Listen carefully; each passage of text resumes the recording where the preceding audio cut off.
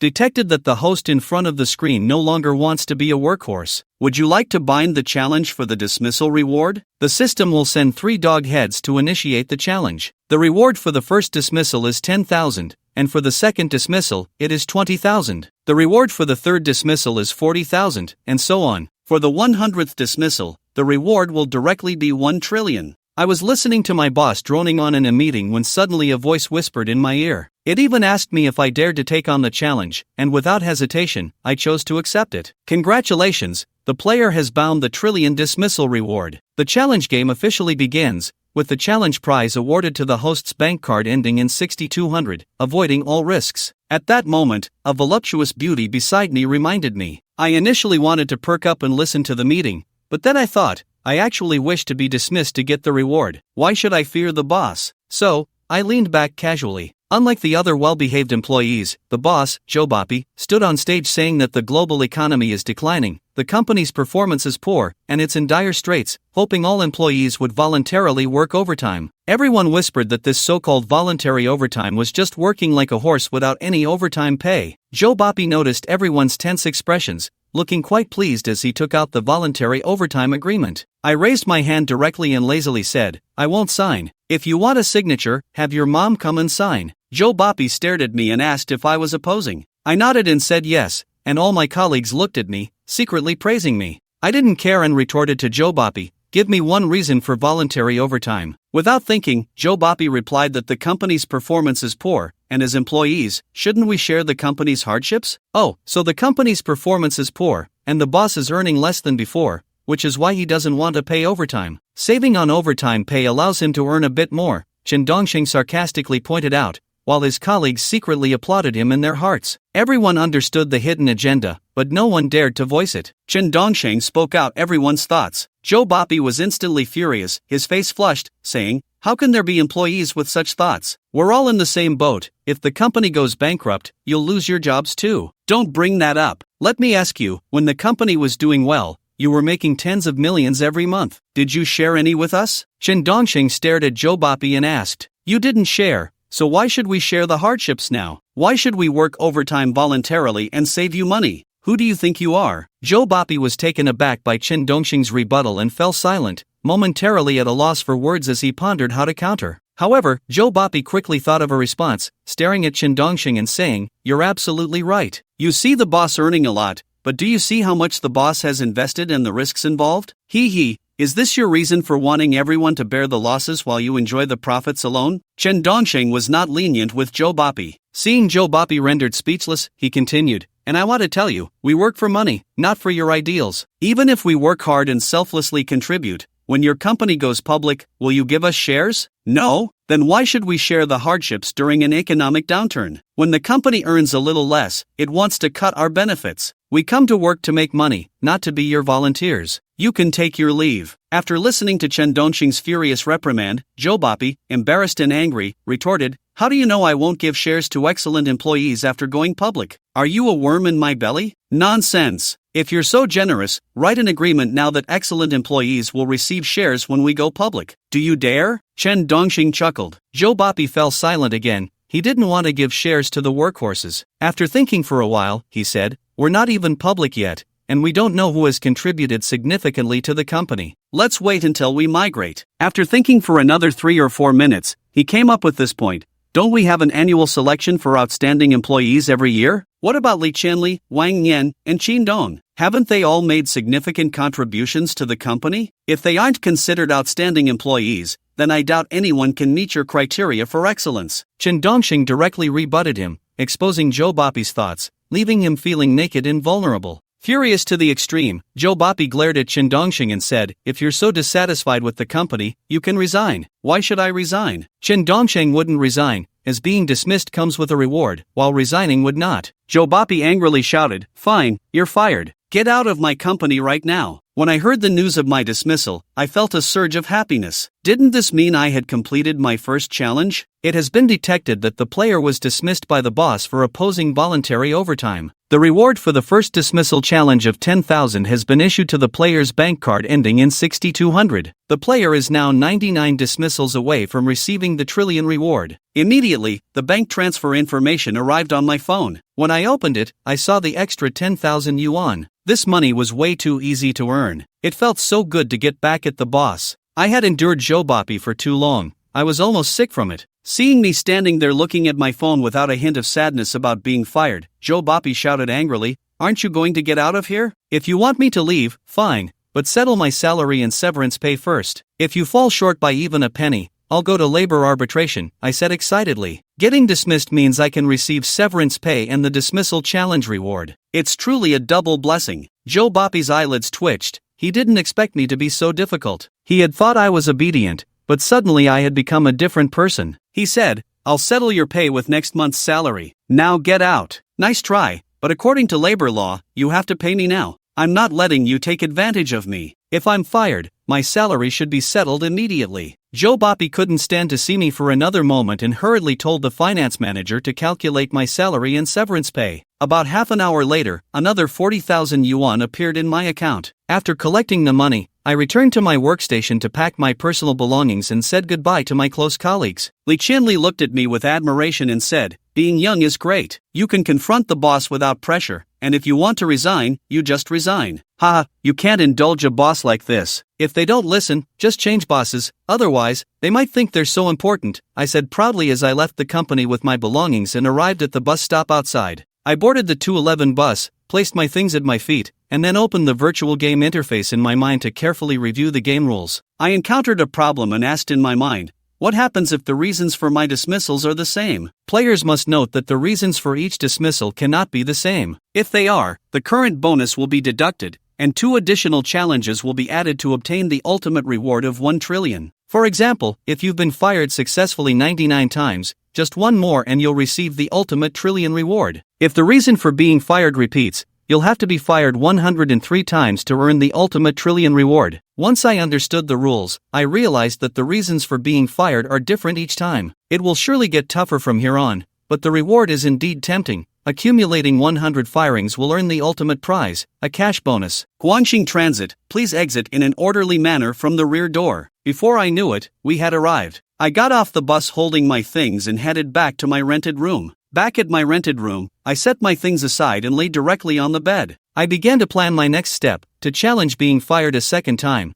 which could increase the reward to 20,000. But first, I need to find a job, only then can I get fired. I took out my phone, opened the Boss Direct recruitment app, and checked the job listings on the homepage. Soon, I found a small company looking for a cashier. No gender restrictions, experience isn't necessary, no accounting skills required. The salary is 4,500, and it does not include meals or accommodation. Without hesitation, I decided to write my resume to apply to this company. I felt a connection, as the job ad was the first thing I saw when I opened the app. I must apply. I'm not picky about jobs now. Even if the first ad I see is for a technician to repair rockets, I would still submit my resume. As long as they are willing to hire me, I'm ready to take the job, even if it means getting fired. I don't care how to write this resume, I just need to get an interview and be hired when it comes to writing it. I was a bit troubled. I studied management in college, which is unrelated to being a cashier, but I quickly figured it out. The resume needs to be appealing. I wrote about various awards I've received, my interests, willingness to work overtime, and my personal philosophy, putting in all my effort just to help the company succeed. No matter how hard or tiring it gets, I won't mention quitting. My motto is only by enduring hardship can one rise above others. The boss will definitely appreciate my motto. This is the standard creed of hard workers. Only by enduring hardship can one rise above others. I refused to believe the boss wouldn't like employees with this mindset. I felt confident, even if they don't believe the bragging, seeing this motto will surely impress the boss. After all, they know that enduring hardship leads to greater rewards. After reviewing my resume, I felt it looked pretty good. I thought this interview opportunity should be secure, so I sent my resume to them. About an hour later, they replied, asking me to come for an interview tomorrow at 7:30 at No. 3, Crab Street, Gongbei Coast. I was quite happy and looking forward to it, hoping to get hired and then fired, which would bring me closer to that trillion reward. The next day, I set my alarm for 5 a.m. and got up early. It takes 2 hours to get from Guangxing Village to Gongbei Coast, mainly due to traffic. I got myself ready, dressed like a professional, putting on a suit and glasses. I headed out to catch the bus. The morning rush in Haicheng, Guang Province, is extremely crowded. I left at 5:30 but still couldn't find a seat. After about 2 hours, I arrived at No. 3, Crab Street. This is an enzyme restaurant, a small dining company. Upon entering, I noticed the luxurious decor and the young, attractive servers. One of them politely asked what I needed. I said I was there for an interview, and her enthusiasm faded a bit. She asked me to sit aside and wait since the boss hadn't arrived yet. There were already 6 or 7 other people waiting for their interviews. We waited until 10 a.m., but the boss still hadn't shown up, and some candidates couldn't wait any longer. At 10:30, the boss finally arrived. He was a tall, bald man. Instead of starting the interviews right away, he gave some instructions in the restaurant and then led us into the office, introducing himself as Wang Shirun, the owner of this enzyme restaurant. He also mentioned that this industry has great potential. I couldn't help but chuckle inwardly. This boss really knows how to make an entrance, showing up over 2 hours late without even an apology. Wang Shirun announced that we wouldn't be interviewed separately. Instead, we'd do it all together for a quick resolution. Everyone was frustrated but didn't dare to voice their complaints. Wang Shirun nodded in satisfaction and said, "Let me introduce my enzyme dining company." This company was established in 2022, and now in Haicheng, we already have 3 branches. The business is doing well, mainly catering to wealthy clients from Haicheng. Enzyme meals are very healthy, nourishing, and weight loss meals, making them the first choice for future wealthy individuals. Therefore, the development of our company will be evident, and by joining us, you can create brilliance together without worrying about your future. If it weren't for the fact that he hadn't started working yet, Chen Dongxing would have wanted to refute him. The company's prospects are great. What does that have to do with being a workhorse? The company is doing well, making a lot of money, but the boss won't share it with the employees. What's the point of saying all this? However, no one dared to refute Wang Shirun. Wang Shirun continued, "Right now, our company only lacks a cashier, but since we are in the initial stage, we can't offer a high salary. I wrote 4,500 on the job listing, but the actual guaranteed salary is only 3,500. With an additional 1,000 for full attendance and various bonuses. Everyone knows that the economy is declining, and business isn't as easy as it used to be, but once the company develops, salaries will definitely increase." At this point, one applicant couldn't take it anymore and said, "I hate liars the most. You clearly wrote 4,500, and now in the interview, you tell me it's 3,500. Aren't you wasting my time?" "No, the full attendance and various bonuses add up to 4,500. Wang Shirun explained. The applicant disdainfully replied, "Full attendance? Bonuses? Aren't these just empty words? Forget it, you all continue. I have to rush to the next interview." After saying this, the applicant left. Wang Shirun looked at the remaining 7 people and asked, "You can accept this treatment, right?" As he said this, 3 more people turned and left. Now, a guaranteed salary of 3,500 can be considered very low. Many married people who have bought houses and have children have monthly expenses that definitely reach 8 or 9,000. Just for the mortgage, it costs several thousand a month, plus expenses for children's education and daily living. It's simply not enough. The main point is that he is hiring a cashier, and those who can do this job generally have a higher level of education and previously earned higher salaries, most of whom have taken out loans to buy houses. Wang Shirun wiped the cold sweat from his forehead, feeling a bit guilty. Only 3 people were left, and if they left, today's interview would be a failure. Moreover, he urgently needed to hire someone. Wang Shirun looked at the remaining 3 people and said, "Actually, joining a startup is the best option. Once the company gets going, you will all be the pioneers." Would our company treat the pioneers poorly? Don't you think? Yes, the remaining 3 said in unison. Chen Dongxing was one of them, but internally, he disagreed with this statement. No matter what the boss promises, they won't really give anything to the workhorses. As a workhorse, just remember one thing: don't believe the boss's promises about the future, just focus on the immediate benefits. Haven't there been enough bloody lessons? Following the boss to build a career. By the time you reach 35 or 40, the boss will think you're too old and want to replace you with someone younger. This has already become a consensus among capitalists. So saying that the company won't treat you poorly as it develops is just empty talk. Of course, there are capable workhorses who eventually rise to important positions in the company. But this is only a very small number of people, maybe only a dozen out of 10,000. So this cannot be taken as a creed or a rule. 99% of workhorses are only fit for plowing the fields and not worthy of sharing the harvest with the landlord. In fact, among the remaining 3 applicants, only Chen Dongxing had social experience, The other two were fresh graduates who had not yet been beaten down by society. So the two of them really believed that following a startup could lead to success and prominence. It's a bit pitiful. When Wang Shiren saw that Chen Dongxing and the other two candidates recognized the potential he painted, he began to move on to the next step, saying,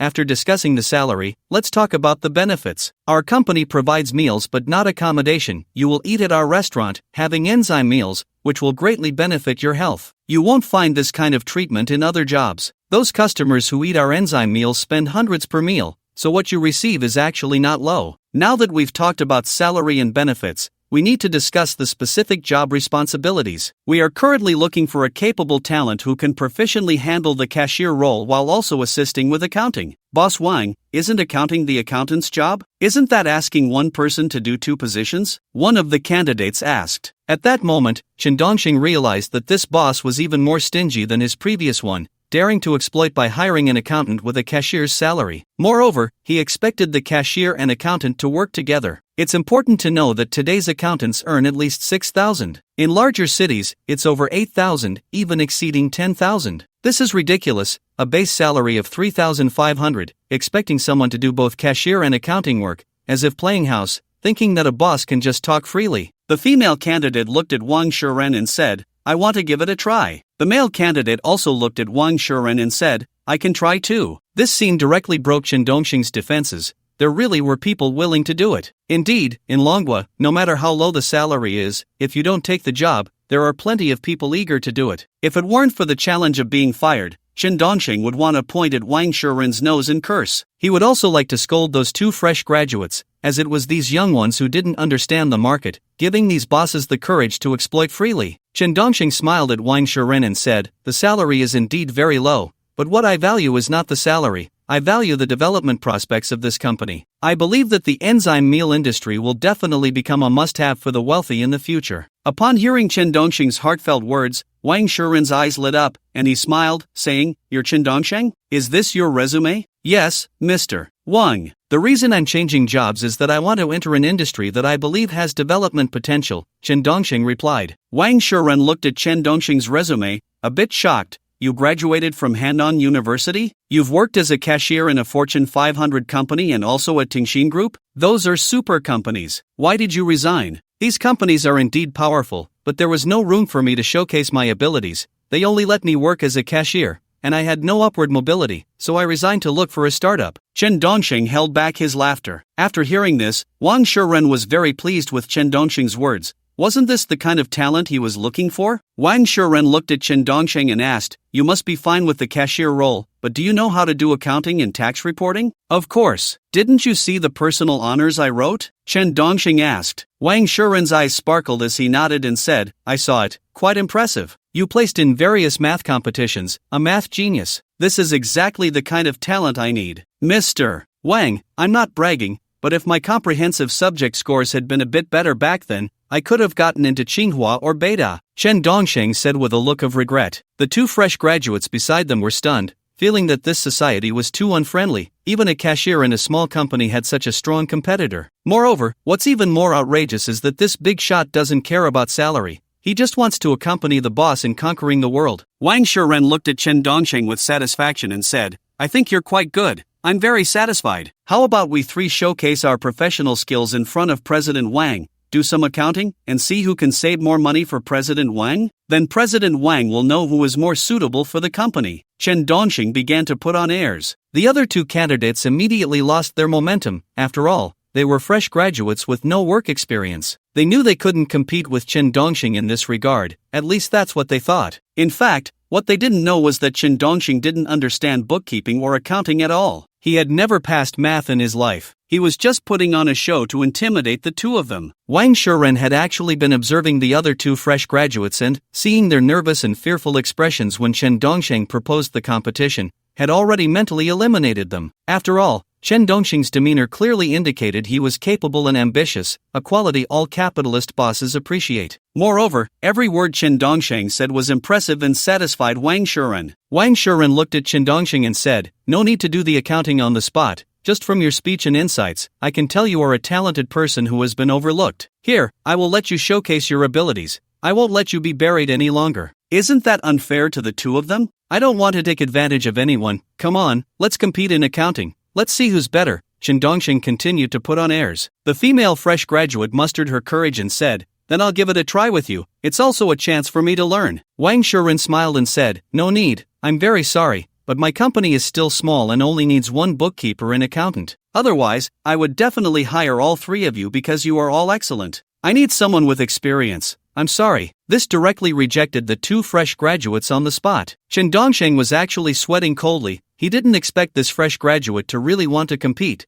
completely going off script. Fortunately, he had been good at bluffing, his resume impressive, and he had a bit more social experience than the other two, knowing how to cater to these capitalists. Wang Shiren then looked at Shin Dongxing and said, come to work at 7:30 tomorrow. I will teach you what you need to do every day. No problem. Shin Dongxing didn't expect this Wang to seem like he wanted to squeeze even more out of him. It seemed that it wasn't just about being a bookkeeper and accountant, he also mentioned what to do every day, which clearly indicated there were other tasks involved. This was clearly a way to pay one salary while getting several jobs done, a clever calculation. However, he had encountered an even tougher character. Being fired came with rewards, and it was just a matter of who would take advantage of whom. President Wang, aren't we signing the employment contract now? Shin Dongxing asked. Wang Shiren remembered and said, of course we need to sign. We are a formal company, and you must sign an employment contract upon joining. Soon, Wang Shiren took out an employment contract, writing down a guaranteed salary of 3,500,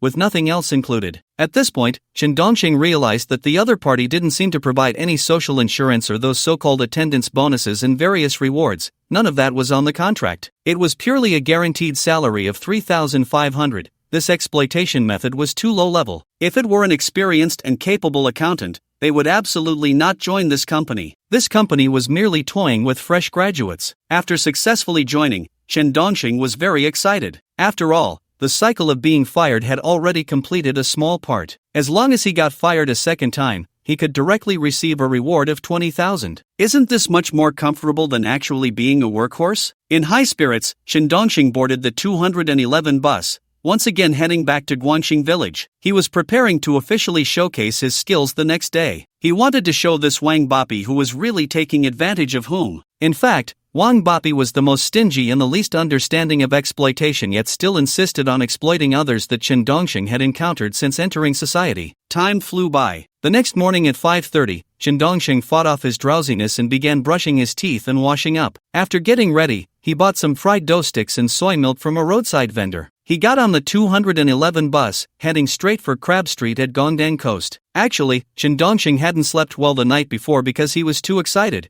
constantly thinking about how to get fired from this job. Although whatever method he used to get fired now would almost certainly not repeat the last time. After all, there were many elements that could lead to his dismissal, but he had to plan ahead, aiming to be fired each time for just one element. That way, it would be easier to complete the challenge later on. So this time, the element Shin Dongxing chose was being inadequate in his knowledge of accounting, leading to his dismissal by the boss. Of course, this was the element Shin Dongxing selected. Whether Wang Shiren would actually fire him for this was still unknown, or he might be fired for other reasons. Shin Dongxing had only one pursuit: to be fired for the best reason being just one element. The more elements there were, the harder the challenge would be later. 2 hours later, the bus stopped at a station 500 meters from Crab Street. Shin Dongxing got off and headed straight for No. 3, Crab Street. Wang Shiren had been waiting inside the store and, upon seeing Shin Dongxing arrive, immediately came over and said, "You're here. I'll personally guide you today so you know what to do in the company every day." "No problem. I'll definitely work hard," Shin Dongxing replied. In truth, Shin Dongxing was already quite disgusted with Wang Shiren. From Wang Shiren's words, Shin Dongxing had already figured out that he would not only be doing accounting but also other tasks. He was truly being treated like a beast of burden. For the pay of an accountant, he was expected to do the work of 3 or 4 positions. Wang Shiren patted Shin Dongxing on the shoulder with satisfaction and said, "First, you must be here by 5 o'clock every day, and then take one of the store employees to the wholesale market to buy vegetables." 5 o'clock? Buy vegetables? This was something Shin Dongxing hadn't expected. He had come to be an accountant, yet he was also expected to help buy vegetables at the wholesale market. It was surprising that this Wang Bapi could think of such a thing. Wang Shiren nodded and said, "There's a bonus for this, it's not for nothing. As long as you're responsible for the company's vegetable purchases and expenditures every day, you'll get an extra 300 yuan bonus a month. If the company grows strong, I'll promote you to manager." Really? Chen Dongxing feigned excitement. Wang Shiren nodded again and said, "Of course it's true. I'm training you now. Young people need to learn everything to enhance their abilities quickly and have a future. The most important thing for young people now is to learn skills, not just to make money." "You're absolutely right, Mr. Wang. I think the same way, first bitter, then sweet." Chen Dongxing smiled. The phrase first bitter, then sweet actually meant that the bitterness was certain, but whether the sweetness would come later was hard to say. However, seeing Chen Dongxing so eager, Wang Shiren felt quite proud of himself for being able to make employees do so much work for so little pay. That was the mark of a successful boss. Wang Shiren was very satisfied and then introduced Chen Dongxing to the company's purchasing staff. In fact, they weren't dedicated purchasing staff but rather store employees who took turns serving as purchasers every day. The core was still Chen Dongxing, as he had to take them to buy vegetables every day. They only rotated every 10 days or so. In reality, this small company didn't have a purchasing staff. This money was directly saved. It must be said that Wang Shiren was quite good at saving on labor costs. Every employee was pushed to their limits. Wang Shiren began to introduce the store clerks who would take turns as purchasing agents. "This is Xiao Mei,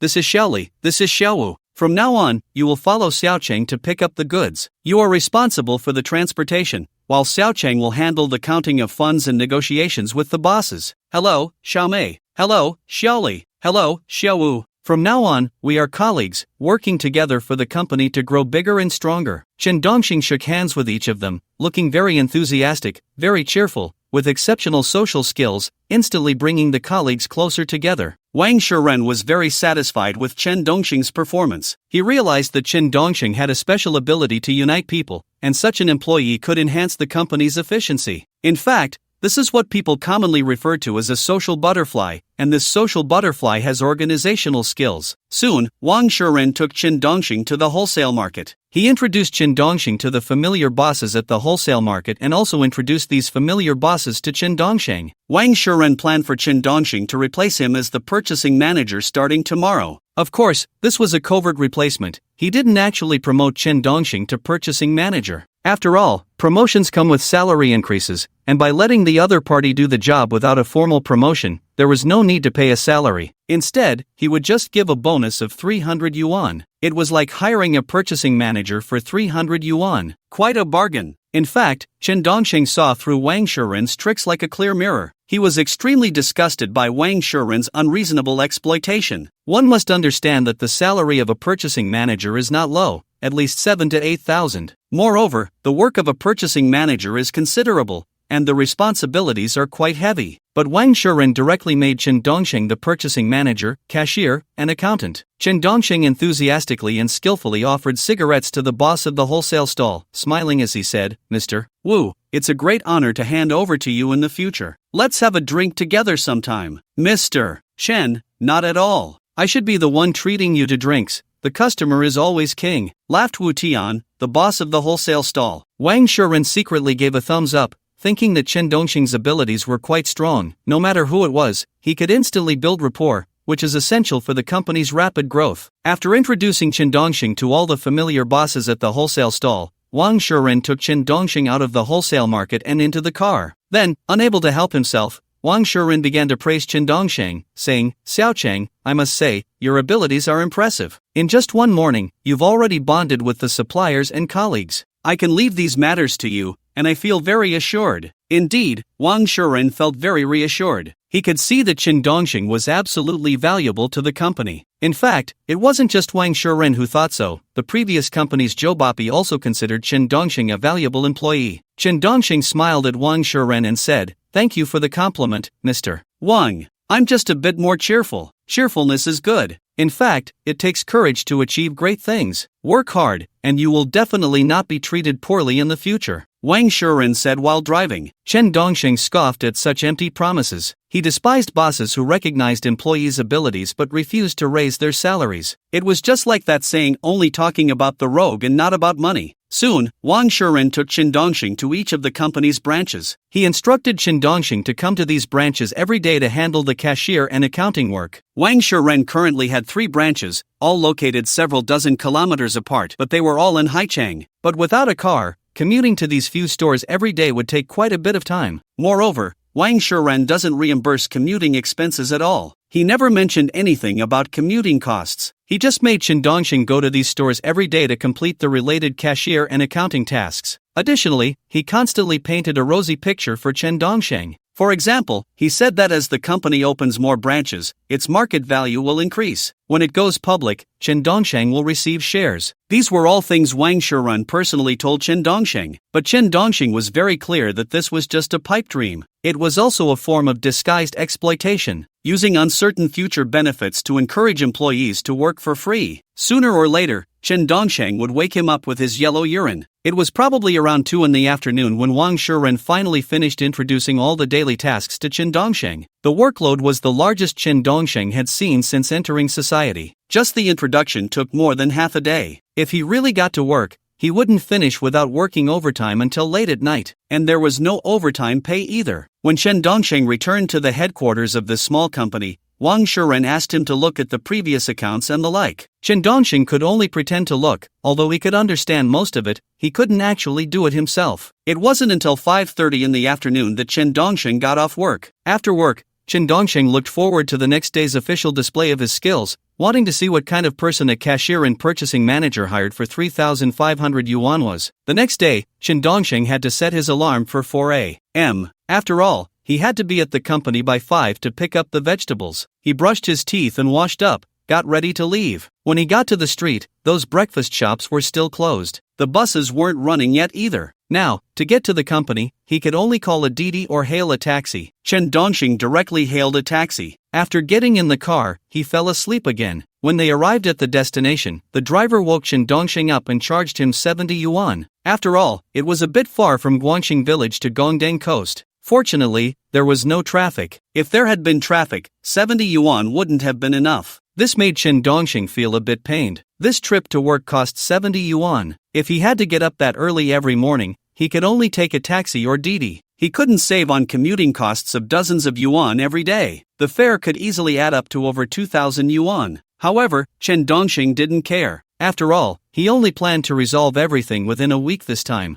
Then he could get a reward of 20,000 yuan. That was still a lot of money to earn. This was all immediate. If the number of successful challenges kept accumulating, the bonuses would become increasingly terrifying. That was the key point. Chen Dongxing walked into the store. The staff who were scheduled to be the purchasers had already arrived. Clearly, they got there even earlier than Chen Dongxing. Today, it was Xiaomei's turn to be the purchaser. Chen Dongxing curiously looked at Xiaomei and said, "Good morning, Xiaomei. The buses aren't running yet. How did you get here?" "Good morning, Xiao Chen. I rode my motorcycle over. It's not far, I can get here in 40 minutes. Xiaomei replied. Chen Dongxing actually wanted to ask why, with such a low salary and heavy workload, she didn't change jobs. But he couldn't ask that. He had to show that he loved this job very much. He wanted Wang Shirun to fire him for his lack of accounting knowledge, not for any other reason. So Chen Dongxing didn't want to create unnecessary trouble. What if he asked, and the other person told Wang Shirun? Wouldn't that ruin his image as a good employee in Wang Shirun's eyes? Soon, Chen Dongxing took Xiaomei and drove the company's tricycle to the wholesale market. At that moment, the wholesale market was bustling. Many shop owners and restaurant owners were stocking up. Chen Dongxing and Xiaomei also arrived at Wu Tian's stall. "Good morning,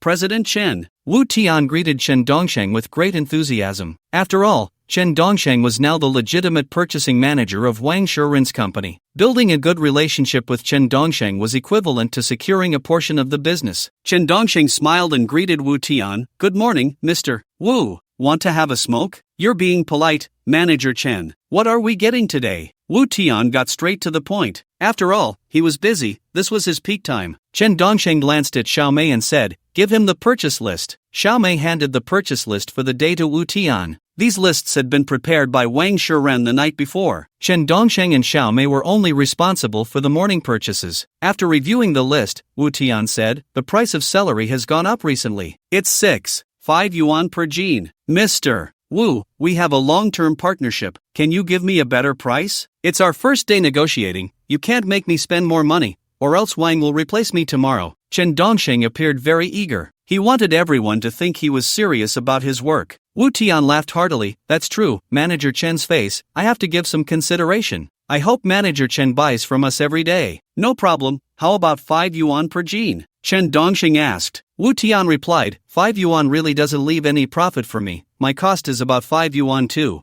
But for Manager Chen's sake, let's make it 5 yuan. You want 30 jeans, right? Yes, 30 jeans. Chen Dongxing nodded with a smile. Wu Tian readily said, 3 fives are 15, a total of 150. You can note that down. I'll have the staff move the vegetables. That's not right, 3 fives are 18, 180. Don't shortchange me. Chen Dongxing looked extremely serious. Wu Tian and Xiao Mei were momentarily stunned. Was this math taught by a physical education teacher? Xiao Mei whispered in Chen Dongxing's ear, Xiao Chen, 5 yuan per jean, 30 jeans, that's 150, not 180. I won first place in the math Olympiad in elementary school, first place in middle school, first in the city math competition in high school, and sixth in the global math competition in college. Are you going to teach me math? Chen Dongxing looked extremely confident. Xiao Mei was taken aback. She really didn't expect the accountant brought back by the boss to make such a basic calculation error. Was this really an accountant? Wu Tian smiled at Chen Dongxing and said, Manager Chen, you remembered it wrong. 3 fives are 15. Impossible, 3 fives are 18. If I say 3 fives are 18, then they are 18. Why argue with me, an accountant? Chen Dongxing looked convinced he was right. Xiao Mei was once again taken aback. However, Wu Tian seemed to understand something, took out a calculator, and typed away, saying, right, 3 fives are 18, Manager Chen is not wrong. Xiao Mei was puzzled while feeling a bit doubtful about whether her math teacher had taught her incorrectly. Chen Dongxing also looked surprised. What was Wu Tian trying to do?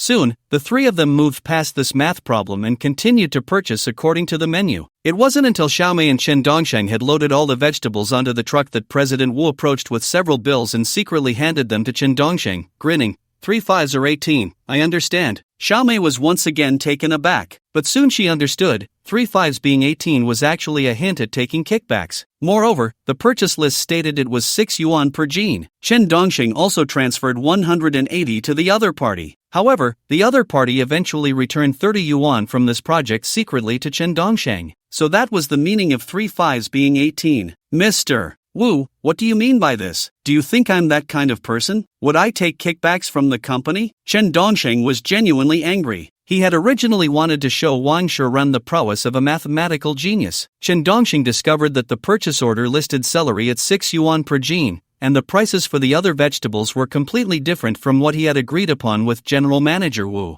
They had all raised the agreed prices. Wu Tian initially didn't understand why Chen Dongxing was angry, but he quickly realized. He felt he had made a mistake. He shouldn't have handed these repurchases to Chen Dongxing in front of Xiao Mei. He should have done it behind Xiao Mei's back. After all, in Wu Tian's perception, Chen Dongxing was the purchasing manager, while Xiao Mei was merely an assistant. How could she be entitled to a kickback? Wu Tian could only painfully pull out a 100 yuan bill and stuff it into Xiao Mei's hand, saying, everyone gets a share. Xiao Mei, we are old acquaintances, you understand me. I understand you, and it's good that everyone understands. Understood. Xiao Mei, with a beaming smile, tucked the 100 yuan bill into her pocket and looked at Chen Dongxing with a very admiring gaze. Sure enough, following our brother Chen, one gets to enjoy soup and meat. It's much better than following that one who skins people. Chen Dongxing still wanted to lose his temper. Wasn't this ruining his plan to get fired? But he was directly pushed out of the stall by Wu Tian's cheerful demeanor. In fact, Wu Tian didn't make any money today, especially after giving 100 yuan to Xiao Mei. The 300 yuan bills he originally gave were all the kickbacks, but Wu Tian felt he had made a mistake and actively sought to make amends, so he had to take out another 100 yuan in a flattering manner. On the way, Chen Dongxing was driving a tricycle. Xiao Mei sat on the fuel tank, looking at Chen Dongxing with admiration. Brother Chen, 35118, wonderful, wonderful. Shut up, Chen Dongxing said unhappily as he drove. Xiao Mei nodded and smiled. I understand. You understand what? Chen Dongxing originally thought that as long as he went to purchase goods and returned to hand the purchase order to Wang Shiren, he would definitely be fired for his lack of professional knowledge. Who knew that Wu Tian was so adept at handling things? After Chen Dongxing and Xiao Mei returned to the store, it was already 7:30. All the employees were there, helping to unload the truck. Immediately, Chen Dongxing dove into the office to start doing the accounts. At 8:30, Wang Shiren arrived. He went straight to Xiao Mei, smiling as he looked at her. Xiao Mei, how did Chen Dongxing perform today? Manager Wang, brother Chen did very well. The vegetables he brought in are very fresh, and the prices are very favorable, Xiao Mei praised without holding back. Wang Shiren's eyes lit up, feeling he had struck gold, and said, tell me, at what price did he buy the vegetables? Celery at 6 yuan, ivory vegetables at 4.2. Xiao Mei listed them one by one. Wang Shiren frowned and said, that's not a low price. Manager Wang, you probably don't know, the wholesale prices have all gone up. Originally, the wholesale boss quoted 8 yuan per jean for celery, but Brother Chen has the ability to negotiate it down to 6 yuan. Others still have to pay 7 yuan and 6. Xiao Mei began to tell the story. Wu Tian's 100 yuan bill had taken effect. Wang Shuren sighed and said, the prices are rising day by day,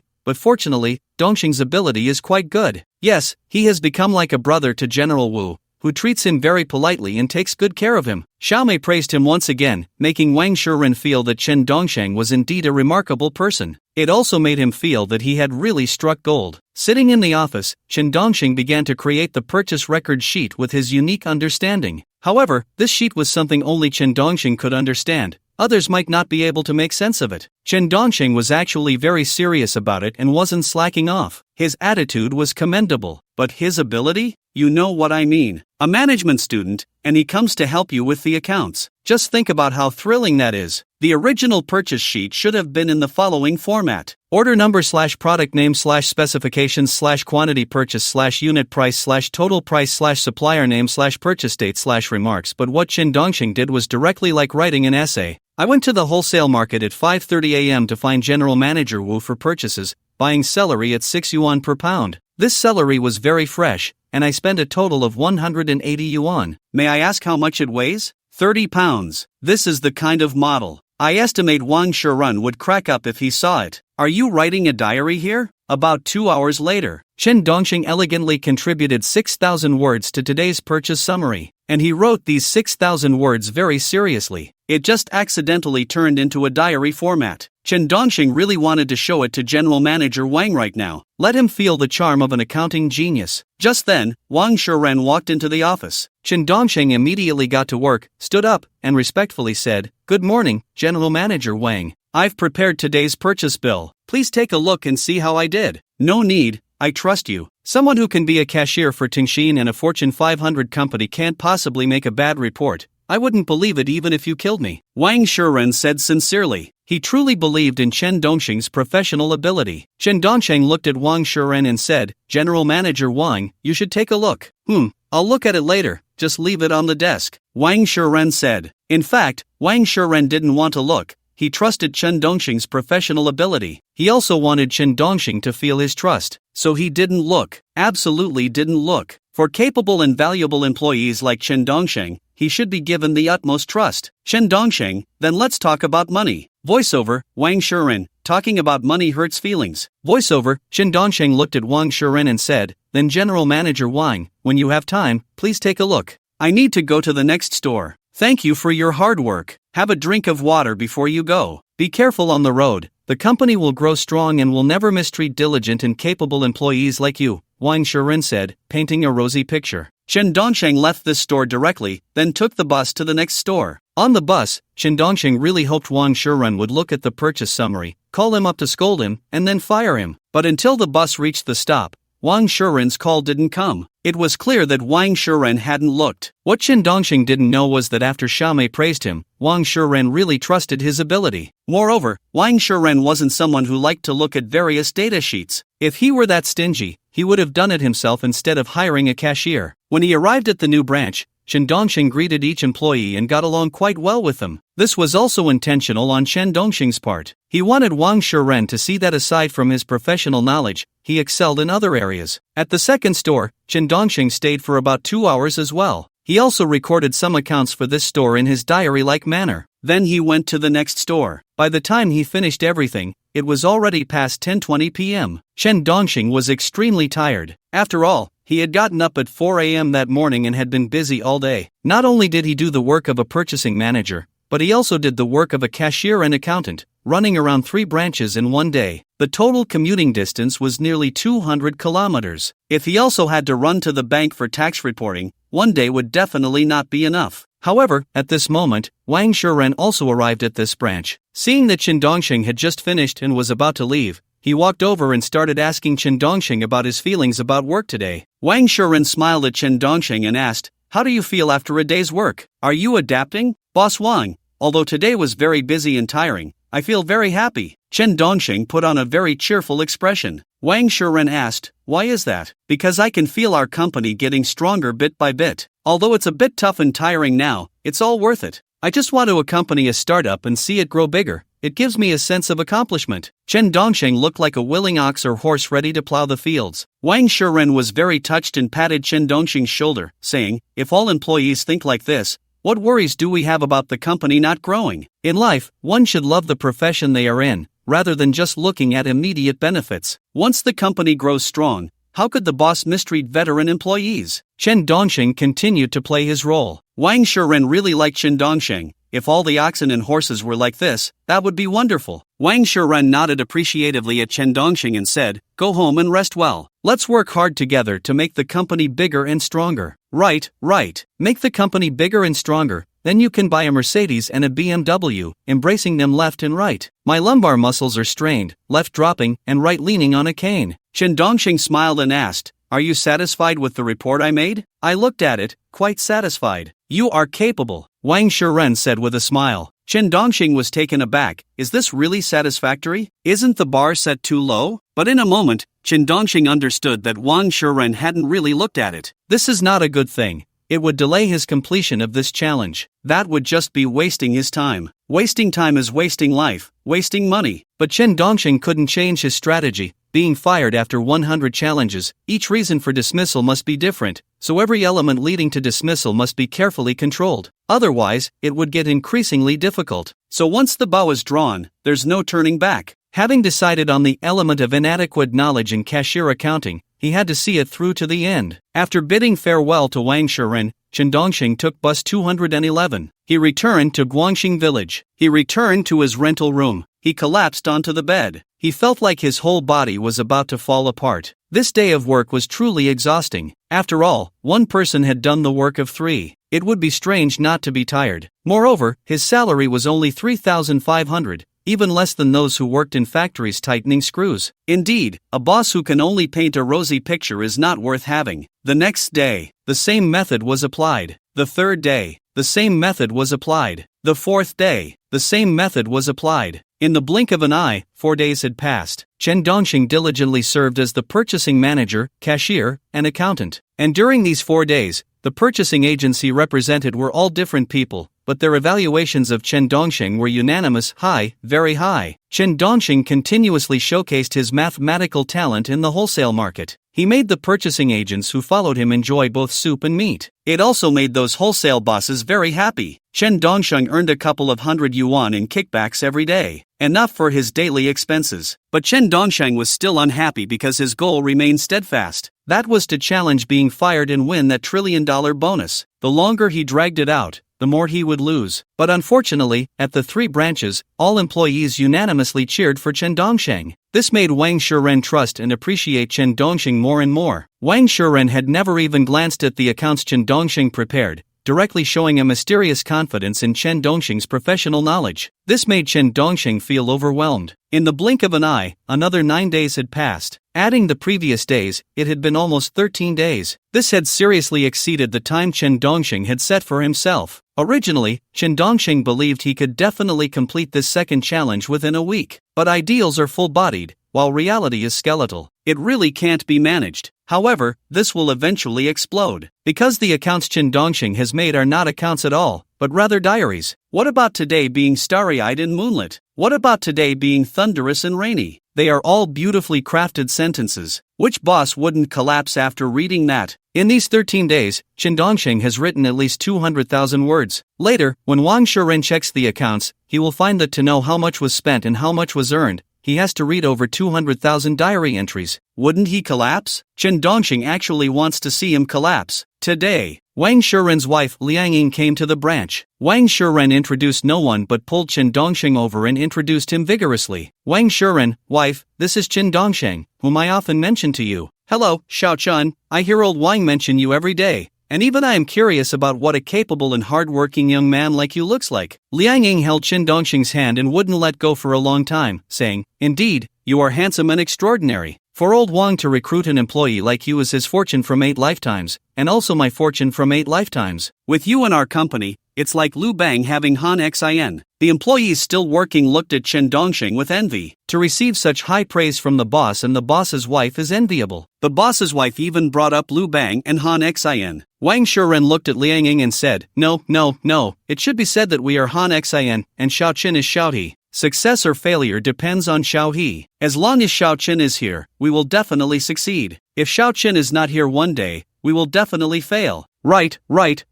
Xiao Chen is our Xiao He. Liang Ying changed her words. Chen Dongxing actually felt speechless inside. If they were really that moved, they should raise his salary, instead of just feeding him spiritual food in the air. If they were really moved and truly felt he was valuable, shouldn't it be in real money? However, in order to maintain his persona, Chen Dongxing did not refute them but said, You flatter me. There are often good horses, but there are not many good trainers. You are my trainers. To repay my trainers, I can only do my best to help the company grow strong, never admitting defeat, never saying tired. I am very moved. This is the quality that all workers should have. Liang Ying said. Wang Shurun nodded in agreement. Chen Dongxing smiled and said, Boss lady, if there's nothing else, I will go to the next store to do today's accounts. Okay, but I came today to do this month's total accounts, so you accompany me today. Liang Ying said with a smile. Liang Ying actually comes every month to check all the accounts and summarize the profit and loss for the month. Wang Shuren will also hand over the money earned this month to Liang Ying for safekeeping. Liang Ying is the true financial manager of this company. Chen Dongxing became energized. It turned out they were here to do the total accounts, which made him very happy. He wondered what they would think when they saw his diary-style accounts. Would they still think of him as their Han Xin and their Xiao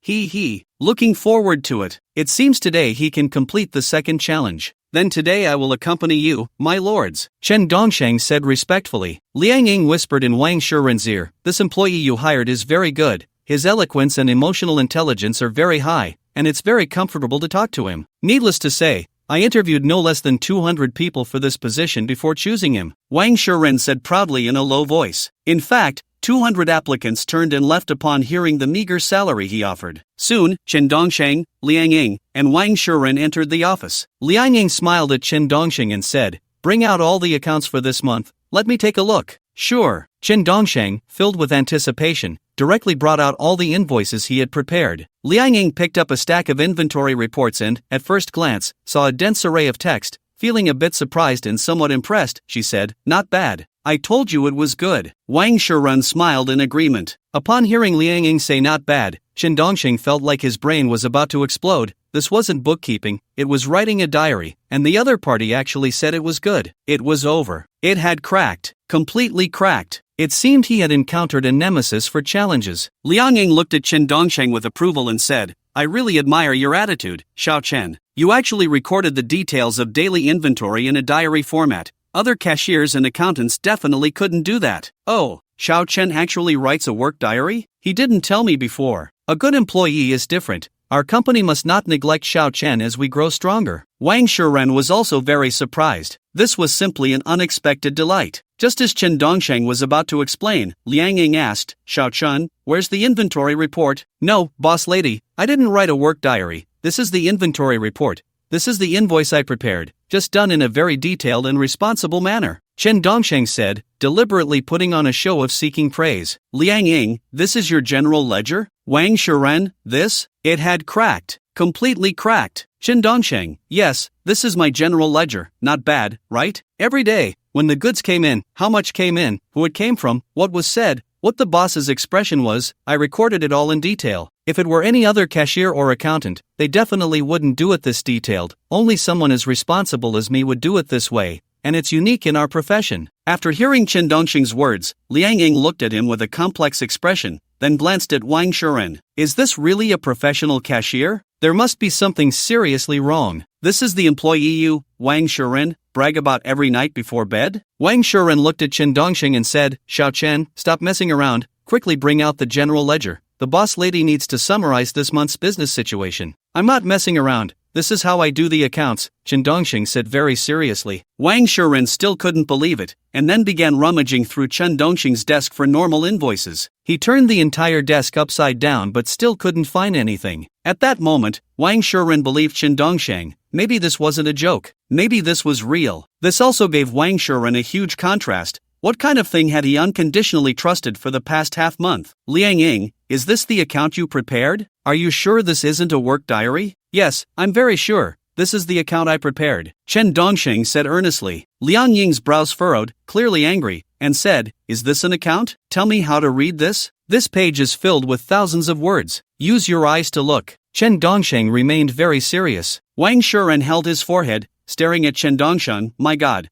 what kind of cashier have I hired? Is President Wang dissatisfied with my professional ability as a cashier? Chen Dongsheng asked Wang Shuren. Wang Shuren's hand, which was covering his forehead, remained there as he said, What do you think? If you're not satisfied, you can fire me. There's no need to look at me like that. I've been diligent for the company for these 13 days, Chen Dongsheng said. Liang Ying stared at Chen Dongsheng and asked, Tell me, how am I supposed to check the accounts with these more than 20 pages of flowing work diary? How much did we spend on inventory this month? Can't you just look? Just look down, keep looking, and then calculate it, and you'll know. Chen Dongsheng was actually holding back a laugh as he said, Not only can you find out how much was spent, but you can also know what the boss's expression was like when we were bargaining. Doesn't it feel like you're right there when you check the accounts? Just like when you're buying goods at a wholesale market. To be honest, with Chen Dongsheng's reminder, Liang Ying really did feel like she was there. It seemed a pity that such talent wasn't writing novels. Wang Shuren also had a temper. He rubbed his bald head, stared at Chen Dongsheng, and asked in a low voice, Didn't you say your math skills are amazing and that you've won many awards? How come you can't even make a table? Chen Dongsheng didn't refute but waited for him to say the word fire. Wang Shuren continued to question, Damn, you're really something. You said you worked as a cashier in a Fortune 500 company and at Tingshin, and this is your level? And you keep saying you're underappreciated? I'm very sorry, but both of those resumes are fabricated, Chen Dongsheng said earnestly. Wang Shuren couldn't understand why he could be so brazen, nearly driving him mad. Fabricated? Are you out of your mind? What's wrong? If I really worked as a cashier in a Fortune 500 company, and you think you can hire one for 3,500 yuan, aren't you the crazy one? Chen Dongsheng was starting to get angry. If you're going to fire me and still act all touchy-feely, then don't blame yourself for entering full-on confrontation mode. Upon hearing Chen Dongsheng's words, Wang Shuren felt his face heat up. Because Chen Dongsheng was right, they were both being unrealistic. However, after thinking for a moment, Wang Shuren came up with a rebuttal and said, I'm a startup company, the economic conditions are poor. That doesn't justify your exploitation. Whether you're a startup company has nothing to do with us workers. Am I your dad or your mom? Do I need to care whether you make money or not? If you don't make money, do I have to give you living expenses? Chen Dongsheng started to push back. Wang Shuren was silenced for several seconds before he remembered to retort. The employees following me now are the core team. When my company grows strong, can I really treat the core team poorly? They are all contributors. Contributors? With a little bit of money, you think you can run a small company and act like an emperor? Chen Dongsheng interrupted him directly. This rebuttal left Wang Shuren speechless, infuriated. Chen Dongsheng continued, So you mean that when your company grows strong, these employees will all become managers and supervisors? Do you think we believe that? Do you believe it? Why is it impossible? If they have the ability, I will definitely promote them to manager or something. At the very least, they'll be promoted to store manager, Wang Shuren said. Chen Dongsheng laughed. The premise is that they have the ability, right? With your pathetic attitude, forget it. A boss who truly values sharing profits with employees wouldn't make excuses about the difficulties of a startup. The more of a startup it is, the more the boss should value and respect talent. Haven't I valued you? I trust you immensely, okay? Since you became the cashier and accountant, I've never checked your accounts. What else is that if not trust? Wang Shuren said defiantly. Chen Dongsheng replied somewhat speechlessly, Do you really not understand or are you pretending not to? Valuing employees only has one way, and that is to provide good benefits, just like Huawei gives employees shares and benefits. You only have nice words, but you haven't thought about raising salaries at all. Wang Shuren was left speechless again because he indeed was like that. He also knew that valuing employees should mean giving them better treatment, not just valuing them in spirit. However, soon Wang Shuren changed the topic, staring at Chen Dongsheng and asking, Didn't your resume say you graduated with a degree in accounting? I graduated with a degree in business administration. That was just something I wrote down casually, Chen Dongsheng replied. Liang Ying frowned and said, You don't even understand how to be a cashier or an accountant. Is that interesting? You want to hire a cashier from a Fortune 500 company for 3,500 yuan and expect them to also take on the roles of accountant and purchasing manager? Now that's interesting, Chen Dongsheng shot back. Wang Shuren, embarrassed and angry, said, But I didn't force you to take the job. That's a good point, but you didn't specify how I should do the accounting. I showed you, it's your fault for not looking, so don't blame me." Chen Dongsheng laughed. Wang Shuren thought for a moment, calmed down, and said, "How about this? You don't need to come to work tomorrow. You're firing me?" Chen Dongsheng felt a surge of joy inside. Didn't this complete his second challenge of being fired? Wang Shuren nodded and said, "You're not suited to be a cashier or accountant. There's no way to do accounting like this. Your professional skills just aren't up to par." "No problem. Calculate my wages for me, and let's part ways," Chen Dongsheng said. Wang Shuren frowned and said, "With your performance, you still dare to ask me for wages? Ha ha, I may not be good at accounting, but in other aspects, I'm diligent. My daily commuting costs are almost over 100 yuan. Why shouldn't you pay me my wages?" Chen Dongsheng was displeased. Wang Shuren replied, "Because you didn't do a good job. That's not a valid reason for not paying wages. Do you believe me? I could report you right now. I've seen your tax returns, tax evasion." Chen Dongsheng laughed. Upon hearing this, Wang Shuren felt a headache coming on and tried to smooth things over, saying, "I was just joking. I'll pay you next month along with everyone else's wages." "Dream on. Settle my wages now, and I'll leave." Chen Dongsheng wasn't going to indulge these boss's bad habits. Wang Shuren glanced at Liang Ying behind him and said, "Honey, pay him his wages." "Really paying?" Liang Ying didn't want to pay. Wang Shuren nodded and said, "Just do it, quickly." Wang Shuren was afraid that Chen Dongsheng would really report him. In fact, Chen Dongsheng hadn't actually figured out that he was evading taxes, he was just bluffing, but it was clear that he was definitely evading taxes. Otherwise, he wouldn't be so scared. Moreover, it was obvious that his accounts were previously done by himself, and they should have been sloppy and not rigorous. After all, he wasn't a professional. Once reported, it would be a sure thing. Chen Dongsheng stared at Wang Shuren and said, "To be honest, I've seen a lot, but you are the most ruthless I've ever encountered. Offering a cashier a salary of 3,500 yuan, and expecting them to also work as a purchasing manager and accountant, don't you think you're being ridiculous?" Listening to Chen Dongsheng's criticism, Wang Shuren felt a sense of shame. Chen Dongsheng continued, "Nowadays, no cashier in any company earns less than 6,000 yuan a month, and accountants earn even more than 8,000. Purchasing managers also earn 6,000 or 8,000. How did you come up with 3,500? Is your 3,500 worth more than the US dollar?" Soon, Liang Ying calculated Chen Dongsheng's salary, which totaled 1,516 yuan. Wang Shuren also transferred this 1,516 yuan to Chen Dongsheng's WeChat, saying, "We're even now. Write me a formal termination notice." Chen Dongsheng said. Wang Shuren immediately asked Liang Ying to write the termination notice. The reason Chen Dongsheng wanted a written termination notice was to keep it as a record, so he could know why he was fired each time. After receiving the written termination notice, Chen Dongsheng looked at Wang Shuren with satisfaction and said, "Let me give you one last piece of advice. You get what you pay for. You're not worth anything, and people will make sure you know what you are." After finishing speaking, Chen Dongsheng walked out of the office with a smile on his face. He then greeted each of his former colleagues in the store. His mood was indescribably joyful. Liang Ying and Wang Shuren, who were watching Chen Dongsheng through the glass in the office, were almost in shock. It was the first time they had seen someone so cheerful after being fired. "Liang Ying, I feel like the person you hired is not quite normal." Wang Shuren, "I think he did it on purpose." Liang Ying, Wang Shuren. Once Chen Dongsheng stepped out of the store, he immediately heard the notification sound from the game in his mind. Ding! Detected that the player was fired by the boss due to inadequate knowledge in cashier accounting. Completing the second firing challenge, reward 20,000 yuan,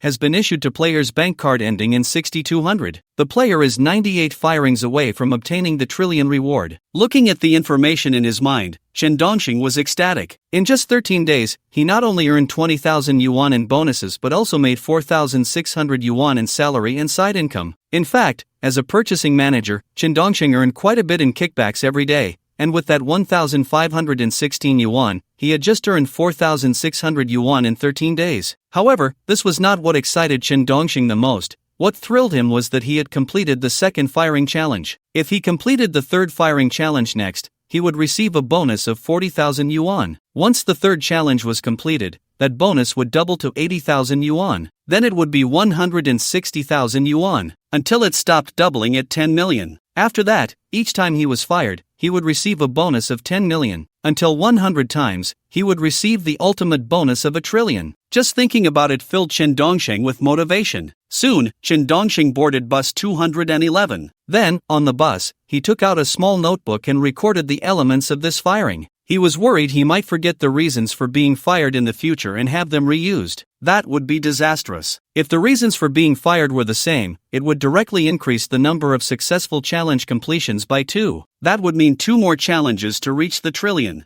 Memo for reasons of being fired. Refuting being fired for voluntary overtime. Being fired due to inadequate knowledge in cashier accounting. 2 hours later, Chen Dongsheng returned to Guangxing village. He got back to his rented room. He collapsed onto the bed. Comfortably taking out his phone, he prepared to look for the next job. After all, the bonuses increased the longer he was fired. As long as he was quick enough, he could soon buy a car and a house. Unfortunately, this time the firing took a bit too long. He had originally thought he could settle it within a week. In the end, it took 13 days to resolve. But fortunately, everything went according to his plan. The other party really did fire him because of his inadequate knowledge in cashier accounting. Before opening Boss Direct Recruitment, Chen Dongxing first transferred 40,000 yuan to his family. His sister was going to college this year, and the tuition would be over 10,000 yuan. Plus, his parents were farmers and usually didn't earn much money. They must have been worried sick about his sister's tuition. However, his parents were too embarrassed to ask him for money. They also knew his salary wasn't high and might not be enough for himself. As soon as the money was transferred, Chen Dongxing's father immediately called him via video. Chen Dongxing answered right away. Looking at his father on the video, with a face full of wrinkles and a tanned complexion, a typical farmer, he felt a pang of sadness. Being able to finish college without worries was all thanks to the tuition his father had scraped together from the fields. Dongsheng, why did you transfer 40,000 yuan to the family? Chen Dongxing's father, Chen Sihai, asked. Chen Dongxing smiled and said, Dad, this is my savings. September 1st is coming soon, and that girl is going to college, right? She has to pay tuition, doesn't she? Dad has money, Dad is prepared. You should save this for dating a girlfriend. You're not a kid anymore, it's time to settle down, Chen Sihai said. The punishment system has changed, it's no longer 10 times but only twice. Chen Dongxing said, I still have some savings. I've been working for 3 years and have saved a bit. It's time to share the pressure at home. By the way, how is Mom? She went out to fertilize the lychees. Chen Sihai was quite moved. His son had finally grown up and understood the need to share the burden at home. If it weren't for this 40,000 yuan, he wouldn't know where to borrow tuition. But he couldn't tell his son about the lack of money. He couldn't let his son feel pressured. Chen Dongxing said, let's leave it at that for now. I have things to do.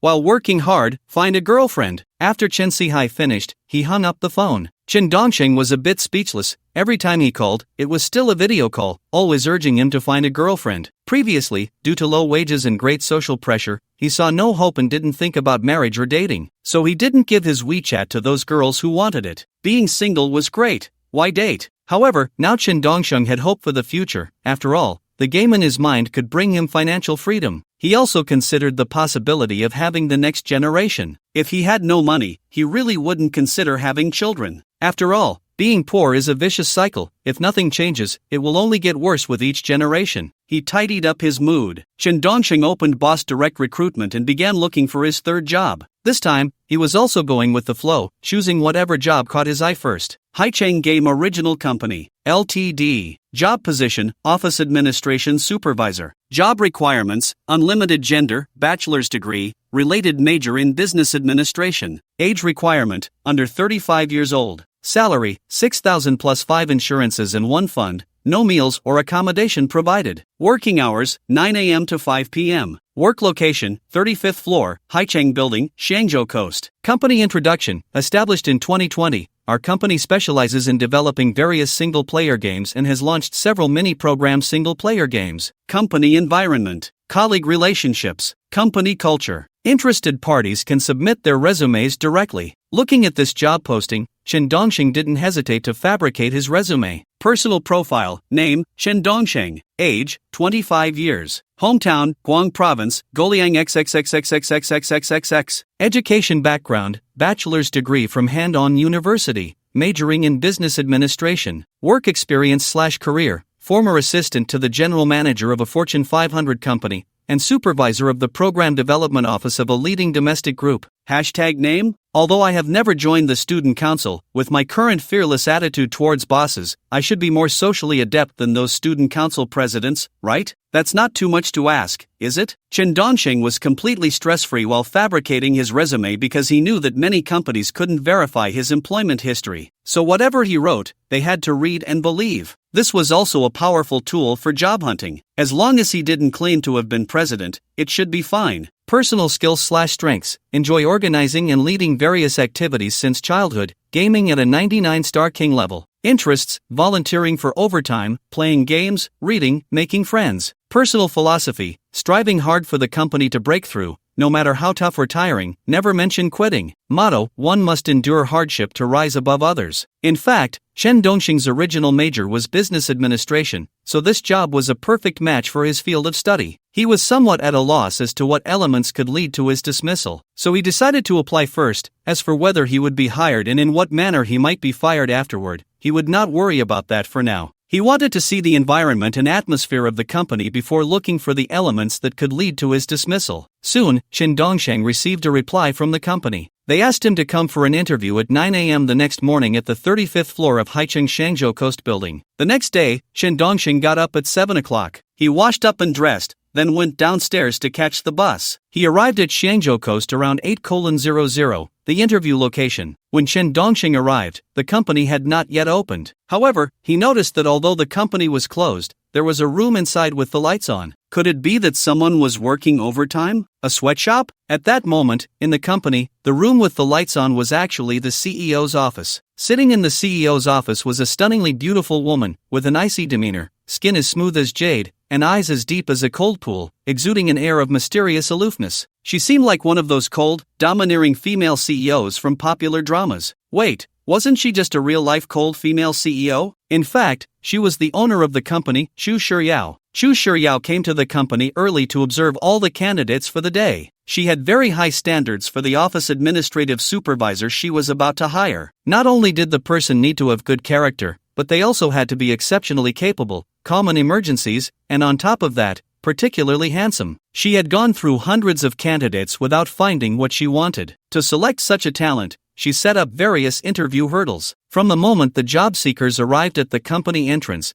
the interview hurdles had already begun. First, she would scatter some tissues at the entrance to see which candidates had better qualities. So every week, she would conduct an interview and watch the surveillance in the office, observing every move of these people. When she saw that Chen Dongxing had arrived early, she couldn't help but feel a bit of goodwill towards him. Moreover, Chen Dongxing's looks met her requirements. She wanted to see if he would pick up the tissues she had thrown down, so she focused on the screen. Outside the door, Chen Dongxing saw that the interview company had not opened yet, so he sat down on a bench at the entrance. He noticed 4 or 5 pieces of tissue clearly used for blowing noses lying on the ground. The entire corridor was very clean, making the tissues stand out even more. Although the company hadn't opened at 8 o'clock, there were other employees from different companies coming and going in the corridor. Is this the quality? Chen Dongxing muttered as he sat on the bench, using his feet to pick up the tissues and place them in the nearby trash can. Inside the office, Chu Shiryao nodded slightly. The first hurdle was passed. As time passed, it soon became 8:30. Finally, an employee came to open the door. Chen Dongxing was called inside and sat in the company lobby waiting for the interview. In fact, Chen Dongxing had arrived early. He originally thought it would take at least 2 hours to get to Shangzhou Coast. Who knew there would be no traffic that morning, and he made it in just an hour. At that moment, Chu Shiryao instructed the employees to scatter tissues at the company entrance again. Other candidates began to arrive one after another. However, almost none of the candidates cared about or paid attention to the tissues on the ground. Instead, they smiled and pushed the door open to enter the lobby and inquire about the interview situation at the front desk. Only a very few people picked up the tissues and threw them in the trash can. However, there were still more than 10 minutes left before the interview. Chen Dongxing still had social anxiety, chatting casually with other job seekers in the hall. In fact, among the more than 20 job seekers in the entire hall, only Chen Dongxing showed no signs of nervousness. After all, in Chen Dongxing's eyes, getting a job was the best outcome. If that didn't work out, he could always choose something else. As long as he wasn't picky about the job,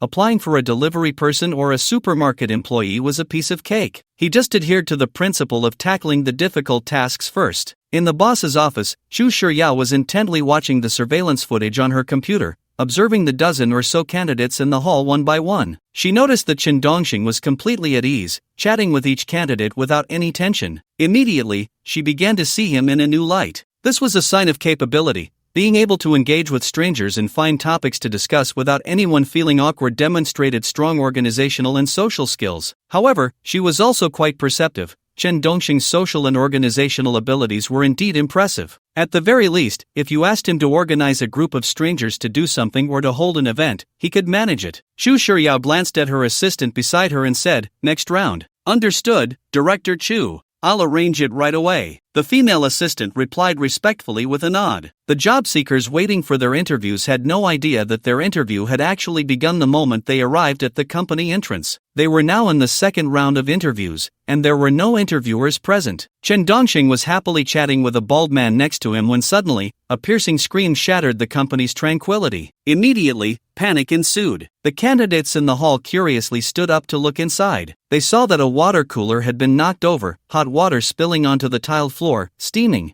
A young lady in a professional dress was clutching her scalded leg, screaming in pain. "Someone's been burned by hot water, and her whole leg is red," someone shouted amidst the chaotic crowd. Some candidates moved closer, while others watched from a distance. Seeing the situation, Chen Dongxing rushed over to help the injured young lady up and shouted, "Don't panic. Quickly call 120. "Why call 120? We should take her to the hospital right now," one of the candidates retorted. "It's rush hour. An ambulance might take 1 or 2 hours to arrive." "Exactly. Taking her to the hospital is more practical," Xu Shiyao's female assistant chimed in. Chen Dongxing quickly calmed down, soothing the injured young lady while pulling out his phone to check how to treat burns. He said, "Don't panic, don't rush. Give me 3 seconds to look up how to handle burns." "What are you looking up for? She's already hurt like this," Xu Shiyao's female assistant shouted. Chen Dongxing continued to search and then countered, "The less you know, the more chaotic it gets. Handsome, it hurts so much. What should I do?" The burned beauty looked at Chen Dongxing and asked. Chen Dongxing quickly found the treatment method and said, "Now, hurry to the restroom and cool it down with running water. Let's go." "Don't mess around. Getting her to the hospital is the priority," shouted the older bald man candidate. Chen Dongxing directly picked up the injured beauty and ran toward the company's restroom, responding to the bald man, "Just go, we go. You don't understand anything, and you don't even want to learn. The answer is just a few seconds online, go away." Soon, they reached the restroom door. The restroom was divided into male and female. The injured beauty looked at Chen Dongxing with anticipation and asked, "Should we go into the men's restroom or the women's restroom? Who cares? Listen carefully inside, pull up your pants." Chen Dongxing directly carried her into the women's restroom. He then placed her on the sink,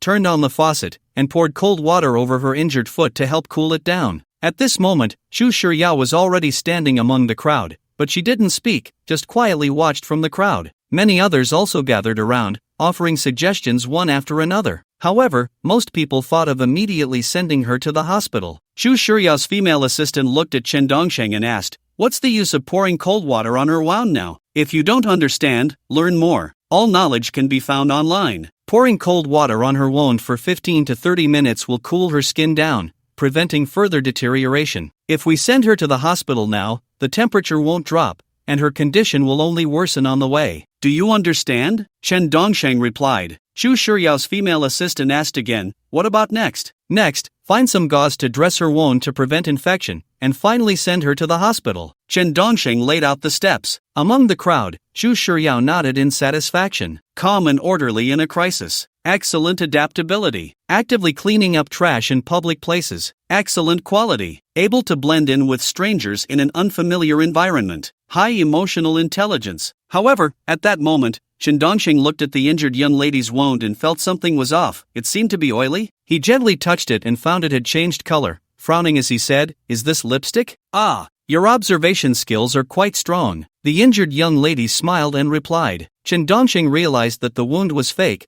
painted on with lipstick, and it was oil-based lipstick, which couldn't be washed off with water. The water just formed beads on it like oil. "What are you guys doing?" Chen Dongxing asked in confusion. Xu Shiyao's assistant smiled and said, "This is the interview segment. Congratulations, you remained calm and orderly in a crisis." "Ah." Chen Dongxing felt like he had taken 100 points of damage. It cracked open. This was actually an interview checkpoint? Who came up with this idea? Did anyone wear diapers today? The other candidates, upon hearing that this was an interview checkpoint, exchanged bewildered glances. Especially those who had been standing aside, even those who hadn't come over, were now dumbfounded. Does any company still like to play these games? Aren't they all about looking at abilities rather than character now? Clearly, this company seemed to value character highly. Soon, the farce of this checkpoint came to an end. The burned young lady also bounced back to life. Xu Shiryao glanced at all the candidates and said lightly, just now, those who picked up tissues at the company entrance and participated in treating the burned person, stay. All other candidates are eliminated. Instantly, more than a dozen candidates were reduced to just 6. Among these 6, except for Chen Dongsheng, the others were under immense pressure, because these 6 all suggested sending her to the hospital, without systematically understanding how to handle burns, simply using the normal person's first thought, no matter what injury or problem, just send them to the hospital. Only Chen Dongsheng, when faced with a problem, first checked how to handle it before taking action, already putting him ahead of the other candidates. At the very least, he made a much better impression on Xu Shiryao. Soon, Xu Shiryao began interviewing them one by one. She called Chen Dongsheng into the office. Xu Shiryao said, "Have a seat." Hello, President Xu." Chen Dongsheng sat down. Xu Shiryao looked at the resume Chen Dongsheng submitted and said, "Do you have administrative work experience?" "Yes." Chen Dongsheng replied with a smile. Xu Shiryao nodded and asked, "What are your dreams?" "I am just an ordinary person, only thinking about getting promoted and making money, and my wife is warm in bed," Chen Dongsheng said honestly. Xu Shiryao replied, "The work hours are from 9 to 5, but sometimes there will be overtime, and overtime pays double. Sometimes there will also be business trips to other cities. Can you accept that?" "No problem." Chen Dongsheng didn't expect this company to be quite decent, with 9 to 5 hours and double pay for overtime. Such companies are rare. Moreover, the most important thing is that the boss is very beautiful. Although she has an air of keeping people at a distance, it doesn't detract from her beauty. Xu Shiryao continued, "Also, I have a bad temper. If something is done wrong or if I'm not satisfied, I will scold people. Can you accept that?" "I can. It's only natural to be criticized for not doing well. Nothing to worry about." Chen Dongsheng agreed to everything the other party said. "Whatever, let's just get hired first." After all, his only purpose for coming here was to complete the challenge of being fired. When the time comes to be scolded, doesn't he have a mouth? What is there to be afraid of? Xu Shiryao said,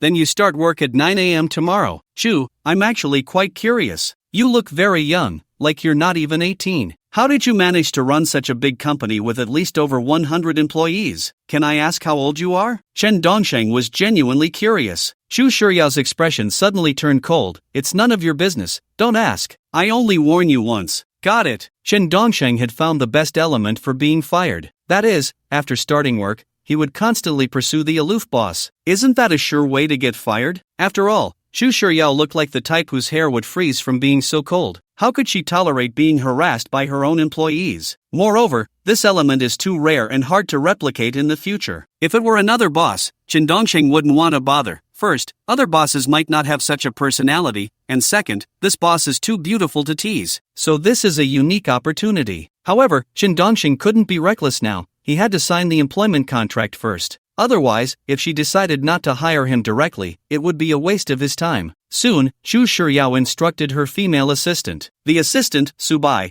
took Chen Dongsheng to handle the onboarding procedures. First, he signed the employment contract, then got his work ID. Subai found him a desk. After joining, Chen Dongsheng became the office administrative supervisor of the company. His main job was to reasonably allocate tasks to the programmers below him, supervise them to complete their tasks, and provide logistical support. It could be said he was both a manager and a caretaker. Originally, the office administrative supervisor was also a programmer, but Xu Shiryao considered that having a programmer manage programmers would eventually lead to them leaving, so she hired an outsider as the supervisor. Of course, although he was an outsider in programming, he was someone with a background in business management. This was actually reasonable. After completing the onboarding procedures, Subai began to instruct Chen Dongsheng, saying, "Xiao Chen, you must remember, our boss Xu Shiryao does not like others discussing her private matters, does not like others to inquire about her background, and especially does not like to talk about anything outside of work. So, only talk about work, understand? Why is our boss so aloof? Shouldn't she be fostering good relationships with employees?" Chen Dongsheng genuinely didn't understand. Even Wang Shiren knew how to maintain good relationships with employees and would even paint a rosy picture. But this Xu Shiryao was all business, no personal life. However, it was clear that this Xu Shiryao was not the type of boss who liked to exploit others. The salary written on the job offer was exactly what she signed in the contract when he joined. She didn't play tricks, this was already very rare. However, every boss has their quirks. Subai looked at Chen Dongsheng and said, "Other companies might be like that, but this one is not. The boss of this company offers great benefits to employees, 6,000 yuan plus 5 insurances and 1 fund, and they often organize team building activities, as well as various benefits during holidays. In Haichon, this is already top-notch treatment. That's true. So when it comes to team building, does the boss eat and play with the employees? Chen Dongxing asked. Subai shook her head and said, the boss doesn't go to team building, they just give money for the manager to lead the activities. Okay, can I ask you a question? How old is the boss? Chen Dongxing inquired. Subai frowned and said, didn't I just say? Don't pry into the boss's private matters, you could get fired for that. Sister Sue, I'll treat you to a late-night snack. I'm just curious, I need to know a bit about the boss, right? It makes me uneasy not knowing. I'm an outgoing person, and I'm naturally enthusiastic. Chen Dongxing smiled. Subai whispered in Chen Dongxing's ear, you said it, remember your late-night snack. The boss should be 26 this year. Oh, looking at her skin, she looks like she's 18. What about her husband? Chen Dongxing wanted to know more, otherwise, he might get beaten up by her husband for bothering her. Subai rolled her eyes and said, with the boss's high standards, how could she possibly have a husband? An older leftover woman? Chen Dongxing laughed. Subai said, don't say that, the boss doesn't like to hear it. Add me on WeChat, and let's have late-night snacks tonight. No problem. The boss is so young and has such a big company, she must be someone extraordinary, right? Chen Dongxing probed. Subai nodded and said, of course. Her family background is quite solid and wealthy, but I don't know much either. The boss doesn't like me asking about her family. Alright, then I'll go to the office to meet my department's people. Chen Dongxing added Subai on WeChat and then casually went to his department. Hello, I'm Chen Dongxing, just joined as the office administrative supervisor. Please take care of me. I thank the heavens, Supervisor Chen, please take care of me. Hello, I'm Chen Dongxing, just joined as the office administrative supervisor. Please take care of me. I'm Zhang Ming, Supervisor Chen, please take care of me. Chen Dongxing quickly got familiar with all his colleagues in the department. His ability to connect was quite strong. By the afternoon, Chen Dongxing left the company. After all, today wasn't his official working day, tomorrow would be his first day, so he went back to Guangxing village to rest. In the evening, Subai really sent a message to Chen Dongxing, where are you? Didn't you say you'd treat me to late-night snacks? Sister Sue, here's 100 yuan, consider it my treat for the crayfish. I have something to do tonight, I'll treat you next time. Chen Dongxing replied immediately. Subai, do you think I can't afford crayfish? Chen Dongxing. Subai just come out, let's strengthen our colleague relationship, have a drink or two. Are you afraid I'll eat you? I really have something to do, plus Sister Sue, it's late at night, almost 12 o'clock. If you come out, will your husband be okay with it? I don't want your husband to misunderstand. Chen Dongxing. Subai, forget it, I'm an older leftover woman. Alright, I'm so sleepy, good night. Chen Dongxing. Chen Dongxing didn't expect Subai to be so proactive. Indeed, a 30-year-old woman is like a wolf. Although Chen Dongxing didn't know Subai's exact age, she looked like she should be around 30. From her figure, she was definitely the type of neighborly young woman that many men liked. But Chen Dongxing was not a casual man. If he were a casual man, he would have long since become a playboy. There are too many women asking for his WeChat and trying to take him out. After ignoring Subai, Chen Dongxing lay on his bed, contemplating how to civilly harass the female boss so that she would fire him. He had no experience in this at all, because Chen Dongxing was never a lewd man and had never done such things. So, for a while, he really had no clue. Lying in bed, tossing and turning, Chen Dongxing thought for a long time but couldn't figure out how to harass a stunningly beautiful boss. Moreover, he couldn't let this boss call the police. It couldn't be illegal. This really posed a challenge for Chen Dongxing, a man of integrity. However, he had to start with the difficult before the easy, otherwise, how could he gather 100 different elements of dismissal? And these were irreplaceable elements. He had no interest in harassing other female bosses. Lost in thought, Chen Dongxing eventually fell asleep. A night passed without return. The next day, Chen Dongxing went about his usual routine. He washed up, brushed his teeth, and got dressed. He took the 211 bus downstairs to work. When he arrived at the company, it was still before work hours. There were still over 20 minutes until the start of the workday. Chen Dongxing sat down at his desk. His desk was right across from the company entrance. However, he was puzzled as to why the employees from other companies in this building were not clocking in early in the morning but were instead sitting on the benches in the corridor of this office floor. Some were even taking photos with their phones. Some seemed to be live streaming, and they were all looking towards the elevator. But judging by their attire and briefcases, they were definitely there to work. Do people nowadays have to take photos and live stream before work? Is side hustling that competitive now? However, Chen Dongxing was not one to meddle in others' affairs. He just sat at his workstation, watching the entrance, greeting every colleague who walked in with polite hellos. He also added them on WeChat. 1. It was beneficial for work. 2. It helped build good relationships with colleagues. Soon, Chu Shiryao walked in wearing a white professional suit, stunningly beautiful, with an icy demeanor and deep-set eyes like a cold pool, exuding a mysterious and aloof aura. Although she was incredibly beautiful, her air of keeping people at a distance made one wonder if they had offended her, so she naturally had a barrier around her. At that moment, all the men outside the company who were live streaming and holding briefcases secretly took photos of Chu Shiryao as she walked by. Their eyes were glued to her. It was then that Chen Dongxing realized these people were there to see their boss. However, this was understandable. Chu Shiryao was indeed the most beautiful woman he had ever seen, without exception. But these working drones should consider their own status. What status did Chu Shiryao hold? They could only indulge in a fleeting glance. At that moment, all the employees in the company sat up straighter as they saw Chu Shiryao enter. A sense of pressure filled the air, yet no one dared to look away, wanting to steal a few more glances without revealing any inappropriate thoughts. They respectfully greeted her, each with a serious tone, not daring to show any disrespect, saying, "Good morning, President Chu." Chu Shiryao hardly glanced at the employees greeting her. She merely nodded slightly, expressionless, without saying a word. The impression she gave was one of extreme aloofness, unlike an ordinary person. But to Chen Dongsheng, it seemed like Chu Shiryao had a bit of social anxiety, appearing uncommunicative. Chen Dongsheng smiled at Chu Shiryao and said, "Good morning, President Chu. The white professional suit looks really good on you today." All eyes turned to Chen Dongsheng. Everyone thinks Chen Dongsheng is quite bold to dare to tease President Chu about her attire. Chu Shiryao glanced at Chen Dongsheng, merely a glance, without nodding or saying a word, her expression unchanged as she quickly walked into the CEO's office. It was hard to tell whether she was happy or angry. Her eyes remained as deep as a well. Chen Dongsheng couldn't discern whether her demeanor was friendly or hostile. However, Chen Dongsheng didn't care at all. It would be best if he were fired immediately. Then he could complete his third challenge of being fired. The 40,000 yuan bonus would be his. Moreover, it would accumulate to the fourth time, allowing the bonus to double. Wouldn't that be wonderful? Marvelous. So, Chen Dongsheng was now fearless in the workplace, doing as he pleased. Supervisor Chen, the boss doesn't like frivolous behavior. She's particularly stingy about this, so you need to be careful. At that moment, Chen Dongxing's subordinate, Xie Tian, kindly reminded him in a low voice. Chen Dongsheng looked at Xie Tian and said dismissively, "I just casually complimented her outfit. Doesn't that make someone's mood better?" Supervisor Chen, you may not know, but our boss is very aloof. She doesn't like employees involving themselves in her personal life, Xie Tian kindly warned. Chen Dongsheng then inquired, "Has any employee been fired for this reason?" "Not really, because before this, no one dared to overstep the boundaries of work," Xie Tian replied. Chen Dongxing nodded and asked,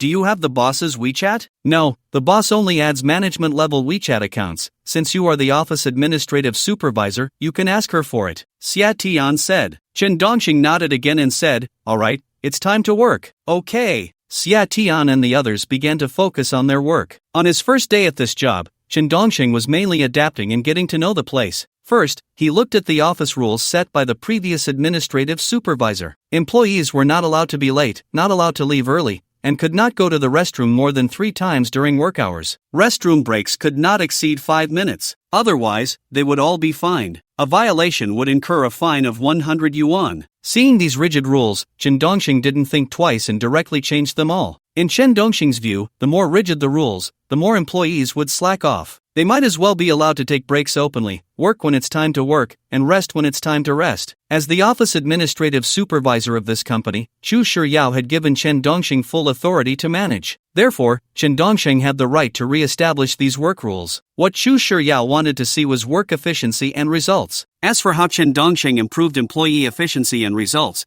the boss didn't really care. Soon, Chen Dongsheng held a brief meeting with all the employees under his jurisdiction. He looked at all the employees and said, "I just reviewed the work rules left by the previous administrative supervisor, and I find them unreasonable." All the employees exchanged glances at Chen Dongsheng. This was the new official's first fire. They didn't know where these fires would burn. Chen Dongsheng said very seriously, "Fines for violations are actually unreasonable, so all the rules left by the previous administrative supervisor are abolished. There will be no fines in the future. Also, regarding being late or leaving early, there will be no fines. As long as it's reasonable, you can be late or leave early." Upon hearing this, all the employees eagerly asked, "What constitutes a reasonable late arrival or early departure?" Chen Dongxing smiled and said, "Let's talk about being late first. For example, if our company suddenly has a heavy workload and needs overtime, being late the next day is acceptable. Next is leaving early, which is also very simple. If you can finish the work I assign for the day ahead of time, then you can leave early. There's nothing to it. All the employees became excited upon hearing this. Being able to leave early after completing the day's tasks is a very enlightened management approach. It's also the best way to avoid wasting each other's time. Shin Dongxing continued, also, if you need to use the restroom or smoke on your way to work, feel free, but there's one prerequisite: you must finish your workload before the end of the day. The workload will remain the same as before. I won't assign you anymore. Thank you, Supervisor Chen. Your management style is amazing and so humane. All the employees shouted excitedly. Sitting in the CEO's office, Xu Shiryao watched the surveillance on her computer screen and listened to the sounds coming from the computer speaker, lost in thought. This was the first time she had seen this type of administrative supervisor after running the company for so long. The administrative supervisor she had hired before all enforced strict rules on the employees. Late arrivals were fined, early departures were fined,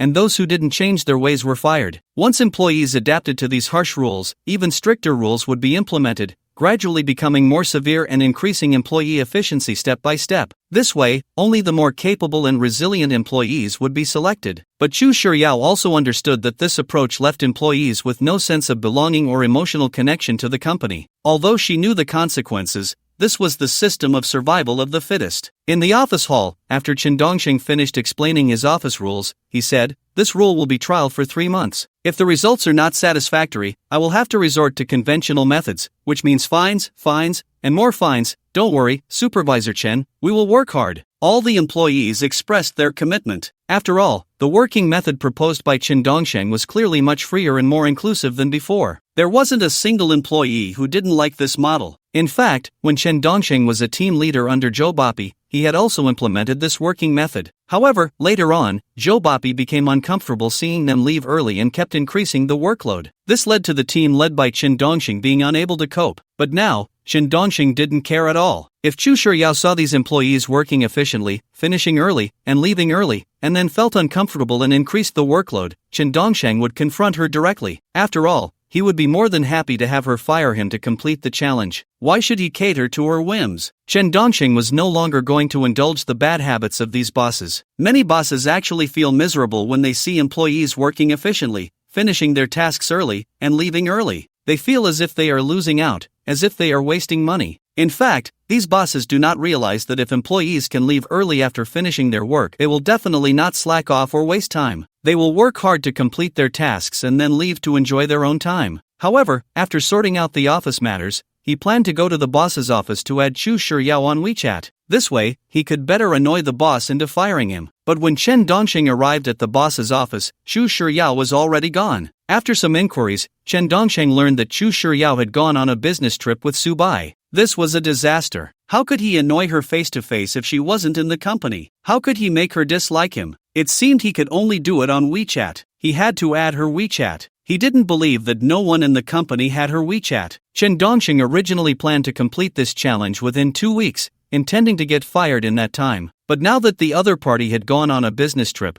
things were looking very unfavorable. Moreover, he didn't know how long it would take for her to return after her business trip. However, the good thing was that, with Chen Dongxing's silver tongue, he managed to get Xu Shiryao's WeChat and phone number from the finance manager. He sent a friend request on WeChat. Before long, Xu Shiryao accepted the request. Chen Dongxing wanted to check out Xu Shiryao's friend's space to see what she usually shared. Who would have thought he couldn't get in? She had set permissions. She had really closed herself off. How many people still set permissions for their spaces these days? Aren't they all eager to show off their lives? Xu Shiryao was only 26. How could she be so deep and not love to show off? It didn't fit the characteristics of this era. But it didn't matter. Chen Dongxing felt that not understanding her wasn't important. What mattered was that he had her contact information, which meant he could start practicing his skills as a sleazy guy. To be honest, Chen Dongxing had never been a sleazy guy, not even a licking dog. Suddenly being asked to act like one was quite difficult for him. But for the sake of being expelled, it was okay to challenge himself a bit. Chen Dongxing sent a message to Xu Shiryao on WeChat. "Manager Xu,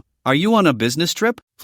Is there something?" About 5 minutes later, Xu Shiryao replied. Chen Dongxing smiled and sent back, "Nothing, just wanted to confirm." 4 hours passed. Xu Shiryao didn't reply. It seemed that if there was nothing, she really wouldn't respond. She was indeed a bit aloof. Chen Dongxing originally wanted to bombard her with messages, but he really didn't know what to say. He hadn't quite broken through his psychological barriers. After all, it was hard for a gentleman to lower himself to being sleazy. On the other hand, Subai had been messaging Chen Dongxing all morning. It was obvious that Subai had taken a liking to him. Chen Dongxing remained very aloof with Subai as well. Unless it was work-related, he hardly replied to her messages. This made Subai suspect whether Chen Dongxing was a scumbag. When they were chatting, he kept saying he would take her out for late-night snacks. But after the chat, he didn't reply to her messages. Time flew by like a horse galloping through a gap. Before he knew it, it was already past 3 in the afternoon. Many colleagues came to report to Chen Dongxing and then left work early. They had actually completed today's work 2.5 hours ahead of schedule. By 3 o'clock, the entire office was empty. Only Chen Dongxing remained. This made Chen Dongxing a bit emotional. It was astonishing how much his colleagues had slacked off before. It was no wonder that after working seriously for such a short time, they had completed the day's work. These employees hardly worked more than 4 hours during their shifts, as they would go out for a smoke or to the restroom almost every half hour. Each smoke break or restroom visit took at least 20 minutes. In fact, their total working time didn't exceed 4 hours. However, Chen Dongxing didn't care. As long as he completed his assigned workload, that was enough. After all, he wasn't the boss. Whether they worked 4 hours or 2 hours, he felt no sense of imbalance. He also hoped that Chu Shiryao wouldn't be ungrateful and increase the workload upon seeing this. That would completely ruin the system. Since everyone has left early, can I leave work too? But if I leave early, there's nothing to do at home. Forget it. I'll just read a novel here. Chen Dongxing opened the Tomato novel app and started reading. He didn't know how long had passed. When Chen Dongxing looked up again, he found that the long bench at the company entrance was filled with a bunch of sleazy guys. It was obvious they were there to wait for Chu Shiryao to get off work. Although Chu Shiryao did look like a fairy who had descended from the Moon Palace, these guys were really something else. What Chen Dongxing didn't know was that Chu Shiryao was the white moonlight of all the men in this office building. Before, there were people who wanted to pursue Chu Shiryao, but she always gave them a cold glance. They realized the gap and could only upgrade to being her white moonlight in the end. Moreover, many of these people posted Chu Shiryao on Douyin, gaining a lot of followers, and their accounts thrived. Combined, these accounts had over 1 million followers, all eagerly anticipating the blogger's candid shots of Chu Shiryao. It can be said that during her commutes, Chu Shiryao supported a whole bunch of bloggers. If one day she got interested and reported these bloggers, many would probably end up in jail. It's almost 5 o'clock, forget it, let's get off work. Chen Dongxing picked up his things and left work directly. However, as soon as he stepped out of the company door, he was stopped by many of Chu Shiryao's crazy fans. Where does your boss live? I heard your boss is very rich, right? What does your boss like? Does your boss have a boyfriend? What's your boss's gaming name? Get lost, stop bothering me. Chen Dongxing turned around and left. If you want to fawn over her, go ask her yourself. Even if I knew, I wouldn't expose her privacy. Soon, Chen Dongxing boarded bus 211 downstairs and returned to his rental in Guanxing village. After getting back to the rental, he cooked for himself, ate, and then exchanged messages with other friends. Time passed, and it was already past 11 p.m. He originally wanted to lie down and rest, but suddenly remembered he hadn't harassed his boss yet. How could he sleep? He had to say a few words to her before bed. It would definitely be beneficial for completing the challenge of getting fired. Chen Dongxing took out his phone and found Chu Shiryao's WeChat account, smiling as he typed a message. President Chu, after a busy day, get some rest early, good night. After sending the message, Chen Dongxing felt uncomfortable. Wasn't this just a warm-hearted phrase behind a dog? This didn't seem like something a lewd man would say. Wouldn't a lewd man directly ask if someone was lonely at night? Come out for a late-night snack, uncle will take you to see glowing goldfish. However, Chen Dongxing really couldn't act that lewd. At most, he can only play the warm-hearted guy behind a dog. This should be enough. A cold and aloof female boss, sending her a random good-night message would probably offend her instantly. Isn't that just to get fired? I really can't be insincere. I can't really be a lewd man. Chen Dongxing patted his forehead. He felt that while this element was unique, it was really hard to pull off. At that moment, in a presidential suite of a 5-star hotel, Chu Shiryao was wearing a spaghetti strap nightgown, sitting in front of her computer, playing Black Myth, listening to the WeChat notification sounds from her phone. The action of wanting to defeat a boss was slightly delayed for a few seconds. She picked up her phone to check the WeChat message. After all, running a company means that WeChat messages must be checked and replied to promptly. There might be urgent matters that needed her attention. But when Chu Shiryao saw that it was a message from Chen Dongsheng, and it was completely unrelated to work, she immediately frowned, because no employee had ever dared to send her messages outside of work. She didn't expect this newly hired administrative supervisor to send her non-work-related messages twice. Chu Shiryao directly typed a message, "Don't send messages outside of work," warning once. Next to Chu Shiryao, Subai clearly saw Chen Dongsheng's message and understood something internally. It turned out that Chen Dongsheng wasn't interested in her but had his sights set on Chu Shiryao. His appetite was quite big. No wonder he refused to come out for a late-night snack last night. Chu Shiryao glanced at Subai and said, "Talk to Chen Dongsheng, let him focus on work." "Okay." Subai immediately put down the mouse, stopped playing Black Myth, and went to make a phone call. Soon, Subai dialed Chen Dongsheng's number and said, "Xiao Chen, still awake? How can I sleep at my age?" Chen Dongsheng replied with a smile on the other end. Subai chuckled, "That's true, full of vigor. I can't sleep either. I'm also full of energy." "Sister Sue, you misunderstood. I meant that at my age, it's the time to strive and work hard, not what you meant by full of vigor." Chen Dongsheng felt a bit speechless. Anyway, he thought Subai was quite lewd. As the saying goes, what you see is what you get. Otherwise, she wouldn't be so well endowed. Subai cleared her throat a couple of times, then became serious and said, "President Chu said that aside from work matters, don't message her, or you'll be fired. I'm not bad either. If I can't stand the loneliness, I just have to keep messaging you, and I suffer for it." "No, Sister Sue, I was just sending a normal greeting, trying to build a better relationship with the boss for work purposes. Don't label me as a pervert, okay?" Chen Dongsheng couldn't stand being labeled as a pervert. Subai nodded and said, "I believe you. After all, I'm just made of hormones. If I can't even get you out for a late-night snack, what bad intentions could you have?" "That's good to know," Chen Dongsheng replied. Subai hung up the phone and returned to the room. "How is it?" Chu Shiryao stared at the screen, continuously typing on the keyboard, while the monkey on the screen was frantically hitting the boss. Subai respectfully looked at Chu Shiryao and said, "I believe he means no harm. He just wants to build a good colleague relationship with you. From my observation, he is an outgoing and enthusiastic person. It's quite normal for him to say a considerate good night to you, but I don't need it." Chu Shiryao continued playing the game. Subai nodded and said, "I've talked to him. He might not do it again. But honestly, President Chu, you're my only friend. It's a bit too reclusive. Managing the company like this might not be good. Aren't I giving full authority to the administrative supervisor and the general manager to manage the company? I don't interfere, I only look at the results," Chu Shiryao said. Subai nodded again and said, "The last administrative supervisor almost took the entire team away, so it's still necessary to build good relationships with the employees. You were right just now, I have social anxiety and I'm not good at chatting with strangers," Chu Shiryao said expressionlessly. Subai smiled and said, "Your own employees aren't strangers. To me, they are strangers," Chu Shiryao replied. Just then, Chu Shiryao's WeChat pinged again. She picked it up and saw it was from Chen Dongsheng. The message read, "President Chu, good night, good night, good night, good night, good night. Shouldn't you reply to me too?" Looking at this message, Chu Shiryao frowned and asked Subai, "What does this mean?" "Maybe Chen Dongsheng feels disrespected. It's a form of retaliation," Subai speculated. Chu Shiryao was stunned for a moment and then said, "What should I do?" Chu Shiryao had never encountered such a situation. No one had ever dared to defy her. Whether it was the housekeeper or the butler at home, or even her half-brother, they all treated her with great respect. Even when she went to school, she had a female bodyguard accompanying her,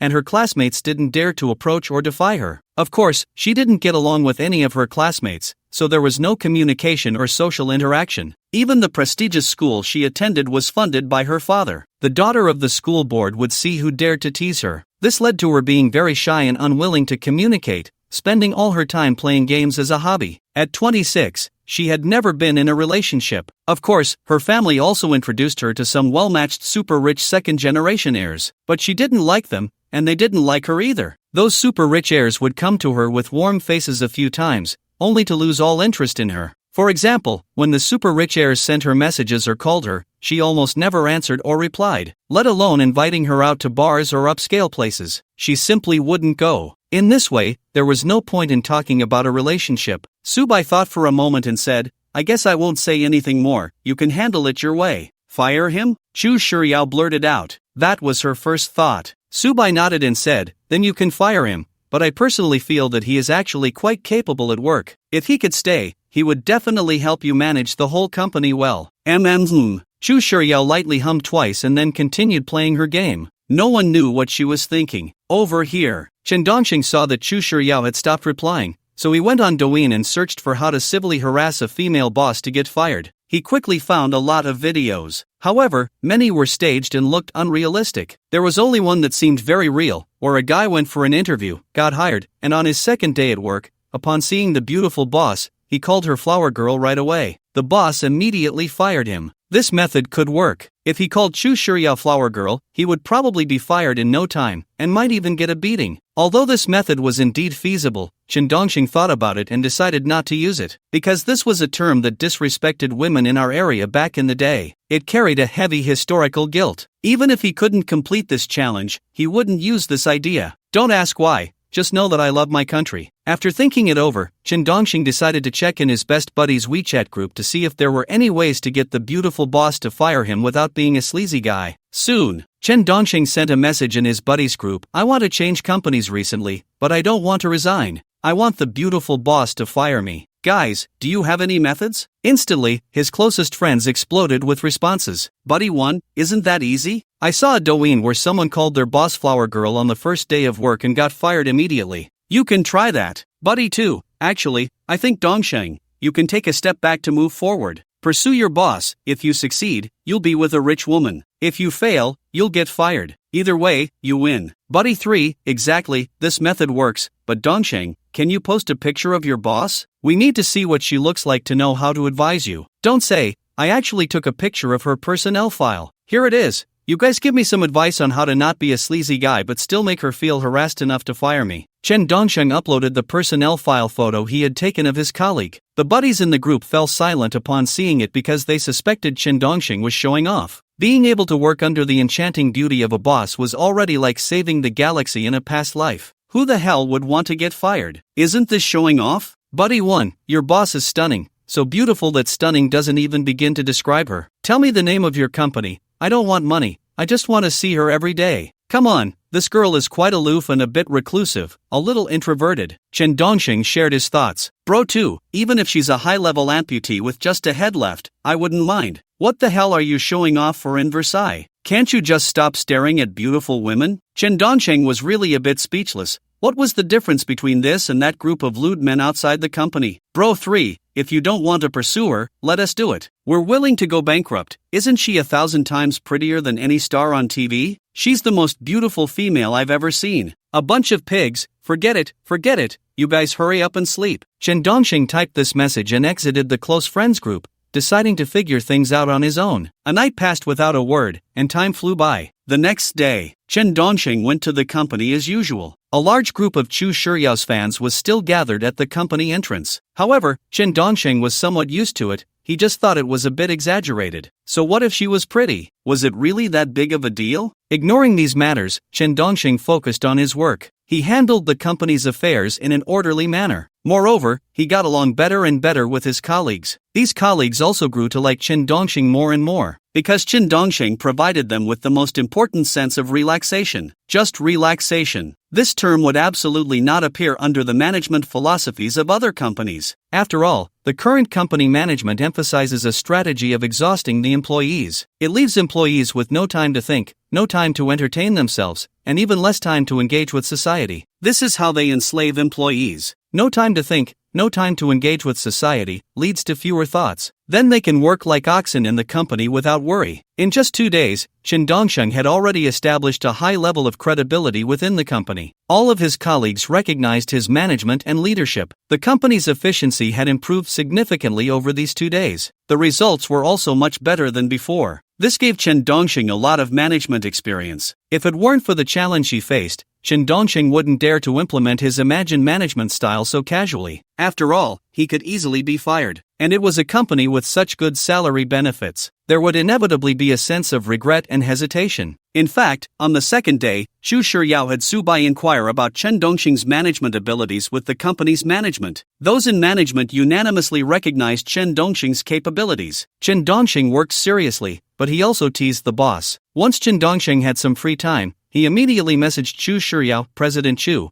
when will you be back from your business trip? Xu Shiyao replied almost instantly, tomorrow. Is there something? Chen Dongxing continued, President Chu, you've worked hard, please take care of yourself. An hour passed, and Xu Shiyao didn't reply. Chen Dongxing had some free time again and sent, President Chu, it's hot outside, be sure to stay cool and drink more water. 2 hours passed, and Xu Shiyao still hadn't replied. Chen Dongxing had some free time again and sent, President Chu, why aren't you replying? Something didn't happen, did it? Are you done yet? Xu Shiyao finally replied. Chen Dongxing continued, President Chu, what's wrong? Xu Shiyao replied with a few symbols. In fact, Xu Shiyao on the other end didn't understand that this was the necessary path for elite management to maintain good relationships with the boss. Last night, Xu Shiyao thought all night and felt that she should change a bit, that she should improve her relationships with the company's management and employees. Otherwise, it would be like last time, when the administrative supervisor almost poached the entire team. But Chen Dongxing was really being too much. Xu Shiyao was starting to lose her patience. He was completely relentless in messaging. He sent messages whenever he had the chance. Moreover, the tone felt as if they were quite familiar with each other. Although it was a caring tone, it was clear that the two of them were not familiar at all. Aren't you embarrassed? I, Xu Shiyao, am very embarrassed. When Chen Dongxing saw that Xu Shiyao didn't reply, he continued to send messages, what's wrong? It's so hot now, I'm just concerned. What's wrong with that? Second warning, do not send any messages unrelated to work. Xu Shiyao replied. If it weren't for the fact that Xu Shiyao had heard that Chen Dongxing was managing well in the company and had integrated well with all the colleagues, which had significantly improved the company's efficiency and results, she would have wanted to fire Chen Dongxing right away, because she felt that Chen Dongxing was harassing her. Although reason told her that an employee wouldn't dare to harass the boss, perhaps it was really her own social awkwardness that made her feel harassed. In fact, even Xu Shiyao herself was unclear whether this was harassment or normal social interaction. Anyway, Xu Shiyao did not have normal social skills, so she couldn't tell the difference. When Chen Dongxing heard that Xu Shiyao had issued a second warning, he was instantly excited. If he harassed her a bit more, would he get fired? That would be just great. Chen Dongxing excitedly sent another message, boss, what did I do wrong? Which employee is willing to run around for you, asking about your well-being? Isn't what I'm doing enough? If you don't appreciate it, fine, but why the warning? Do you even have the right to warn me? On the other side, Xu Shiyao was completely stunned by Chen Dongxing's message. For a moment, her heart was filled with both anger and complexity. Chen Dongxing had stirred emotions in her that she had never experienced before. She had never gone through this before. Now she felt a bit at a loss, mainly because she had no experience and didn't know how to respond. It was like a middle school student in a state of confusion, receiving a letter from a boy that contained some vague and unclear words. For a while, her heart was very complicated, not knowing whether to reply or not. She also didn't know what to write if she did reply, or if she should just say nothing at all. Xu Shiyao was in this state now. After a moment, Xu Shiyao made a choice and directly blocked Chen Dongxing on WeChat. Then she sat there, staring blankly. In fact, there was one thing that Xu Shiyao was very envious of about Chen Dongxing, which was that he could talk freely with anyone and have pleasant conversations. This also made Xu Shiyao doubt whether it was her own problem. Why did he get along so well with everyone else? Only she felt that he was a bit of a nuisance.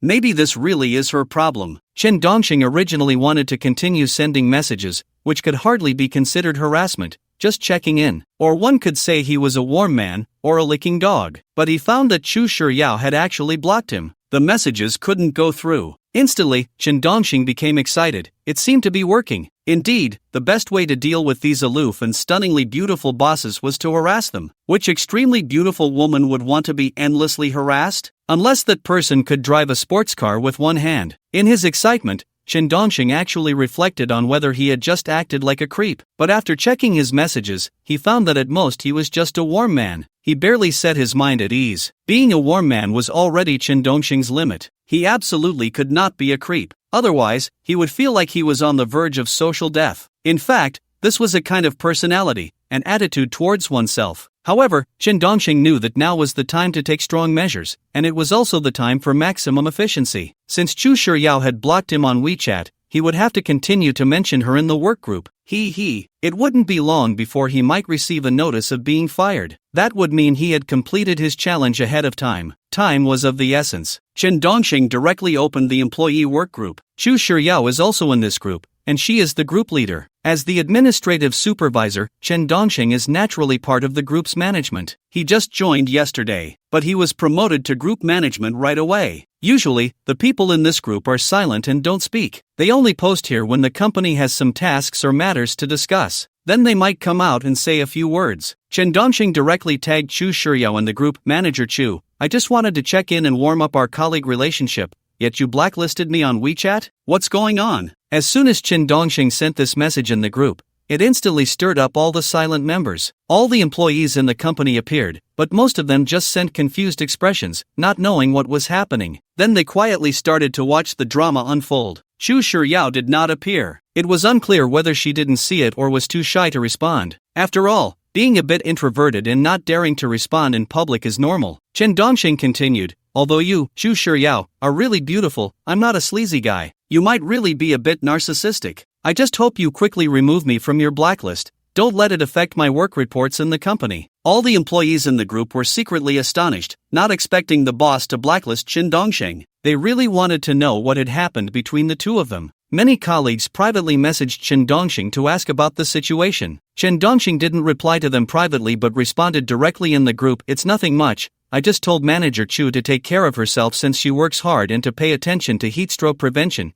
and she blacklisted me. What kind of boss does that? In other companies, don't other bosses love their employees' care? Which management would know their boss is on a business trip and not send a few messages to check in? Wouldn't that boss fire those managers who don't even ask a single question? As Chen Dongxing continued to fan the flames in the group, a surprising scene unfolded. Chu Shiryao removed Chen Dongxing from her blacklist. She even sent him a message, sorry, I mistakenly blacklisted you on WeChat. Please don't post in the group anymore. When Chen Dongxing saw the message from Chu Shiryao, he couldn't help but laugh. It seemed this woman was also watching the work group, and she even softened up. This was not a good sign. At this moment, shouldn't she just fire him in one go? How was it different from what he imagined? I'm teaching you how to interact with colleagues. How can you be a boss like this? Can you even be a boss? Chen Dongxing directly confronted her on WeChat. Chu Shiryao took a long time to reply, I can't. If you can't, then learn more. Practice makes perfect. Chen Dongxing continued to press. About 5 minutes later, Chu Shiryao replied with one word, okay. This left Chen Dongxing speechless. How could such a cold boss feel so different? However, at this moment, many colleagues sent messages to Chen Dongxing. Satian, Supervisor Chen, hurry and apologize to Manager Chu. Anyone who has been in this company for a while knows that Manager Chu is not good at communication. Her personality is cold and reclusive. If she feels there's no need to reply to a message, she just won't. She's really not targeting you. Huangmain Manager Chen, calm down. Our General Chu is like this. She has put me on her blacklist before too, just because I was being caring. Later I found out that General Chu really dislikes others paying too much attention to her, so please calm down. Wang Dong the Manager Chen, our company offers great benefits. Although General Chu is hard to get along with, she is a good person and never cuts corners on her employees' hard-earned money. During holidays, she also provides great benefits. Just forgive her, she didn't mean it. Chen Dongxing looked at the many messages from employees urging him to mediate. He was a bit surprised. He didn't expect these employees to be caught in the middle. It was clear that neither side wanted to offend the other or lose out. They just wanted to maintain a good relationship with Chu Shiryao. However, it also showed that these employees were quite tolerant of Chu Shiryao and held her in high regard. Even though they couldn't talk to her about daily life, it didn't affect their fondness for her as their beloved boss. After all, there are very few bosses who honestly provide benefits and pay their employees. Chen Dongxing didn't reply to each colleague individually but directly shared the apology message that Chu Shiryao sent him in the group chat, along with a comment, it's okay, General Chu pulled me aside and gave me a sincere apology. All the employees in the group were taken aback that the aloof Chu Shiryao would apologize to Chen Dongxing. This was truly unexpected for everyone. In their minds, Chu Shiryao would never do such a thing. However, Chu Shiryao had never had such conflicts with employees. Because she didn't socialize with them, there wouldn't be any personal conflicts. But this left all the employees shocked, thinking that Chen Dongxing was quite impressive. Only Chen Dongxing felt puzzled because it was different from what he had imagined. He thought it would be easy to provoke a cold woman to disdainfully fire him. A few casual remarks would probably make her unable to tolerate him. But he miscalculated. After work one day, as Chen Dongxing stepped out of the company, he felt a wave of danger approaching. The fans of Chu Shiryao at the company entrance were all looking at him with piercing eyes. He didn't know who leaked the news, but somehow these people found out about his past with Chu Shiryao. Chen Dongxing felt a bit speechless. He then took the bus home. Once back in his little den, he washed up and decided to forget everything for a while and watch some anime. By the time he finished, it was already past 11 p.m. Chen Dongxing sent Xu Shiyao a goodnight message and then went to sleep. However, Xu Shiyao never replied with a goodnight until the next day at work, when Xu Shiyao returned with Su Bai. The moment Chen Dongxing saw Xu Shiyao, he immediately complimented her. General Chu, that Chanel beige dress looks amazing on you. You look like a fairy descended from the heavens. If you could smile, it would be absolutely beautiful. Xu Shiyao glanced at Chen Dongxing with a blank expression, nodded slightly, and said nothing as she walked directly into the office. But the other colleagues in the office looked at Chen Dongxing with envy and shock. They realized that Chen Dongxing could speak freely in front of Xu Shiyao without any reservations. He said whatever he wanted. In fact, all the male colleagues in the office, to some extent, regarded Xu Shiyao as the most sacred white moonlight in their lives. And it was the kind that they dared not let her know. Because everyone in the office knew that Xu Shiyao had a powerful background. Ordinary people shouldn't dream of being frogs eating swan meat. So, in their eyes, Xu Shiyao was someone to be admired from afar, not to be trifled with. Chen Dongxing didn't care about any of that. His goal was to make Xu Shiyao impatient and get himself fired. To achieve this, Chen Dongxing had prepared something special on his way to work. He specifically bought some liangfen grass and brought it to the company to share with everyone. In reality, inviting everyone was just an excuse. The real intention was to annoy Xu Shiyao, to add fuel to the fire. He knew that Xu Shiyao had a solitary personality and was somewhat socially anxious, so presenting her with a bowl of liangfen would surely make her uncomfortable. Coupled with the previous bombardment of messages, she would likely become overwhelmed in an instant. At that moment, in the CEO's office, Xu Shiyao had just been complimented by Chen Dongxing on her outfit and was still trying to process it, sitting in the boss's chair, struggling to determine whether it was a greeting or harassment. She genuinely couldn't tell if Chen Dongxing was teasing or praising her. Such compliments or teasing had only ever come from her father. No one else had ever said anything like that to her. Therefore, Chen Dongxing felt very special to her. Just then, the door to the CEO's office was pushed open by Chen Dongxing. Holding a bowl of liangfen, he walked up to Xu Shiyao and smiled, saying, "Good morning, Xu Zong."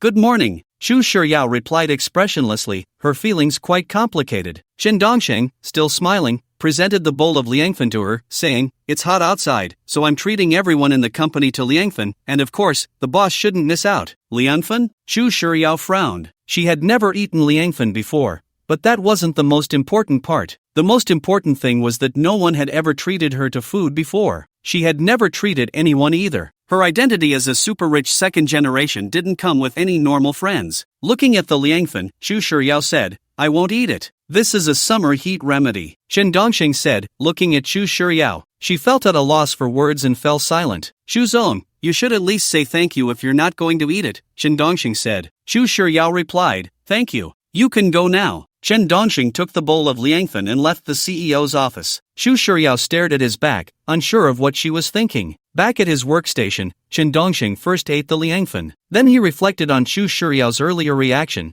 noticing her impatience and the feeling of being caught off guard. She must have felt offended. This might just get him fired. However, the other colleagues in the company, seeing Chen Dongxing being rebuffed, laughed quietly, thinking the new administrative supervisor still didn't understand Xu Zong. How could she possibly accept such pleasantries from someone like him? The more he did this, the more she would resent it. He needed to find a chance to inform the new administrative supervisor. Chen Dongxing had initially been full of confidence, but as time passed, he noticed that Xu Shiyao showed no signs of response. He began to feel a bit anxious. This was different from his expectations. Nevertheless, he launched into an even more intense bombardment of messages. He sent good morning texts in the morning and good night texts in the evening. He reminded her to stay cool in the heat, to avoid the rain when it rained, to not stand under lightning rods during thunderstorms, to be careful of hot food, to avoid choking while drinking, to watch out for bosses in games, to compliment her outfit the first time he saw her at work, and to remind her to be safe on the way home. At first, Xu Shiyao didn't respond much,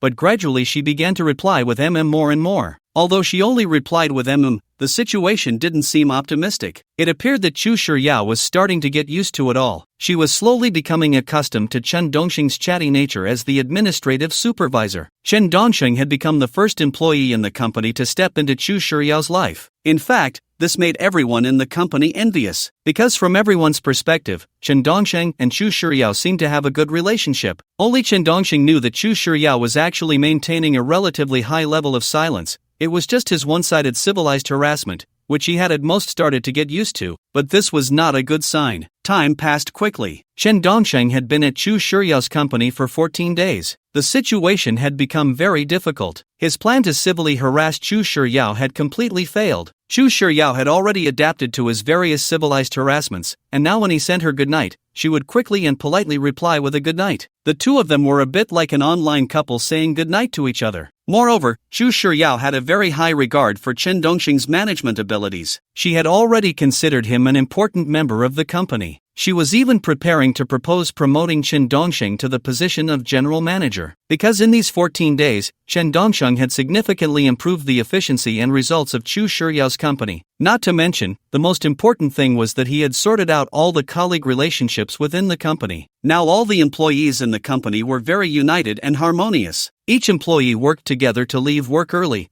and the previous little schemes were gone. The entire company was very amicable. The company culture had improved by thousands or even tens of thousands of times compared to before. Of course, Chen Dongsheng's achievements were mainly due to Chu Shuryao truly delegating power, completely allowing these managers to showcase their talents. If it were another company, even if Chen Dongsheng had such talents, he would not have had the opportunity to utilize them. Furthermore, Chu Shuryao genuinely promoted employees based on their abilities. As long as someone had the ability, they would be promoted. So she had been discussing with Su Bai for a long time, preparing to remove the general manager position and let Chen Dongsheng take it. The original general manager would be demoted to Chen Dongsheng's administrative supervisor position. Chen Dongsheng also received this news. Of course, it was Su Bai who told him. Su Bai still cared about him, still inviting him out for late-night snacks every day. But he had been endlessly refusing. Chen Dongsheng knew he was about to be promoted to general manager, and his first reaction was to be very happy. He felt that his studies in business administration were not in vain, that his university education was not wasted,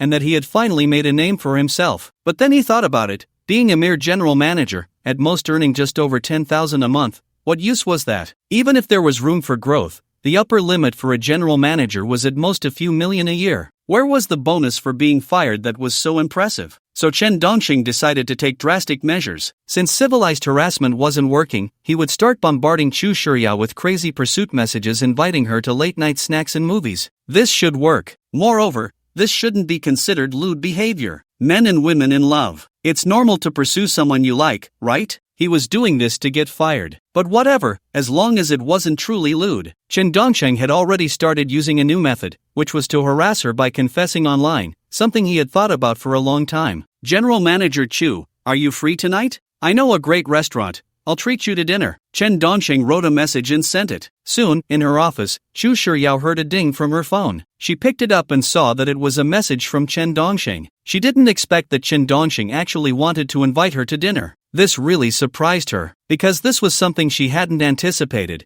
and he was the first person in her life to persistently pursue her. No matter how she acted, he never backed down, nor did he get discouraged or angry. His emotions were frighteningly stable. Although her family had arranged for her to meet some super-rich second-generation suitors. But that was an arranged blind date, not this persistent and proactive pursuit. Moreover, the other party's emotions were quite intense, and she didn't know why. Chu Shuryao felt flustered and at a loss, only able to sit in the boss's chair staring at Chen Dongsheng on the monitor. Yet, she instinctively replied with a message, not going. When Chen Dongsheng received her reply, he was actually pleased, fearing that she would agree. If she had agreed, she would definitely not fire herself with this element. That would mean wasting over 10 days on this challenge and having to change elements. A smile appeared on Chen Dongsheng's lips as he continued to message Chu Shuryao, Chu Zong, you should go. It's really delicious. Chen Dongsheng, Chu Zong, please think about it some more. Chen Dongsheng, Chu Zong, don't be like this, why aren't you replying? A barrage of messages. Sitting in the office, Chu Shuryao felt overwhelmed and quickly messaged Su Bai,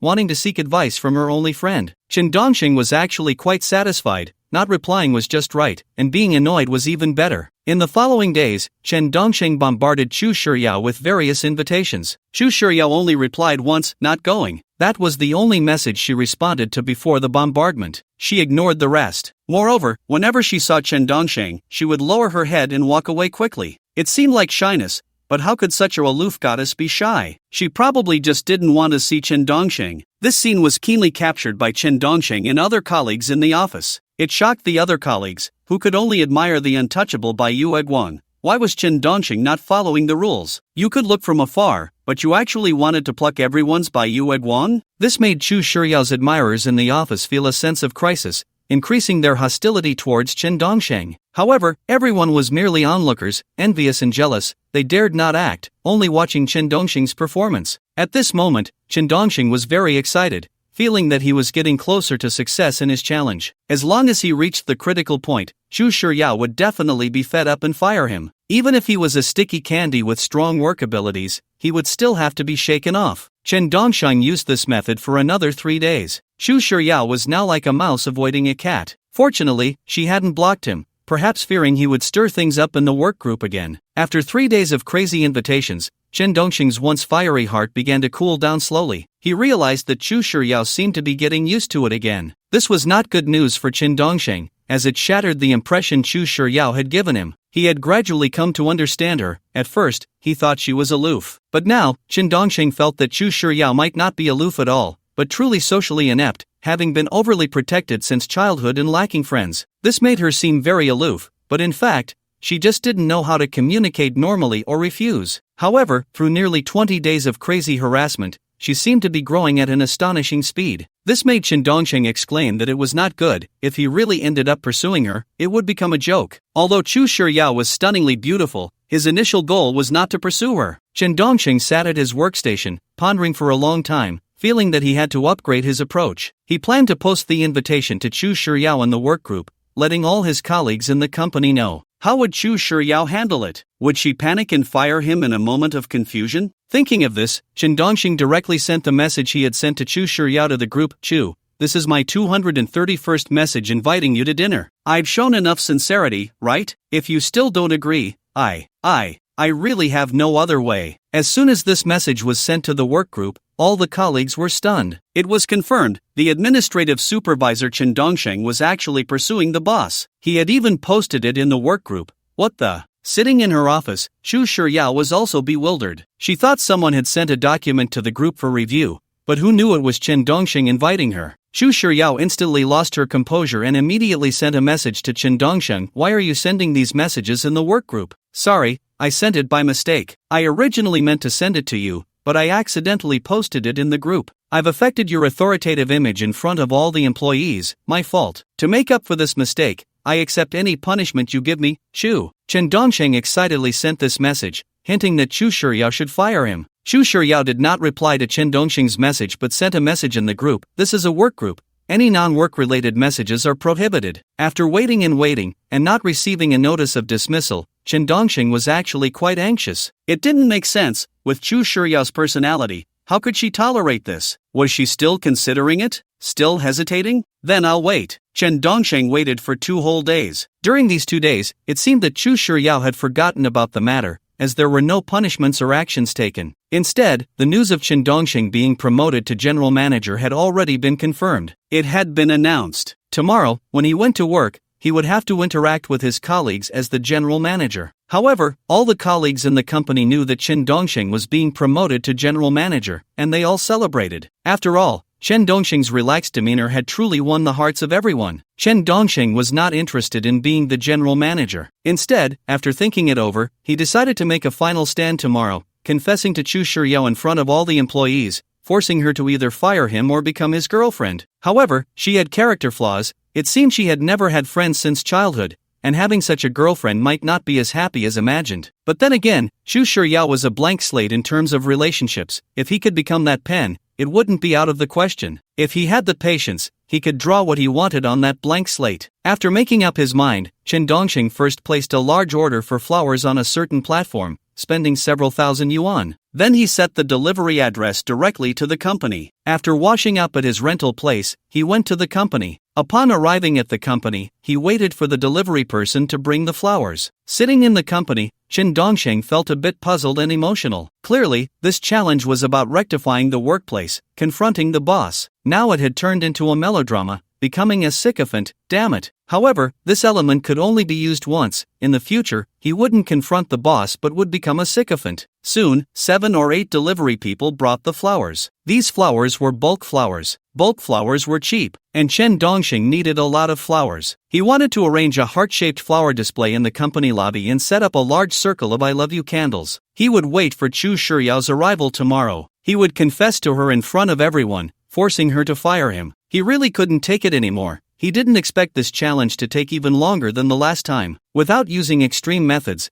perhaps it would take 3 months to complete this challenge. Not to mention being fired, his position was only getting higher. About 3 hours later, Chen Dongxing finally set up a heart-shaped arrangement of flowers and installed the candles. It looks like a large-scale romantic social death scene, but it doesn't matter. The goal isn't really to win over Chu Shiryao. It's just to use all of this to put her in a difficult position, either to fire him or to agree. With her level of social skills, she might actually choose one of the two options. After setting all this up, Chen Dongxing didn't return to his rented apartment. Instead, he just lay down in Chu Shiryao's office. There was a pink nameplate sofa in Chu Shiryao's office. Usually, only Chu Shiryao and Subai would sit there. Others didn't dare to sit, nor were they allowed to. Chen Dongxing didn't care about that. Inhaling the lingering scent of Chu Shiryao on the pink sofa, he slowly drifted off to sleep. Damn, how sleazy. It wasn't until the alarm went off that Chen Dongxing groggily got up. He looked at the time. It was already 8 in the morning. Looking outside the company, he saw over 100 of Chu Shiryao's fans gathered, all curiously looking at the floral arrangement inside. Chen Dongxing actually felt a bit of disdain for these fans of Chu Shiryao.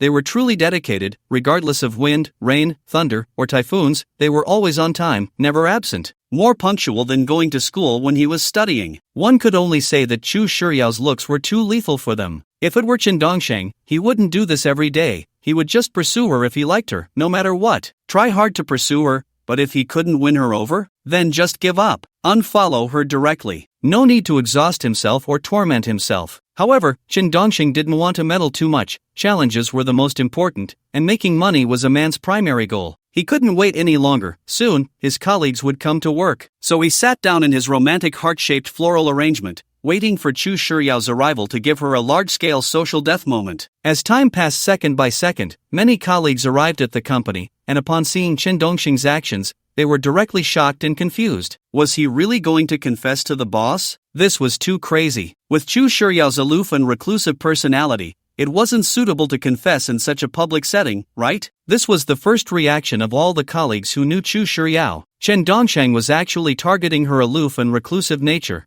deliberately making her uncomfortable in public and guiding her to choose to fire him. Mr. Chen, it doesn't seem too good to confess to the boss like this. I think you should do it privately, otherwise, if you fail, you won't have a way out. Xia Tian kindly reminded Chen Dongxing. Because these colleagues were genuinely submissive to Chen Dongxing, Chen Dongxing chuckled and said, "It's fine, if we don't go crazy now, we'll all be old." Mr. Chen, actually our boss, her personality is reclusive and aloof. She doesn't like crowds, so I still think you should confess when it's just the two of you. The success rate would be higher. Confessing in public, even if she really likes you, she won't agree, Wang Nian also kindly advised. Just as everyone was trying to persuade Chen Dongxing, Chu Shiryao and Subai walked in side by side through the company entrance. Seeing Chen Dongxing sitting in the heart-shaped floral arrangement, they were momentarily stunned, wondering if they had entered the wrong place. This was the company, not the entrance of a university girls' dormitory. Chu Shiryao frowned and looked at Chen Dongxing, asking, "What are you doing?" "This is the company. Chu Zong,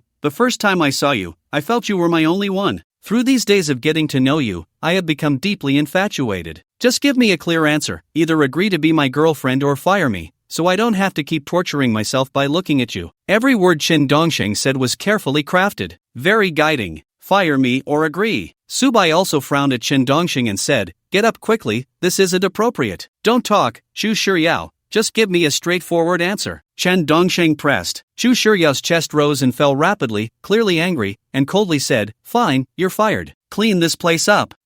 Going around in circles, round and round. "Write me a written notice of dismissal." Chen Dongxing was overjoyed inside. This directly completed the third dismissal challenge, and it was exactly as he had planned, getting fired for harassing the female boss. However, everyone present breathed a sigh of relief. Their white moonlight was still so sacred. They hadn't let this bad person take her away, otherwise, everyone would be heartbroken and regretful for a lifetime. After all, witnessing their white moonlight being taken away would leave emotional scars. Chu Shiryao glanced at Subai and said, "Write him a written notice of dismissal." Chu Zong. Subai wanted to say something. Chu Shiryao interrupted Subai, saying, "Right, Chu Zong." Subai seemed to want to say more. Chu Shiryao's expression turned icy as she interrupted him again, saying, "Right, Chu Zong." Subai felt compelled to speak. Chu Shiryao frowned and glared at Subai, angrily saying, "You say, Chu Zong, what reason should we write for the dismissal notice?" Su Bai, can anyone even speak here? Without thinking, Chu Shiryao said, harassment of the female boss. Alright. Su Bai immediately went to write the written notice of dismissal. Chu Shiryao then looked at the finance manager, who was still watching the commotion, and said, settle his salary and the severance pay. Chu Zong, Chen Zong, his workability. The finance manager hadn't finished speaking when he was directly interrupted. Chu Shiryao's chest heaved even more as she said, shut up. Chu Zong, just give Chen Zong a chance. Other employees pleaded. Chu Shiryao sneered coldly and said, for the company, should I agree to him? Either fire him or agree. I choose to fire him. Don't persuade me anymore. I'm very annoyed. After saying that, Chu Shiryao directly stormed into the CEO's office. With a loud bang, she slammed the office door shut. Chen Dongsheng, while tidying up the heart-shaped flower arrangement, smiled happily. Indeed, this girl had fallen for his trick. He had successfully guided her either fire him or agree. She decisively chose to fire him. This socially awkward person was easy to deal with. After cleaning up the entire heart-shaped flower arrangement,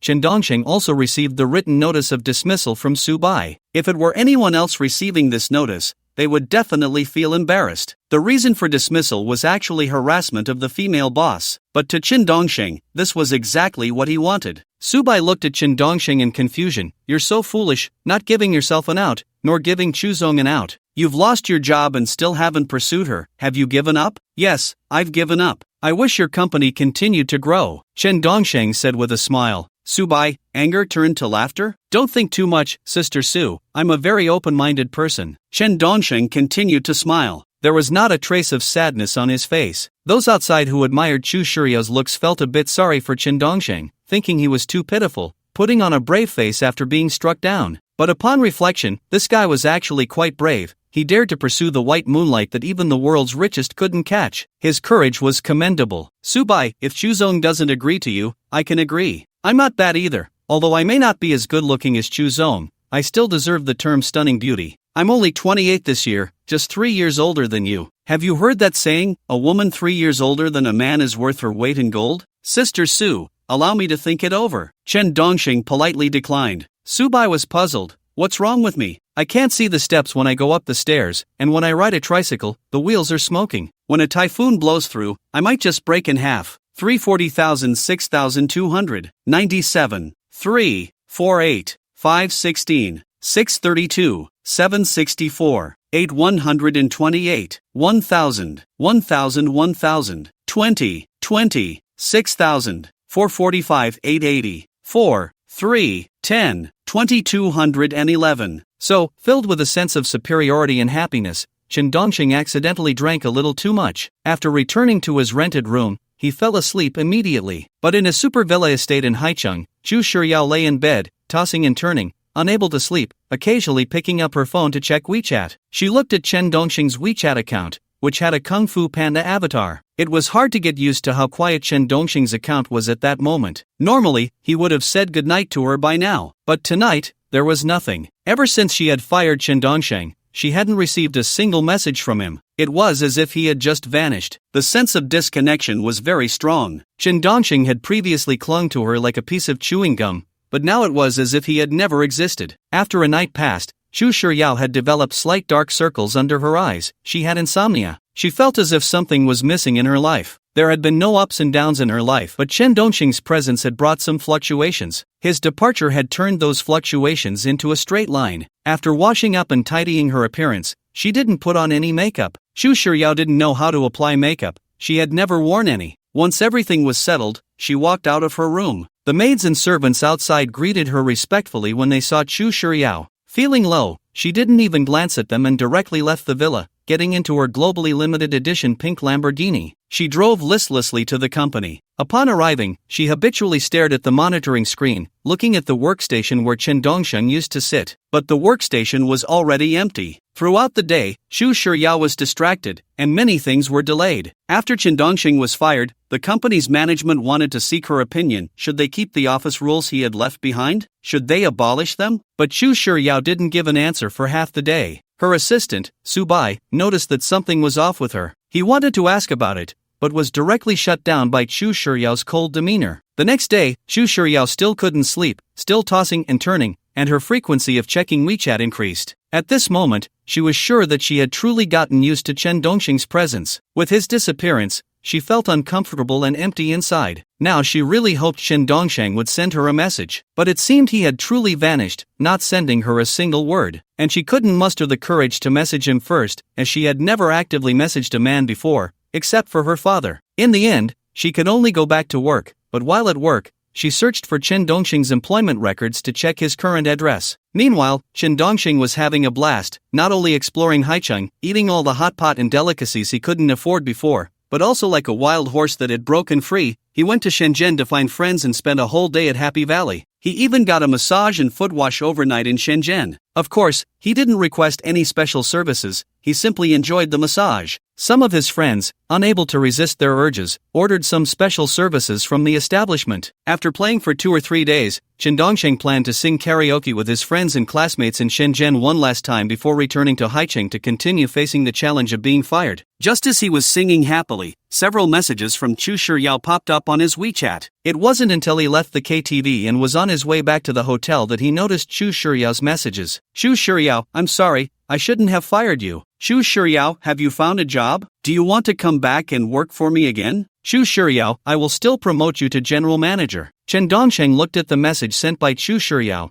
feeling a bit incredulous. How could she take the initiative to message him? She was always so aloof. Could it be that after he left her company, there were management issues? That couldn't be the case, right? Continuing to execute things his way would be completely fine. At most, there were some who were really slacking off under the system, and firing them would solve the problem. What was so difficult about that? Chen Dongxing thought for a moment and replied to her message. After all, he had achieved his goal and didn't want to continue causing her trouble. What's wrong? Is there a problem at the company? No, I just think you would be a great fit for my company. Chu Shiyao, tossing and turning in bed unable to sleep, felt inexplicably excited when she saw Chen Dongxing's reply. Chen Dongxing, thank you for offering me the position of general manager, but I think I can't go back. Chu Shiyao, why? Chen Dongxing, the reasons are too complicated, and some are not convenient to say. Chu Shiyao, did my rejection hurt you? I'm sorry, I don't know how to handle it. Chen Dongxing, not at all, you're a great boss, and your company will only grow bigger. Chu Shiyao, thank you for your recognition. Chen Dongxing, I'm busy, is there anything else? Let's leave it at that. Chu Shiyao, good night. Chen Dongxing was stunned when he saw the words, good night. What was going on? She took the initiative to say good night to him. This wasn't right. Could it be that she liked him? Out of politeness, Chen Dongsheng replied, good night. Just that one good night. Chu Shiyao slept soundly that night. The dark circles accumulated over the past few days had faded significantly. The next day, Chen Dongsheng had not yet gotten up. He received another message from Chu Shiyao. Chu Shiyao, what kind of job do you want? I can help introduce you through my connections. Chu Shiyao, what are your interests or hobbies? I can help you find related careers. Chen Dongsheng opened his bleary eyes, feeling incredulous. What was going on? Where was the previous aloofness? Why was she talking so much now? Chen Dongsheng replied, no need, I'm the kind of person who easily offends bosses, so it's better to find something myself. Indeed, Chen Dongsheng was looking for a job just to get fired by the boss,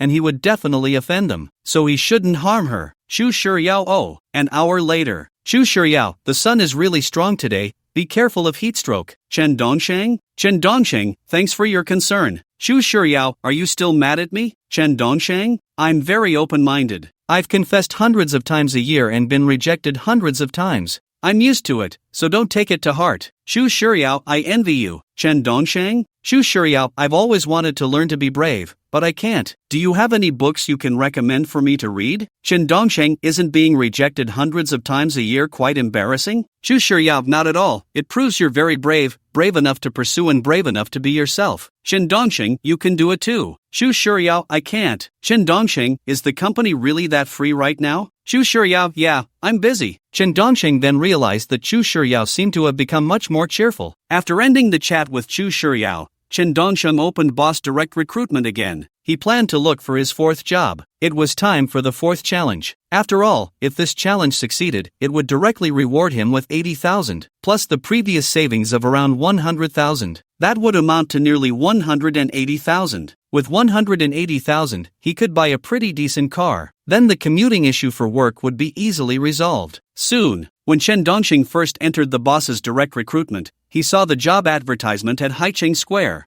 Haicheng Square. Job position, security guard. Job requirements, good-looking, at least a junior high school education, aged 18 to 60. Work schedule, 8 hours a day, with both standing and patrolling positions, 2 days off a month. Salary, fixed salary of 3,800, accommodation provided but meals not included. Application address, Gongdang Coast Haicheng Square. Looking at this job advertisement, Chen Dongxing did not hesitate at all, directly opening the chat interface of the poster and sending a message. Hello, are you hiring security guards? The other party quickly replied, yes, are you interested? Chen Dongxing, yes, I want to apply. The other party, have you worked as a security guard before? Chen Dongxing, yes, I have worked at construction sites and other large shopping malls. The other party, okay, age and education? Chen Dongxing, 25 years old, graduated from Hanon University, black belt in Taekwondo. The other party, good, come to the security department at Haicheng Square before 7:30 tomorrow for an interview. If you pass, you can start working immediately. Chen Dongxing, thank you.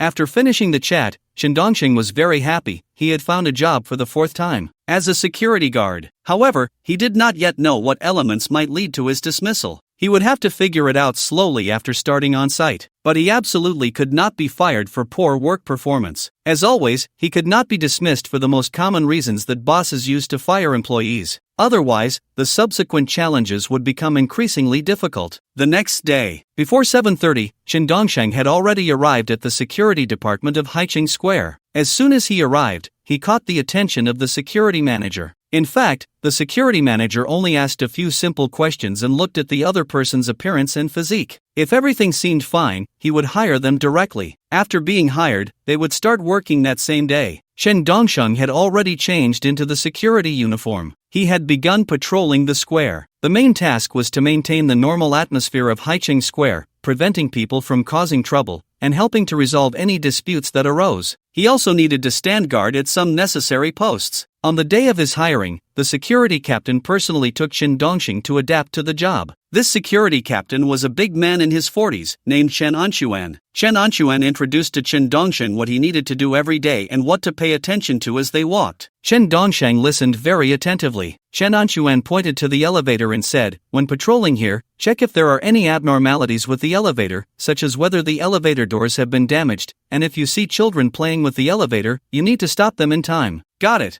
I will remember. Chen Dongxing smiled and nodded. Chen Anquan led Chen Dongxing a bit further and said, also, if customers have conflicts with the shops here or with the supermarket, we need to handle those disputes too. What principle should we follow? Chen Dongxing asked curiously. Chen Anquan replied, we must not offend the shop owners or the supermarket owners, nor the customers, we should aim to mediate. What if we really encounter a thief? Chen Dongxing asked. Without thinking, Chen Anquan said, then we definitely have to catch them, report to the security manager, and the security manager will handle it. Will we end up having a grudge with the thief? Chen Dongxing asked again. Chen Anquan chuckled and said, that depends on how tactfully you handle it. There have been cases where security guards were ambushed and retaliated against after work. I understand, so we should use a soft tone to bring the person to the security room and let the security manager handle it. We focus on discovering the thief without exposing them, not offending anyone, and just handing them over to the security manager, Chen Dongxing said with a smile. Chen Anquan was actually quite surprised because he found that Chen Dongxing was very smart and had high emotional intelligence. He said, this is the best method. If you encounter a thief and the store owner finds out he is stealing, how would you talk to the thief? I would say to him,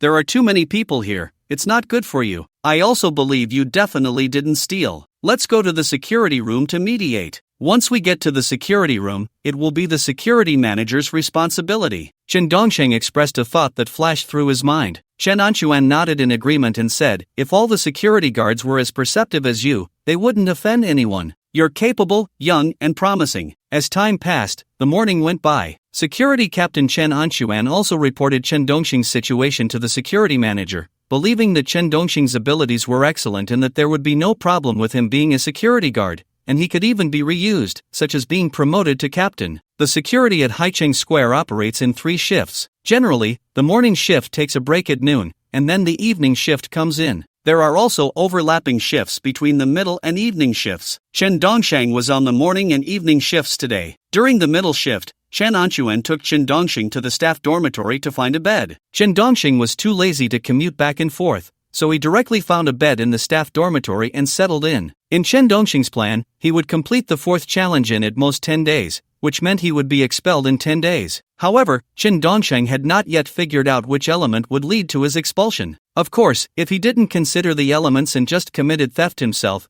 he probably wouldn't even need a day before being expelled. But Chen Dongxing couldn't do that kind of self-theft because it could easily lead to detention. He wouldn't engage in illegal activities. He also didn't need the common elements that lead to expulsion. So, Chen Dongxing was still looking for the elements that would get him expelled. After being assigned a bed, Chen Dongxing lay down directly. The morning shift lasted 4 hours, with 2 hours for patrolling and 2 hours standing guard at the supermarket entrance in the square. Patrolling wasn't that tiring, but standing guard was truly exhausting. For 2 hours, he couldn't leave his post or sit down. He could only stand there as a loss prevention officer. A loss prevention officer is essentially a supermarket security guard, but all security work at Haicheng Square is the responsibility of the square's owner. The supermarket inside doesn't need to hire security. The square provides its own. After 2 hours as a loss prevention officer, Chen Dongxing felt physically and mentally exhausted. It seemed that making money as a security guard wasn't an easy task. Those online novels that claim being a security guard saves you 20 years of detours are pure nonsense. As a supermarket security guard, once the loss prevention detection machines at the supermarket entrance go off, he had to step forward to stop customers. He had to check the customers' shopping bags and any bags or backpacks they carried. Once he needed to check their belongings,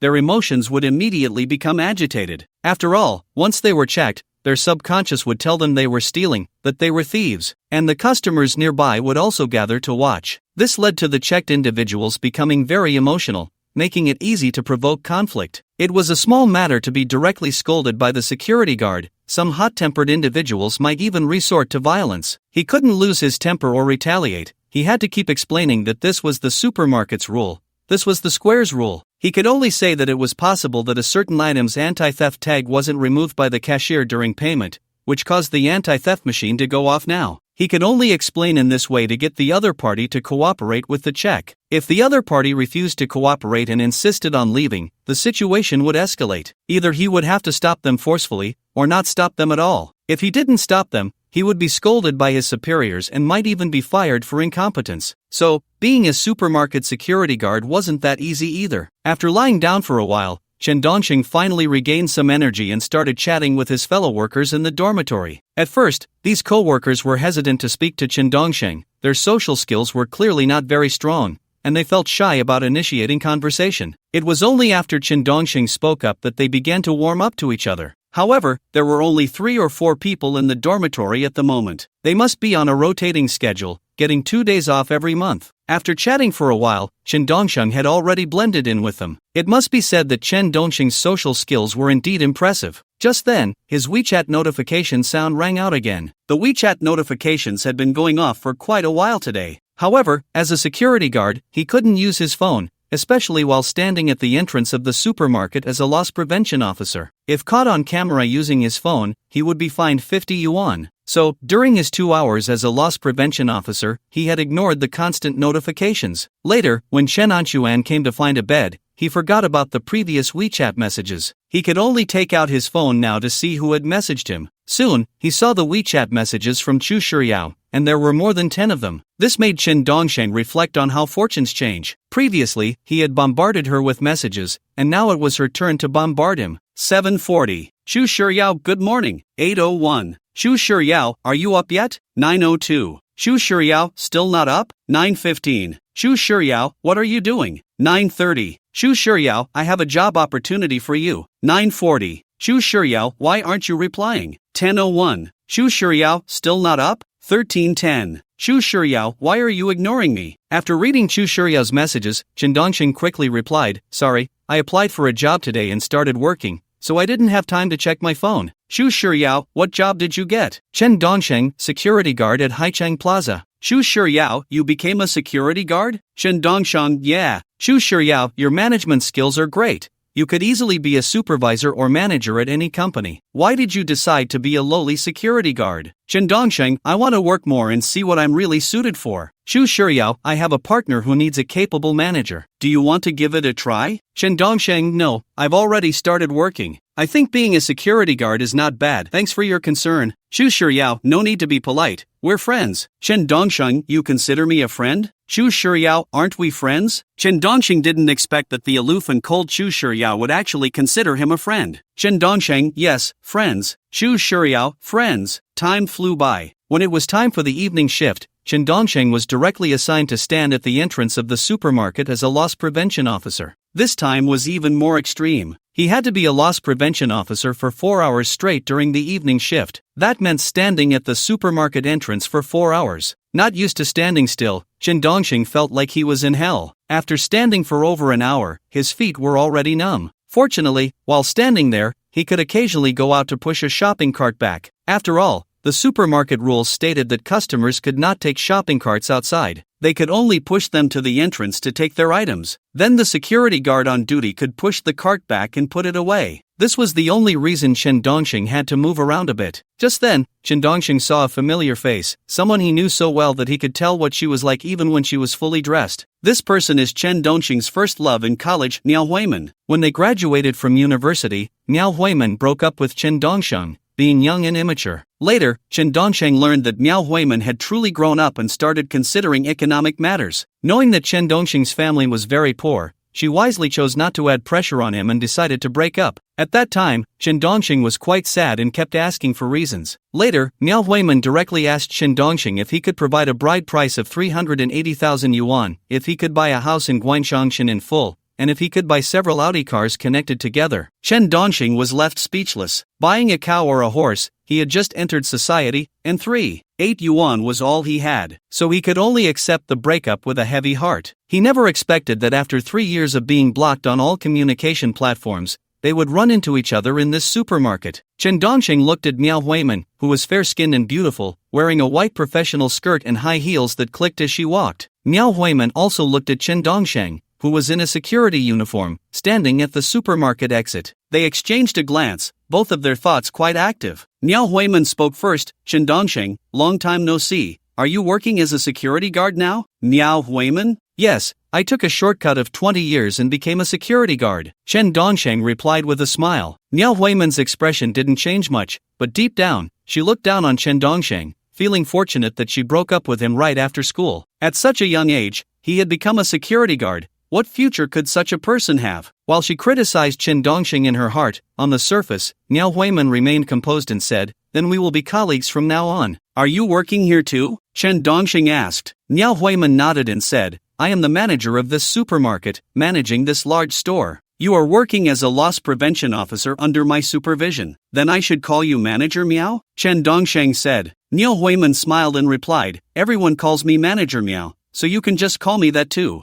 However, let's not mention our past. I don't want my colleagues to know. We never had anything happen. Chen Dongsheng felt quite calm inside. Once they separated, they were just strangers. Miao Huimin nodded and said, right, we never had anything happen. Since you are working under me, I will help you if I can. I will talk to your manager later and have you assigned to patrol. That way, it won't be so hard. Then I must thank you. Chen Dongsheng smiled. Miao Huimin shook her head and said, you have already repaid me in advance, nothing ever happened between us. Understood. Chen Dongsheng truly understood. She simply didn't want others to know that her ex-boyfriend was a security guard. She found it embarrassing. This was understandable. After all, she had become the manager of a large supermarket, which was quite an achievement. However, it didn't matter. He was just there to complete a challenge, not really wanting to be a security guard. At most, he would stay for 10 days or half a month before leaving. He wouldn't see her again, and she wouldn't see him either. In fact, Miao Huimin was more about showcasing her superiority,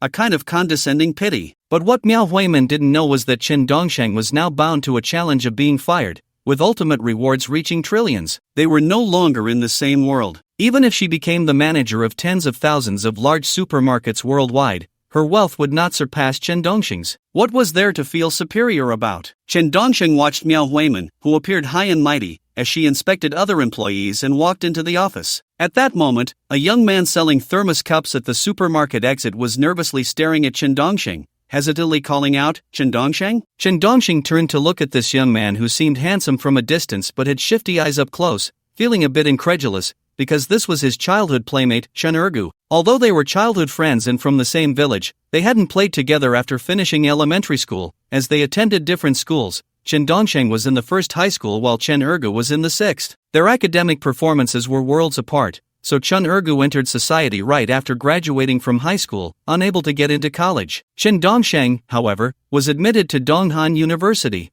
becoming one of the few college students in the village. Ergu, you're working here too? Chen Dongsheng asked curiously. Chen Ergu nodded and said, I'm a salesman at this stall. How did you end up as a security guard? Can't find a job, so I can only be a security guard. Chen Dongsheng didn't want to think too much about the reasons and just said it casually. What did it matter? Hearing that a college graduate couldn't find a job and was reduced to being a security guard, Chen Ergu felt a surge of pride and said, after work, I'll treat you to some skewers. Fellow villagers meeting each other, tears in our eyes. Sure, Chen Dongsheng didn't mind, but the next moment, Chen Ergu secretly took a photo of Chen Dongsheng as a security guard and posted it on WeChat Moments in QQ Space. Our village's college student has actually fallen to the point of only being a security guard. Sigh, this society is hard to explain. Fellow villagers meeting each other, a stab in the back. Chen Ergu looked at Chen Dongsheng and said, Dongsheng, do you know? Your ex-girlfriend Miao Huiman is now the manager of this large supermarket, and I heard she's also the mistress of the owner of Haichang Plaza. It's because of this identity that she could become the manager of this large supermarket. It's no longer a secret. What? Miao Huiman has become someone's mistress? Chen Dongsheng was a bit shocked. He really didn't expect things to develop this way. Although he knew Miao Huiman always wanted to climb higher, he didn't expect her to do it in this manner. Seeing the change in Chen Dongsheng's expression, Chen Ergu felt quite pleased. After all, if others weren't doing well, he would feel happy. Chen Ergu looked at Chen Dongsheng and said, I also heard that she broke up with you because she saw your family's dilapidated house and thought your family was poor. Chen Ergu continued, but later I heard it was because she met this boss that she broke up with you. I don't know which one is true. I don't know why she broke up with me either, but that's all in the past. Let's not talk about it. Chen Dongsheng looked at Chen Ergu and said somewhat speechlessly, Dongsheng, look, that's Zhang Zong. Miao Huiman is now his mistress. Chen Ergu excitedly introduced a Mediterranean man walking over. Chen Dongsheng was also a bit curious and looked at this Zhang Zong, seeing that he was quite unremarkable, feeling mixed emotions inside. It seemed that for a woman to climb higher, she had to endure quite a bit. Zhang Zong's full name was Zhang Quanbang, and he was big and sturdy, looking as if he had been compressed by a machine. However, the most striking feature about him was his receding hairline and his oily face, which shone under the supermarket lights. Looking at Zhang Quanbang, Chen Dongsheng fell into deep thought about what elements he could use to get him to fire himself. Soon, Zhang Quanbang disappeared from Chen Dongsheng and Chen Ergu's sight. Chen Ergu looked at Chen Dongsheng and said, Dongsheng, I don't know what you lost to Zhang Zong. You're much more handsome than him and have much more charm. How did you lose to him? Listening to Chen Ergu's words and looking at his expression, Chen Dongsheng seemed to realize something. Could he use some petty grievances to get Zhang Quanbang to fire him? Wasn't he having an affair with Miao Huiman? His wife probably didn't know, right? If I keep mumbling and let Zhang Quanbang's wife know about this, will Zhang Quanbang get so angry that he fires me? Or should I, like Chen Ergu, keep mumbling in front of Zhang Quanbang, mumbling about his actions, mumbling about his appearance, mumbling about his receding hairline? In that case, I could complete the fourth challenge in no time. Then I could directly receive the reward of 80,000 yuan. He. Chen Dongsheng confirmed that the element leading to his dismissal in this challenge was the boss's complaints. Let the boss experience the role of Tang Seng from a Chinese Odyssey. But just then, work ended. Originally, Chen Ergu wanted to invite Chen Dongsheng for skewers, hoping to find a sense of superiority over him. But Chen Dongsheng saw through his intentions and happily declined. Back at the dormitory, Chen Dongsheng took a shower and rested. Today, he was indeed tired. Being a security guard was not as easy as he had imagined. Standing there for 4 hours had already made his feet ache. The next day, Chen Dongsheng was back on the early shift. Once again, he was assigned to stand guard as a loss prevention officer at the supermarket entrance. He just didn't know who spread the news. Many colleagues came over to gossip,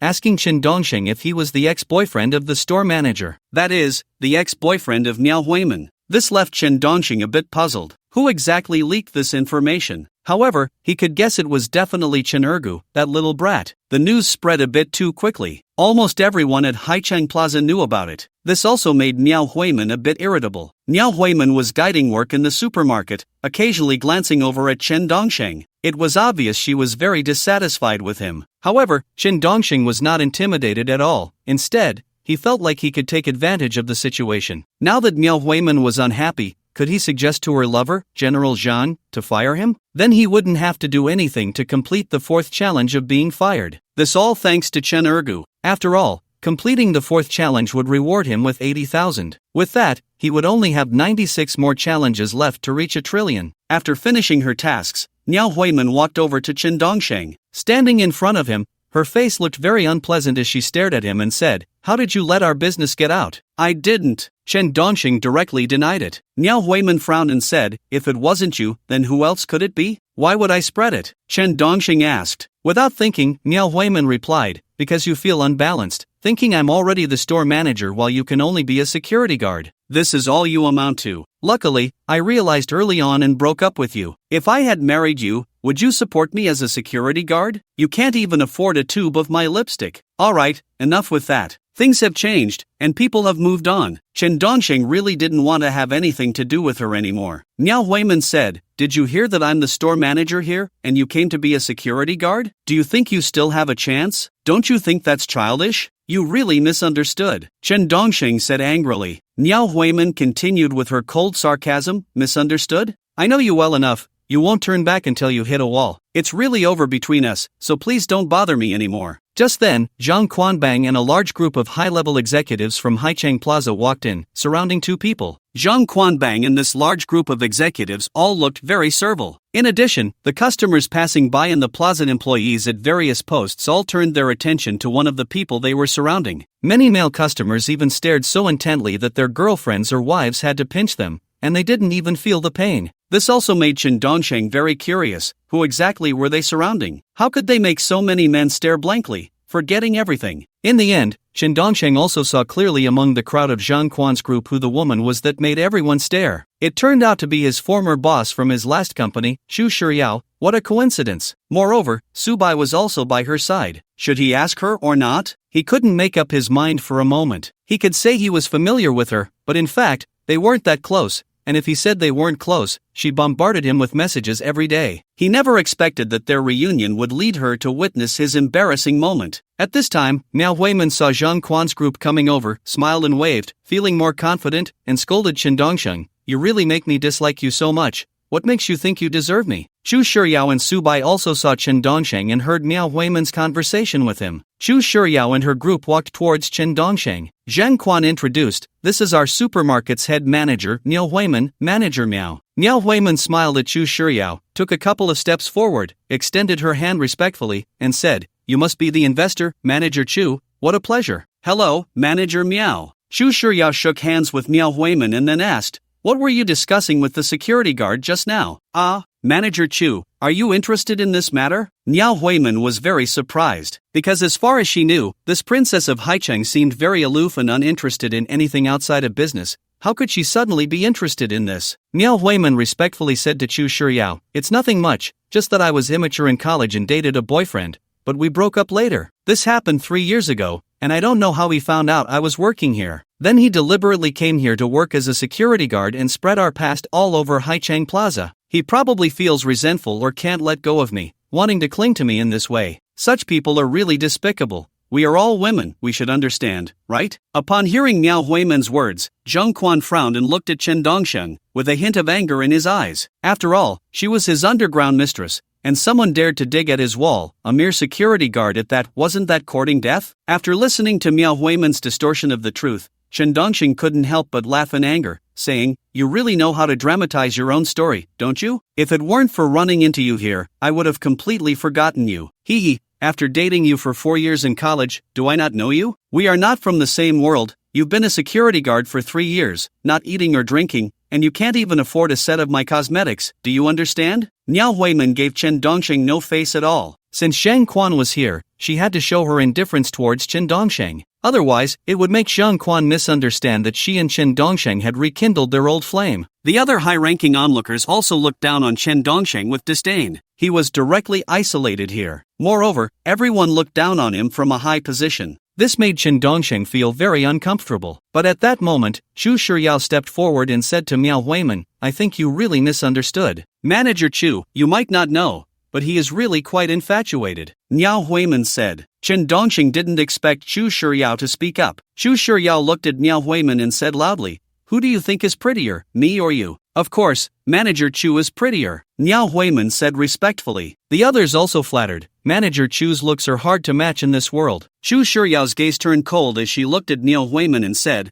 I am his girlfriend. As soon as these words were spoken, everyone on the scene was shocked, especially Miao Huimin, who never expected that Chu Shiyao was Chen Dongsheng's girlfriend. So who is Chu Shiyao? She is the true princess of Haichang. Her father is incredibly wealthy. Her family's influence is immense. Zhang Quanbang was also greatly shocked, not expecting that a small security guard under his command was actually Chu Shiyao's boyfriend. It was too surprising. He never imagined that his small temple would hide a great Buddha. Zhang Quanbang glared at Miao Huimin and scolded, how could Chu's boyfriend be so persistent with you? You always like to be overly sentimental, and you haven't even apologized to Chu's boyfriend? I'm sorry, I was blind to the truth. I believe it was definitely my misunderstanding. I am like glass compared to diamonds with Chu. Miao Huimin sincerely apologized. Chen Dongsheng was completely stunned. Was this really the aloof and solitary Chu Shiyao? She actually sacrificed her reputation to help him. This genuinely moved him. He also found it hard to understand Chu Shiyao now. He wanted to thank her on the spot. Without her helping him out,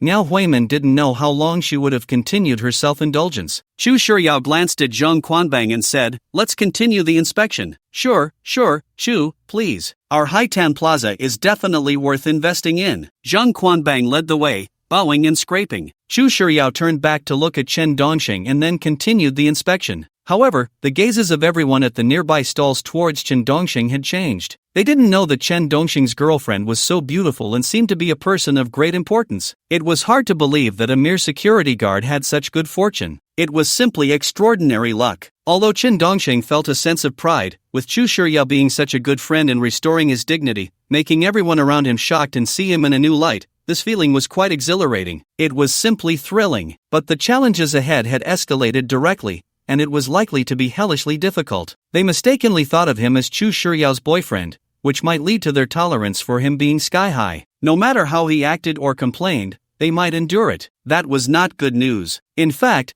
this challenge would be very difficult regardless of the elements used. He just hoped that Zhang Quanbang would be a bit more magnanimous. Otherwise, it would really be hard to deal with. He wondered if he could directly withdraw from this challenge and re-challenge. Chen Dongsheng was very curious, so he directly asked the game in his mind, can I withdraw from this challenge and then directly challenge the next one? Ding! Friendly reminder, once a challenge has started, it must be completed. If you withdraw directly, it will be deemed a challenge failure, and you will face penalties. Please take note, player. Looking at the information in his mind, Chen Dongsheng knew that once the challenge began, it could not be terminated unless it failed, so he had to brace himself and continue. Time flew by. A day passed. On the second day when he came to work, Zhang Quanbang directly found Chen Dongsheng and pulled him into the office. Chen Dongsheng was a bit confused, not knowing what Zhang Quanbang wanted. After all, he was just a small security guard. Zhang Quanbang smiled at Chen Dongsheng and said, Good morning, Xiao Chen. I didn't expect you to be Chu's boyfriend. It's quite a surprise. I also think this is quite an unexpected turn. Chen Dongsheng replied. Zhang Quanbang maintained his smile and said, Since you are Chu's person, you are one of us, and I also heard from Chu that your management skills are quite strong. Not at all. Chen Dongsheng understood. It seemed that Zhang Quanbang wanted to promote him. Indeed, having connections meant being treated well everywhere. However, getting promoted wasn't necessarily a good thing for him.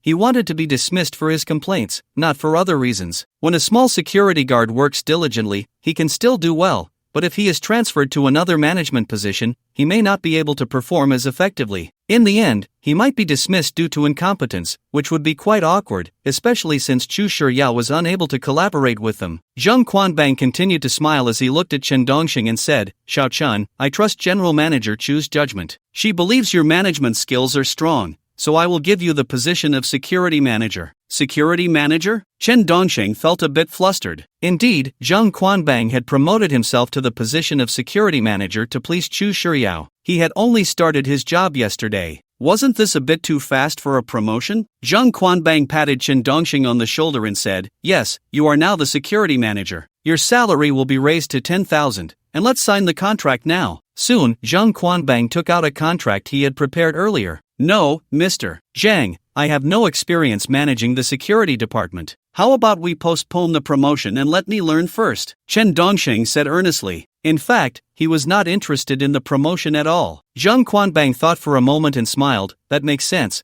but I can have the previous general manager mentor you. It should be fine. Really, there's no need to rush. I can't handle it. I prefer to remain a small security guard." "Thank you very much for the promotion," Chen Dongxing directly refused. Zhang Quanbang nodded and said, "Then Xiao Chun, work hard to learn. This position is reserved for you. The general manager of the security department will soon be transferred elsewhere. I'll do my best." Chen Dongxing began to adjust his mindset. He still wanted to find a way to annoy the other party into firing him. Zhang Quanbang sat up a bit straighter, smiling as he asked Chen Dongxing, "How long have you been dating General Manager Chu?" "I actually don't have much of a relationship with General Manager Chu. We are just ordinary friends. However, she has few friends, so she is particularly good to them. When she sees a friend in trouble, she always helps." Chen Dongxing quickly distanced himself from the relationship. After all, if he admitted to being Chu Shiryao's boyfriend, this challenge would become hellishly difficult. So, he took this opportunity to distance himself as much as possible. Zhang Quanbang looked a bit incredulous and somewhat doubtful as he said, "General Manager Chu doesn't joke around. She wouldn't randomly claim a boyfriend. Are you just too shy to admit it?" "Really not. I confessed to her right at her company, but she rejected me. Everyone in the company knows. You can check," Chen Dongxing replied.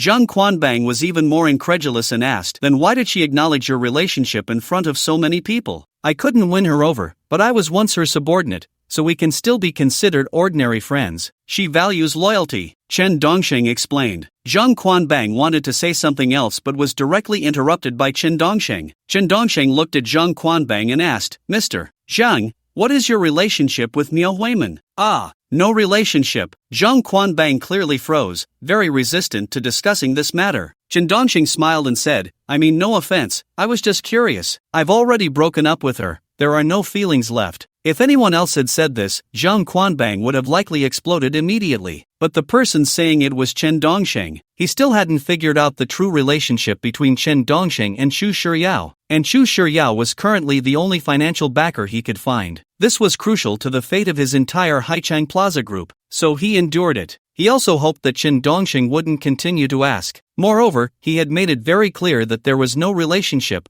which meant to keep quiet. Chen Dongxing chuckled and said, "Miao Huimin, I'm quite familiar with her. I can tell by the way she looks at you that there's a good chance you two have a deep relationship. Just tell me, I won't tell anyone else." "Xiao Chun, I really have nothing to do with her. All those rumors outside are just misunderstandings," Zhang Quanbang said. Chen Dongxing continued to gossip. "A fly doesn't land on a seamless egg. You understand this principle, right?" "Ah, I understand. But there are exceptions," Zhang Quanbang thought to himself, cursing silently. After being a boss for decades, it had been a long time since anyone dared to gossip about him like this. But Chen Dongxing clearly had low emotional intelligence. Chen Dongxing looked at Zhang Quanbang and said, "It seems you don't understand the principle of a fly not landing on a seamless egg. This principle means that if an egg has no cracks, the fly cannot smell the stench inside, nor can it smell the rot. Only when the egg has a crack can it be smelled, attracting 1, 2, 3, 4, 5, 6, 7, 8, 10, up to 100 flies to land. Conversely, flies are attracted to foul smells. I think I've explained it clearly, Zhang Zong. Do you understand it the same way I do?" Zhang Quanbang felt an incredible sensation in his eyes but didn't show it, still holding back, nodding, Zhang Zong, I think you still don't quite understand the length of the crack and how much foul smell it emits,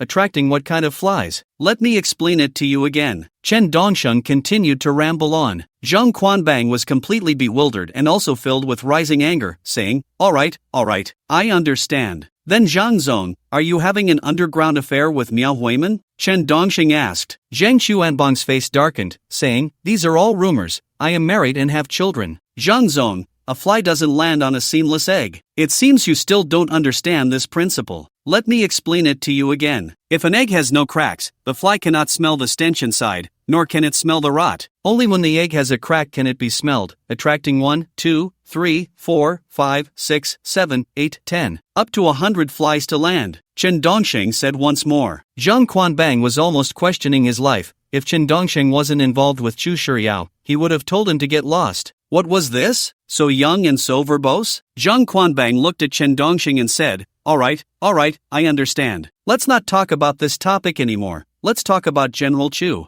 Zhang Zong, I think a fly doesn't land on a seamless egg. Chen Dongxing continued. Zhang Quanbang stared at Chen Dongxing and said, alright, I do have feelings for Miao Weiman. Xiao Chen, don't ask anymore, and don't spread it outside. I knew it. With all the rumors outside, how could a fly land on a seamless egg? Chen Dongxing was interrupted halfway through. Zhang Quanbang stared at Chen Dongxing in silence, saying, Xiao Chen, stop with the fly talk. It's really annoying to listen to. You're annoyed? Why are you annoyed? Chen Dongxing asked. Zhang Quanbang replied, sorry, I've been too stressed lately, not sleeping well, and my emotions are unstable. I understand, otherwise, Zhang Zong's hair wouldn't have collectively run away. Chen Dongxing said seriously. The anger in Zhang Chuanbang's eyes was hard to conceal. This kid was too audacious. Zhang Zong, let me tell you, losing hair isn't scary. What's scary is that it won't grow back after falling out. Chen Dongxing remained serious. Zhang Quanbang. So Zhang Zong, you must go to bed early, relax your mindset, don't take everything to heart,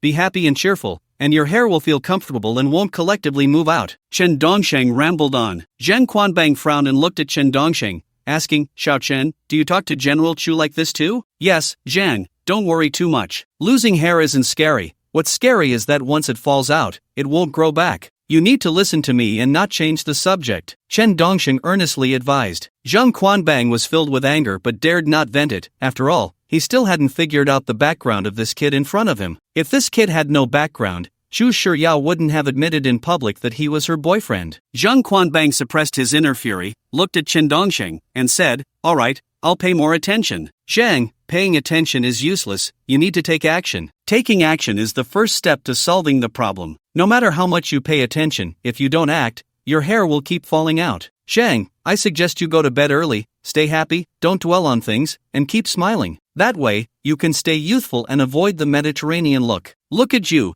could use the Mediterranean to check your reflection, Chen Dongxing advised. Zhang Quanbang nodded and said, I'll take action. Is that enough? Can we talk about Chu? Look, you're getting angry. You didn't even listen. Stay happy, cheerful, keep smiling, stay youthful, don't get angry, don't get angry, don't get angry. Sigh, why don't you ever listen? Chen Dongxing chattered. Zhang Quanbang gritted his teeth and said, Xiao Chen, can we stop talking about hair? Chen Dongxing was almost laughing inside, but his expression remained serious as he said, Zhang, avoiding the issue won't solve the problem. When we encounter a problem, we solve it. It's just hair loss. What's so scary about that? The scary part is when it falls out and never grows back. That's the real problem. If you keep avoiding the issue, can you solve it? Then I want to ask you, I'm losing hair. Do you have a way to help me face this problem? To make my hair grow back? Zhang Quanbang could no longer hold back, his tone becoming much heavier. Chen Dongxing looked at Zhang Quanbang and said, No, I can't solve it. Then how can you ask me to face it? Zhang Quanbang exclaimed. Chen Dongxing said seriously, No, what I meant was that you should have the right attitude towards the problem, not that I can make your hair grow back. You misunderstood. Xiao Chen, can we stop talking about these issues? Zhang Quanbang asked, suppressing his anger. Chen Dongxing looked at Zhang Quanbang and said,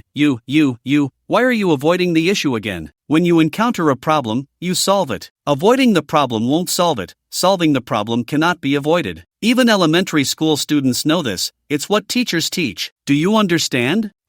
Just let me calm down. Zhang Quanbang completely broke down, grabbing at the little hair he had left. Chen Dongxing continued to press on. Zhang, look, you're still avoiding the problem. I can't take it anymore. Zhang Quanbang turned and stormed out of the office. Chen Dongxing sighed. Zhang Quanbang, hearing the sigh behind him, began to doubt his life. If this were an ordinary security guard, he would have been fired 300 times by now. Soon, Zhang Quanbang found Miao Weiman. He wanted to ask Miao Weiman if Chen Dongxing had always been so nagging and chatty. Miao Weiman looked at Zhang Quanbang and said, Do you also think Chen Dongxing is very chatty and annoying? Yes, weren't you his girlfriend before? What do you think? Zhang Quanbang asked. Niao Huiman nodded and said, I've always thought he was chatty and annoying. In the past, Niao Huiman found Qin Dongxing annoying because she wanted to go to nightclubs, wanted to go to bars, wanted freedom, and didn't want to be constrained by Qin Dongxing. So, even a single sentence from him felt nagging, and just a glance made her feel annoyed. It was different from the annoyance she felt with Zhang Quanbang. However, Zhang Quanbang didn't understand and thought Qin Dongxing was genuinely like that. This also made him very curious. With Qin Dongxing's personality, why would Chu Shiryao be interested in him? This had become an unresolved mystery in Zhang Chuanbang's heart. Niao Huiman looked at the very agitated Zhang Quanbang and said, Old Zhang,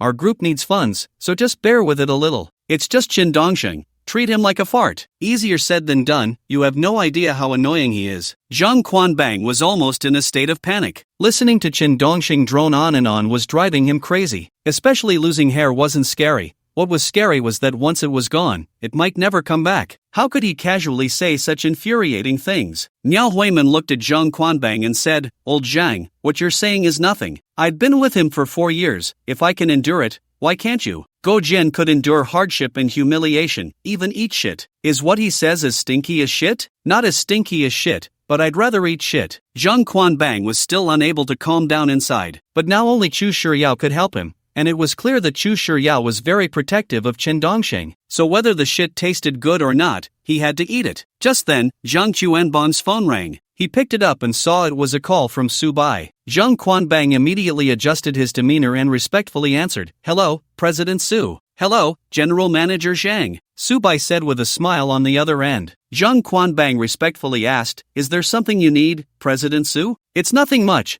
just wanted to ask you for a favor. Su Bai said. Zhang Quanbang replied, Whatever it is, I will do my best to fulfill it. It's not really a favor from me, you understand. The situation is like this, Chu's boyfriend, Qin Dongxing, is in your group, right? Just take good care of him, Su Bai said. Upon hearing this, Zhang Chuanbang's heart instantly went wild. If he had to keep such a nagging person around, he would surely become depressed. But since President Chu had spoken, he had no choice but to comply. Unless he didn't want President Chu's funding, then the Haichang Plaza Group would really face a big problem. It was hard to attract such a financial backer, and the investment hadn't even been finalized yet. Zhang Quanbang felt like he was eating shit while pinching his nose and said, Of course, I was just thinking of promoting him to the security department manager, but President Chen is quite humble and feels his abilities aren't enough, so he wants to learn first. However, I will always keep this position for him, starting as the security manager. Rest assured, General Manager Zhang, Qin Dongxing has high emotional intelligence and great management skills. He can quickly get along with anyone wherever he goes, he'll be fine, Su Bai said confidently. Zhang Quanbang was doubting his life. Even Tang Sang from A Chinese Odyssey wasn't that verbose or emotionally inept. Was this really called high emotional intelligence? Was there something wrong? But Zhang Quanbang didn't dare offend Su Bai and smiled. Yes,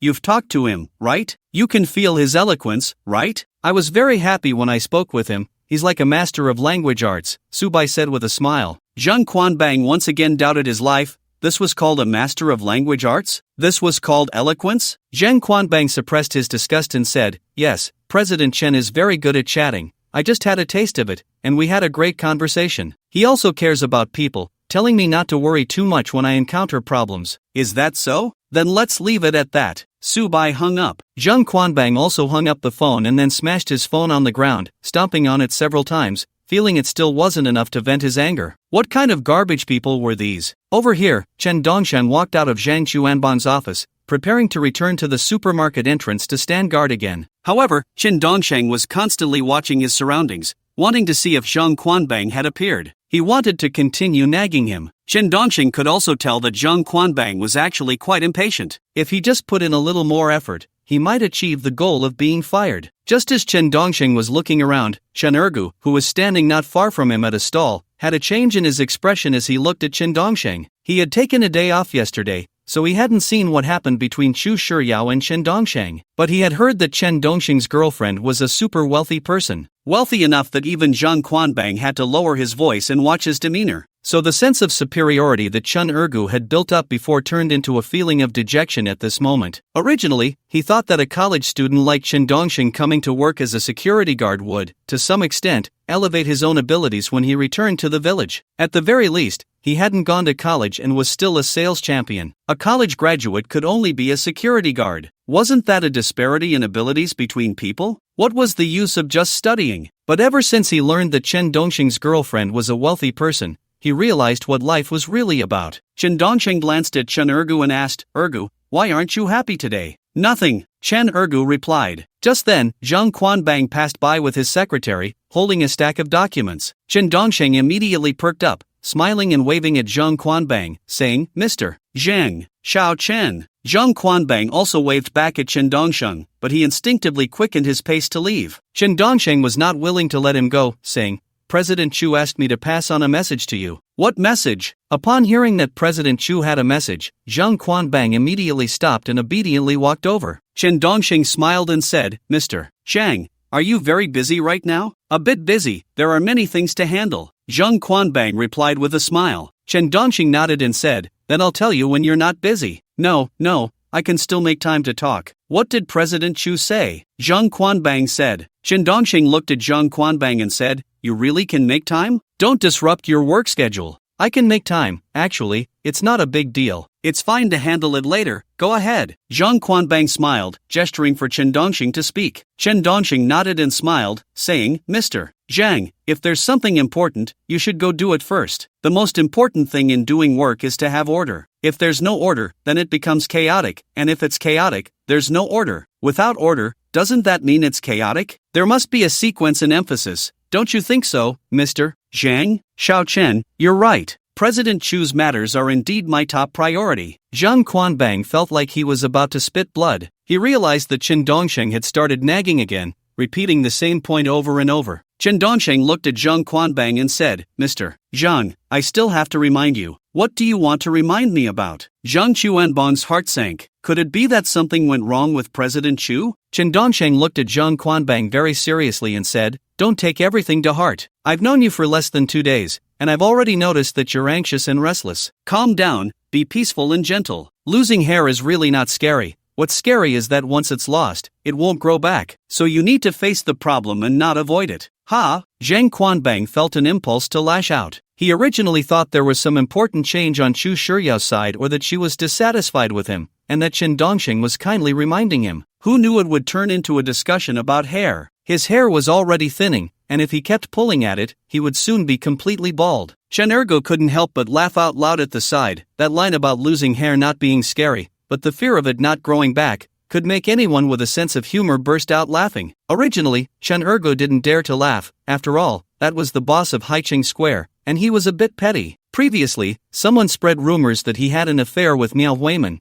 and then he found various reasons to fire that person. Zhang Quanbang turned to glance at Chen Ergu. Chen Ergu immediately covered his mouth, his expression changing in an instant. Because he saw that Zhang Chuanbang's gaze was a bit off, there was a hint of hostility in it. Chen Dongxing looked at Zhang Quanbang and said seriously, "What? Are you surprised? Didn't I mention it to you this morning? You were surprised after I mentioned it? You must have forgotten. You can't keep forgetting things. Just tell me what President Chu asked you to convey. I really don't have time to listen to you ramble." Zhang Quanbang was desperately suppressing the urge to stab Chen Dongxing. Chen Dongxing chuckled, "You just said you had time to listen, and now you say you don't have time. Do you have time or not? If you don't have time, I won't say anything. If you have time, I'll say it. So, do you want me to say it or not?" "Ah, sigh. What I mean is, get to the point." Zhang Quanbang was about to collapse. Chen Dongxing continued relentlessly, "President Zhang, I remember what you just said. You said you didn't have time. Do you really not have time? Just now, you said you had time, and then you said you didn't have time. Do you really have time? You can't be illogical when you speak. When your logic is confused, I don't even know what you want to express. You need to tell me what you want to express so I can understand what you're expressing. If I don't know what you're expressing, how can I know what you're expressing?" "Stop." Zhang Chuanbang's breathing became heavy. Chen Dongxing looked at Zhang Quanbang and said, "President Zhang, what you're doing is very double standard. If you don't have time, just say you don't have time. You say you have time, then you say you don't have time. Do you really have time? I have time, alright? Just hurry up and tell me what President Chu said. Zhang Chuanbong's face darkened. Chen Dongxing clicked his tongue and said, President Zhang, you still want to deceive me. Your tone, your choice of words, hurry up, proves you don't have time. You don't have time, yet you insist on saying you have time. Now I don't even know if you have time or not. Your time is all mixed up. Alright, whoever, bring your chair over. Zhang Quanbang pointed at Chen Ergu and scolded. Chen Ergu obediently brought the chair over for Zhang Quanbang to sit. After Zhang Quanbang sat down, he looked at Chen Dongxing and said, I have time, I'm sitting down to listen to you slowly. Chen Dongxing nodded and said, then I'll speak slowly, don't rush. You've heard the saying, haste makes waste, right? This principle can be applied not only to eating but also to drinking water. For example, if you want to drink hot water, how can you drink it if you're too anxious? It can also be applied to doing things. For instance, if you want to accomplish something but are too anxious, how can you do it well? If you don't do something well, there will be no benefits, and without benefits, you'll lose everything,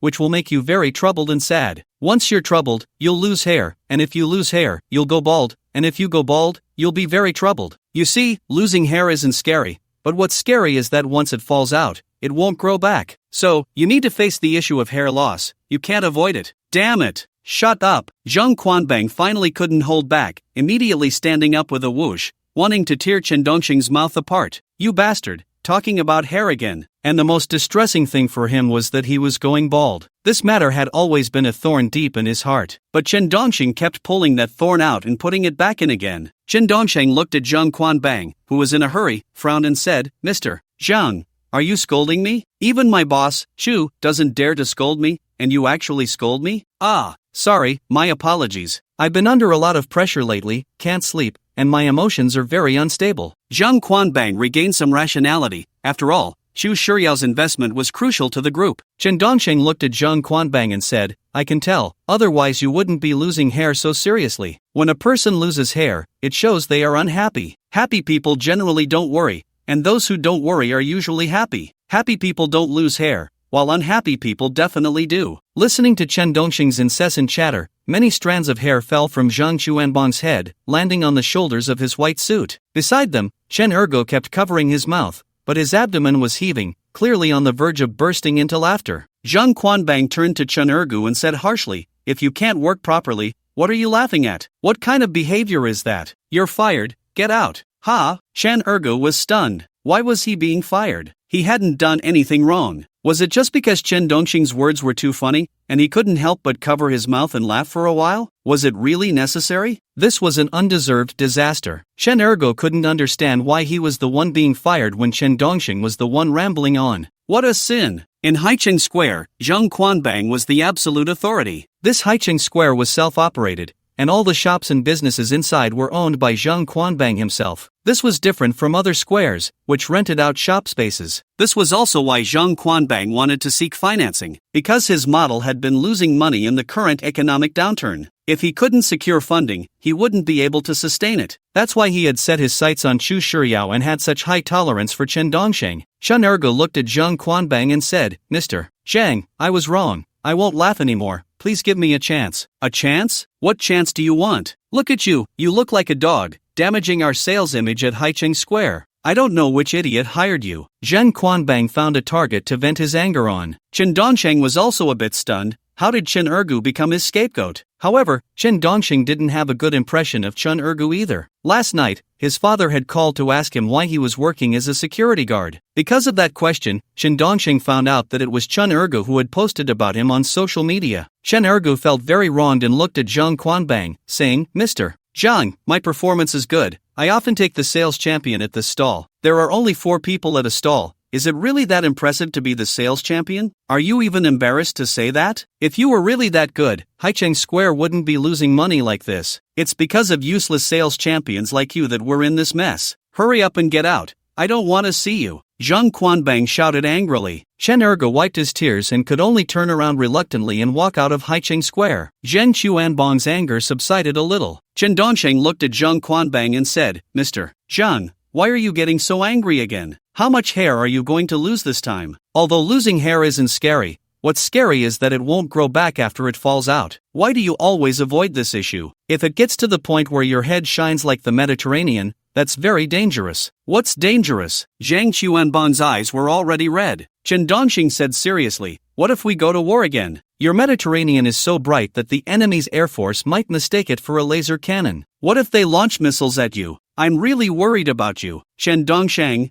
Zhang Xuanbang's eyes were already very obvious, but he was still enduring, and he had reached his limit. He couldn't understand why Chen Dongxing was so talkative. It was completely unlike something a normal person would say. Rambling on, even if what he said was extremely insulting, his expression seemed as if he was just speaking normally. Chen Dongsheng looked at Zhang Quanbang and said, Zhang, if you have something to say, just say it. Holding it in like this will only harm yourself. Can you say a little less? Can you tell me what you said? As long as you tell me in your next sentence that I can take whatever I want in this square, everything is free. Zhang Quanbang completely broke down. Chen Dongxing nodded and said, Shu said he doesn't want to invest in you, Zhang. The model of Haicheng Square won't make money. Did she really say that? Zhang Quanbang was stunned. He didn't even care about Chen Dongxing anymore. All his thoughts were on Chu Shuriao's words. Chen Dongxing instead ran to the next Maodai specialty counter, grabbed 7 or 8 bottles of Maodai, and ran back to Zhang Quanbang, who was still deep in thought, saying, Zhang, I'll just take these Maodai. I don't want anything else. Damn it, if Chu Shuriao doesn't invest in me, you're nothing.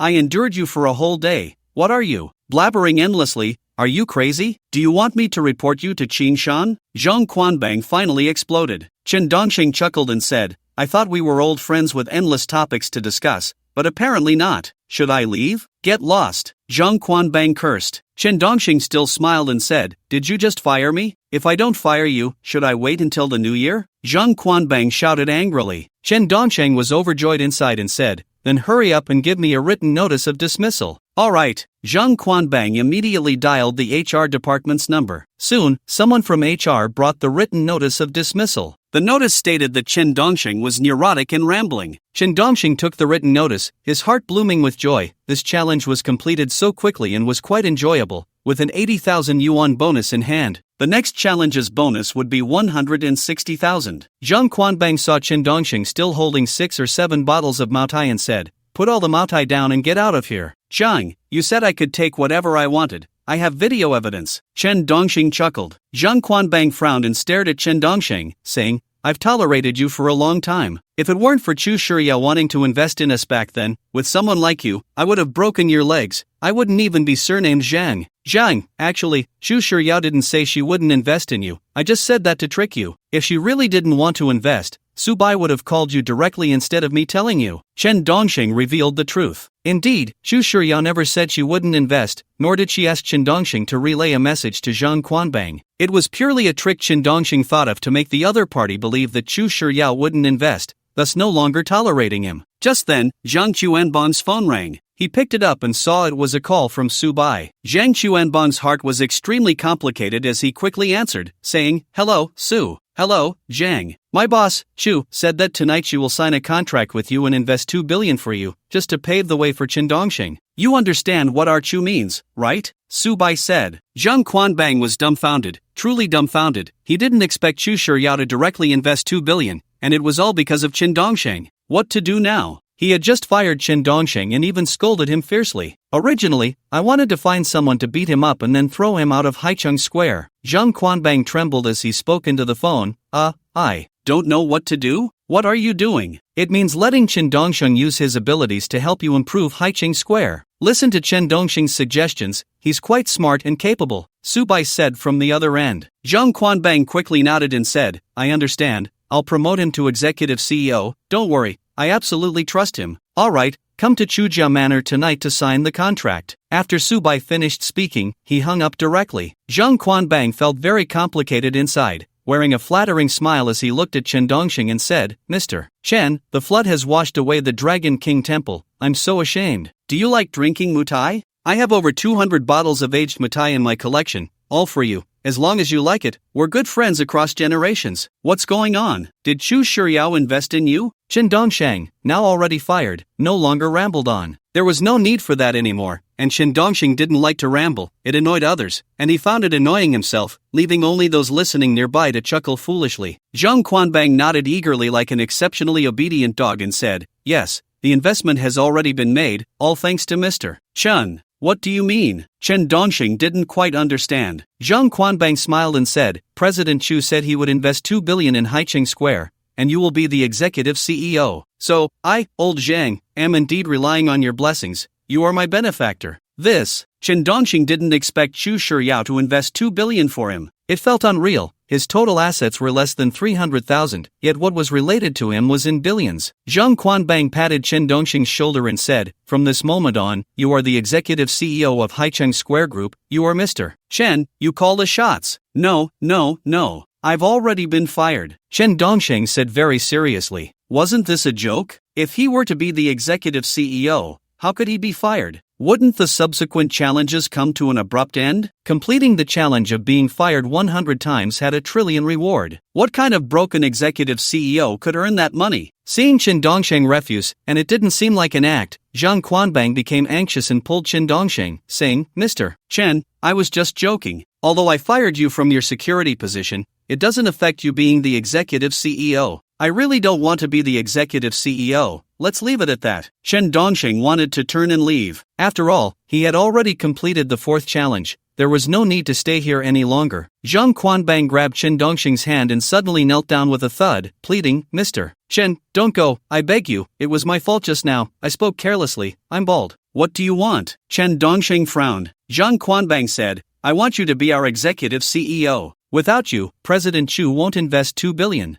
I'll give you shares. In the future, you'll be a shareholder of Haicheng Square, and I'll even give you a few hundred bottles of collectible mutai. At that moment, Miao Huiman saw Zhang Quanbang kneeling on the ground and rushed out of the supermarket. Some customers coming in and out also gathered around, curious about what was happening between Zhang Quanbang and Chen Dongxing. Miao Huiman looked at Zhang Quanbang and Chen Dongxing and asked, What's going on? Zhang, why are you kneeling on the ground? Zhang Quanbang didn't answer Miao Huiman but pulled Chen Dongxing and said, Mr. Chen, no matter what conditions you propose, I will agree. Don't go, I can't do without you. Everyone watching was shocked, turning to Chen Dongxing, wondering how such a handsome young man could be involved with a greasy Mediterranean uncle. Their expressions changed, turning into that of onlookers. Only Miao Huiman's eyes blazed with anger as she glared at Chen Dongxing, scolding, I knew you were a scoundrel. If it's my possession, you'll ruin it. Are you trying to compete with me for a man? Get lost. Chen Dongxing's face flushed with anger. What kind of looks were these people giving him?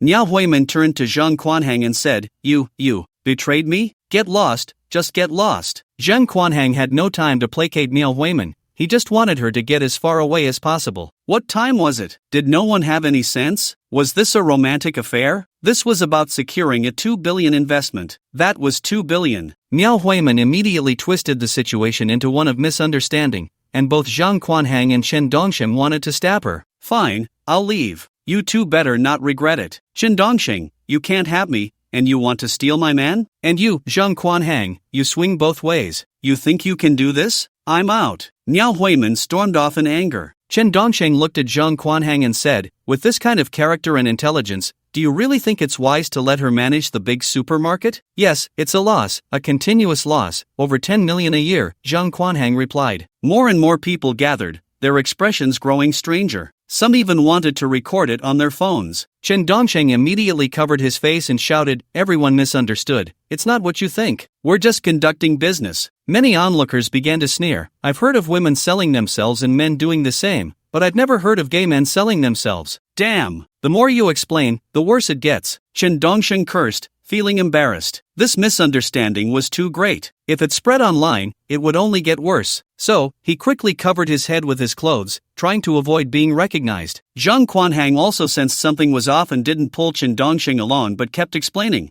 What are you all thinking? His girlfriend is investing 2 billion, and I've offended him, so I'm begging for his forgiveness. You think we're gay? Damn! Chen Dongxing wanted to turn and run but was held back by Zhang Quanhang. Mr. Chen, please help me. Without this 2 billion investment, I'm really going bankrupt. Zhang Quanhang wouldn't let Chen Dongxing escape. Chen Dongxing helplessly said, Let's talk in the office. Okay, let's go to the office. Seeing there was room for negotiation, Zhang Quanhang didn't care about the pointing fingers and eagerly pulled Chen Dongxing to the office. The onlookers cursed, such a hypocrite, and still claiming it's not what it seems. Inside the office, Zhang Quanhang looked at Chen Dongxing and said, Mr. Chen, name your terms. Whatever it is, I will agree. I have no terms. I only have one condition, let me leave. I don't want to continue working at Haichang Plaza, Chen Dongsheng replied. Zhang Quanhang looked miserable and said, if you don't work here, President Chu won't invest. She's investing for you, please help me. How about I talk to President Chu and let her continue investing? Chen Dongsheng insisted. Zhang Quanhang realized Chen Dongsheng was quite stubborn and quickly thought of something, saying, Mr. Chen, how about this? If President Chu agrees to invest, I'll give you a commission. If she invests 2 billion, I'll give you 5 million, plus I have over 200 bottles of Mao Tai in my collection, which are worth a lot.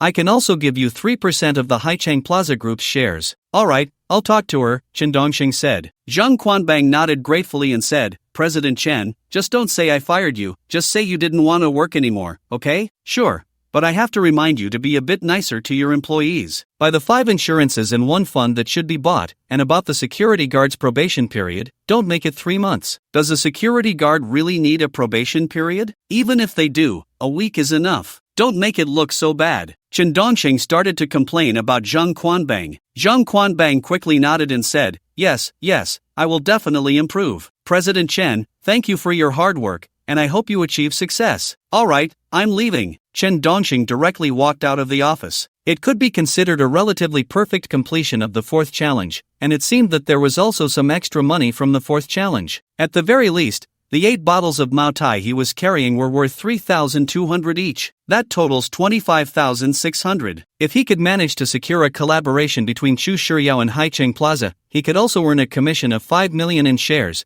as well as over 200 bottles of Mao Tai collected by Zhang Quanbang. That would be quite a sum. However, Chen Dongsheng would not sell his conscience for this money. Instead, he would seek Chu Shiyao's own opinion, clarify the situation, and if she thought it was worth it, he would invest. If she thought it wasn't worth it, he wouldn't invest. Although his net worth was currently less than 300,000, the future was promising, and he needed to have his own vision. Soon, Chen Dongsheng left Haicheng Plaza and went straight to the bus station, not returning to the employee dormitory to pick up anything. After all, there wasn't much left in the dormitory, just some daily necessities like toothpaste, toothbrushes, and towels. There was no need to pick them up. The bus arrived quickly, and Chen Dongsheng got on, found an empty seat, and took out a memo pad to write down the reason for his dismissal this time. To avoid repeating the same element too many times would be nonsense. However, Chen Dongsheng still opened the game panel in his mind to check the information about his successful challenge. Because the elements written in the success information were the most accurate. Detected player Muttering Boss was fired by the boss, completed the 4th dismissal challenge, reward 80,000 yuan, has been credited to player's 6,200 ending bank card. Player is 96 dismissals away from receiving a trillion reward. Looking at the elements given on the game panel, Muttering Boss, Chen Dongsheng wrote it down in his memo. This way, he could prevent forgetting and avoid repeated use. After doing all this, Chen Dongsheng opened his bank app for the 6,200 ending card to check if his reward had been credited. He found that his balance had increased by 80,000 yuan. He felt a sense of comfort and excitement inside. This was money he earned through hard work. Spending it in the future would feel solid and without any burden. Although he was playing this dismissal challenge game, who could say it wasn't a legitimate profession? The next dismissal, which would be the 5th challenge, would reward him with 160,000 as long as he completed it. Another time would be 320,000. The rewards were getting higher and higher. Although helping Zhang Quanbang secure a 2 billion sponsorship from Chu Shiyao would immediately make his net worth exceed 10 million, Chen Dongsheng felt uneasy about it because he didn't like spending a woman's money. To Chen Dongsheng, spending a woman's money was no different. If Chu Shiyao invested 2 billion in Zhang Quanbang for his sake,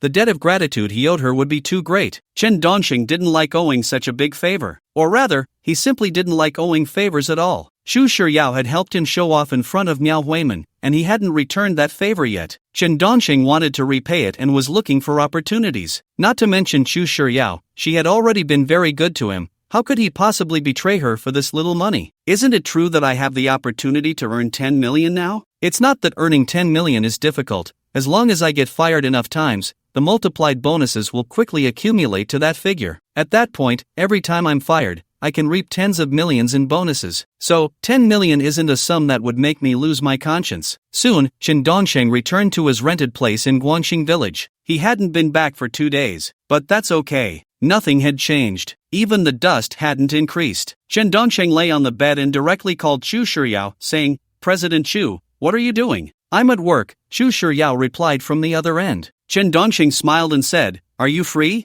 I'd like to invite you to dinner later. I have something to discuss with you. Sure, Shu Shiryao said. Chen Dongxing thought for a moment and said, let's meet at Fumanlu in Guangxing Village. I'll make a reservation. If you're free, come early. I'll head over now. Can I bring Su by? Shu Shiryao asked. Chen Dongxing casually replied, it doesn't matter if you bring her or not, maybe it's better not to. Okay, Shu Shiryao responded. Soon, Chen Dongxing went to Fumanlu to make a reservation. However, Fumanlu has 3 floors, and it seemed the first floor was rented out for a wedding today. Only the second and third floors were operating normally. Chen Dongxing reserved a seat by the viewing platform on the second floor, waiting for Chu Shiryao's arrival. While waiting, Chen Dongxing couldn't help but think about his relationship with Chu Shiryao. It seemed to have progressed a step further, but he really hadn't considered developing it into a romantic relationship. He could only say that Chu Shiryao's looks were truly unmatched. To many, as long as someone was stunningly beautiful, any personality would be considered a characteristic. However, Chen Dongxing's thoughts were completely different from theirs. The partner Chen Dongxing was looking for had high standards.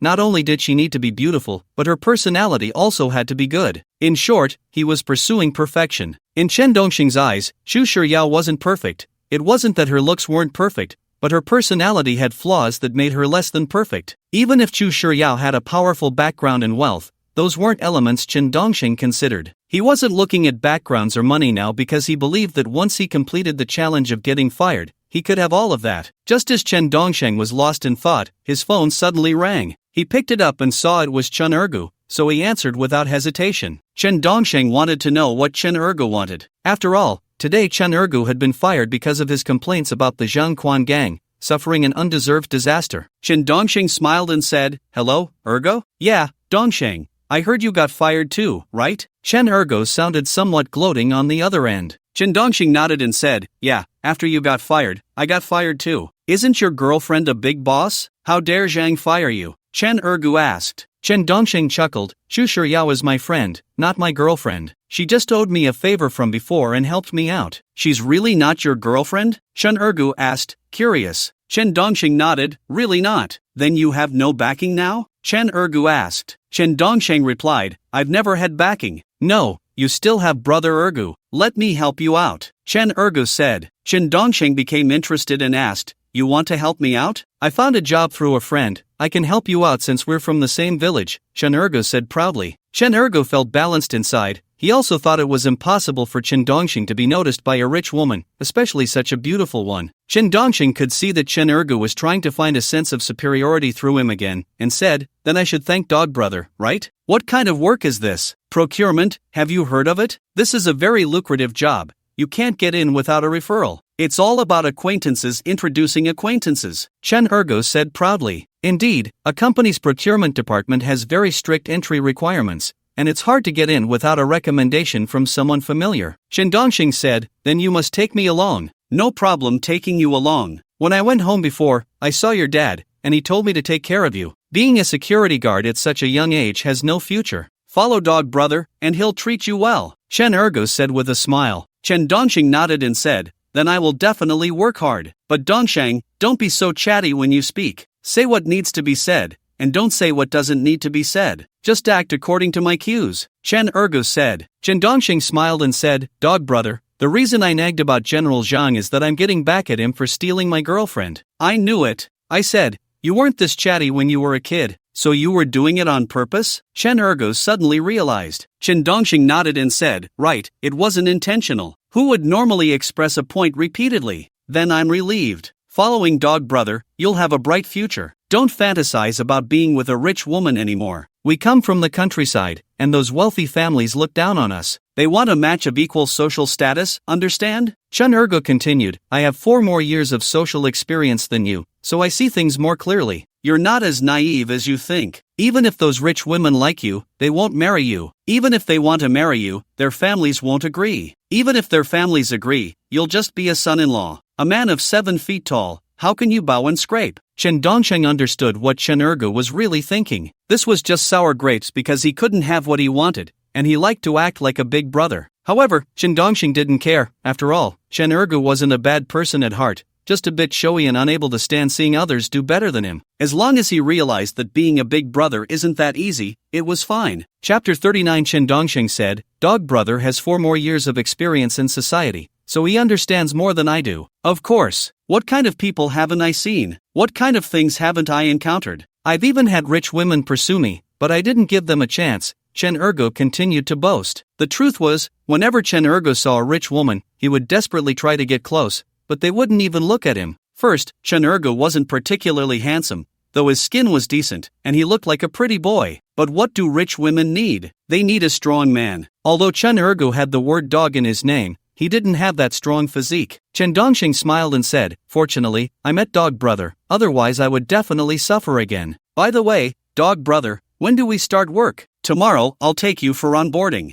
I'll talk to my friend about it shortly. Don't worry, he's a friend for life," Chen Ergo said. Chen Dongxing asked, "Where do I meet you tomorrow?" "Let's meet at the well bank tomorrow," Chen Ergo said. Chen Dongxing nodded and said, "See you tomorrow. I have some things to take care of." "Alright, see you tomorrow." Chen Ergo also hung up the phone. After hanging up, Chen Dongxing smiled. This fifth challenge could be a free ride. He didn't have to look for a job himself, as Chen Ergo would handle it. And it also let Chen Ergo know that being a big brother isn't that easy. Although Chen Ergo wasn't particularly malicious, Chen Dongxing didn't like him because of his personality, actions, and character. The reason Chen Ergo dragged Chen Dongxing to join the job was simply to show off his superiority in front of Chen Dongxing, while also being able to return to the village to boast. Bringing a college student along was just a way to elevate himself by stepping on Chen Dongxing. This little trick was something Chen Dongxing saw through at a glance. However, he chose not to expose it. Moreover, being able to find a job smoothly and let Chen Ergo experience the hard work of an older brother was not a bad thing either. Chen Dongxing sat in his seat, looked at the time, then glanced out the window, realizing that Chu Shiryao had not yet arrived. So he opened his WeChat moments. He wanted to see if any of his friends had shared anything interesting lately and to find out what they had been up to. Chen Dongxing was a relatively cheerful and outgoing person,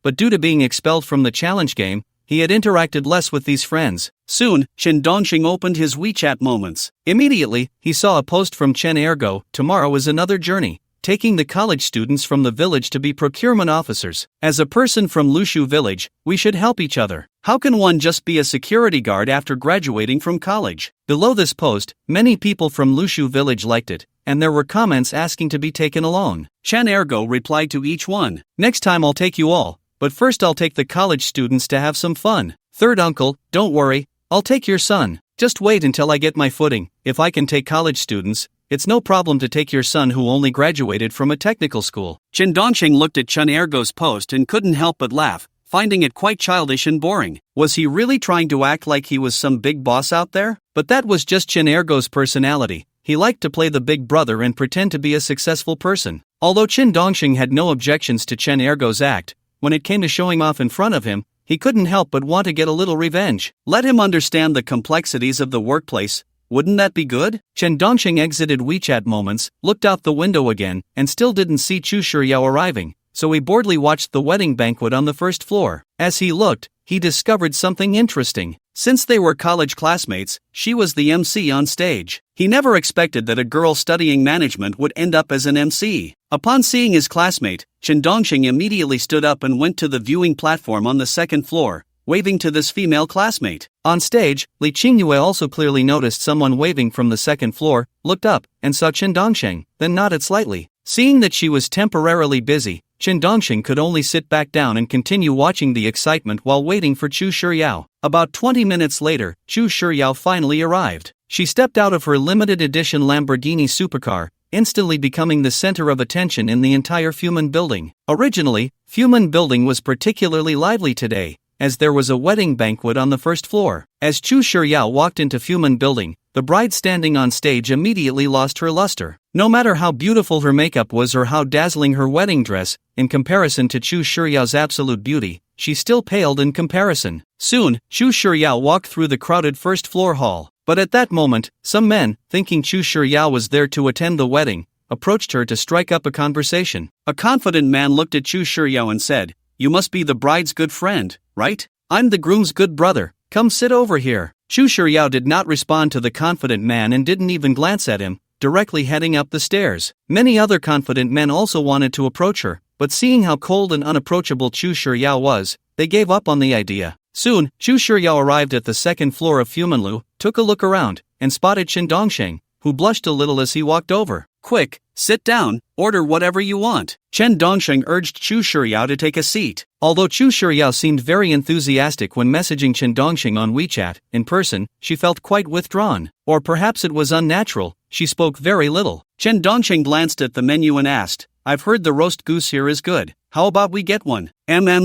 Chu Shiryao nodded. Chen Dongsheng continued to order, stopping after about 4 or 5 dishes. However, many confident men on the first floor had actually come to the stairway, quietly observing Chu Shiryao. Seeing Chen Dongsheng beside her, they were all envious to the point of blushing. They all felt a sense of heartbreak. Why could that guy win over the fairy of the Guanghan Palace? Was he very handsome? Well, he did have an extraordinary aura. Was he very wealthy? Did he seem wealthy? He probably wasn't. Just then, Li Qingyue also came up, looking rather unwell. Seeing Li Qingyue hurriedly approaching, Chen Dongsheng knew she must have something urgent and said, Old classmate, what's wrong? Hello, old classmate. Long time no see, my stomach hurts so much, I need to use the restroom, but the wedding ceremony is about to start. Can you help me? I don't know anyone here. Li Qingyue said anxiously, holding her stomach. Chen Dongsheng looked at Li Qingyue and said, You mean you want me to be the MC? I've never done that before. Old classmate, with your ability, you can do it. Just help me out. I can't take it anymore. I'm leaving it to you. Li Qingyue said, clutching her stomach and crossing her legs. Seeing how distressed and urgent Li Qingyue was, Chen Dongsheng felt a bit troubled and said, Then I'll give it a try? Thank you. I'm off to the restroom. Your girlfriend is very pretty. Li Qingyue hurriedly dashed towards the restroom. Chu Shiryao looked at Li Qingyue, then at Chen Dongsheng, and asked, Your classmate? Yeah, the campus belle from university, Chen Dongsheng replied. Chu Shiryao said, She wants you to be the MC. What will you do? What else can I do? Just go for it. Chen Dongsheng smiled. Chu Shiryao looked at Chen Dongsheng's casual attire and said, You're in casual clothes. MCs usually dress quite formally. Yeah, Chu, just wait here for a moment, I'll go help Li Qingyue out. Sorry, Chen Dongsheng said apologetically. Chu Shiryao smiled and nodded, saying, It's fine, I also want to see how you handle being the MC. Chu Shiryao was indeed curious about how Chen Dongsheng would resolve this matter. If it were her, she wouldn't be able to handle it. Not to mention taking on something outside her expertise, even talking to strangers felt difficult for her. Soon, Chen Dongsheng scanned the Fumanlu and spotted a man in a suit who was about his size. He walked over and smiled, saying, Hello, handsome, can we swap clothes? I need to temporarily fill in as the MC. Are you crazy? The suited man frowned. Chen Dongsheng immediately pulled out 200 yuan in cash from his pocket and stuffed it into the man's hand, saying, Please, handsome. Alright, let's go change in the restroom. The suited man smiled broadly. Watching Chen Dongsheng's actions from a distance, Chu Shiryao couldn't help but laugh. Her smile was incredibly beautiful, almost making the flowers feel ashamed. In fact, Chu Shiryao greatly admired Chen Dongsheng's social skills. She also wanted to be an outgoing, emotionally intelligent person, but she simply couldn't do it. Chen Dongsheng walked out of the restroom in a suit, then ran down to the first floor, grabbed the microphone, and jumped onto the stage with a smile, saying, Hello everyone, I am the gold medal host Chen Dongsheng. Just now, my assistant brought you an exciting live warm-up. Now let's welcome the groom and bride. There was no sense of incongruity on site. All the guests did not realize that Chen Dongsheng was a last-minute substitute. They still thought that Li Qingyue was really an assistant. Moreover, Chen Dongsheng was completely unflustered at the critical moment, looking very confident and natural. Although he was not professional, he made everyone think he was. This scene made Chu Shiryao envious. After all, Chu Shiryao was born with a golden key, never lacking money or material things, and was well protected, but what she lacked was an outgoing and vibrant personality like Chen Dongsheng's. People tend to yearn for what they lack, but yearning does not necessarily lead to the destination. Chu Shiryao was like this. She clearly longed to be socially adept and emotionally intelligent, but she just couldn't do it. So, a high emotional intelligence that Chen Dongsheng possessed truly attracted her, especially when she saw Chen Dongsheng shining with confidence on stage. Chu Shiryao felt particularly envious. About 20 minutes later, Li Qingyue returned to the stage, and Chen Dongsheng found a seamless reason to step down. He returned to the second floor to have dinner and chat with Chu Shiryao. Chu Shiryao looked at Chen Dongsheng and asked, Did you feel nervous when you were hosting on stage just now? No. What's there to be nervous about? Chen Dongsheng replied. Chu Shiryao asked, What's the core of your confidence? Core? That's just not underestimating myself and overestimating others. The whole world is a makeshift stage.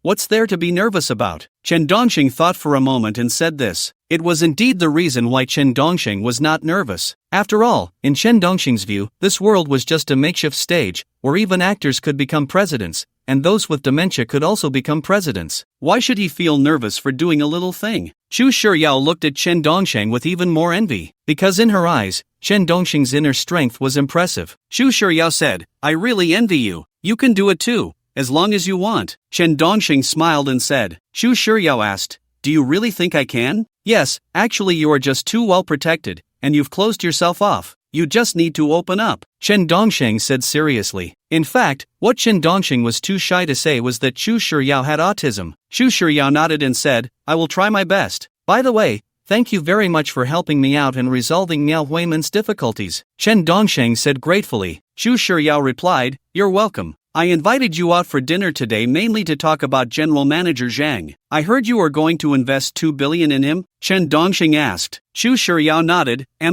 Are you looking at the commercial potential, or what? Chen Dongsheng asked. Chu Shiryao thought for a moment and said, what you want to express is whether Haicheng Plaza has a future, right? You could say that. Chen Dongsheng nodded. Chu Shiryao said, actually, I went to investigate Haicheng Plaza before because someone recommended it, but after the investigation, I didn't think it was worth investing in. Then why do you still want to invest 2 billion? Chen Dongsheng asked curiously. Chu Shiryao said, that's because I saw you, and I think your ability is worth investing 2 billion. Really investing 2 billion for me? Chen Dongsheng was very surprised inside. Chu Shiryao blushed a little and said, I believe in your ability. After I invest, I will make you the executive president of Haicheng Plaza. You are making me feel overwhelmed. 2 billion? I haven't even seen 2 million in cash. Chen Dongsheng was truly taken aback. Chu Shiryao said, then I'll transfer you 2 million. Ha? Chen Dongsheng was confused. Was it really that straightforward? However, Chen Dongsheng genuinely disliked this feeling. What was this? Letting a woman give him money? Relying on a rich woman? And what about Chu Shiryao? What kind of thought process was that? But when Chen Dongsheng saw Chu Shiryao's cold yet sincere expression, he felt an indescribable touch. Don't say things like that in the future, or we won't even be friends, Chen Dongsheng said to Chu Shiryao very seriously. Why? Chu Shiryao was puzzled. In her mind, this was very simple. She had never seen 2 million in cash, so giving him 2 million was helping a friend. Why was the friend unhappy instead? Chen Dongsheng explained, in the future, when making friends, don't mention money. Talking about money hurts feelings. Why? Chu Shiryao still didn't understand. Chen Dongsheng continued to explain, because men need self-esteem, and your behavior is like slapping someone in the face with money. Oh, I understand now. Chu Shiryao really got it. Chen Dongsheng nodded and said, let's get back to business. Actually, I've been fired by President Zhang. Zhang Quan helped fire you? Chu Shiryao frowned. Chen Dongsheng smiled and said, I deliberately provoked him to get fired. Why? Chu Shiryao was confused. Chen Dongsheng thought of an excuse and said, because I'm looking for a boss who can truly conquer me, so I keep provoking the boss to see his reaction and whether he's worth me working hard for. You're quite special, Chu Shiryao said. Chen Dongsheng smiled and said, Zhang Quan said that if I help him secure your 2 billion investment, he'll give me a 5 million kickback and 3% of the Haicheng Plaza Group shares. You're my friend, and I won't betray my friends. Oh, Chu Shiryao didn't seem surprised. She appeared to know a lot about the business world, unlike her social interactions, which were quite naive. Chen Dongsheng said, as for whether you want to invest or not, you can weigh it yourself. Chu Shiryao nodded. At that moment, the dishes they ordered were served. Chen Dongsheng picked up a piece of roast goose for Chu Shiryao and said, the roast goose here is really delicious. Chu Shiryao stared at the roast goose in her bowl, a bit stunned. No one had ever dared to serve her food before, but in the end, she still said thank you. Chen Dongsheng ate while saying, actually, I feel like you're not cold, but you just don't know how to interact with people. Really? Chu Shiryao picked up that piece of roast goose, bit into the skin, and then discarded the meat. Chen Dongsheng saw this and said, aren't you going to eat the meat? Meat? Don't you eat the skin of the roast goose? Chu Shiryao was puzzled. Chen Dongsheng realized the arrogance of the wealthy. She only ate the skin of the roast goose. Alright, he admitted he was short-sighted and said, that's true, the skin is much tastier than the meat. You just said I don't know how to communicate. How can I improve? Chu Shiryao asked. Chen Dongsheng thought for a moment and said, go out and play with friends more. You'll gradually become more open. I only have you as a friend, Chu Shiryao said. Chen Dongsheng fell silent. Damn it, he was digging his own grave. She only had him as a friend, and if he wanted her to be more open, he would have to work hard. He didn't have that kind of time. Chu Shiryao looked at Chen Dongsheng and said, can you take me out to play more? Okay, but I need to have time, Chen Dongsheng said. Chu Shiryao asked, what are you busy with? Making money, Chen Dongsheng replied. Chu Shiryao said, how much do you need? I'll give you 1 billion. Chen Dongxing stared blankly at Chu Shiryao, unable to come to his senses for a long time. It was too damn extravagant. He felt like he was about to be capped. Chu Shiryao saw Chen Dongxing silent and said, 2 billion? Chen Dongxing continued to remain silent. Chu Shiryao said, I only have 200 million in my private account. Alright, have you forgotten? Don't talk about money in front of friends. It hurts self-esteem. Chen Dongxing was still quite resolute. If he hadn't been bound to the challenge reward game for being expelled, he might have really knelt down, and then he wouldn't be able to stand up again. 200 million is indeed very tempting, but when one has the ability to earn 200 million, a real man would not stoop to kneel under a pomegranate skirt for it. Well, to be honest, he just didn't have such a big head to wear such a big hat. If he really accepted her 200 million, her family would probably jump out and stab him. This money is not so easy to obtain.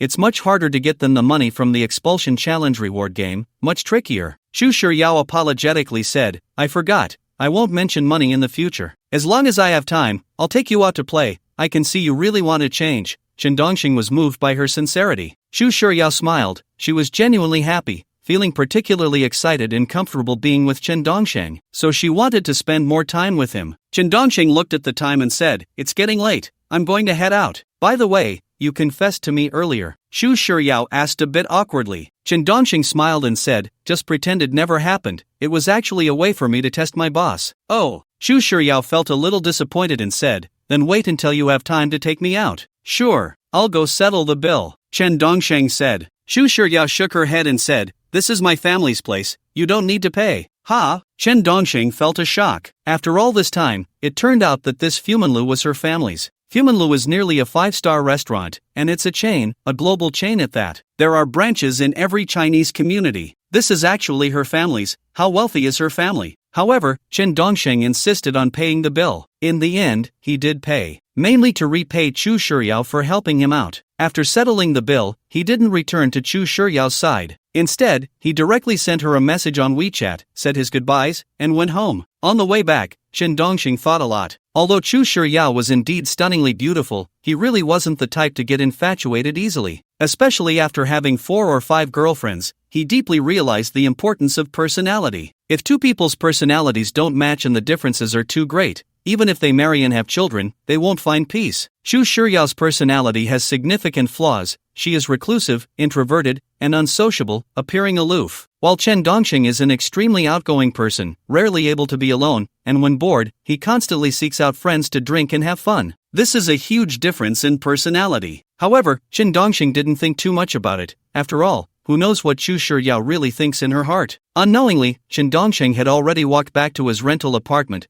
took a moment to wash up, and then lay down on the bed, scrolling through Douyin, planning to sleep when he got tired. However, at that moment, the Expulsion Reward Trillion Challenge game in his mind suddenly rang out. Ding! Warm reminder, the beginner's gift pack will be reclaimed in 30 minutes. Please claim it in time, player. Looking at this prompt in his mind, Chen Dongxing was stunned. When did he get a beginner's gift pack? He had already completed the challenge several times, and only now did he realize the beginner's gift pack hadn't been claimed. Moreover, it seemed that this beginner's gift pack had been sent for quite a while and was now nearing the deadline for reclamation. He just hadn't noticed it all along. But he didn't know what this beginner's gift pack would be. He was curious. Claim. Chen Dongxing was filled with a sense of wonder and anticipation. Ding! Congratulations, player, on receiving the newbie gift pack, which includes a one-time interview pass card. Friendly reminder, it can only be used for regular positions, not involving politics or crime. This is the newbie gift pack? Chen Dongxing felt a bit speechless. The newbie gift pack turned out to be a one-time interview pass card. This meant that using this one-time interview pass card would allow players to pass a job interview without any issues. It was practically a useless card, serving no real purpose. It's just an interview, right? As long as you can brag and fabricate a resume, passing the interview shouldn't be that hard. It would be more practical to reward $500 instead of this. Chen Dongxing lost interest and went straight to sleep. The next day, around 8 o'clock, Chen Dongxing arrived at Haicheng Jing'an. Soon, he spotted Chen Ergu. Chen Ergu was looking quite dapper today. A brand new black suit paired with shiny leather shoes made him look well-dressed. From a distance, he resembled a young heartthrob, but up close, he had shifty eyes. Brother dog, you look handsome today, Chen Dongxing said with a smile. Chen Ergu glanced at Chen Dongxing and replied, you look handsome too, like a professional elite. By the way, brother dog, What's the name of the company we're applying to? Do we need a resume? And what should I pay attention to when applying for the purchasing position? Chen Dongxing asked. In fact, Chen Dongxing had very little practical experience as a purchaser. He had only bought groceries from Wang Shirun, which didn't count as being a real purchaser. A true purchaser's job was more complicated than he imagined. Especially in companies of a certain scale, the requirements for purchasing staff would be very high. However, having received a useless card, the one-time interview pass card, last night, perhaps he could use it today. Chen Erga smiled and said, I have a wide network, so don't worry. There's nothing Brother Dog can't handle, just follow my lead. Just tell me what company it is. Chen Dongxing still wanted to know, so he could prepare. Even though he had a one-time useless card that guaranteed he would pass the interview, Chen Dongxing preferred to be well prepared. Besides, Brother Dog didn't seem very reliable. He was just good at showing off. Chen Ergo said a bit smugly, Huiman Supermarket Group, a listed company, pretty impressive, right? Impressive. How did you get to know people there? Chen Dongxing was genuinely curious. After all, Huiman Supermarket Group was not small. It had chain stores in many provinces. Being a purchaser, there was no easy feat. Chen Erga chuckled. Do you think I, Brother Dog, have been hanging around for 4 more years for nothing? Brother Dog is impressive. Chen Dongxing felt a bit speechless. He was putting on airs again, just not saying anything. If he didn't want to say, then fine. After all, he had a one-time interview pass. Whether it was a Fortune 100 company, a Fortune 10 company, or a domestic Fortune 500 company, using it would guarantee he passed the interview and got the job. I want to use the one-time interview pass card. Chen Dongxing thought to the game that had been challenging him after he was expelled. Ding! Congratulations, player, on successfully using the one-time interview pass card. What position are you applying for? Purchasing supervisor or purchasing manager? Chen Dongxing thought. Ding! Generating player's job application resume, generation successful, sent to the host's phone, can be printed out at will. Ding! During the interview, the game will provide the player with the most professional and best answers based on the interviewer's questions, allowing the player to shine and pass the interview smoothly. Ding! If background checks are needed, the game will handle everything for the player. Chen Dongxing still felt that this newbie gift pack was quite useless, just a one-time interview pass card. Even without this interview pass, relying on oneself to boast a little and create some mystery could still lead to getting the job. Chen Erga saw Chen Dongxing and said, What are you dawdling for? It's almost time, let's go. Alright, dog brother. Chen Dongxing replied with a smile. Soon, Chen Ergo took Chen Dongxing into the headquarters of Huiman Supermarket Group. In fact,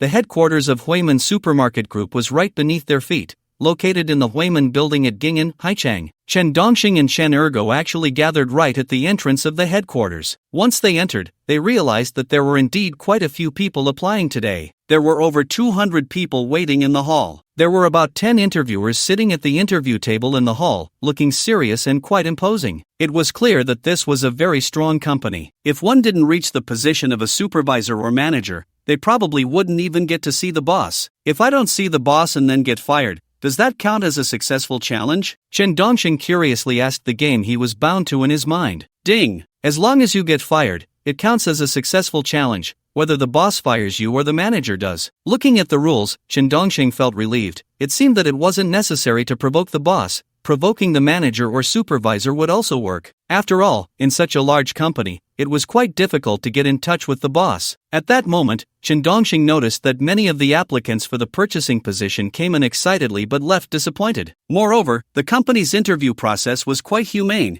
as they informed candidates on the spot. Unlike some companies that made people wait for news after the interview, only to say they didn't pass after 10 days or half a month. It was really disgusting. Chen Dongxing looked at Chen Ergu and said, Dog brother, I see their interviews seem very strict. Over 20 people have been rejected on the spot, and some are even high achievers in related fields. Don't worry, with Dog brother here, nothing will go wrong, Chen Ergu said confidently. Chen Dongxing was a bit puzzled. Where did Dog brother get his confidence from? No degree, no specialty. Seeing that Chen Dongxing still looked unconvinced, Chen Ergu said, My friend is coming out soon, and then we can go through the back door. We can still go through the back door? Chen Dongxing was surprised. Just then, a curly-haired man walked out and waved to Chen Ergu. Hello, Yan Gu. Chen Ergu immediately stood up respectfully and walked over to him. Chen Dongxing followed behind him. The curly-haired man looked at Chen Ergu and then at Chen Dongxing, saying, Is this the person you brought? Yes, my little brother, Chen Ergu replied respectfully. The curly-haired man nodded and said,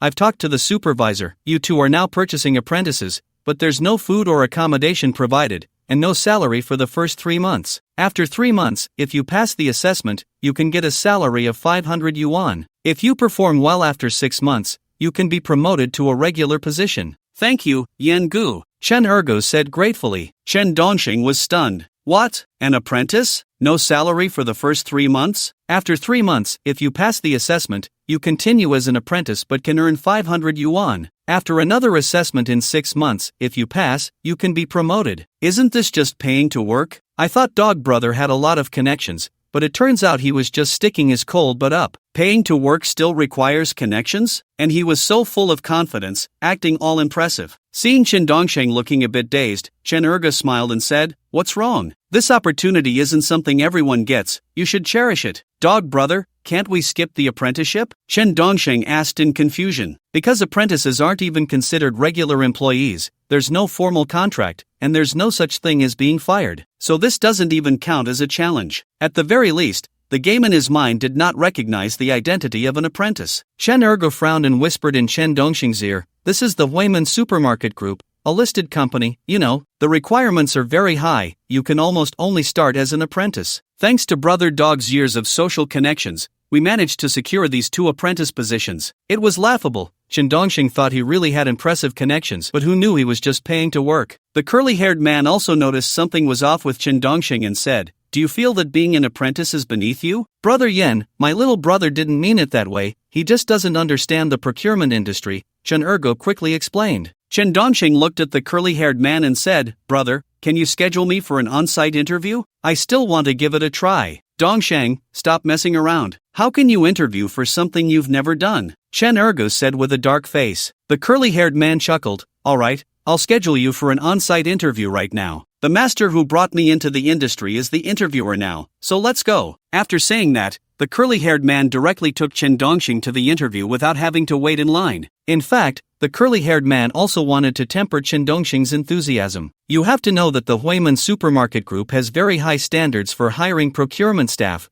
Even if you have experience, most can only start as apprentices. After all, the main business of Huiman Supermarket Group is supermarkets, and whether a supermarket can be profitable is closely related to the purchasing prices, which is directly tied to procurement. Therefore, the requirements for procurement staff are very high. "Master, this young man wants to apply for the procurement position," the curly-haired man said with a smile. The one being called master was an old man in his 50s, and one of the most serious interviewers, who said, "Where's your resume?" "Hello, I didn't bring a paper resume, but I can send it to your email," Chen Dongsheng said with a smile. The interviewer frowned and said, "Next time, bring a paper one. Go ahead and send it." Soon, Chen Dongsheng sent his resume on site. The interviewer opened the resume while asking, "Do you want to apply for the procurement position?" "No, I want to apply for the procurement manager or procurement supervisor position in your group," Chen Dongsheng said with a smile. But both the curly-haired man and Chen Ergu were stunned. They really didn't expect Chen Dongxing to have such high aspirations,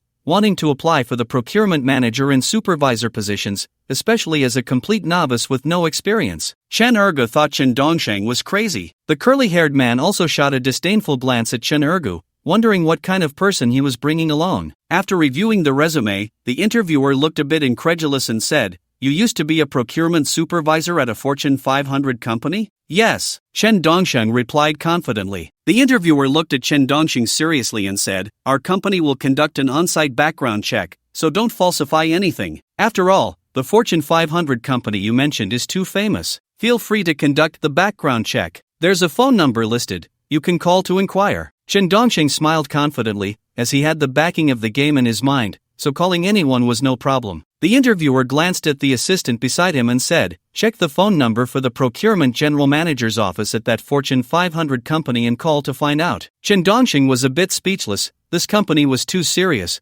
actually not calling the number he provided but instead looking for the group's number themselves. They were really meticulous and strict. Fortunately, everything was resolved by the game in his mind. It must be said that this one-time interview pass card was indeed playing its role. Without it, he would have been in trouble here. Soon, the interviewer's assistant found the phone number for the procurement department manager's office at the Fortune 500 company that Chen Dongsheng provided. Then they made the call, starting to inquire whether Chen Dongsheng was employed as a procurement supervisor at that company, as well as investigating why he left and the overall evaluation of him by the company. I have to say, if you want to get into a big company and hold a major position, you still need to consider the evaluation from your previous company group. Chen Ergo looked a bit awkwardly at Chen Dongsheng, because he felt that Chen Dongsheng must have been bragging. If he really had been a procurement manager in a Fortune 500 company, how could he possibly be working as a security guard at Haicheng Plaza? It just didn't make sense at all. So Chen Ergo felt quite embarrassed, as the lie was about to be exposed. However, the assistant to the interviewer quickly hung up the phone and said,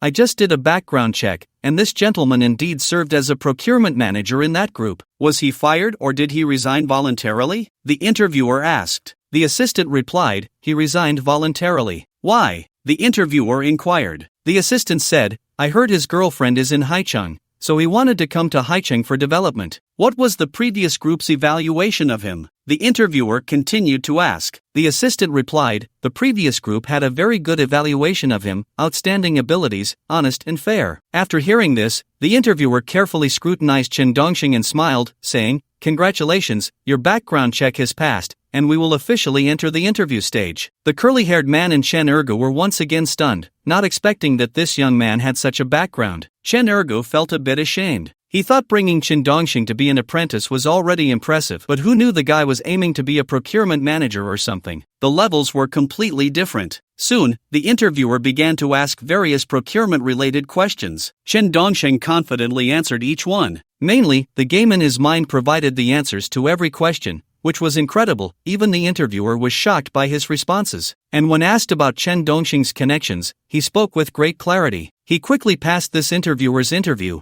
but this was just the first round, the preliminary interview. There would be a second interview. The more capable the group, the harder the interview would be. However, Chen Dongsheng didn't care. With a one-time interview pass as a backing, he could handle any number of interviews. Chen Dongsheng, right? Congratulations, you passed the preliminary interview. We are now arranging your second round of interviews, which will be conducted directly by our CEO, the interviewer said respectfully. In his mind, Chen Dongsheng was definitely a capable talent. Soon, the second round of interviews began. I have to say, this company's efficiency was very high. They immediately arranged the second round after the preliminary interview. Such high efficiency is rare in companies. Usually, after the first round, you go back and wait for a notification, and then come back for the second interview a month or half a month later. The second round of interviews didn't last long and ended quickly. Chen Dongsheng was indeed hired by this group and became the procurement manager of the procurement department. However, the salary was not very high, only 12,000 a month plus 5 insurances and 1 fund. Moreover, he was assigned to the fourth group of the procurement department,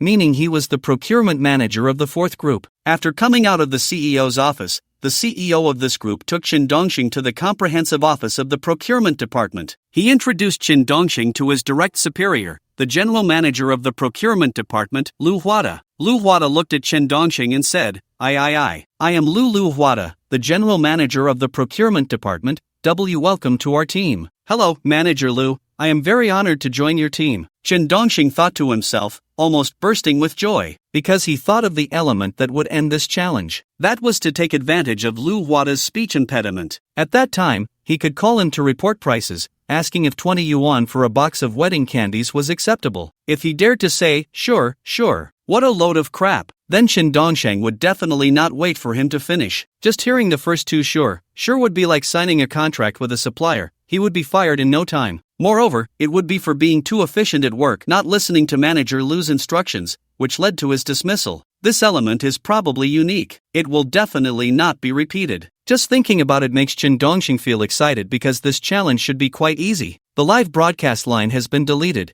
which has no impact on the subsequent plot, and can continue to watch. Lu Huada looked at Chen Dongsheng and said, our company has a lot of work pressure, and sometimes I can be a bit temperamental, so please bear with me. It's fine, I'm used to high intensity and high pressure. Chen Dongsheng replied dismissively, who cares about the pressure? Who cares about the intensity? He wasn't really here to be the head of the procurement department. It was just the 5th time he was taking on the challenge of being fired. Moreover, this position of head of procurement was just a stroke of luck. Lu Huada nodded and said, now, I'll take you to meet your team. Thank you, Manager Lu. Chen Dongsheng smiled. Soon, Lu Huada brought Chen Dongsheng to the office of Procurement Group 4. At a glance, Chen Dongxing saw the somewhat sycophantic curly-haired man. He didn't expect the curly-haired man to also be in Group 4 and to become his subordinate. The curly-haired man respectfully waved at Chen Dongxing. Chen Dongxing only responded with a smile. After meeting all the procurement staff in Group 4, Chen Dongxing left the office. He was informed that he would officially start work tomorrow. After that, Chen Dongxing directly exited the headquarters of Huimin Supermarket Group. Chen Ergu had been waiting for Chen Dongxing at the entrance of the Huimin Supermarket Group headquarters. He didn't know whether Chen Dongxing had passed the second interview and anxiously asked, "How did it go?" "I passed. I'm now the procurement supervisor of Group 4, Chen Dongxing said with a smile. Chen Ergu didn't show any outward expression,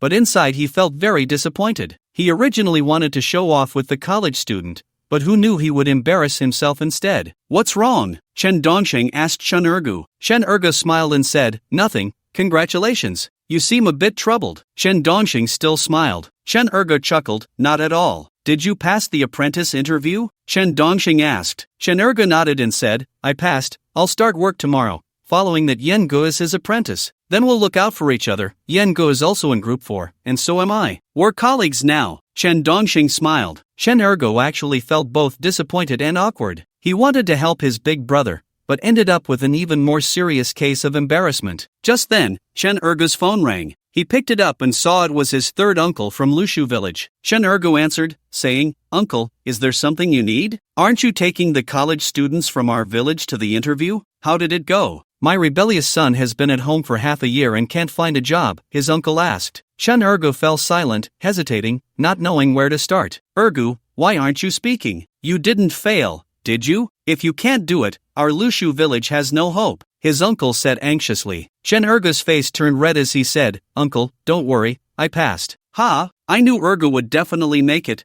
The college student passed too?" his uncle asked. Chen Ergu nodded and said, "I passed. Thanks to Ergu, otherwise, the college student would have to be a security guard, and now everyone in the village is laughing at him," his uncle said. Chen Ergu's face turned even redder as he said, "Don't say that about Dongsheng. Dongsheng is still very outstanding. What's so excellent about it? Graduated from Donghan University, spent so much money on education, and ended up as a security guard. Is that called excellent? If it weren't for you, he'd be unemployed again. It's still our Ergo who's capable," Uncle San praised. Chen Ergo felt increasingly awkward. If he took in any more of Uncle San's cancerous flattery, he might be beyond saving. He said, No, Dongsheng would still thrive without me. Ergo, you're being modest. Without you, Dongsheng wouldn't make it. By the way, I heard you took Dongsheng to apply at Huimin Supermarket Group. What position did he get? Uncle San asked curiously. Chen Ergo fell silent again because he really couldn't bring himself to say it. "I bet you're either the manager or the supervisor, so you see, no matter how much you study, it all comes down to personal ability. You must help my rebellious son," Uncle San continued his praise. Chen Ergo was even more silent. "Ergo, just tell me, don't be so modest. What positions did you both apply for?" Uncle San pressed. Chen Ergo remained silent, truly unsure how to speak up. "What's wrong? Why aren't you talking? What position did Dongsheng get?" Uncle San pressed further, also wanting to find a way out for his own son. Chen Ergo, blushing, said, "He found a job as a purchasing supervisor today." "A purchasing supervisor? This. That's a good job. Wow, Ergo, you're really capable. You said you introduced him, right? You have connections, right?" Uncle San was shocked. Chen Ergo nodded and said, "Yes, I took him there." "Then Ergo, you must be the manager or the executive president. You're really impressive, the pride of our Lushu village. We need to have a few banquets hosted by Qin Dongsheng's father to celebrate," Uncle San said excitedly. Chen Ergo was once again rendered speechless. What manager, what executive president? He was just an apprentice. "Ergo, are you the manager or the executive president? Stop hiding it, and don't be modest. If you keep hiding your talents, I'm going to call Qin Dongsheng," Uncle San said, a bit angrily. Chen Ergo gritted his teeth and said, "My position is purchasing apprentice." "Ha? Purchasing apprentice? Are you kidding? Dongsheng can be a purchasing supervisor, and you're just an apprentice? Who would believe that? Are you messing with me?" Uncle San didn't believe it. Chen Ergo's face turned red, and he weakly said, "It's really a purchasing apprentice." "Really a purchasing apprentice? Then why can Qin Dongsheng be a purchasing supervisor? Don't you have connections?" Uncle San was confused. Chen Ergo felt utterly humiliated and said,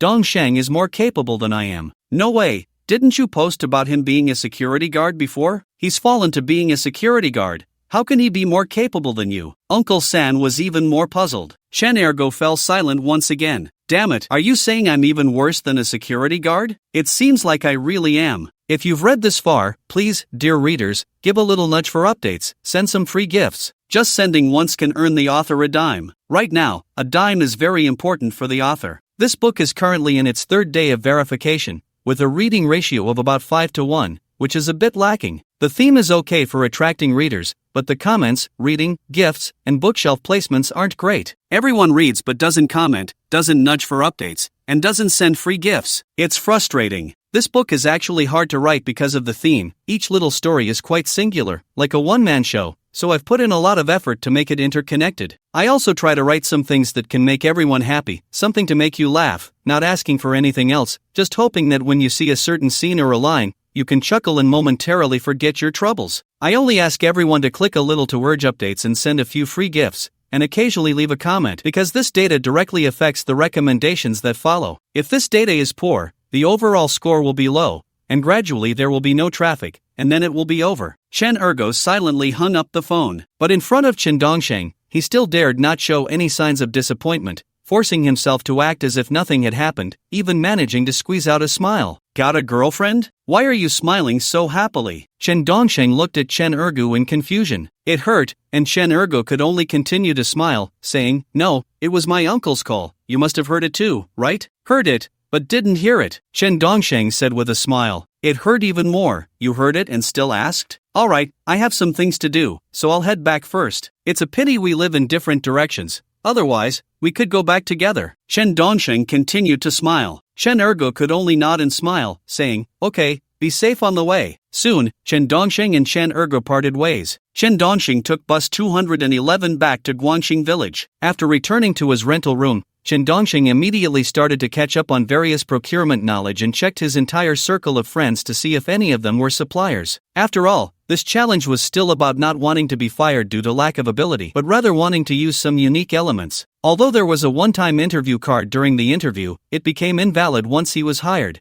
and from then on, he had to rely on his own efforts. Time flew by to the next day. Chen Dongsheng once again arrived at the headquarters of Huiman Supermarket Group to work. However, as soon as he arrived, Lu Huada found Chen Dongsheng. He actually wanted to sign a non-compete agreement with Chen Dongsheng and also a probationary agreement, which felt a bit strange. Is it normal to sign a non-compete agreement in advance? Aren't non-compete agreements usually signed after becoming a permanent employee? However, Chen Dongsheng didn't care. Whatever, he didn't really want to work here long-term, nor did he want to spend his life in procurement. It was just a challenge, and he would be glad if they fired him. However, after signing the non-compete agreement, even if he was dismissed or resigned, he couldn't engage in related professions for 5 years, but he should still be able to get a little related compensation. For those who are truly capable, this is definitely a terrifying form of exploitation. After all, you studied procurement, and once you are fired or no longer want to work here, according to the non-compete agreement, you can't work in this profession for 5 years. Wouldn't that mean you would be useless for those 5 years? Moreover, how much compensation could you expect from them? It's unlikely. If they want to fire you, they will likely use various reasons and excuses, and then the compensation from the non-compete agreement would be meaningless. This means that with this non-compete agreement binding employees, the boss and the company can exploit employees without restraint. To put it nicely, it's to prevent the core technology and business opportunities of the company from leaking. To put it bluntly, it's a tyrannical contract. In fact, many companies sign such tyrannical contracts. Once you violate the non-compete agreement, you could end up losing everything. Chen Dongxing didn't think this was too excessive. What was even more excessive was that this non-compete agreement actually included the probation period. This was very unreasonable. If you haven't completed your probation and are fired or quit, you can't work in the procurement industry for 5 years. This directly ruins your own prospects and doesn't allow others in the industry to use your skills either. This shows the company's mindset. Huiman Supermarket Group is clearly very selfish. The live broadcast line has been deleted. This chapter is a bit short, and there's no way to modify it. It is what it is. However, Chen Dongxing didn't care. After all, what he wanted was to be fired. At worst, he wouldn't work in the procurement industry for 5 years. There are still countless other professions to choose from. What made Chen Dongxing a bit frustrated was that to challenge the dismissal, he had to become a formal employee. Being dismissed during the internship period was considered a failure of the challenge, so he had to endure the internship period and become a formal procurement supervisor. Fortunately, the internship period was only 1 month. Lu Huada looked at Chen Dongxing and said, "Actually, you don't have to worry. In our company, as long as you pass the interview, you can definitely pass the internship.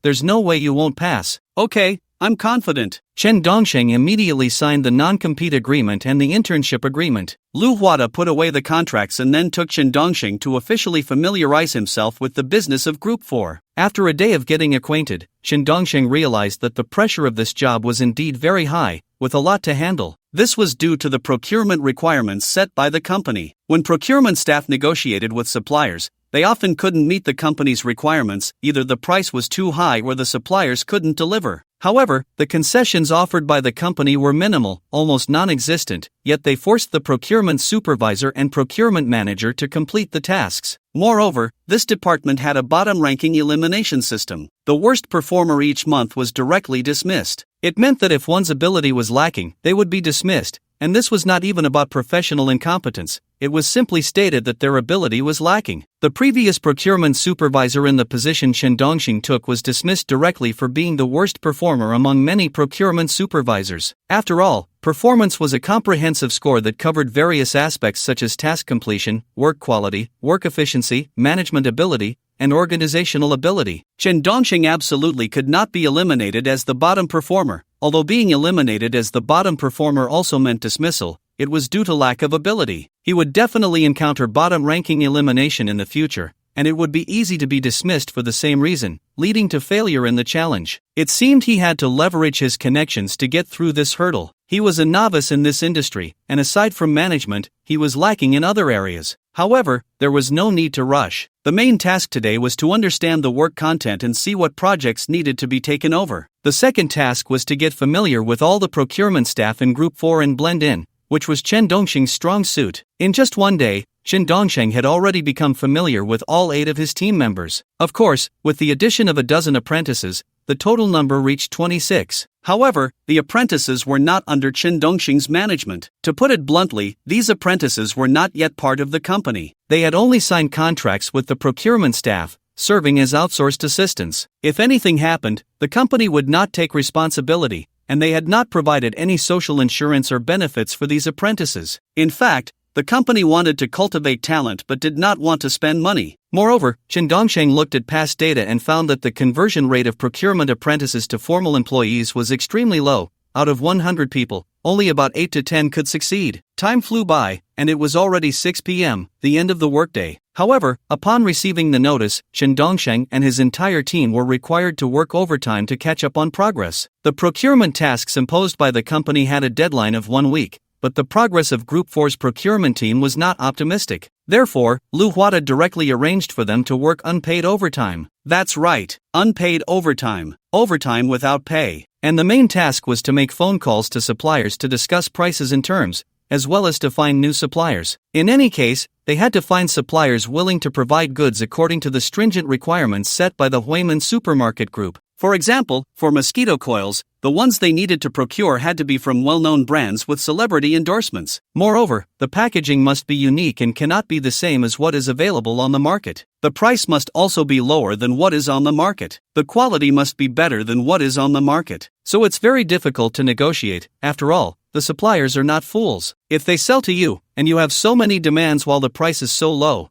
but sell to others with fewer demands and higher prices, who would sell to you? This is what the purchasers, procurement supervisors, and procurement managers have to overcome. Chen Dongxing's main task is to provide strategies for each purchaser and to help them find new suppliers, essentially being both a parent and a guardian throughout the process. 3 days passed in the blink of an eye. The procurement team 4 had not completed a single task, always failing to reach a balance between the company's and suppliers' demands. Lu Huada's attitude towards Chen Dongxing was still good a couple of days ago. After all, he was newly hired, but after 3 days, his true colors were revealed. Lu Huada found Chen Dongxing, who was busy, and immediately scolded him. "There are still 2 days left. Are you even capable? There are a total of 4 tasks, and you haven't completed a single one. Manager Lu, I am trying my best." Chen Dongxing did not refute him or retaliate. Mainly because he had not yet been confirmed in his position, he would wait until he was confirmed to slowly push back. Lu Huada glared at Chen Dongxing with a grim expression and continued to scold him.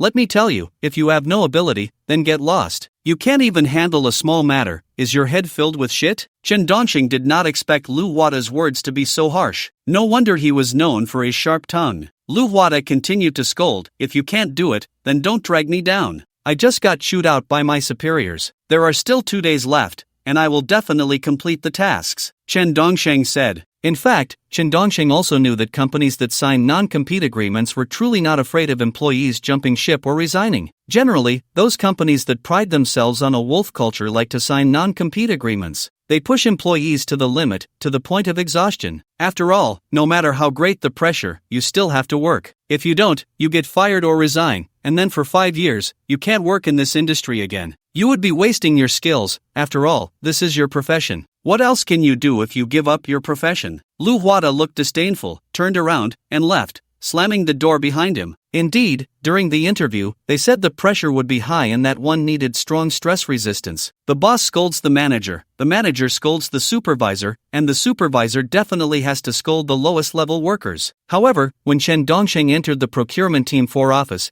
he did not scold his subordinates. His subordinates had actually seen Lu Wada scolding him, so each of his subordinates was a bit scared, fearing that Chen Dongsheng would come back and scold them. After all, the previous procurement supervisor would double the scolding if he was scolded. But the subordinates, being the lowest level workers, had no place to vent their frustrations, unless they went home after work to scold their wives or children. The live broadcast line has been deleted, which does not affect the subsequent plot. Please continue watching. Chen Dongsheng looked at his 8 team members and said, "You all saw it. I was just scolded by Manager Lu, so everyone, let's work hard. If there are any problems that cannot be solved, we can discuss them together. We must complete at least one task within 2 days to report upwards. Brother Chen, I found 7 suppliers, but they are all unwilling, saying our group's requirements are too harsh and they can't do it. There's really no way. Can you see if the group can relax the requirements a bit?" said the curly-haired man with a bitter expression. Chen Dongsheng looked at the curly-haired man and said, "I asked already, and they said this is the minimum requirement. If the requirements are relaxed further, we won't have any competitiveness in the market, and this is our core competitiveness." Sigh. The curly-haired man sighed, utterly exhausted. Chen Dongsheng smiled and said, "Let's keep going. I will also look for suppliers and other channels in the next couple of days. It should be solvable." Time passed little by little, and it was almost 11 p.m. when the 4th procurement group finally got off work. Mainly because Lu Wada insisted that they at least work until 11. After work, Chen Dongsheng took Chen Ergo to eat some stir-fried noodles from a street vendor downstairs before they each went their separate ways. It was then that Chen Dongsheng truly realized what a listed company was. Damn,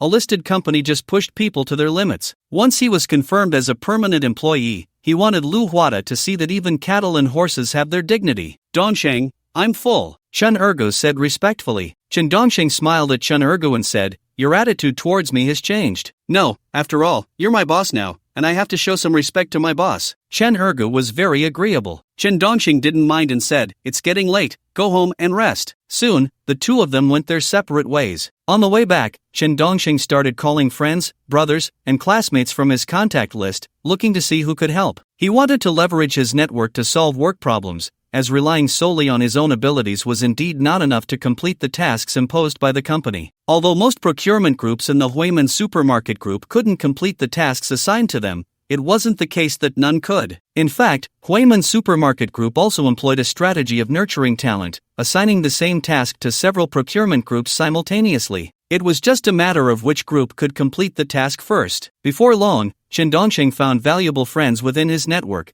as well as friends of friends, and he aimed to use his connections to tackle the tasks at hand. He had several tasks to handle, but solving 1 or 2 would suffice. After all, the company didn't genuinely expect all tasks to be completed. After making calls to many friends, he indeed found a supply channel and chatted with the other party for a long time, from 11 o'clock until after 2 a.m. One of the tasks was finally completed. However, in order to find this supply channel, Chen Dongsheng had somewhat overdrawn his network, accumulating quite a few favors that he would have to repay one by one in the future. Although he had completed the task, this friend's friend also mentioned that the requirements from Chen Dongsheng's company were quite harsh, and no suppliers were willing to take them on, because even if they did, they wouldn't make much money and would face a lot of trouble. If it weren't for the sake of friendship, they wouldn't take it on at all. This puzzled Chen Dongsheng. When people were procurement supervisors, managers, or buyers, didn't they all receive a lot of kickbacks? But the procurement supervisors at Huiman Supermarket Group, let alone kickbacks, wouldn't even invite suppliers to dinner. They wouldn't even give you the time of day. Even if they did invite them to dinner, the suppliers still wouldn't be willing. Forget about kickbacks, it was all blood and tears. The next day, Shin Dongxing didn't go to the company right away. Instead, he met with the supplier he had talked to the night before to sign a cooperation contract. After a morning of discussions, the cooperation contract was finally signed. This counted as completing a business target, so his performance wouldn't be zero. Holding the signed cooperation contract, Shin Dongxing hurried back to the company. However, just as he returned to the office door, he ran into Lu Huada. Lu Huada saw Shin Dongxing arriving at work now and immediately started scolding him harshly, using very unpleasant language and even cursing. Shin Dongxing was now at the point of being unable to endure it, but since he hadn't been confirmed yet, he couldn't argue back and could only bear with it for now. Shin Dongxing also noticed that Lu Huada had a bad temper every day, probably due to some pressure that he had to vent on his subordinates. He would scold whoever he caught. It was as if he took trivial matters as orders, completely disregarding the people beneath him. This was also what Shin Dongxing hated most about leaders in the workplace. Why? Everyone is here to make money. Just because your position is a bit higher than others, you don't treat them as human beings? They are just your punching bags, which is completely unethical. It's as if this is his home, and he can lash out at anyone he wants. Shin Dongxing looked at Lu Huada and said, "Manager Lu, I just signed a cooperation contract. I completed a task. You need to report to me even when you go to sign contracts, otherwise, who knows what you're doing? You haven't even been confirmed yet. Shouldn't you perform well?" Lu Huada still had a sour expression. Shin Dongxing nodded and said, "Yes. Are you mocking me for being tongue-tied? Do you want me to give you a low score?" Lu Huada exploded in anger. Shin Dongxing explained, "I'm not imitating your stutter. I just respectfully said yes, it's my habit. Next time, pay attention. Don't think that completing one task is impressive. Also, before signing contracts next time, call me and listen to my instructions," Lu Huada said with a dark face. Shin Dongxing really wanted to slap him with a size 44 shoe and said, "Yes." Lu Huada turned and left. Shin Dongxing entered the office, slammed the contract on the table, and shouted, "We completed the task of purchasing mosquito repellent." Ha ha ha. Everyone in the group cheered. After all, they finally completed a task. This month's performance was accounted for. Moreover, it could avoid the risk of being eliminated. If they couldn't complete a single task, one person would be eliminated. It was that cruel. Time passed little by little, day after day. A month finally passed. Shin Dongxing also smoothly passed his probation period. He was officially confirmed. However, during this month of probation, Shin Dongxing indeed performed exceptionally well. He completed 7 target tasks in a month, becoming the top performer in the procurement group. He also received the Advanced Procurement Group's Mobile Red Flag awarded by the company. Although he excelled in his work, it nearly drove Shin Dongxing to depression over the past month. The pressure was just too great. Every day he had to endure scolding, bear Lu Huada's anger, and also face the ire of other department executives. Moreover, he couldn't refute anything since he had signed a non-compete agreement. The company was emboldened by this. Shin Dongxing found it hard to imagine what those who truly worked here long-term would be tortured into becoming. He was just here for a challenge and felt close to depression. It seemed that in the current environment, wanting to work hard to make money was really difficult. One had to endure a lot of crap, especially in those predatory companies. They really don't treat people as human beings, treating them like wild dogs instead. However, it was fortunate that he had bound himself to a challenge game where he could earn money as long as he completed the challenges, and he could even earn trillions, which slightly alleviated his inner resentment. Without this game, he really didn't know what to do. In fact, harmonious companies were really rare. Apart from that aloof and reclusive silly sweet boss Chu Shiryao, he couldn't find a second one. Shin Dongxing planned to fight back. After all, he had been confirmed, and it was time for him to show his strength. He absolutely had to deal with Lu Huada and some company executives, letting them taste the feeling of being disrespected and not fearing dismissal. After all, this company wasn't afraid of employees resigning. That's why they were so bold. Now that he wasn't afraid of being fired, he could also be fearless. You can scold, you can vent your unhappiness. Am I Shin Dongxing a mute? Please, all the big shots, give a nudge to update and send some free gifts. These are the author's motivation. The live broadcast line has been deleted, which does not affect the plot. The day after being confirmed, Shin Dongxing arrived at the company right on time. First, he clocked in. Then he surveyed his procurement team's office. Finding that all the team members were present and no one was late, he began his normal work. Just as he sat down at his desk, Lu Huada and the company's general manager came to him. Before Shin Dongxing could stand up, Lu Huada started to scold him. What are you busy with? Didn't you see General Yu? Hello, General Yu. Hello, General Lu. Chen Dongxing stood up and greeted them with a smile. He originally wanted to retort Lu Huada, but felt it would be too easy for him, so he held back. After all, Chen Dongxing had a better way to deal with him. Lu Huada had appeared in Chen Dongxing's nightmares 3 or 4 times over the past month. It was clear how annoying he was to make someone have nightmares. How could he just easily retort him? He definitely had to make a big deal out of it. Moreover, Chen Dongxing had already determined that the reason for his potential dismissal was Lu Huada's incompetence. He wanted to let Huiman Supermarket Group know that someone with such incompetence was not suitable to be the procurement department's general manager. Yu Zhanghua smiled at Chen Dongxing and said, "It's okay. Being too focused on work and not noticing anything is no big deal. As long as you work seriously and can bring performance to the company, you are a good employee. I really appreciate you, Xiao Chen. Aren't you going to thank General Yu?" Lu Huada stared at Chen Dongxing. In fact, Yu Zhanghua felt that Lu Huada was being too harsh on Chen Dongxing,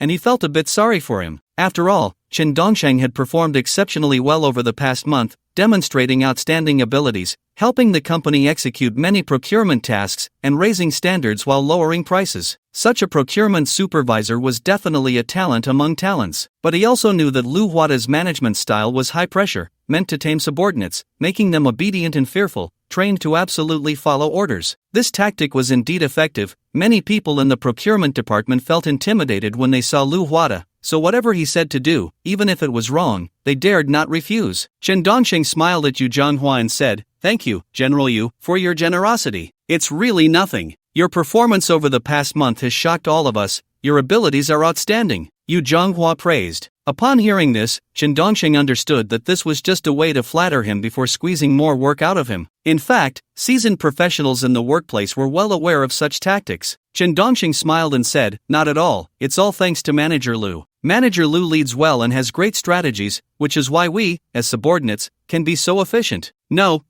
it's your outstanding ability." Lu Huada was not interested in flattery. Yu Zhanghua smiled and said, "Given Xiao Chen's abilities, our upper management has discussed promoting you to deputy manager of the procurement department in a while. I hope you continue to perform well." "Thank you, General Yu. This is all due to Manager Lu's guidance, and I will definitely work twice as hard." Chen Dongxing's emotional intelligence remained high as always. He also knew that the tone would soon change, and he would definitely be given a heavier workload or asked to do more tasks. This was not just a stick with a piece of candy. It was more like no candy at all, just a few compliments followed by a beating. Lu Huada looked at Chen Dongxing and said, "The greater the ability, the greater the responsibility. Our group plans to assign you 168 tasks, and additionally, we will allocate 10 more people to you. You need to complete the tasks within 3 months. Before Chen Dongxing could respond, Yu Zhanghua said, "I believe Xiao Chen will definitely complete the tasks, and he will do so excellently. With Xiao Chen's abilities, he is more than capable. Completing these tasks will earn him respect, and promoting him to Deputy General of the Procurement Department will be well deserved." 168 tasks in 3 months? Chen Dongxing was actually quite surprised inside. This is simply a matter of this ox having great strength and plowing the fields faster, so all the fields should be plowed by this ox. It's all about one main player, a cow or horse in human skin. You should know that usually, the monthly task volume might be 7, but in these 3 months, it has increased to 168. On average, how much is that? Damn it, 56. That means the most basic requirement is to complete almost 2 tasks a day. Not to mention finding suppliers. Can you find a supplier in 1 day? Even if you find one, can you negotiate in 1 day? Even if you can negotiate, do you still need to rest? Even if you add 10 more people, it might not be doable. Yu Zhanghua looked at Chen Dongxing and said, "What? Is there a problem?" "No, under Manager Lu's leadership, what's 168 tasks? I wouldn't even have a problem with 861 tasks," Chen Dongxing said confidently. Now it was Lu Huada and Yu Zhanghua's turn to be dumbfounded. Originally, they came to assign tasks, just to start with a big ask, then negotiate slowly. Who knew Chen Dongxing would actually take it all without pushing back? In fact, Yu Zhanghua and Lu Huada only wanted to assign 68 tasks to Chen Dongxing. The remaining tasks would go to other procurement teams. Yu Zhanghua looked at Chen Dongxing and said, "On average, there are about 2 tasks a day. You lead 18 procurement staff. Can you finish them?" "No problem. As long as we have Manager Lu's guidance, our efficiency is guaranteed," Chen Dongxing replied with a smile. Yu Zhanghua gave a thumbs up. "The group needs employees like you. I believe you can do it." Here are the requirements, indicators, documents for these 168 tasks. No problem. Chen Dongxing took the thick stack of task documents. Lu Huada was a bit confused. He knew Chen Dongxing was capable, but he didn't realize that Chen Dongxing was so easily flattered that he would forget his own surname with just a little praise. Chen Dongxing looked at Lu Huada and said, "Manager Lu, the tasks are heavy now. I'll take the team on the group seal and stay directly on the front line, so I won't return to the company to clock in. I'll call you later to report for approval. As long as you nod, we'll sign contracts with the suppliers and strive to complete 168 tasks within 3 months. Okay, approved. Wait. I'll give you the company seal, you need to keep it safe." Lu Huada was completely unguarded and didn't realize that fate might turn here. Yu Zhanghua patted Lu Huada on the shoulder and sighed. "I really envy you for having such a motivated subordinate. Young people should have this kind of fighting spirit, right?" Lu Huada said. In fact, what Chen Dongxing didn't know was that the group had seen his high efficiency and outstanding task completion and had already cut 2 procurement teams. The tasks from those 2 teams were added to Chen Dongxing's group. Soon, Yu Zhanghua left. Only Lu Huada remained. Lu Huada looked at Chen Dongxing with a dark face and said, "For these 168 tasks, you must at least complete 70 for me. Otherwise don't think about any vice president position in the procurement department. I guarantee to complete the tasks, 168, not a single one less. After all, I have Manager Lu's leadership, invincible and unstoppable," Chen Dongxing said sincerely. In fact, flattering Lu Huada was useless. Lu Huada still had a dark face, wanting to give Chen Dongxing a good talking to before he set out. The most annoying type of leader in the workplace is one where flattery doesn't work, and doing a good job doesn't matter. No matter what, he always has a dark face, as if everyone owes him something. However, Chen Dongxing didn't care because soon Lu Huada would know what he was really made of. Soon, Chen Dongxing took the 168 task documents back to his procurement group 4 office. He placed the documents on the table and asked everyone to stop their work. Listening to himself hold a brief meeting, all the team members looked at Chen Dongxing. Even the 10 procurement staff who had been transferred here appeared. It was obvious that these 10 procurement staff had been reassigned yesterday, so they came directly here for work today. Chen Dongxing looked at the 18 team members and said, "Just now, I received a new task for the next 3 months, a total of 168 tasks. Here are the requirements for the tasks, everyone take a look later." "Supervisor, 168 tasks?" All the team members were stunned. What the hell? 168 tasks to be completed in 3 months? Chen Dongxing saw that all the team members were confused and didn't think much of it, saying, "There are a lot of tasks, but it's not a big problem. As long as you find supplier channels, I will negotiate the requirements and prices with them." Upon hearing that they only needed to find supplier channels,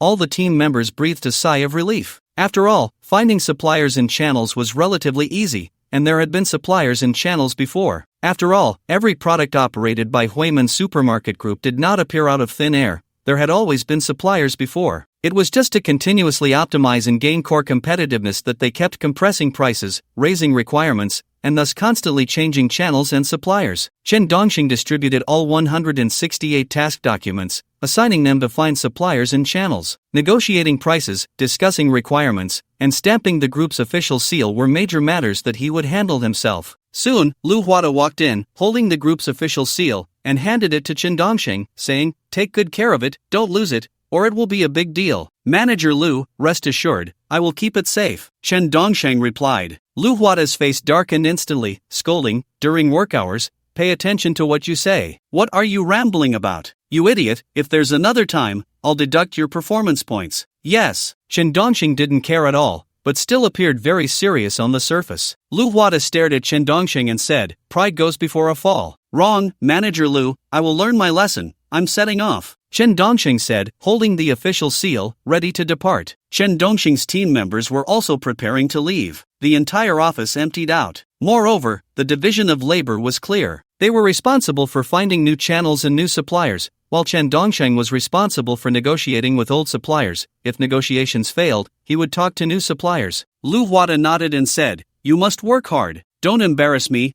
old Lu." "Got it." Chen Dongxing directly left the office. The first stop was to renegotiate with the laundry detergent manufacturer. Soon, Chen Dongxing arrived at the gate of a factory called Snow White Laundry Detergent. This Snow White Laundry Detergent Company was originally one of the partners among several laundry detergent brands of Huiman Supermarket Group. Huiman Supermarket Group not only operated physical stores but also engaged in online sales. However, the sourcing was handled by the procurement department. Hello, sir. I am the procurement supervisor of Huiman Supermarket Group, here to discuss business with your boss, and I have an appointment, Chen Dongxing said to the security guard at the factory gate. The security guard opened the gate and said, "The boss is in the office." "Thank you." Chen Dongxing went directly to the boss's office. He immediately saw the owner of Snow White laundry detergent. The owner was a woman in her 40s. She was still charming and quite good-looking. Chen Dongxing shook hands with her and smiled, saying, "You are Snow White?" "Yes. Are you Mr. Chen?" Snow White asked with a smile. Chen Dongxing nodded and said, "Your surname is quite rare." "Ha, it's not that uncommon," Snow White replied. Chen Dongxing went straight to the point and said, "I'm here to discuss the new procurement requirements with you. Take a look." He handed the requirements document for laundry detergent from Huiman Supermarket Group to Shuebai. After receiving it,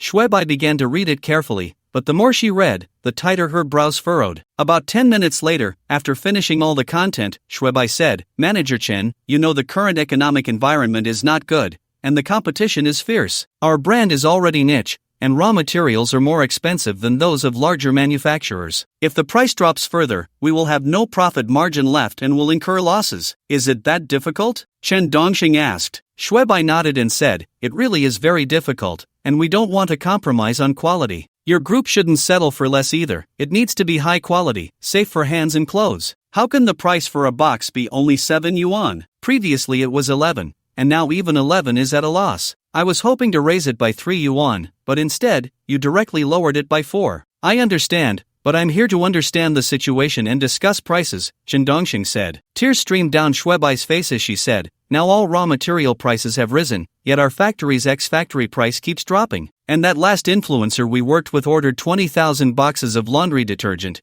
charged us over 100,000 yuan in placement fees, and ended up selling only over 100 bags. I can't survive like this. Shui, don't be like this. Are you trying to play the victim? There's no need for that. If there are issues, let's address them. Tell me, based on the previous standards, what price can you offer?" Chen Dongxing asked. Shuebai replied, 7 yuan is definitely not possible. It has to be at least 14 yuan per box. I'm begging you to give me a way to survive. Understood. I'll call the manager. If it's feasible, I'll sign a new contract with you right now. Chen Dongxing immediately took out his phone. He then called Lu Huada and recorded the conversation. Chen Dongxing smiled and said, "Manager Lu, I just discussed the requirements and prices with Shuebai. They said the price needs to be raised to 14 yuan per box. Is that acceptable? If so, I'll sign the contract." Sure.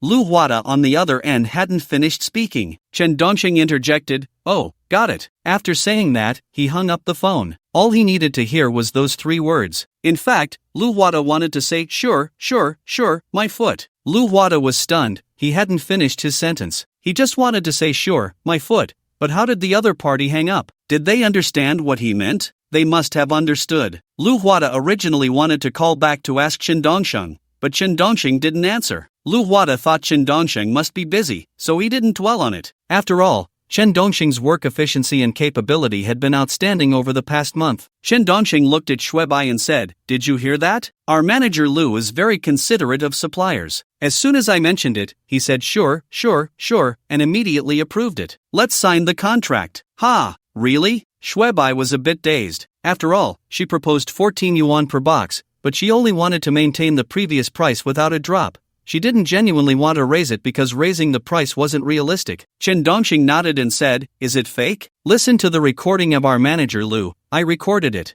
I'm very cautious in my work, and I won't make mistakes." Soon, Lu Huada's voice appeared in the recording, sure. Chen Dongxing looked at Shuebai and said, "Right? Our manager Lu said it's fine. Then I really appreciate Manager Lu, and thank you, Manager Chen." Shuebai was overjoyed. Chen Dongxing immediately took out the contract, wrote down the price, and then had Shuebai sign it, stamping it with the company's seal of Urja. The task was complete. As for who would take the blame, it would definitely be whoever approved it. There were recordings. At most, he would suffer a little and be fired along with Lu Huada. Chen Dongxing smiled at Shuebai and said, "I have a heavy workload, so I won't stay here for long. Mr. Chen, why not have a meal before you leave? You are the best procurement manager I've encountered in all these years, truly understanding the people's sentiments." Shuebai was genuinely moved. The prices of raw materials had been rising, along with various costs, but the overall environment kept pressuring manufacturers to lower their prices. Whether it was various live streaming sales hosts or large supermarket groups like Huiman Supermarket, they were all constantly pushing for lower prices. At the same time, they had to improve quality. These factory owners were truly suffering. Chen Dongsheng looked at Xu Abai and said, I have 168 tasks on hand, averaging 2 to complete each day, and I need to finish them within 3 months. There's really no need for a meal. Wow, that's such a heavy workload? How could it be like this? Xu Abai was incredulous. She knew that negotiating prices and requirements with suppliers often took a month or a month and a half to finalize one. But Chen Dongsheng had 168 tasks, equivalent to 168 projects, with a deadline of 3 months. Chen Dongsheng nonchalantly said, It's not a big deal. I just completed one task in a few minutes, didn't I? That's not right. The previous procurement managers didn't give prices so readily. Your boss treats you very well, Xu Abai exclaimed. Chen Dongsheng smiled and said, That's true. I only sign after he nodded. If he didn't say, okay, I wouldn't dare to sign. But your group is indeed much easier to talk to now. Xu Abai didn't know that it was all because Chen Dongsheng was easy to talk to. Chen Dongsheng didn't chat much longer with Xu Abai but left the factory to head to the next one. The next one was to negotiate with a chicken supplier, which meant directly talking to the owner of the chicken farm. It was an old supplier, but for various reasons, this old supplier had proposed a price increase, or they would cut off supply. If the supply was cut off, all the supermarkets and online live streaming rooms under the Huiman Supermarket Group would have no fresh chicken to sell. So this task was relatively urgent, as the contract with this supplier would expire in 2 months. Soon, Chen Dongsheng took a taxi and stopped in front of a breeding company. After explaining his purpose, he walked into the company. A variety of unpleasant odors hit him. After all, this was a breeding operation, it would be strange if it didn't smell. Before long, Chen Dongsheng found the owner of the breeding company. The owner was a little old man in his 50s, wearing work clothes and an apron, feeding the chickens. This surprised Chen Dongsheng. How could the owner of such a large breeding company personally feed the chickens, and by hand no less? There were fully automatic feeding machines that could be used. It was obvious there was only one reason for this, to gain sympathy. Chen Dongsheng saw through it at a glance. It was all to gain an advantage in negotiations. Mr. Chen, you're here. The owner of the company smiled at Chen Dongsheng. Chen Dongsheng also smiled back and said, Mr. Wei, why are you personally feeding the chickens? Experiencing life? How embarrassing. The current economic environment is tough. I can't afford so many workers, so I have to do it myself. Mr. Wei said with a bitter smile. Chen Dongsheng chuckled, Can't the automatic feeders do the job? I can't afford the electricity bill. I don't dare to turn them all on. Mr. Wei replied. Chen Dongsheng said, Stop pretending to be pitiful. Let's talk. I'm not pretending. It really is tough. I've seen the new requirements and standards you sent me. I really can't meet them. President Wei frowned and said. Chen Dongsheng chuckled. President Wei, let's talk in the office. Don't worry, I'm very straightforward. Whatever bottom line the company gives me, I'll use that to negotiate. Based on the actual situation, I can also help you propose a price increase to the company. Every buyer says that. President Wei laughed. Chen Dongsheng said, Forget it, let's talk here. We need to come to a conclusion in 5 minutes. 5 minutes? President Wei was a bit incredulous. Is 5 minutes enough to discuss the project? Isn't this just playing around? Chen Dongsheng continued, According to our new standards, the feeding and market time, etc., what price do you think is appropriate? Your requirements are that every meal must mix in corn, and no hormones can be fed, and it must be at least 5 months before market. This is comparable to free-range chickens in the countryside, so the price has to be raised to 18 yuan. President Wei complained. After all, the typical market time for chicken farms is sometimes 1 month, sometimes 10 days, and sometimes 3 months. Moreover, with some high-tech methods, chickens grow quickly and cheaply. Some roasted chickens are even as small as squabs,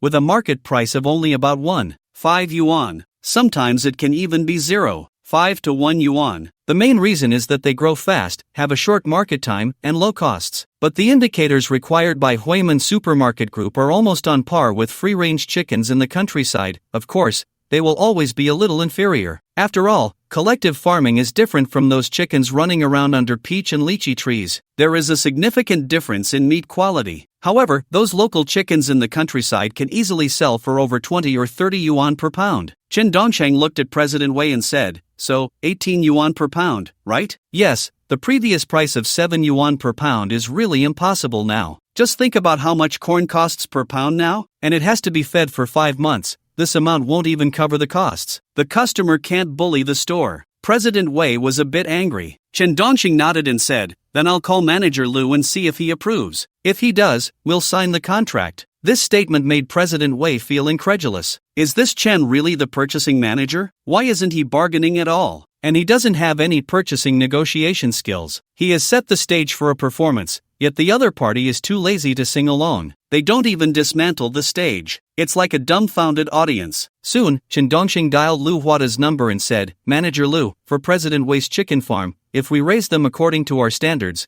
the market price needs to be raised to 18 yuan per pound. Is that okay?" Sure. Lu Huada on the other end was a bit angry. He wanted to say sure my ass, but before he could finish, Chen Dongxing interrupted him. Chen Dongxing said, "Oh, I see, President Wei, you listen." You. Lu Huada said on the other end. Chen Dongxing smiled and said, "I'm doing well, Manager Lu, don't worry. I'll work hard. Goodbye." After saying that, Chen Dongxing directly hung up the phone. Lu Huada was initially dumbfounded, but then thought about it. With an elite like Chen Dongxing, it must be a strategy. It's impossible for him to dare to approve such a foolish price of 18 yuan per pound. You have to know that when Huiman Supermarket sold this chicken before, it was only 22 yuan per pound. At 18 yuan, they could only make 4 yuan profit. Is that suitable? In fact, Chen Dongxing recorded Lu Huada's sure once again. President Chen, it seems Manager Lu said okay. President Wei was also filled with bad thoughts. Because he knew Lu Huada was a talker, Lu Huada had come to him before to discuss projects. But he understood that Lu Huada was not easy to deal with and could really wear a person down. Unlike Chen Dongxing, who had no negotiation skills at all, it was purely like asking for prices when buying vegetables, just reporting them up. Chen Dongxing smiled at General Manager Wei and said, "Yes, our Manager Lu said it's fine, so what else can I say? Let's sign the contract." Ha. Chen's efficiency is just fast. Last time Manager Lu came to negotiate, it took me a month and a half, and I was so annoyed. General Manager Wei was genuinely happy. Anyway, once the contract was signed, if you didn't want it, you'd have to pay a penalty for breach of contract. Soon, Chen Dongxing signed a contract with General Manager Wei for 18 yuan per pound, with each supply reaching 10,000 pieces. It was a huge quantity. This was also the highest order since General Manager Wei opened the chicken farm. Chen Dongxing looked seriously at General Manager Wei and said, "You must follow the requirements of the contract, otherwise, if you breach it, the contract will be void." Got it. General Manager Wei patted Chen Dongxing's shoulder, very happy. After finishing the chicken project, Chen Dongxing immediately ran to the next one. He still used the previous routine. No matter how much the other party quoted, Chen Dongxing would call Lu Huada for approval. Lu Huada was also stubborn, always saying fine,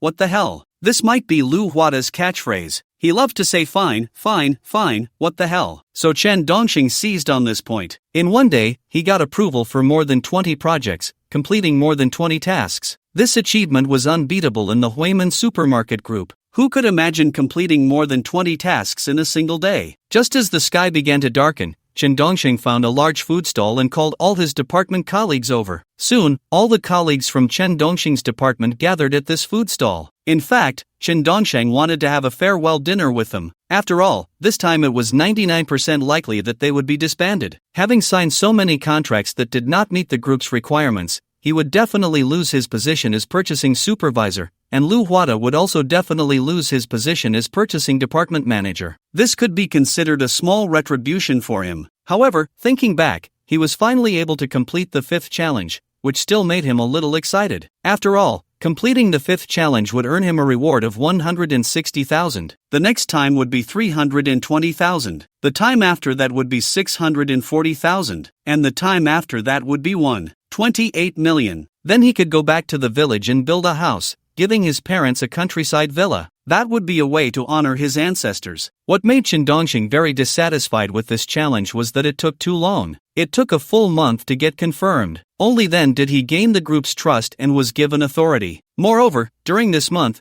he was scolded by Lu Huada to the point of almost becoming reclusive. He was scolded whether he was right or wrong. Even if he worked a little slower, he was scolded. Anyway, he had become someone else's punching bag. Next time, he would definitely not apply to such a large group. It was too troublesome, and the time cost was too high. "Supervisor, how many tasks did we complete today?" the curly-haired man asked Chen Dongxing respectfully. Chen Dongxing smiled and said, 26. 26? Everyone was astonished. What kind of speed was this? Completing 26 projects in one day? This might set a Guinness record in the procurement industry. All the subordinates praised Qin Dongsheng, saying, "The supervisor is really amazing. His ability is unbeatable." Where, it's all thanks to Manager Lu. If Manager Lu doesn't approve, how can I negotiate? Qin Dongsheng smiled and said. The curly-haired man flattered, "The supervisor is being modest. All right, everyone hurry up and eat. Tomorrow we won't run business. Just go back to the company to work," Qin Dongsheng instructed. But just then, Yu Zhonghua called. Qin Dongsheng looked at it and then answered, saying, "Hello, General Yu. Well, you've worked hard. How did the results go today? Was it smooth?" Yu Zhonghua asked from the other side. Qin Dongsheng smiled and said, "It went quite smoothly. We completed a total of 26 tasks today,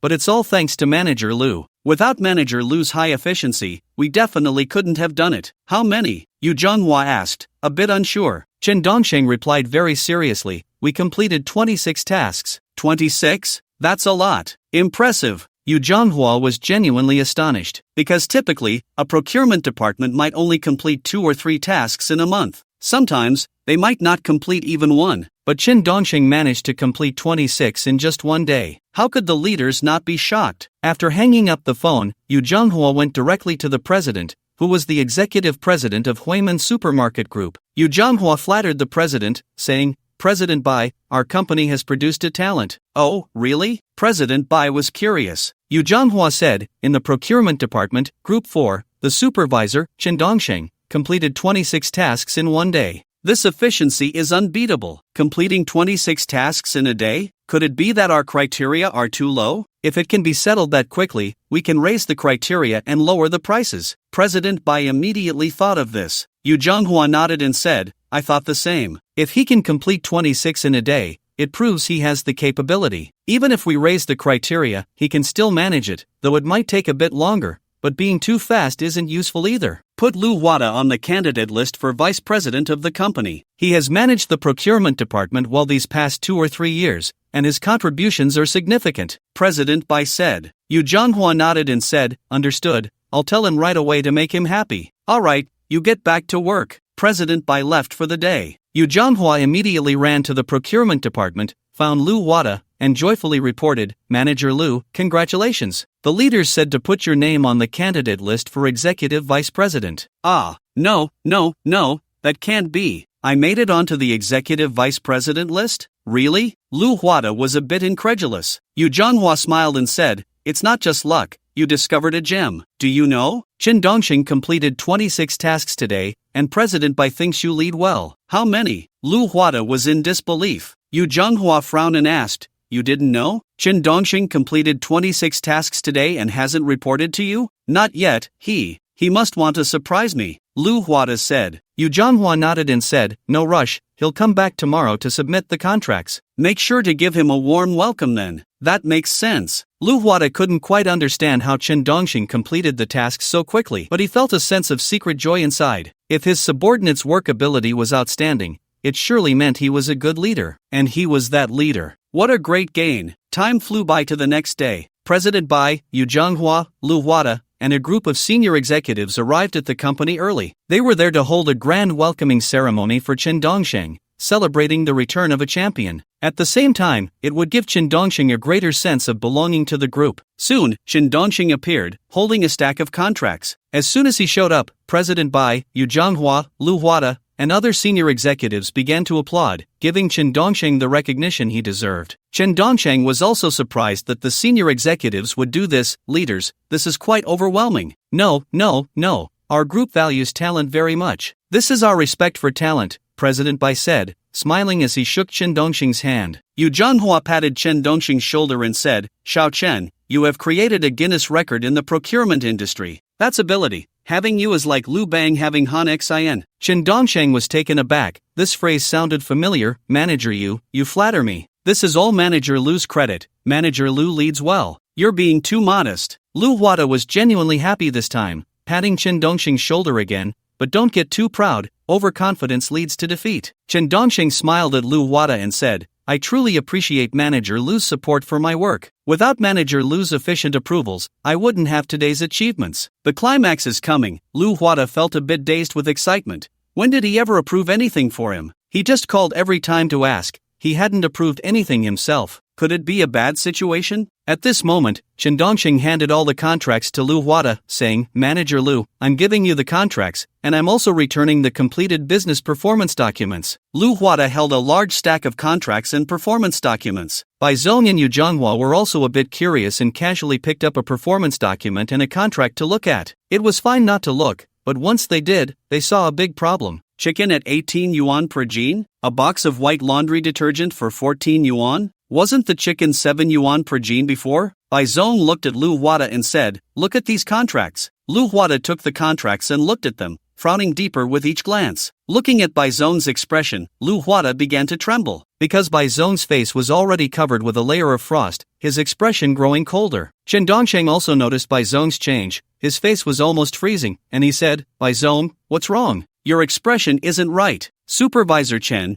is this how you complete tasks? Our task requirements clearly state our bottom price on the performance document. Who allowed you to sign at this price?" Bai Zong glared at Chen Dongxing with a very gloomy expression. Chen Dongxing looked innocently at Bai Zong and said, "Manager Lu asked me to sign it. I called Manager Lu for approval, and he said okay, you can ask Manager Lu." Bai Zong stared at Lu Huada and asked, "Is that what you said?" "It's me who said okay.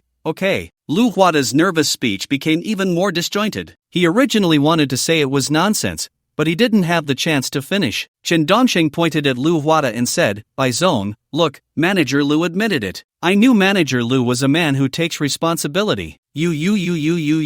Lu Huada pointed at Chen Dongxing. Chen Dongxing said, "Manager Lu, I'm not afraid. I know what you want to say, you must want to say, you don't need to be afraid, if the sky falls, Manager Lu will hold it up."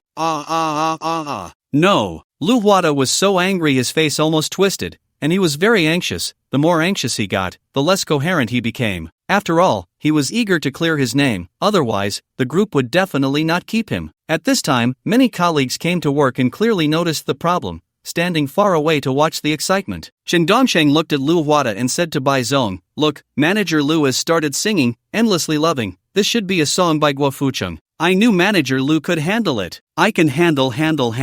You. Lun," Lu Huada said. Chen Dongxing looked at Bai Zong and said, "Manager Lu said to handle your lung." Bai Zong. Lu Huada. "Manager Lu, do you want to say anything else? I can help you translate." Chen Dongxing said. Lu Huada, you pull garbage. Bai Zong, he said you are garbage. Chen Dongxing said. Bai Zong. Lu Huada, ai. No. Bai Zong, Lu Zong is very happy, singing love endlessly. Chen Dongxing translated. Bai Zong glared at Lu Huada and Chen Dongxing, shouting, "You two say it again." Lu Zong, Bai Zong wants you to say it again. Chen Dongxing said. Lu Huada stared at Chen Dongxing and said, I top you lung. Bai Zong, he said top your lung. Chen Dongxing said with a smile. Bai Zong glared at Chen Dongxing and scolded, "You shut up first. Come on Lu Huada, tell me what's going on, did you approve it?" Yu Zhonghua stood by, not daring to say a word, because he was the one who gave Chen Dongxing 168 tasks, originally thinking it was a useful ox, just to use it up. Who knew this ox seemed to have a bit of rebellious spirit? Lu Huada took several deep breaths to calm himself before saying,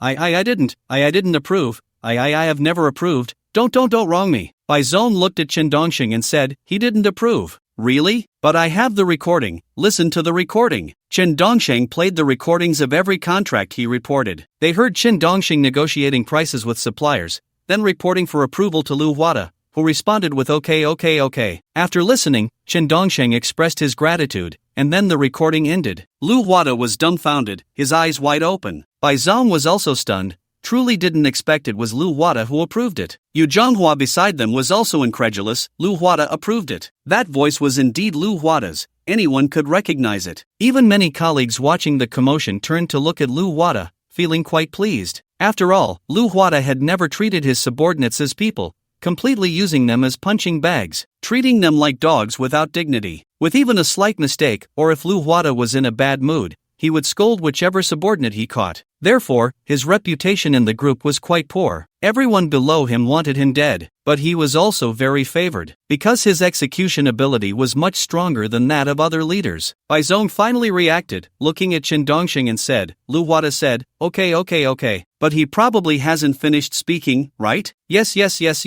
I usually say okay nonsense. You are taking it out of context? Lu Huada angrily looked at Chen Dongsheng. Chen Dongsheng pulled out another recording and played it. It was Lu Huada scolding Chen Dongsheng. Do I need to say it? You only do it after I finish a sentence? Like a pig, with lightning efficiency, just go do it. Do I still need to say it? Chen Dongsheng calmly said, Lu Zone, who has been scolding me for low efficiency every day this month, who has been scolding me for low understanding every day, who said you only do it after I finish a sentence. Didn't you say you wanted lightning-like efficiency? Am I not efficient enough? But I said. Lu Huada was interrupted again. Chen Dongsheng laughed. No need to cough. You're not sick. Don't pretend to be sick. If there's a mistake, take responsibility. I. Lu Huada was interrupted again. Chen Dongsheng said, what I? Want to evade responsibility? Who taught me? If there's responsibility, you have to bear it. What's wrong with you? You. Lu Huada was still interrupted. Chen Dongsheng said, what you? You don't admit it? I. Lu Huada rolled his eyes and was interrupted. Chen Dongsheng said, just admit it. Why say so much? Admit. Lu Huada originally wanted to say admit my ass. Bai Zone couldn't take it anymore and said,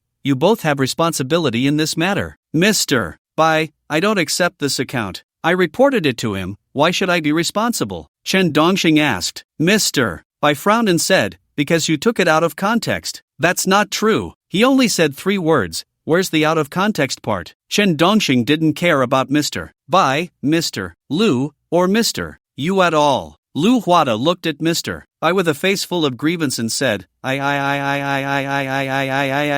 How long are you going to keep saying I? Don't talk to me. Mr. Bai was feeling extremely frustrated. Chen Dongsheng looked at Mr. Bai and said, Mr. Bai, he really said okay on the phone, and he didn't say no. I didn't interrupt him. You should listen to the recording carefully. Chen Dongsheng played the recording again. He indeed didn't interrupt, but he interjected, not giving Lu Huada a chance to finish. I won't get involved in this matter. Whose fault it is between you two, but the issue has arisen, and someone has to take the blame. Mr. Bai stared at Chen Dongsheng and Lu Huada. Lu Huada glared at Chen Dongsheng and said, You. Before Lu Huada could finish, Chen Dongsheng interrupted him and said to Mr. Bai, I think you also have some responsibility in this matter, Mr. Bai. What responsibility do I have? Mr. Bai asked. Chen Dongsheng pointed at Lu Huada and said, he can't even speak clearly, and you let him be the head of the procurement department? Just tell me, is that reasonable? Whether it's reasonable or not is a company matter, and it has nothing to do with you. Mr. Bai said. Mr. Bai continued, you have a big problem. Why were you in such a rush when signing the contract? Couldn't you have chatted with Lu Huada for 5 more minutes? Heh, you say I have a big problem? Chen Dongsheng was genuinely a bit angry and said, you assigned me 168 tasks to complete in 3 months, averaging 8 tasks a day. Do I have time to chat with him for 5 more minutes? After hearing this, Mr. Bai also felt a bit down. The workload was indeed unreasonable. Yu Jianhua, who was nearby, quickly spoke up. We didn't intend to give 168 tasks. We just wanted to assign around 68 tasks. We didn't expect you wouldn't object, so we just let you try. Didn't Manager Lu say to absolutely obey the orders of superiors? If I don't obey, my performance points will be deducted. How can I not obey? Even if it's 1680 tasks, I have to take it. Chen Dongsheng said seriously. Lu Huada was completely dumbfounded, wondering how he could be blamed for everything. Mr. Bai stared at Lu Huada, feeling frustrated. It was only now that he realized this high-pressure management style, making employees obey their superiors like dogs, wasn't necessarily a good thing. They didn't even dare to voice objections to such unreasonable task assignments. Mr. Bai looked at Chen Dongsheng and said, then you also need to feel whether this price is reasonable. Mr. Bai, how would I know if this price is reasonable? I'm not in the marketing department. I only know the purchase price, not the selling price, so I still have to listen to Mr. Lu, right? Chen Dongsheng feigned innocence. Lu Huada felt completely doomed and was extremely angry, saying, I. What are you ing about? Speak clearly, Chen Dongsheng said. Lu Huada, in a fit of rage, wanted to grab Chen Dongsheng by the collar and said, I. Stuttering. Stop calling me dad. It won't help. You have to take the blame. Chen Dongsheng said mercilessly. Lu Huada grabbed Chen Dongsheng's collar and said, You. I stuttering. Alright, good son, stop shouting. I'll take a loss. I'll call you uncle, and you can call me dad. Chen Dongsheng said. Mr. Bai, Yu Jianhua, and the onlooking colleagues all laughed. Originally, Mr. Bai and Yu Zhanghua couldn't find anything funny, but it was just too hilarious. Lu Huada's eyes were blazing with anger. My dad, you. Sister, alright, everyone knows I'm your dad, so you don't need to call me that. Chen Dongxing showed him no respect at all, because Lu Huada hadn't given Chen Dongxing an ounce of dignity for a month, often calling him an idiot and insulting him with terms like pig brain. In any case, Lu Huada wanted to trample his subordinates' dignity into the ground, making them completely lose their self-respect and become a docile dog. So everyone in the procurement department felt a genuine fear when they saw him. Moreover, the non-compete agreement of this group could truly drive a person to despair. Lu Huada grabbed Chen Dongxing by the collar and tugged at it, wanting to make a move, but still had a bit of rationality left, saying, Dad. Damn you, calling me dad is useless. The responsibilities you have to bear, you can't escape, understand? Son, Chen Dongxing took full advantage of the situation. Bai Zong and Yu Zhanghua found it amusing internally, but the pressure was still immense. After all, although he was the executive president here, this Huiman supermarket group was not his, he was just a professional manager. Behind this Huiman supermarket group was a significant force. With such an incident occurring, it was bound to attract the attention of the real capital behind it. Although signing a high-priced contract wasn't a big deal, it proved that internal management was lacking, and as a professional manager, he wasn't doing well either. This would lead to dissatisfaction from the capital behind them. So Bai Zong pulled Yu Zhanghua and the other senior executives present to hold an impromptu meeting in the conference room to discuss the matter between Lu Huada and Chen Dongxing. How should it be handled? The senior executives were no longer present. Only Chen Dongxing, Lu Huada, and a group of onlookers remained. Chen Dongxing and Lu Huada were tearing into each other. However, when Lu Huada was very angry and nervous,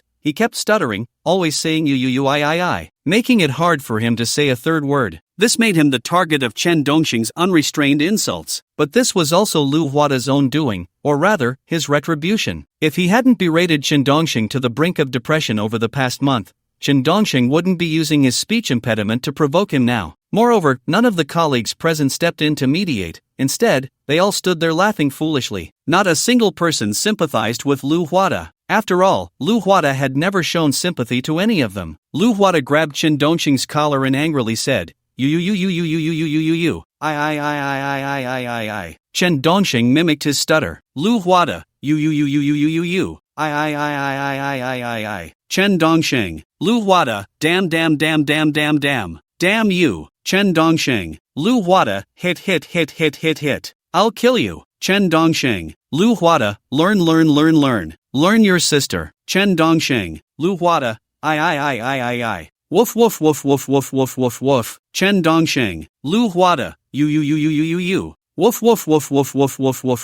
Chen Dongxing, Lu Huada, I. Woof. Chen Dongxing, Lu Huada's chest heaved with anger, and he let go of Chen Dongxing, ran into the procurement department, and brought out a mobile blackboard, writing on it, You idiot, what are you trying to learn? Are you mute? Eating bitter herbs? If you're in pain, just say it. Chen Dongxing laughed. Lu Huada continued to write, Are you trying to kill me on purpose? Are you mute? Can't you speak? Chen Dongxing. Lu Huada wrote, Is this interesting? Are you mute? Can't you speak? Chen Dongxing. Lu Huada wrote, Isn't it childish? Are you mute? Can't you speak? Chen Dongxing. Lu Huada wrote, Do you believe I can kill you? Are you mute? Can't you speak? Chen Dongxing. Lu Huada wrote, You're so arrogant. Are you mute? Can't you speak? Chen Dongxing. Lu Huada wrote, What good does this do you? If I get fired, won't you get fired too? Chen Dongxing really wasn't afraid of being fired. In fact, he was aiming for it. Again you say okay. Who knows if you'll deny it again? Chen Dongxing said. Lu Huada wrote, I said okay, what the hell? Who knew you were such a fool, with bubbles in your brain, and actually signed? You said okay yourself, are you blaming me? Chen Dongxing said. Lu Huada wrote, I have no grudge against you, right? Why do you have to bite me to death? Just say it. In our entire procurement department, who doesn't have a grudge against you? Chen Dongxing said. Lu Huada pointed at the members of the procurement department who were watching and wrote, Do I have a grudge against you? All the members of the procurement department present dared not speak. Chen Dongxing looked at these members and said, What are you afraid of? After today, he won't be the leader here anymore, and neither will I. If you're unhappy, just say it. All the members of the procurement department nodded in agreement, but they still didn't dare to speak out. They were still afraid of Lu Huada. Lu Huada continued to write, if the company holds you accountable for the breach of contract penalties, you have to pay. I'll pay your sister, you approved it. I have evidence, I would definitely win in court. Chen Dongsheng said disdainfully. Lu Huada was furious and said, I. Woof woof woof woof woof woof woof woof. Chen Dongsheng retorted. Lu Huada wrote, if I have to compensate, I want to sue you. But just then, President Bai and the others came out of the meeting. It was obvious they had discussed a handling plan. Lu Huada looked at President Bai with an innocent face and wrote, President Bai, it really has nothing to do with me. I wanted to say, what the hell, this fool actually signed. There's no point in saying this. President Bai looked at the words Lu Huada wrote. Lu Huada continued to write, President Bai, give me a chance. You can't even speak fluently, go home and rest. President Bai was very irritated. Lu Huada wrote, why is there personal attack? I'm nervous and can't speak fluently. I don't care about you, you're the general manager of the procurement department, and it was you who said okay, that's why they signed. You all have to pay for the breach of contract. President Bai stared at Lu Huada and said. Lu Huada angrily wrote, it's not my responsibility, it's Chen Dongxing's intention. I feel he did it on purpose. He should pay. I have evidence, it was you who approved it. I won't pay. Chen Dongxing laughed. President Bai looked at Chen Dongxing and Lu Huada and said, I don't care about you too. Anyway, all 26 contracts signed are cancelled. The breach of contract penalties, you two figure it out. If you don't pay the penalties, our group will sue you both. President Bai, I'm wronged. I have contributed to the group. You can't burn the bridge after crossing it. Lu Huada wrote. President Bai stared at Lu Huada and said, you've been fired. As for the severance pay, don't even think about it. It's not enough to cover the breach of contract penalties, and it's a major error caused by your mistake. The penalties are gone. Go to your grandmother's, damn fool. Can't you see this is Chen Dongxing trying to set me up? Lu Huada wrote. President Bai frowned and stared at Lu Huada and said, what does that have to do with me? I can't sort out your relationship. You offended someone. President Bai, what about me? Chen Dongxing looked at President Bai and asked. President Bai laughed and said, still asking? You've also been fired, get lost. Got it. Chen Dongxing felt a surge of joy. The fifth challenge was finally completed, and it had taken quite a long time. President Bai looked at Chen Dongxing and said, also, your brother Chen Ergu, get lost. Chen Ergu, who was watching from a distance, was dumbfounded. He hadn't done anything, so why was he being expelled too? Once again, the innocents suffered from the fire at the city gate. Lu Huada looked at President Bai and wrote,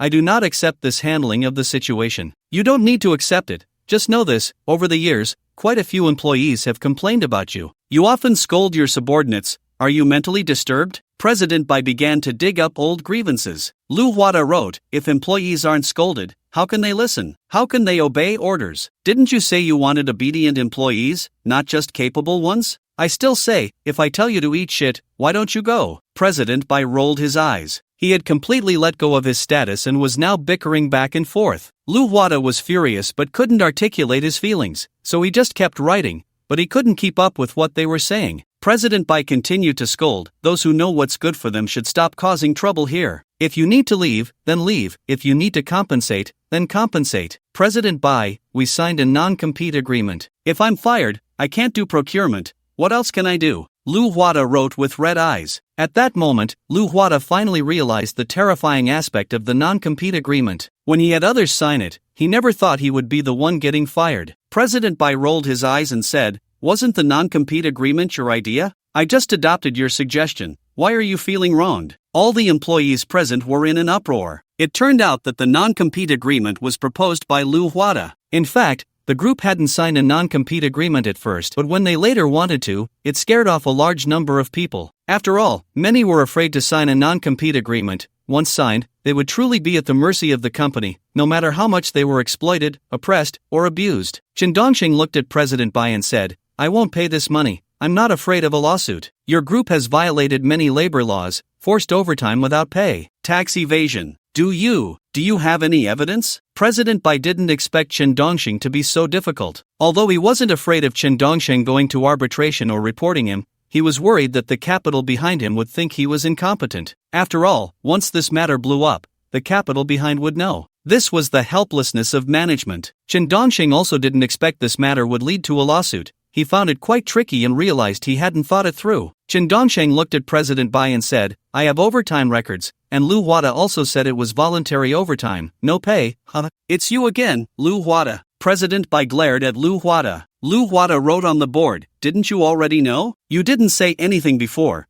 but now that someone wants to report it, you blame me. Is this how you lead? Chen Dongsheng mocked Lu Huada. How are you any better? You approved it, and when something went wrong, you blamed me. I. Lu Huada, agitated, wanted to speak again. Chen Dongsheng, woof woof woof woof woof woof woof. Lu Huada. President Bai didn't want to pay attention to the two of them anymore and said, will you compensate or not? Just say it once. No compensation. Chen Dongsheng was very firm, holding on to Lu Huada's weakness. If there was to be compensation, it should be Lu Huada's. Moreover, this was a work-related mistake, and the company should bear the responsibility. If employees had to compensate the company for their work mistakes, who would dare to work? Lu Huada also looked at President Bai and wrote, no compensation. All right, you two, wait for the court summons, President Bai said and walked away. Lu Huada looked at Chen Dongsheng and wrote, all right, no one can eat this and walk away. Yeah, but I'm sorry to tell you, I'm still feeling pretty good inside. Aren't you high and mighty? Don't you often scold people? Don't you treat your subordinates like animals? And now you're still showing off? Chen Dongsheng asked. Lu Huada wrote, I knew you were doing it on purpose. You're the one doing it on purpose, deliberately getting me fired. How vicious you are. Chen Dongsheng said. Lu Huada was furious and wrote,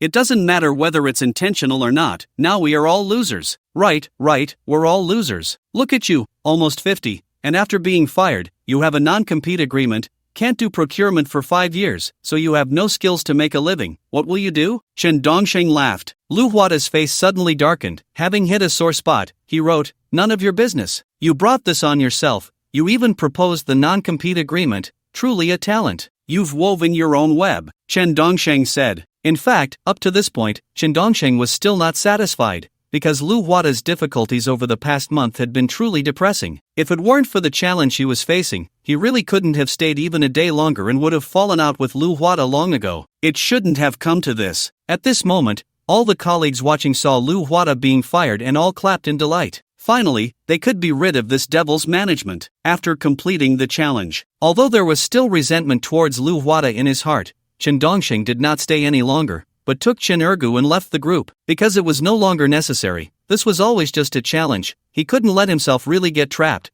He just treated him like an NPC to grind. Thinking this way, his heart felt much lighter, and the resentment dissipated quite a bit. Chen Ergu looked at Chen Dongsheng in confusion and said, Dongsheng, why was I fired even though I didn't do anything? We're brothers, of course we share the hardships together. Even President Bai understands this, don't you get this simple principle? Chen Dongsheng asked with a smile. Chen Ergu was baffled, sharing hardships as brothers? But why was he just an apprentice while his brother was a procurement supervisor, not sharing the blessings? Chen Dongsheng patted Chen Ergu on the shoulder and said, Dog brother, don't think too much. What's a failure or two? No, Dongsheng, why do you seem happier after being fired? You don't seem sad at all. Chen Ergu asked in confusion. Chen Dongsheng laughed. No, I'm very sad. When I'm sad I just want to laugh. Ha! Chen Ergu. Chen Dongsheng laughed heartily. So sad, I can't live without laughing. Chen Ergu. Ha ha ha ha ha. Chen Dongsheng, do you feel my sadness now? I don't feel it. Chen Ergu. Chen Dongsheng. Ha ha ha ha ha ha. Do you feel a little bit this time? Is this what they call laughing in anger? A little bit. Chen Ergu seemed to suddenly understand. Chen Dongsheng looked at the rewards for completing the task in his mind while continuing to laugh. Ha ha ha ha ha. I've laughed through it, dog brother save me. I really can't stop laughing. The task was completed, a bonus of 160,000 was credited,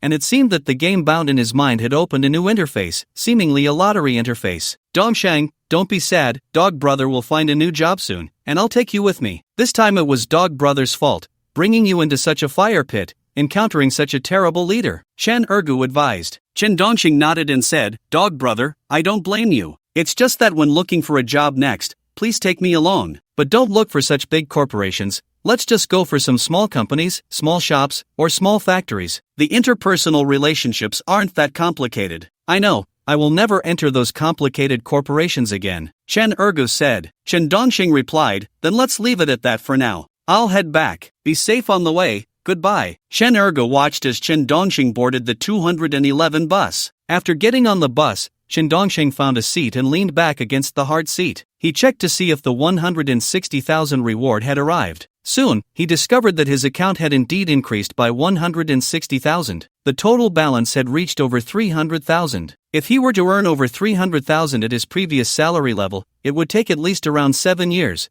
and that would be without spending a dime. So all of this was still worth it. Now he could buy a car. He had always wanted to buy one but never had the money. He just didn't know how severe the penalty for breach of contract would be. Otherwise, he could go to the dealership and order a car right now. After all, he spent too much time commuting every day. If he could buy a car for commuting, he would save a lot of time daily. It was very necessary. After all, this was only the 5th challenge. Completing the 5th challenge meant there were still 95 more to go. That meant there were still 95 opportunities to make money. How exciting! Please send some free gifts. This book looks easy to write, but it's really not, because this theme can only be written in this way, like a situational drama, and it's a solo one. At least in other situational dramas, the same group of people is performing. Here, there's only the main character, which makes it much more difficult. Live streamline deleted. However, Chen Dongsheng soon thought of the new interface that appeared in his mind after being expelled from the challenge game. He checked the new interface of the game bound in his mind. After clicking to view it, he found it was a lottery interface. As long as he completed 5 challenges, he could draw once. This function only appeared after completing the 5th challenge. Now he could draw a prize. He wondered what he would get. Without hesitation, Chen Dongsheng drew a lottery in his mind.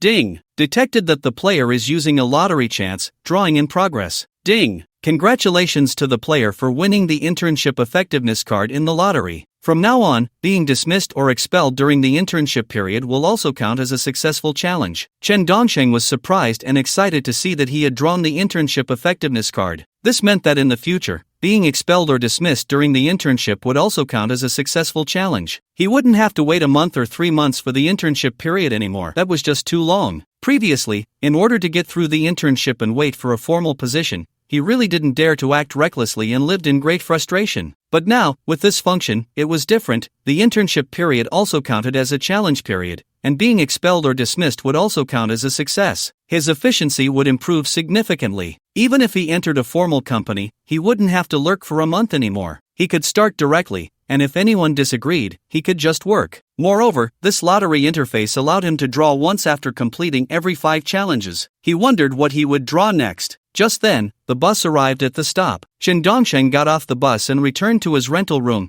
habitually sending a few WeChat messages to Chu Shiryao. Then he lay down on the bed to rest well. It had been over a month since he had a good rest. Moreover, he hadn't had a day off in over a month, constantly working overtime. He needed to rest for 2 or 3 days. He wondered if Chen Ergo could find a new job. Could he take him along? If Chen Erge finds a job quickly, then let him find a job in the future. Even if I give him a little salary, it doesn't matter. After all, my next challenge will yield 320,000. The next time it will be 640,000. What does it matter to give him a few $100? Time passed in the blink of an eye for 2 days. Chen Dongsheng originally wanted to take Chu Shiryao out for a stroll because she had been saying she wanted to go out, but there was never any time. He thought he had time now, but who knew he just received a lawyer's letter? The Huiman Supermarket Group was really going to sue him. Chen Dongsheng could only call Chu Shiryao and said, "Chu Zong, I'm very sorry. I originally planned to take you shopping tomorrow, but I have something urgent to deal with." "Didn't you say you were fired? What urgent matter could there be?" Chu Shiryao asked in confusion. Chen Dongsheng sighed and said, "Yes, I was fired because I messed up,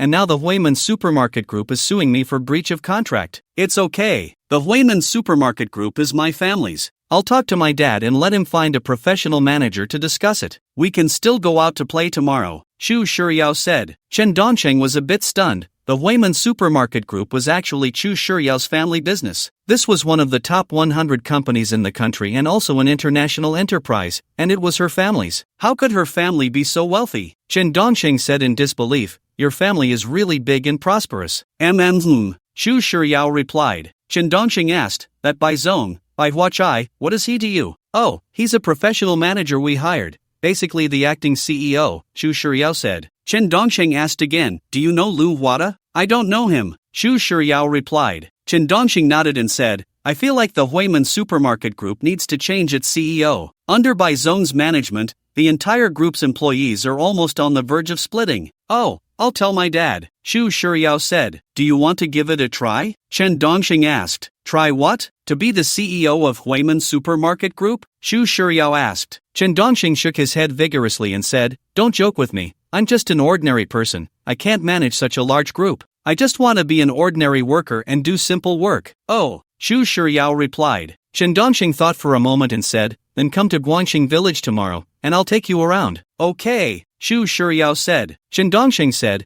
Actually, you can make more friends and go out with other friends more often. That way, your personality will become more cheerful, and your social skills will improve. Xu Shiryao nodded on the other end. Chen Dongxing heard Xu Shiryao's and also replied, Xu Shiryao was a bit confused on the other end. Chen Dongxing, Xu Shiryao. Chen Dongxing, why Xu Shiryao asked. Chen Dongxing, why do you always say Xu Shiryao asked in confusion. Chen Dongxing chuckled and said, I'm learning from you. Learning from me? Why? Xu Shiryao asked. Chen Dongxing smiled and said, Because whatever I say, you just say I don't have that many topics for you to respond to. Oh, I have something to tell you tomorrow. See you tomorrow, Xu Shiryao said. Chen Dongxing nodded and said, See you tomorrow. However, after hanging up the phone, Chen Dongxing fell into deep thought. Xu Shiryao had something to tell him that couldn't be said over the phone? Could it be that she wanted to confess to him? After all, over the past month, the two had actually become somewhat attached in a way. Although they hadn't met much offline, they communicated for a long time every day on WeChat. Every day, there are hundreds of messages sent, and they even say goodnight to each other. It looks just like a real couple. Chen Dongxing knows that they might not be a couple at all. It's just that Xu Shiryao has few friends and yearns for social interaction, but in reality, she doesn't dare to. She can only talk about this and that with herself. It's only on WeChat that she can chat freely. Offline, Xu Shiryao is also very reclusive and speaks very little. After thinking for a moment, Chen Dongxing considered whether he could avoid going, because if he really had to confess to her, he would still reject her. It's still the same saying, aside from looks, everything else is not suitable for him. Being friends is fine, but if it were to be a girlfriend, there would always be something lacking. However, Chen Dongxing didn't dwell on it any longer and instead called Chen Ergu. He wanted to ask if Chen Ergu had found him a job yet. After all, it had been 2 days since he was fired, and Ergu's efficiency should be quite high. Chen Dongxing smiled on the phone and said to Chen Ergu, Brother dog, have you found me a job? Take me alone. Dongsheng, I've been thinking about it these past 2 days, and I feel that our fates don't match. Working together, we would always get fired, Chen Ergu replied from the other end. Chen Dongxing smiled and said, Brother dog, that's called mutual progress and retreat. How can that be called incompatible fates? If our fates were incompatible, shouldn't I be the one getting fired while you get promoted? Ha! Chen Ergu was confused. It seemed quite reasonable. Live broadcast line has been deleted, Chen Dongxing said seriously. Brother dog, you said you would take me along. It has to have a beginning and an end. You are my good big brother. Alright, once I find a job, I will take you along. But if I don't find one, let's leave it at that. After saying this, Chen Ergu hung up the phone. Chen Dongxing understood that Ergu wasn't going to take him along anymore. He had to admit, Ergu wasn't foolish. He just liked to play the big brother. After his 2 treatments, Ergu's big brother complex had also improved. He no longer wanted to be the big brother. In this case, he would have to find a job himself. Chen Dongxing opened Boss Direct Recruitment once again. However, this time he didn't apply for the first job he saw. Instead, he browsed through the listings. He wanted to look at job advertisements while igniting his inspiration from being fired. Time passed little by little. Chen Dongxing browsed over 30 job advertisements. There were all kinds of jobs. However, most of them were quite ordinary. Almost all the positions on Boss Direct Recruitment were lower-level positions, but lower-level positions were easier to get hired for. Just then, Chen Dongxing saw an advertisement for a sales position, and one sentence sparked his inspiration. That sentence was, Our company is hiring salespeople, with the primary condition being able to drink 1,000 cups without getting drunk. This made Chen Dongxing's inspiration explode. It was obvious that being a salesperson meant accompanying clients for drinks. If one got drunk and started ranting about the company, exposing the boss's dirty secrets, or even slightly making things difficult for clients by forcing them to drink, wouldn't that get one fired in no time? Wouldn't the 6th challenge be a direct success? After successfully completing the 6th challenge, he would earn 320,000. The bonus would gradually increase to 1 million. The distance to success would get closer and closer. If the 6th challenge succeeded, he would gain 320,000, plus he still had about 300,000 in his balance. he could completely return to the village and build a Western-style house for his parents. The house at home was already very old and about to become a dangerous building. Moreover, almost every household in the village had built new houses, while his family still lived in that old house. Or he could choose not to build a house right away and use the money to buy the Tank 400 he had always dreamed of. Even when he had money before, he didn't dare to buy such a gas guzzler. But now that he knew he could earn a lot of money in the future, he didn't care about the mere 8 or 9 yuan per liter of gas anymore. Thinking of this, Chen Dongsheng wrote his resume without hesitation, preparing to apply to this company. This company is located near Guangxing Village. It's quite close to where he rents. It's called the Trade Liquor Company. Clearly, it deals with the import and export of alcoholic beverages. To put it bluntly, it's essentially a company that resells liquor. This is actually easy. Running business just means accompanying clients for drinks and meals, and writing a resume boasting about being able to handle 1,000 drinks is no problem at all. After all, if he ends up tipsy after 2 drinks, it wouldn't matter. He wasn't planning to work there long-term anyway. Soon, Chen Dongsheng finished writing his resume. He even noted on it that he had completed over 10 million in business volume in a month. Of course, this was a lie, and he also mentioned Xu Shiyao's company, thinking that if there was a background check, she could help him out. It shouldn't be a big issue. After finishing the resume, he sent it off immediately. About 2 hours later, he received a message back. They asked him to come for an interview at 4 p.m. the next day at No. 44, Guangpu Village. It was actually just the neighboring village to Guangxing, still quite close. He would just need to walk a few steps to get there. Time flew by to the next day. Since he had gone to bed quite late the night before, Chen Dongsheng woke up around 10 a.m. Realizing it was already 10, he suddenly remembered the bad news. He had made plans with Chu Shiyao to meet at the Guangxing Village bus station at 8 a.m.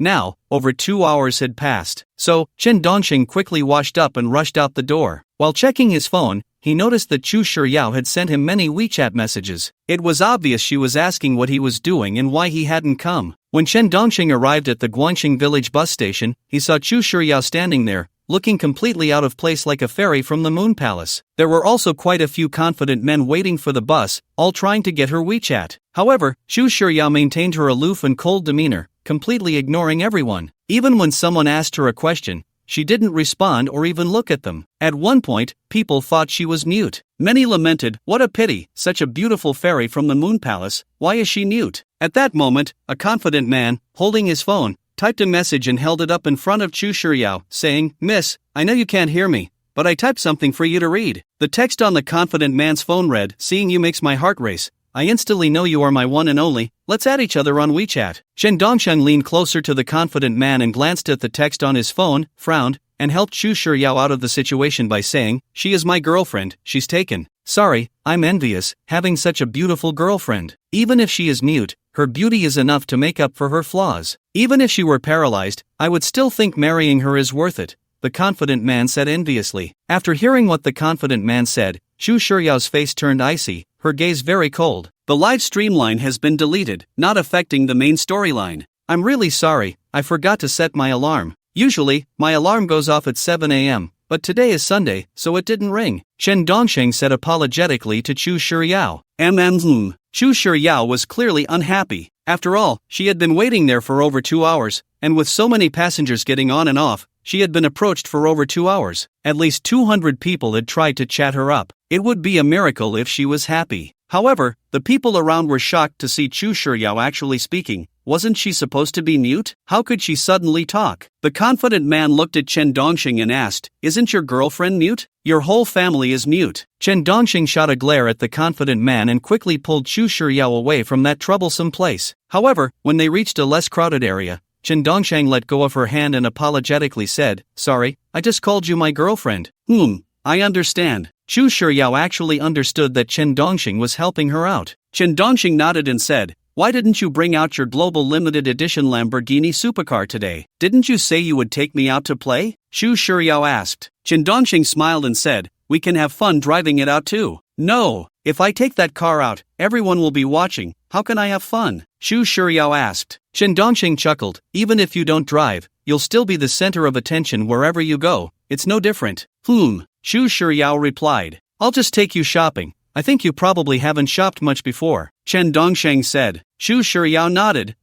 Soon, Chen Dongsheng took Chu Shiyao around the streets of Guangxing Village. To be honest, Xu Shiryao seemed curious about many things, like someone who hadn't shopped much before. Chen Dongxing curiously asked, "Why do you find a rocking car so fascinating? Haven't you seen one before?" "I've seen it, but I've never played with it," Xu Shiryao replied. Chen Dongxing asked, "Do you want to play?" "I do." Xu Shiryao nodded, "But I'm a bit shy." Chen Dongxing chuckled, "What's there to be shy about? If you want to play, just play. Who cares what others think? Do what you like, do what you want, and live your own life. That's the real you." "The real me?" Xu Shiryao seemed to hear this term for the first time. Chen Dongxing nodded and said, "Yes, the real you. Be your true self, unaffected by anyone else, and then you'll be happy." After saying that, Chen Dongxing walked directly to the small supermarket's cash register and said to the owner, "Give me 50 yuan worth of game tokens for the rocking car." "Okay." The owner immediately counted out 50 game tokens for Chen Dongxing. Holding the tokens, Chen Dongxing walked to the rocking car at the supermarket entrance and said to Xu Shiryao, "Come on, don't be shy." Xu Shiryao shook her head vigorously. Although she wanted to play, she was genuinely embarrassed and had a bit of social anxiety. Chen Dongxing sighed and said, "I'll play with you." "No." Xu Shiryao shook her head. Chen Dongxing directly sat down on the rocking car, inserted a game token, and pressed start. Instantly, the rocking car began to shake, and a loud, jarring tune played. "Daddy, what's Daddy's daddy called?" Daddy's daddy is called Grandpa." "Daddy, what's Daddy's mommy called?" Daddy's mommy is called Grandma." It must be said that Chen Dongxing was indeed a social butterfly. He dared to do things and didn't care much about others' gazes. After playing for several rounds, Chen Dongxing looked at Xu Shiryao and said, "Actually, it's quite comfortable. It makes me want to sleep, just like when my mom used to hold me and gently rock me to sleep. Come on, give it a try." Xu Shiryao actually envied Chen Dongxing's carefree attitude towards others' opinions, his ability to just do what he wanted. Seeing that Xu Shiryao still didn't dare, Chen Dongxing could only pull her over. He hugged Xu Shiryao and placed her directly on the rocking car, inserted a game token, and pressed start. Immediately, Xu Shiryao gripped the steering wheel of the rocking car tightly and began to rock. In fact, many people were watching. After all, 2 adults were playing with a child's toy. Even if Xu Shiryao didn't play with the rocking car, many lewd and confident men would stop to watch her. After all, Xu Shiryao was incredibly beautiful, more stunning than any star they had ever seen. "Dongsheng, help me down." Xu Shiryao's face had turned red to her ears. After all, too many people were watching, and for someone who was introverted and shy, it felt like social death. Chen Dongxing shook his head, then looked at the many onlookers and said, "Does anyone want to play? It's on me." Everyone shook their heads. However, some children were nodding enthusiastically. A few socially confident young ladies were also nodding. Without saying a word, Chen Dongxing directly handed out game tokens. He even pulled some adults in to play. Soon, his enthusiasm infected 4 or 5 middle-aged men and elderly people who also joined in. After all, they were curious. During their childhood, there were no rocking cars like this. Before long, all 8 rocking cars at the supermarket entrance were filled with people. Chen Dongxing stood next to Xu Shiryao's rocking car and said, "Do you feel a little better now?" Xu Shiryao nodded. With a large group of middle-aged and elderly people playing, she didn't feel so out of place anymore. There were also a few young ladies playing. Chen Dongxing put another token into Xu Shiryao's rocking car and pressed start again. Xu Shiryao gripped the steering wheel tightly, indulging in the innocence of childhood. After all, she had never ridden one when she was little. Her family's education was that of a refined young lady, where everything had to be dignified and proper. From a young age, while other children played in the mud, she had to practice calligraphy and play the piano. While other children rode rocking cars, she had to learn various etiquettes. "How does it feel?" Chen Dongxing asked Xu Shiryao. Xu Shiryao nodded and said, "It's quite fun. How about we try another one, test each one out?" Chen Dongxing suggested. Xu Shiryao nodded. Then Chen Dongxing immediately helped her switch rocking cars with others. It wasn't until the supermarket owner came out to scold them that everyone reluctantly got off. The supermarket owner shouted, "Are you crazy? This is a children's rocking car. What if you break it sitting on it, weighing over 100 pounds? The crowd dispersed in a hurry. Chen Dongxing also pulled Xu Shiryao away with everyone else. They ran far away from the supermarket before stopping. Xu Shiryao's originally fair and plump face had turned rosy, mainly from the excitement, as she said, "Can't adults sit?" "No, that's for kids," Chen Dongxing replied with a smile. Xu Shiryao stared at Chen Dongxing and gradually started to smile, saying, "You're so naughty, tricking people into riding the rocking car. Ha ha ha. As long as the owner doesn't chase us away, we can sit. If he does, we just leave. It's not like we didn't pay, and he never told me adults can't sit." Chen Dongxing laughed heartily. Chu Shiryao also giggled, looking particularly happy. She seemed especially childlike. It seemed like this was the first time Chen Dongxing had seen Chu Shiryao laugh out loud. He had to admit, her laughter was beautiful, like the sound of silver bells, and she looked much better when she smiled than when she didn't. Her smile was simply healing. Looking at her smile, it felt as if the world had become clearer. It wasn't an exaggeration, it was just like that. Chen Dongxing found himself a bit mesmerized. "What are you looking at?" Chu Shiryao touched her face. Chen Dongxing shook his head and said, "I wasn't looking at anything. It's just the first time I've seen you so happy. I had to take a few more glances." Chu Shiryao nodded. Chen Dongxing smiled and said, "I'll take you for a spin. I have an interview in the afternoon." "Are you looking for a job again?" Chu Shiryao asked. Chen Dongxing nodded and said, "Yeah, then I won't ask you about work. Let's keep playing, okay?" Chu Shiryao said. Chen Dongxing smiled and nodded, then took Chu Shiryao to stroll through the food street in Guangxing village. Chu Shiryao was very curious about the food stalls because she had hardly ever eaten street food like this. In fact, she had never really strolled through the streets before. No one had taken her shopping. She didn't dare to go out and shop by herself. "Chu, do you want to try stinky tofu?" Chen Dongxing asked with a smile. When Chu Shiryao smelled the stinky tofu, she gagged and said, "Can this be eaten? It smells so bad." "It tastes good but smells bad. This is Changsha stinky tofu, very famous." Chen Dongxing asked the vendor for a portion of stinky tofu. Chu Shiryao covered her nose and looked on curiously. Chen Dongxing then asked, "Do you eat spicy food?" "No." Chu Shiryao shook her head. It was clear that Chu Shiryao was a typical southern girl who didn't like spicy food. Chen Dongxing looked at the vendor and said, "No spice, please." Soon, a steaming bowl of stinky tofu was served. Chen Dongxing pulled Chu Shiryao to sit at a small table and chair at the stall, saying, "Give it a try. It's really not bad." "Maybe not?" Chu Shiryao covered her nose. Chen Dongxing picked up a piece of stinky tofu and held it to Chu Shiryao's mouth, saying, "It's fine. If it doesn't taste good, just spit it out." Chu Shiryao hesitantly opened her mouth, took the piece of stinky tofu, and started chewing. Her expression gradually changed. "It doesn't seem to smell when eating." "Yeah, but don't eat too much, it can be carcinogenic," Chen Dongxing said with a smile. Chu Shiryao nodded and said, "The sauce tastes pretty good. Want another piece?" Chen Dongxing asked. Chu Shiryao nodded. Chen Dongxing fed her another piece. Chu Shiryao ate with great enjoyment. Some old bachelors at the next table, seeing Chen Dongxing feeding Chu Shiryao, were enviously impressed. After finishing the stinky tofu, Chen Dongxing took Chu Shiryao to try other snacks, which were just some ordinary street food people usually love. However, within half an hour, Chu Shiryao started to react, holding her stomach and looking a bit uncomfortable, pitifully saying, "I think my stomach hurts." I forgot. You haven't eaten junk food much. Eating too much at once must be hard to handle." Chen Dongxing slapped his forehead. How careless. After all, she was a young lady who had never eaten this kind of street food, so it was normal for her to have an upset stomach. It was just unfortunate that the street vendor didn't give her more anti-diarrheal medicine. Chen Dongxing looked around and said, "There's a public restroom over there. Go use it first, and then I'll take you to buy some medicine." Soon, Chu Shiryao went to the restroom. After she came out, Chen Dongxing had already bought her some baoji pills. After drinking it, Chu Shiryao felt a bit better. Then she continued to cling to Chen Dongxing, wanting him to take her around. Around 3:40 p.m., Chen Dongxing said goodbye to Chu Shiryao, as he had to go for an interview. With a phone call, a limited edition Rolls-Royce came to pick her up. "Goodbye." Chen Dongxing waved at her. Chu Shiryao nodded and asked, "When will you take me out again?" "I'll let you know when I have time." Chen Dongxing replied with a smile. The driver looked at Chen Dongxing and then respectfully asked Chu Shiryao, "Miss, is he your friend?"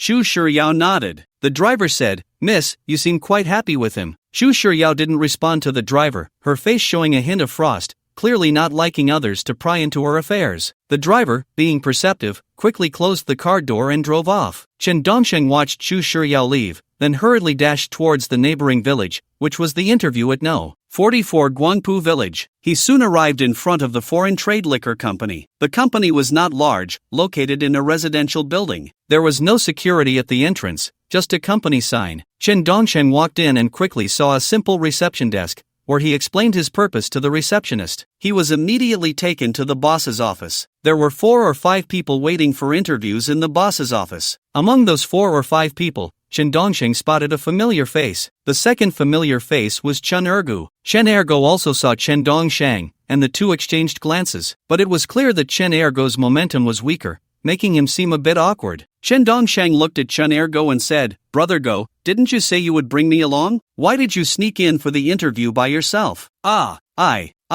Chen Ergo was momentarily at a loss for words, feeling embarrassed and unsure of what to say. After a moment, he finally thought of a response and said, "I wanted to come and check things out before telling you." Just then, a middle-aged man with a big belly walked in. The man looked at everyone and said, "I am the owner of the trade liquor company, Du Chi Ming. Welcome everyone to our company for the interview. Hello, Mr. Du." Just as everyone was still processing this, Chen Dongsheng was the first to greet him. Du Chi Ming was actually quite pleased with Chen Dongsheng's quick reaction and said, "Hello everyone." At that moment, the office phone rang. Du Chi Ming looked at the phone with a bit of embarrassment and fear, as if he were a thief caught by the police. Chen Dongsheng noticed this and sensed something was off. If it were a normal call, it definitely wouldn't be like this. Could it be a debt collector or something? Du Chi Ming hesitated, unsure whether to answer, his face clearly showing his reluctance. But the phone kept ringing, showing no signs of stopping. After about 3 minutes, the entire office was filled with the sound of the ringing phone and the awkwardness of everyone present. Chen Dongsheng smiled and asked Du Chi Ming, "Mr. Du, is there something going on?" Just then, the ringing finally stopped. However, before Du Chi Ming could take a breath, the phone rang again. Du Chi Ming glanced at it and said to Chen Dongsheng, "Can you answer it for me? Just say Mr. Du is not in the office, don't say anything else." "No problem." Chen Dongsheng nodded, then picked up the phone, just about to say something when he was startled by the imposing voice on the other end. It was a woman's voice, and it was filled with rage, as if it had reached a boiling point. "You must be Mr.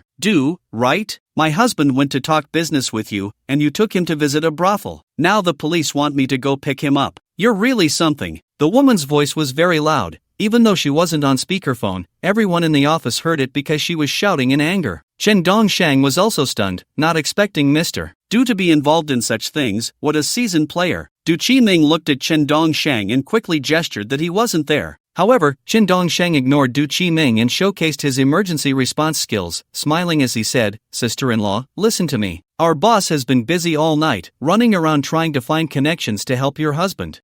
Your company doesn't have a single good person. Don't think about doing business with us." The woman continued to roar. Chen Dongsheng calmly replied, "Sister-in-law, actually, you misunderstood. Please let me explain. Things are not as you imagine." Du Chi Ming and everyone present looked at Chen Dongsheng with puzzled expressions, especially Du Chi Ming, who thought Chen Dongsheng was meddling in something he knew nothing about. Du Chi Ming wanted to interrupt Chen Dongsheng but was signaled to remain silent. Okay, you say he went to a brothel, and that's justified, right?" The woman was still not calm. Chen Dongsheng smiled and said, "Last night, we all drank too much, got completely wasted. At that time, our Mr. Du said he shouldn't go back and should stay overnight. But your husband insisted on going back, saying you were waiting at home and he couldn't leave you alone. So he drove back and encountered a DUI checkpoint on the way. The police caught him, and it turned out he was severely over the limit. This could lead to his license being revoked and possibly even a year and a half in jail. So, that night, our general manager Du was running around everywhere, making connections,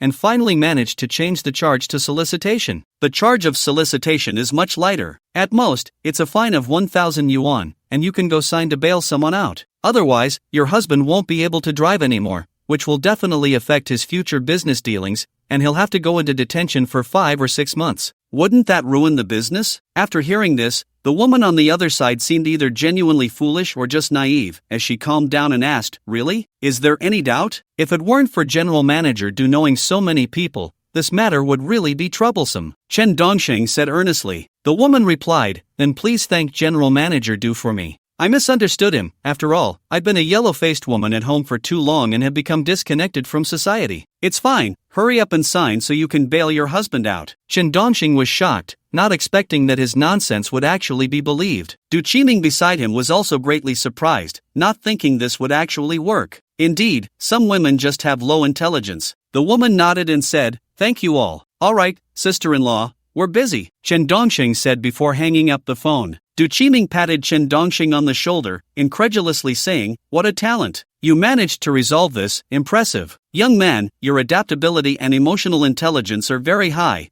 This is the essential adaptability for a salesperson. You've passed, come to work tomorrow." "Thank you, General Manager," Chen Dongsheng said with a smile. Du Chi Ming laughed heartily. "Without your help, I really wouldn't know how to handle that call." "No, It seems the other side is easier to fool, Chen Dongsheng said seriously. Du Qiming patted Chen Dongsheng's shoulder again and said, "You reacted quickly, even I felt it seemed real. What a talent." General Manager Du, I have a request, Chen Dongsheng said. Du Qiming looked at Chen Dongsheng curiously and asked, "What is it?" "I have a brother. Can you exempt him from the test as well? His adaptability and emotional intelligence are no less than mine." Chen Dongsheng pointed to Chen Ergu and said to Du Qiming. Du Qiming nodded and said, "All right, your brother can come to work directly tomorrow." "Thank you, General Manager." Chen Dongsheng expressed his gratitude. Chen Ergu also thanked him excitedly. "Thank you, General Manager." But at that moment, the office door was kicked open, and an elderly couple pushed a 20-something woman in a wheelchair, their faces extremely angry as they entered, shouting, "Du Qiming, you are responsible for our Xiaoya's health. You usually take her to entertain clients and force her to drink.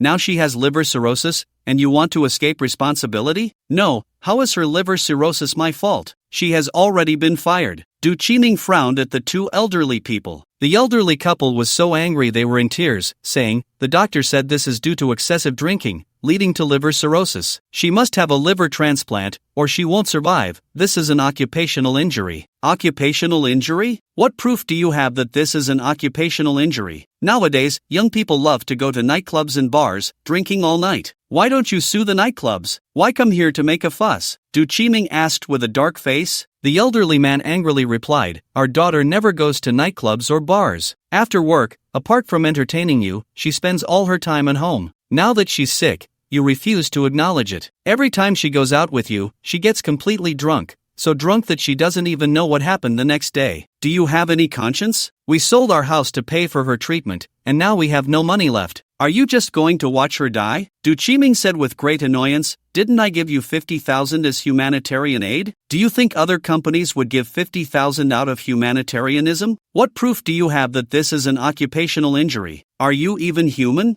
"Woo woo woo woo," the old man cried out helplessly, startling the applicants nearby. "What kind of company is this? It actually drives employees to drink to the point of liver cirrhosis. Who knows if it's true or not? After all, without knowing the details, there's no point in commenting." Chen Dongxing just stood quietly to the side, watching. At that moment, Du Qiming looked at all the unrelated personnel present and said, "Everyone, please leave. We won't be interviewing today, I've been framed." Soon, Chen Dongsheng, Chen Ergu, and the others were ushered out. But it didn't matter. Chen Dongsheng and Chen Ergu had already passed the interview and just needed to show up for work tomorrow. Chen Ergu looked at Chen Dongsheng with some concern and said, "This company seems a bit off." "What's off about it?" Chen Dongsheng asked with a smile. Chen Ergu replied, "It seems like they want people to drink, and some have even ended up with liver cirrhosis. Plus, this company is in the liquor business. I think it's very likely true." "So what?" Chen Dongsheng asked. Chen Ergu worriedly said, "What if we get dragged out for socializing and forced to drink every day? Then just pretend to be drunk." Chen Dongsheng said with a smile. Chen Ergu nodded and said, "Let's just see how it goes. If it really doesn't work out,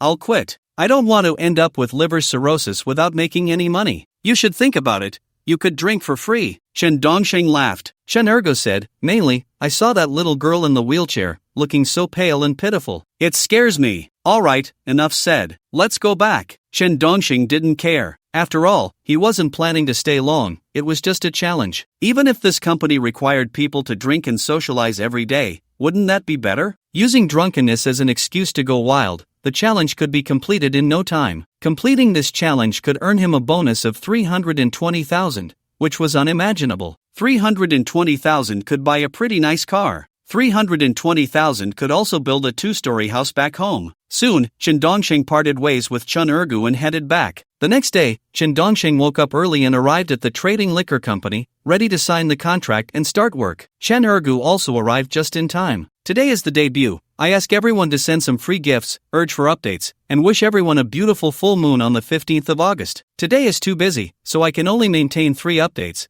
around 8,000 words." Besides Chen Dongsheng and Chen Ergu, there was also a pretty young lady with good features who came to sign the contract. The 3 of them were in Du Qiming's office. Du Qiming took out 3 employment contracts and smiled, saying, "Once you sign the contract, we are family. Family doesn't talk about family matters. Many of the salespeople who have left my side are now worth over $1 million. Chen Dongsheng, Chen Ergu, and the young lady all picked up the contracts and started reading. They found that the base salary written on the contract was only 1,895 yuan, and they all began to feel puzzled. The young lady couldn't hold back and looked at Du Qiming, asking, wasn't the base salary 3,800 on the boss's direct recruitment? Why has it changed to 1,895 when signing the contract? 1,895? Chen Ergu frowned. Isn't this the official minimum wage standard in Haicheng? Du Qiming smiled and explained, for us in sales, the base salary isn't important. As long as you close a few deals in a month, most people can earn over 10,000 a month. You're all so young, you need to have ambition. If the base salary is too high, it won't motivate you. I have a lot of experience in this field. Chen Dongsheng, Chen Ergo, and the young lady exchanged glances. Is there really such a reasoning? Du Qiming continued to smile and said, in the past, I offered some people a guaranteed salary of 6,000,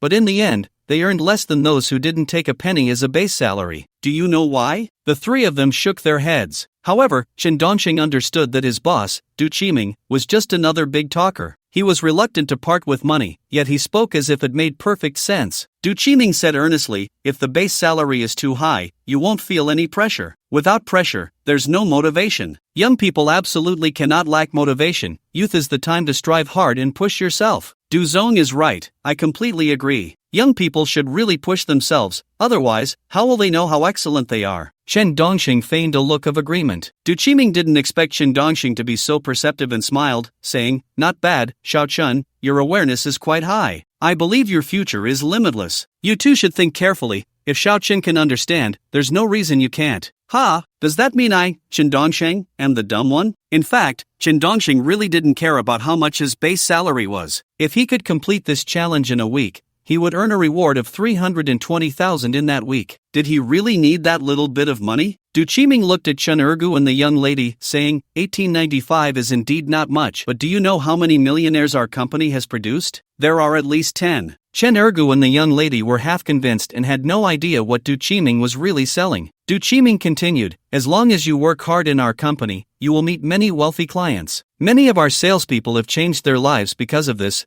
Women married wealthy clients, and men married wealthy clients. I'm offering you the chance to make money and find a partner at the same time, something no other company can do. This is our company's core competitiveness. Du Zong, do we have salespeople who married wealthy clients? Chen Ergu's heart raced. Du Qiming immediately noticed Chen Ergu's excitement and smiled, saying, that's right. Once you join the company, you'll gradually learn how many millionaires we've created and how many people have reached the peak of their lives because of it. Is that true? The young lady asked, half in disbelief. Du Qiming laughed, am I really going to lie to you? Once you join the company, you'll find out. Du Zong, I'm signing because I believe what you said is very true. Young people need to push themselves. Chen Ergo quickly signed his name. Du Qiming smiled inwardly and said, women can use marriage as a springboard. We men can do the same. For those at the bottom, every opportunity is crucial. I really don't. I just agree with Du Zong's philosophy. Chen Ergo smiled. Chen Dongsheng also quickly signed his name, saying, Du Zong, I sign too. Ergu is my brother. If he agrees, then I agree. Good, good. Young people need to have fighting spirit, dare to step out of their comfort zone, and accept low base salaries with high commissions, Du Qiming said seriously. When I was young, I told my boss I didn't want a base salary, just high commissions. Today's young people are becoming increasingly afraid to strive, making it hard for them to achieve greatness. Chen Dongsheng looked at Du Qiming and smiled, saying, I think what Du Zong said is absolutely right. I don't want a base salary, I want high commissions. I hope Du Zong can guide me more. Smart choice. Then I'll give you high commissions. Previously, we offered 15%, but now I'll raise it to 25%, and you won't have a base salary. Du Qiming directly tore up the employment contract Chen Dongsheng had just signed and handed him a new one. Without a word, Chen Dongsheng quickly signed it. Du Qiming then turned to Chen Ergu and asked, what about you? I think I'll keep the base salary. Chen Ergu wasn't foolish. In fact, he thought Chen Dongsheng was quite silly. Du Qiming smiled and said, your fighting spirit isn't as strong as Xiao Chen's, but that's okay. You will gradually become excellent in our company. Director Du, is there a probation period after joining the company? The young lady asked. Du Qiming smiled and said, our company doesn't have a probation period, only those stingy companies have one. Oh, then Director Du, the salary is 1,895 yuan. Is there social insurance, 5 insurances and 1 fund? The young lady continued to look at the contract and asked. Du Qiming chuckled, young people shouldn't always think about social insurance and the 5 insurances and 1 fund. As long as you're young and hardworking, why worry about not having money for retirement? Besides, the money you pay now might not even be returned when you retire. Our country's birth rate is currently the lowest in the world. The 5 insurances and 1 fund rely entirely on the demographic dividend. The money you pay now is for the elderly who are retiring now to enjoy. But by the time you retire, there might not be many people left in our country, and no one will be paying into those funds, so you won't even get your principal back. It's better to keep that money in your pocket and manage it well. Profound. Director Du is indeed sharp. Great minds think alike. Chen Dongsheng felt immense disdain inside but nodded in agreement. Du Qiming smiled and nodded, asking, "What I said makes sense, right? Why deduct your salary to pay these fees? After all, this is a risky investment." After listening, Chen Ergo fell into deep thought. The young lady looked at Chen Dongsheng in disbelief, wondering if he was really that foolish or just a sycophant, or perhaps a plant from the boss. "Do you need a plant to sign a contract?" The young lady disdainfully looked at Du Qiming and said, "If you're going to be stingy, at least don't make so many excuses. 1895 yuan salary, isn't that the official minimum wage standard in Haicheng? With such a low salary and no social insurance or the 5 insurances and 1 fund, who would work for you?" After saying that, the young lady turned and left. Du Qiming felt it was a pity to see her go. Because she was truly beautiful, if she could handle the liquor sales, she would likely attract quite a few sleazy male clients. This is also the commercial core of the liquor trade company, or rather, a shortcut for salespeople. Some people disdain this shortcut, while others have always taken it. However, Du Qiming still hoped that the salespeople could set aside their dignity and take the shortcut. In his view, making money isn't shameful, a little dirtiness isn't shameful either, because it's not oneself who is dirty, so it doesn't matter. Du Qiming was quite satisfied with Chen Dongsheng and Chen Ergu. As for Chen Ergu, no need to mention, but Chen Dongsheng was genuinely satisfactory. This kid is teachable. Not only is he obedient and clever, but he is also easy to fool and quite handsome, which is very appealing to many older female clients. After some training, he could become the ace shortcut salesperson for the liquor trade company. Having beautiful women on either side while driving a supercar is just around the corner. In fact, Du Qiming thought the most valuable thing was Chen Dongsheng's adaptability. He could accept this twisted logic, which is truly rare. But what Du Qiming didn't know was what kind of person he had brought in. If he knew what Chen Dongsheng was in the workplace, he probably wouldn't even want him for money. "Director Du, now that we have officially joined, is there anything we need to do on the first day?" Chen Dongsheng asked with a smile. Du Qiming thought for a moment and said, "You just joined the company and don't have your own network yet, so first, get to know the company, help the company with some tasks, and then I'll take you out to socialize, and you'll build your network." "Thank you, boss." Chen Dongsheng was actually a bit eager to learn about the company. Otherwise, how could he talk bad about the company while pretending to be drunk in front of the big boss? Du Qiming smiled and said, "We received a container of liquor today. You and Ergo can start by getting to know our products and help move some." "No problem." Chen Dongsheng was already very dissatisfied with Du Qiming. From the interview to signing the contract to now, he had completely seen through Du Qiming. He was just a capitalist boss who would eat people without spitting out their bones. With low wages and no social insurance, he could still speak with justification and eloquence. This was also the first time Chen Dongsheng had encountered such an arrogant boss. Furthermore, Du Qiming had used the excuse of getting to know the wine products to make the two of them work as porters. After all, the wages for porters were quite high now. Unloading a container could probably earn over 1,000. But having his own people unload meant he wouldn't have to pay them. What a clever calculation. Chen Ergo looked at Du Qiming and asked, "Boss Du, do we need to help unload the truck? We're salespeople." No. I just want to train your endurance and hard work. Have you heard that when great responsibilities are bestowed upon a person, they must first toil their muscles and bones, and starve their bodies?" Du Qiming said very seriously. Chen Dongsheng couldn't help but laugh because he realized Du Qiming was pretending to be cultured, even misquoting the saying about being born in hardship and dying in comfort, yet he spoke with such conviction. The saying was about the body, while he was talking about the spirit. However, it must be said that although he wasn't very cultured, he was quite good at deceiving people. When the time came to confront him, he would use this phrase to comfort him. Chen Ergo looked at Du Qiming and said, "Boss Du, you got it wrong. This saying should be said like this: when great responsibilities are bestowed upon a person, they must first endure hardship in their will, toil their muscles and bones, starve their bodies, and impoverish themselves. People who do great things don't sweat the small stuff. Since you understand, that's good. This is the best way for me to train your will," Du Qiming said very seriously. Chen Ergo felt like he had been wronged somehow, but he couldn't quite remember why.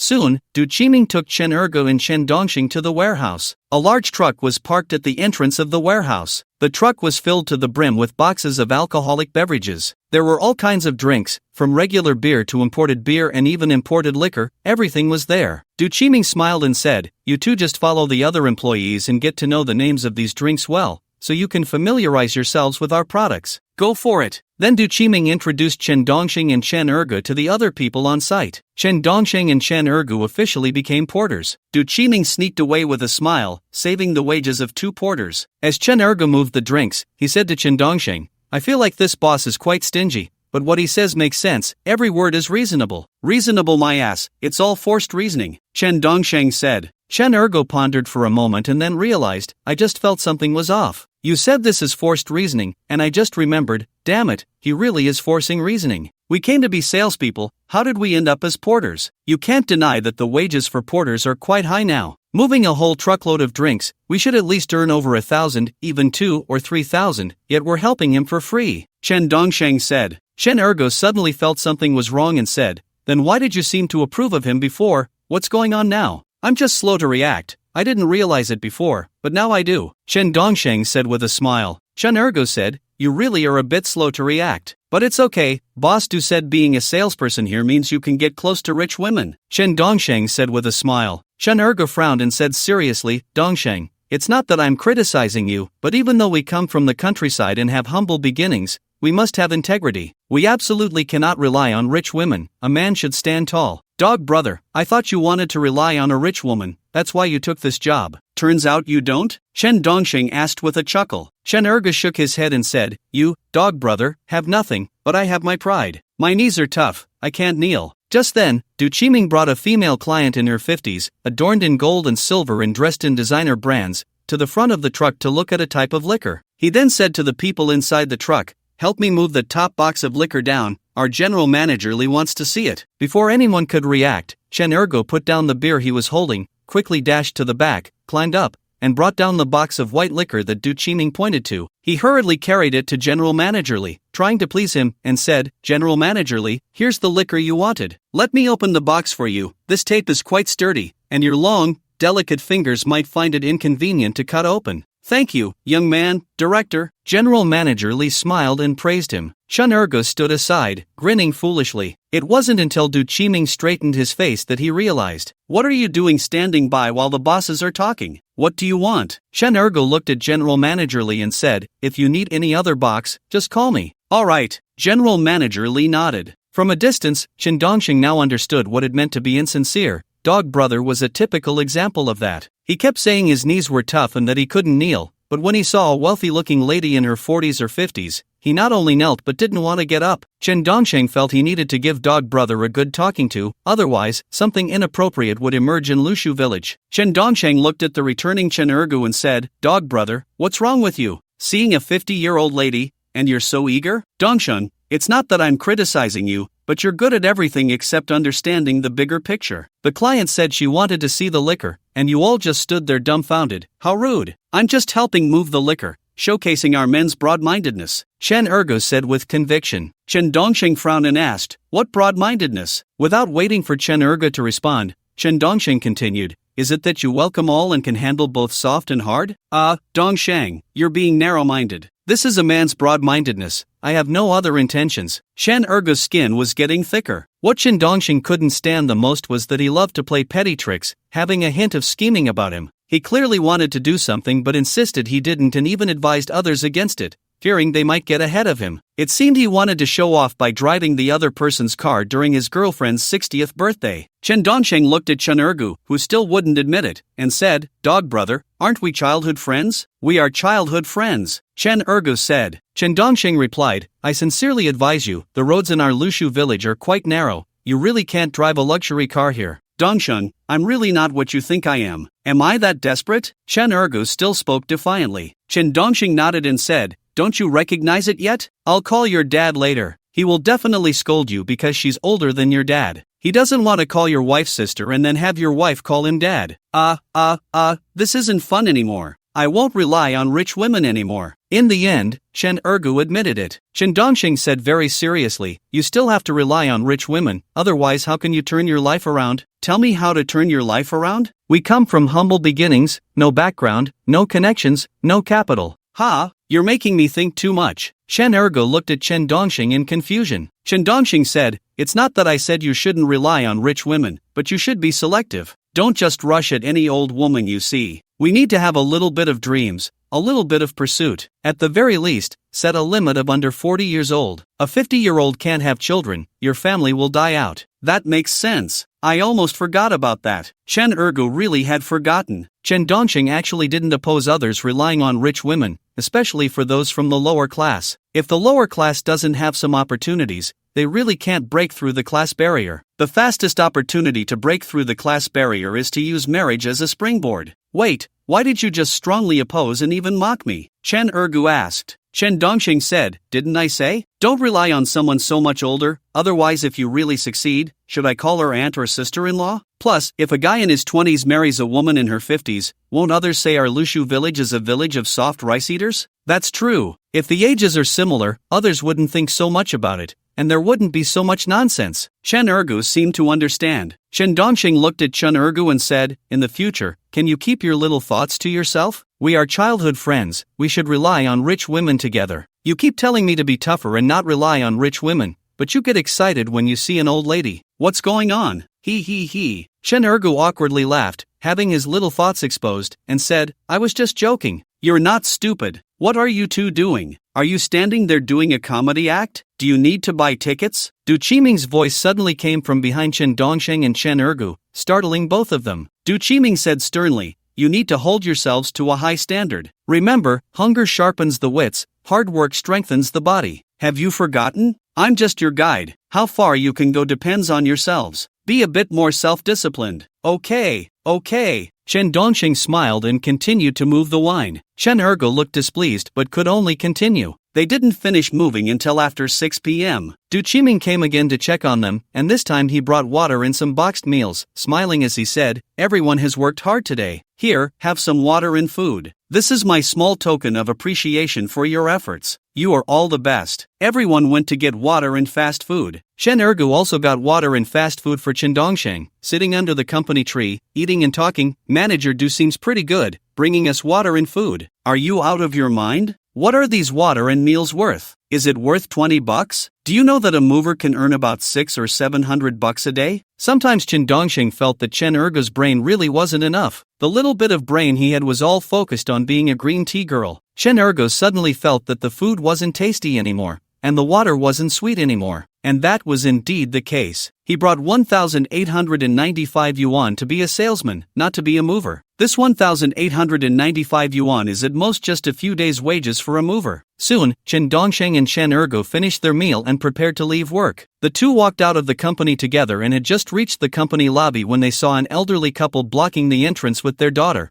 who was suffering from liver cirrhosis. Chen Ergu noticed the woman's pale face, looking as if she were about to die, and felt a twinge of pity, saying, Dongxing, do you think this girl really drank too much at a company event and got liver cirrhosis? Or is she just trying to scam people? Do you want to know? Chen Dongxing asked. Chen Ergu nodded and said, aren't you curious? I'm not curious because even if I were, I couldn't help them, Chen Dongxing replied. He really couldn't help them. He didn't have much money himself, and it was impossible to give money to someone he didn't know. Even if he wanted to give money, he had to make sure his own family was well fed and warm before he could do that. His own family was still struggling to make ends meet, and their house was on the verge of becoming a dangerous building, so he felt he had no right to be a good person. Chen Ergu said, just curious, doesn't mean I have to help. Do you have 1,000 yuan? Chen Dongxing asked. Chen Ergu nodded and said, yes, transfer it to me. Chen Dongxing said with a smile. Chen Ergu asked, why? Transfer it to me, and I'll tell you if it's true or not. Chen Dongxing replied. Chen Ergu said, a truth for 1,000 yuan? No,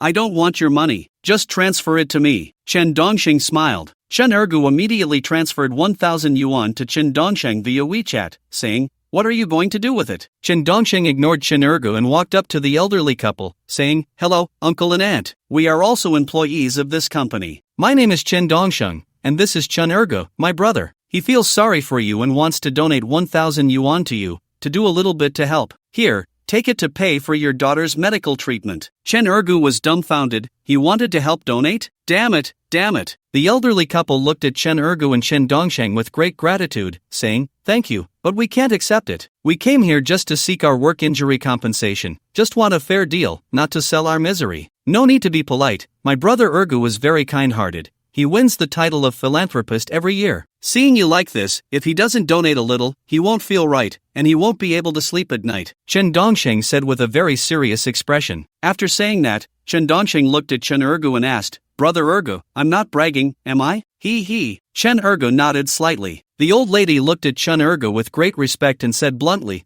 "There are still many good people in the world. I didn't expect him to look so shifty, but his heart is so good. Phew.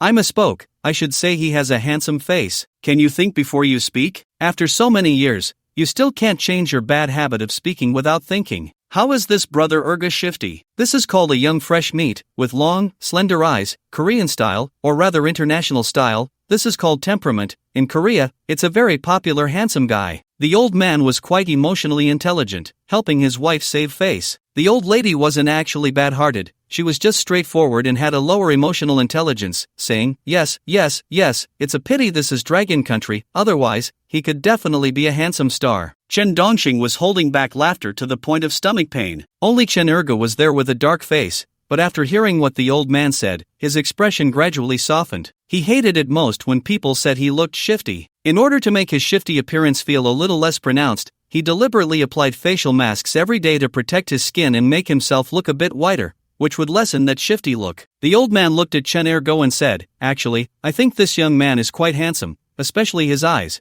which are very captivating and deep. If it weren't for my daughter having liver cirrhosis and not having long to live, I would have wanted to introduce her to you." "Really? We're all unfortunate people," Chen Ergo replied with a silly smile. Chen Dongxing looked at the elderly couple and said, "Do you have WeChat? I'll transfer the 1,000 yuan donation from Dog Brother to you." "Dog Brother, I donated, you know?" Chen Ergo nodded stiffly. The elderly couple initially didn't want to accept it, but Chen Dongxing was too enthusiastic, so they had no choice but to accept the donation. After the donation, Chen Dongxing walked out of the company with Chen Ergo. Chen Ergo looked at Chen Dongxing and said, "Pay me back." "Pay you back for what?" Chen Dongxing asked. Chen Ergo said, "The money I just gave you. Didn't you nod and agree to donate?" Chen Dongxing pretended to be confused. Chen Ergo said painfully, "Then give me 500, and we'll each donate 500. "No, Dog Brother, that's not fair. You donated in your name, and now you're asking me for half, and I even found out their truth for you," Chen Dongsheng said. Chen Ergo asked, "What's the truth?" "The truth is they are actually very kind and not greedy people. If they were greedy, they wouldn't be so polite. If you donated 1 million, they wouldn't hesitate at all, which proves that her daughter is very likely a victim of a work injury." Du Qiming lied, Chen Dongsheng speculated. However, Chen Dongsheng didn't really care about how things were. After all, he couldn't manage it and didn't have the right to do so. Chen Ergo thought it made sense and nodded, saying, "But this truth isn't worth 1,000 yuan. If you think that way, I'll look down on you, Dog Brother. You wore the high hat and did a good deed, and now you're asking me for money." You nodded, and if you hadn't, I wouldn't have donated. Chen Dongxing morally blackmailed him. In fact, Chen Dongxing just wanted to give Chen Ergo a little punishment to make him remember, to teach him a lesson for always playing little tricks on him. Would he remember if he didn't retaliate? Soon, Chen Dongxing and Chen Ergo parted ways. After all, they lived in different places. Chen Dongxing wearily walked back to his rented room in Guangxing Village from No. 44 Guangpu Village. Lying on the bed, he rubbed his legs and arms. After unloading goods all day, he was really exhausted. This was the most tiring day Chen Dongxing had ever had at work. Although it wasn't the longest working day, he had been doing physical labor all day. And ironically, he still claimed to be a salesman. How many salesmen need to unload goods all day? Indeed, some bosses would have salesmen help with unloading and loading, which raises a bit of suspicion of taking advantage. But Du Qiming was different. He was blatantly exploiting his employees' labor. Chen Dongsheng lay on the bed, messaging Chu Shiryao, and fell asleep while typing. It wasn't until the alarm went off the next day that he woke up, feeling sore all over, clearly overworked. He should have gone for a massage to relax last night. A massage could effectively relieve all over soreness. However, Chen Dongxing had no time now. It was time to go to work. It was only the second day of officially starting work, and he didn't want to be late, Otherwise, how would he earn Du Qiming's recognition? How would he learn more about the company's insider information? Soon, Chen Dongxing went downstairs, bought 2 buns and a cup of soy milk at a breakfast shop, and ate while walking to work. But on the way to the company, he encountered the elderly couple pushing their daughter with liver cirrhosis again. "Good morning, here to defend your rights again?" Chen Dongxing greeted him. The old man nodded and said to Chen Dongxing, "Yes, thank you for the 1,000 yuan yesterday." "You're welcome, that was donated by my dog brother. He can't sleep if he doesn't donate," Chen Dongxing said with a smile. The old man looked at Chen Dongxing and asked for his opinion. "You young people read a lot. I want to ask you, if we expose the illegal activities of the trading liquor company and threaten Du Qiming to demand compensation for work-related injuries, would that count as extortion?" "Well, what illegal activities are you talking about?" Chen Dongxing didn't expect them to know the company's inside story. But then again, it was normal for female employees who were taken out for socializing by the boss every day to know a bit about the company's secrets. The old man said, "My daughter said that many of the imported liquors from your company are mixed with other substances, using a syringe to extract the real liquor and mixing in fake liquor.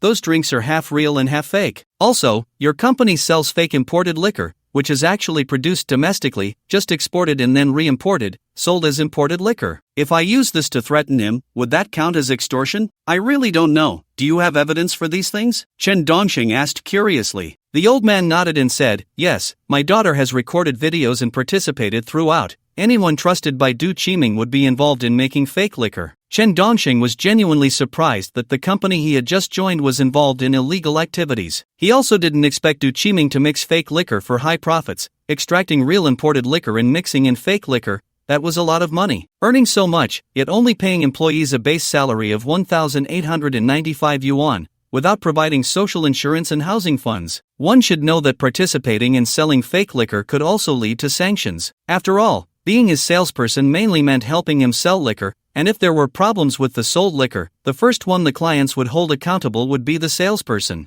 Goodness, he had unknowingly entered a den of tigers and dragons. Moreover, as far as Chen Dongxing knew, the trading liquor company also hired streamers to sell products. They were also a major supply channel for some big streamers. The supply price was the lowest in the industry, and the commission for the streamers was the highest. He learned yesterday while moving goods that Du Qiming gave a 50% commission to streamers for live sales. One could imagine how fake the liquor bought from him was. Chen Dongxing looked at the old man and said, "I don't know if that counts as extortion, so I can't give any advice." "Well then, Dongxing, that company is not a legitimate one, you should switch to another company. Not to mention the faking and mixing, working there and socializing will really get you drunk," the old man kindly reminded. Chen Dongxing was unconcerned, he felt no burden about working for a disreputable company. "Thank you for your reminder, I might resign in a few days." After saying that, Chen Dongxing went directly to the company. At the company entrance, he happened to run into Chen Ergu, who had just gotten out of the car. Chen Ergu also arrived just in time. Soon, the two entered the company together. Du Qiming had long been waiting at the company entrance for all the employees. Once all the employees arrived, the first thing to do was the morning meeting. Du Qiming, full of energy, looked at all the employees and said, "Good morning, everyone, the morning meeting is about to start." "Is dignity important?" "Not important, not important." All the employees shouted in unison. Du Qiming shouted, "What is God?" "Money, money, money." All the employees shouted in unison. Du Qiming shouted again, "To become God, what should we do?" "Abandon dignity and face, everything is for money. First have money, then earn face." All the employees shouted again. Du Qiming nodded in satisfaction and shouted, "What if the clients get hands-on? Put down your modesty, put down your dignity. Put down your modesty, put down your dignity." All the employees said. Chen Dongxing and Chen Ergu were dumbfounded,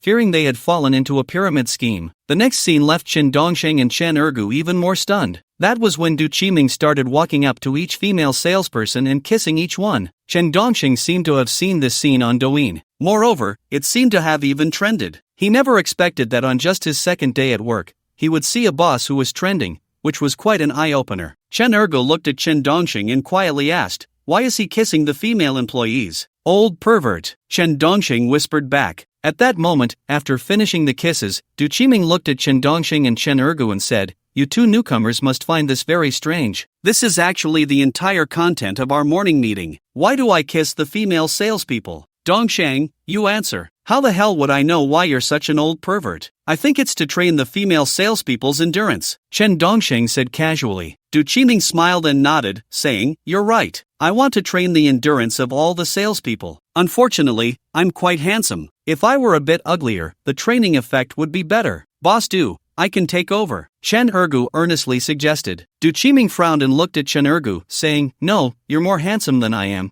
It won't have the desired effect. Some new chapters need to be refreshed to appear. Everyone refresh a bit. Chen Dongsheng looked at Chen Ergu in shock. He realized he didn't know this childhood friend well enough. It seemed he was interested not only in 50-year-old aunties. As long as it was a female, he seemed to be interested. In fact, Chen Dongsheng also found it hard to understand why these female salespeople accepted Du Qiming's opportunistic actions. If it were him, he would have run away long ago. This was clearly just using the morning meeting to motivate and train employees while taking advantage. Du Qiming looked at all the employees and shouted, the morning meeting is over. I wish everyone a good harvest today. Let's get to work. Chen Dongsheng, Chen Ergu, you two stay. Everyone else went off to run their business. Du Qiming looked at Chen Dongsheng and Chen Ergu and said, today, a truckload of drinks has arrived, many of which you haven't seen before. Go get to know them and help move some drinks. No, Boss Du, we came to run business. Why are we always moving drinks? Chen Ergu asked. Du Qiming smiled and said, aren't I training your willpower? Strengthening your muscles and bones, starving the common man. Tomorrow night,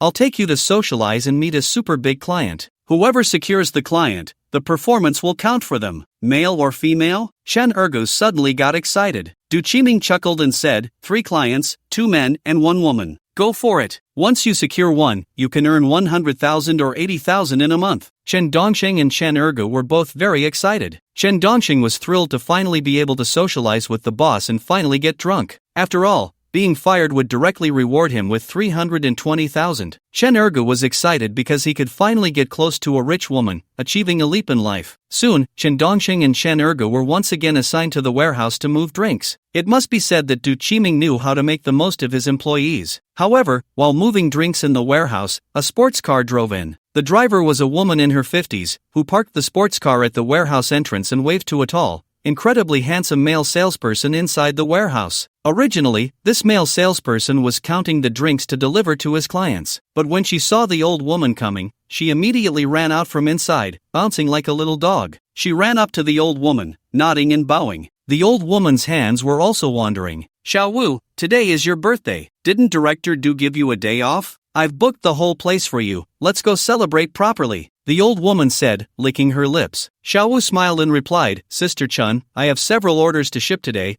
I don't have time, but I'm really touched. You have a good heart. Still calling me sister? The old woman frowned. Xiao Wu's expression changed, and she smiled, saying, honey, that's more like it. If you're too busy, then I won't help you celebrate. Here, take this. The old woman pulled out several stacks of 100 yuan bills from her LV bag and tossed them onto Xiao Wu's chest. Chen Ergu watched this scene, practically drooling. Chen Ergu looked at Chen Dongsheng excitedly and said, there must be at least 30,000 yuan there. They make money so easily. But can you handle that old woman's looks? Chen Dongsheng asked. Chen Ergu replied, making money isn't shameful. Isn't it just calling out honey? I can do that too. Alright, didn't we say we wouldn't consider anyone over 40? Chen Dongsheng said. However, he had to admire Chen Ergu's appetite. He really wasn't picky and was eager to improve. Chen Ergu nodded and said, tomorrow night, we must perform well. I heard it's a big client. If we can become honey, we'll be set. You go for it. Chen Dongsheng realized that Chen Ergu's values were a bit off. Being lecherous was one thing, but being so greedy seemed to have no bottom line. However, Chen Dongsheng also knew that for someone at the bottom who wanted to improve, these might be their best chances to break through the class barrier. So, as someone bound to a challenge where getting fired would reward him with a game, he couldn't just stand by and criticize. He indeed looked down on the idea of relying on rich women, and he wouldn't do it, but he couldn't stop others from doing so. Time passed little by little. Soon, it was time to get off work. Chen Dongsheng and Chen Ergu were both exhausted like dogs. They leaned against a big tree by the company warehouse, sitting on the ground and wiping their sweat. Chen Ergu said, Dongsheng, I always feel like Director Du sees us as movers, just giving us the title of salespeople for show. I asked some colleagues while moving, and they said a truckload of drinks comes in every day, so don't we have to move them every day? Director Du really is calculating. He hired 2 movers under the guise of salespeople. I'm really impressed. Chen Dongsheng also felt something was off. They had both heard from some people that a truckload of drinks came in every day, and the newly hired salespeople were all moving drinks. They had previously hired many salespeople, but none had actually done sales and ended up resigning. The new hires had been moving drinks all along and never did a day of sales. In the end, they realized the reality after a week, 2 weeks, or even a month of moving. One had to admit that this tactic of secretly using them was really well played by Director Du. The base salary for salespeople was only 1,895 yuan, but to hire movers to transport such a large quantity of drinks would cost 2 to 3,000 yuan a day. Over a month, that would be 100,000 or 80,000 in moving fees. But Director Du managed to solve the 100,000 or 80,000 problem for less than 4,000. One had to say, our Director Du really knows how to play the game. Chen Ergo looked at Chen Dongxing and said, I heard that Xiao Wu said Director Du takes us new salespeople to social events to shield him from drinking. We barely even get to the business talk before we're already down, and when we come back, we just continue moving. Ha ha ha. Chen Dongxing laughed. Chen Ergo couldn't understand what Chen Dongxing was laughing about and asked, what are you laughing at? Ha ha ha ha ha ha ha. Chen Dongxing. What was Chen Dongxing laughing about? Of course, he was laughing because he could soon complete the 6th challenge. He was just afraid they wouldn't let him drink. As long as he had a cup or half a cup,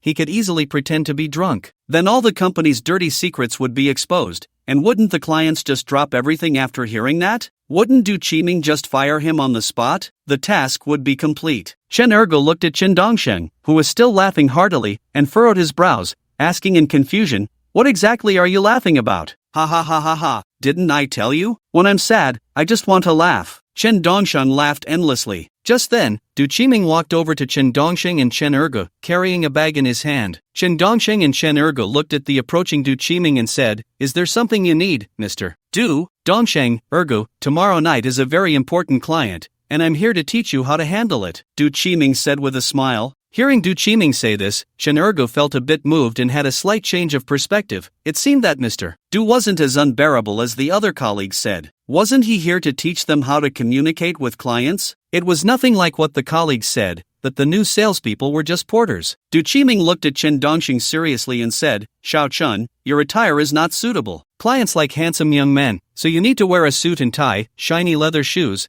and style your hair up. You need to exude an elegant demeanor. You should look like a sunny, handsome boy, which is much more appealing. So I bought you a suit and leather shoes. You'll wear this suit and shoes tomorrow night. And you must appear refined and cultured. We have a very important female client who likes this type of young man. As long as you make her happy at the drinking party and secure her order, you won't have to work for a year. Thank you, Mr. Du. Chen Dongxing was genuinely surprised that Du Qiming would buy him a suit and leather shoes, and they were all brand name items, clearly worth thousands. It seemed that Du Qiming wanted him to be a gigolo. Chen Ergo saw that Chen Dongxing had a suit and shoes and was extremely excited, looking at Mr. Du and asking, What about me, Mr. Du? You don't need it. What you're wearing is just fine. The blue shirt shows your depth, and the faded jeans reflect your traditional virtue of thrift. Overall, it looks good and has character, no need for extra embellishments, Du Qiming said with a smile. Chen Ergo looked at his outfit today, a blue shirt, a pair of faded jeans, and those dirty white cloth shoes, feeling that something was off. Originally, Chen Ergo thought he would just be moving drinks, so he wore his worst clothes, but unexpectedly, he was praised to the skies. Du Qiming looked at Chen Dongxing and said, Xiao Chun, here's the information on that female client. Take a good look. It has her interests, hobbies, and personality analysis. You must cater to her preferences, understand? No problem. Chen Dongxing took the information Du Qiming handed over. Du Qiming patted Chen Dongxing's shoulder with satisfaction and said, Go for it. Whether you can stand out depends on this opportunity. You wouldn't want to come back every day to move drinks, would you? Mr. Du, I don't want to move drinks. I want to make progress too. Please give me a chance. Chen Ergo genuinely wanted to improve. Du Qiming patted Chen Ergo on the shoulder and said, You'll have your chance, don't worry. After all, Chen Dongxing signed a no-salary contract, so he has to be trained first. Otherwise, he won't earn a penny in the first month, but you have a no-responsibility-based salary, so you can go 1 or 2 months without results. That's not it, Director Du, I can also sign a no-salary contract. Chen Ergo said anxiously. Du Qiming immediately pulled out a contract from somewhere and said, I knew that exhausting your muscles and starving your spirit would ignite your fighting spirit. Let's re-sign the contract. This is a no-salary contract. Okay, I'll sign. Chen Ergo took the pen without hesitation and signed the contract, saying, I want to improve too. Du Qiming nodded and said, Very good. Here are the details of a few other clients. Think carefully about how to win them over. Thank you, Director Du. Chen Ergo also received the information for the other 2 clients. Du Qiming looked at Chen Dongxing and Chen Ergo and said, You two pay attention. Tomorrow, Don't do any heavy lifting, adjust your energy. Tomorrow night, it's a do-or-die battle. Remember, money is God. No matter how harsh the client's demands are, we must comply because we can earn money from them. With money, we are also gods. Okay, Chun Erga shouted excitedly. Okay, Chen Dongsheng also said. However, Chen Dongsheng had other thoughts. He wasn't so easily fooled. Du Qiming left satisfied? Chen Ergo looked at Chen Dongsheng with a bit of envy and said, "It seems Director Du wants to focus on training you. If I had known, I would have signed a no-responsibility-based salary too." Sigh. You're so smart. Chen Dongsheng didn't want to pay attention to Chen Ergu because he realized that sometimes Chen Ergu's intelligence just wasn't enough. He was so easily fooled by Du Qiming that he didn't even want that base salary of 1,895 yuan. Moreover, he didn't see that Du Qiming actually wanted to use the employees' appearances, resorting to any means to win over clients. Or perhaps Chen Ergu had already accepted Du Qiming's mindset. He didn't think there was anything wrong with it. Instead, he felt it was a stepping stone in life. Indeed, those who walk different paths do not seek to work together. Chen Dongsheng looked at Chen Ergu and said, "Brother Go, can't you see that Director Du wants me to be a gigolo?" "I can see that. What's the problem?" "There's no problem at all. She's a rich woman, and what are you? You're just a muddy-legged kid from the countryside. What do you have? You come from a humble background, no connections, no capital, and all you have is a stinky skin, just an average handsome face, nothing special. Unlike me, at least I have a Korean style. If you're going to eat soft rice, you should be picky." Chen Ergo didn't even know if he was venting his frustration on Chen Dongsheng. Chen Dongsheng really didn't expect that Brother Go actually believed he had a Korean style. He was just a shifty-eyed guy. Chen Ergo continued to look at Chen Dongsheng and said, "Brother Go, let me teach you something. Listen carefully. Don't look down on rich women just because they're old, ugly, and smelly. Generally, rich women are very generous. When you have money, you can also keep a younger one. What's the big deal? Life is like a play, and the play is like life. Who can distinguish between truth and falsehood?" Enough. Chen Dongsheng didn't want to hear Chen Erga's sour words. He even started to educate himself on eating soft rice, which was really laughable. If he were to eat soft rice, it would definitely be from Chu Shiyao, a true rich woman. And she was stunningly beautiful, ethereal, and not of this world. Why would he pass up such good soft rice to eat from those old, ugly, and smelly women? Soon, Chen Dongsheng finished work. Then he went straight to a massage parlor. Don't think too much, it was purely a massage to relieve fatigue. After all, he had to socialize tomorrow, and if he succeeded in this challenge, he would earn the bonus for the 6th challenge, reaching a total of 320,000. Once again, if challenged, the prize can reach 640,000. If challenged again, the prize can reach 1,280,000. After that, each time one is fired, the prize will already be in the millions. Even if fired once every 3 months, one could earn tens of millions in a year, or even hundreds of millions. If one is a bit more efficient, getting fired once a week, or every 2 weeks, or once every half month, one might earn 1 billion in a year. Then one would also be wealthy, so why rely on a rich woman? After returning from the club,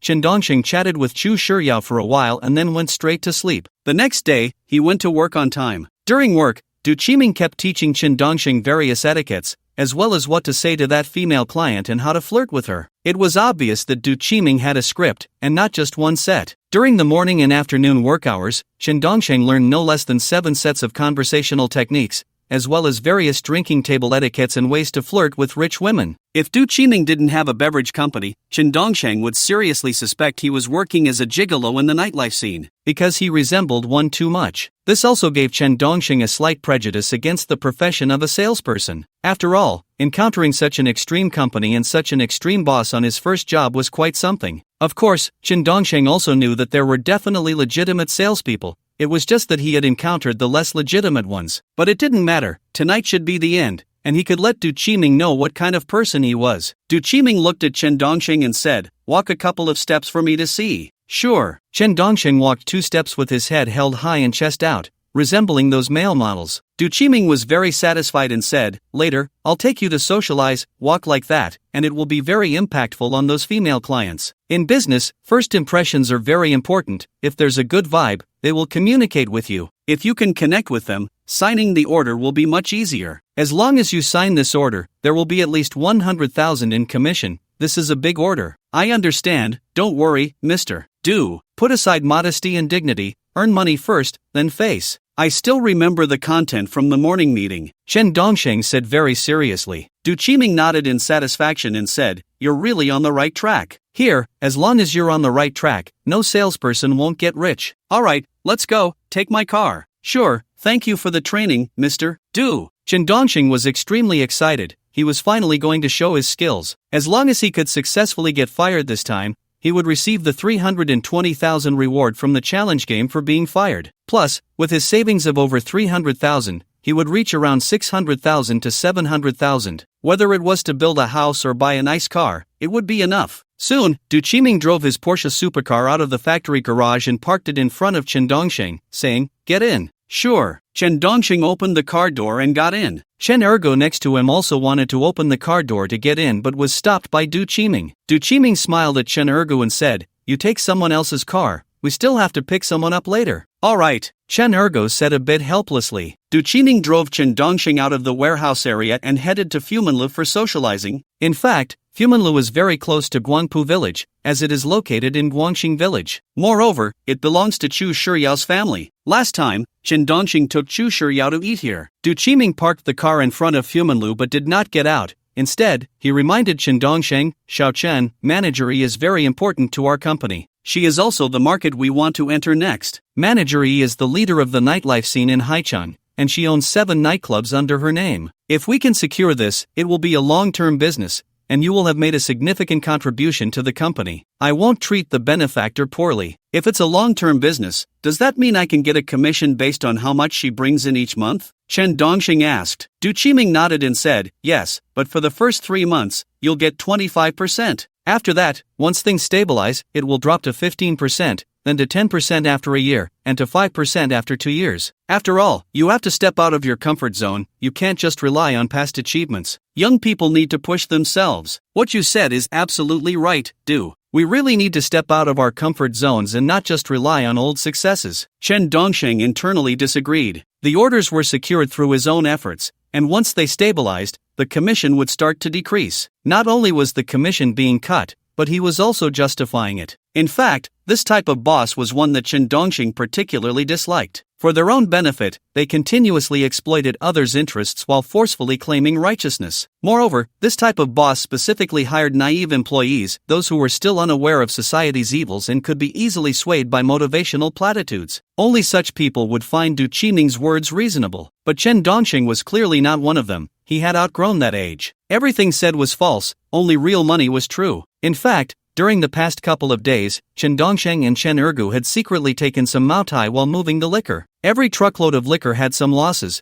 meaning there would be broken bottles, and Du Qiming didn't actually know how many bottles were lost. Moreover, Chen Dongxing and Chen Ergu had hidden the Maotai in mineral water bottles, smashed the liquor bottles afterward, and claimed it as loss. After all, Chen Dongxing wasn't foolish. He had no base salary and was constantly working as a mover for them. If he didn't take something for himself, he would truly be a volunteer. He wasn't there to be a volunteer. Over the past few days, Chen Dongxing had taken 4 bottles, and Chen Ergo had also taken 4. Each bottle had a purchase price of over 1,000 to 2,000, which meant there was profit to be made aside from the moving fees. Additionally, Chen Dongxing earned more than Chen Ergo because the suit and leather shoes he wore were high-end custom-made, costing at least over 10,000. In just a few days, Chen Dongxing had made nearly 20,000. Du Qiming looked at the time and said, "Alright, it's about time. Let's go in. Remember, if President Yi toasts you, drink up quickly and straightforwardly. Don't act innocent, got it?" "Got it, don't worry, your training today wasn't in vain," Chen Dongxing assured. Du Qiming nodded and said, "Then I can rest easy. Let's go." At that moment, Chen Ergu and the other salespeople arrived, all of them walking. However, it wasn't far from Guangpu village to here, not even a 2-kilometer distance. Soon, Du Qiming led everyone into Fumanlu, arriving at a large private room. This room could seat at least 40 to 50 people. On the large table in the room, various types of liquor were laid out,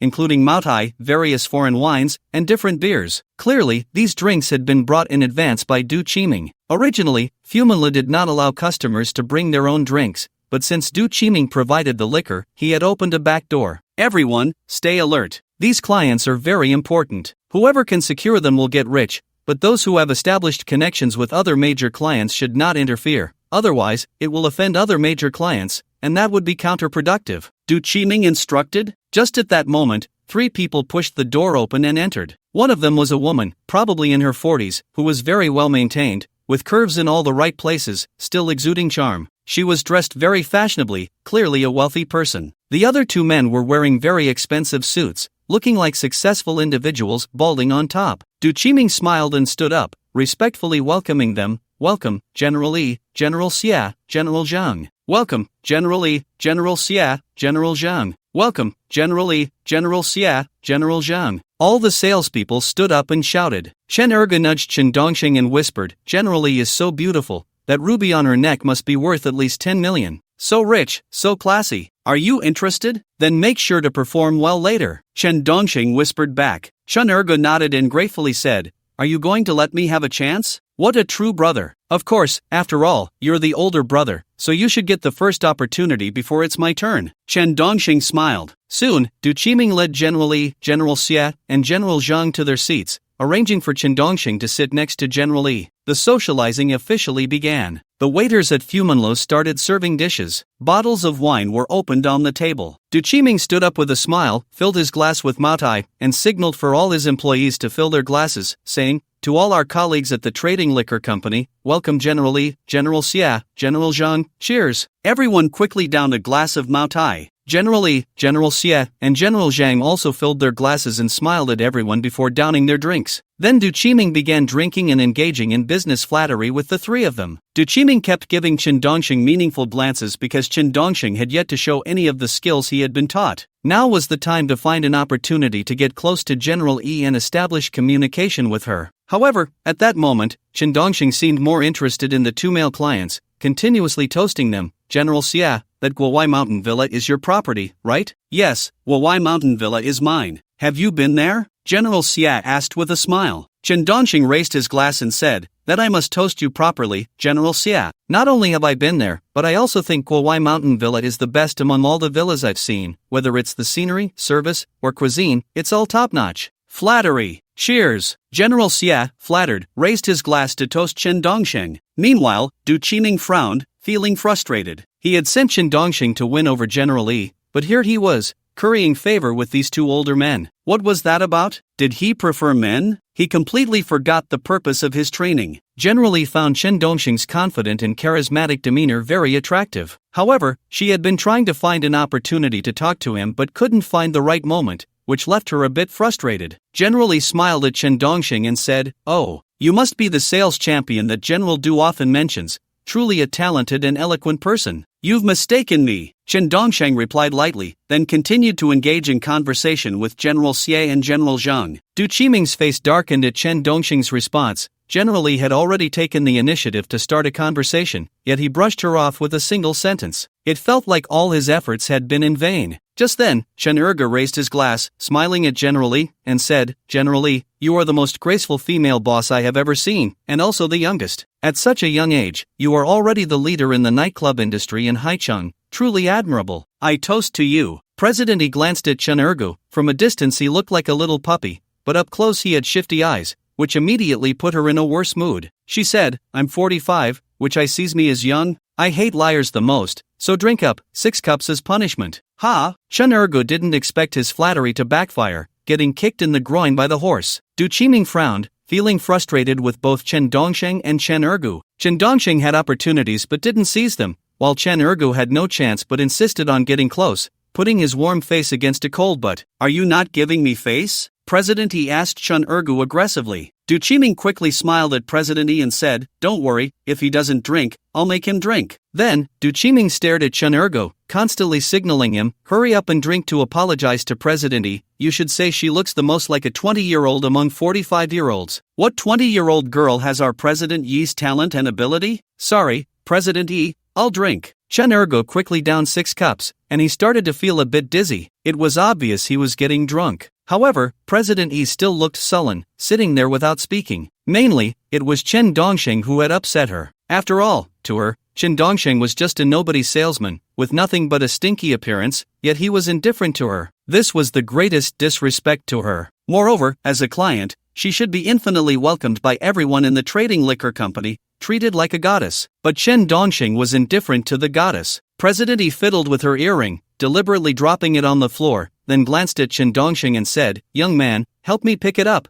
My waist hurts, it's inconvenient. Chen Dongxing smiled and nodded, then stood up unsteadily, squatting down to feel around for a long time but couldn't find it, then stood up again, swing, and called out to Chen Ergu, "Brother dog, come help President E pick up her earring. I'm a bit dizzy and can't find it." Chen Ergu, sitting nearby, felt very touched. Indeed, Director Dongxing repeatedly rejected President E, giving the opportunity to himself, and he remembered the kindness of his good brother. "All right." Chen Ergu also swayed over, eagerly picking up the earring for President E, saying, "President Yi's earring is really beautiful, with a ruby on it. It must be quite expensive. This ruby matches President E so well. Give it here. You're so talkative, go back and drink 10 more cups." The more President E was ignored by Chen Dongxing, the more prideful she became. Originally, as a big boss, she looked down on these matters, but seeing Chen Dongxing's indifferent attitude truly ignited her fighting spirit. Moreover, since Chen Dongxing didn't pick up the earring, he turned around and poured more wine, chatting and laughing endlessly with the other two male clients. Du Qiming, whose face was already as dark as liver, kept signaling to Chen Dongxing and even found an opportunity to walk in front of him, whispering, "What are you doing?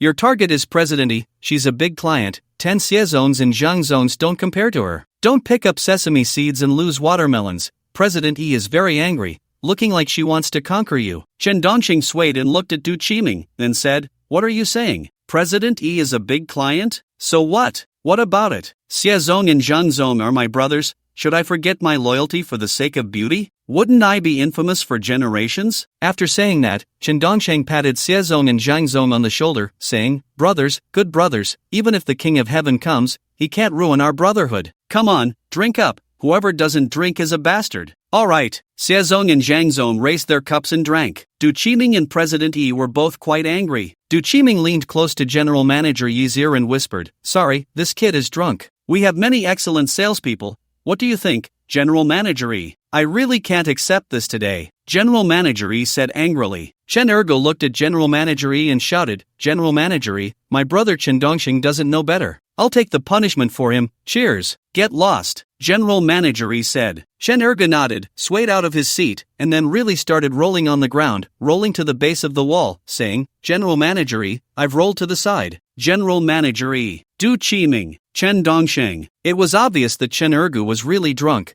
After all, with all the forced drinking, even the best drinker would be intoxicated. Chen Dongxing turned to look at General Manager E and scolded, "What do you mean? Let my brother roll on the ground? Truly, ugly people cause trouble. You.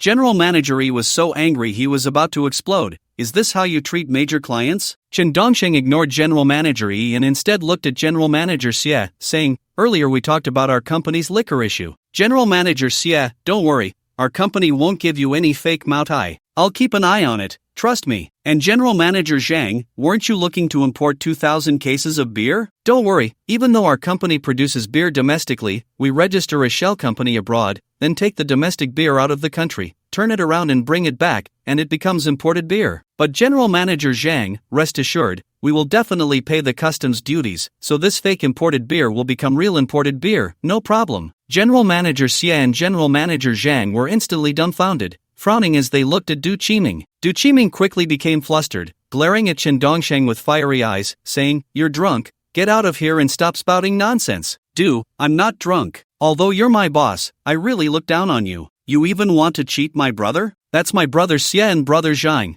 That's my real brother." Chen Dongxing swayed to his feet, excitedly pointing at Du Qiming. General Manager E also stared at Du Qiming in disbelief, as she hadn't expected the trading liquor company to have such dealings. If they really placed an order with the trading liquor company, wouldn't all her nightclubs be selling fake liquor? Du Qiming was so angry he was about to explode, pointing at Chen Dongxing and cursing, "Are you out of your mind? Get the hell out of here. He. I never lie, especially in front of my brothers. Brother Xie, brother Zhang, what I said is true. He takes out half of the real Moutai and pours in half of the fake stuff. If I'm lying, may my whole family die, I swear." Chen Dongxing raised 3 fingers and swore. General Manager Xie and General Manager Zhang stared at Du Qiming, as they had previously ordered a batch of Moutai from him and hadn't noticed these issues. They had come to negotiate a long-term supply contract, not expecting such dealings. Du Qiming glared at Chen Dongxing and shouted, "Someone, throw this drunken fool out." Immediately, other salespeople from the trading liquor company began to approach Chen Dongxing. Seeing this, Chen Dongxing became furious and shouted, "Who dares come near me? I'll show you the power of black belt taekwondo." After saying that, Chen Dongxing immediately showcased his leg techniques, performing a 360-degree tornado kick and various high-difficulty leg moves, creating a strong wind. Instantly, the people on site were stunned. No one dared to approach. It was clear he was a skilled fighter, and a rather capable one at that. Chen Ergu also got up from the ground and looked at the salespeople who were about to approach, shouting, "Who dares touch my brother? I'll take you down. Everyone sit down. Dog brother has eaten overnight porridge." After saying that, Chen Ergu struck a pose and performed a set of traditional praying mantis boxing, and he did it quite well. It also looked like he was a trained fighter. In fact, Chen Ergu really is a martial artist, because his father is a dragon and lion dancer, and his grandfather performed street martial arts. He was forced to practice various traditional martial arts routines from a young age. If these things hadn't gradually been phased out, Chen Ergu might very well be performing on the streets now. Moreover, Chen Ergu does have some skills. After all, it's hereditary. Chen Dongxing is just bluffing. Taekwondo isn't really that effective in a fight. He chose Taekwondo because he thought it would be good exercise, as its kicking techniques look impressive. Chen Dongxing didn't practice Taekwondo to fight, he genuinely wanted to strengthen his body. Of course, right now, Chen Dongxing isn't drunk, he's just acting crazy under the influence of alcohol, deliberately exposing Du Qiming's dirty secrets to achieve his goal of being expelled. Du Qiming, seeing the stance of Chen Dongxing and Chen Ergu, was also scared to the point of breaking out in a cold sweat. Clearly, these are two martial artists who get wild when drunk. How did he end up with such two troublemakers? If he had known that such things would happen when they got drunk, he definitely wouldn't have kept them around. Also, their alcohol tolerance is too low. They haven't even had a full gene of liquor and are already like this. Chen Dongxing put his arm around President Xia's shoulder, exhaling alcohol breath as he said, "Bro, let me tell you, don't do business with this Du Qiming. He's a pimp, has no morals, and no bottom line. He previously asked me to seduce President Yi. Do you think I could do that? I'm your brother, President Xie. If I did that, where would your face go?" All right. Xiao Chen, calm down first. President Xie was actually a bit scared. After all, the other party is a martial artist and is currently drunk. Chen Dongxing pointed at Du Qiming and said, "How can I calm down? You don't know what this old Du is like. He actually said you, President Xie, are bald like Sha Sang, and he even mocked you behind your back for being an idiot. I didn't want to say it, but now that you're my brother, can I hide this from you?" President Xie immediately became displeased, staring at Du Qiming and asking, "Do you think I look like Sha Sang? Are you insulting me?" President Xie, "I never said that. This is just a drunk talking nonsense. Do you believe a drunk's words?" Du Qiming was genuinely furious, because he really hadn't said such a thing. It was pure nonsense. Chen Dongxing took out his phone, pulled up a video, and said, "I never lie to my brothers. Look at this." Du Qiming was puzzled. He hadn't said that. Could he have synthesized his voice? Du Qiming wanted to lean in to see what Chen Dongxing was going to show President Xie. At that moment, President Xie saw in the video that Du Qiming was leading other employees in making fake liquor,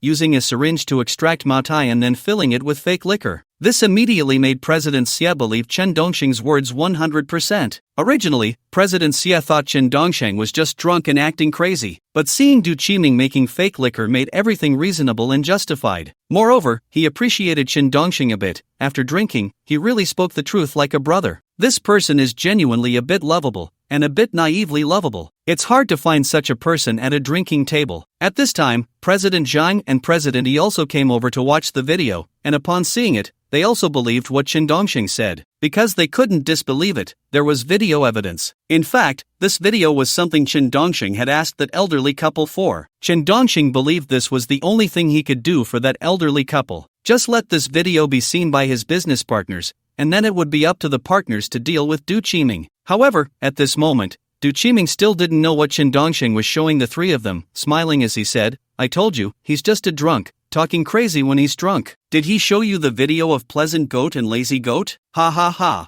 You're really something." President Yi glared at Du Qiming, gritting his teeth. President Yi had come this time intending to sign a contract with Du Qiming, but he wanted to take advantage of the social gathering, perhaps to eye a male salesperson and have a little fun before signing the contract, adding some excitement to life. However, upon discovering that the alcohol was actually fake, the situation changed entirely. If counterfeit alcohol made its way into his nightclub and someone exposed it, his establishment would be tarnished, making it impossible to compete in such a fierce industry. Chen Dongxing looked at President Zhang and said, "Brother Zhang, did you know? Old Du said you look like a monkey, all skin and bones, definitely out there soliciting, and that's why you're so thin, afraid of getting too close to you because of the risk of infection, so he sits far away from you." Du Qiming, Damn you, you bastard. You're the one who probably has AIDS. Your whole family has AIDS. Who do you think you are? President Zhang glared angrily at Du Qiming. Du Qiming looked innocent, incredulously staring at Chen Dongsheng, gritting his teeth and saying, "When did I ever say that about you, President Zhang? Don't slander me here. I have no grudge against you." Right, I have no grudge against you, but you insulted my brother before, and that's not acceptable. Before, President Zhang wasn't my brother, so I didn't care, but now that he is, what you said before is not okay. Chen Dongsheng placed his hand on President Zhang's shoulder, speaking with righteous indignation. Du Qiming was furious, originally wanting everyone to throw Chen Dongsheng out, but Chen Dongsheng knew martial arts, and so did Chen Ergu with his praying mantis fist. Moreover, both of them were clearly drunk and ready to fight, especially Chen Ergu, who hadn't even put down his praying mantis stance, using his mantis claws against everyone, like a vicious dog eyeing its prey. So they couldn't be driven away, nor could they be silenced, allowing the slander to continue. However, Chen Dongsheng felt no guilt at all because Du Qiming was no good either. He was truly selling counterfeit alcohol and passing off shoddy goods. Moreover, he was sharp-tongued and liked to exploit his employees while being self-righteous. He really treated people like fools, when in fact, he was the one being foolish. Chen Dongsheng had always felt that Du Qiming regarded him as an idiot, and listening to him speak made him grit his teeth,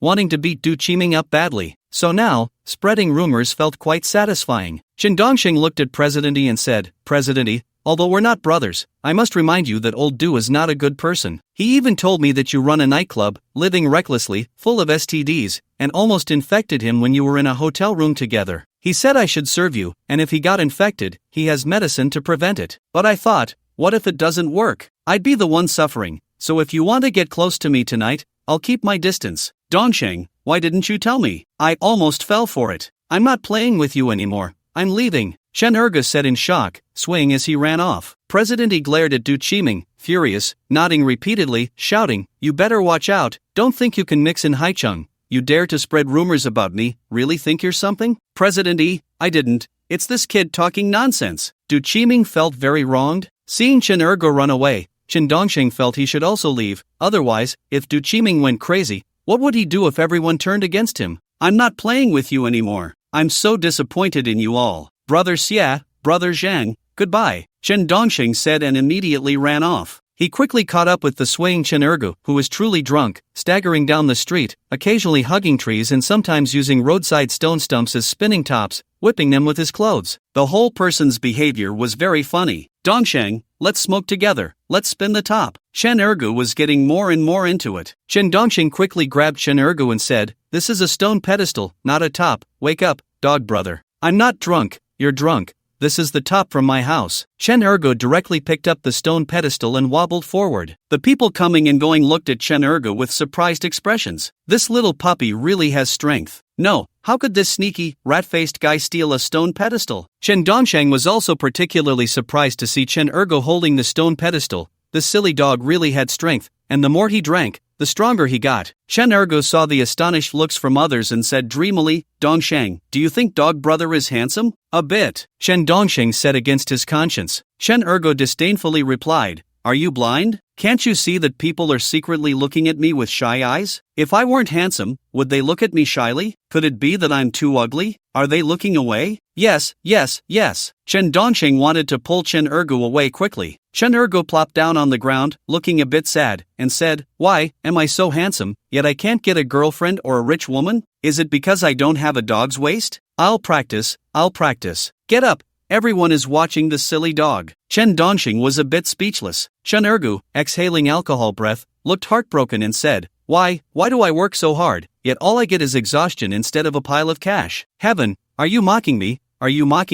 Ugh. As he spoke, Chen Ergu vomited. More and more people gathered around, and more people looked over. Seeing so many people staring, Chen Ergu suddenly stood up, as if going mad, posed in a mantis fist stance, and shouted, "Everyone looks down on me, am I that bad? I can do mantis fist, I can do tongbei fist, I can do hungar, I can do iron head skill, am I that bad? Don't believe me?" In the next moment, Chen Ergu directly bumped his head against the stone pedestal he was holding, instantly bleeding. Chen Ergu touched his forehead, trembling in pain, but shouted, "Not painful at all, it's fine, it's fine." All the onlookers were dumbfounded. "Can one get drunk like this?" Gasping in pain, Chen Erga stubbornly remained silent, touched the blood on his forehead, and said, "What a big sweat, your grandpa dog is fine, I've practiced iron head skill since I was young. If it weren't for not wanting to go bald, my iron head skill would be 100 times better than now. If I go bald, I won't be handsome, and it would ruin my unparalleled looks." Chen Dongxing felt helpless seeing this. He was really drunk and ranting about the unfairness of heaven one moment and complaining about not having a girlfriend the next. Chen Dongxing shouted to the onlookers, "Stop looking, there's nothing to see." In the end, Chen Dongxing could only helplessly drag Chen Ergu to a room,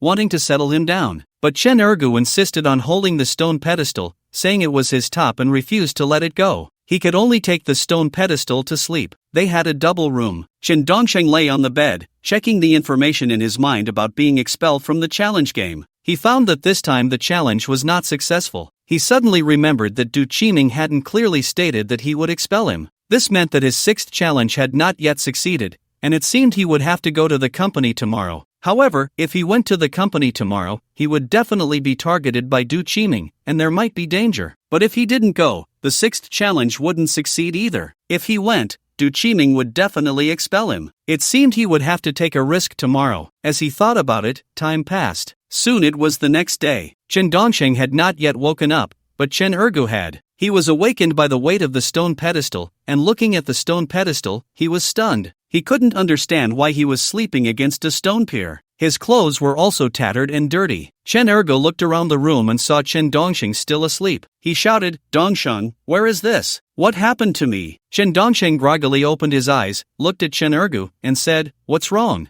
How did I end up here? And this stone pier, who put it on my chest? It almost suffocated me." Chen Ergu frowned and asked. Chen Dongxing chuckled, "You got drunk last night, went on a rampage, mistook the stone pier for your own top, and kept hitting it by the roadside, then insisted on bringing it back. I'm impressed, right? Weren't we entertaining clients last night? Did I land any deals? Did I make any sales?" Chen Ergu couldn't remember, clearly having blacked out last night. Chen Dongxing pretended not to know and said, "I blacked out too. We need to ask General Manager Du when we get back. It's getting late, we're going to be late. Let's hurry back to the company and ask General Manager Du if we made any sales." Chen Ergu glanced at the time and quickly got up. The reason Chen Dongxing didn't tell Chen Ergu was that he wanted to take him back to the company to get fired together. By bringing Chen Ergu along, he could ensure his own safety. If Du Qiming wanted to retaliate, he would have to think twice about dealing with the traditional tough guy, Chen Ergu. In any case, it provided a certain level of security. Chen Dongxing also got up and said, "Right, let's hurry back to work.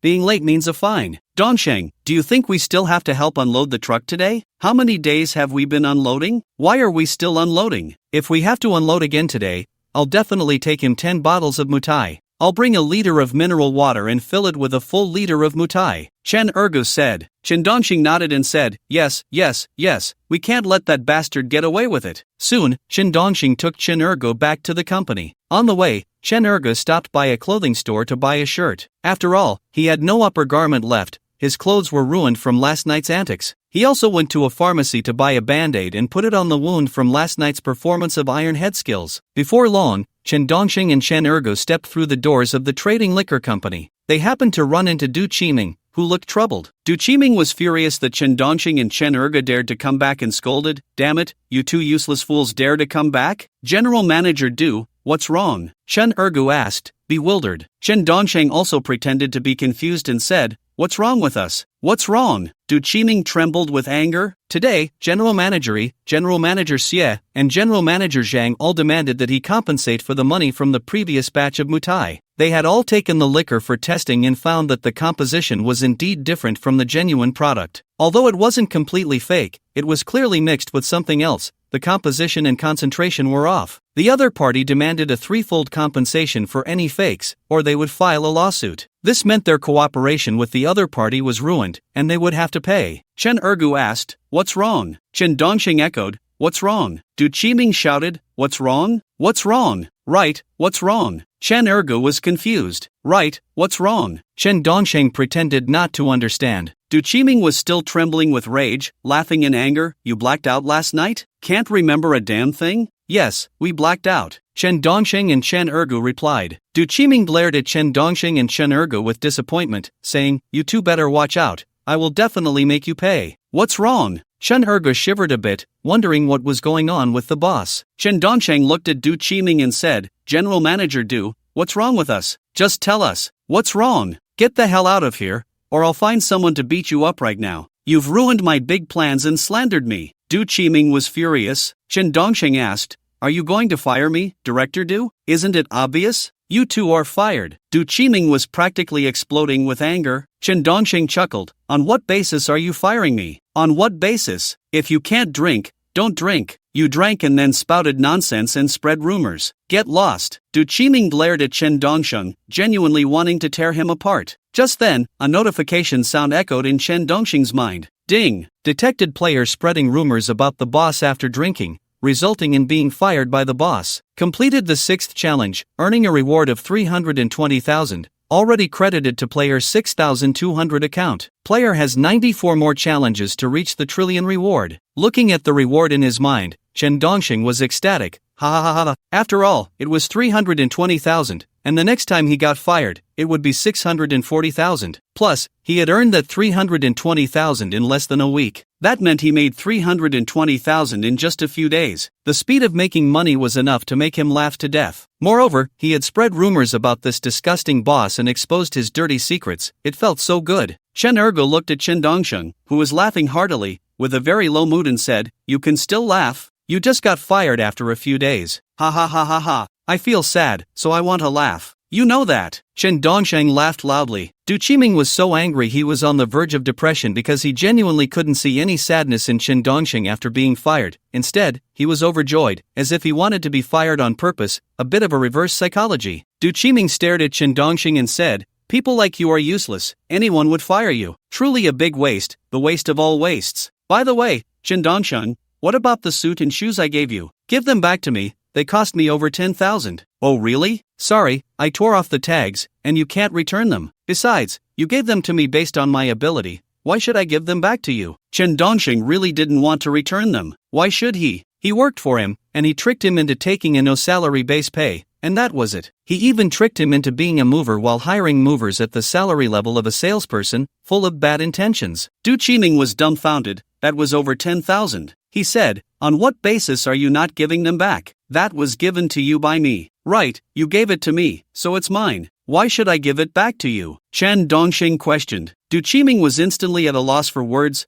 thinking for a moment before saying, That was bought with my money. I gave it to you, so why shouldn't you give it back to me? Right, you gave it to me, so it's mine. Why should I give it back to you? Chen Dongsheng chuckled. Du Qiming, damn, why is your mouth so sharp? Shouldn't you give it back to me? Are you trying to illegally possess it? Then shouldn't you calculate my salary? I and Dog Brother moved your drinks for 2 days, 2 trucks, man. You at least have to pay 3,000 to 4,000 a day for movers, right? That's 8,000 for 2 days. Pay up. Chen Dongsheng started calculating with him. Chen Ergu also came to his senses and said, Yeah, hurry up and pay us for the moving. Hee, you are my salespeople, you signed a contract with me, and you even signed a no-salary contract. Isn't it normal to move some drinks? Du Qiming tried to muddle through. Chen Dongsheng wouldn't let him off the hook, saying, I don't even want to talk about you. Are you hiring salespeople? You know in your heart that under the guise of hiring salespeople, you're actually treating them as movers. I don't even want to expose it. Your heart is so dark,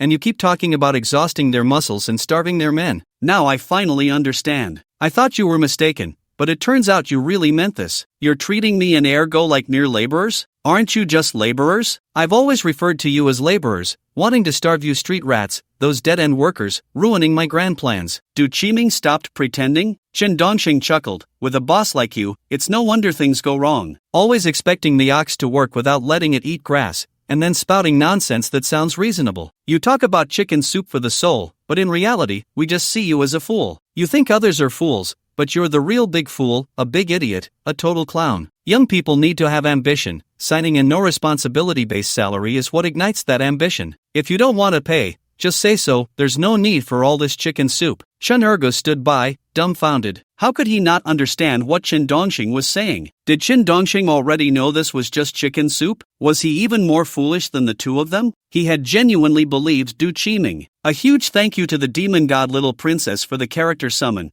and to the not-so-distant Long Yi for the bobo milk tea. Thank you to Urat for the flowers, and to the subtitle team for the love letter ×2. Thank you to Bai Jean for the likes, and to Shang Sheng for the flowers. Thank you to Go Ling for the update reminder, and to Su Yuling for the flowers. Thank you to the Indifferent Brown Beard for the likes, and to Su Fong 77 for the update reminder. Thank you to Li Wu for the flowers, and to all the big shots who sent free gifts for love. Although the results aren't great, it also depends on the book's theme and structure, which may determine that reader engagement isn't very strong, leading to low traffic. It's unlikely to become popular, but those who like this story should genuinely enjoy it. I've tried my best to write it, hoping that with a bit more word count, the author can afford a bucket of instant noodles every day. I also hope everyone can support more, because if the reader base is too small and the support rate is so poor, it's really hard to keep going. I've been a full-time author for 7 years, writing many books, all in pursuit of unique novelty and creativity, whether in theme or structure, striving to be different from others. This often leads to a situation where those who like it really like it, and those who don't,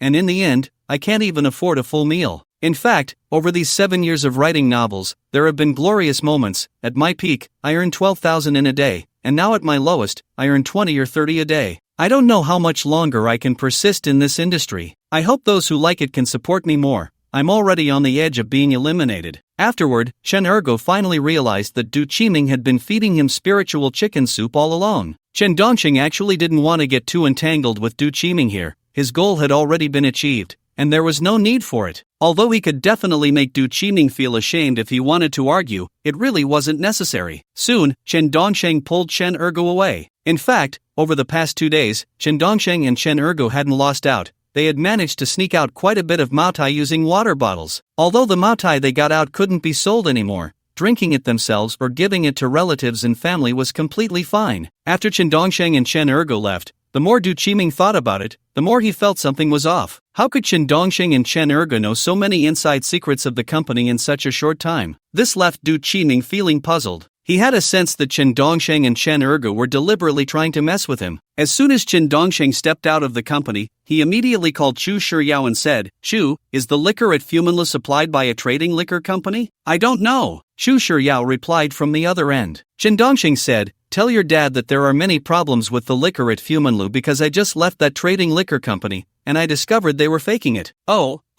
Chu Shiyao nodded and asked, "When are you free to take me out?" Chen Dongsheng thought for a moment and said, "Later, I don't have time right now." Chu Shiyao replied. Chen Dongsheng smiled and said, "I have other matters, so I'll hang up for now." After hanging up, Chen Dongsheng planned to head back. However, he was stopped by Chen Ergo. Chen Ergo looked at Chen Dongsheng and said, "Dongsheng, I feel like we really don't get along. Whenever we work together, one of us is bound to get fired. Isn't that strange? That's not called not getting along. That's called being very compatible. We share blessings and bear difficulties together. That's what brothers are for." Chen Dongsheng smiled. Chen Ergo was a bit confused because he genuinely felt that being with Chen Dongsheng always led to getting fired. Even if he didn't do anything wrong, he would still be inexplicably let go. Just then, a familiar figure rushed towards Chen Dongsheng, holding a baseball bat. It was clear that the person intended to attack Chen Dongsheng. Before Chen Dongsheng could react, Chen Ergo was the first to respond, dodging and executing a shoulder throw, slamming the aggressive intruder to the ground. At that moment, Chen Dongsheng finally saw who it was. It was Lu Huada. Chen Dongsheng, I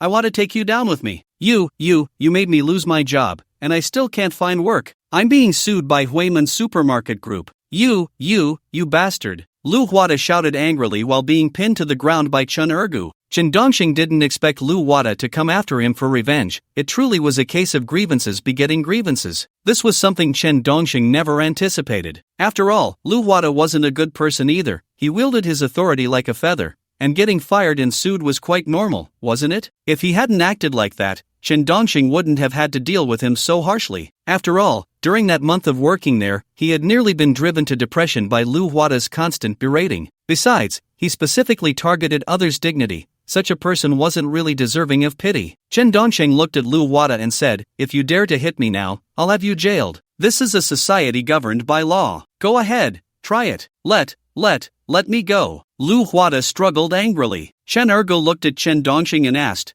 "Should I let him go?" Let him go. Chen Dongsheng actually wasn't afraid of Lu Huada. After all, he had practiced taekwondo a bit. While he couldn't fight, dodging and escaping were sufficient. Moreover, Chen Ergo was right there. Chen Ergo had some skills. Just by seeing how he handled the surprise attack, it was clear that being forced to practice martial arts as a child had paid off. Lu Huada stood up, holding the baseball bat, wanting to hit but hesitating because Chen Dongxing's words had awakened him to the reality of living in a law-abiding society. Even moving a finger of someone else could lead to trouble, let alone swinging a baseball bat. Are you going to hit me or not? If not, I'm leaving. Chen Dongxing felt no fear of Lu Huada at all. In the end, Lu Huada calmed down, only glaring resentfully at Chen Dongxing as he walked away. He also began to reflect on his own issues, wondering if he had indeed gone too far when he was in charge. Why was it that after resigning, all his former colleagues seemed to take pleasure in his downfall? To make matters worse, some of his former subordinates even sent him curses via WeChat,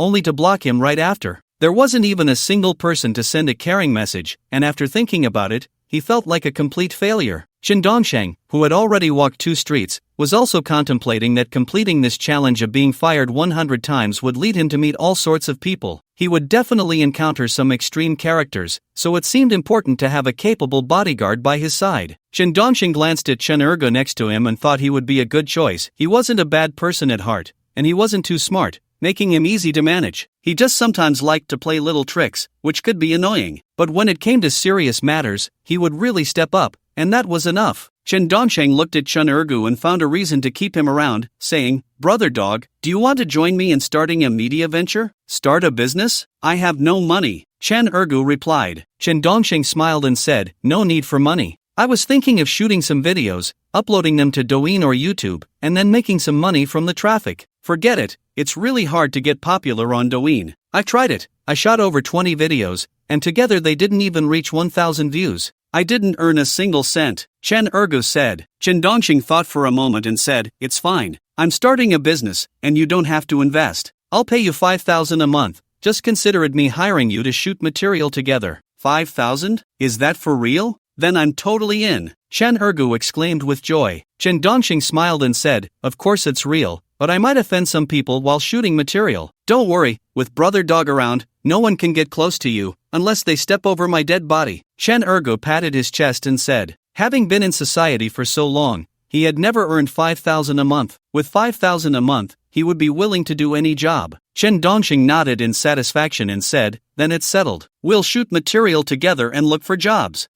Isn't it starting a business? Why are we looking for jobs? Chen Ergu was confused. Chen Dongxing smiled and rambled, "The media venture I want to start is to document my work life. The most authentic kind." "I don't understand." "Mr. Chen, whatever you say goes. From now on, you call me Brother Dog, and I'll call you Mr. Chen. Just make sure to pay me on time every month." Chen Ergu really didn't want to understand, only thinking about getting paid. Chen Dongxing nodded and said, "No problem. I'll pay you on the 1st of every month." "Then thank you, Mr. Chen," Chen Ergu said excitedly. Chen Dongsheng laughed heartily. "Brother Dog, just call me Dongsheng. I can't get used to Mr. Chen." "Alright, Dongsheng, let's work hard on this venture and let me keep this job for a while," Chen Ergu said excitedly. Chen Dongsheng chuckled, "Don't worry, you'll be doing this for a long time." The two chatted for a while longer. Chen Dongsheng began to consider whether to buy a car now or go back to the countryside to build a house. This was a choice he had to make, as he had wanted to do both for a long time. He had never had the conditions to do so before, but now he had the means to do one of them. However, in the end, Chen Dongxing chose to buy a car first because he couldn't solve the issue of commuting. Finding a job near his rental was fine,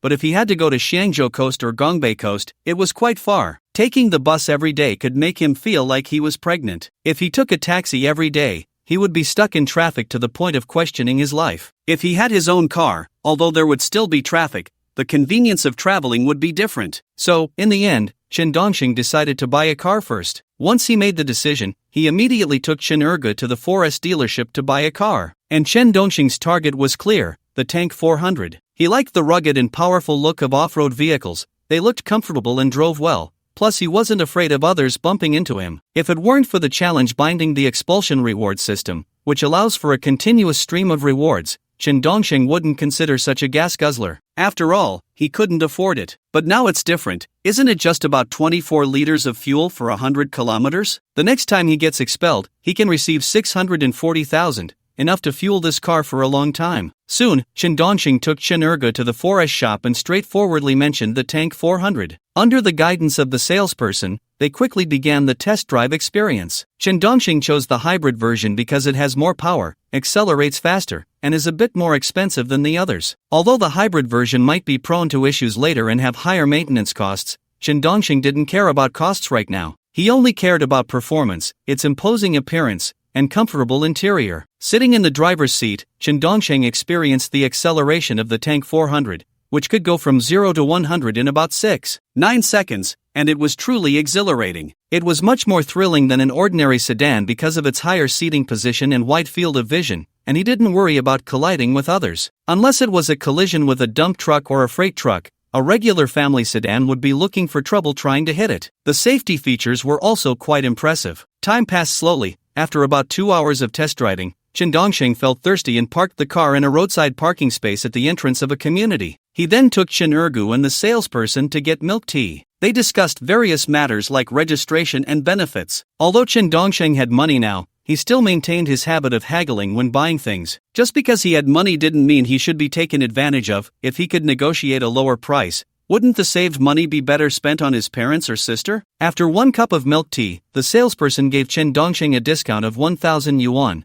which was essentially just a 1,000 yuan fuel card. They had essentially reached an agreement and were preparing to go back to choose options and pay the deposit, waiting to pick up the car. However, just as Chen Dongxing, Chen Ergu, and the salesperson walked out of the milk tea shop, they saw that the Tank 400 he had driven there was already locked. It was obvious that the community locked cars. Moreover, there was a note placed on the windshield, clearly stating that they needed to call to unlock it, with a fee of 200 yuan. Damn, the car is locked. The 4S shop salesperson felt like he had been hit by a truck. He never expected that they would get their car locked here. Chen Dongxing also didn't expect that after just going in for a milk tea, the car would be locked, especially since it was parked in a legitimate parking space. The 4S shop salesperson immediately called the number on the note. Soon, a security guard came over slowly with a large bunch of keys, looking quite arrogant. "Who told you to park here? This is a public parking space. Why can't we park here?" The 4S shop salesperson asked angrily. The security guard chuckled. "Didn't you see this is a community? Only cars registered by the owners of this community can park here, others can't park, or else they'll be locked and have to pay. No, this is a roadside parking space, it's public property. What law states that you can't park outside the community?" The 4S shop salesperson was furious. The security guard disdainfully replied,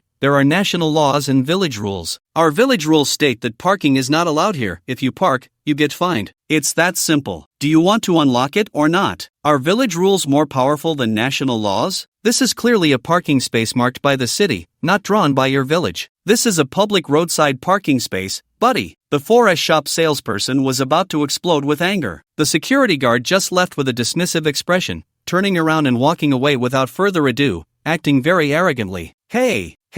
The 4S shop salesman shouted at his back. However, the security guard completely ignored him, not turning around, walking further away. Chen Dongxing and Chen Erge were also dumbfounded. It turned out that it wasn't just in FO City that cars could be locked, High City had it too.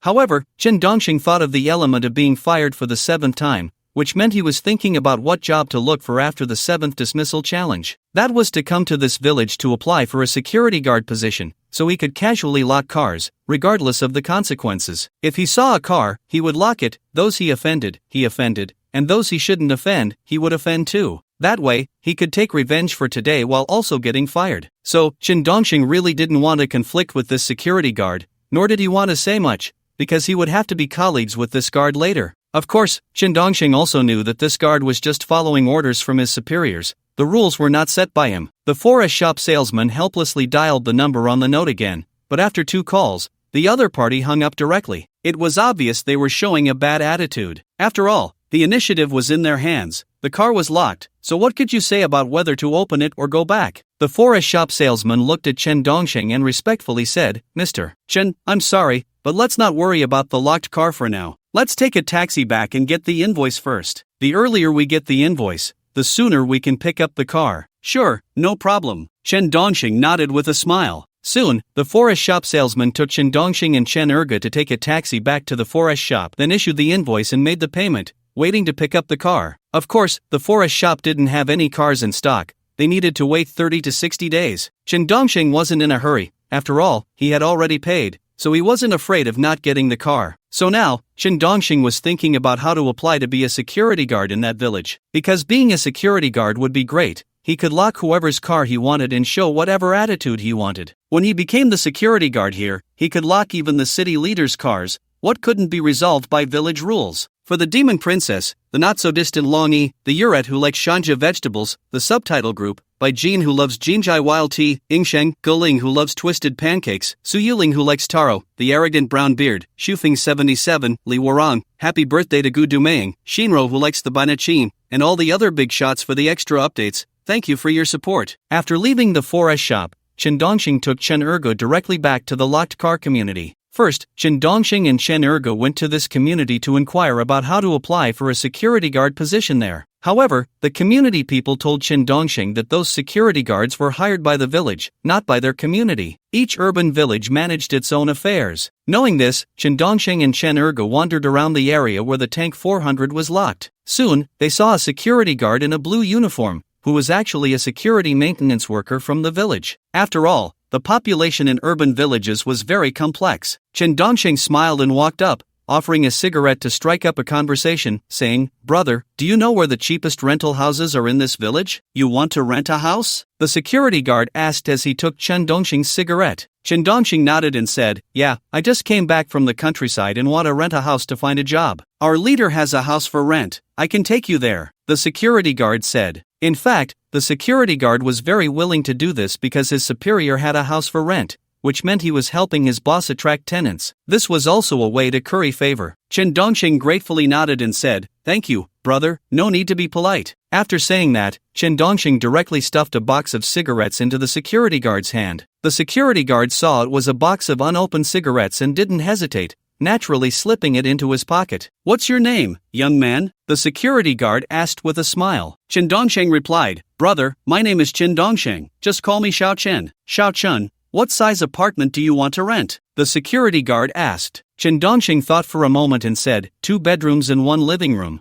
"I'll be living with my brother, we need a room each." "Oh, I see, did you just come from the countryside? It's almost October now, you need to earn some money for the new year. Have you found a job?" After taking the cigarettes, the security guard's attitude noticeably improved, becoming much more enthusiastic. Chen Dongxing shook his head, sighed, and said, "Not yet. Actually, my brother and I didn't study much. We're just thinking of taking any job we can find. We won't be picky, whether it's security, food delivery, or factory work, it's all fine." "Looks like you're not picky at all, Xiao Chen," the security guard said with a smile. Chen Dongxing inquired, "By the way, are you part of the system?" "Just joking. What system?" "We were hired by the village committee here. I'm just a security guard," the security guard replied. Chen Dongxing handed him a cigarette, helped him light it, and asked, "How much do you earn in a month? What salary can there be?" "Just 3,100, the security guard said. Chen Dongxing looked surprised and said, "That's not too little. I see you seem quite relaxed, just walking around, managing security,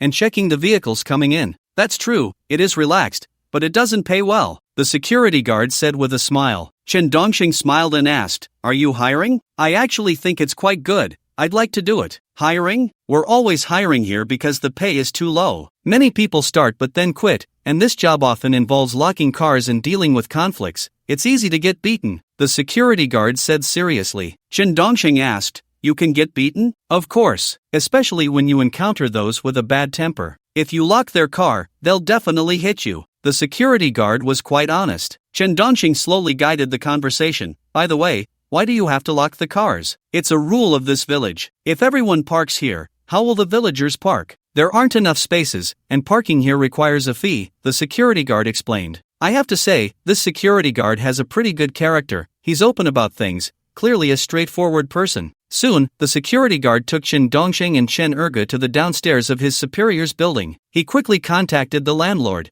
who was also the security guard's direct superior, the village chief of this urban village. The village chief owns 5 buildings here, each with 7 floors. He's definitely a hidden wealthy person. The security guard looked at the village chief and respectfully said, "Village chief, this Xiao Chen wants to rent a place from you and also wants to know if our unit is hiring." "Renting? Haven't found a job yet? The pay here is quite low," the village chief said, spitting as he spoke. Chen Dongxing almost got caught in the spray. Luckily there was a 3-step distance, but Chen Ergu wasn't so lucky, standing closer and already splattered with some saliva. Chen Dongxing smiled and said, "We don't have much education, just graduated from middle school, usually just working as community security or something, can't earn much." "That's fine, you can rent first. Once you've rented, I'll take you to the office to discuss this job," the village chief said, his smile bubbling over. Chen Dongxing nodded and said, "Okay, let's look at the apartment first. I have vacant rooms on the 3rd and 7th floors of this building, but they are both 2-bedroom, 1 living room. How big do you want to rent?" the village chief asked. Chen Dongxing replied, "Just 2-bedroom, 1 living room is fine, because we are living together, at least one person needs a room." "Alright,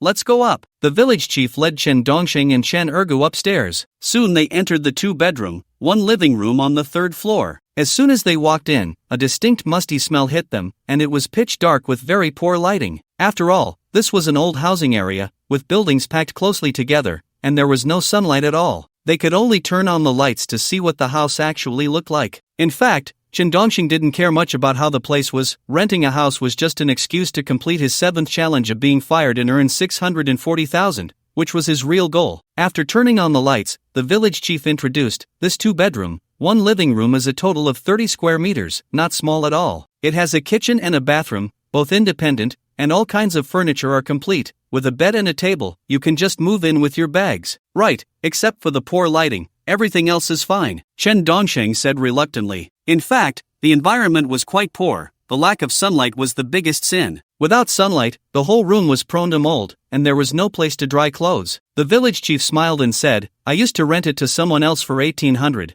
but since you want to work as a security guard here, I'll give you a discount, 1,600, with electricity at 1.5 per kilowatt, water at 8 per cubic meter, and a sanitation fee of 10 per month." "Alright, then I'll rent it." Chen Dongxing nodded with a smile. The village chief then asked, "Do you have a car?" "Not yet, but I will have one soon," Chen Dongxing replied. The village chief nodded and said, "If you have a small car, you'll need to rent a parking space downstairs, which is 300 a month." "I'll rent it when I have one," Chen Dongxing said. The village chief smiled and nodded, saying, "So you are sure you want to rent it? As long as you give me a job, I'll rent it here," Chen Dongxing said with a smile. The village chief confidently assured, "No problem, we have a 2-month deposit and 3 months rent in advance, a deposit of 3,200, and rent of 4,800, totaling exactly 8,000. "Alright, issue the invoice now, I'll pay you." Chen Dongxing took out his phone, ready to transfer the money. The other party was also very quick, pulling out the payment code and receiving the money. Then they went downstairs to sign the rental contract, officially completing the rental process. Afterwards, the village chief took Chen Dongxing and Chen Ergu to the workplace to discuss job matters. On the way, Chen Dongxing asked the village chief's name and learned that this landlord with a face full of flesh and a spitting manner was called Xie Yudong. "Have a seat." Once Xie Yudong entered the office, his demeanor changed significantly, becoming much more serious than before. Chen Dongxing and Chen Ergu sat down, appearing somewhat reserved, which is the normal demeanor of people facing their boss. However, Chen Dongxing's demeanor was feigned, while Chen Ergu's was genuine. Xie Yudong looked at Chen Dongxing and Chen Ergu and asked, "Did you graduate from junior high?" "Yes." Both Chen Dongxing and Chen Ergu nodded. Of course, neither of them actually graduated from junior high, one graduated from Donhan University, and the other. But saying they graduated from junior high was certainly better. After all, being a security guard didn't require a high level of education. Xie Yudong thought for a moment and asked, "Working as a security guard here, the salary isn't high, but the holiday benefits are quite good. On the 15th of August, there are mooncakes, and during the new year, there are red envelopes, plus there are work commissions. We heard that being a security guard here pays 3,100 a month, and we think that's acceptable," Chen Dongxing said with a smile. Xie Yudong spat as he said, "Yes, but the first 3 months are a probation period, only 2,800. Also, there are work commissions. For locking a car, the unlocking fee is 200, and you can get 20. If you can lock 10 cars in a day, that's an extra income of 200. "That's great." Chen Dongxing pretended to be excited. Xie Yudong took the employment contract out of the drawer and said, "Then let's sign it, officially employed." In fact, the security position here is not easy to fill. First, the salary is low. Second, the work pressure is high, making it easy to have conflicts with others and to get beaten up. Chen Dongxing and Chen Ergu signed the contract without a word. After signing, Chen Ergu asked, "Boss, does this job include meals and accommodation? Is there social security?" "Our job includes accommodation but not meals. There's no social security for positions not within the unit. Even the temporary security guards in the subway don't have social security. When it came to social security, Xia Yudong seemed to have hit a soft spot. Since this is a collective hiring from the urban village, every penny saved means less spent by the villagers, so they are quite strict. However, after hearing that accommodation is included but meals are not, Chen Dongxing quickly formed an opinion about Xia Yudong. This is not a good person. He knows it's included but still makes them rent from him, charging 1,600 a month. Boss, since accommodation is included, can we stay in the employee dormitory? Can we get a refund for the rent we just paid? Chen Ergu asked. Xia Yudong's expression immediately soured, and he spat as he said, you can get a refund, but if you haven't stayed for a year, the deposit won't be refunded, and the prepaid rent won't be refunded either. Do you really want to refund it? If you want to, then go ahead. Goose, goose, goose. No refund for the deposit if we don't stay a year, no refund for the prepaid rent? Chen Ergu was thunderstruck. Xia Yudong nodded and said, isn't it clearly written in the contract? Don't you young people read the contract when you sign? Xia Yudong's mood changed quickly. Chen Dongsheng was also quite indignant inside, but he wasn't as impulsive as Chen Ergu. Renting a house was originally a way to test the waters, a cost of the challenge. So Chen Dongsheng didn't dwell on it, just held a grudge, planning to pay him back later. After all, as long as he completed the challenge of being fired for the 7th time, he would receive a reward of 640,000. Does he really care about that mere 8,000 in costs? Moreover, this time, Chen Dongsheng intended to use the element of being fired for being rigid and inflexible. Chen Dongsheng smiled at Chen Ergu and said, dog brother, don't blame Boss Xie. He doesn't know if we will actually work as security guards, so renting a house is renting a house, and being a security guard is being a security guard, and we rented first. Little dog, look how reasonable little Chen is. I really didn't know if you would come to our urban village to be security guards, and even if you don't work as security guards, you still need to rent a house, right? Xia Yudong went down the steps. He also felt that Chen Dongxing seemed even more foolish and easier to exploit. In fact, when he told Chen Dongxing and Chen Ergu about the 3-month probation period, the truth was that the urban village villagers had no such rule, meaning that upon employment, it was 3,100. So Xia Yudong could get 800 yuan in kickbacks from Chen Dongsheng and Chen Ergu every month for the first 3 months. Chen Ergu looked at Chen Dongsheng with a hint of surprise, wondering when Chen Dongsheng had become so kind and weak. Confused, Chen Ergu didn't say anything more because he didn't know what Chen Dongsheng was thinking, and the rent money was also paid by Chen Dongsheng. If he helped him fight for benefits and he didn't want it, then let him be taken advantage of. Dog brother also had a bit of a temper. In fact, when Chen Ergu saw Chen Dongsheng buy a car, he fell silent for a long time, and while accompanying him to buy the car, he hardly spoke, clearly feeling inferior or in a bad mood. Everyone is just a mud-legged person. Why did you buy a tank for 400, while I, Chen Ergo, can only sweep public bikes? Xia Yudong looked at Chen Dongsheng and Chen Ergo and said, since you signed the contract and become security personnel for our village, let me explain things in detail. I'll talk about the preparations before starting, the costs before starting, and the various rules after starting. Before starting, you need to buy work uniforms, which are the uniforms that security personnel wear now, specially made for our village. You need to buy 3 sets, each costing 500 yuan, totaling 1,500. Is that okay? No problem, but can we deduct it from our salary? We don't have that much money on us. Chen Dongxing didn't expect it could be done this way. This was already the 7th challenge, and each boss he encountered was more bizarre than the last. They were all better at exploiting people. Even before starting, they wanted to ask for 1,500 from each person. Isn't it supposed to be that the workplace provides uniforms for free? After all, I am working for this unit, and it's not like I insisted on wearing the uniform. They required it themselves. Why should I pay for it? This is actually very unreasonable and a typical case of wanting the ox to work without letting it eat. Xie Yudong looked at Chen Dongxing and said, according to past rules, we must pay for the uniforms first. However, since you helped me rent a house and are very reasonable, I'll make an exception for you. The 1,500 yuan for the uniforms will be deducted from your first month's salary. But don't let this information leak out, otherwise, everyone will want to do the same, and that would break the rules. If the rules are broken, the villagers in our village won't let me off, understand? By the way, there's a 3-month probation period, and don't tell anyone about this because other security personnel have a 7-month probation. It's only here that it becomes 3 months. If they find out, they will definitely feel unbalanced, and it will make things difficult for us, understand? Understood. We will definitely keep it a secret, Chen Dongsheng said. In fact, Chen Dongxing was very clear that the more they hid, the more there was something fishy. After all, he was not a rookie in society but an old hand who had gone through many jobs and bosses. He could tell at a glance that Xia Yudong was definitely playing tricks. Xia Yudong nodded in satisfaction and said, "Now let me tell you the rules for security. The rule from our village is that, except for the cars of our villagers and those of registered tenants, no one else's cars can be parked in our village. If they are parked, you should quickly lock the car and leave a note with your phone number under the windshield wiper. If they call you to unlock it, you must charge 200 yuan, not a penny less. If you unlock it on your own without collecting enough money, you will have to make up the difference yourself. I won't take responsibility for you. Also, regardless of whose car it is, everyone must follow our village's rules. Any unregistered car must be locked. If there is an unregistered car parked in our village and you haven't locked it, that is your dereliction of duty. One instance of dereliction will incur a fine of 50, understand?" "Understood." Chen Dongsheng and Chen Ergo nodded in unison. Xia Yudong said, "Registered cars will have marks on their license plates. If you see a mark, you don't need to lock it. If there's no mark, lock it quickly." Xia Yudong thought for a moment and said, "By the way, when locking someone else's car and unlocking it for them, you must not appear weak, otherwise, they will think you are easy to bully. You must dominate the situation. This is an experience we've summarized over the years, remember?" "Got it." Chen Dongsheng and Chen Ergo nodded again. Xia Yudong also nodded in satisfaction and said,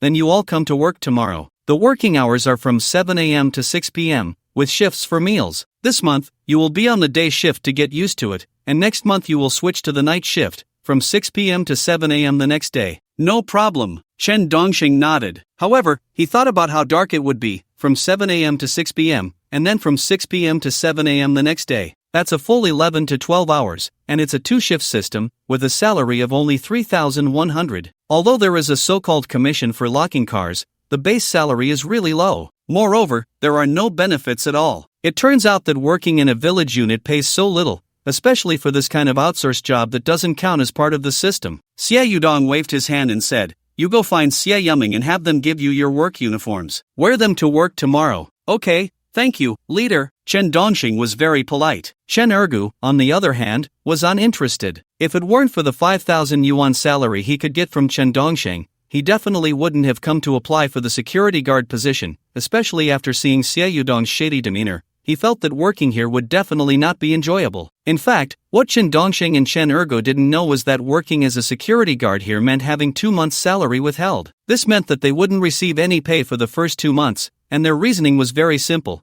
They were worried that the security guards would embezzle money before unlocking and would steal while on duty. Therefore, they withheld 2 months' salary. As for Labor Bureau regulations, many shady characters didn't take them seriously. After sorting all this out, once they left the office in the urban village, Chen Ergo looked at Chen Dongxing in confusion and said, "Dongsheng, how can you tolerate such a terrible job? Working 11 to 12 hours a day for only 3,100, and it's obvious that Xia Yudong is not a good person, clearly taking advantage of us. He knows we want to work as security guards for him, and that their security guards have accommodation but no meals included. When we were renting, he even rented a house to us. If he had any conscience, he would definitely ask if we really wanted to work as security guards, and if we did, we wouldn't need to rent a house, we would provide accommodation. At the very least, he would consult us, but it seems like he deliberately made us rent a house, deliberately profiting from us, deliberately leading us into a trap. Working for such a person makes me feel uncomfortable all over." "Ha ha ha, take it easy." Chen Dongxing genuinely laughed. Because even someone with Ergu's intelligence felt that the other party was being unreasonable, it proved that the other party was indeed of poor quality. Chen Ergo looked at Chen Dongxing in confusion and said, "What are you laughing at? You paid 8,000 yuan in rent. Even if you're filming material to experience workplace life, you won't earn back that 8,000 yuan, not to mention having to work like a dog here. It's fine, starting a business requires some investment, right?" Chen Dongxing actually didn't want to explain. After all, 8,000 yuan is not a big deal. As long as he completes this challenge, he can earn 640,000. And that's not the most important thing. The most important thing is to uncover the rare elements of being fired. This is what Chen Dongsheng found most important. After all, to be fired 100 times, one must receive a trillion yuan bonus, and each reason for being fired cannot be the same. Therefore, uncovering the elements of being fired is very important. Spending 8,000 yuan to buy an element is worth it. This would reduce the difficulty of the challenges later on. If he were just fired in a normal way, completing the 100 challenges would be very difficult. Chen Ergo looked at Chen Dongsheng in confusion and said, Dongsheng, although I don't have as much money as you, I've been in society 4 years longer than you, seen more than you, and naturally understand more than you. If you start a business like this, you'll only end up failing, so I have to remind you. Thank you for the reminder, dog brother, don't worry, I won't fail. Chen Dongsheng didn't expect dog brother to start acting like a big brother again. Chen Ergo looked at Chen Dongsheng very seriously and said, actually, starting a business can fail, you can hit a wall, but the one thing you cannot do you know what it is? I don't know, Chen Dongsheng replied. Chen Ergo stared at Chen Dongsheng and said, the one thing you cannot do is to withhold wages. No matter how much you lose, you must not withhold your employees' wages. You have to be a responsible boss. Put. So you're worried I'll go bankrupt and won't be able to pay your salary? Chen Dongsheng really hadn't thought of that. Chen Ergo said very seriously, that's not what I mean. I just want you to be a responsible boss. As a brother, I can let you owe me wages, but I can't let you become a boss without responsibility, so wages must be paid. Alright, I'll give you 3 months' salary in advance each time. I'll transfer it to you now. Are you satisfied? Chen Dongsheng asked. Chen Ergo, a bit embarrassed, chuckled, and said, how can I accept that? That's not what I meant. He. I just knew you must be a responsible boss, Dongsheng. That's not what I meant. I'll just pay salaries as usual, Chen Dongsheng said with a dark face. Chen Ergo replied, don't. Prepaying 3 months' salary feels good. This model should be promoted nationwide. Soon, Chen Dongsheng and Chen Ergo went to Xie Yuming to pick up 3 sets of work uniforms. Looking at these uniforms, both Chen Dongsheng and Chen Ergo fell silent, because although the quality of these uniforms wasn't bad, they definitely weren't worth 500 yuan a set. Even 50 yuan a set would be considered a bit excessive. The factory price definitely wouldn't exceed 25, but the other party charged 500 yuan a set. This made both Chen Dongsheng and Chen Ergo feel a slight whiff of corruption. If it weren't for the challenge of being fired tied to the reward game, they absolutely wouldn't be able to continue this job. Such leadership was definitely unacceptable. It was clearly a scam. Moreover, there wasn't even a hint of subtlety in the scam. Dongsheng, what's the difference between this and the security uniforms sold in the market? The market sells these security uniforms for at most 50 yuan a set. Chen Ergo complained. Chen Dongsheng chuckled, it's fine, you're getting double the salary. You're getting my salary and this job's salary. You're not losing out. That's true. Chen Ergo thought about it and felt the same, so he didn't mind anymore, as long as he wasn't losing out. Chen Dongsheng and Chen Ergo returned to their newly rented place and started cleaning and settling in. The next day, Chen Dongsheng and Chen Ergo officially came to work. Both wore the uniforms of the security personnel in the urban village. First, they went to the village office to clock in. They also listened to Xie Yudong's nagging once and received the village security personnel manual. It clearly stated the rules for locking cars and so on. It was actually the same as what Xie Yudong had said. As long as it wasn't a car from the village, not a tenant's car, without markings, and without paying rent, all would be locked. They also met the security team leader, who was actually just the security captain, all ordinary outsourced personnel. They had nothing to do with any institutional system. Moreover, the village chief wasn't considered part of the system either. He had no official position. Even the cadres in the village committee actually had no official positions and couldn't be considered civil servants. However, on the first day of work, in the office of the village chief, Xie Yudong, they met the poet of the village, Huang Hao. As the highest leader of the village, Huang Hao smiled at everyone, looking very friendly. But Chen Dongsheng also knew that such people were usually smiling tigers, because the outsourced security in the village was also regulated by them. The income from locking cars would also go back to them. So Huang Hao was actually Chen Dongsheng's biggest boss. Huang Hao also asked Chen Dongsheng and Chen Ergu about their backgrounds. After that, he sent them out to patrol. They drove the patrol car around the back sand village, checking everywhere. If they saw any out-of-town vehicles that hadn't been reported, they would get out and lock the cars. They also had to maintain the public order in this urban village. For example, if there was a conflict somewhere,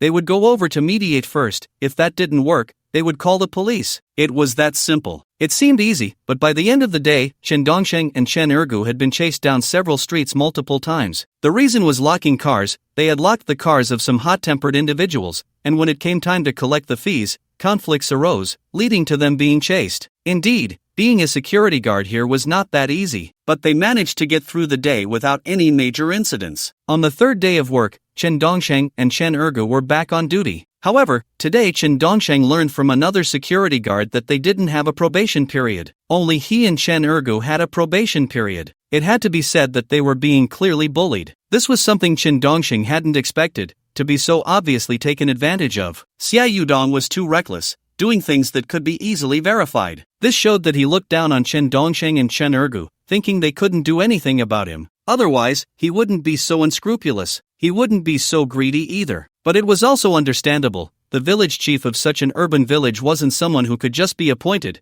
They had to be elected. Elections, well, that's democracy, and to get democracy, money had to be spent. Once elected as village chief, they would definitely have to earn that money back. There was nothing surprising about that. Even the president of the Eagle Sauce is elected this way. In fact, Chen Dongsheng really wanted to take revenge on him, wanting to find some license plates like Haicheng 001, Haicheng 002 to lock up. After all, these types of plates were usually special plates, typically belonging to some big shot. However, Chen Dongsheng was a bit disappointed to find that there were no big shots visiting the back sand village. Not even an ordinary police car was present. If a police car could park in the back sand village, Chen Dongsheng would lock it without hesitation. Even if the mayor's car came, it wouldn't be able to leave the back sand village without paying the unlocking fee. Unfortunately, in 3 days, he hadn't found any of these cars. However, on the third day, Chen Dongsheng and Chen Ergu still locked up 15 cars, and when it came time to unlock them, they encountered trouble and were chased down 15 streets. In the end, those unwilling to pay still paid. If they didn't pay, the cars really wouldn't be unlocked. But just as they were clocking out on the third day, Xia Yudong suddenly found Chen Dongsheng and Chen Ergu looking very serious, and said, "You two come over and look at the surveillance." "Boss, what happened?" Chen Dongsheng asked. Xia Yudong didn't respond, maintaining a high-handed demeanor, his face dark, leading Chen Dongsheng and Chen Ergu to the surveillance screen, pointing at the footage, and then asking, "Do you know what mistake you made?" Chen Dongsheng actually realized it. In the area he was responsible for, 5 cars had parked for less than 5 minutes before leaving, and he and Ergu hadn't had time to lock them. That's why Xia Yudong had discovered it. Xia Yudong looked at Chen Dongsheng and Chen Ergu and asked, "Haven't you noticed the problem yet? 5 cars parked for too short a time. I didn't have time to notice before they drove away." Chen Dongsheng replied. Xia Yudong, with a dark face, excitedly spat out, "Is that an excuse? Not having time to notice is your negligence. You occupied our village's public resources, so you have to charge. That's 50 for each car, 250 for 5 cars, and you each get deducted 250. No way, boss, our salary plus commission today is only 250. Doesn't that mean we worked for nothing?" Chen Ergu said. Xia Yudong said with a dark face and spitting words, "Fortunately, you locked some cars today, otherwise not only would it be for nothing, but you'd also have to pay. If you can do this job, you must follow the rules and be responsible for all the villagers in Hosha village. The fees collected are used for various expenses in Hosha village." Yes.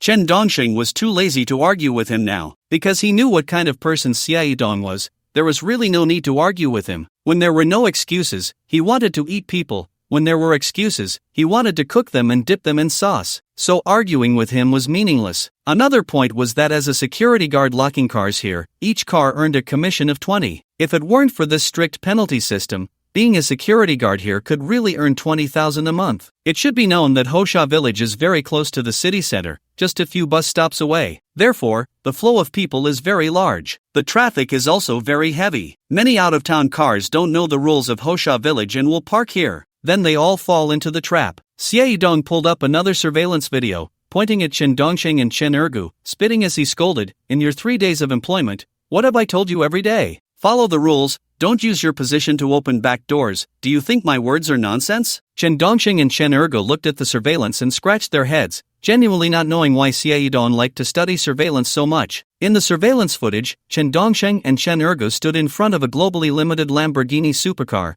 chatting with a fairy from the Moon Palace, and they didn't lock the quality Lamborghini supercar. Presumably, everyone knows what happened. That is, Xu Shiryao passed by, saw Chen Dongsheng, and parked her car in the area managed by Chen Dongsheng and Chen Ergu. Chen Dongsheng and Chen Ergu did not lock Xu Shiryao's car, so they were discovered by Xia Yudong. Chen Dongsheng said to Xia Yudong, "Boss, I'm sorry, that's a very good friend of mine. Next time, even if my dad drives here, I will lock it." "What good is sorry? Let me tell you, even if I drive in a car without markings, you still have to lock it. The money you have is given to you by all the villagers of Hosha village, and you must be responsible for all the villagers," Xia Yudong said, spitting. Chen Dongsheng and Chen Ergu quickly nodded and said, "There will definitely be no next time." Saying all this is useless. Each person fined 500. If you offend again, fine 1,000. If you offend again, fine 2,000, and so on, Xia Yudong said with a stiff face, spitting. His expression completely showed no room for leniency, and he could be said to be strict in terms of fines. After a day's work, Chen Dongsheng and Chen Ergo earned not a penny, but had to pay 500. It must be said that in front of a minor official, even the eunuchs in the palace would have to doubt whether the emperor was a fake, as there was no official's authority higher than that of a minor official. However, at that moment, Chen Dongsheng and Chen Ergo saw a colleague walking in with a miserable look. This colleague had a bandage on his head, with visible dried blood on it, clearly having been beaten. "Boss, I resign, I can't do it anymore. I've only worked for 3 months and have already been beaten 7 times and hospitalized 3 times, the injured security guard said pitifully. Xia Yudong frowned and said, "Resign? If you resign before a year, you won't get the last 2 months' salary. You need to think it through. Actually, it's not as terrifying as you think. As long as you do it right and have fewer conflicts, you won't get beaten. Not getting the last 2 months' salary if I resign before a year? How can that be?" The injured security guard felt even more wronged. Xia Yudong chuckled. "Think about it, free accommodation for you, and gifts during the holidays. Aren't these expenses? The contract also states that if you resign before completing a year, the last 2 months' salary will be withheld to offset accommodation fees, unless you work for a full year. I really can't continue. Every day, colleagues are getting beaten, and the pressure is immense." The injured security guard was on the verge of tears. Xia Yudong was extremely cold and unfeeling, saying, "I can't help that. You can find whoever you want. The contract is signed this way. The decisions in Hosha village are not mine alone but are made by over 6,000 villagers, and I have to be responsible for them. That's not right. How can they withhold the last 2 months' salary if you don't work a full year?" The injured security guard said angrily. Xia Yudong thought for a moment and spat out, "How about this? You resign first, and when I hold a villagers' meeting, if you propose a vote and the villagers approve it, I'll give you your last 2 months' salary. Don't worry, the people of Hosha village are very simple." Chen Dongsheng and Chen Ergo finally understood the essence of the saying, "It's easy to meet the king of hell, but the little ghosts are hard to deal with." The more insignificant the official, the more they take themselves seriously, becoming increasingly unreasonable. "What are you two still doing here? Don't you want to get off work?" Xia Yudong turned around to look at Chen Dongsheng and Chen Ergo. Chen Dongsheng and Chen Ergo were then kicked out of the office. Outside the office, Chen Ergo looked at Chen Dongsheng and said, "When you signed the employment contract, did you see that if you didn't work a full year, the last 2 months' salary wouldn't be paid?" "I didn't read the contract." Chen Dongsheng actually didn't care much, because he knew he couldn't last 2 months. Chen Ergo thought for a moment and said, "This is the biggest pit I've fallen into since entering society. It's so damn shady." "It is a bit shady. I just listened and found out they are withholding 2 months' salary, which seriously violates our labor bureau's regulations." Chen Dongsheng felt a bit of anger inside. If it weren't for his binding challenge of being fired for a reward game, he would genuinely feel oppressed. Whether it was Xie Yudong or their labor contract, it was almost like they were eating people without spitting out the bones. Although such labor contracts are illegal, how many people are actually willing to go for arbitration? How many would sue? Out of 10,000, you might not find 100. This gives them the audacity to act recklessly. If our legal awareness were a bit stronger, and we were brave enough to pursue fairness, immediately seeking arbitration or suing when encountering workplace disputes, then these bosses wouldn't dare to be so rampant. Chen Ergu gritted his teeth and said, "Today they fine us so much money, a total of 750, is there any law? Ha ha ha." Chen Dongxing genuinely wanted to laugh. Chen Ergu asked in confusion, "What are you laughing at? Don't tell me you laugh when you're sad. I don't believe that. Ha ha ha." "Yes, I really do laugh when I'm sad. Actually, it's nothing, except for judicial units. No other units have the right to impose fines. I'll help you get that money back." Chen Dongxing didn't really care because he had a way. Moreover, this was just the 7th challenge, merely a challenge of being fired. He didn't really intend to stay as a security guard. In terms of mindset, Chen Dongxing was much stronger than Chen Ergu, but there was no way around it. After all, Chen Ergu hadn't bound the challenge of being fired for a reward game, so he felt this was his job. Time flew by, and it was now the 7th day. Chen Dongxing had been looking for opportunities to lock the cars of those big shots, but for 7 days, he hadn't found a single one. He had only locked the cars of ordinary people, those without power or influence, who couldn't afford to be troubled. So it didn't feel very interesting. But at noon today, at 12 o'clock, Chen Dongxing encountered something worth looking forward to, which was seeing Xie Yudong standing under the archway of Hosha village to greet 2 cars. Moreover, Xie Yudong was very enthusiastic,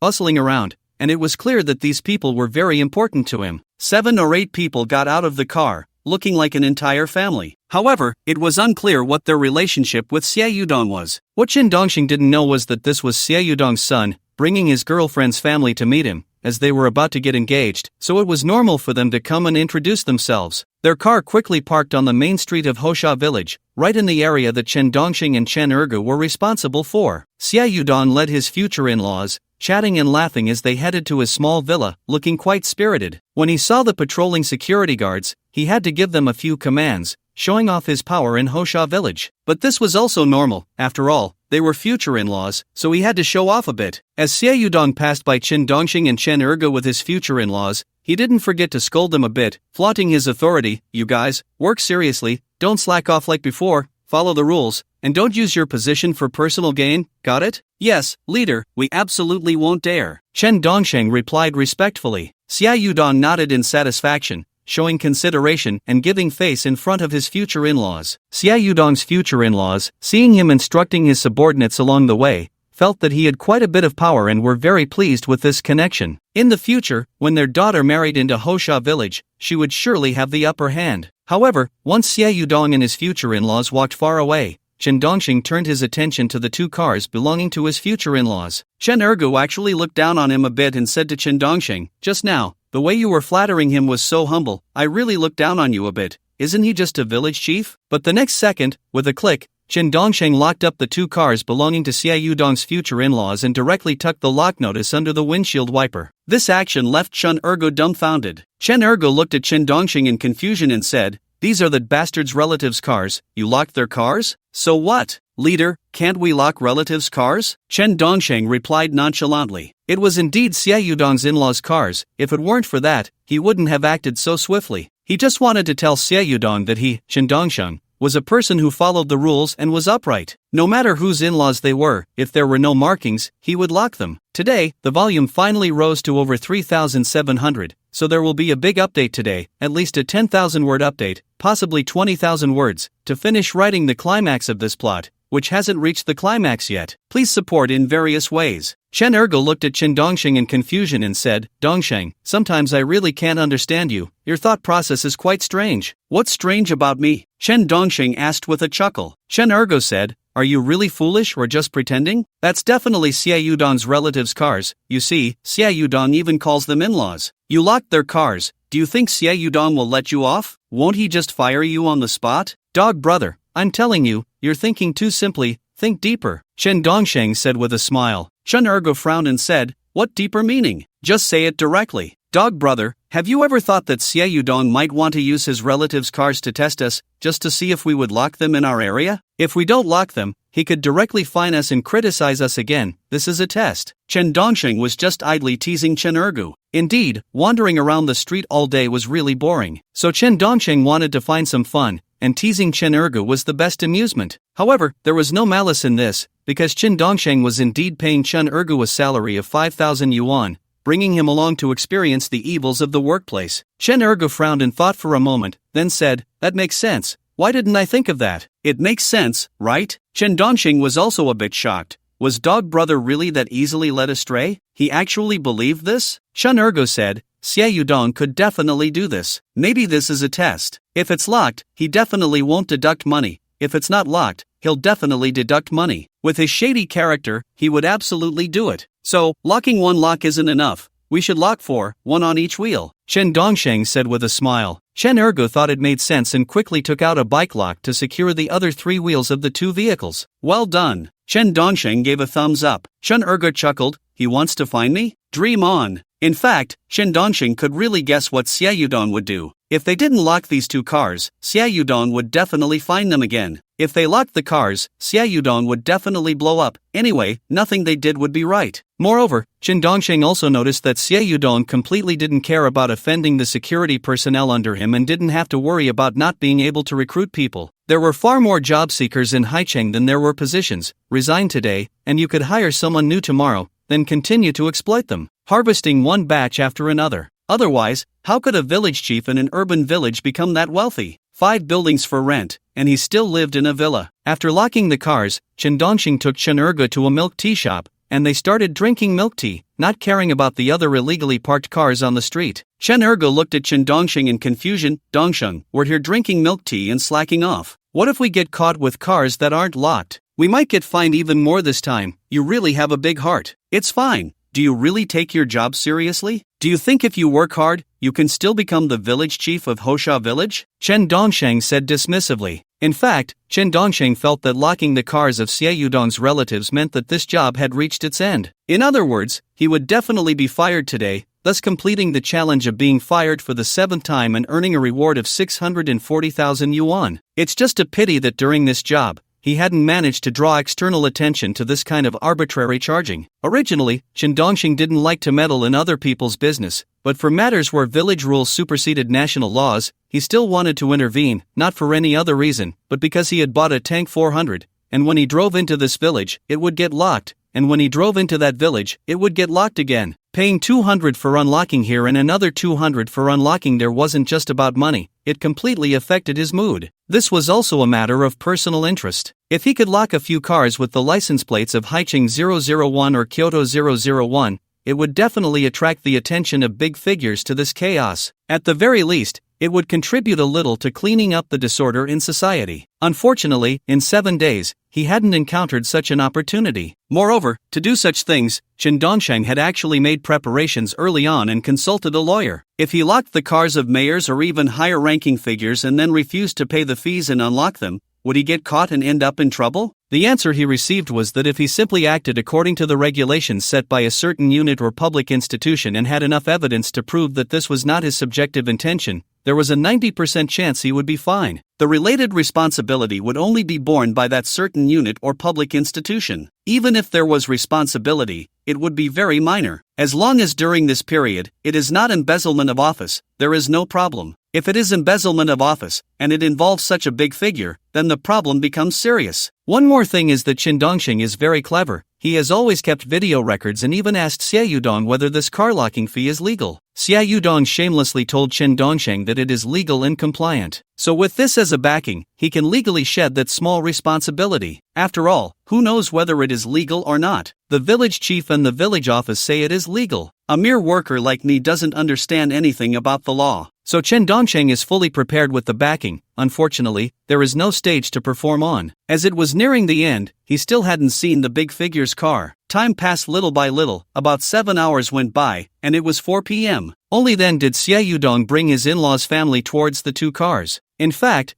they were just here to see off their in-laws. But when they walked to the two cars, they immediately saw that all 4 wheels of the cars were locked. After all, the color of these locks is very bright, a glaring yellow, easily visible from afar. Xie Yudong's father-in-law, Zheng Changming, looked at the wheels of the two cars in confusion and asked, "In-law, why are my cars locked in your village?" "Damn, they really are locked. Those two bastards have no sense at all." Xie Yudong instantly became furious. His temperament was already a bit irritable, and seeing this situation made him explode. Moreover, the keys for these locks are not uniform. Each lock has its own key, and Xie Yudong actually doesn't have these keys. Xie Yudong looked at Zheng Changming and said, "In-law, don't worry, with one call, those two useless ones will come over to unlock it." Soon, Xie Yudong dialed Chen Dongxing's number, spitting and angrily said, "Get over here, in front of the willow tree on the street." After saying that, Xie Yudong hung up the phone directly. Not long after, Chen Dongxing and Chen Ergo strolled over leisurely. What they saw were the hateful gazes of Xie Yudong and the others beside him. Chen Dongxing felt like laughing when he saw their expressions. Why is it that when it happens to you, you have such looks, but when it happens to someone unrelated to you, you just collect money? Isn't that too double standard? Damn you, you two useless ones, didn't you see I brought them here? Didn't you see he is my in-law? What are you keeping these two eyes for? Donate them. Xie Yudong exploded in anger, spitting everywhere. Chen Dongxing couldn't help but take 2 steps back to avoid his flying saliva. Chen Ergo was stunned and didn't dare to retreat, so he ended up with a face full of spit. "Damn you, useless, still dare to back away?" Xie Yudong pointed at Chen Dongxing and cursed. Xie Yudong's in-laws were all staring at Chen Dongxing and Chen Ergu as if they were 2 murderers. Chen Dongxing, however, felt very stable inside, calmly looking at Xie Yudong, knowingly asking, "Leader, what's wrong? Unlock it, what's wrong, useless?" Xie Yudong scolded. Chen Dongxing was indifferent, pointing to the note wedged under the wiper and said, "To unlock, call and pay 200 per car." "What did you say? Damn you, believe it or not I'll hit you?" Xie Yudong was extremely furious. Chen Dongxing remained calm and said, "Leader,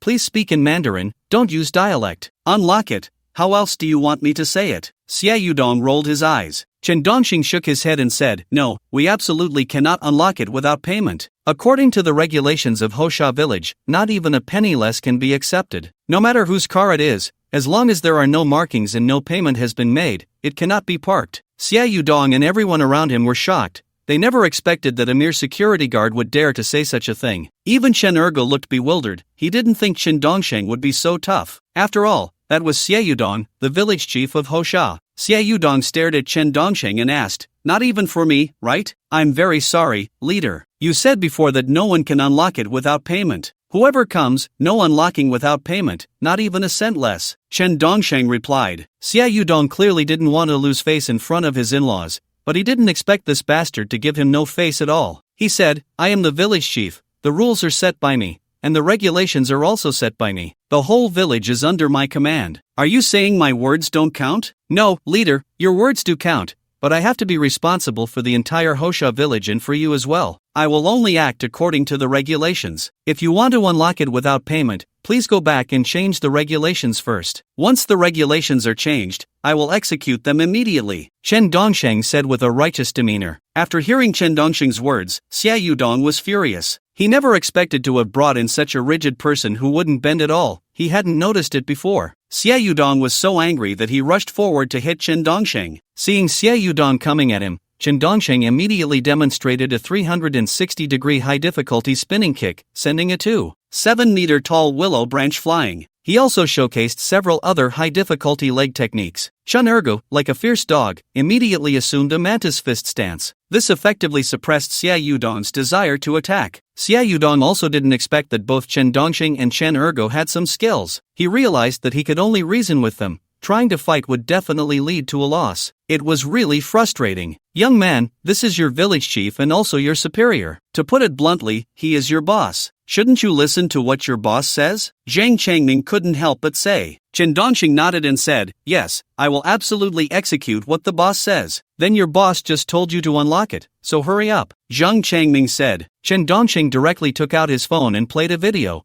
which showed Xia Yudong reprimanding Chen Dongsheng and Chen Ergu. In that clip, Xia Yudong said, "Even if I drive in a car without markings, it still needs to be locked. We must adhere to the regulations, impartial and strict. Damn it, this is infuriating." Xia Yudong gritted his teeth and spat. Chen Dongsheng looked at Xia Yudong and said, "Leader, I'm very sorry. I will not use my position to give anyone any favors. Even if the mayor comes, it won't work. I must adhere to the regulations, to be fair to the leader, to the village committee office, and to the more than 6,000 villagers of Hosha." At this moment, some villagers passing by Hosha village also noticed Xia Yudong's predicament and gathered around to see if they could help. One villager asked, "Village chief, why are you so angry? What happened? This bastard here actually locked my father-in-law's car. When I told him to unlock it, he said I had to pay first, not even giving me face. This is the first time I've seen such a useless person. It's driving me crazy." Xia Yudong's chest heaved as he gasped for breath. The onlooking villagers were also stunned. They never expected that there would be such a security guard in Hosha village,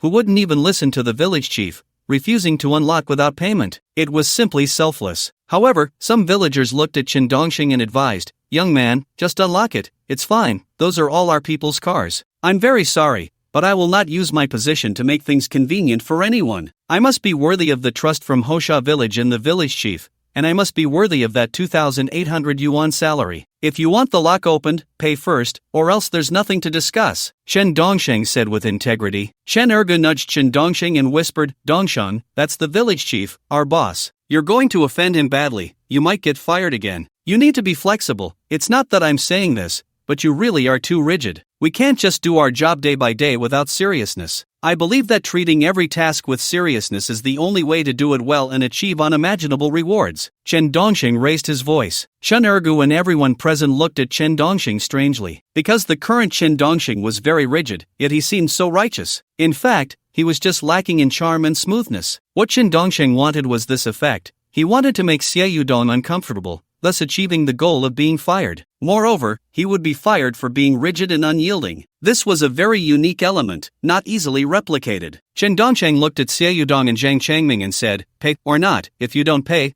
I'll go patrol. I don't care who you are. In Hosha village, you must abide by the rules of Hosha village. The rules of Hosha village are paramount here. I don't care if you are the village chief or some city mayor, it's all useless. You useless piece of trash, you're fired." hand over the keys. Xia Yudong finally thought of a way to resolve this. That was to directly fire him and take back those keys, so he could unlock the car for his in-laws. Chen Dongsheng looked at Xia Yudong, neither humble nor arrogant, and said, "I'm very sorry, a verbal dismissal has no legal effect. If you want to fire me, please provide a written notice of dismissal. We signed an employment contract, and everything must go through the proper channels. Until I see the written notice of dismissal, I must fulfill my work duties." "Damn it, you're going to drive me crazy today." "Fine, you useless piece of trash, just wait here. I'll go back and write a written notice of dismissal, alright?" Xia Yudong spat angrily. Chen Dongxing nodded and said, "Until the second before I receive the written notice of dismissal, I will adhere to the rules and regulations of Hosha village." "I'm very sorry." Chen Dongxing's actions actually began to earn a bit of admiration from many villagers watching, because this young man was very loyal and responsible, and he truly did not abuse his position for personal gain. He was a rare and upright young man. Xia Yudong turned angrily and went back to the village office to write the written notice of dismissal, because without it, he really couldn't unlock the car. He never expected that as the village chief of Hosha village, there would come a day when his words wouldn't work, and he would be managed by a mere security guard. This left Xia Yudong feeling unsettled for a long time, always feeling indignant. Seeing Xia Yudong go back to write the written notice of dismissal, Chen Dongxing didn't wait around but continued to perform his duties, driving the patrol car, picking up Chen Ergu, patrolling his area, and maintaining order and locking cars. Just as Chen Dongxing and Chen Ergu patrolled to the second street of Hosha village, Chen Dongxing unexpectedly saw the license plate numbers he had longed for: Haicheng 001, Haicheng 002, Haicheng 003, Haicheng 005. A whole row of special license plate cars parked by the roadside. He also saw Huang Hao and the village leaders respectfully coming to greet the people getting out of the cars. It was obvious that these were important figures from Haicheng, as could be seen from the license plate numbers. Chen Dongxing never expected that he would encounter the license plate number he had always dreamed of at the very last moment before being fired. This had to be locked. No matter who came, the rules of Hosha village were paramount. Chen Dongxing stopped the car, pulled Chen Ergu out, and said, "These 8 cars don't seem to belong to our village, and they have no markings. Let's lock them up quickly." "Right, let's hurry and lock them up, or that jerk will say we're negligent." Chen Ergu immediately took the car lock from the vehicle. However, as Chen Ergu walked around the cars, he noticed that the license plate numbers were a bit unusual. The colors were off, and they all started with high, followed by numbers that began with 00. Some were 001, some were 002,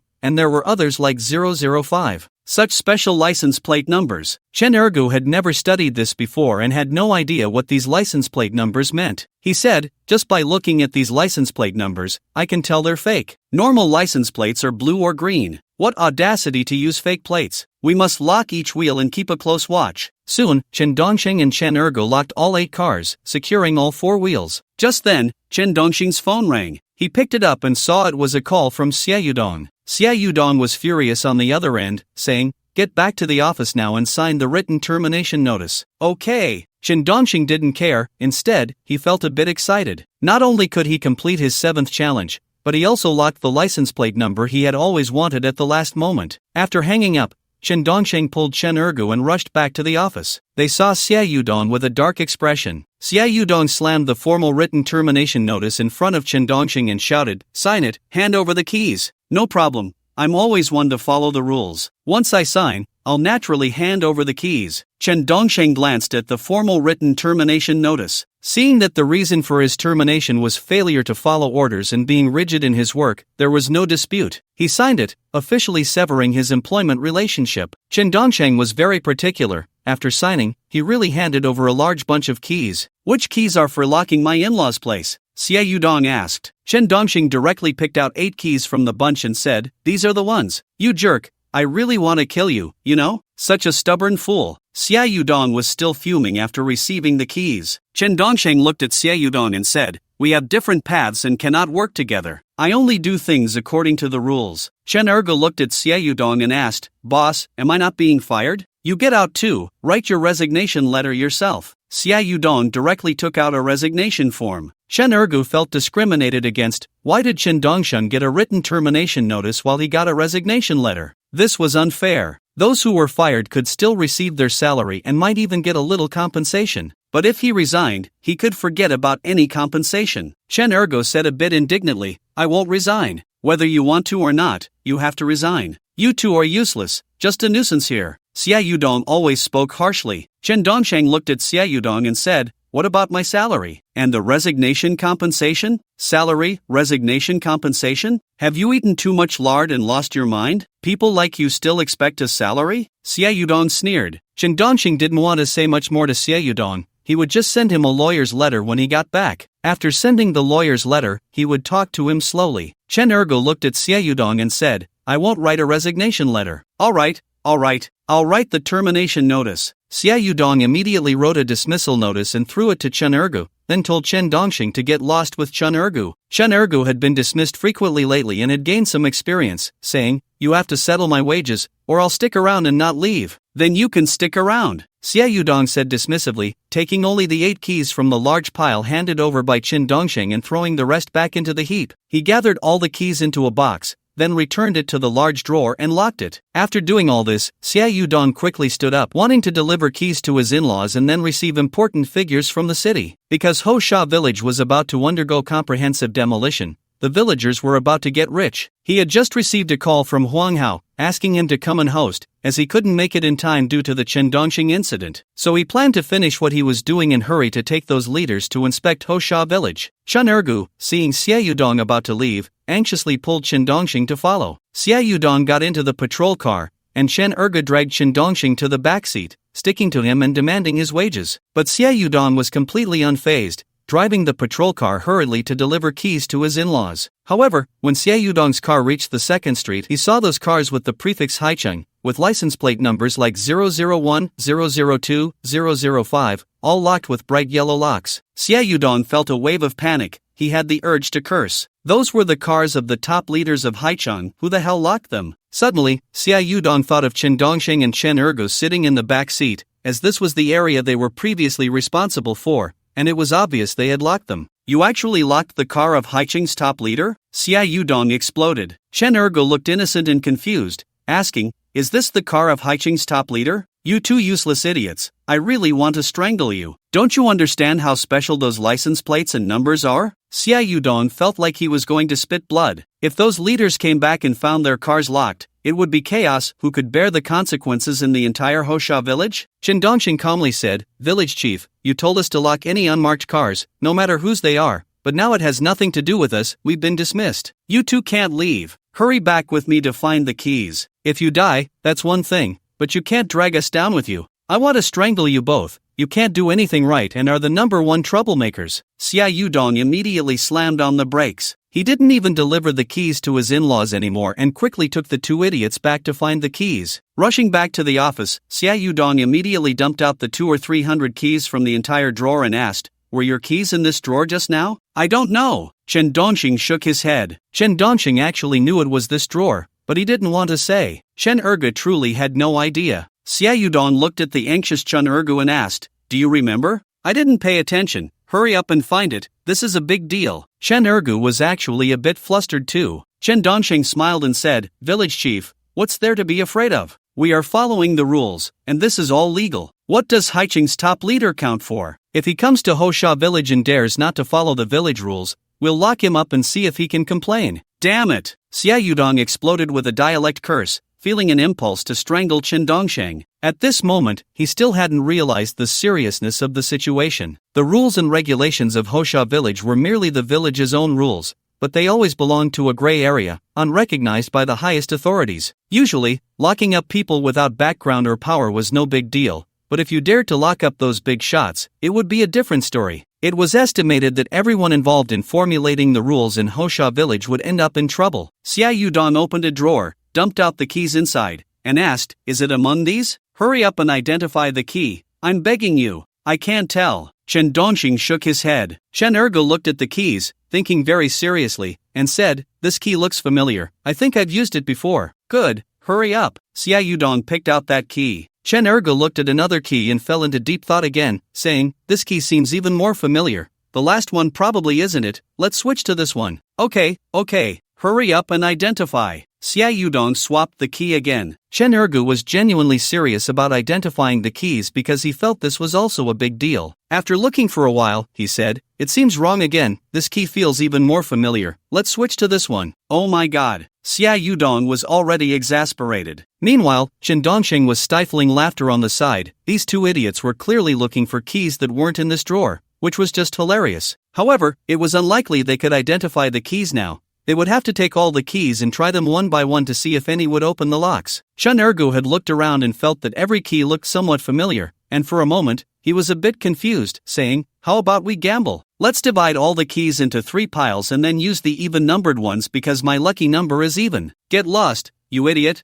You're wasting my time." Xia Yudong realized that Chen Ergu really wasn't reliable. At first, he thought Chen Ergu was a good guy. He helped him even when he was treated like this, but later he found out he was just a complete fool, the number one troublemaker. In the end, Xia Yudong had no choice but to pack all the keys from the 3 drawers, totaling 400 or 500 keys, and took them all with him. He also grabbed a screwdriver and pliers from the office. Chen Dongxing and Chen Ergu sat in the back of the patrol car. Chen Ergu still hadn't forgotten that he hadn't received his salary, endlessly nagging, "Boss, please give me my salary. I'm in a tough spot. I've been fired 3 times in a row recently, and not once have I lasted 3 months. I'm begging you. With your kind of character, you still want a salary?" Xia Yudong was genuinely angry. He felt these two were simply troublemakers. Soon, Xia Yudong returned to the cars of those big shots and began trying the keys. At first, it was fine, but as time passed, after half an hour, he only found the right 2 keys to unlock 2 car locks, and Xia Yudong was really panicking. Moreover, Huang Hao was calling to urge Xia Yudong to hurry and accompany the leaders to inspect Hosha village. Otherwise, if the inspection was over and the village head,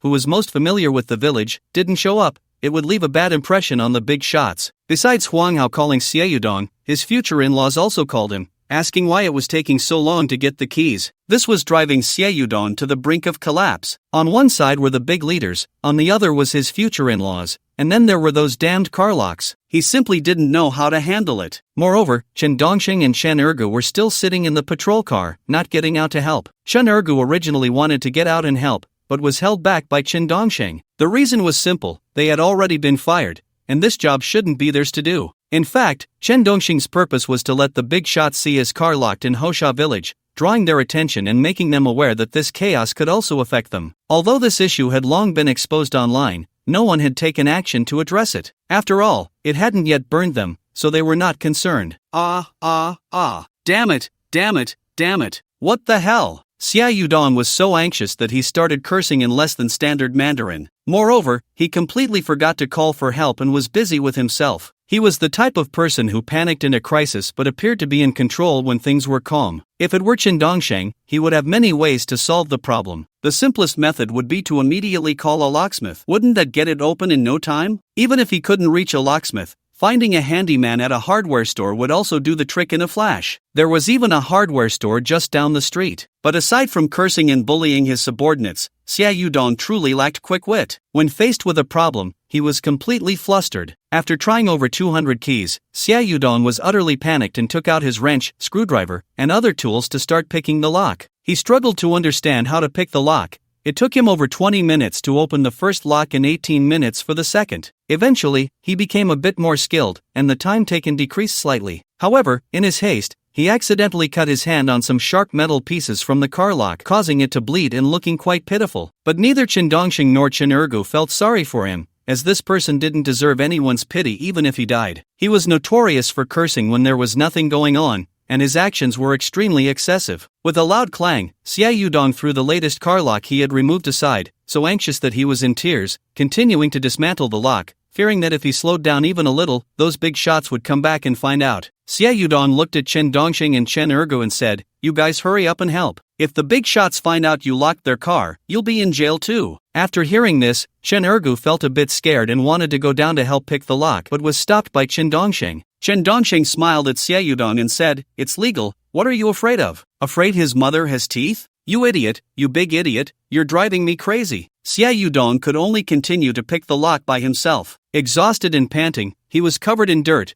and to pick the lock, he even sat down on the ground. Xia Yudong looked at Chen Dongxing and Chen Ergu and said, "Can you help me? If you help me get this done, I'll pay you right away and even give you severance compensation." "Really?" Chen Ergu was immediately tempted. Chen Dongxing held Chen Ergu back and said, "If we don't help, we were supposed to get that anyway. Where are all these conditions coming from? Wouldn't that be a loss for us?" "Dongsheng, What if he doesn't pay us if we don't help? Chen Ergo asked, confused. Chen Dongxing chuckled and said, don't worry, he will pay. I'll give you your mother. Xia Yudong was fed up with Chen Dongxing because this guy truly thrived on chaos. As time slowly passed, 40 minutes had gone by. Xia Yudong finally managed to pick all the car locks and collapsed on the ground, exhausted. At that moment, Xia Yudong's in-laws also walked over, wanting to ask why it was taking so long to get the keys to his villa. However, upon seeing Xia Yudong covered in dirt, sitting in front of someone else's car wheel, they frowned and questioned, "In-law, why are you helping someone fix their car while making us wait over there? That's not fair.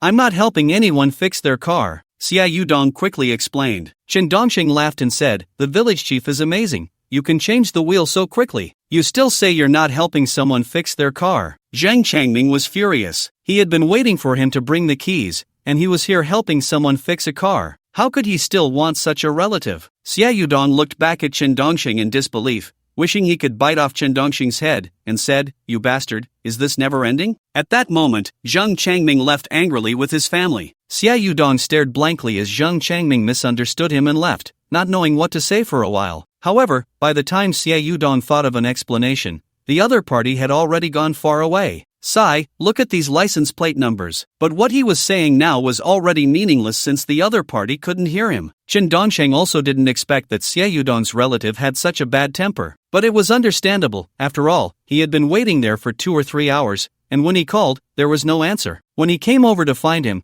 he discovered he was helping someone fix a car, so his anger naturally flared up. Patience would have worn thin. What disappointed Chen Dongxing a little was that Xia Yudong ultimately resolved the issue with the locked car. Now he didn't have a car lock to use on these leaders' cars, and he wasn't the security here anymore, so it wouldn't be appropriate to lock their cars. In the end, he still missed the opportunity. Moreover, he wasn't afraid of trouble, he just wanted to clear up the chaos, but in the end, he couldn't achieve his wish. Perhaps that's how society is. Not everything can go as one hopes. Having made an effort and not succeeded, Chen Dongxing no longer tangled with the matter, as the momentum had passed. He decided to leave it to the destined one to resolve in the future. Xia Yudong glared at Chen Dongsheng, gritting his teeth and spitting as he said, "You all wait for me. If you want your wages, go to hell. Sooner or later, I'll find someone to beat you up." "What did you say?" Chen Ergu instantly turned into a fierce dog, striking a mantis fist stance. Seeing this, Xia Yudong's pupils shrank, and he instinctively moved a little further away from Chen Ergu.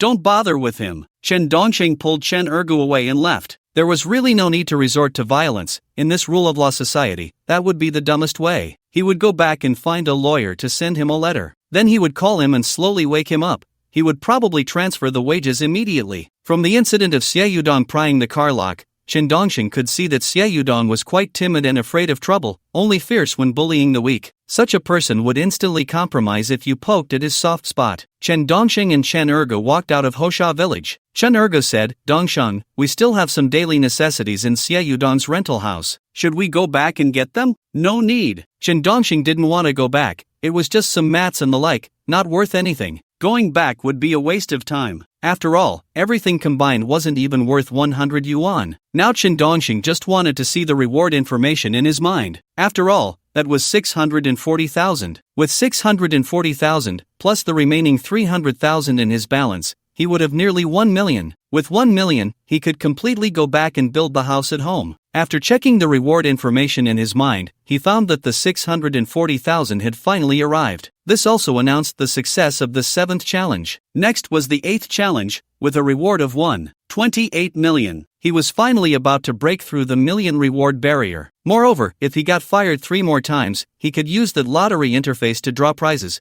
He didn't know what good things he would get. All of this made Chen Dongxing feel excited. After all, the last time he won a lottery, he got a functional card that counted as a successful challenge for being expelled during his internship. He wondered what type of reward he would draw next. This unknown reward made Chen Dongxing even more eager. Chen Ergo looked at Chen Dongxing and said, "Dongsheng, I feel like working with you really makes it easy to get fired. I thought about it, and besides our conflicting fates, I can't think of any other reason. Should we find a fortune teller to break the spell?" Chen Dongsheng replied, a bit speechless. They had gone through 3 jobs together, and he was completely unaware that Chen Dongsheng was deliberately using different elements to get fired. One had to admit that Dog Brother was still somewhat innocent in a way. Just then, Chen Dongxing's phone rang, and he realized it was a call from the dealership about picking up his car. The car had arrived. Finally, he had a car. Chen Dongxing was thrilled. He had been working for several years and had never been able to afford a car until now. Without saying a word, he grabbed Chen Ergu and headed to the dealership to pick up the car. Soon, he got his Tank 400, and he had also purchased the dealership service for early registration. So now, Chen Dongxing didn't need to go register it himself. He just needed to fill up the gas tank. After filling up,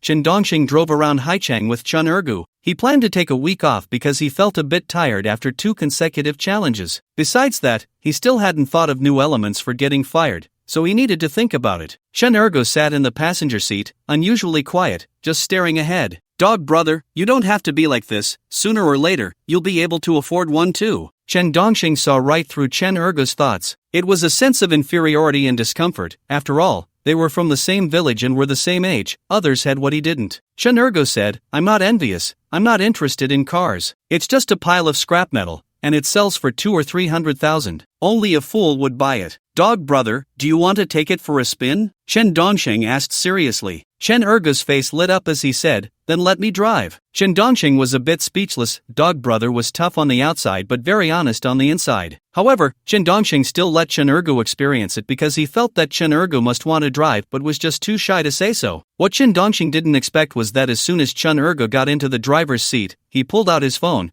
took a picture of the steering wheel logo, and then posted it on WeChat Moments. The post directly said, "The toy that hardcore off-road men die for." His desire to show off and compare was laid bare, and at a deeper level, he was still very innocent. In fact, Chen Dongxing liked people like Chen Ergu who wore their thoughts on their faces. "Dog brother, how does it feel to drive my car?" Chen Dongxing asked. Chen Ergu pressed the gas pedal and accelerated, saying, "It's just okay. By the way, how do we get our wages from Xiaoyudong? I almost forgot you mentioned it. I'll give you the navigation, follow it, and we'll go to Fifan Law Firm to find my friend," Chen Dongxing said. Soon, Chen Dongxing and Chen Ergu arrived at Fifan Law Firm. Chen Dongxing found his friend and explained the situation, wanting his friend to draft a lawyer's letter. He wanted to scare Xiaoyudong with the letter. Chen Dongxing could tell that Xiaoyudong was quite timid and not very clean, making him easy to scare. It would also make it easier to get that money back. Quickly, Chen Dongxing's lawyer friend drafted a letter based on various labor law violations that Chen Dongxing mentioned,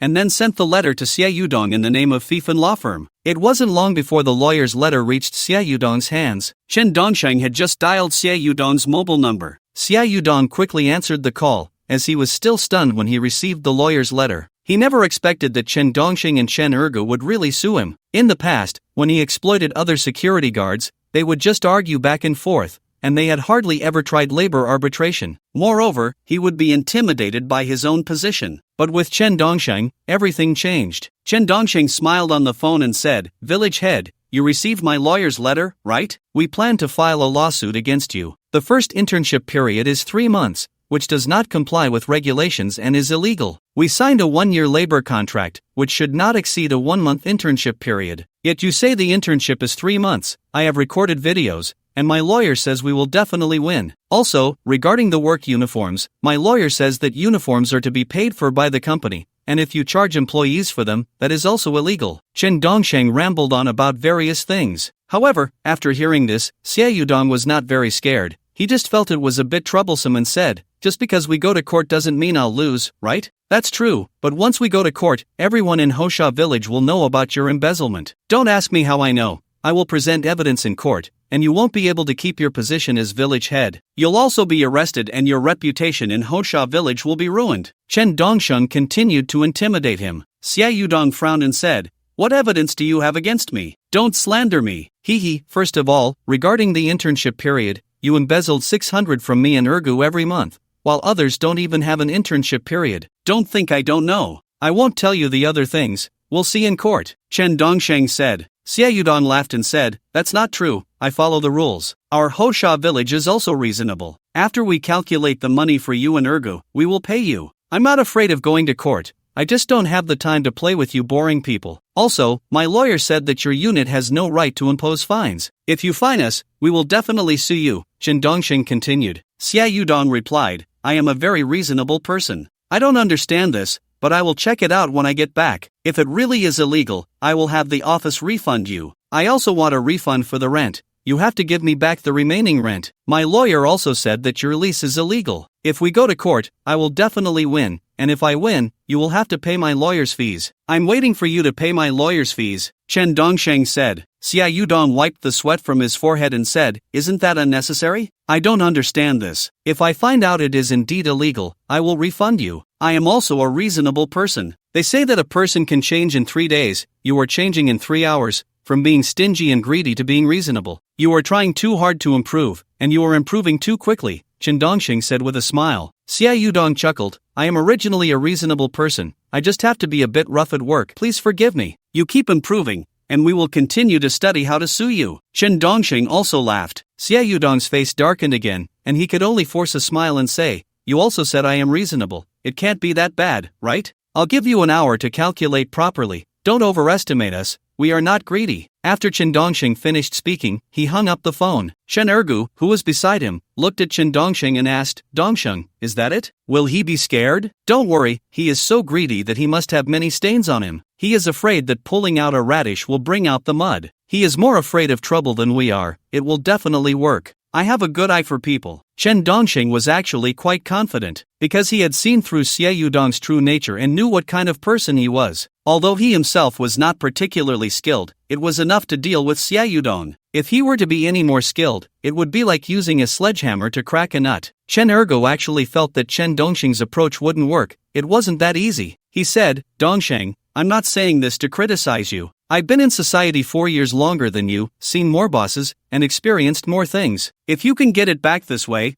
I'll give you mine too. I think you'll only provoke him further. Just as Chen Ergu was about to finish speaking, his phone chimed with a text message. He took out his phone to check and found it was a bank transfer notification. A total of 5,000 yuan had been transferred to his bank account. Moreover, the transfer note mentioned the settlement of the resignation salary for the security personnel of Hosha village. Chen Dongsheng also received a transfer, and it was 13,000 yuan, clearly stating salary plus rental refund. Brother dog, what were you just saying? If you get it back, you'll give me your share too, right? Chen Dongsheng asked with a smile. Chen Ergo was taken aback and, with a sheepish grin, said, just kidding. Dongsheng, you're really something. Ha. Alright, in a couple of days, October 1st is my birthday. Are you coming to celebrate? Chen Dongsheng said. Chen Ergo's eyes lit up and he asked, are there any beauties? Yes. Chen Dongsheng replied, somewhat speechless. Chen Ergo chuckled, we're brothers, of course I have to show up for your birthday. Otherwise, are we still brothers? My only virtue is that I value friendship, but these beauties are all married. Chen Dongsheng added. Chen Ergo's expression changed instantly. I just remembered,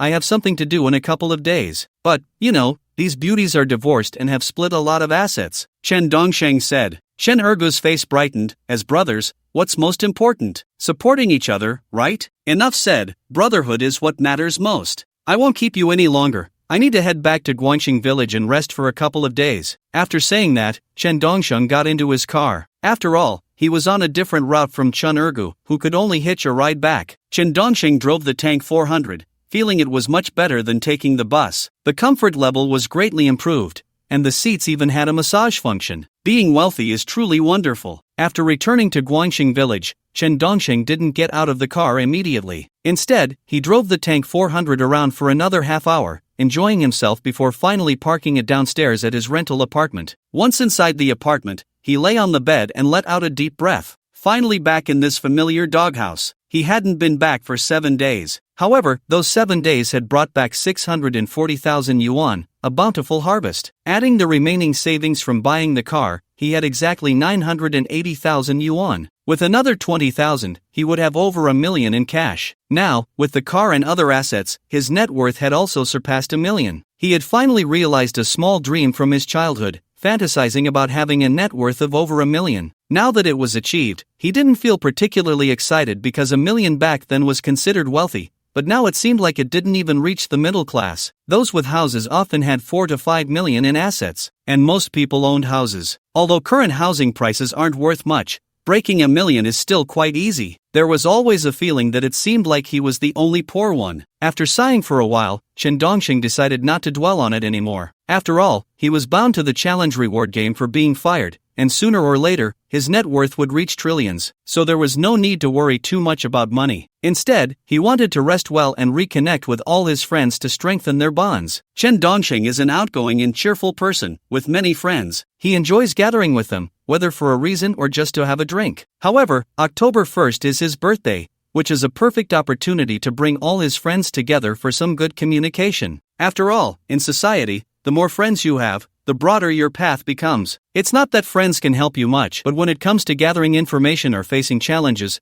there's always someone who can offer advice or provide a way out. Just then, a message from Chu Shiyao came through. When are we going shopping again? In a couple of days, it's my birthday. Are you coming? Chen Dongsheng replied. Chu Shiyao quickly responded, I'll come. Great, on October 1st, come to the Guangxing village bus station in the morning, and I'll pick you up. It'll also help me prepare for my birthday. Chen Dongxing wanted to encourage Chu Shiyao to participate more in social activities. This way, she could become a bit more cheerful and not so reclusive or aloof. In fact, her aloofness stemmed from her zero social skills, which could be considered a kind of false aloofness. Once she got familiar with people, she was quite willing to talk. Of course, she spoke more online. In person, she still seemed quiet and solitary. After inviting Chu Shiyao, Chen Dongsheng went on to invite his other friends one by one. This time, he invited all his close friends. In total, there would be about 30 people. These were all good friends, the kind he often went out drinking and chatting with. If he invited even just casual friends, the number would likely reach 200 or 300. 2 days passed in a flash. During these 2 days, aside from driving his tank 400 around Haicheng to satisfy his driving itch, Chen Dongxing didn't do much else. He really wanted to take a break. Continuous high-intensity challenges could drain his inspiration and leave him too exhausted. Chu Shiyao should be arriving soon, right? I can't leave her waiting at the bus station for 2 hours like last time. That would be so rude. Chen Dongxing first drove to the bus station, found a parking spot behind the bus stop, and waited for Chu Shiyao to appear. Soon, a customized Rolls-Royce business car stopped in front of the Guangxing village bus station. Dressed in a white formal dress, Chu Shiyao descended from the Rolls-Royce, looking like a celestial being from the Moon Palace. Instantly, she caught the attention of all the passengers waiting for the bus, both men and women, their eyes glued to her. Chu Shiyao had clearly dressed up today, looking exceptionally beautiful, even more so than any star he had ever seen. Coupled with her aloof demeanor and luxurious vehicle, she looked like a wealthy young lady. Chen Dongsheng was momentarily stunned, realizing just how beautiful she was. It took him 3 or 4 seconds to snap back to reality. He quickly got out of the driver's seat of the Tank 400 and smiled, saying, President Chu, over here. Chu Shiyao replied. Those who had been staring at Chu Shiyao were heartbroken to see her talking to Chen Dongsheng and getting into the passenger seat of the Tank 400. Why him? Just because he had a Tank 400? That shouldn't be the case. This fairy had just stepped out of a customized Rolls-Royce luxury car. It made everyone envious to the point of turning green with jealousy. Chu Shiyao still looked a bit awkward as she glanced at Chen Dongxing and said, Did you buy a car? Yeah, I got a car for commuting. Chen Dongxing noticed that after not seeing her for just a few days, she seemed distant again, acting very reserved. This reclusive personality was a bit hard to handle. They had been quite familiar before, going shopping together, riding on children's rides, and eating stinky tofu, just like best friends. But after not seeing each other for 3 or 4 days, it seemed hard to let go again. However, Chen Dongxing thought this was a good thing. After all, such a woman would never let her future husband wear a green hat. It would make her future husband very worry-free. Chen Dongxing smiled at Chu Shiyao and said, You look even more beautiful than the last time I saw you. Replied Chu Shiyao. Chen Dongxing smiled and said, Let's go back and prepare. Many friends will come today. Chu Shiyao responded. Chen Dongxing looked at Chu Shiyao and said, Chu Shiyao echoed. Chen Dongsheng, while driving, said, Why are you also saying Chu Shiyao asked. Chen Dongxing smiled and said, Chu Shiyao replied. Chen Dongxing said, You keep saying I don't have that many topics for you to about, don't you think? Oh, Chu Shiyao said. Chen Dongxing didn't really mind because he knew that Chu Shiyao was a person who was very slow to communicate. If he talked a little more, she would gradually open up. He asked, How's your company doing lately? Not bad, Chu Shiyao replied. Chen Dongxing parked the car in front of a supermarket and said, Let's go in and buy some vegetables, then we'll have hot pot with friends and drink a little. Oh, Chu Shiyao responded. Chen Dongxing asked, Have you ever bought vegetables in a supermarket? No, my family has a chef, so we don't need to buy vegetables, Xu Shiryao said. Chen Dongxing chuckled, it's nice to be rich. Then do you want to move in with me? Xu Shiryao asked. This question was a bit abrupt, catching Chen Dongxing off guard. He fell silent. When he spoke, it was a bit shocking. Was she suggesting he move in to become part of her family? Chen Dongxing smiled and said, if I move in, won't your parents have any objections? My dad said I can do whatever I want, Xu Shiryao replied. Chen Dongxing still smiled and said, what about your brother and sister? Won't they have any objections? I only have one brother, no sister, and he isn't home, Xu Shiryao said as she followed Chen Dongxing. Chen Dongxing said, maybe it's better not to live at your house. I'm not used to it. I'm used to living alone and being free. Oh, Xu Shiryao replied. Chen Dongxing looked Xu Shiryao up and down and said, I forgot to tell you, don't dress so extravagantly today, otherwise, it will be hard to fit into my circle of friends. That custom gown of yours must cost at least several $100,000, right? 26 million, Xu Shiryao said. Chen Dongxing was a bit surprised. He didn't expect a gown to cost over 4 million. The life of the rich was unimaginable for the poor. Xu Shiryao looked at Chen Dongxing and asked, it's your birthday, and I'm wearing a gown. Doesn't that show more respect? In our circle, we actually don't care about these things. I'll take you to buy a set of clothes later. The gown can stay in the car, Chen Dongxing said seriously. Xu Shiryao nodded and said, oh. Soon, Chen Dongxing and Xu Shiryao finished buying the vegetables they wanted, exited the supermarket, and placed the groceries in his trunk. Then he took Xu Shiryao to a clothing store in Guangxing village to pick out a casual outfit. After trying on the casual clothes, Xu Shiryao still looked very beautiful. Her beauty had nothing to do with the clothes. After doing all this, Chen Dongxing took Xu Shiryao back to his rental apartment and started washing the vegetables. Xu Shiryao had never washed vegetables before, and she found it quite novel. As time passed, many of Chen Dongxing's friends arrived one after another. Chen Dongxing also moved all the hot pot equipment up to the rooftop. He had already spoken to the landlord about borrowing the rooftop tonight to gather with friends. The friends who came over saw that there was a Xu Shiryao helping Chen Dongxing wash vegetables,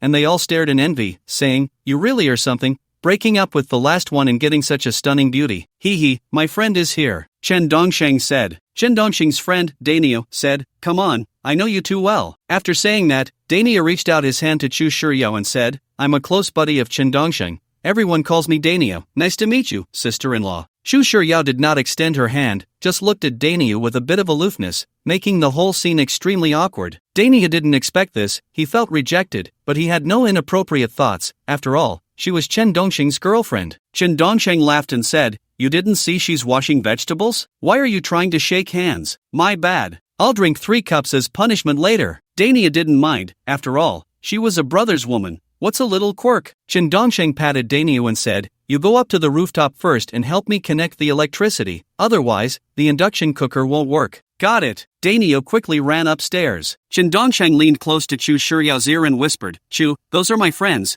They don't have any inappropriate thoughts. You can smile and tell them it's inconvenient, your hands are wet, or say they're dirty. Just relax, it's fine. After saying that, Chen Dongxing gently squeezed Xu Shiryao's shoulder to help her relax. Oh, Xu Shiryao nodded. In fact, Chen Dongxing didn't realize that his shoulder massage seemed to cross the line of friendship. Xu Shiryao also didn't notice that when touched by Chen Dongxing, she felt no resistance at all. As time passed, soon all the friends who were supposed to come arrived, even Chen Erga showed up. Moreover, today Chen Erga somehow got a suit, tied a tie, wore shiny leather shoes, and slicked back his hair. From a distance, he looked like a successful person, but up close, he resembled someone with shifty eyes. Chen Ergu introduced himself to every woman he met, saying, hello, I'm Chen Dongxing's childhood friend, what's your name? Of course, Chen Ergu was also very tactful and didn't dare to greet Xu Shiryao. Because back in Hosha village, he had already faced rejection, he had seen Xu Shiryao before and knew she was aloof and cold, so he directly gave up on that target. Oh,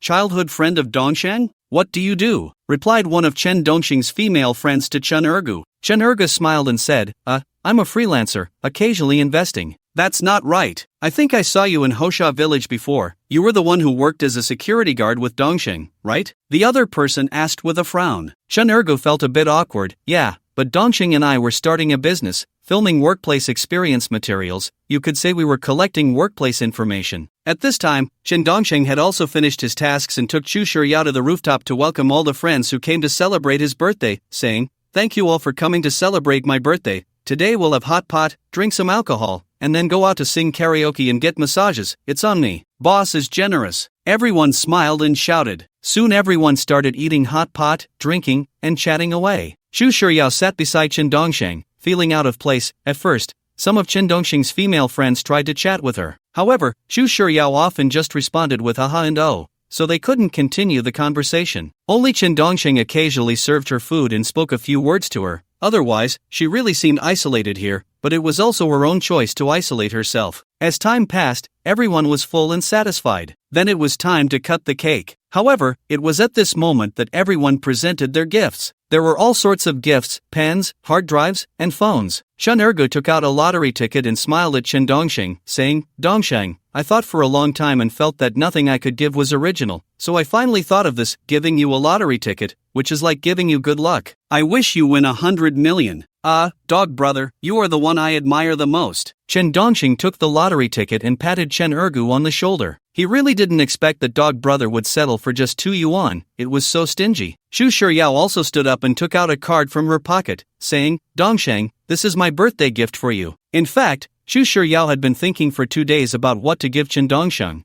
but she couldn't come up with anything because she didn't know what he liked. Later, she told her parents about it, and they directly suggested giving a bank card, saying that he could buy whatever he liked, which was the most practical. Chu Shiryao then adopted her parents' suggestion. You want to give me a bank card? Chen Dongsheng really didn't expect this. There were 2 smart ones on site, one was Chen Ergu and the other was Chu Shiryao. Chen Ergu was overly shrewd, while Chu Shiryao was socially naive. Chen Dongsheng's other friends found it a bit strange that Chu Shiryao was giving a bank card, as it seemed a bit unusual and slightly undermined dignity, like throwing money at someone. Chen Ergu looked at Chu Shiryao and asked, Sister-in-law, how much money is on this card? 10 million. Chu Shiryao replied. Everyone on site was left speechless. A rich woman. When did Dongsheng get close to a rich woman? Chen Ergu was utterly dumbfounded, looking back and forth at Chen Dongsheng, comparing what he lacked compared to him, wondering why he couldn't even get a girlfriend while Dongsheng's girlfriend was giving away 10 million. Chen Ergu fell silent, quietly sitting there, continuously downing his drink. Although Chu Shiryao was introverted, she wasn't foolish. She could read people's expressions and realized that giving a bank card might not be appropriate. She said, Sorry, this is my first time giving someone a birthday gift. Ha ha ha. It's fine, I like straightforward friends, Chen Dongsheng said, trying to ease the situation. Because Chen Dongsheng really didn't blame Chu Shiryao, she was just ignorant, and the ignorant are not guilty. Soon, the cake was cut, and everyone started eating it, except for Chen Ergu, who said he didn't like cake and only enjoyed drinking. Chu Shiryao whispered in Chen Dongsheng's ear, Sorry, my parents said giving a bank card is the most practical. I didn't expect it to turn out like this. It's okay, actually giving a birthday gift to a friend isn't about how expensive it is,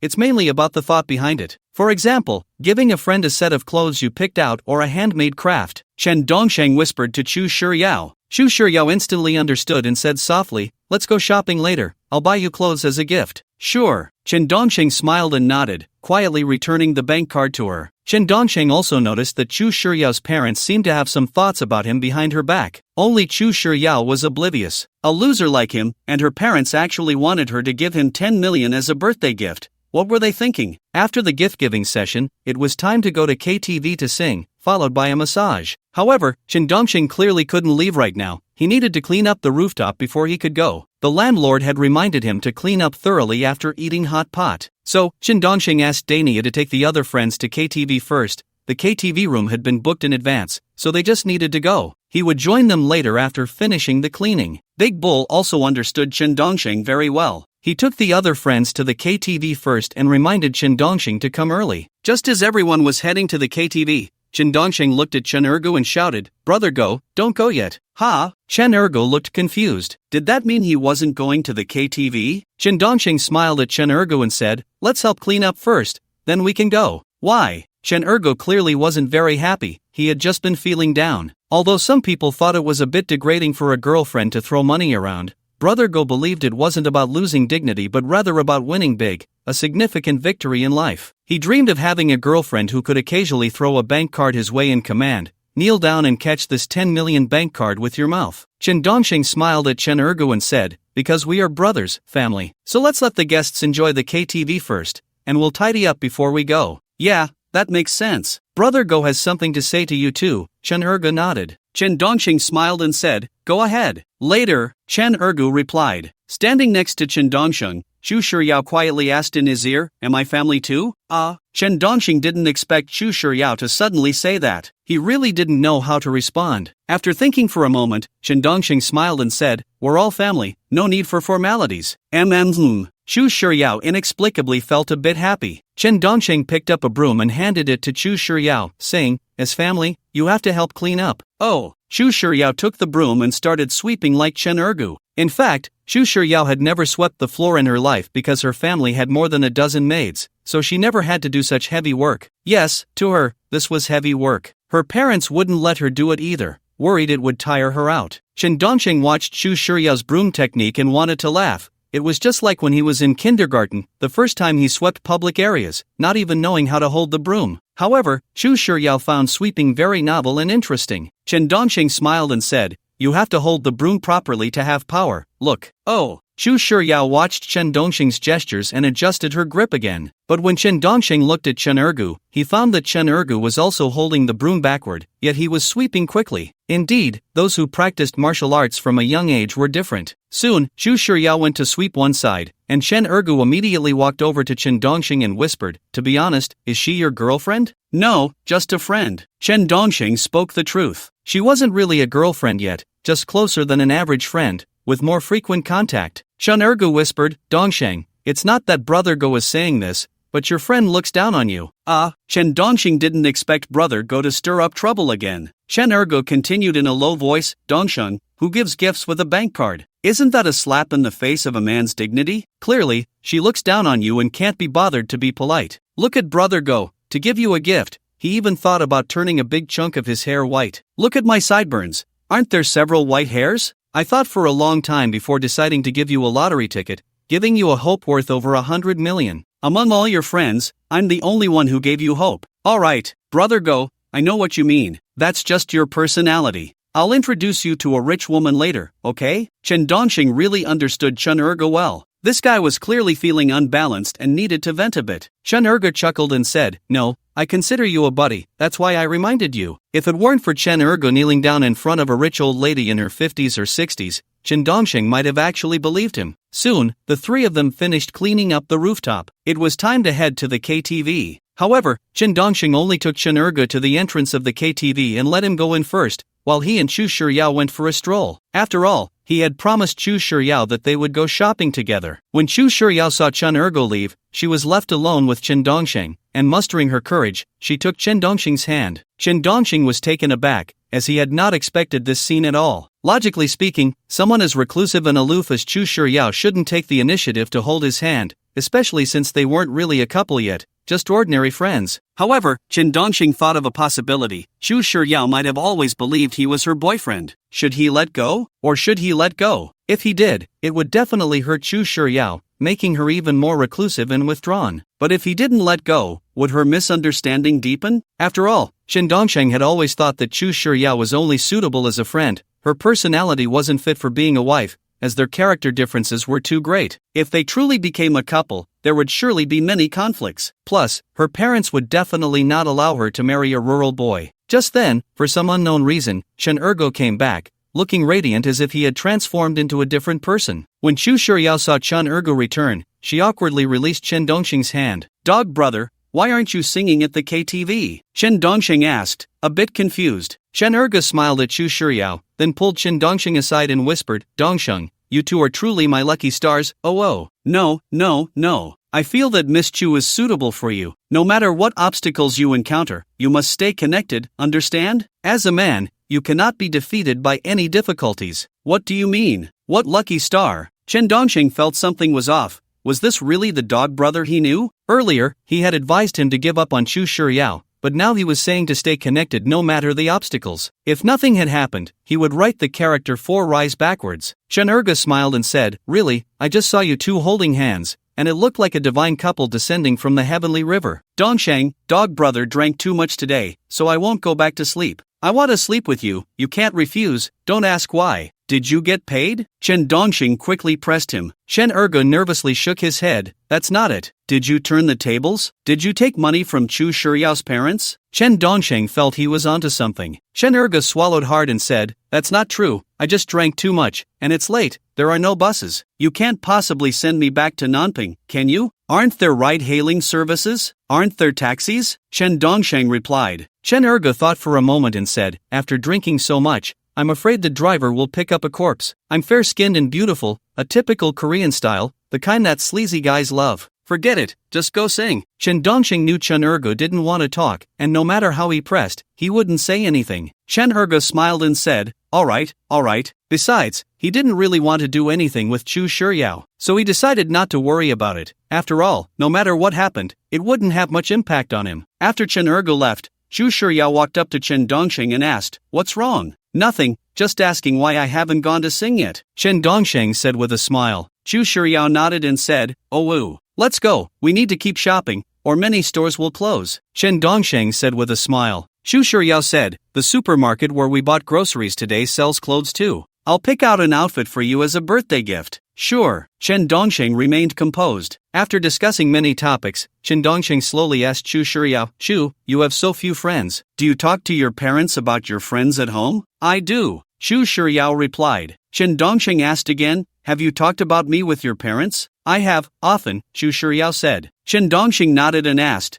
"Do your parents agree with us being friends?" "Whatever I want to do, my parents support me. They are really nice. When I said I wanted to attend your birthday party, they even specially made a dress for me." Chu Shuryao finally opened up, and she was very happy when talking about her parents. Chen Dongsheng smiled and said, "It seems your parents really support you, but why do you have so few friends? Didn't you make friends when you were in school?" "I did, but I don't know why. They just stopped playing with me," Chu Shuryao said, a bit sadly. Chen Dongsheng seemed to guess something. It appeared that Chu Shuryao's parents had always controlled her friendships, but she herself was unaware. It seemed he had indeed made a friend from a wealthy family. Chen Dongsheng nodded and said, "Your parents are really great." "Yes." Chu Shuryao smiled and nodded. Next, Chu Shuryao carefully selected clothes for Chen Dongsheng, but she didn't really like the clothes in the supermarket, feeling the fabric was too poor and not as comfortable as the ones at home. However, Chen Dongsheng told her that these clothes were already quite good, with some sets costing over 1,000 yuan, while he usually wore outfits under 100 yuan. In the end, Chu Shuryao picked a couple's outfit,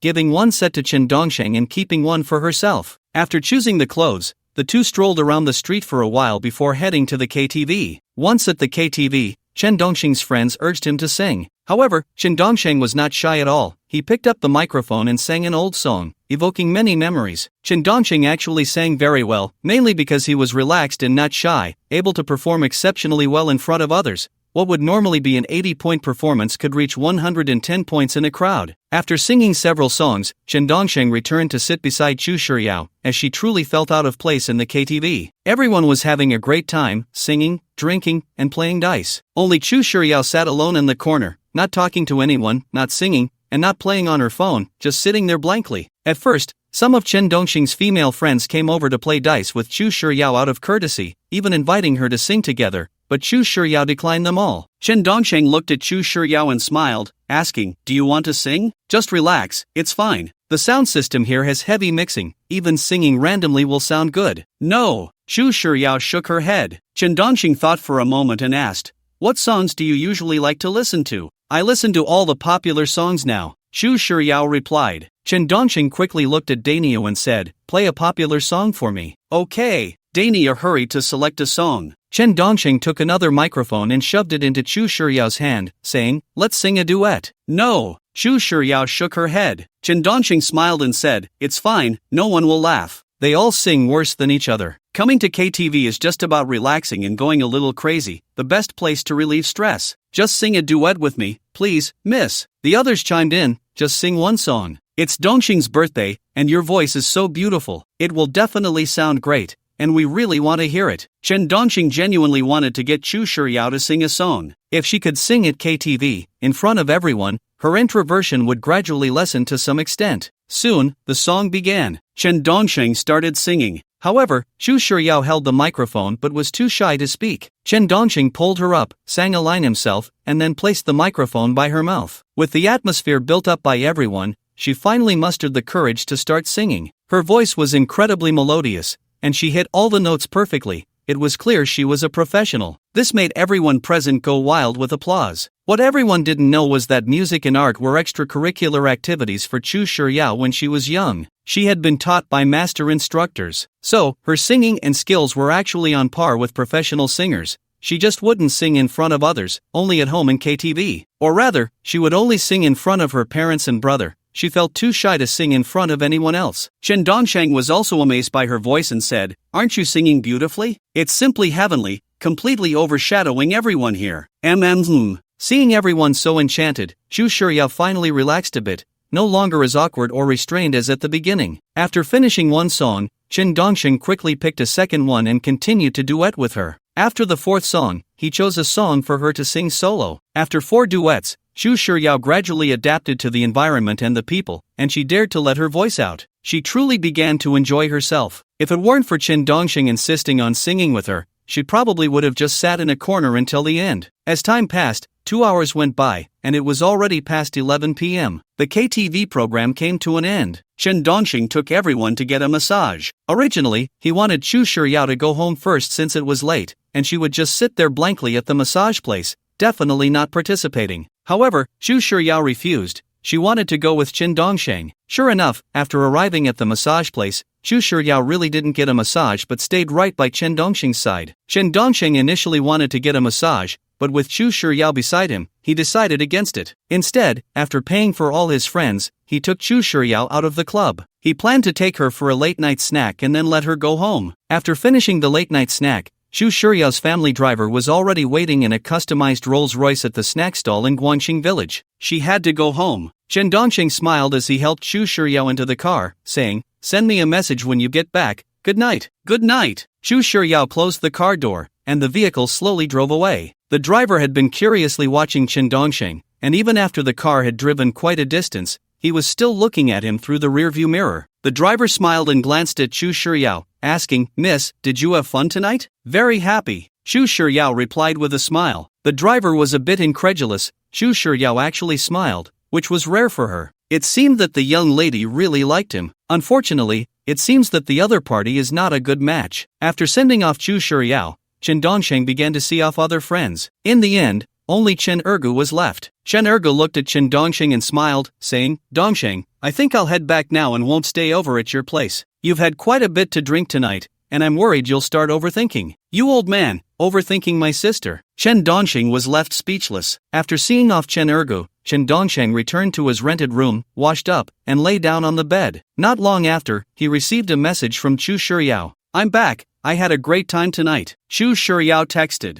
Chen Dongsheng replied, "That's good. It's late. Hurry up and sleep. Good night." "Good night," replied Chu Shiryao. Chen Dongsheng originally wanted to call his dad because his dad had called him during his singing to wish him a happy birthday, but due to his own reasons, he only exchanged a few words before hanging up. However, it was already very late, and Chen Dongsheng felt it was inappropriate to call now. Instead, he opened the Boss recruitment app, looking for his next job. This was the 8th challenge. If he completed the 8th challenge, his bonus would reach 1.28 million, which is a million-level amount. Moreover, he would become increasingly wealthy, but as the number of challenges increased, the available elements became fewer. The difficulty also rose. So now, when selecting a job, he had to keep searching through the Boss recruitment app for inspiration. However, it was already the National Day holiday, and most companies were closed, making it difficult to find a job during this holiday. After browsing through the Boss recruitment app for a long time, he finally found a job that could spark his inspiration. That was the position of assistant to the boss. The reason this job could inspire Chen Dongsheng was that the recruitment advertisement stated that applicants must be able to adapt to overtime at any time and be on call. This made Chen Dongsheng think of a point. Being able to work overtime at any time means that after work, if he wanted to work overtime, the boss would have to call him, right? If the phone had full signal, he could pretend it had no signal at all. If the boss said east, he would say west, which could lead to getting fired at any moment. With this inspiration and the element of being fired, Chen Dongsheng wanted to apply for this job. After all, such elements, without some inspiration, Chen Dongsheng would never have thought of on his own. In fact, Chen Dongsheng also knew that in the early stages of the challenge, the most common element of being fired should really not be used at first. For example, being fired for incompetence is the simplest element and should be saved for later. This means that the closer he gets to completing 100 challenges, the more he can use such common and simple elements. which would make success almost certain. If he got fired for incompetence right at the start, he would definitely encounter such bosses later on, and if they fired him in that way, he wouldn't be able to complete the challenge. Chen Dongxing carefully looked at the job posting, which clearly stated the conditions. The company is currently hiring 2 assistants to the boss. No gender restrictions. Age requirement, 20 to 30 years. Appearance requirement, well-proportioned features. Education requirement, university degree. Other requirements, detail-oriented, hardworking, able to endure hardship, good-natured, must be able to accept overtime at any time and be reachable by phone 24 hours a day, ready to answer calls. Salary, fixed base salary of 8,000, overtime pay of 10 per hour, monthly social insurance, occasional team building activities. The main job responsibilities include helping the boss organize documents, prepare materials, print and copy, etc. Company address, No. 3308, Gongdae Coast Office Building 1. Chen Dongxing immediately used AI to write a resume and sent it over. He didn't know if the other party was on holiday. After submitting the application, Chen Dongxing immediately checked if the company was hiring for other positions and found that they were. He quickly called Chen Ergu and urged him to apply to this company as well. Since Chen Ergu was working for Chen Dongxing, he didn't refuse and also apply to this company. The reason for bringing Chen Ergu along was simple. After being fired for confronting his boss, many employers had a genuine hostility towards him. Having a bodyguard nearby made things much safer. Moreover, Chen Ergu was very willing to do so. He could earn Chen Dongxing's salary while also working alongside him, effectively doubling his income. The night passed without incident. The next day, around 10 a.m., Chen Dongxing woke up, checked his phone, and aside from messages from Chu Shiryao and some friends, he saw a new notification on Boss Direct Recruitment. Eagerly, he opened it and discovered that the company had responded to the resume he submitted last night. They invited him for an interview at the address mentioned that afternoon. This surprised Chen Dongxing. He hadn't expected the company to be open during the National Day holiday. What kind of company was this? Most companies took a long break during the holiday, didn't they? However, Chen Dongxing didn't mind. If they weren't on holiday, he would take the opportunity to challenge himself again. If they were on holiday, he planned to use the time to have a designer work on the architectural plans for his house. By then, completing the 8th challenge would earn him an additional 1.28 million, bringing his total to over 2 million. Having over 2 million to build a large villa in the countryside for retirement would be wonderful. Soon, it was afternoon. Chen Dongxing and Chen Ergu met at Gongdae Coast and then headed to the company for the interview. As the interview time approached, both of them arrived at the company, which was called Future Technology, clearly involved in software development. Upon entering the company lobby, they saw rows and rows of computers, making it look very crowded. Dongxing,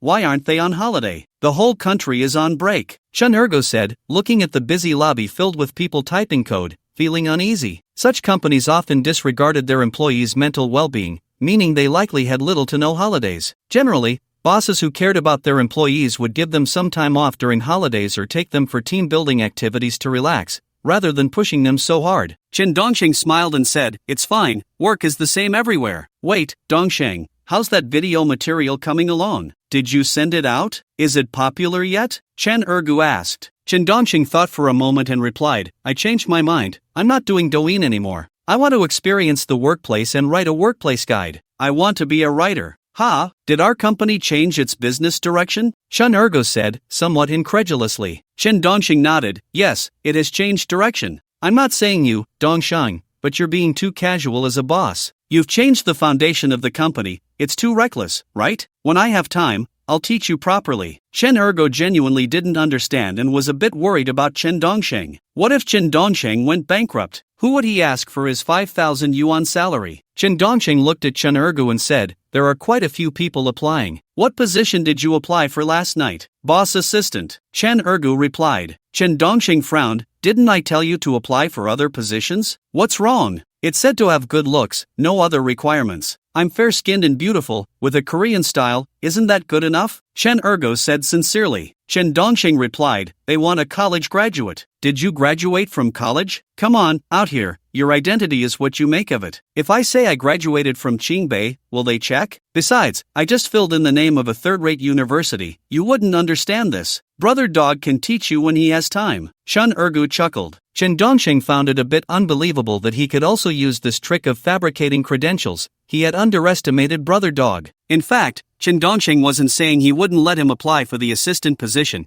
he just thought he looked shifty, and a normal boss wouldn't want him as an assistant. All those applying for the boss's assistant position, please come into the office with me. At that moment, a young girl shouted. Instantly, a large group of people walked into the office, putting pressure on both Chen Dongxing and Chen Ergu. There were surprisingly so many people applying for this position, at least 12. The reason Chen Ergu applied for the assistant position was that he saw the job posting offering a salary of 8,000 yuan and couldn't resist the temptation. Chen Dongxing and Chen Ergu also entered the office, where they saw a woman in her 40s sitting at a desk, scanning all the applicants. The woman smiled and said, "Hello everyone, I am the owner of this company, Lan Ronghua. You can just call me Manager Lan." "Hello, Manager Lan." Chen Dongxing was the quickest to respond, being the first to speak among everyone. Being the first to speak also drew the boss's attention and made a good first impression. Lan Ronghua looked at Chen Dongxing, noticing his well-defined features and strong presence, and nodded in satisfaction, asking, "What's your name?" "Manager Lan, my name is Chen Dongxing." Chen Dongxing replied with a smile. Lan Ronghua then asked, "Have you ever worked as an assistant before?" "I have," Chen Dongxing said. Lan Ronghua continued, "If the boss calls you at 3 a.m. to prepare materials for a meeting the next day, what would you do?" "I would come to the company immediately and prepare the materials," Chen Dongxing replied with a smile. Lan Ronghua chuckled, "Don't you have any resentment about that?" "No, Manager Lan. Isn't the assistant position meant to be at the boss's beck and call? If you become an assistant, you have to adapt to this on-call state, otherwise, it would affect the boss's work progress. Then why would the boss hire an assistant?" Chen Dongxing said earnestly. Everyone present looked at Chen Dongxing. This kind of flattery seemed to leave no room for others,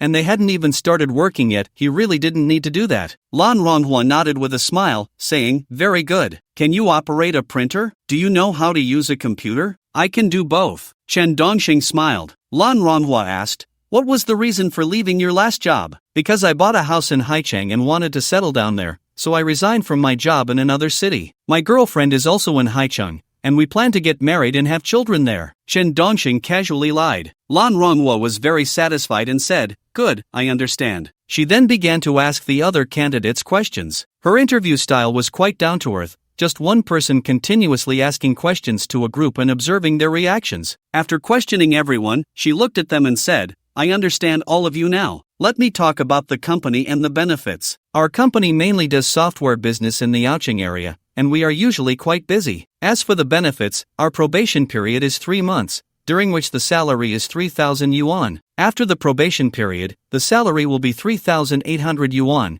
and it does not include meals or accommodation. As for holidays, it depends on the company's needs, and overtime is paid at 10 yuan per hour." "Wait, Manager Lan, didn't you write on Boss Direct Recruitment that the salary is 8,000 yuan a month?" someone asked in confusion. Lan Ronghua smiled and said, "Yes, but for new hires, the salary is only 3,000 yuan. As you work longer in our company, the salary will gradually increase to 8,000 yuan. We are divided into junior assistants, intermediate assistants, senior assistants, and senior level assistants. With each level achieved, the salary increases. Especially for senior level assistants, the base salary is 8,000, plus various benefits." When Chen Dongxing heard this, he finally regained a long-lost feeling. Damn it, this boss is doing pyramid schemes again, painting a beautiful picture for the cattle and horses. Rating levels, junior, intermediate, senior, and senior level, aren't they joking? Generally, in companies with such ratings, 8 out of 10 are traps, no exceptions. If Chen Dongxing wasn't here to complete his 8th challenge, he would probably have turned around and left by now. After all, the workplace is at Gongdang Coast, and within 40 to 50 kilometers of Gongdang Coast, rent won't be less than 1,000 yuan, and the closer to the center, the more expensive the rent. This means a commuting distance of up to 40 to 50 kilometers. This is no joke. This is also due to the very special geographical location of Haicheng. Low wages, high rents, unless you live far away. Living far away means you have to get up early for work every day. Lan Ronghua smiled and said, "Besides senior level assistants, we actually have a special level assistant,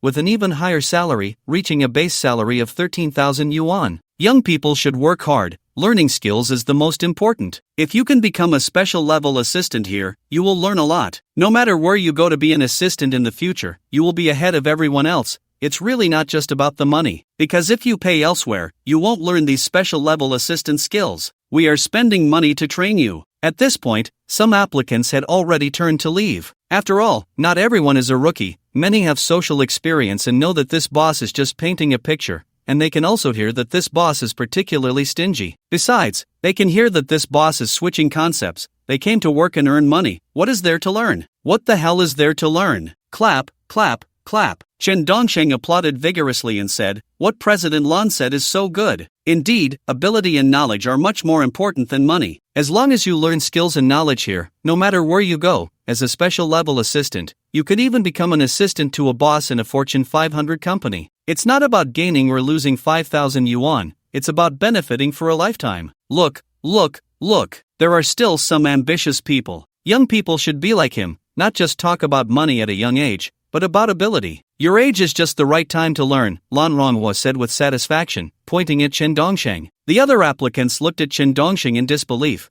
How could someone so handsome be such a fool? However, Lan Ronghua really liked Chen Dongsheng, such a thoughtful cattle and horse. What boss wouldn't love that? Only Lan Ronghua didn't know what kind of workplace creature she was facing. "Thank you all, you have given me the greatest encouragement and motivation. My state is slowly getting better, and I believe I can bring everyone happy stories." After hearing Lan Ronghua's words, the other applicants all turned to leave, because now many cattle and horses are not as naive as before. If it weren't for having elderly parents and young children, along with mortgage and car loans tying them down, today's cattle and horses would probably be very clear-headed. Chen Ergo saw everyone turning to leave and gently tugged at Chen Dongsheng's sleeve, whispering, "Dongsheng, let's go. This boss is too dishonest. It says 8,000, but now it's 3,000, and calling people to work overtime in the middle of the night, what a lunatic." "No, I think it's pretty good," Chen Dongsheng whispered. Chen Ergo was a bit shocked. He looked at Chen Dongsheng again, feeling that his intelligence was sometimes bright and sometimes dull, his IQ unstable. He whispered, "This kind of boss is very cunning and hard to deal with. It's better to move bricks on the construction site than to be here. Brother dog, I heard this boss lives in the Riverside Villa community, is divorced, and drives a Rolls-Royce Phantom." Chen Dongsheng whispered. Chen Ergo seemed to be electrified, and his gaze towards Lan Ronghua changed. He quietly said, "Actually, I feel that President Lan is quite good. She has outstanding eloquence and a positive attitude towards life. I also feel that the atmosphere in this company is pretty good.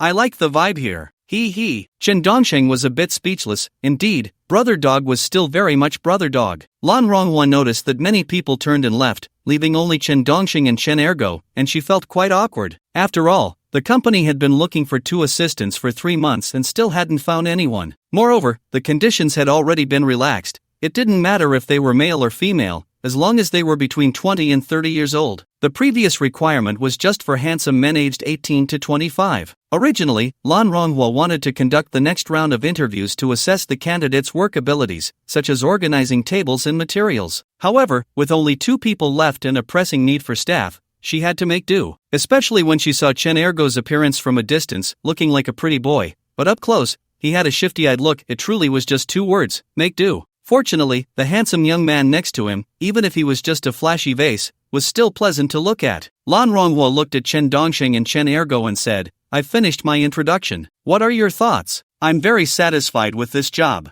I want to do it," Chen Dongsheng said very seriously. Chen Ergo also looked at Lan Ronghua and said, "I'm also very satisfied with this job, especially after what President Lan said. It awakened me. At our age, we should learn more things, not just talk about money." "Good, then you too can sign the employment contract. Learn while you work. I'll have the old assistant hand over the work." Lan Ronghua took out 2 contracts. Chen Ergo asked, "President Lan, does our company pay social insurance?" "Yes, but you have to work in the company for a year before the company starts paying your social insurance," Lan Ronghua said with a smile. Chen Dongsheng suddenly realized that this trick of Lan Ronghua seemed familiar. Delaying the social insurance payment for a year, she would definitely say that it would only be paid after passing an assessment, all part of the routine, aimed at avoiding payment. Soon, Chen Dongsheng and Chen Ergo signed the employment contracts. Lan Ronghua was very decisive and immediately arranged for the old assistant to hand over the work. This old assistant had dark circles under his eyes and looked extremely tired. When he saw Chen Dongsheng and Chen Ergo, it was as if he had seen a lifeline. This made Chen Dongsheng sense something was off. How could an assistant look this exhausted? Had he been drained by Lan Ronghua? "Welcome to the company. Let me hand over the work to you, and then I'll leave," the tired-looking assistant said. Chen Dongsheng looked at him and asked, "How long have you not slept?" "Not long, this job is actually quite easy. the assistant said with a smile. Chen Dongxing could see at a glance that the other party was eager to hand over the work and leave this company. It was definitely a tough job. Moreover, Lan Ronghua probably hadn't let him go before finding someone new. Perhaps she was withholding his salary. Unless a new hire came in, this was quite common in many companies. Before a new employee was hired, no one could replace the position, so they wouldn't be allowed to resign or leave. Generally, if one applied for resignation a month in advance, they could leave a month later regardless of whether the boss agreed. But whether the boss would pay the salary was another matter. If there was a dispute, one would have to go to arbitration. The arbitration party can drag you for 2 or 3 years. Anyway, as a lowly worker, you are in a very weak position. Otherwise, this panda-eyed male assistant wouldn't look so haggard. Buddy, you should refrain from indulging too much. Your dark circles are heavy. If this continues, you'll die young. Form is emptiness, emptiness is form. Don't wait until you're old and regret it. Shedding tears in vain, Chen Ergo kindly advised. The panda-eyed male assistant almost stumbled, thinking to himself how talented Chen Ergo was. Soon enough, they would understand why he had panda eyes. Time passed little by little, and it took about 3 days to hand over the work. This panda-eyed male assistant finally completed all the handover. Then, as if fleeing for his life, he ran off with his resignation letter. He really couldn't stand Lan Ronghua's working style, calling him at 2 or 3 in the morning to prepare materials for the company. If you missed the call because you were asleep, you'd get a scolding the next day along with a fine. It felt as if the advancement of technology and the popularity of mobile phones were meant to give bosses better notifications for overtime. It made him question whether technological progress was liberating labor or just making workers wait for their boss's overtime notifications at any time and place. After he left, Chen Dongxing and Chen Ergu officially took over his work. In fact, there was another male assistant before him, making it 2 male assistants in total, but the other one preferred to leave without 2 months' salary rather than endure it. Chen Dongxing and Chen Ergu still worked diligently, occasionally making coffee for President Lan, organizing materials,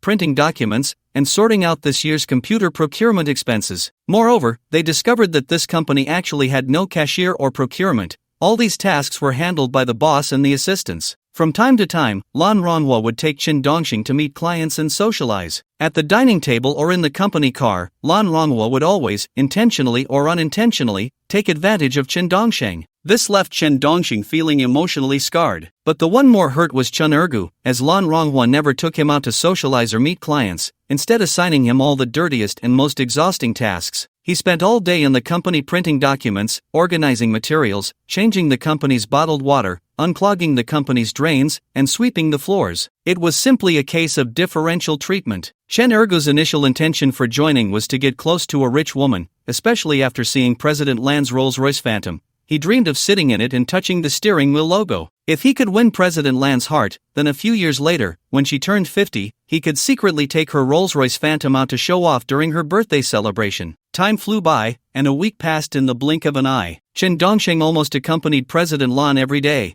going on business trips, mostly to Ouching, discussing business and maintaining the software developed by his company. Being by Lan Ronghua's side filled Chen Dongxing with various inspirations for being fired from the assistant position. However, this time, Chen Dongxing chose to answer the phone at work with evasive responses. In other words, when President Lan called him, he pretended the signal was bad. When she said east, he would talk about west. It was just that this week of frantic business trips and Lan Ronghua's demands hadn't yet intensified for Chen Dongxing, especially since a typical boss would usually ease a newcomer into the workload gradually. At this moment, in the Rolls-Royce Phantom, Lan Ronghua smiled at Chen Dongxing and said, "Xiao Chun, you're 25 now. Have you found a girlfriend?" "I have a girlfriend." Chen Dongxing knew what she was getting at and deliberately claimed he had a girlfriend. Moreover, he understood why the previous panda-eyed male assistant had fled. It was simple. President Lan seemed a bit flirtatious, or to put it bluntly, she was attracted to young men. Lan Ronghua wearily looked out at the night through the car window, appearing to possess a kind of intellectual beauty, and said, "Every time I see this landmark of Ouching,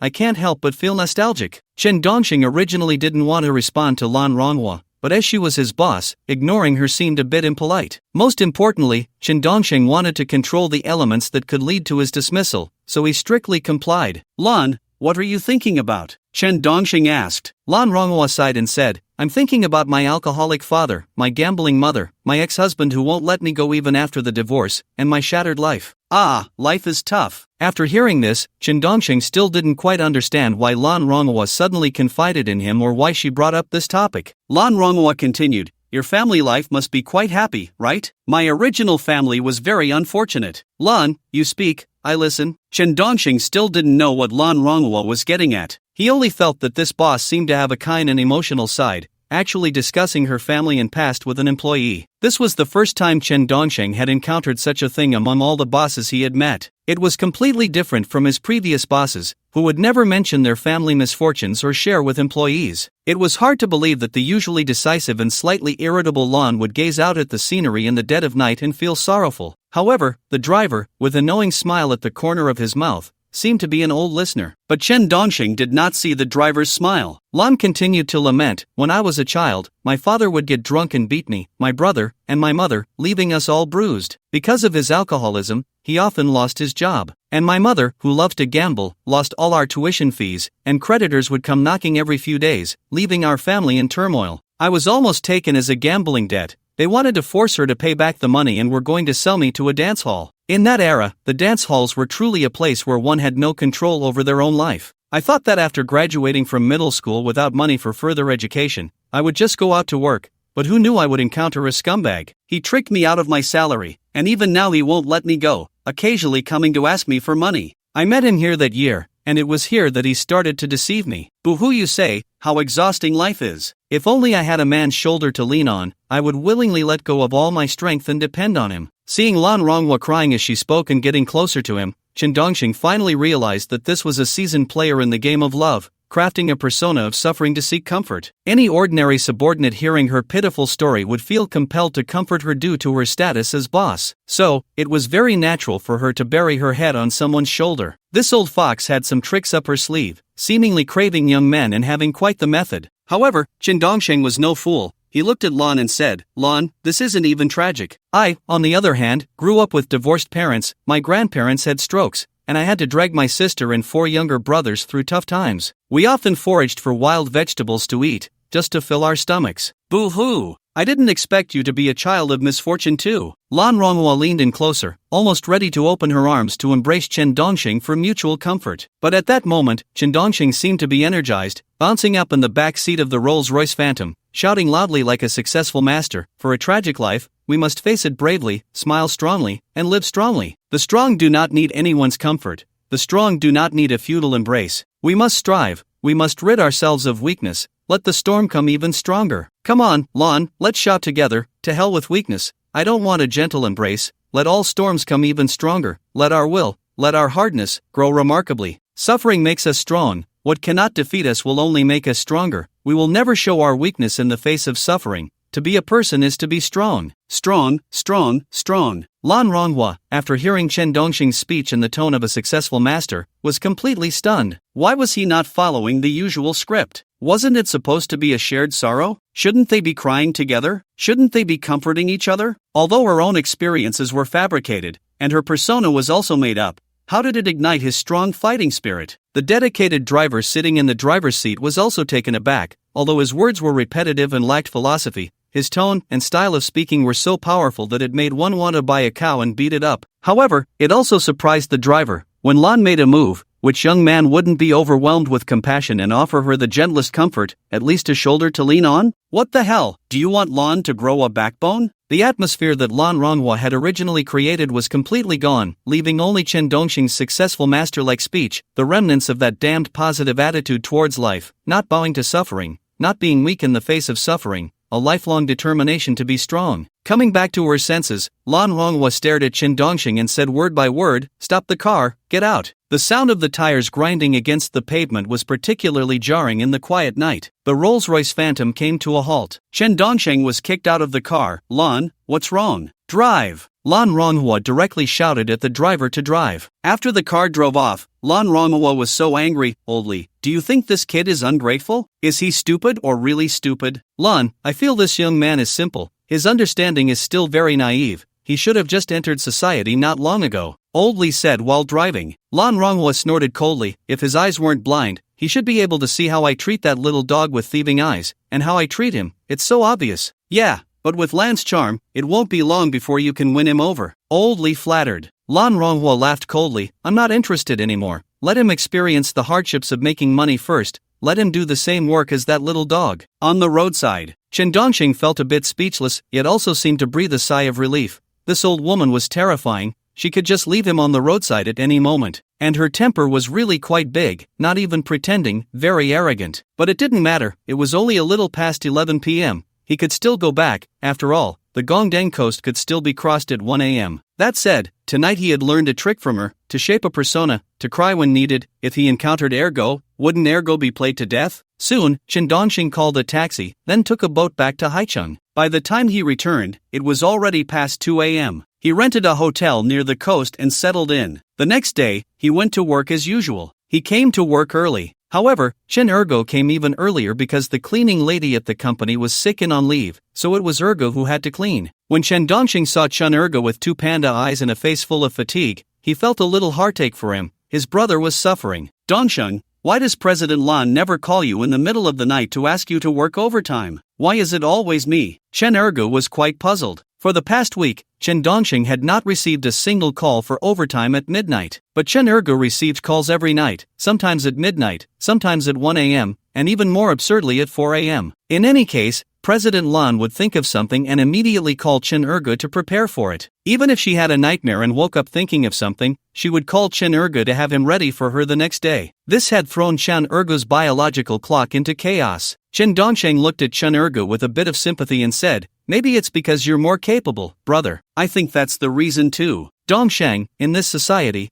it's really the capable who do more work. The greater the ability, the more tired you get." "Sigh, there's nothing I can do. Who told you to be my brother? Did I complete the tasks I handed over to you? Has President Lan gone through menopause? Can she still have children?" Chen Ergo asked. Chen Dongxing was a bit speechless and replied, "I don't know, that's too private. It needs some time." "What are you doing every day next to President Lan? You should work harder," Chen Ergo said, a bit disappointed. Chen Dongxing chuckled, "You're thinking too far ahead. First, win her over, then think about whether she can have kids. If you stretch too far, you might get stuck." "Alright, there are a lot of documents to sort out today. Help me out, I'm about to collapse. President Lan has me doing everything, and you're just like a vase," Chen Ergo said tiredly. Chen Dongxing nodded, "Okay." Chen Dongxing changed the bottled water for the company. As soon as Lan Rongwa walked in the door, she directly ordered. Moreover, today Lan Rongwa's attitude towards Chen Dongxing was clearly not as good as before. It was the same as her attitude towards Chen Ergo. In the past, Lan Rongwa called Chen Dongxing Xiao Chen, but now she directly called him Chen Dongxing. "Alright," Chen Dongxing nodded. Chen Ergo was astonished.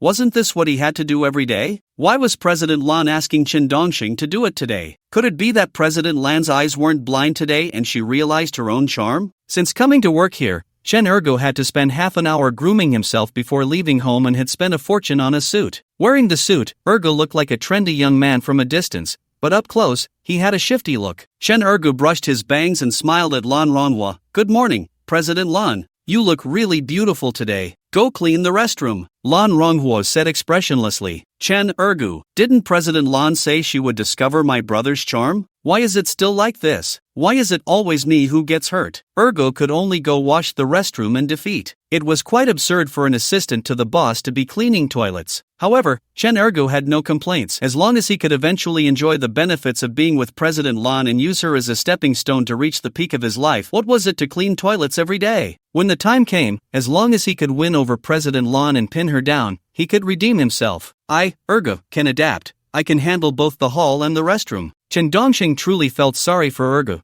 thinking that Ergo was suffering alongside him. He would have to find a reason to give Ergo a raise. Also, President Lan was really something. How could she make Ergo clean the toilet every day? Hiring another cleaner wouldn't cost that much. A man can be killed, but not humiliated. It must be said, it's really not easy to make a living in society. This group of bosses, one after another, are either neurotic or mistake people for animals. There are hardly any good ones. In fact, Chen Dongxing has grown quite tired of Lan Rongwa. Not only does she pay low wages, but she also completely disregards the dignity of her employees, and her demeanor swings from kind to irritable. Her temper is a bit unpredictable. A busy day passed quickly. Chen Dongxing and Chen Ergo hardly had any free time all day. Whenever there was a little bit of downtime, Lan Rongwa would immediately assign more work. She wore Chen Dongxing and Chen Ergo out like dogs. Especially Chen Ergo. It wouldn't be fair to say he was worn out like a dog. Dogs aren't that tired. He was more like an ox in the fields, toiling every day. However, for the sake of love and to escape his humble beginnings, Chen Ergo silently swallowed all the hardships and disappointments. Brother dog,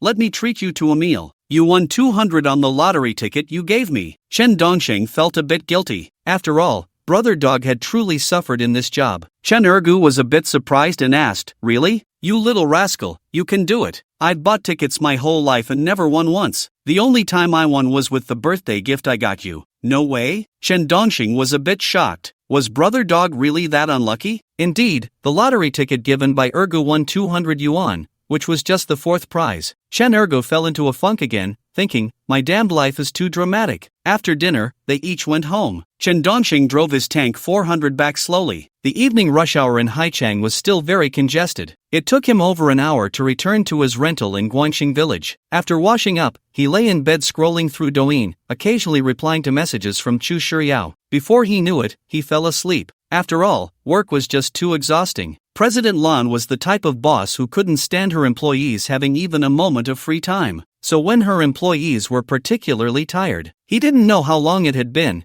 but suddenly, in the pitch-black night, his phone rang. Chen Dongxing groggily sat up, fumbled for the light switch, and turned on the light before picking up his phone. He saw it was a call from President Lan. Looking at the time, he realized it was already past 2 a.m. Is President Lan sick? Chen Dongxing was too sleepy and lay back down without answering. Just a few seconds later, the phone rang again. This finally woke Chen Dongxing up completely and reminded him of his current predicament of being on the verge of being fired. Rubbing his eyes, he answered the call. "What are you doing? Why didn't you answer for so long?" Lan Ronghua's tone was a bit irritable on the other end. Chen Dongxing replied, "Hello, hello, hello, speak. I asked what you were doing. Why didn't you answer for so long?" Lan Ronghua repeated. Chen Dongxing said, "Hello, hello, hello, can you please talk? It's the middle of the night, calling and not saying anything. Hello, hello, can't you hear me?" Lan Ronghua frowned and asked. Chen Dongxing chuckled, "I can hear you. Please go ahead, President Lan.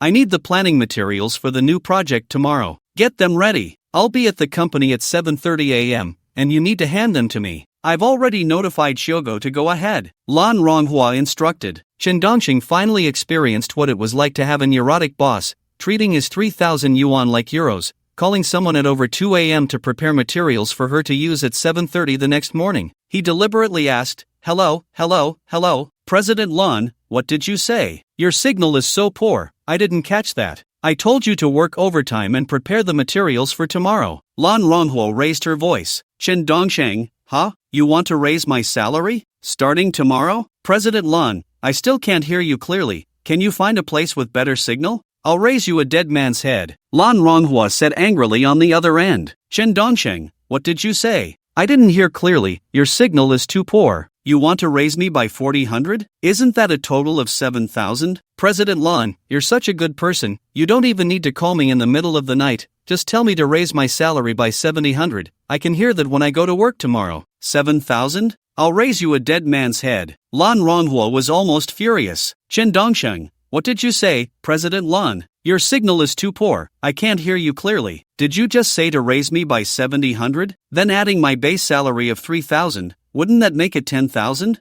I'm almost catching up to a top-level assistant. You're really a good person, President Lan, you're promoting me so fast. Are you trying to drive me crazy?" Lan Ronghua was indeed trembling with anger on the other end. Chen Dongxing, "What? Raise me by 7 billion? Don't joke around. This isn't funny at all in the middle of the night. You don't even have 7 billion. Stop messing around, your phone signal is bad, go to sleep, I'm hanging up." After saying that, Chen Dongxing directly hung up the phone. On the other end, Lan Ronghua was so angry that she slammed her fist on her custom vanity. She kept looking at her phone. It shouldn't be. Her phone was new. How could the signal be so bad? Could it be that she had no signal in this room? Chen Dongxing looked at his phone and wanted to laugh. Being called to work overtime in the middle of the night, only a fool would take that seriously. But then he thought, what if President Lan got so angry that she fired him? Then he would have completed the challenge of being fired for the 8th time. How delightful. Just as Chen Dongxing was still feeling pleased, his phone rang again. He picked it up and saw it was still Lan Ronghua calling. Chen Dongxing answered slowly again, saying, "Hello, hello, hello, President Lan, speak. Can't you hear?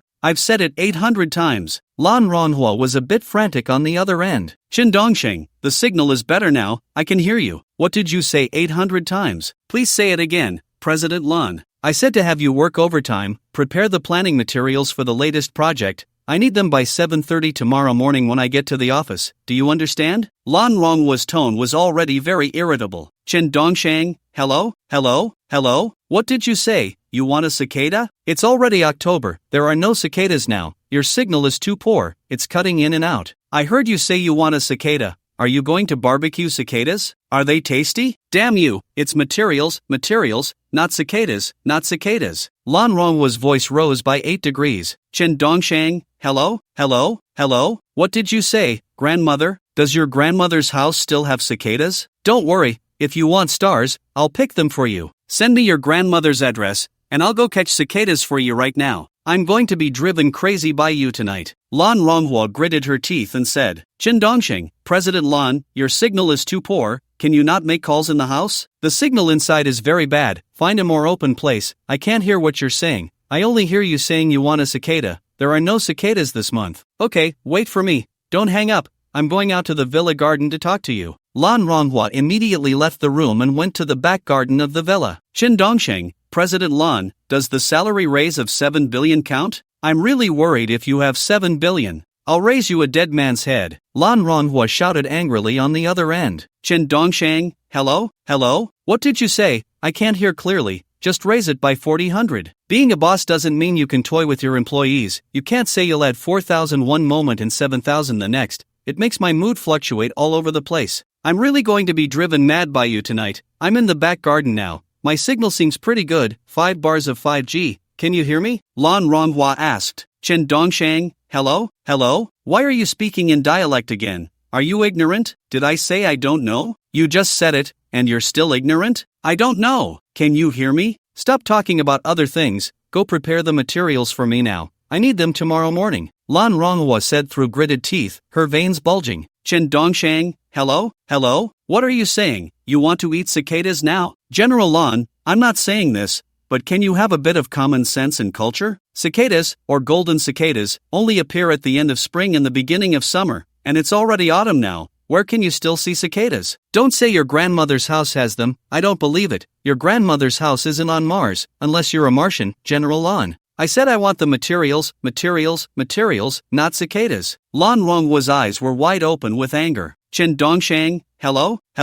I know you want cicadas. Why aren't you eating them now? Did I make General Lan angry? You were all set to eat cicadas, and now you're saying you won't eat them. If you won't eat, then go to sleep. Good night. After saying that, Chen Dongsheng hung up the phone directly, feeling quite pleased with himself. Materials, needing materials in the middle of the night, cicadas are all yours. Lan Ronghwa stood in her garden, so angry that she kept kicking the flowers she had planted, and then realized that it wasn't her phone that had no signal, it must be Chen Dongsheng's phone that had no signal. In fact, Lan Ronghwa was so angry that she had a bit of a mental short-circuit, completely forgetting to send Chen Dongsheng a message on WeChat or a text message. Even with a poor signal, she could still receive messages. Just as Chen Dongsheng had barely lain down, Lan Ronghwa's phone rang again, clearly indicating that she wouldn't give up until she made herself understood. However, Chen Dongsheng was also very willing to take her call, curious to see if she still wanted to eat cicadas. Can you hear me this time? Lan Ronghwa asked angrily. Chen Dongsheng, hello?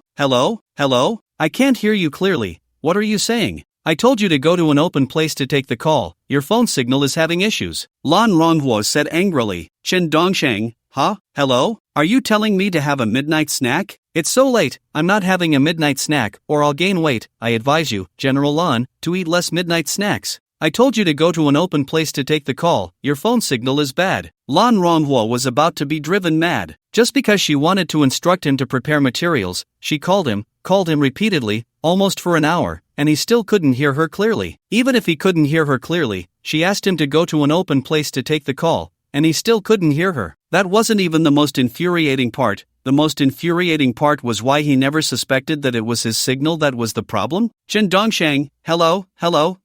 Are you asking me if I'm free? I'm really not free for a midnight snack, except for overtime. I'm free. You can go eat shit. Lan Ronghwa shouted. Chen Dongsheng, you want to die? What's making you so upset? General Lan, please don't show our weakness in the face of suffering. Being a person means being strong.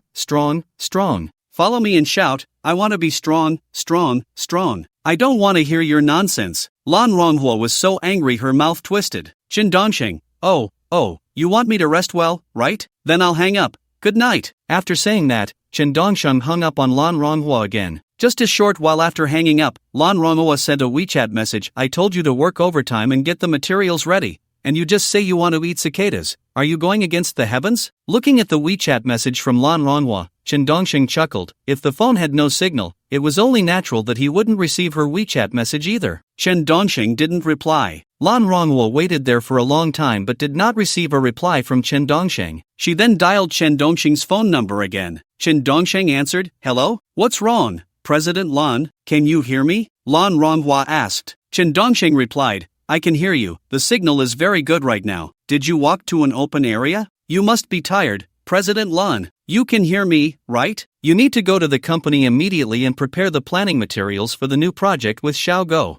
I need them by 7:30 tomorrow morning. Also, get our company's annual tax return ready for me. I need that too," Lan Ronghua said in an irrefutable tone. Chen Dongsheng responded, Hello, President Lan, why aren't you speaking again? Are you feeling unwell? Do you want me to call 120 for you? Please say something. I'm really worried about you. Damn, what a piece of junk phone. Lan Ronghua angrily hung up. She then sent Chen Dongsheng a message on WeChat and via text about the overtime task. After sending the message, Lan Ronghua called Chen Ergu and said, Xiaogo, are you at the company? President Lan, I'm already at the company organizing the materials. Why are you still awake so late? Women shouldn't stay up late. It's not good for your health. Chen Ergu tried his best to use this opportunity to get closer to the wealthy woman. Lan Ronghua said, call Chen Dongsheng and tell him to come in for overtime. Whenever I call him, the signal is always bad. No problem. Maybe he doesn't have a signal. He lives in a single room, and there aren't many windows, so it's normal not to have a signal. President Lan, don't worry. I will definitely help you out. You just focus on getting a good beauty sleep,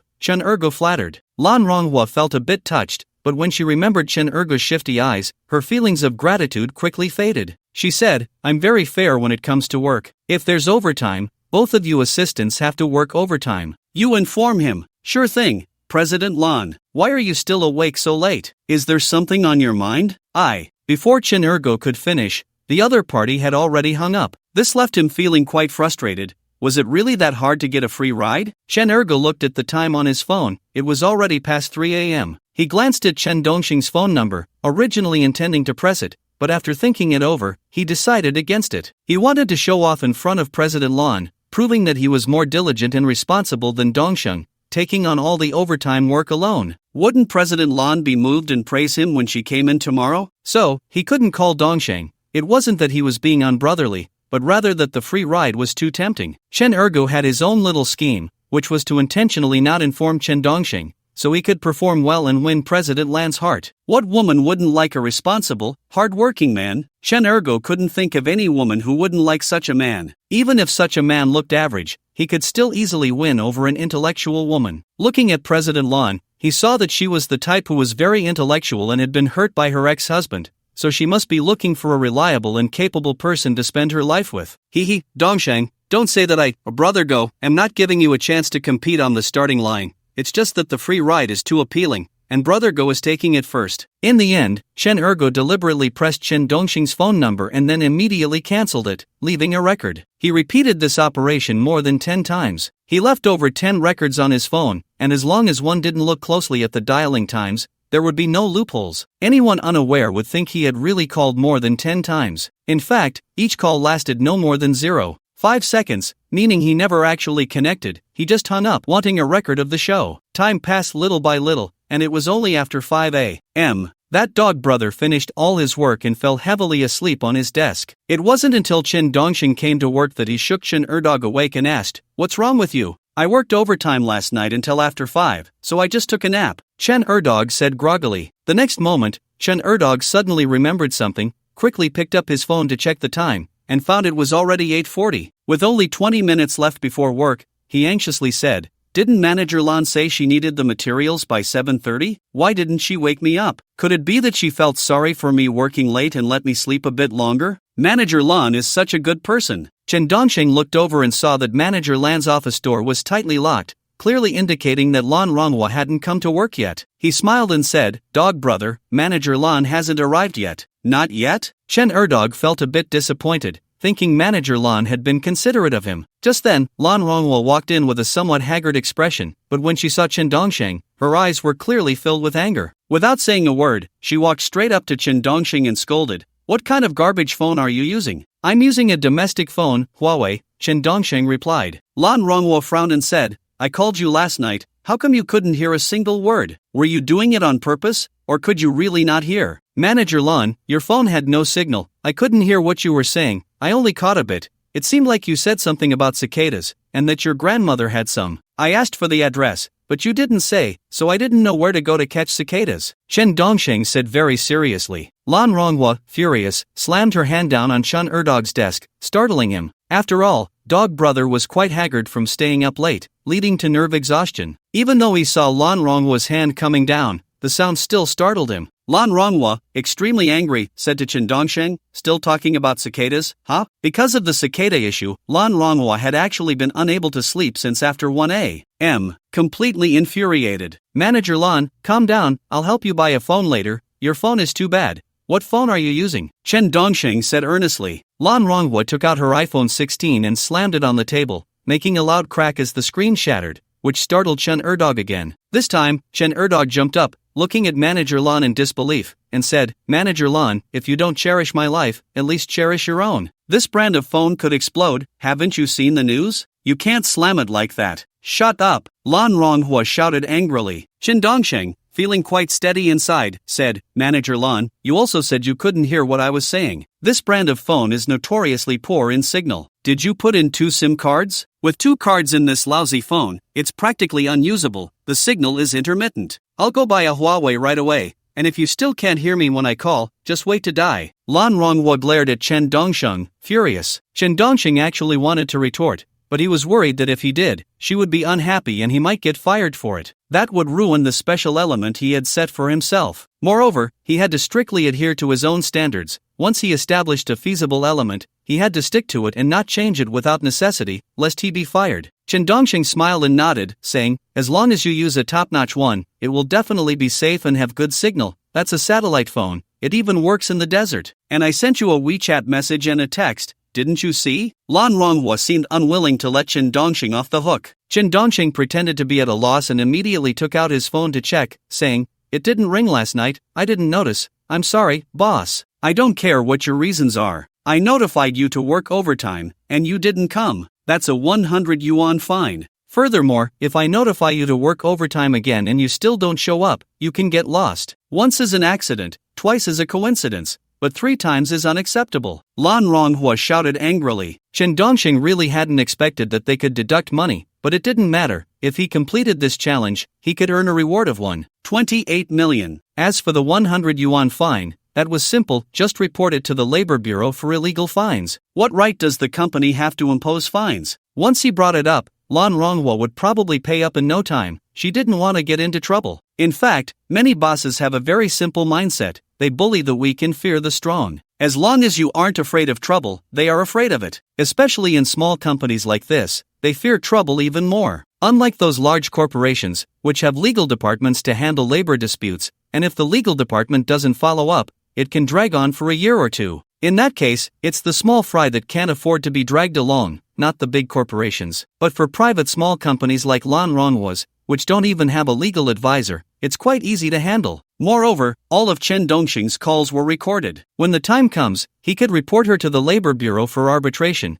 claiming that she often forced employees to work overtime in the middle of the night. On the moral high ground, she had already lost. Chen Ergo saw that Lan Rongwa had finished scolding Chen Dongsheng and felt quite expectant, hoping that President Lan would praise him and set Chen Dongsheng as an example. After all, he had been diligently working overtime in the middle of the night, always ready to respond. Wasn't that worth encouragement and praise? Lan Rongwa looked at Chen Ergu, who was filled with excitement, sitting up straight and waiting for President Lan's praise. Lan Rongwa stared at Chen Ergu. "Take out the documents for me to see." "President Lan, please take a look." Chen Ergu handed over a document. "Lan Rongwa, little dog, I see you as a dead dog." Chen Ergu was dumbfounded. What was wrong with him? He had been working diligently in the middle of the night, and instead of encouragement, he was scolded. Lan Rongwa glanced at the first page of the document, found the formatting unsatisfactory, and didn't even look at the second page. She slapped it on the table and said, "Redo it, give it to me by 10 o'clock. Ha! Chen Ergo was completely stunned. Lan Ronghua didn't even turn back as she went straight into her office. Chen Ergo looked at Lan Ronghua and said, President Lan, what's wrong with it? But Lan Ronghua had already entered the office, not in the mood to listen to what Chen Ergo had to say, and didn't hear him clearly. That's how bosses are. If they don't hear something clearly, they just ignore it and don't respond, sitting high above. Chen Ergo looked helplessly at Chen Dongxing and said, what's wrong? President Lan didn't say, how do I know what to do? Just relax, it's fine. Chen Dongxing patted Chen Ergo on the shoulder, then picked up the document to take a look, saying,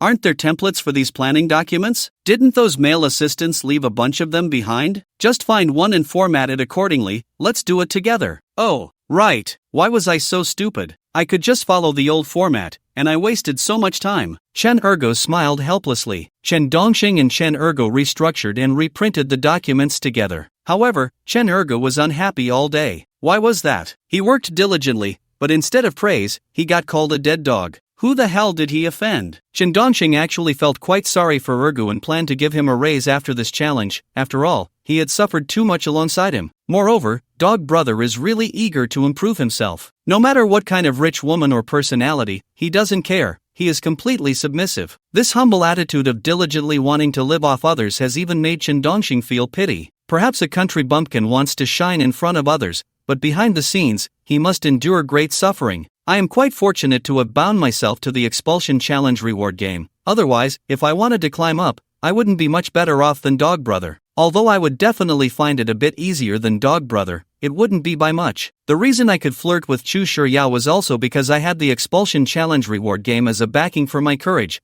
which allowed me to really dare to bother the boss, leading to an accidental encounter. Otherwise, even if I had 100 times the courage, I would just be an ordinary, law-abiding person with no hope, like a draft horse. Soon, the work hours quietly passed. Chen Dongxing and Chen Ergo had been busy all day. Now, President Lan really did not show favoritism to either of them. Both were doing similar tasks, with similar workloads. However, President Lan noticed Chen Ergo's thoughts and became even more irritated with him. Although it hadn't reached the point of hitting or scolding, there was a grudge in her heart, and she didn't give Ergo any good looks. Because in Lan Ronghua's view, what does Dog Brother think he is? Does he want to be a toad that dreams of eating swan meat? After work, Chen Dongxing called Chen Ergo, drove the Tank 400, found a nice restaurant, and enjoyed a delicious meal of hairy crabs before sending Chen Ergo back. He drove home alone. Moreover, Chen Ergo even suggested wanting to move to Guangxing Village to be Chen Dongxing's neighbor. Chen Dongxing didn't mind. If he moved to Guangxing Village, it would only benefit him, not harm him. If anyone dared to come looking for trouble, with Ergo around, it would definitely be safe and sound. After returning to the rental apartment, he washed up, lay on the bed, and started scrolling through Douyin. Before he knew it, he fell asleep again. But in the pitch-black silence of the night,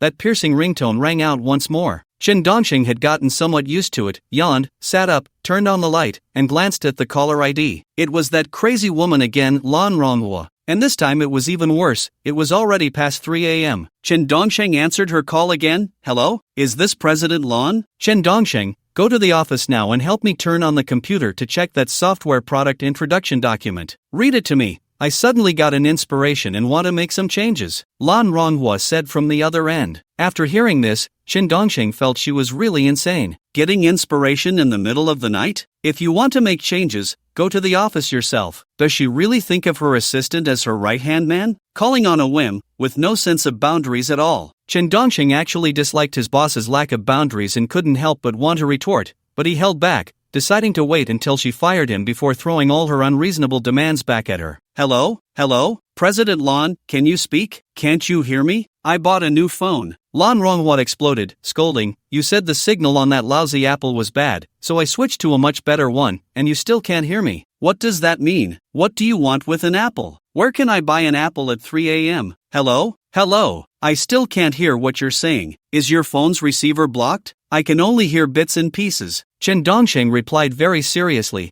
answering a question that wasn't asked. Lan Ronghua was so angry that her chest was heaving, shouting, is it that your place has no signal? Are you living in the old city? Can you find an open space or a court in the old city? Hello, do you want a husband? If you want a husband, go find your husband. Calling me is useless, President Lan, Chen Dongxing said. Lan Ronghua was so angry that smoke seemed to rise from her forehead as she said, when did I say I wanted a husband? Can you even hear me? What? Hey, you want to go out to sea? What are you thinking going out to sea in the middle of the night? Do you want to feed the sharks? Chen Dongsheng replied. Lan Ronghua was so furious that she couldn't find her words. After a long pause, she finally said, tomorrow, you better come up here and take your termination notice. What? Hey, are you crazy? Are you going to hang yourself? Don't, you're still young. If you die and go to hell, you'll be thrown into a pot of oil, and when the oil burns you, you'll look even uglier. Chen Dongsheng said, stifling a laugh. Lan Ronghua's anger rose to her eyebrows, making them curve in frustration as she cursed. You should hang yourself, your whole family should hang themselves. Ha, calling me your majesty? Role-playing? Lan, it's late at night, don't play these games, alright? Fine, I'll play along. Wrong. Mama, kneel before me. Chen Dongsheng shouted loudly. Then he covered the microphone of his phone, unable to contain his laughter, though he dared not laugh out loud. Lan Ronghua's entire face was twisted in anger. This time, she was genuinely furious. Wrong Mama? How could she possibly resemble Wrong Mama? No, this bastard thinks he's the emperor. Who does he think he is? He's the emperor, and I, Lan Ronghua, am Wrong Mama? After calming down for a long while, Lan Ronghua said, you're fired.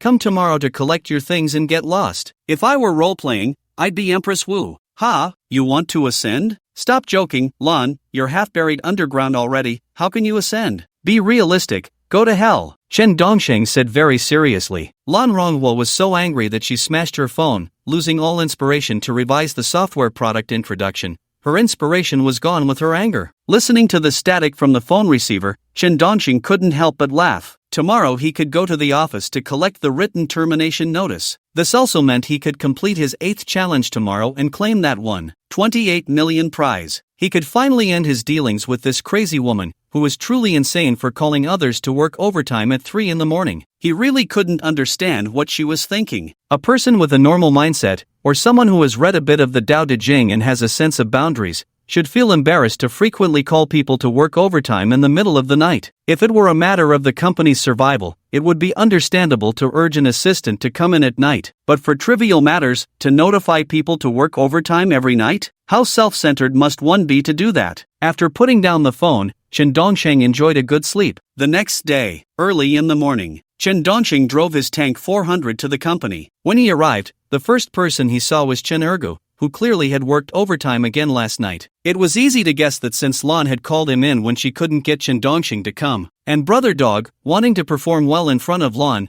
was completely absorbed in his task, solely focused on making her smile. Chen Dongsheng looked at Brother Dog, who had dark circles under his eyes, and said, did you not sleep again last night? I slept a bit, but Lan suddenly had an inspiration and asked me to help her read the software introduction, then she said I should revise it. Chen Ergu replied tiredly. Time passed little by little. All the employees gradually arrived for work. However, most of them also had dark circles under their eyes. Although these employees weren't called in by Lan Ronghua, she would arrange for them to work overtime from home. After all, coding could be done anywhere. Moreover, arranging for them to work from home meant she didn't have to pay overtime, a win-win situation. It was at this moment that Lan Ronghua hurriedly pushed open the company door, her cold gaze sweeping across the office. Noticing that no one was late, she then looked towards her assistant's desk. Seeing Chen Ergo diligently working and Chen Dongsheng playing with his phone at the desk, Lan Ronghua's gaze grew even colder. Soon, she strode up to Chen Dongsheng, taking 2 steps as if they were 3, and said, I told you there are no second chances here. You didn't come to work overtime for the 2nd time, so you are fired. Why? Chen Dongsheng asked, feigning ignorance. Beside him, Chen Ergo felt a sense of crisis upon hearing that Chen Dongsheng was fired. Would he also suffer the consequences? Lan Ronghua, with a dark expression, said, what did you say on the phone last night? I am the Empress Dowager, and you are the Emperor. Is it more realistic for me to go to hell? Manager Lan, you were the one role-playing. Your phone signal was intermittent, and I really couldn't hear what you were saying. I might have caught 1 or 2 words and guessed what you meant. Chen Dongsheng replied, putting on a serious face. Lan Ronghua was too lazy to say more to Chen Dongsheng and said, come in and get your written termination notice. Oh, Chen Dongsheng was almost laughing inside. Chen Ergo felt anxious. He hadn't even gotten close to a rich woman yet. Soon, Lan Ronghua signed a written termination notice for Chen Dongsheng, stating that the reason was the phone always had no signal, making it impossible to see the boss's instructions, which severely violated the labor contract. Holding the termination notice, Chen Dongsheng looked it over and was very satisfied. It was exactly as he expected. The other party had truthfully written down the reasons for wanting to fire him. After reading the termination notice, Chen Dongsheng looked at Manager Lan and said, "Manager Lan, what about my salary? Those who are fired should have their salary settled on the same day." "What salary? How dare you ask for a salary?" Lan Ronghua looked at Chen Dongsheng in disbelief, her voice suddenly rising by 8 degrees. Chen Dongsheng frowned and loudly asked, "What did I do wrong? Why should I feel embarrassed to ask for my salary? I didn't come out here to be a volunteer. I worked for you. Then tell me, what have you done well? Every time I notify you to work overtime, isn't the signal always bad?" Lan Ronghua's temper was extremely volatile as she slammed the table and retorted. At that moment, everyone in the company heard it and turned their attention to the drama unfolding. Chen Dongsheng did not deny it and said, "Yes, the signal was indeed bad, and I couldn't hear what you were saying, but that doesn't affect my salary, right? I worked normally during the day. Didn't I do my job? Did I slack off? At most, I just didn't get overtime pay. But you made me very dissatisfied. I said during the interview that I wanted someone who could be on call at all times, and the phone had to be available 24 hours a day. What about you? Whenever I call you at night, it's always a bad signal. Did you meet my requirements?" Lan Ronghua shouted angrily. It must be said that Lan Ronghua had a very volatile temper. Chen Dongsheng chuckled, "Am I supposed to serve you 24 hours a day for a salary of 3,000 yuan? You gave me 3,000 euros, right? Should I give my life for you?" Lan Ronghua coldly laughed. "It's not about whether the money is a lot or a little, but I already told you before you joined that the phone had to be reachable 24 hours a day, and you had to be on call 24 hours a day. I told you, didn't I? I didn't trick you into this job, did I? You thought about it seriously and felt satisfied with this job and believed you could handle it, right? Now you can't do it. Don't you feel ashamed? How can you still ask me for your salary?" "I understand. What you mean is that telling me in advance makes this reasonable, right?" Chen Dongsheng asked, staring at Lan Ronghua. Lan Ronghua nodded as if it were obvious and said, "Isn't that so? Okay. So if I tell the judge in advance that I'm going to rob a bank, and then I get caught by the police and brought to court, can I tell the judge that I informed you beforehand, so I'm reasonable and not breaking the law, right?" Chen Dongsheng questioned Lan Ronghua. After hearing this, Lan Ronghua felt momentarily speechless, unable to react to Chen Dongsheng's concept switch. Even all the colleagues sitting at their desks listened intently, and upon hearing Chen Dongsheng's words, they applauded in agreement. Indeed, if something unreasonable is communicated in advance, does that make it reasonable? Chen Dongsheng saw Lan Ronghua rendered speechless and continued, "Also, do you think that by giving a salary of 3,000 yuan, you can arbitrarily occupy someone else's 24 hours a day? How can you have the audacity? Aren't I paying you? Shouldn't you be doing your best to serve me?" Lan Ronghua thought of a rebuttal. "I gave you jobs, allowing you to earn a living. Shouldn't you be grateful to me? Shouldn't you put in a little effort for me? It's just working overtime at midnight. Haven't I been working overtime too? I only sleep a few hours a day. Isn't that easier than you?" Chen Dongsheng stared at Lan Ronghua and said, If you're going to say that, then let's have a good debate. You know there are many companies that pay much higher salaries than yours, and their overtime pay is also much higher. Can they then exploit their employees, strip them of their bones? Even those bosses who pay their employees 30,000 a month, have you ever seen them shamelessly call employees to work overtime at midnight? Have you ever seen them fine someone 100 yuan for not answering the phone? Is your money bigger than theirs? Or is your face thicker than theirs? Can you have a little bit of shame? And you gave us jobs? That statement is incorrect. You already think of yourself as superior. You could choose not to give us jobs. You could do all the work for the company by yourself. In that case, you wouldn't have to pay anyone, not even 3,000 yuan. Why do you need to hire people? Lan Ronghua was once again left speechless. Chen Dongsheng continued, "And you say you also work overtime, that you stay up late for the company, so what does that have to do with us? How does it not relate? If the boss is still awake, why should you sleep?" Lan Ronghua was infuriated by this statement, because in her mind, she always believed that she opened the company, hired them to work, paid them, and supported them and their families. Therefore, she felt she was doing a great service. Without her, they wouldn't earn this money, and if she wasn't sleeping, why should they? In a way, Lan Ronghua's worldview was distorted. Chen Dongsheng was genuinely angered by her words. If the boss isn't sleeping, then the employees can't sleep? You're taking my money and I'm still awake, so why should you sleep? Lan Ronghua retorted proudly. Chen Dongsheng was so furious he was about to explode, and the onlookers all felt that Lan Ronghua was unreasonable. This was the first time Chen Dongsheng had been so angered by a boss, saying, "Does it matter to us whether you sleep or not? We finished work, and we still have to consider whether you've slept or not? If you haven't slept, we can't sleep? You can cut off the power and act like an old witch, but do you have to drag everyone down with you to become an old witch? You say you might get divorced, and your parents want to sell you to a dance hall. I feel they are right. Your father drinks because of you, and your mother gambles because she doesn't want to see you at home. But when she goes out, she's bored, so why not gamble? You're completely tearing a family apart, and you really think you're the center of the universe? Wake up, you're just a neurotic patient who can't sleep all day. I suggest you hurry up and get admitted. If you wait too long, even Hua Tuo won't have any medicine to save you. Chen Dongxing felt that his ability to retort today was not good. If he were in better form, he could definitely be 10 times more explosive than now, so Lan Ronghua was lucky. You.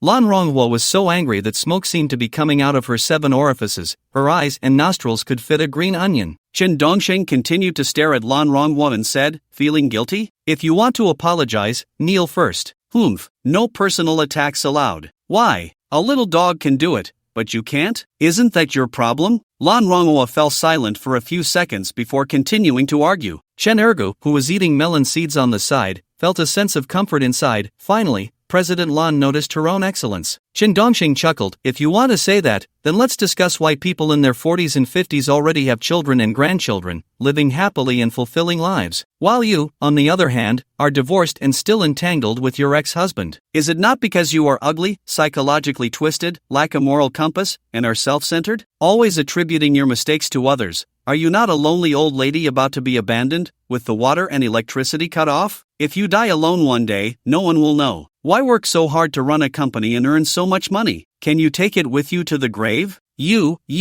Lan Ronghua was instantly hit in the heart, and tears streamed down her face. All the employees in the dark hall secretly applauded. Indeed, Lan Ronghua was very harsh and lacked compassion, always centered on herself. Many employees actually couldn't stand it, but due to the poor economic environment leading to economic deflation and layoffs everywhere, it was hard to find work, so they could only grit their teeth and endure her time and again. If it weren't for survival, who would be willing to endure a self-centered madwoman? Chen Erga saw Lan Ronghua show a vulnerable side and quickly walked up to pat Chen Dongxing on the back, then handed a tissue to Lan Ronghua, saying, Dongxing, I have to say something to you. How could you say that about such a good person as President Lan? Chen Dongxing looked at Dog Brother, momentarily speechless. In this situation, Dog Brother still didn't forget to eat soft rice. Thank you. Lan Ronghua took the tissue from Chen Ergu, wiped her tears, and said, Little dog, you did well, your work ability is outstanding, and you work hard without complaint. I'll promote you early, your salary will increase to 3,800. Work well, and don't be like someone. Thank you, President Lan. Actually, I think you're great. As a woman, being self-centered is a form of self-protection, unlike those silly sweethearts who can be played around by anyone with sweet words, Chen Ergu flattered. The more Lan Ronghua looked at Chen Ergu, the more pleasing he became. She hadn't noticed before how gentlemanly he was or how well he understood her, saying, if only everyone could understand me. President Lan, no matter when, I will always firmly support you. I am your strongest supporter behind the scenes. Don't be angry at the childishness of little kids. Chen Ergu continued to flatter. All the colleagues watching from the side looked at Chen Ergu in disbelief. Even Chen Dongxing looked at Chen Ergu incredulously. He was really going all out for soft rice, even disregarding his childhood friend? Lan Ronghua nodded, even a bit moved, saying, Thank you, you really understand me. He. I also thank President Lan for giving me the opportunity to understand you, Chen Ergu said with a smile. Chen Dongxing looked at Chen Ergu and said, Dog Brother, she's gone through menopause. What the hell?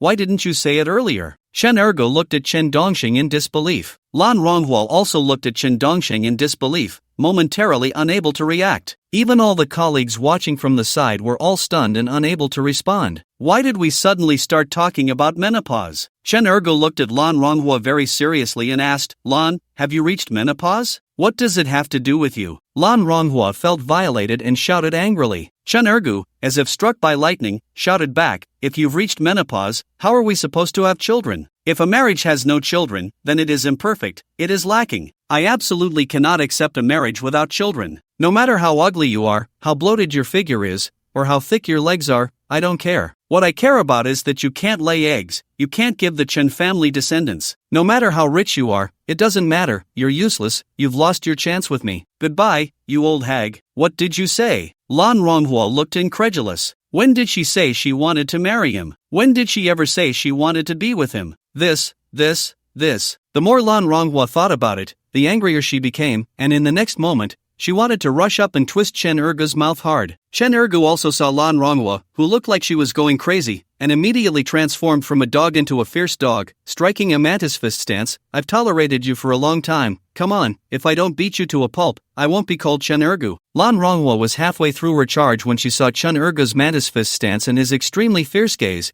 and she instantly came to her senses, stopping abruptly, not daring to take another step forward. Chen Dongsheng had actually grabbed Chen Ergu right away, fearing that Chen Ergu would really knock Lan Ronghua down. After all, Lan Ronghua was older and not someone who could take a beating. If something happened, Dog Brother might end up in jail. Chen Ergu glanced at Chen Dongsheng and said, "Don't hold me back, I have to beat her to death today. If she's reached menopause, what use is she in this world? Just kill her and bury her, otherwise, I won't feel better. She tortures me like a dead dog every day, and in the end, she's just a woman who can't lay eggs." Chen Ergu struggled violently, seemingly losing a bit of his rationality. Chen Dongsheng felt he couldn't hold Dog Brother back anymore. Soon, Ergu broke free and angrily punched the office desk, shattering it into pieces. Lan Ronghua was scared half to death, constantly shrinking back, because Chen Ergu had truly turned into a mad dog. Moreover, Lan Ronghua felt it was absurd and very wronged. Why did it matter to him that she couldn't have children? Why did he want to kill her? Why did he want to bury her? She had nothing to do with him. Was he meddling too much? Chen Dongsheng quickly rushed up to hug Chen Ergu and shouted to the colleagues behind him, "Help! Otherwise, Lan will definitely die." He has practiced martial arts since childhood. Coming from a martial arts family,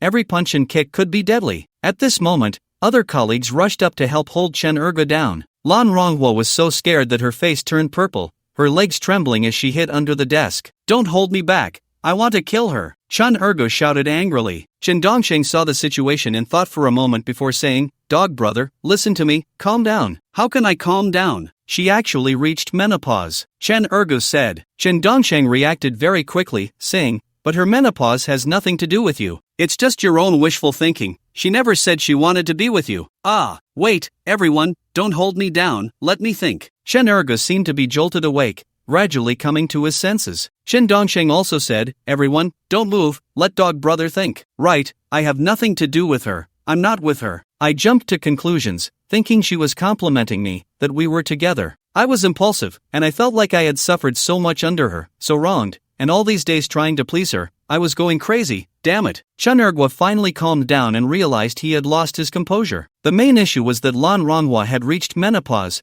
which had a huge impact on him, completely contradicting his pursuit of marriage. Lan Ronghua, hiding under the table, felt both scared and innocent, wondering what kind of situation she had gotten herself into. One person who could argue her into silence and another who rambled incoherently when mad. Chen Dongsheng looked at Lan Ronghua under the table and said, "Come out, let's settle our wages, and we'll leave. I won't make it difficult for you, otherwise, don't blame me for unleashing the dogs. Don't do anything reckless, we can talk." Lan Ronghua crawled out from under the table, but her face was still pale. She was genuinely afraid of Chen Ergu. His mad state looked no less terrifying than a rabid dog. Lan Ronghua settled Chen Dongsheng's wages and transferred the money via WeChat, saying, "We owe each other nothing now, please leave my company." "All right." Chen Dongsheng glanced at the 1,100 yuan she had sent over and felt he hadn't lost out. Chen Ergu looked at Lan Ronghua and said, "What about mine? You're already menopausal, not my type anymore." Here.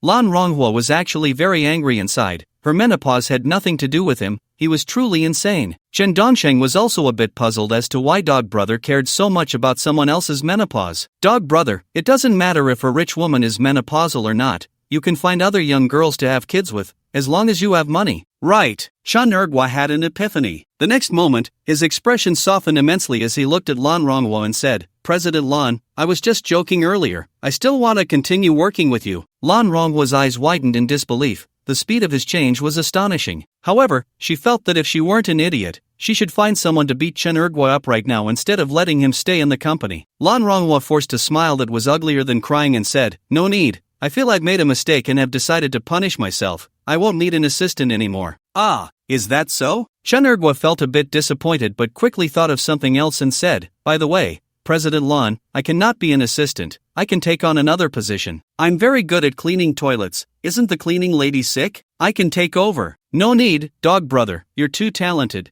Being a cleaner would be a waste of your abilities. I wouldn't be able to live with myself," Lan Ronghua said, her heart racing, fearing he would find an excuse to stay. He was a ticking time bomb, ready to go off at any moment. Chen Ergu chuckled, "You understand me, President Lon. Then let me be a manager. I promise to manage the company well.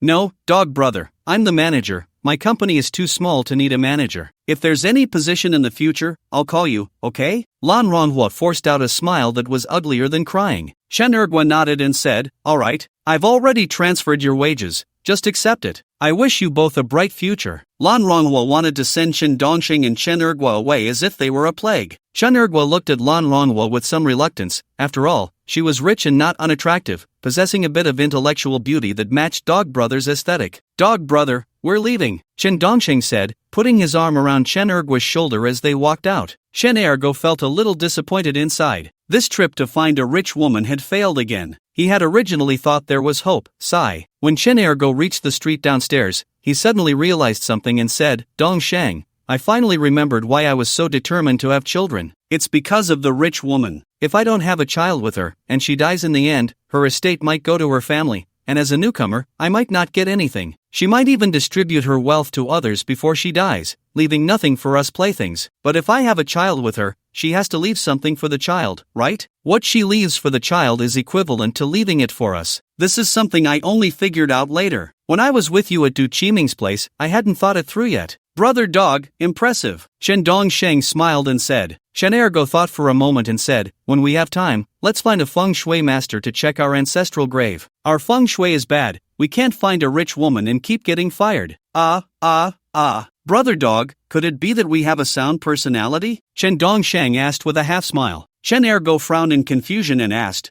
what is a sound personality? What does it have to do with getting fired? A sound personality is just a sound personality. Chen Dongsheng really didn't expect Brother Dog not to understand. Chen Ergo pondered for a moment and said, it seems you didn't explain either. So why does having a sound personality lead to getting fired? Because having a sound personality means you're a person. Without a sound personality, you're not a person, you're like cattle or horses. Bosses need cattle and horses, not people, so it's normal for us to get fired. Don't take it to heart, Chen Dongsheng earnestly advised. He noticed that Chen Ergo's spirit seemed a bit low, as if he had been fired too many times and was feeling down. Chen Ergo seemed very interested in the concept of a sound personality. Dongsheng, just explain it. Alright, a sound personality means having your own character, your own subjective judgment, doing things without being influenced by others, not being enslaved by others. That's a sound personality, Chen Dongsheng explained to him. Chen Ergo said, isn't that just being a rebel? Chen Dongsheng. Chen Ergo said, I'm not saying you, but in life, you have to be smooth, you should bow when you need to and stretch when you need to. By the way, how's your writing going? Workplace guide? Chen Dongsheng asked with a smile. Chen Ergo nodded and said, right, didn't you say you wanted to be a writer? Let me help you out. Send me what you've written, and I'll give you some feedback. Brother Dog has been in this society 4 years longer than you, so I understand a bit more. I thought about it later, and I'm not writing a book anymore. Our company changed projects, Chen Dongsheng said. Chen Ergo frowned in confusion and said, changed projects again? I'm not saying you, Dongsheng, but this won't do. You need to be dedicated to your work. You change projects more often than you change clothes. When will you get ahead? Brother Dog, in a way, I'm your boss. I haven't owed you any wages, right? Chen Dongsheng asked. Chen Ergo chuckled and put his arm around Chen Dongsheng's shoulder, saying, you call me Brother Dog, and I call you Manager Chen, no problem. That's not what I meant. Chen Dongsheng. Chen Ergo asked, so what project are you going to do next? Next, I plan to continue looking for jobs, do different kinds of work, then understand various industries, and right after that, start trading stocks. This is called never fight a battle without preparation, Chen Dongsheng said with a smile. Chen Ergu, what does working in various industries have to do with stock trading? How does it not relate? As long as you understand the trends in various industries, stock trading will be a piece of cake. At that time, take 10% from your salary to trade stocks, and if you win, it's yours, Chen Dongsheng said with a smile. Chen Ergu was a bit reluctant and said, maybe not? Stock trading is no different from gambling. Then just forget it? Don't regret it. Chen Dongsheng. Chen Ergu quickly nodded and said, I won't regret it. Originally, I wanted to raise your salary by 10% and use that 10% for stock trading, but since you don't want to trade stocks, there's no need to raise it. Chen Dongsheng. Chen Ergu reacted quickly when it came to money, chuckling, I meant I don't trade stocks. I want you to help me trade stocks. Dongsheng, you didn't understand my meaning. Alright, I'll raise your salary by 10% every month, and use that to help you trade stocks. After all, the company's main project right now is stock trading, so it's like giving dividends to old employees, Chen Dongsheng said with a smile. In fact, Chen Dongsheng just wanted to raise Chen Ergo's salary in this way, as Dog Brother had indeed suffered and worked hard following him. Chen Ergo nodded and said, "Today, I'll go back to Guangxing village with you. I also want to rent a house there and be your neighbor, so we can take care of each other in case of emergencies." "Sure, then let's take my car back together," Chen Dongsheng said. Chen Ergo thought for a moment and asked, "Do you think a Porsche is better, or a Benz?" "I've been thinking about it lately and want to buy a car." "You want to buy a car?" Chen Dongsheng was a bit surprised. Chen Ergo nodded and said, "Yeah, it's so troublesome without a car." "You want to buy a Porsche? A sports car?" Chen Dongsheng asked. Chen Ergo nodded again and said, "I have that idea, but they cost over $1 million, even tens of millions." "Do you have that much money?" Chen Dongsheng felt something was off. Chen Ergo chuckled and said, "That's your short-sightedness. Dog Brother has been in society for 4 years longer than you. Although I only graduated from high school, I'm not inferior in any aspect. Buying a sports car is easy, isn't it just $1 million?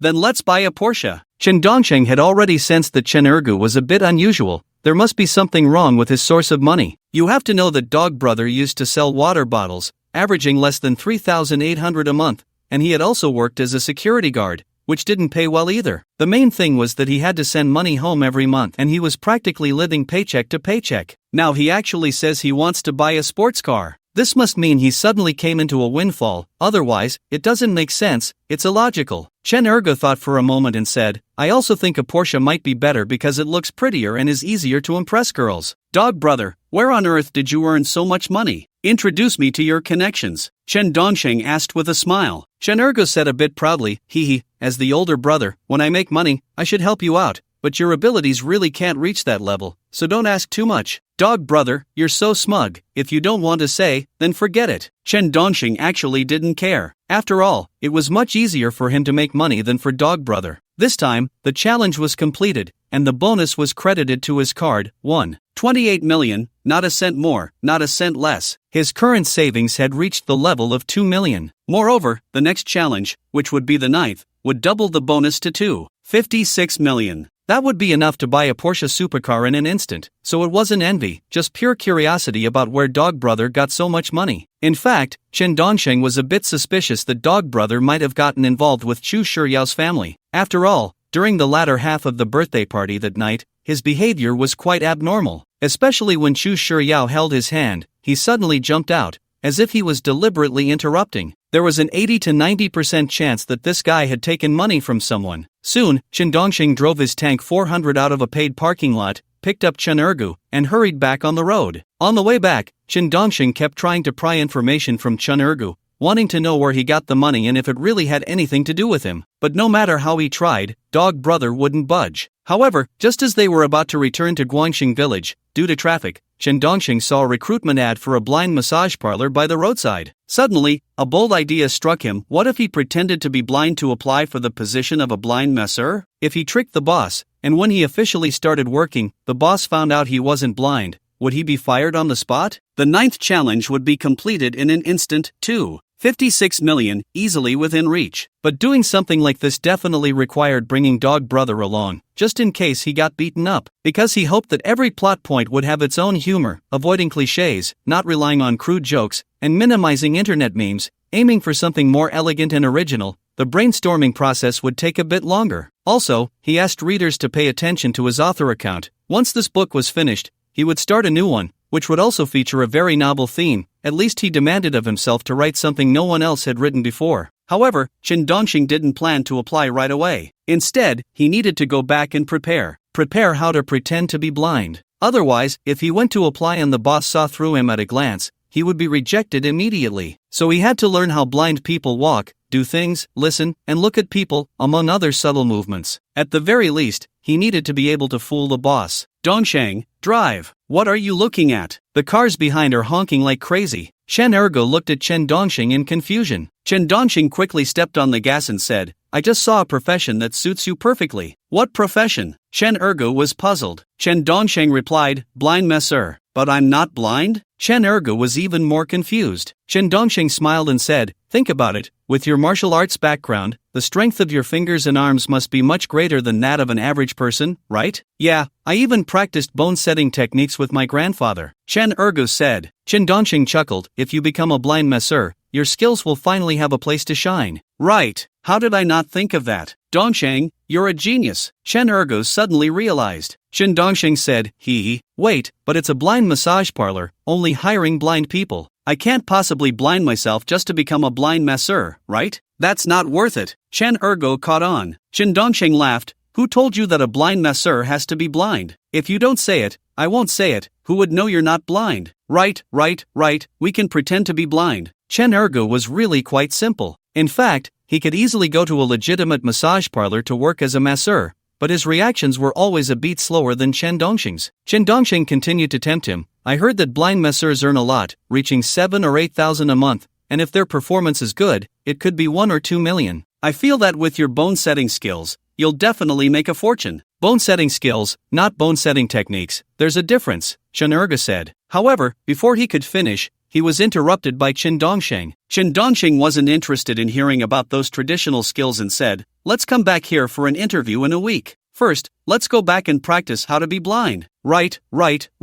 Chen Ergo was extremely excited. As long as he could make money, Dog Brother was always very positive and proactive. Soon, Chen Dongxing and Chen Ergo returned to Guangxing village. Then, Chen Ergo rented a room in the same rental building where Chen Dongxing lived, officially becoming neighbors. After renting the room, Chen Ergo dragged Chen Dongxing to a 4S shop to look at Porsches. However, Dog Brother was hesitating about which model to buy. Chen Dongxing, on the other hand, didn't have time to accompany him in his indecision because today, Xu Shiyao had also invited him to go shopping. He had to hurry back to go shopping. After returning, it wasn't long before he met up with Xu Shiyao. The two of them strolled through the streets of Guangxing village and Guangpu village, eating some street snacks, and Xu Shiyao spontaneously held Chen Dongxing's hand. They looked like a pair of celestial lovers, frequently attracting the attention of passers-by. The rate of people turning to look was indeed very high. The main reason was that Xu Shiyao was too beautiful. Wherever she went, the attention rate was 100%. However, Chen Dongxing didn't spend a long time shopping with Xu Shiyao. He had things to do. He needed to learn how to be blind. So after about 2 hours, he sent Xu Shiyao back. It just so happened that Xu Shiyao's driver had changed today. The original driver found Chen Dongxing when he was parting with Xu Shiyao and said, "Hello,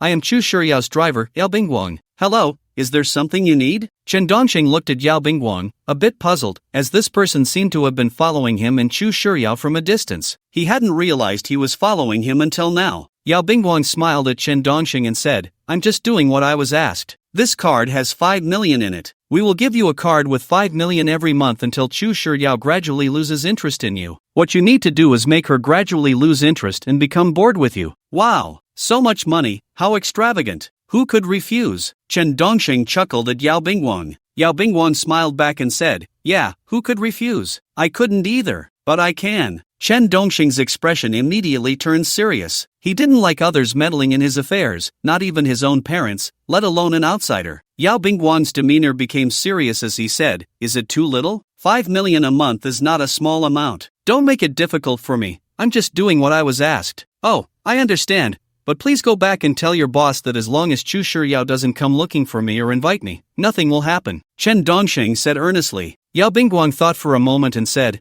I understand your feelings, but you also need to consider that you and her are not a match. There is no future. The Chu family doesn't want a son-in-law who comes from the countryside and has no abilities, understand? Now you have the opportunity to earn 5 million a month. Let the young lady gradually grow tired of you, and then leave you on her own. During this process, you can't make her sad, and you can't rush it. It has to be smooth. Oh, has Chen Ergo also been bought off by you? Chen Dongxing didn't answer directly but instead probed for information. Yao Bingguang answered vaguely, 8 million. Tell your boss to keep Xu Shiyao at home and not let her go out. That way, we can save 8 million every month. After saying this, Chen Dongxing turned and left. What a joke. Now someone actually wanted to use money to insult his dignity. Yao Bingguang frowned and said, "Think it over." Chen Dongxing actually understood Xu Shiyao's parents. They didn't want her to be sad. On the surface, they pretended to support her in dating anyone, but in reality, everything was under their control. I really didn't expect such a cliché plot to happen to me. What the hell? Chen Dongxing shook his head self-deprecatingly. But to speak the truth, after spending such a long time with Xu Shiyao, he had indeed developed a bit of affection over time. The thought of having to part ways with her soon left a slight emptiness in his heart. Perhaps it was because he hadn't had a girlfriend for too long,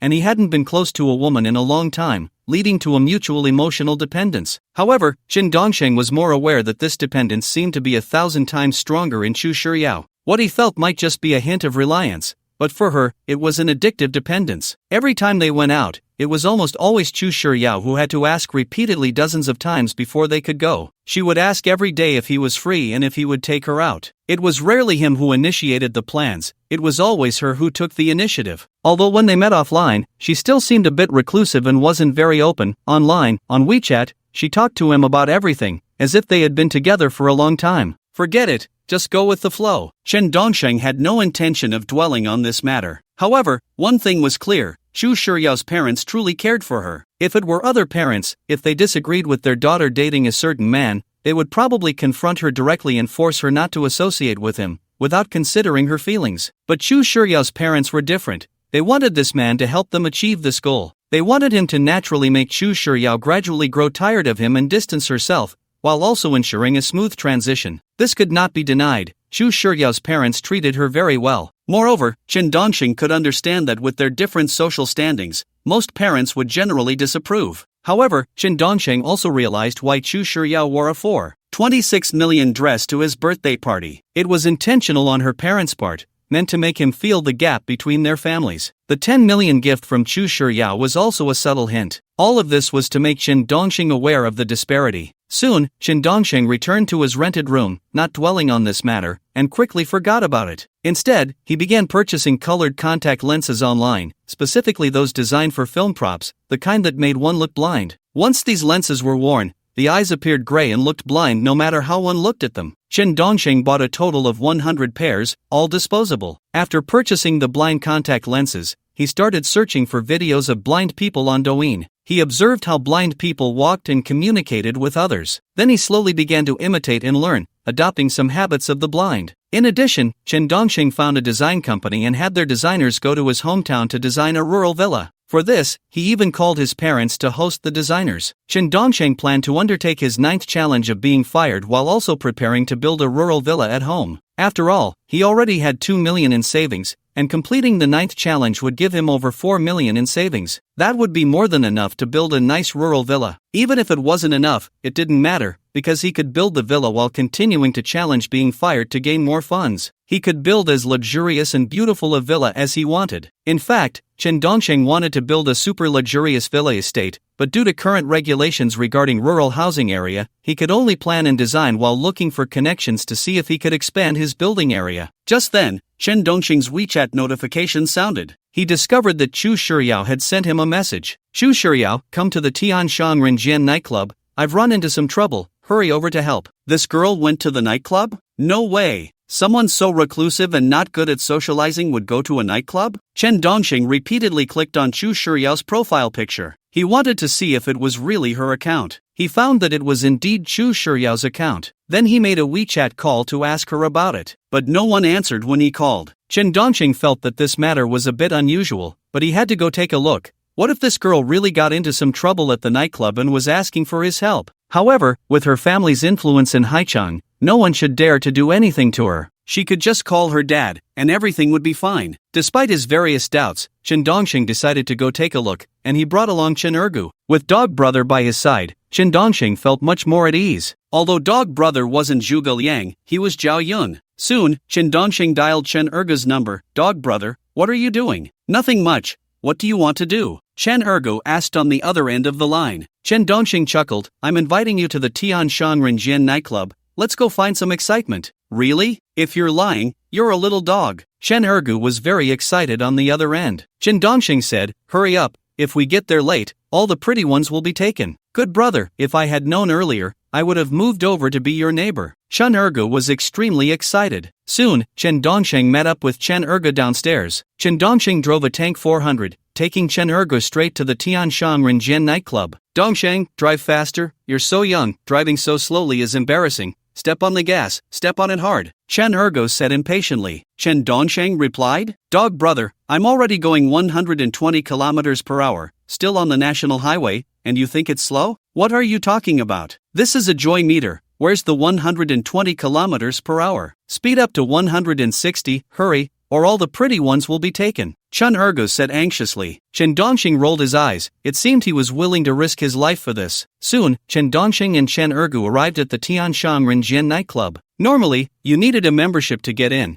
but after telling the security that they had an appointment in the Tianzi room, the security let them in. They quickly arrived at the Tianzi private room. The security opened the door to the private room and respectfully said to the people inside, "Hello, boss. Did you make an appointment with Chen Dongxing and Chen Ergu? Let them in." Someone inside shouted. The security smiled at Chen Dongxing and Chen Ergu and said, "Please come in, gentlemen." Both Chen Dongxing and Chen Ergu walked in. As soon as they entered, Chen Dongxing saw more than 10 young ladies in the room, along with a man dressed in a custom suit, smoking a cigar, looking like a ball. However, he did not see Chu Shiryao. "Bro, do you know this boss?" Chen Ergu was excited, especially seeing those enchanting ladies and a large table of various brand name red wines. Chen Dongxing shook his head and said, "I don't know him." "If you don't know him, why are you entering his private room?" Chen Ergu asked. At that moment, the man who looked like a ball stood up, cigar in mouth, glanced at Chen Dongxing, waved his hand, and said, "Come over here." "Do we know each other?" Chen Dongxing was a bit puzzled. The man, who looked like a ball, flicked the ash off his cigar and said, "My name is Chu Shirwan, Chu Shiryao's brother." "Do you recognize me now?" Chu Shiryao's brother? Chen Dongxing instantly found it hard to believe. Chu Shiryao was so beautiful, how could her brother be a ball? Absolutely impossible. Children born from the same parents couldn't have such a huge disparity. It was like a dung beetle rolling out a round ball. Although he was dressed in a branded suit,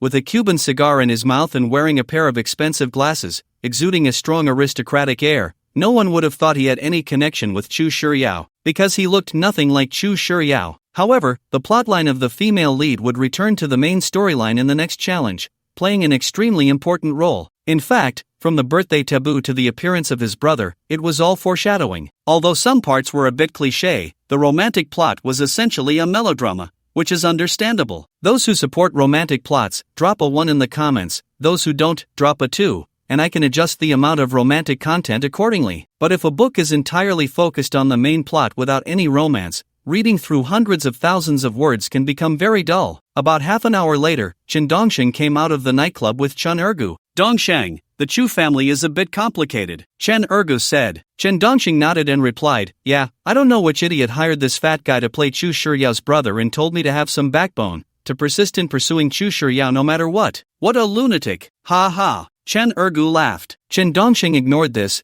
as completing the expulsion challenge and making money was the most important thing. All day long, it felt like a romantic suspense drama, which was quite frustrating. Chen Dongxing looked at Chen Ergu and asked, "Have you learned how to act like a blind person? We're going for an audition tomorrow. I think I'm good at it, so let's go for the audition tomorrow," Chen Ergu said. Soon, Chen Dongxing took Chen Ergu back. The next day, Chen Dongxing and Chen Ergu dressed up specially, wearing blind props and contact lenses, and even bought a blind cane, looking just like blind people. Chen Dongxing drove his tank 400, bringing Chen Ergu to a parking lot not far from the blind massage parlor, and parked the car. Then the two slowly felt their way to the blind massage parlor with their canes. As they approached the shop, they even asked passers-by, "Good Samaritan, hello, is there a blind massage parlor nearby?" "Right in front of you, less than 5 meters away," a passerby replied. The owner of the blind massage parlor, Zhang E-san, was sitting at the door and heard Chen Dongxing's question and the passerby's answer, so he curiously looked at Chen Dongxing and Chen Ergu. Soon, Chen Dongxing and Chen Ergu reached the entrance of the blind massage parlor and asked a passerby, "Good Samaritan, is this the blind massage parlor?"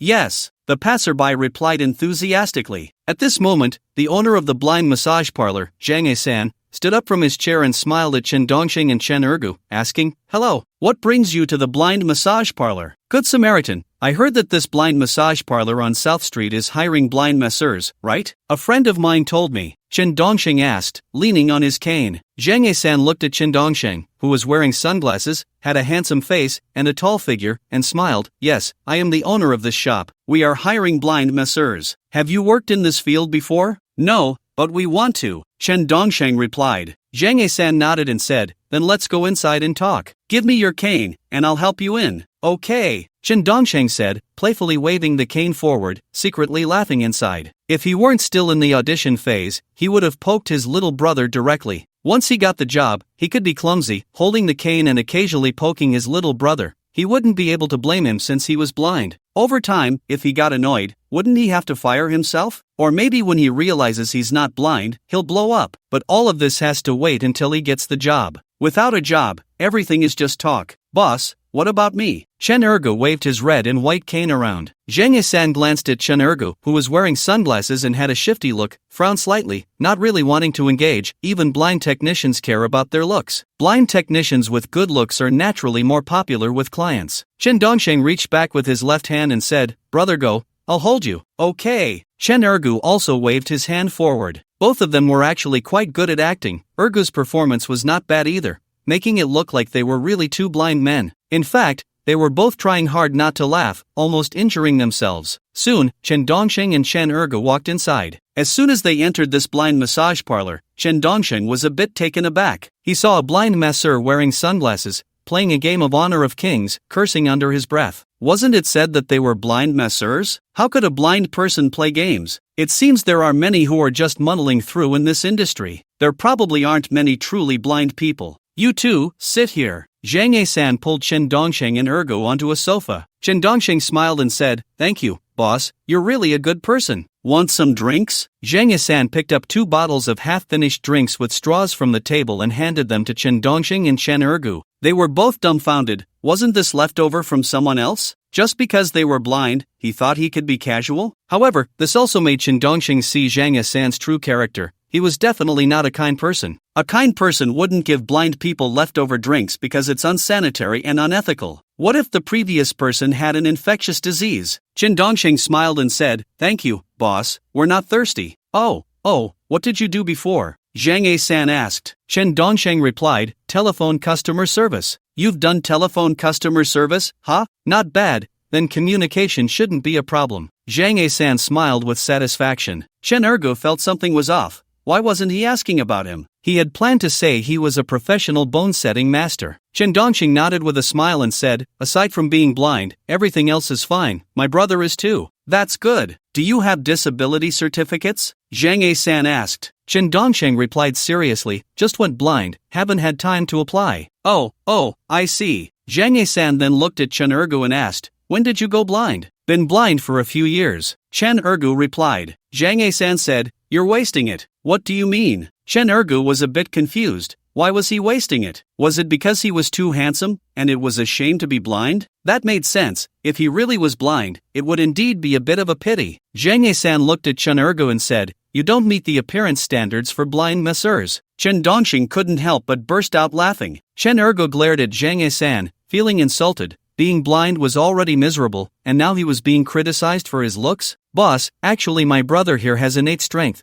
His hands and fingers are particularly strong. If he could learn some massage skills, he would definitely excel." Chen Dongsheng defended Chen Ergu. Zhang Yisan looked at Chen Ergu with a very disdainful gaze, scanning him up and down. Since they were blind, their expressions were unmasked, just bullying those who couldn't see. Zhang Yisan saw that Chen Ergu was pale and unattractive. He didn't look like someone with innate strength at all. Generally, innate strength is associated with being dark and strong, and he said, "Your fingers are very strong? Then let's shake hands. If your strength is really great, then that's a plus." "Alright, boss, let's shake." Chen Ergu extended his hand. Zhang Yisan also grasped Chen Ergu's hand and said, "I'm over 200 pounds, my strength is no joke. You better be careful, don't tell me you have divine strength and can't even match mine." "Okay, are we starting?" Chen Ergu asked. Zhang Yisan nodded and said, "Go." With that, Zhang Yisan exerted his strength fiercely. Chen Ergu also pushed hard. Their hands were tightly clasped together, the skin on their palms turning white from the force. But in the next moment, Zhang Yisan frowned, realizing that Chen Ergu's hand was exceptionally hard and strong, like a pair of iron pliers,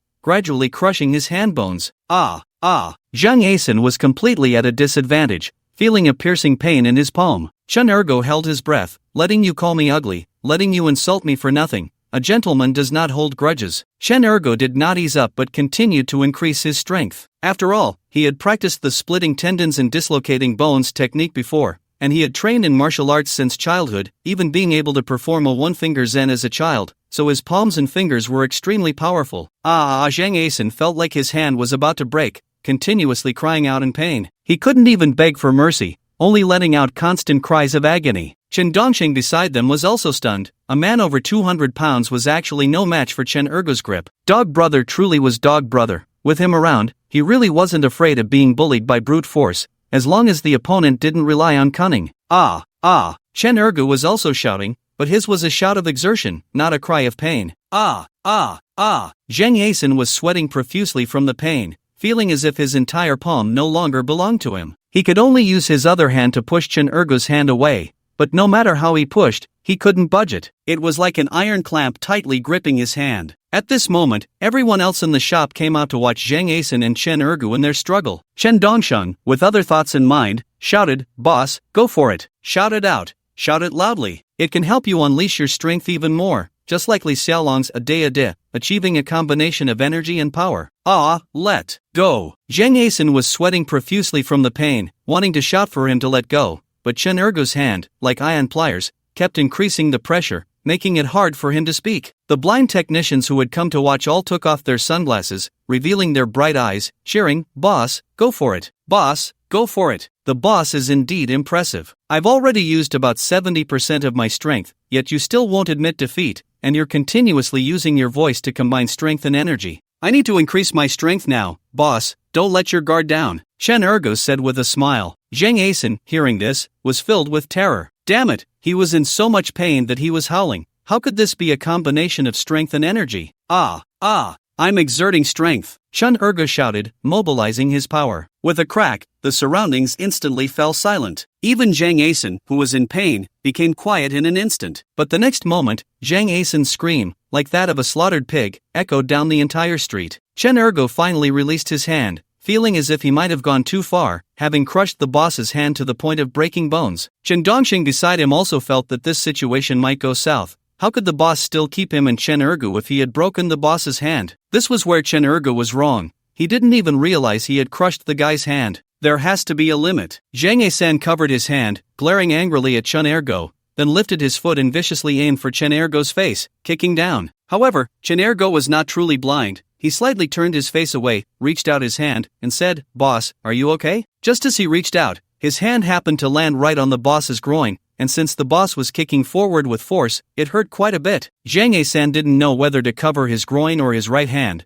Both places were incredibly painful. But after that, Zhang Yasin became obedient, slumping to the ground, looking at Chen Ergo in disbelief. Could it be that appearances are deceiving? From a distance, he looked like a pretty boy, but up close, he had a shifty gaze, not at all like someone with innate strength, yet his power was surprisingly great. Zhang Yasin glared at Chen Ergo and cursed, "You crazy bastard, I'm already in pain, screaming in agony, and you have to break my bones? Boss, I'm sorry, my brother might not have heard it, and I didn't realize you were screaming. I thought you were exerting yourself. Usually, when people go they're exerting themselves. I make those sounds when I exert myself." Chen Dongsheng quickly chimed in with a clever response for Chen Ergo. Chen Ergo could use brute force, but when it came to clever responses, he was not good at it and easily exposed himself. Hearing Chen Dongsheng say this, Chen Ergo agreed, "Yeah, I thought you were exerting yourself with all that You said you weigh over 200 pounds, right? Over 200 pounds should be quite strong. You have to pay me. Don't think you can just walk away after breaking my bones." Zhang Yasin glared at Chen Ergo. Chen Dongsheng quickly said, "My brother and I have no money. We're blind, and after going blind, we can only beg on the streets." "No money? Then you too will work for me. A broken bone will cost at least 100,000 to 80,000 to heal, plus recovery costs and mental distress fees. It should be around 150,000. You won't get paid until you've earned that much," Zhang Yasin said angrily. Chen Dongsheng looked innocent and said, "Boss, this has nothing to do with me. I didn't squeeze you." "But he's your brother," Zhang Yasin said. "He's my cousin," Chen Dongsheng replied. "I don't care about you too.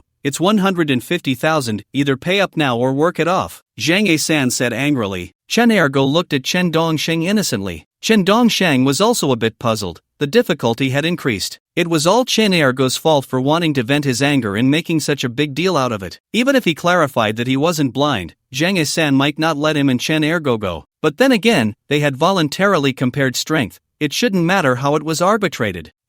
In fact, Chen Dongsheng didn't care much. It was just that the difficulty had been raised a little. When the time came, he would play a bit with Chen Ergo, and if he couldn't take it, he would probably get fired. Otherwise, the whole business would go under. Zhang Yasin looked at Chen Ergo and Chen Dongsheng and said, "You two stay here. don't go anywhere. I'll go to the hospital to get my bones fixed, and when I come back, I'll have a good talk with you two bastards. Boss, I can set bones too, no need to go to the hospital, Chen Ergo said. Zhang Ye-san looked at Chen Ergo with a bit of distrust and said, you can? My grandfather does street martial arts performances, he can break stones with his chest, has iron head skills, eagle claw skills, and powerful legs. He also sells strength pills, helps people set bones, and understands traditional medicine. I can set bones for regular fractures too, Chen Ergo said seriously. Indeed, Chen Ergo could set bones, but only if the bones hadn't shattered into pieces. Regular fractures were fine. Chen Dongxing quickly said, yes, my brother dog can also set bones. When someone in our village breaks a bone, they go to his family for treatment. Alright, but if something goes wrong again, it won't just be 150,000. Zhang Ye-san gritted his teeth and said. Chen Ergo nodded and said, give me your hand. Here. Zhang Ye-san extended his broken hand. Chen Ergo felt his palm and said, in a moment, I'll count to 3. When I say 3, I will pull your bone back. Endure the pain, it will be quick. Okay. Zhang Ye-san was a bit nervous. Chen Ergo began to grasp the 2 broken bones in his palm and said, get ready, 3. Ah, damn it,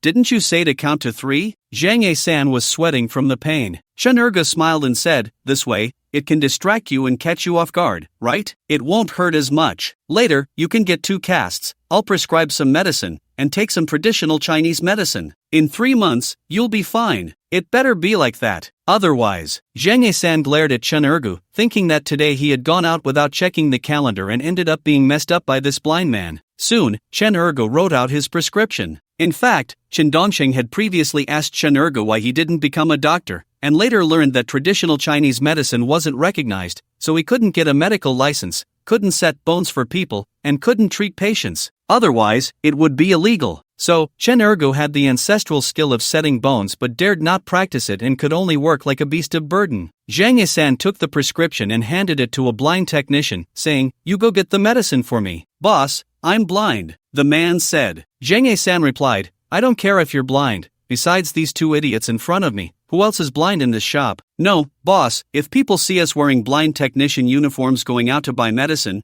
won't they know that all the technicians in our shop are normal? Then who would come to us for massage? The man clearly didn't want to go. Zhang Ye-san angrily said, can't you just take off the clothes and change back into your own before going? You pig brain. Fine. The man could only go help fetch the medicine reluctantly. Zhang Ye-san then stared at Chen Dongxing and Chen Ergo, saying, you too, learn massage techniques from me. Once you learn, work hard for me. If you don't bring back 150,000, I'll make you pay. Boss, what about our salaries? Chen Dongxing asked. Zhang Ye-san chuckled, salary? First, you owe me money. No, boss, that has nothing to do with me, Chen Dongxing said. Zhang Ye-san glared at Chen Dongxing, saying, how does it have nothing to do with you? Isn't he your brother? Then I'll call the police. Say you're illegally detaining a blind person, Chen Dongxing threatened. Zhang Ye-san's pupils shrank and said, don't make a fuss, how am I illegally detaining you? It's just about the salary. Once you finish training and can start working, the salary is 1,800, plus various commissions. Ah, 1,800 salary? Chen Ergo immediately jumped up. Wasn't it said that blind technicians had high salaries? Why was it only 1,800? Chen Dongxing also didn't expect the salary to be that low. Zhang Ye-san stared at Chen Ergo and said, is 1,800 low? You should think about it. What else can you blind people do? Finding a job is already good enough, and you still complain about the salary. Do you think you two can see? Sorry, but my buddy and I can actually see. Chen Dongxing and Chen Ergo both wanted to reply like that, but they only thought about it. Regarding such a low salary, Chen Dongxing had his own views because he had checked before, and it seemed that in places with low income, it was 3,000 to 6,000. In big cities with high income, it could be 6,000 to 10,000. But here, 1,800 was already very low. It was darker than the bottom of a pot. Although Haicheng is not considered a first-tier city, and is even inferior to third-tier cities, it is nominally a second-tier city. A second-tier city, and you only offer 1,800? Is that reasonable? Boss, even though we are blind, we are still human. The work we do has nothing to do with being blind. Besides, blind massage is inherently a selling point. It attracts many kind-hearted people to come and help us disabled folks, Chen Dongxing said. Zhang Ye-san chuckled, here, it's just 1,800. Don't think I make a lot of money. Rent doesn't come for free, electricity doesn't come for free, water doesn't come for free, and all the massage equipment doesn't come for free either.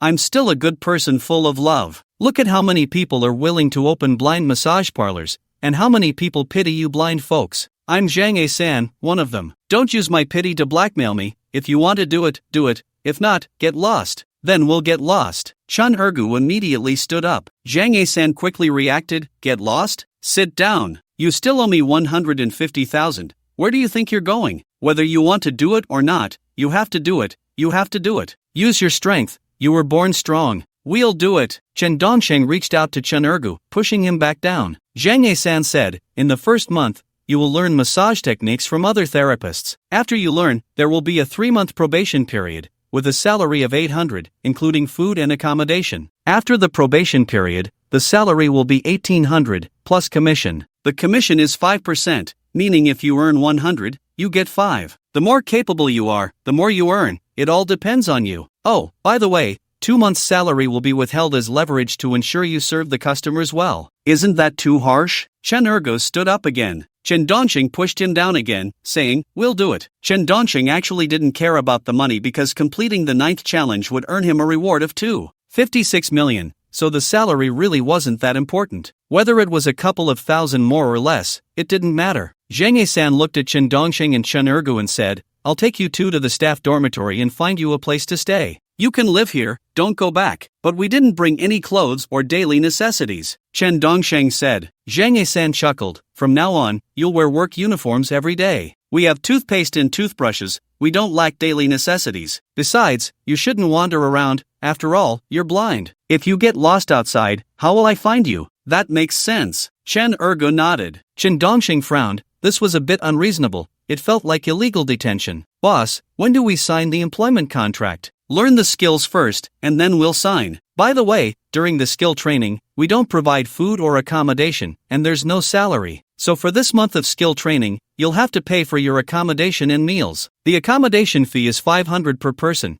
and the meal fee is 800 per person, which will be deducted from your salary, totaling 1300. Zhang A-san said. Chen Dongsheng and Chen Ergu exchanged glances, feeling like they had walked into a den of wolves. Zhang A-san seemed a bit unscrupulous, but he would soon realize what kind of people he had brought in. It would just be a matter of who would take advantage of whom. Everyone should throw in some free gifts, even if it's just a few cents. With more people, it adds up. If you don't contribute, when will this book get published? Just kidding, not contributing is actually a waste. All these free gifts reset every day. Soon, Zhang A-san led Chen Dongsheng and Chen Ergu through the store's main hall to the backyard. They climbed the stairs in the backyard to the second floor of Building 1. As soon as he went up, Chen Dongsheng saw a beautiful girl in a blind massage worker's uniform, adjusting her clothes as she walked out of one of the rooms. Hello, boss, the girl said to Zhang A-san. Zhang A-san smiled and replied, hello, Xiaomei. Did you recruit 2 new people again? This tall one is so handsome, is he blind? Xiaomei asked Zhang A-san, staring at Chen Dongsheng. Zhang A-san nodded and said, yes, he is blind. What a pity, so handsome, yet he's blind. Xiaomei looked at Chen Dongsheng with a sense of regret. Chen Ergo looked at Xiaomei and felt as if he had seen his dream lover. He brushed his bangs, wanting to flirt but not knowing how, so he could only whisper to Chen Dongsheng, so charming, so beautiful. If I could marry her, I'd be willing to go bankrupt. Are you blind? At most 300. Go bankrupt? Chen Dongsheng whispered in Chen Ergu's ear. Chen Ergu was confused and asked softly, what 300? To be her husband, at most 300. Chen Dongsheng whispered. Chen Ergu still didn't understand and asked quietly, how do you know? Because she's a fallen girl, I can tell at a glance. And you want to go bankrupt for your dream lover? Chen Dongsheng whispered. Chen Ergu was slow to react and didn't realize the other was a fallen girl. Chen Dongsheng could tell because he had been to enough entertainment venues, seen all kinds of people, and some of his friends liked to rescue fallen girls, so he could naturally see it. It was so obvious when she was adjusting her clothes. Zhang A-san then led Chen Dongsheng and Chen Ergu further along, reaching the last room, which was also the one marked for the platform, opening a door covered in dust and saying, from now on, you'll stay here. Chen Dongsheng and Chen Ergu walked in and found it very old, with only a dusty 2-tier iron bunk bed. Moreover, it was very hot inside. By the way, don't go to the wrong room. Just walk straight down this corridor to the very end, and when you touch the wall, you'll reach your room, Zhang A-san said. In fact, Chen Dongsheng had already sensed that Zhang A-san was not only running a blind massage business but also providing massage-related services. This gave Chen Dongsheng a breakthrough. As long as he got some evidence, Brother Dog's 150,000 wouldn't need to be compensated,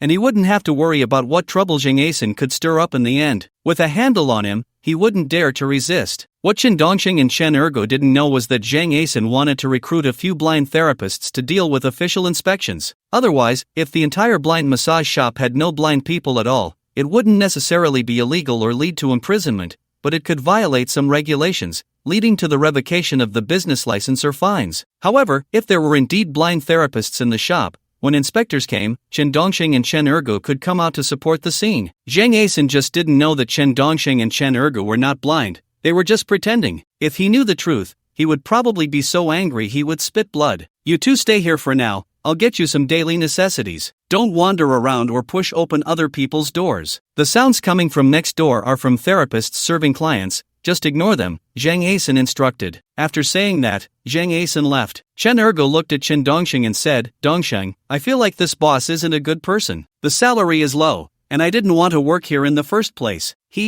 You broke someone's hand, and you think you can just walk away? What were you thinking? Just hurting them was enough, but you broke it, Chen Dongxing replied. Chen Ergo said awkwardly, I hate it when people say I'm ugly, and I can't stand it when they look at me with that kind of disdainful gaze. I lost control of my emotions for a moment. Alright, control yourself next time, Chen Dongxing said. Chen Ergo nodded and said with a hint of fear, do I really have to pay 150,000? That's 150,000. Work hard, learn a skill, and I will have a way. Chen Dongxing had already thought of a solution. Chen Ergo asked, what kind of way? You'll know when the time comes, don't ask now, Chen Dongxing replied. However, at that moment, footsteps were heard in the corridor, clearly indicating that someone was coming. In the corridor, Zhang Asan and his wife Li Kuehua were approaching, carrying some blankets and clothes. Brother San, why not give them some new blankets? Blankets and work clothes aren't worth much, Li Kuehua said. Zhang Asan chuckled, it's hard to make money now, save where you can. Besides, they're both blind, they can't see that these blankets and slippers are old, so it doesn't matter. No, Brother San, these old blankets smell bad. Even if you're giving them old ones,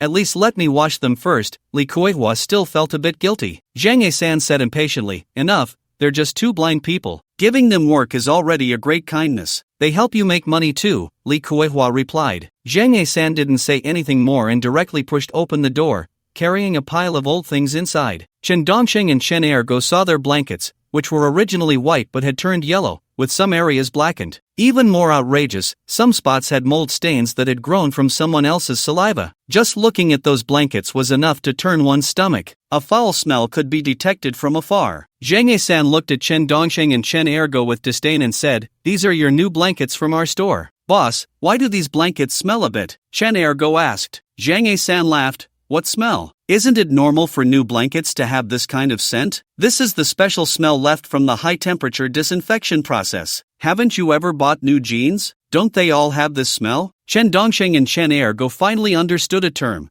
lying through one's teeth. It was just bullying the blind because they couldn't see. Fortunately, it was only October, and the weather in Haichang hadn't started to get cold yet, so it didn't matter whether they needed blankets or not. Zhang Asan continued, these are the slippers I'm giving you, see if they fit. Chen Dongxing and Chen Ergo found that the slippers were also old and clearly had been worn by someone else. Couldn't they be a bit more generous? Just taking advantage of the fact that they couldn't see and trying to cheat them. Li Kuehua, standing aside, remained silent but felt that her husband was being very unkind. Even though they were blind, they were still people. How could one take advantage of their inability to see and mistreat them? That would bring bad luck. After giving everything to Chen Dongxing and Chen Ergo, Zhang Asan said, you can adapt here. When it's time to eat, I'll come and call you down. Starting tomorrow, you will learn massage techniques from me. Okay, Chen Dongxing replied with a smile. Zhang Asan and Li Kuehua then left. Chen Ergo looked at Chen Dongxing and said, so the treatment blind people receive in society is that bad? Even normal people without skills, money, or status aren't treated well, let alone the disabled. The world for disabled people is much harsher than ours, especially when they encounter heartless people.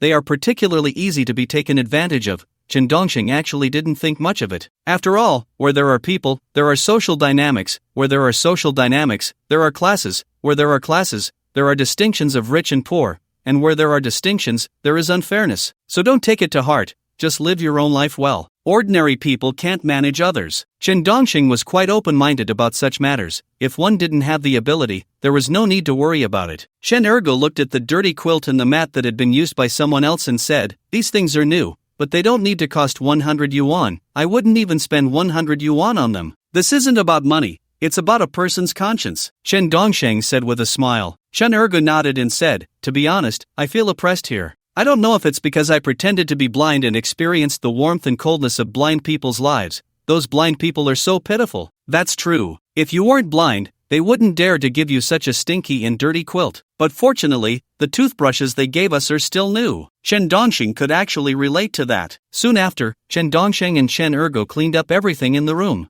They washed everything that could be washed, even the quilts and mats, and hung them out to dry on the windowsill. After all, they might have to stay here for more than a month. First, they had to learn blind massage techniques to sign the employment contract. Only after signing the contract could they officially start the 9th challenge, which could lead to dismissal. However, Chen Dongsheng believed that learning blind massage techniques would be beneficial for Chen Ergu, because Ergu understood the techniques of separating tendons and bones, and he had strength in his hands. He had a significant advantage in the massage industry. After finishing all this, the sky gradually darkened. Just then, there was a knock on the door. Li Kuewa's voice came in. Hello, is Dongsheng and Ergo here? Let's go down for dinner. Okay, boss lady, we're coming. Both Chen Dongsheng and Chen Ergu replied. In fact, Chen Dongsheng was a bit puzzled about how someone as heartless as Zhang Ye-san could marry Li Kuehua, because in Chen Dongsheng's view, Li Kuehua not only looked decent but also seemed quite kind. When Zhang Ye-san was giving him a quilt, Li Kuehua stood aside, her expression showing helplessness and guilt. Li Kuehua smiled at Chen Dongsheng and Chen Ergu and said,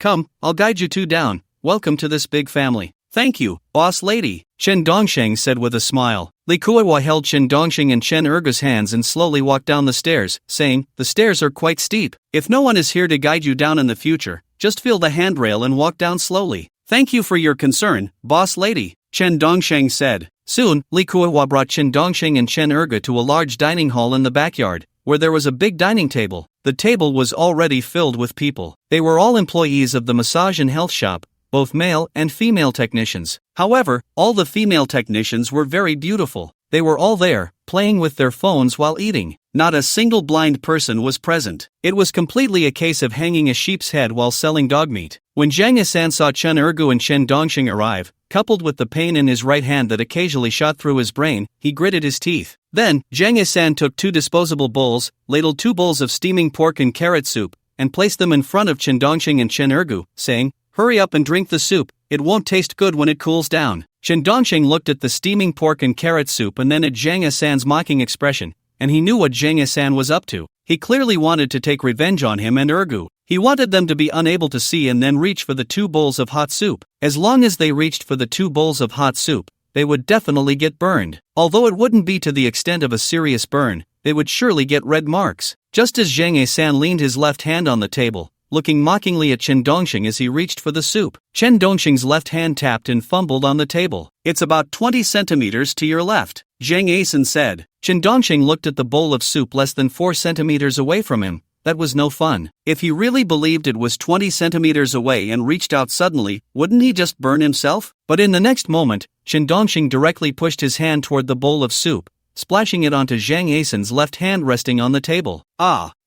Damn. It hurts, it hurts. Zhang Ye-san instantly withdrew his hand, shaking it repeatedly. His hand visibly reddened, clearly burned. Zhang Ye-san never expected that he would be the one to suffer in the end. He originally wanted Chen Dongsheng and Chen Ergu to touch those 2 bowls of scalding soup, to give those 2 bastards a little burn, and to collect some interest for his own broken bones. Who would have thought that he would end up bearing it all? Chen Ergu saw all this and understood. He knew it was intentional by Chen Dongsheng. He also picked up the bowl of scalding soup, but just as he lifted it, Chen Ergu screamed and splashed the soup directly onto Zhang Ye-san. So hot, so hot, so hot. Damn. Zhang Ye-san didn't care that both his hands were hurting. He desperately shook his hands on his chest, trying to shake off the scalding soup. His chest was also burned red, stinging painfully. Zhang Ye-san found it unbelievable that he was the one getting hurt. One was invisible, knocking over the soup and burning his own hand. The other lifted the soup, felt the heat, and splashed it on himself. All the colleagues nearby, witnessing this scene, wanted to laugh but dared not. They could only silently stifle their laughter. Moreover, they didn't think much of Zhang Ye-san because he wasn't a good person. If it weren't for the blind massage industry being underdeveloped, it would be hard to find work outside, and probably not many would want to follow Zhang Ye-san. Zhang Ye-san still had a bit of a rogue air about him. In the 80s, he had followed a big brother around, but when the winds changed, he couldn't keep it up and ended up working for a car rental company. Later, he entered the blind massage industry. Not only was this person lacking in conscience, but he also liked to use the tactics of a small-time thug. Lee Kuei-hwa quickly pulled out many tissues from the table, anxiously helping Zhang Asen wipe off the scalding soup, and wore a face of blame. Although she didn't speak, it was clear she wasn't on Zhang Asen's side, because in her view, if Zhang Asen hadn't tried to harm others with such petty tricks, this wouldn't have happened. Moreover, the people he wanted to harm were two blind men that seemed a bit like bullying the weak, which was unreasonable. Chen Dongxing tilted his ear and asked, "What's going on? Who's screaming? What happened?" "Yeah, what's going on? It can't be that my soup spilled on someone, right?" Sorry, it was too hot, just a reflex," Chen Ergu said. Zhang Asen glared at Chen Dongxing and Chen Ergu in fury, saying, "You burned me." Sorry, Chen Dongxing and Chen Ergu quickly replied. Zhang Asen didn't suspect that Chen Dongxing and Chen Ergu did it on purpose because he thought these two were blind, couldn't see, and didn't know where he was standing, so it was just his bad luck. Zhang Asen angrily said, "Compensate me. You burned me, one person owes 8,000. Isn't that too much to ask?" "Damn. I didn't do it on purpose, it was just a reflex." Chen Ergu got anxious when he heard about money. Chen Dongxing also said, "Boss, you didn't tell us the soup was that hot. We didn't know it was that hot. You said it was 20 centimeters to my left. Where is there 20 centimeters? It's clearly only 3 or 4 centimeters. I was too forceful and knocked it over. Also, you said it would taste bad if it cooled down. I thought it was warm, but it's so hot." "Boss, you wouldn't have done this on purpose, would you?" "How could I do it on purpose? Am I such a lowly person?" "Enough talk, just deduct it from my salary." Zhang Asan was a bit angry and embarrassed. However, Chen Dongxing didn't care. "Deduct it if you want. Anyway, with his salary calculated like this, by the time he was actually fired, he probably wouldn't get much money. Besides, he didn't care about that 1,000 or so bucks. After all, completing the 9th challenge came with a prize of 2.56 million. So if Zhang Asan still wanted to mess with him and ergo, let him know that in this world, you always have to pay your dues. However, Chen Dongxing also thought of one thing. When Zhang Asan found out that he and Chen Ergo were not blind, would he faint from anger? At that moment, Li Kuei-hwa brought over a bottle of soy sauce and said to Zhang Asan, "Third brother, hurry and put some soy sauce on it, or you'll get blisters by tomorrow." "No need, it's fine, just a little red. Let's keep eating," Zhang Asan replied to Li Kuei-hwa while coldly staring at Chen Dongxing and Chen Ergo. The others were all silent, eating their meals, not wanting to meddle in other people's business. After all, when out in the world, they just wanted to earn a living, and generally didn't interfere unless it concerned them. This was also the way most people, who had been worn down by society, handled things. Chen Dongxing and Chen Ergo felt a tingling sensation under Zhang Asan's gaze, as if they could be harmed at any moment. Is this the world of the blind? At the very least, if they weren't blind, others' gazes wouldn't be so direct. There would at least be some hint of concealment. But facing a blind person, they showed no concealment at all, which made Chen Dongxing and Chen Ergo feel very uncomfortable. If Chen Dongxing and Chen Ergo were truly blind and couldn't see others' gazes, it wouldn't matter. However, Chen Dongxing's inner strength was still very strong. He picked up his bowl and started eating, feeling around for vegetables. "Dongxing, right? Come eat some pork belly. Third sister-in-law's pork belly is really delicious." Li Kuei-hwa picked up a piece of pork belly for Chen Dongxing, then did the same for Chen Ergo. She was quite nice. Chen Dongxing smiled and nodded, saying, "Thank you, third sister-in-law. Third sister-in-law is beautiful and kind," Chen Ergo sincerely praised. Zhang Asan stared at Chen Ergo, frowned, and asked, "Can you see?" "I can't see, but I can feel it." Chen Ergo was a bit flustered. Zhang Asan said, "Take off your sunglasses." Oh.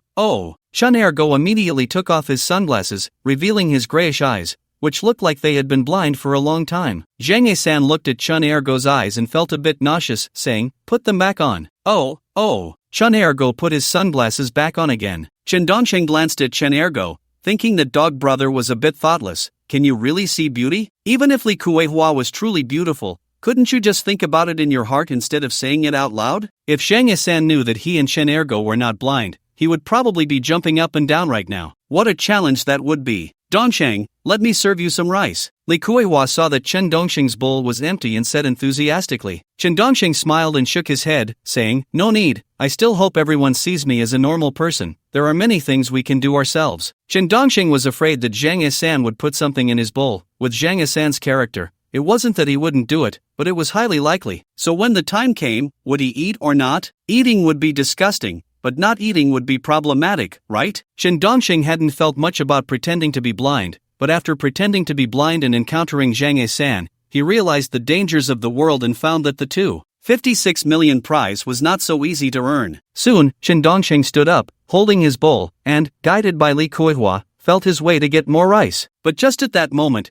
Zhang Yisan started to play tricks again, actually moving Chen Dongsheng's chair away, intending to make him fall flat on the ground. Seeing such petty thoughts and little pranks, Chen Dongsheng felt quite speechless. How much grudges could one hold? He didn't even let go of a tiny opportunity to mess with himself and ergo. However, Li Kuihua saw this and moved the chair back, giving Zhang Yisan a glare. Feeling that her husband had no sympathy at all, even bullying the blind. She felt a bit of disdain for her husband, thinking she had misjudged him when she was young, following whoever seemed more impressive. Only later did she realize that the swagger of such a scoundrel was the worst and most tasteless. Unfortunately, by the time she understood, she was already in her 30s or 40s, with 3 children. Zhang Yisan suddenly felt a bit disheartened and could only take his bowl to get some rice. Chen Dongsheng sat down, feeling a little uncomfortable inside. Damn it, dog goo broke your hand. It's not like it was you should be messing with dog goo. Just then, Zhang Yisan returned with his rice and was about to sit down when Chen Dongsheng suddenly moved his chair away with a gesture as if he was standing up to support something, standing up and saying, "Where's the bathroom?" With a thud, Zhang Yisan fell flat on his back, and the bowl of rice flew up and landed on his face, which was indeed a bit unlucky. This scene made everyone present laugh, everyone chuckling, even Li Kuihua couldn't hold back. Originally, Chen Ergo also wanted to laugh, but he was stepped on by Chen Dongsheng and had to hold it in. Zhang Yisan, furious, got up and slapped Chen Dongsheng's sunglasses off, and seeing Chen Dongsheng's grayish-white eyeballs, his inner doubts were dispelled. He had once suspected whether Chen Dongsheng and Chen Ergo were blind. Why was he always the one at a disadvantage? Was it his bad luck or were these 2 blind men the chosen ones? Zhang Yisan originally wanted to make a move, but was directly held back by Li Kuihua. "What are you doing?" He didn't do it on purpose. "But what about you?" Li Kuihua quietly questioned Zhang Yisan. Chen Ergo, on the side, had already clenched his fists under the table. If Zhang Yisan really hit Chen Dongsheng, he would stop pretending and would have to beat Zhang Yisan to a pulp. Because Chen Ergo had wanted to hit Zhang Yisan for a long time, he had endured him for too long, especially since Chen Dongsheng was his bottom line. After all, he had taken 5,000 yuan a month from Chen Dongsheng, promising to protect his safety, and he meant what he said. Moreover, in Dog Ji's eyes, Chen Dongsheng was now his best friend, also his best childhood buddy, and could be considered family. No one could touch his family. Chen Dongsheng asked, "What's wrong? Did someone fall?" "It's nothing. I'll take you to the bathroom." Li Kuihua patted Chen Dongsheng's shoulder and said. Chen Dongsheng nodded and said, "Thank you, third sister-in-law." "You're welcome. Just remember the way to the bathroom," Li Kuihua said. Chen Dongsheng nodded again and said, "Okay, usually after I feel around 3 times, I can find my way by myself." "Here we are, go ahead," Li Kuihua said. Zhang Yisan sat at the dining table, no longer eating, glaring at Chen Dongsheng one moment, then at Chen Ergo the next, looking very helpless. However, with Li Kuihua here, he couldn't do anything. The other employees didn't dare to stop him, but Li Kuihua did, because Zhang Yisan still had a bit of a wife-controlled vibe. In business, Zhang Yisan called the shots. In life, Li Kuihua called the shots. Soon, the meal passed. The next day, during breakfast, Zhang Yisan wanted to play some tricks again, but was stopped by Li Kuihua, who even warned him. In the end, he could only eat breakfast quietly. After having breakfast, Zhang Yisan took Chen Dongsheng and Chen Erga to practice massage techniques. Moreover, Zhang Yisan personally taught them. First, he had Chen Dongsheng lie down, and then he helped him with the massage, teaching him which acupoints to press and how much force to use. He wanted Chen Dongsheng to remember it well. At first, Chen Dongsheng was listening attentively, but Zhang Yisan's massage was so comfortable that he started to feel a bit drowsy. "Pay attention. I can only teach you twice at most," Zhang Yisan reminded him. Chen Dongsheng nodded and said, "Okay, I'm listening carefully. For the temples, you should rub in a clockwise direction for 360 degrees, then counterclockwise for 360 degrees, Zhang Yisan said while massaging. As Chen Dongsheng listened, he fell asleep. Zhang Yisan continued to massage him, from head to toe, then from toes back to head, putting in a lot of effort, explaining in detail while using all his strength. After about half an hour, he finished the first round and asked, "How does it feel? Comfortable? Did you remember?" After Zhang Yisan finished speaking, several seconds passed without a response from Chen Dongsheng. Zhang Yisan frowned, turned Chen Dongsheng over, and found that he was asleep. Furious, he jumped up and slapped Chen Dongsheng. However, before his hand could reach him, Chen Ergu's hand shot out and blocked Zhang Yisan's slap. Zhang Yisan looked at Chen Ergu in disbelief, unable to understand how a blind person could suddenly reach out to block him. Zhang Yisan stared at Chen Ergu and said, "What's wrong with you? Can you see? A mosquito just bit me, but I didn't hit it. By the way, Who hit me? Chen Ergo thought for a moment before coming up with that excuse. Really? Or not? Zhang Yisan glared at Chen Ergo and silently mouthed the curse without making a sound. Slap! Just as he finished mouthing the curse, he received a slap to the face that stung painfully. It was clearly Chen Ergo who did it. What did I hit again? There was another mosquito just now. I heard its buzzing, but I don't know if I hit it, Chen Ergo said. However, Chen Dongsheng was also awakened by the noise and looked at Zhang Yisan, who had a clear handprint on his face, looking a bit dazed. What was going on? Damn it! You hit me! Zhang Yisan jumped up and kicked Chen Ergo in the waist. But Chen Ergo stood firm, and instead, Zhang Yisan was bounced back by his own strength and twisted his ankle, sitting down on the ground. Zhang Yisan looked incredulous, wondering how he couldn't move Chen Ergo and ended up injuring himself. How could this pretty boy be so stable? Who kicked me? Chen Ergo pretended to look confused. Chen Dongsheng, witnessing this scene, almost couldn't hold back his laughter. For an ordinary person to jump up and kick Chen Ergo away, especially when Chen Ergo was prepared, was quite difficult unless the other party had also trained. The biggest characteristic of traditional martial arts is having a stable base. Zhang Yisan got up from the ground, limping and cursing. Damn it, these blind people are all so tricky. You all stay here, I'll get someone else to teach you. Don't you dare fall asleep again. Alright, Chen Dongsheng and Chen Ergo nodded in agreement. Soon, Zhang Yisan found other technicians in the shop to teach Chen Dongsheng and Chen Ergo. In fact, both Chen Dongsheng and Chen Ergo were serious about learning, as mastering a massage technique was not a loss. Once learned, it could be a skill to make a living, especially for Chen Ergo. After all, Chen Dongsheng had the challenge reward game for being expelled, with 1 trillion rewards. As long as he got the ultimate reward, he could lie down and eat without finishing it. But Chen Ergo couldn't afford to be lazy, he had to work hard. Days passed one after another. Chen Dongsheng and Chen Ergo practiced massage techniques every day. Zhang Yisan had not been in the shop these past few days. It seemed he had gone back to his hometown. Chen Dongsheng and Chen Ergo had thus enjoyed a few peaceful days. About a week later, both Chen Dongsheng and Chen Ergo had learned the massage techniques here, especially Chen Ergo, whose fingers, arms, and palms were very strong, and his endurance was excellent. His massages were more comfortable than those of the older technicians, and he could keep going for several hours straight. In fact, Chen Ergo was already capable of becoming a qualified massage therapist. On the other hand, Chen Dongsheng, although he had also learned the techniques, still fell short in terms of endurance. After 20 minutes of massaging, his hands would feel numb, as if they weren't his own. This meant his endurance had not yet reached the requirements to officially become a master. However, most people were similar to Chen Dongsheng, needing about a month to build up their endurance, and some weaker ones might take 2 to 3 months. It wasn't enough to just learn the techniques and know how to massage. Most massages started at half an hour. Some clients even requested extra time, which made it even longer, so it was essential to practice. Chen Dongsheng continued to work on his endurance, but Chen Ergo was pulled by the boss to serve clients, becoming a real massage technician. However, Chen Ergo still had no salary. The boss exploited his labor under the pretext of practical training. Yet, within just a week, Chen Ergo had already become the signature massage technician of this blind massage and health shop. His techniques and strength were so good that even if you weighed 300 pounds, he could penetrate the force deep into your bones. He truly showcased the skills he had learned in elementary school about manipulating muscles and bones. Thus, it could be said that Chen Ergo had a unique talent in this area,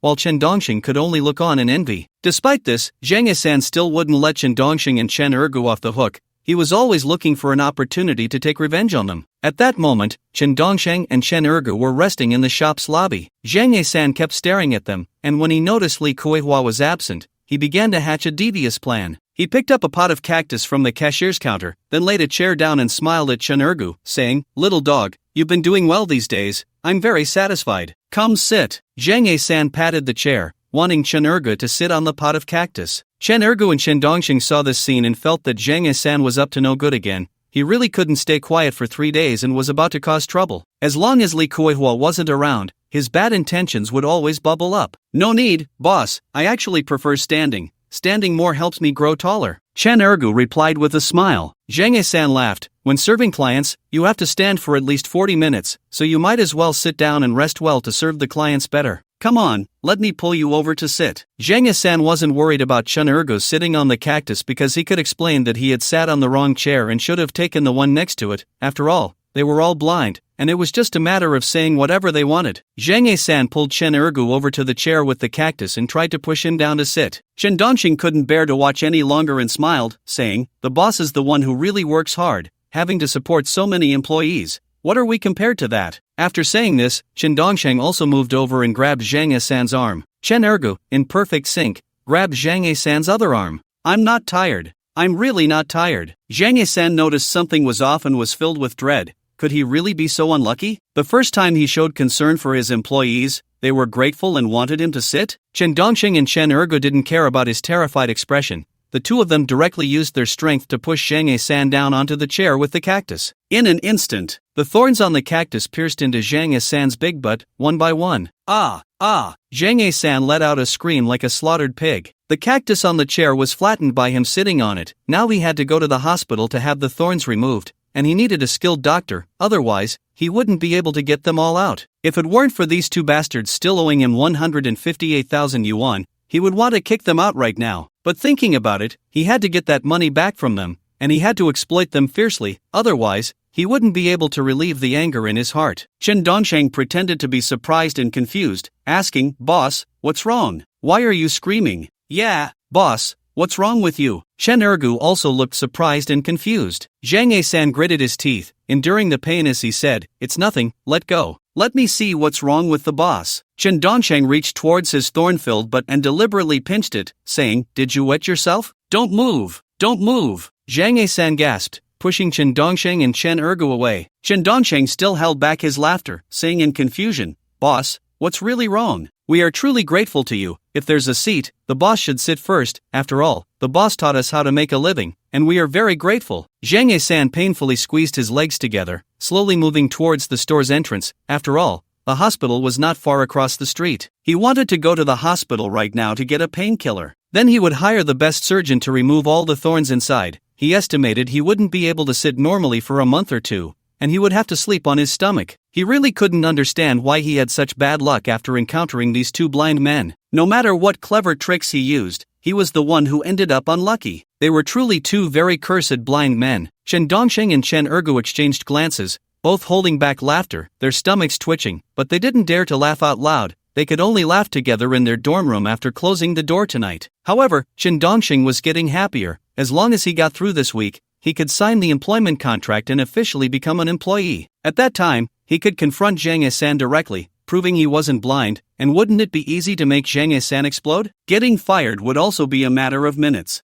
Dongsheng, isn't what we're doing a bit cruel? Chen Ergu asked quietly. Chen Dongsheng rolled his grayish-white eyes and said, "Cruel my ass, he wants you to sit down. Don't pity your enemies, or you'll be the one to suffer." "That's true, this is his retribution." Chen Ergu chuckled. At that moment, Li Kuihua clearly received a call from Zhang Yisan at the hospital. She hurriedly rushed down from the second floor of the store, glanced at Chen Dongsheng and Chen Ergu, then dashed out of the store towards the hospital. Upon arriving at the emergency department of the hospital, Li Kuihua looked at Zhang Yisan in confusion and asked, "What happened to you again?" "I was pushed onto a cactus by Chen Dongsheng and Chen Ergu, and now my butt is full of thorns, and they are deeply embedded in my flesh." Zhang Yisan gritted his teeth, enduring the pain as he spoke. Li Kuihua frowned and said, "Is it because you wanted to mess with them again? Those two blind men couldn't have intentionally pushed you onto a cactus. Damn it, these two blind men are really cursed. I just wanted Chen Ergu to sit down and take a break, but they pitted me for being the boss and pushed me down." Zhang Yisan recalled painfully. Li Kuihua said somewhat speechlessly, "You wanted to put the cactus on the chair and have Ergo sit down, right? You weren't being kind, so you deserve this retribution. I don't sympathize with you. Wife, I'm your husband, I'm your third brother. Why do you always side with outsiders?" Zhang Yisan was a bit angry. Li Kuihua said, "Is it interesting to always bully these two blind men? Didn't they just break your hand bone? They didn't do it on purpose. I, Zhang Yisan, have never suffered such a big loss." Zhang Yisan was still very unconvinced. Li Kuihua continued, "You're always looking for trouble with them. If you hurt them, how will they help you make money? Tell me?" Zhang Yisan. Li Kuihua went on, "They are your printing machines. Don't you take care of your printing machines? They don't mind your low salary of 1,800, and you still can't swallow that anger? Besides, that little dog's massage skills are better than any of our shop's top technicians. Every customer who has come has given 5-star reviews. This will become our shop's signature in the future, do you know?" "That's true." Zhang Yisan began to ponder, feeling that maybe it was time to let go of his desire for revenge. 2 days passed in a flash. Zhang Yisan was discharged from the hospital, but his big butt was wrapped in a thick layer of gauze, looking very comical. He walked cautiously, a bit like someone who had just been beaten up. However, after returning from the hospital, he clearly didn't bother Chen Dongsheng and Chen Ergo much anymore. It seemed that Li Kueihua had really helped him release the resentment in his heart. Although he didn't find fault with Chen Dongsheng and Chen Ergo in life, he was still exploiting them in terms of work benefits. Chen Dongsheng was also assigned to practical training, under the pretext of strengthening his skills,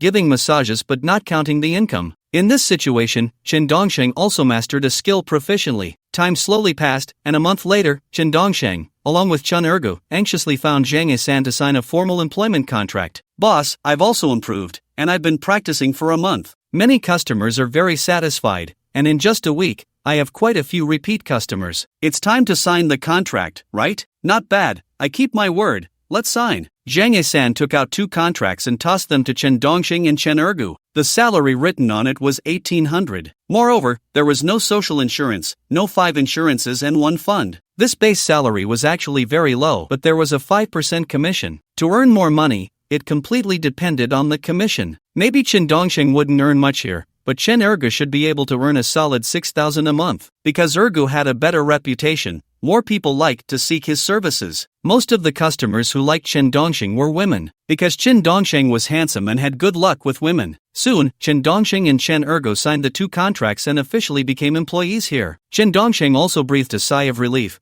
finally not letting down the past month, and could finally start taking on challenges. But just then, Li Kuehua hurriedly walked in and shouted to Chen Dongsheng, "Dongsheng, that rich lady client of yours is back, specifically asking for your service." "Okay." Chen Dongsheng nodded, picked up the red and white cane, and walked out. Chen Dongsheng had been enduring this rich lady client for a long time. Every time she came, she would stare at him, and even wanted to touch him and take advantage. Previously, he was a bit hesitant because he hadn't signed the employment contract yet, worried about offending the customer and being directly kicked out by Zhang Yisan. But now he wasn't afraid of being fired by Zhang Yisan. As long as he was fired, he would have completed the 9th challenge task and earned a bonus of 2.56 million. Soon, Chen Dongsheng felt his way to room 202. As soon as he walked in, he saw a fat woman in her 40s, covered in flesh. The fat woman was also staring at Chen Dongsheng with greedy eyes, and she even licked her lips, looking a bit lewd. It shouldn't be said as lewd, but rather a bit lustful. "Little Chen, I'm here to patronize your business again. The last time was quite good, this time give me a better massage, and I'll give you a 200 yuan tip," the fat woman said with a smile. Chen Dongsheng nodded and said, "Sister, you lie down first. Little Chen, just tell me how you went blind. Every time I ask you, you never say," the fat woman asked. Chen Dongsheng chuckled and said, "I don't know how I went blind either. One second I was fine, the next second I couldn't see, just like Whoosh and I was blind." "Ah, Whoosh and you were blind? What a pity. But it doesn't matter, whether blind or not, it's the same. It's all the same when the lights are off." The fat woman began to say some lewd words again. Chen Dongsheng walked over with the massage toolbox, which contained various massage tools and needles for stimulating acupoints. "Little Chen, let's do acupuncture massage this time. I feel like I need to get rid of some dampness. I've been feeling particularly tired lately, and I just want to sleep all the time," the fat woman said with a smile. Chen Dongsheng nodded and said, "No problem. Lie down well." The fat woman stared at Chen Dongsheng's face, looking intoxicated, almost ready to call him handsome. Moreover, her hands were not proper, and they would coincidentally wander to Chen Dongsheng's most poetic place. However, just as her hand was about to brush against Chen Dongsheng's poetic area, he quickly picked up a needle and coincidentally poked her hand. "Ah!" The fat woman yanked her hand back in pain. Chen Dongsheng frowned and asked, "Sister, what's wrong?" "It's nothing," the fat woman replied, recovering. However, she couldn't stay calm for even 3 seconds before starting again. Chen Dongsheng was also unceremonious, using the needle to block her hand. She screamed in pain once more. And so, 40 minutes gradually passed. When the fat woman came out of room 202, she was cursing, her hands full of needle holes, and her face also had many needle holes. The fat woman wanted to find the boss to complain. She felt that Chen Dongsheng was not blind at all. How could a blind person always use needles to block her hands and face when she tried to take advantage? Once or twice could be a coincidence, but could it still be called a coincidence after hundreds of times? However, the fat woman never reflected on whether there was something wrong with her character, even taking advantage of a blind person. Just when the fat woman was looking for Zhang Yisan, he was busy dealing with a surprise inspection from the Market Supervision Administration. "Officer, all the technicians in our blind massage shop are blind." "Relax, we are just doing a routine random check of 100 shops across 10 industries. Your shop has been selected. Bring your technicians out. We need to see their disability certificates, the officer said with a smile. Zhang Yisan felt a bit overwhelmed. After all, in the entire shop, only Chen Dongxing and Chen Ergo were blind, while the others were just pretending. Okay, officer, I'll call them out right now, Zhang Yisan said with a smile as he went to find Chen Dongxing and Chen Ergo while also telling the other technicians to hide. Soon, Zhang Yisan had the other technicians hide and brought Chen Dongxing and Chen Ergo down, smiling at the officer and saying, "Officer, our shop is small. Today only these two are on duty. Wishing everyone a happy National Day. I have also saved up 2 or 3 days worth of drafts, and during the National Day, I will relax for 2 or 3 days, only posting saved drafts, and since they are rushed, they might seem a bit stiff, which is normal. Actually, I originally wanted to introduce new characters, but everyone said they didn't want to delve too deeply into the emotional lines, so I cut off the way Chu Shuria's brother was supposed to appear, and I will add him back in appropriately, mainly for humor and fun. If there's a chance to achieve that effect, I will introduce him." Soon, Zhang Yisan made the other technicians hide and brought Chen Dongxing and Chen Erga down, smiling at the officer and saying, "Officer, our shop is small, and today only these two are on duty." "Alright, masters, where are your disability certificates?" the officer asked Chen Dongxing and Chen Ergu. Chen Dongxing shook his head and said, "I don't have a disability certificate." "Officer, he just went blind not long ago and hasn't gotten his disability certificate yet," Zhang Yisan quickly explained. The officer looked at Chen Dongxing and asked, "Why haven't you applied for a disability certificate?" "Officer, I can't apply," Chen Dongxing said seriously. The officer frowned and asked, "Why can't you apply?" "Because I'm not blind. I can't fool those in charge of issuing disability certificates, so I can't apply," Chen Dongxing replied honestly. Zhang Yisan was stunned, unable to react for a moment. The officer then turned to Chen Ergu and asked, "What about you?" "I can't apply either, because I'm not blind, and the leaders won't issue it for me," Chen Ergu said, a bit scared. Zhang Yisan finally reacted and said to the officer, "No, they are blind. If you don't believe it, take off their sunglasses, their eyeballs are grayish-white." Without waiting for the officer to ask Chen Dongxing and Chen Ergu to remove their sunglasses, Zhang Yisan hurriedly took off their sunglasses. The grayish-white eyeballs of Chen Dongxing and Chen Ergu instantly appeared before everyone. Seeing this, the officer said, "Aren't you blind?" "We're not blind," Chen Dongxing replied. The officer said, "If you're not blind, why are your eyeballs grayish-white?" "Exactly, if you're not blind, your eyeballs can't be grayish-white," Zhang Yisan echoed. Chen Dongxing said, "Because we wear colored contact lenses, and the colored lenses are grayish-white, covering the pupils." "Then take off the colored lenses," the officer said. Chen Dongxing and Chen Ergu immediately took off their colored lenses, revealing a pair of clear and spirited eyes, and a pair of shifty eyes. How could they look like blind people? Zhang Yisan was incredulous and furious. If that's the case, these two not only aren't blind but also have very good eyesight, which means they could see all along, meaning they were deliberately pretending. They poured scalding soup on themselves, slapped themselves, and pressed themselves onto a cactus. Thinking of all this, Zhang Yisan felt like he could explode and had the urge to stab Chen Dongxing and Chen Ergu. However, with the officer present, Zhang Yisan restrained himself, planning to settle the score with Chen Dongxing and Chen Ergu later. The officer looked at Chen Dongxing and Chen Ergu and asked, "Why are you pretending to be blind to fool the customers? Who told you to pretend to be blind?" "He." Chen Dongxing and Chen Ergu pointed at Zhang Yisan simultaneously. Zhang Yisan jumped up. "Are you two devils? I didn't tell you to pretend to be blind. If you hadn't gone blind, I wouldn't have hired you." Zhang Yisan quickly looked at the officer and said, "Officer, this is not true. I didn't ask them to pretend to be blind. I didn't know they could see. It's a misunderstanding." "You didn't know they could see? You better tell the truth, or I'll revoke your business license," the officer said, staring at Zhang Yisan. Zhang Yisan quickly nodded and said, "I really didn't know they weren't blind. They even fooled me. We are a legitimate blind massage and health center, ensuring that every blind massage technician is indeed blind." "Officer, there isn't a single blind person in our shop. Look at the technician introduction list on the wall. You can check, they can all see, and you can also check the surveillance. They are playing games." "Can blind people play games?" Chen Dongxing said. The officer immediately wanted to check the shop's surveillance and found that, indeed, these blind technicians were all playing games or scrolling through Douyin during their free time. "What the hell? Are you telling me these are blind people?" "Boss, you are suspected of false advertising, deceiving customers, hanging a sheep's head while selling dog meat, and other violations. We will hold you accountable. You are now closed for business, awaiting processing." The officer directly ordered the closure. Zhang Yisan felt as if the sky had fallen. He never expected that he had been guarding against this very thing, only to let two blind men in. In the end, he fell into the trap himself, having deceived others his whole life, only to be deceived by two people who didn't even know what was going on. It turns out that evil people have their own ways of dealing with each other. That saying is true. And those who often walk by the river, how can they not get their shoes wet? After the officer finished handling the situation, he left with his men. Only Zhang Yisan, Chen Dongsheng, and Chen Erge were left. You guys weren't blind after all. Damn it!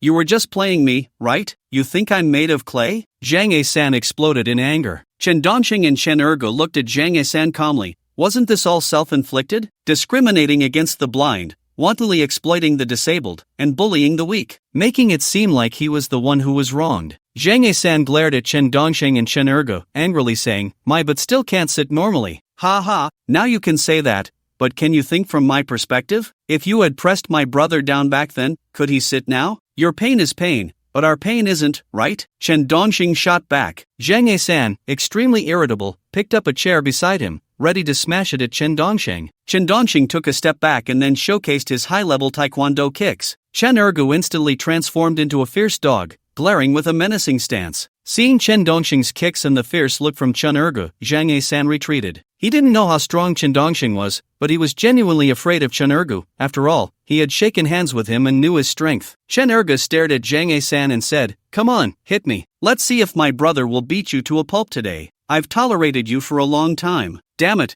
you want to scald me with boiling soup and make me sit on a cactus? Civilized people don't resort to violence. Let's keep our composure and talk things out." Zhang Yisan put down the chair in his hand and began to reason. Because he had seen all kinds of scenes in his life, having made it this far, he understood that a good man doesn't suffer losses in front of him. These two were definitely not easy to bully. Chen Dongsheng looked at Zhang Yisan and said, "Now, let's talk. The facts are clear. There are no blind people in this store. You shouldn't have deceived me. You almost got me killed. My business license might be revoked." Zhang Yisan said angrily. Chen Dongsheng laughed. "For a boss like you, having your business license revoked is only right, isn't it? Think about it. Where have you been legal and compliant? Humph, just wait." The more Zhang Yisan thought about it, the angrier he became. Chen Erge frowned and walked up, saying, "No need to wait. What do you want to do? Let's do it now." "Just kidding, back off." Zhang Yisan's momentum suddenly deflated. Chen Dongsheng stared at Zhang Yisan and said, "So here's the situation. Do you want to fire us, or do you want to keep us? This little temple can't accommodate two great Buddhas. You are fired." Zhang Yisan said, "However, Chen Erge owes me 158,000. You have to pay me, or I will sue you." 158,000? I still want to ask you for my salary. Chen Erge suddenly became agitated, feeling a bit panicked inside, especially upon hearing the word sue. Chen Erge wasn't afraid of hardball tactics, but legal ones really made him anxious. Chen Dongsheng leaned close to Zhang Yisan's ear and whispered, "I have evidence of your special services.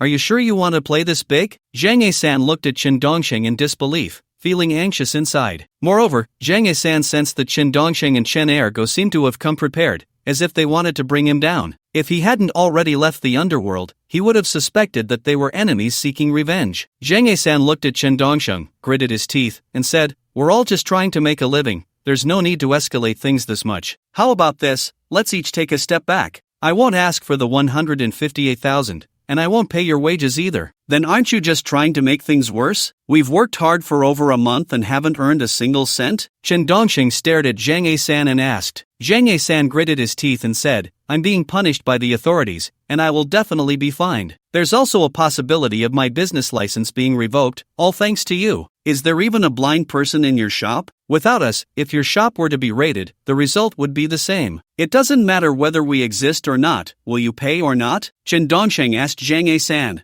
In the end, Zhang Yisan had no choice but to compromise. He couldn't fight them, couldn't outplay them, and couldn't outmaneuver them. He felt like he was being played to death by Chen Dongsheng. Soon, both Chen Dongsheng and Chen Erge received their deserved wages. Although it wasn't much, it was hard-earned money. Chen Dongsheng's base salary plus commission was only 2,106, and that included the month he spent learning. Originally, the month spent learning wasn't counted as pay because Zhang Yisan didn't consider the internship period, but under Chen Dongsheng's strong insistence, Zhang Yisan included that month's pay. Otherwise, Chen Dongsheng would have had almost no money. However, Go Ji's salary was a bit higher, reaching 4,800 due to his higher commission. Although Chen Dongsheng didn't earn much in salary, he successfulully completed his 9th challenge and received a reward of 2.56 million. The next challenge, the 10th one, would be an expulsion challenge with a reward of 5. 12 million. That was no small amount. After receiving their wages, Chen Dongsheng looked at Zhang A-san and said, "Give us a written notice of expulsion." "Is that really necessary?" Zhang A-san asked, a bit confused. Chen Ergo said, "Are you going to give it or not? If you keep talking, I'll beat you." Fine, Zhang A-san said, a bit frustrated. Soon, Chen Dongsheng and Chen Ergo received their written notice of expulsion. In fact, Chen Ergo was a bit puzzled as to why Dongsheng always wanted a written notice of expulsion, as if it were some kind of ritual. Chen Dongsheng looked at his written notice, which stated that he was expelled for pretending to be blind and playing with the boss. He wasn't sure if that reason was sincere, so he immediately checked the reason for the expulsion challenge reward game in his mind. Ding! Detected that the player was expelled by the boss for pretending to be blind, completing the 9th expulsion challenge, reward 2. 56 million. The player is 91 challenges away from obtaining the ultimate trillion reward. The player only needs to complete one more challenge to qualify for the second lottery draw. Chen Dongsheng looked at this information and was quite satisfied. This expulsion element should not repeat in any way. After all, it could only be completed in a specific industry and environment. To think of this expulsion element could be considered a bit of a talent for being expelled. However, when Chen Dongsheng saw that he only needed to complete one more challenge to qualify for the second lottery draw, he wondered what good things he might draw next. Chen Dongsheng wasn't in a hurry. After all, he still needed to complete one more challenge before reaching the lottery stage. "Dongsheng, what are you dawdling for? Let's go." Chen Ergo noticed that Chen Dongsheng was standing there in a daze, a bit puzzled. Chen Dongsheng chuckled, "It's nothing, just a bit lost in thought. Let's go." Chen Ergo put his arm around Chen Dongsheng's shoulder, and the two of them swaggered out of the blind massage parlor. Zhang Asen stood in the lobby, watching Chen Dongsheng and Chen Ergo gradually walk away, his face dark with gloom. "If I were 20 years younger, I would definitely make you two regret it." However, Zhang Asen seemed more like a frustrated rage. Soon, Chen Dongsheng arrived at the parking lot where he had parked, seeing his tank 400, which had accumulated a thick layer of dust, along with an unknown amount of parking fees. Here, parking costs 10 yuan every 12 hours. He had parked there for 31 days, 24 hours a day, which would be 20 yuan, totaling 620 yuan for 31 days. The parking fee was 620 yuan. Fortunately, he had collected his salary from Zhang Asen, otherwise, he would have to cover the parking fee himself. Chen Dongsheng opened the car door, got in, started the engine, and turned on the air conditioning. Thankfully the car hadn't lost power. "Dongsheng, take me to the 4S shop. My Porsche 718 convertible supercar has already arrived. I've been wanting to pick it up for a long time," Chen Ergo said eagerly. Chen Dongsheng replied, "Where did you get so much money? That must be around 1 million, right? About that, Brother Dog has been in society for so long, can't I have some savings? Is it only allowed for you to buy a car, but not for Brother Dog? Brother Dog will always be your brother," Chen Ergo said proudly. Chen Dongsheng chuckled, "Alright then, I'll take you to pick it up." Soon, Chen Dongsheng drove Chen Ergo to the 4S shop, and Chen Ergo's convertible supercar was quickly brought out. This made Chen Dongsheng want to buy a new one too, because it really looked cooler than the tank. Most importantly, the supercar looked very stylish, especially one with a convertible top. Plus, it accelerated much faster than ordinary cars. Chen Ergo didn't immediately sit in the driver's seat. Instead, he walked around his convertible supercar, taking selfies non-stop. After taking selfies for over an hour, he finally sat in the driver's seat, then pressed his face close to the logo on the steering wheel, his sly face matching the steering wheel in the shot. He wasn't in a hurry to drive. Instead, he edited these photos, selected the best ones, and posted them on WeChat Moments and QQ Space. He even added some captions. "As a man, how can you roam the world without a good steed?" He flaunted as much as he could. Then he posted another caption. "I once promised to take you back on the western wind. I have set sail, but where are you now?" Chen Dongsheng saw the posts he made and felt a bit speechless. You could say Brother Dog was uneducated, but when he was showing off, his literary talent rivaled that of an author. You could say he was educated, but he thought license plates like Haiching 001 were fake, and he didn't even know what a sound personality was. "Brother Dog, those 2 lines you posted are actually quite cultured," Chen Dongsheng said with a smile. Chen Ergo felt a bit guilty inside and chuckled. It's okay. You didn't copy this from somewhere, did you?" Chen Dongsheng noticed Chen Ergo's guilty expression. Chen Ergo laughed heartily. "Let's not talk about that. Come on, I'll let you drive first. A car is like a woman. I don't let just anyone drive. Get lost." Chen Dongsheng rolled his eyes. Chen Dongsheng had actually driven better supercars before, because he had driven Chu Shiyao's supercar, which was much more expensive than this one. This one was only around 1 million, while those others were in the tens of millions. Soon, Chen Dongsheng and Chen Ergo each drove their own cars back to Guangxing village. Chen Dongsheng also wanted to take a good rest. After all, this 9th challenge had taken him 31 days, and pretending to be blind for 31 days was really exhausting. So I want to take a week off to think about the inspiration for my next challenge, to get the villa design plans from the design company, and then go back home to see how the construction application is progressing. If everything goes well, then I can start building the villa right away. I would then be someone who owns a villa, even if it's in the countryside, but that doesn't prevent me from buying an apartment or another villa elsewhere in the future. Building a house in the countryside is actually a way of returning to one's roots. Whether I live in it or not is another matter, but if I don't build it and it falls into disrepair, leaving me with no ancestral home, that's a different story. By then, if I have descendants, they won't even know where their ancestors started from, and there will be no trace left. In fact, building is a way of creating a sense of belonging. Chen Dongsheng went to the design company and got nearly 15 design plans, with the main design featuring 15 different styles, varying in size. However, the main area is the same. It's mainly the specifications for the front garden, back garden, swimming pool, and so on that differ. Because we still don't know how much area we can actually get approved for construction, I prepared so many drawings in advance. After getting the drawings, Chen Dongsheng returned to Guangxing village and told Chen Ergo that he would take a week off and would be going back tomorrow. However, after receiving the news, Chen Ergo also wanted to go back with him. He said he bought a Porsche 718 convertible and had to go back to show it off. Showing off is a southern tradition where one celebrates a new car purchase, also seeking a bit of psychological comfort from the gods. Chen Dongxing didn't do this when he bought his car because he felt it was unnecessary and would come off as a bit showy. But Ergo's thoughts were completely different. He wanted to celebrate, gather everyone, and show off his prestige. Why not? If I don't show off, no one will ask,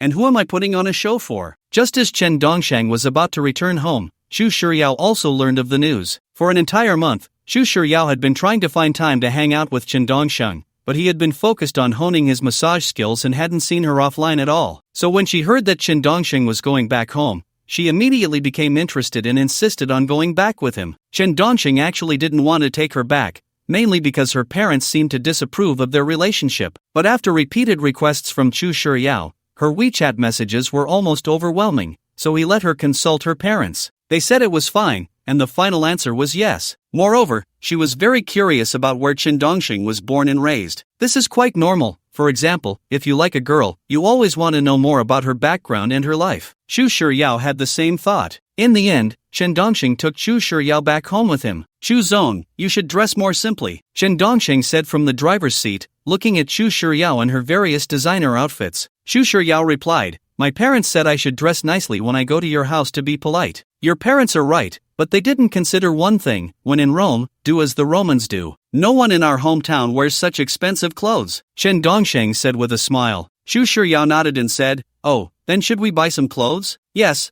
let's buy some before we go back." Chen Dongsheng drove to a clothing market and helped Xu Shiyao pick out some ordinary clothes. No matter what clothes she wore, Xu Shiyao was stunning. Her beauty had nothing to do with her outfits. Once everything was sorted out, Chen Dongsheng took Xu Shiyao onto the highway, heading down. The further they went, the more mountainous and desolate the surroundings became. Xu Shiyao was very interested in everything along the way, gazing out at the layers of mountains through the car window. Chen Ergo's car was closely following Chen Dongsheng's, keeping right behind him. However, his car's acceleration and power were much stronger, easily keeping up with Chen Dongsheng. About 4 hours later, Chen Dongsheng exited the highway and began driving on the national road. After traveling a stretch of the national road, he arrived at his county town. However, Chen Dongsheng's hometown was very mountainous. One could say it was all mountains, a definite mountainous area. If all the roads hadn't been paved with concrete, it would have been difficult to drive in. "Dongsheng, this is your hometown. I'm a bit nervous," Xu Shiyao said. Chen Dongsheng chuckled and replied, "Everyone has 2 eyes and 1 nose.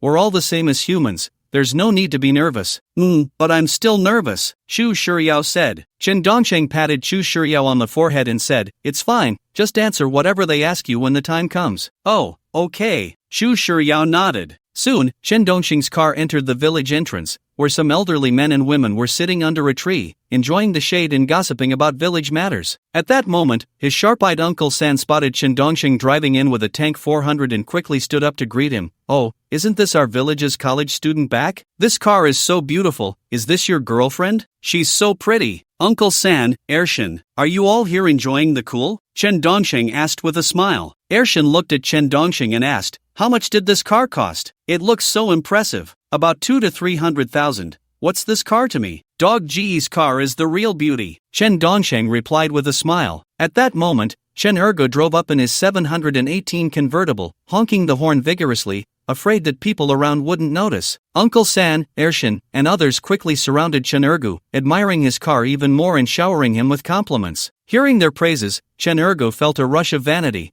It had been a long time since he had heard compliments from others. Uncle San looked at Chen Ergo and said, you said you weren't doing well outside? Turns out you were just fooling us. This is that Porsche, right? I heard it costs over $1 million. Porsche. Chen Ergo smiled and replied. Uncle San said, in any case, you have to take my useless son along. You're bringing Dongsheng, and he's already bought a car worth 2 to 300,000. Let's talk about this over drinks at my place tomorrow. If I can take him, I definitely will. After all, we're all family. Chen Ergo said, flipping his bangs. However, after complimenting Chen Ergo, Uncle San and the others began to gossip about Chen Dongsheng's girlfriend, as they found Chu Shiryao very beautiful, more so than any actress they had seen on TV. They even greeted Chu Shiryao. Chu Shiryao initially had a somewhat expressionless face, but after Chen Dongsheng pinched her, she smiled and nodded, though she didn't respond. She still maintained a bit of aloofness and was not very good at communicating, but it was much better than a few months ago. Dongsheng, stop chatting for now, drive, I need to use the restroom.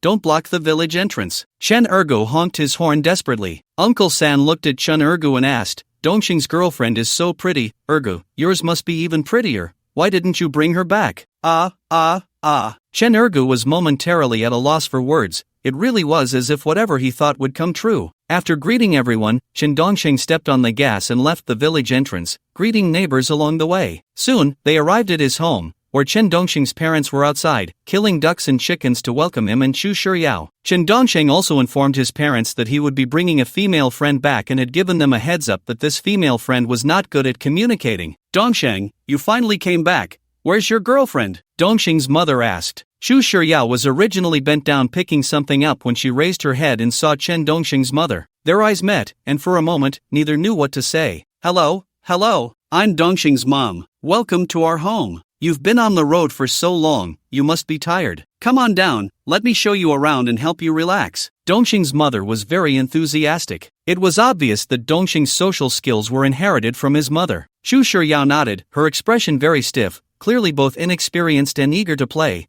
wanting to come but feeling awkward and nervous once she arrived. Come, let me take you to see the most beautiful rhododendrons in our village. We have a large area of rhododendrons. It's quite spectacular. You definitely won't see anything like it in the city. Dongsheng's mother helped Chu Shiryao out of the car. Chen Dongsheng felt relieved seeing his mother being so sociable. His biggest fear was that Chu Shiryao wouldn't speak, and his mother wouldn't either. Two introverted people facing each other would be truly awkward. Chen Dongsheng's father, Chen Sihai, also smiled and greeted Chu Shiryao, but he wasn't as skilled at finding topics as Chen Dongsheng's mother. So, Chu Shiryao was taken by Chen Dongsheng's mother to see the rhododendrons. At that moment, Ergo also walked over, smiling at Chen Dongsheng and saying, tomorrow I'm throwing a banquet to celebrate buying a car. You guys don't need to cook, the whole family can come eat at my place, and bring Chu Shiryao along too. Sure, no problem. Chen Sihai patted Ergo on the shoulder and said, you've grown quite a bit. You're doing well. Growing strong is useless. In this society, it's all about money, not fists. Dongsheng is the impressive one. He hooked such a rich woman. Ergo said enviously. Chen Sihai kicked Ergo and said,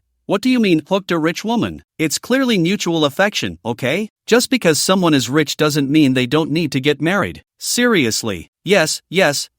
Uncle, I was wrong. Ergo quickly backed away. Chen Dongsheng also kicked him, knowing that with him around, it wouldn't be long before the whole village knew about Chu Shiryao's identity. Don't worry, I won't mention these things. Is dog brother really that gossipy? Ergo genuinely didn't plan to say anything because if he did, he wouldn't seem so impressive anymore. He wouldn't do anything that would affect his own reputation. At that moment, many people from the village came to Chen Dongsheng's house, asking him and Ergo various questions, mostly about where they were making money and if they could take their children along to get rich too. This made Chen Dongsheng want to laugh. Take your children to get rich? They'd probably starve. They'd be fired every few days. It would be a disaster. He didn't know how long they chatted, but the sky had already begun to darken. Chen Dongsheng's mother was walking back with Chu Shiryao, both chatting and laughing. This scene left Chen Dongsheng stunned. What was going on? Chu Shiryao was actually getting along well with his mother, and she seemed quite relaxed. It seemed his mom was quite impressive. She could take such a reclusive, seemingly aloof young lady to see flowers and get her familiarized. Chen Dongsheng leaned close to his mother's ear and asked, "How did you get to know her so well? Isn't this girl quite nice? Where's the reclusiveness or social anxiety? She's just a bit shy and slow to warm up. Be a little more enthusiastic and guide the conversation, and she'll be just fine," Chen Dongsheng's mother said with a smile. At that moment, others in the village began to strike up conversations with Chu Shiryao. However, she still couldn't let go around these strangers, only smiling and nodding, rarely engaging in conversation, which made the villagers feel she was very aloof. Gradually, they reduced their attempts to chat with her. Originally, those aunties wanted to gossip a bit,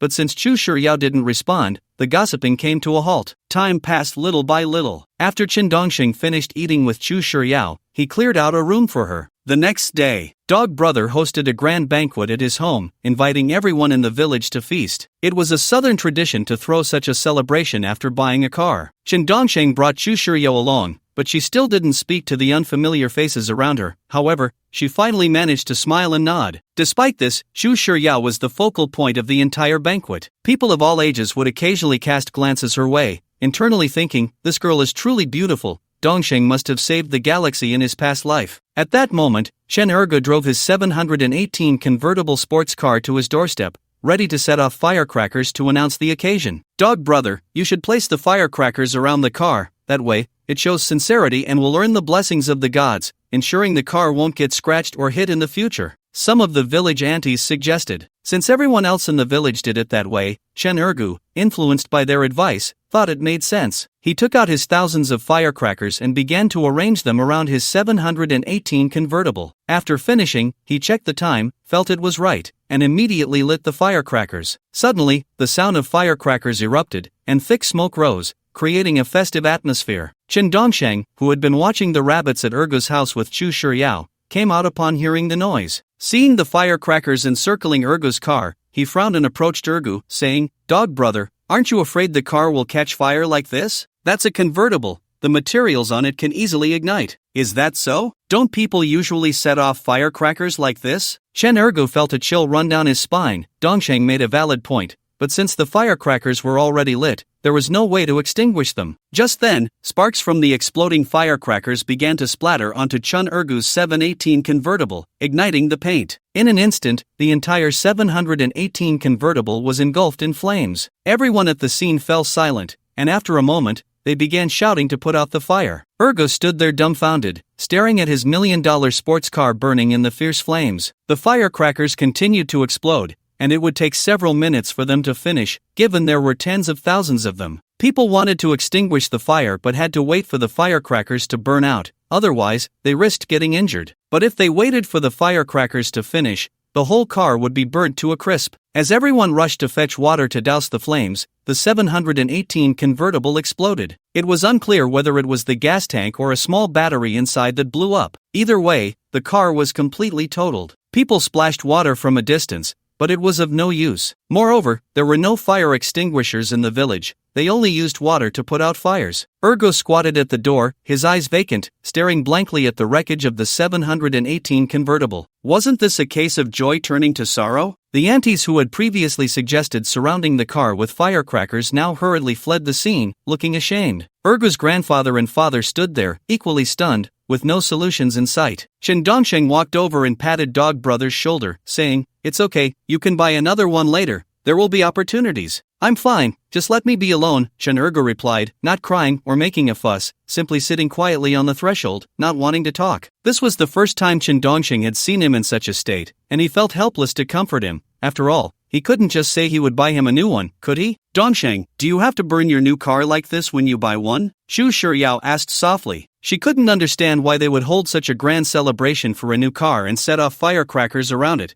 It seemed like a foolish act. Chen Dongsheng whispered in Chu Shiryao's ear, "No need to burn around the car, Dog Brother just wants to celebrate properly. After all, there are too many people, it's a bit overwhelming." Oh, Chu Shiryao replied. After the car was burned, everyone felt embarrassed to stay and continue eating, offering a few words of comfort before leaving in a hurry. Chen Dongsheng felt the same as Chu Shiryao. He couldn't really comfort him unless he bought him a new car. Otherwise, anything he said would just be a stab. But he didn't have one himself, so how could he buy one for him first? However, once he earned a lot of money in the future, buying him one wouldn't be a problem. After all, Dog Brother had also contributed to his challenges. After Chen Dongsheng and Xu Shiyao returned to his home, Xu Shiyao often asked about what Chen Dongsheng played with as a child. She was very curious. Chen Dongsheng was quite straightforward, directly showing her by taking her to play in the mud. Xu Shiyao was genuinely excited and looked forward to playing in the mud, catching loaches in the fields, and picking snails. It was unclear if catching loaches and snails was addictive,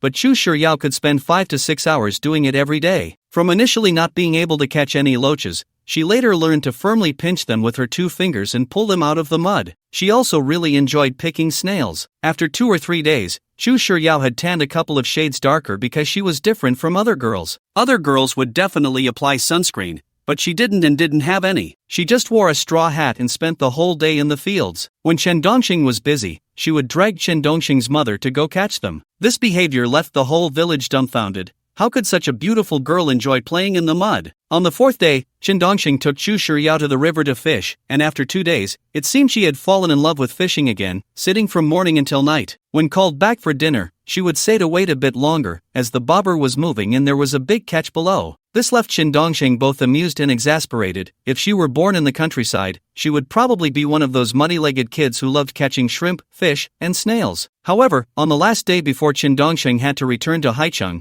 he took Xu Shiyao to climb a mountain to find wild fruits. Xu Shiyao was absolutely thrilled. Every little game that children in the countryside loved felt new and fun to her. Even after Chen Dongsheng resolved the construction issues at home and had hired a construction team to start work, preparing to return to Haicheng to continue making money, Xu Shiyao still felt unsatisfied. She didn't want to go back to Haicheng. She wanted to stay at Chen Dongsheng's hometown for another 10 days or half a month. But Chen Dongsheng pulled her into the car. If he didn't take her away, her parents would probably not recognize her anymore. She had tanned so much compared to before, and her originally delicate palms had developed some calluses. However, despite her darker skin, her appearance remained impeccable and flawless. Even if she were black, it wouldn't affect her status as a black pearl. This was what made her both enviable and terrifying. Her face shape and features could handle any skin tone. Can we play for a couple more days? There's a big catch under that yellowskin tree. I lost several lines. Xu Shiyao looked at Chen Dongsheng and said. Chen Dongsheng was a bit speechless, patting her on the forehead, and said, "Next time, if you keep playing like this, your parents probably really won't recognize you."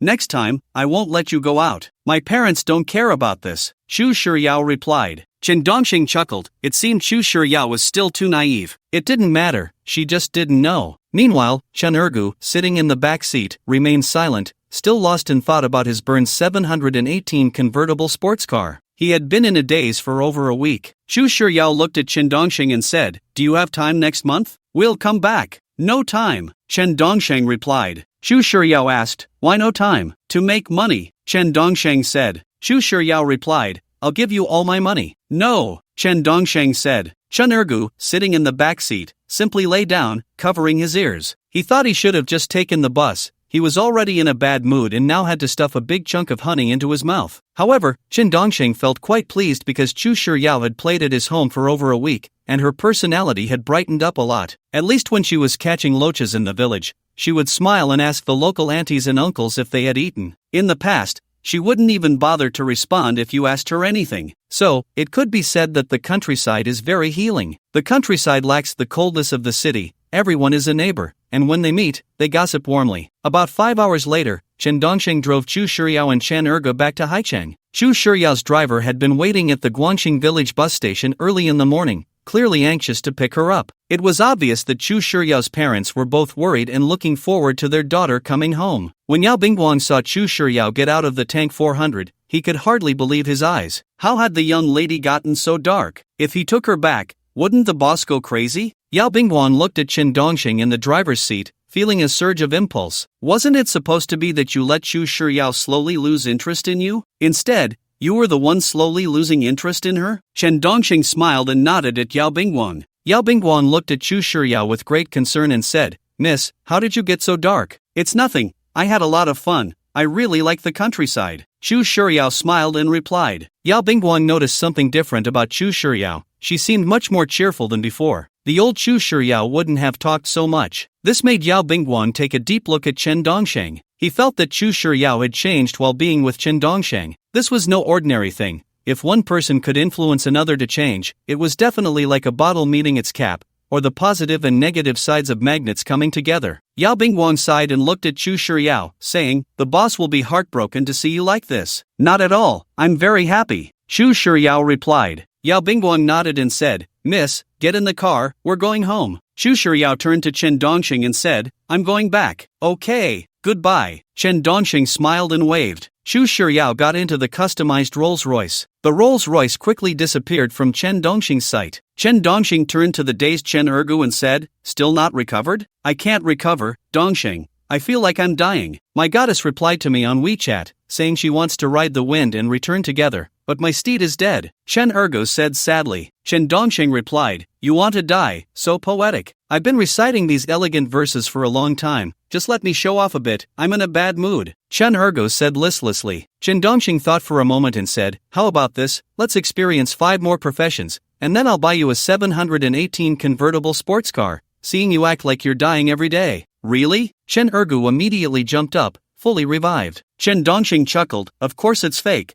Where would I get the money? Cut it out. You're just messing with me, may you not die a good death." Chen Ergu slumped down again. Chen Dongxing said, "Really? Or you can beat me to death, or record it on your phone. If I can't do it, you can sing my downfall. I knew Brother Shang was the best. Ha ha." Chen Ergu jumped up again. Chen Dongxing stopped teasing him and said, "Experience 5 more jobs, I'll buy them for you. I've made quite a bit of money in stocks and plan to share it with you, but I think you need a car more." "Alright, I knew you were the best brother. Let's go apply for jobs right now." Chen Ergu couldn't wait. Chen Dongxing replied, "Apply for jobs? You need to seriously look for a career and work diligently." "Okay." Chen Ergu nodded. But just then, at a certain villa estate, a man and a woman saw Chu Shiryao get out of the car and kept rubbing their eyes, confirming that she was indeed their daughter, nearly breaking down. Tears streamed down their faces uncontrollably. They had never even scolded her growing up, but after being taken out by some guy for over a week, she returned looking like this. If they had known, they would have never let her go. "Dad, Mom, I had so much fun this past week. It was the happiest time of my life, even happier than buying the world's largest ruby." Chu Shiryao rushed to share with them as soon as she got out of the car. Her father turned his head to wipe his tears and asked, "Yaoer, what did you do? Why are you so tanned?" "Fishing, catching loaches, picking snails, fishing, climbing mountains to pick wild fruits, seeing the mountains full of rhododendrons, and swimming in the reservoir. Each one was so much fun. I've never done any of it before," Chu Shiryao excitedly shared. The more her parents listened, the more they frowned. They wondered if they should stop indulging their daughter. If she kept playing with that guy, she might end up ruined. However, Chu Shiryao's mother noticed the change in her daughter, feeling that she seemed much more cheerful, even if she had also gotten much darker. There is a bit of inner conflict. Chu Shiryao's father closed his eyes, took a deep breath, and said, "As long as you're having fun, that's what matters. The worst fear is that my Yaoer isn't happy. Next time, I'll see if Dongxing is free and take you both to have fun too. It's really enjoyable," Chu Shiryao said. Her parents chuckled, "Mom and Dad are busy, we can't get away." "Oh, okay," Chu Shiryao nodded. Her father said, "Yaoer, hurry and let our beautician take a look at you. If you've been out in the sun too long, your skin might get wrinkled, and that wouldn't look good." "Oh, okay." Chu Shiryao walked into the villa. Her father glanced at Yao Bingguang, who was standing by the customized Rolls-Royce, then waved his hand, seriously instructing him on some matters. Meanwhile, Chen Dongxing and Chen Ergu had already bought some cold dishes and alcohol, and they were drinking. Mainly, it was Chen Ergu who wanted to drink.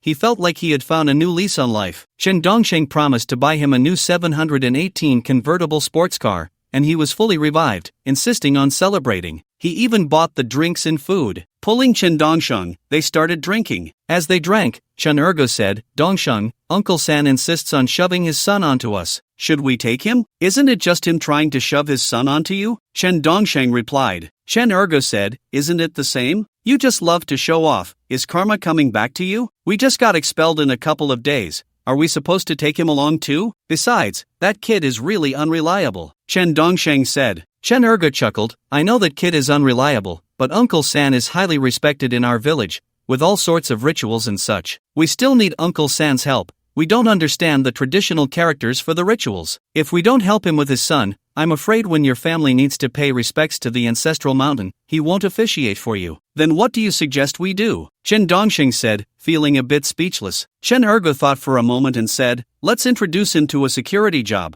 Won't that solve the problem?" "Security? That kid is so proud. Would he even do security work? Chen Dongxing chuckled. Chen Ergo replied, "Don't worry, if he doesn't do it, I'll beat him up. My uncle said it's fine to hit him if he doesn't listen." "Alright, you handle it." Chen Dongxing didn't want to get involved, because that kid really had nothing going for him, no skills, no education, and he was always sporting a tuft of dyed yellow hair, a typical slacker from the village, lazy and good for nothing, over 30 and still unmarried. It was hard to tell how much time had passed, but both Chen Dongxing and Chen Ergo had a bit too much to drink and decided to stop. Chen Dongxing fell asleep immediately. Chen Ergo returned to his own room. The next day, after Chen Dongxing got up, washed up, and had breakfast, the first thing he did was start looking for jobs directly from the boss, then search for work. He was also looking for inspiration online, but it wasn't very abundant. So he decided to casually look for a job, apply, and once he got through, he would formulate new elements for dismissal based on the right timing and circumstances. Soon, Chen Dongxing found a supervisor position that matched his actual qualifications well. So he applied to that company, feeling confident he could easily get the job. He also encouraged Chen Ergo to apply for other positions at the same company. They quickly received a response, inviting both Chen Dongxing and Chen Ergo for an interview. Chen Dongxing took Chen Ergo to the interview at Aosha Coast. It was no surprise at all. They didn't mind the treatment, the system, or the small size of the company. Whatever the boss said went. After the interview, they smoothly passed. Even if the boss didn't think highly of Chen Dongxing and Chen Ergo, he would still find them easygoing, with low demands, and willing to give them a try since they didn't ask for much and had an attitude of wanting to learn and improve. Chen Dongxing became the supervisor of this small company, while Chen Ergo became an employee. The company informed them that they would officially start work the next day. A new round of challenges was about to begin. This was the 10th challenge. Both Chen Dongxing and Chen Ergo were prepared, though their preparations were different. Chen Dongxing was preparing for how to get fired, while Chen Ergo was preparing to work hard and try to keep the job longer without getting fired. After all, Ergo didn't know that Chen Dongxing needed to be fired. He thought that Chen Dongxing just had bad luck and got fired wherever he went. He had even advised Chen Dongxing to let go of his integrity and learn to be more adaptable. The next day, Chen Dongxing drove Chen Ergo to the company at Aosha Coast early in the morning, showing great enthusiasm. When they arrived, the boss hadn't come to work yet, so they had to sit in the lobby and wait. It wasn't until 9:40 that the boss leisurely entered the company. He then took Chen Dongxing and Chen Ergo into the office to sign the employment contract. The boss was particularly satisfied with Chen Dongxing's resume. Moreover, during the interview yesterday, Chen Dongxing's personal charm and management philosophy had impressed the boss greatly. Looking at Chen Dongxing with a smile, the boss said, "Work hard, I have high hopes for you. I'll give you 6,000 during the probation period, and if you can improve our company's efficiency, I can raise it to 8,000 without any problem." "Thank you, boss." Chen Dongxing looked at this boss and genuinely didn't know what elements to use to get him fired, but there was plenty of time to figure it out. In fact, this boss seemed to handle things decently for now. At least he paid a standard salary. A supervisor's salary of 6,000 wasn't too high or too low, just above the qualifying line. Soon, Chen Dongxing and Chen Ergo were assigned to their respective positions. On his first day at work, Chen Dongxing changed the company's working system, directly adopting the one that was in place at Chu Shiryao's company. He quickly blended in with all the employees. There wasn't a single employee who didn't appreciate being able to leave work freely after finishing their tasks. Therefore, the employees found Chen Dongxing very likable. As long as the company's staff and management could coexist harmoniously, many issues could be easily resolved. This company originally had a sharp conflict between management and employees, but Chen Dongxing easily resolved it. On his first day, he also replaced the previous supervisor, who was supposed to hand over the work but was directly dismissed by the boss. After all, once a supervisor has irreconcilable conflicts with most employees, either the employees are fired, or the supervisor is. One side must be sacrificed to quell the conflict. So the boss chose to fire the supervisor. There were several reasons for this. The number of offended employees was quite high, and most importantly, the supervisor was already 35 and not particularly capable. He became just a tool for the boss, to be discarded once used. The first day went very pleasantly. Chen Dongxing couldn't find anything to criticize about the boss. However, as the saying goes, time is too short. Some people disguise themselves well and won't reveal their true selves. Given a bit more time, their flaws and shortcomings would become apparent. 3 days passed quickly. Chen Dongxing was quite happy working at this company. On the third day, the boss called Chen Dongxing into the office. Surprisingly, he asked Chen Dongxing to assign more work to the employees,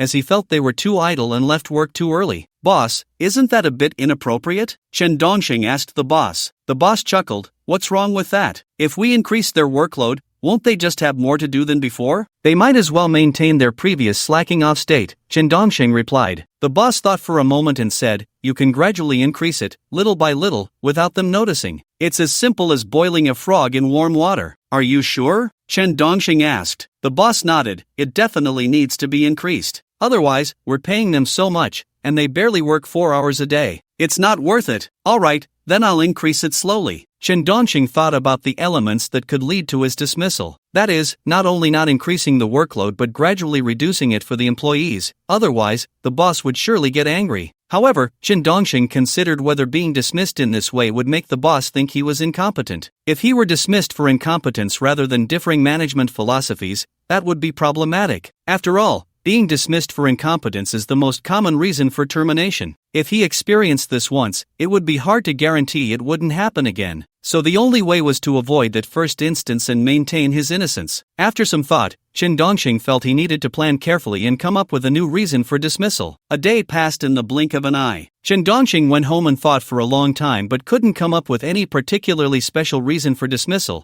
which made him a bit anxious. After all, he didn't want to use ordinary reasons for dismissal. So, Chen Dongxing chose to continue working and look for opportunities. Soon, he brought Chen Erge to the company and diligently started the day's work. He remained patient. After all, this time being dismissed came with a reward of 12 million, and the difficulty would naturally increase a bit. The more times one is dismissed, the fewer elements available to use. However, just as Chen Dongxing was lost in thought, the boss called him into the office. Mr. Huang, is there something you need? Chen Dongxing asked, looking at the boss. The boss looked Chen Dongxing up and down, his gaze a bit strange, and said, I'm sorry, you've been fired. Why? Chen Dongxing felt happiness come so suddenly. He was still looking for reasons to be fired, and now it seemed like money was being thrown at him. The boss chuckled, because you're more handsome than I am, and I don't like people who are more handsome than me. Ah! Chen Dongxing was stunned. This was also a reason for being fired, but fortunately, he could see the real reason for his dismissal in the challenge reward game. Without hesitation,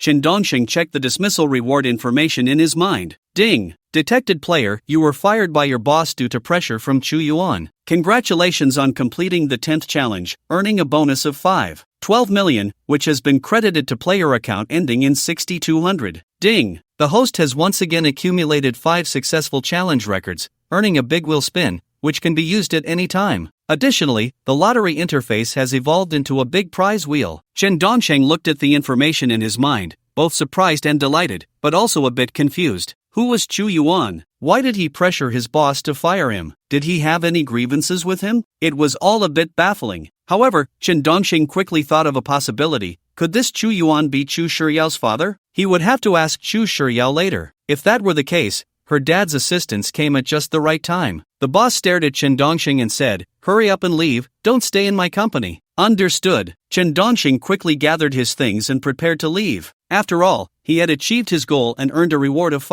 12 million. For the 11th challenge, would it directly reward 10 million? That would mean it was fixed at 10 million, meaning he could earn 10 million every time he was fired. Until the 100th dismissal, he could receive a trillion ultimate reward. But 10 million was still a lot. His personal wealth was finally about to reach the tens of millions mark. Thinking of this, Chen Dongxing's eyes almost welled up. This leap in life class, this leap in wealth, truly made one want to cry tears of joy. While Chen Dongxing was gathering his things, Chen Erge, who was working on documents nearby, was once again stunned. Chen Erge looked at Chen Dongxing and asked, why are you picking up your things? I got fired. Chen Dongxing replied with a smile. Chen Erge was even more confused. Wasn't every employee in the company very supportive of Dongxing? And the atmosphere in the company was getting better and better. He asked, why were you fired? The boss said I'm more handsome than he is, and he doesn't like people who are more handsome than him. Chen Dongxing continued to smile. Chen Erge immediately dropped the documents in his hand. What the hell? That's too much. What kind of boss is that? I'm going in to give him a beating. Xiaogo, come in and get your dismissal notice. The boss opened the office door and called out. Chen Erge was also stunned. He had been fired too, and asked, I didn't do anything wrong, did I? You didn't do anything wrong,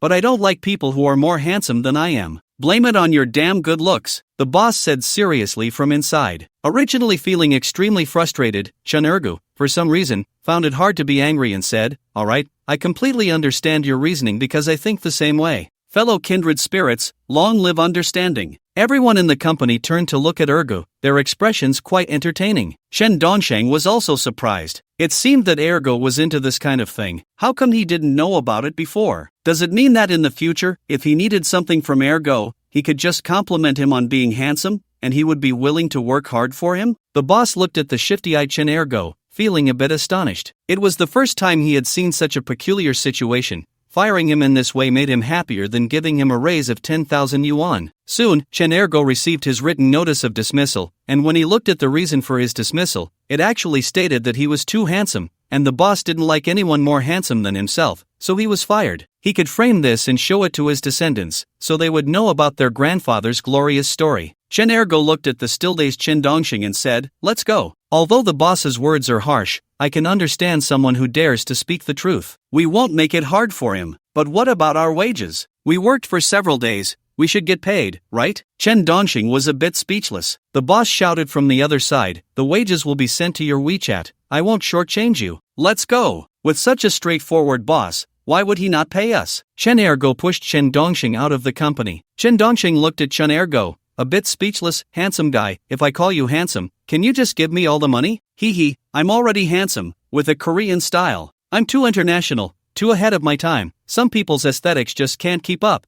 which is why they think I'm ugly, Chen Ergo said. Just then, both Chen Dongsheng and Chen Ergo received a transfer on WeChat. Chen Ergo looked and said, "See? No need to worry, a boss who dares to speak the truth and do real things won't owe money." Chen Dongsheng shook his head speechlessly. Then the two of them got into a Tank 400 and headed back to the rental apartment to figure out the whole situation. About an hour later, Chen Dongsheng returned to the rental apartment and first called Chu Shiyao. However, Chu Shiyao didn't answer. She probably didn't have her phone with her or was busy and didn't see the call. Chen Dongsheng could only lie on the bed and bring up the lottery wheel in his mind. This time, the lottery interface had evolved into a big spinning wheel. On the lottery wheel, there were numerous reward items, such as an accounting knowledge package, a programming knowledge package, and an immunity medal that counted as a success for being dismissed by any element up to 8 times. There was even a more impressive reward, a 10-fold increase in learning efficiency. Looking at the lottery wheel with no less than 8,000 reward items, Chen Dongsheng eagerly spun the wheel. Lottery. The wheel was spinning wildly. "Please don't let me land on thank you for your patronage. That's a prize I can only draw once after accumulating 5 successful challenge records," Chen Dongsheng silently prayed. Before long, the lottery wheel slowly came to a stop, and the pointer landed on the immunity medal that counted as a success for being dismissed by any element up to 8 times. Seeing the prize he had drawn, Chen Dongsheng was almost jumping with excitement. This meant that for the next 8 challenges, no matter what element he was dismissed by, it would count as a success,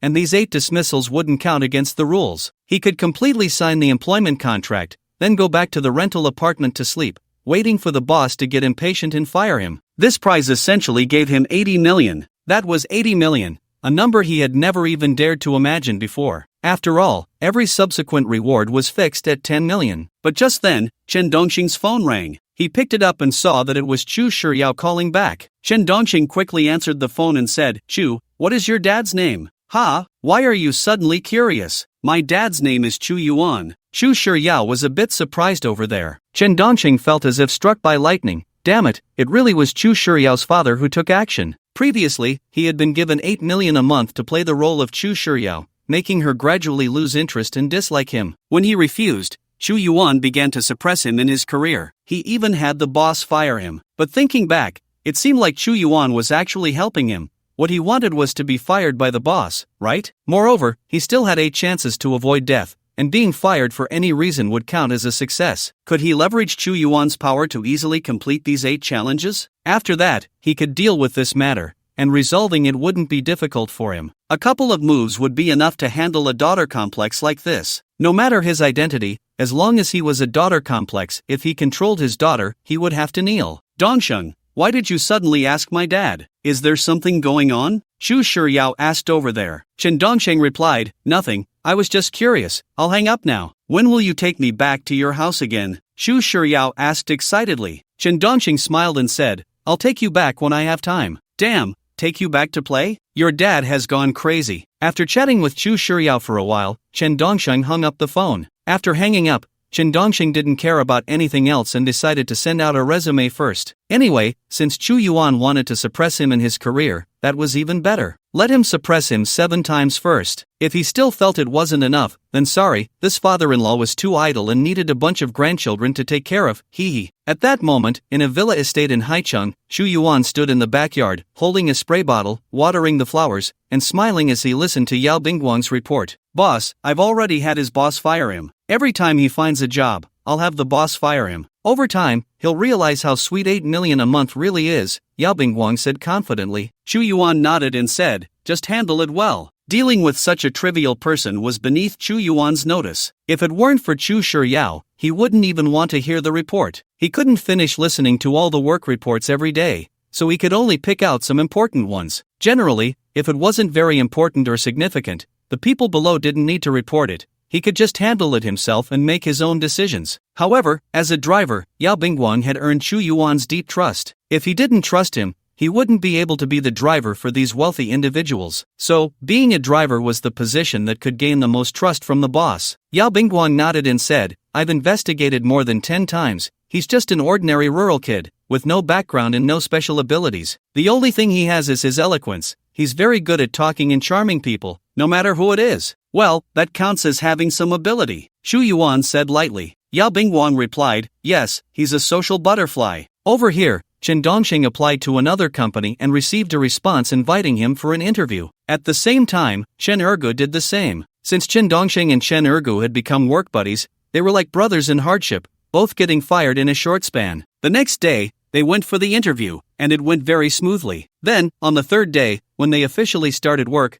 less than 2 hours in, the boss found Chen Dongxing and smiled, saying, sorry, you've been fired. Why? Chen Dongxing's heart was filled with joy. Didn't this mean he directly earned 10 million? In less than a week, he had made a total of 12 million from the 2 challenges. My wealth has finally surpassed 10 million, my class has finally changed, and I can almost touch the threshold of the middle class. Although I haven't stepped in yet, it's close. This is all thanks to a great benefactor, Chu Yuan's righteous intervention. The boss looked at Chen Dongxing and said, I don't like one of your eyebrows, so you're fired. But, boss, I can pluck that eyebrow, Chen Dongxing said with a smile. The boss chuckled, it's useless. That eyebrow has already deeply embedded itself in my heart. You can leave. Chen Dongxing actually didn't care. After leaving the office, he immediately checked the information about successfully completing the challenge in his mind. He found that it was indeed Chu Yuan again. Once again, Chu Yuan forced this boss to fire him. The reason was exactly the same as the last time he was fired. Fortunately, he had drawn 8 life-saving cards. Otherwise, this challenge would have failed directly, and he would have to go back 2 steps. That would mean going back to the 8th level challenge, starting from 1.28 million and slowly multiplying up again. Moreover, the elements he had used before couldn't be used again. This was simply exhausting. However, with these 8 life-saving cards, there was no need to rush. He could use Chu Yuan as a tool for now. When he had only 1 life-saving card left, he would deal with his issue with Chu Shiryao. Chen Dongxing left the office once more and began to gather his things. At that moment, the boss also came out and looked at Chen Ergu, saying, you're fired too. Ha? Why? Chen Ergu was quite confused. He had been employed for less than 2 hours. The boss looked at Chen Ergu and said, I think you're too handsome. I'm a bit afraid you'll take all the beauties from my company. Please forgive my selfishness. Damn, everyone's aesthetic suddenly enlightened. I like a boss who speaks the truth. I understand you, Chen Ergu said as he walked up and warmly shook the boss's hand. It felt great to be recognized. The boss was a bit bewildered. This kid was seriously unwell. Soon, Chen Dongxing and Chen Ergu walked out of the company. Dongxing, after we get home, let's work 2 jobs consecutively. We haven't even warmed up to either job before being fired. Did we offend some kind of evil spirit? I feel like we need to find a master to break this curse. Chen Ergu was a bit melodramatic. Chen Dongxing chuckled, it's fine, failure is a common part of life. Just get used to it. Dongxing, you really take it lightly. Chen Ergu admired him a bit. Chen Dongxing glanced at the reasons for his dismissal in his mind. It was still the same once again. It was Chu Shiryao's father, Chu Yuan, who gave him a push. He really loved this future father-in-law. This future father-in-law was amazing. Originally, Chen Dongxing hadn't fully decided whether he wanted him to be his father-in-law, but with his righteous intervention, Chen Dongxing felt that not repaying him would be a bit ungrateful. Moreover, during these days spent with Chu Shiryao, he found that this girl, aside from being a bit aloof and slow to warm up to others, didn't have any uncomfortable traits. It was a bit beyond his expectations. He had thought her aloofness would make her hard to get along with and lead to many conflicts, but that was not the case. At this moment, about 20 meters away from Chen Dongxing and Chen Ergu, Yao Bingguang had brought a paparazzo who specialized in covert photography, recording the process of helping the boss deal with Chen Dongxing's work situation. This was in case Chu Yuan wanted to see it. Although Chu Yuan had never told Yao Bingguang to watch the reaction video of Chen Dongxing after being fired, as a driver working for the big boss, he was still clever. The boss might not say anything, and he might not watch, but he couldn't be without it. Yao Bingguang looked at Chen Dongxing, thinking to himself, dealing with such a little brat would be a piece of cake. As long as he fired him a few more times, his confidence and self-reliance would be gone. At that time, don't say 8 million a month, even 1 million a month, he would gladly accept any conditions. Yi Zhendong, take a good shot, it's best to capture his expression, said Yao Bingguang. Yi Zhendong, holding a mini camera, nodded and said, don't worry, General Yao, I'll get it clearly. Over here. Chen Dongxing was unaware that Yao Bingguang was also recording the various changes in his expressions after being fired. Instead, he was reviewing the rewards from the challenge of the billion yuan reward game in his mind after being dismissed. He found that 10 million had already been transferred to the bank account ending in 6200. This time, it could be said that he earned 10 million in less than 2 hours of work. This also brought Chen Dongxing's savings to over 28 million. He had to thank that future father-in-law. Chen Dongxing looked at the somewhat dejected Chen Ergu and said, it's still early, let's look for jobs again. Ah, can't we take a break? Chen Ergu asked. Chen Dongxing chuckled, the more setbacks, the more courageous you become.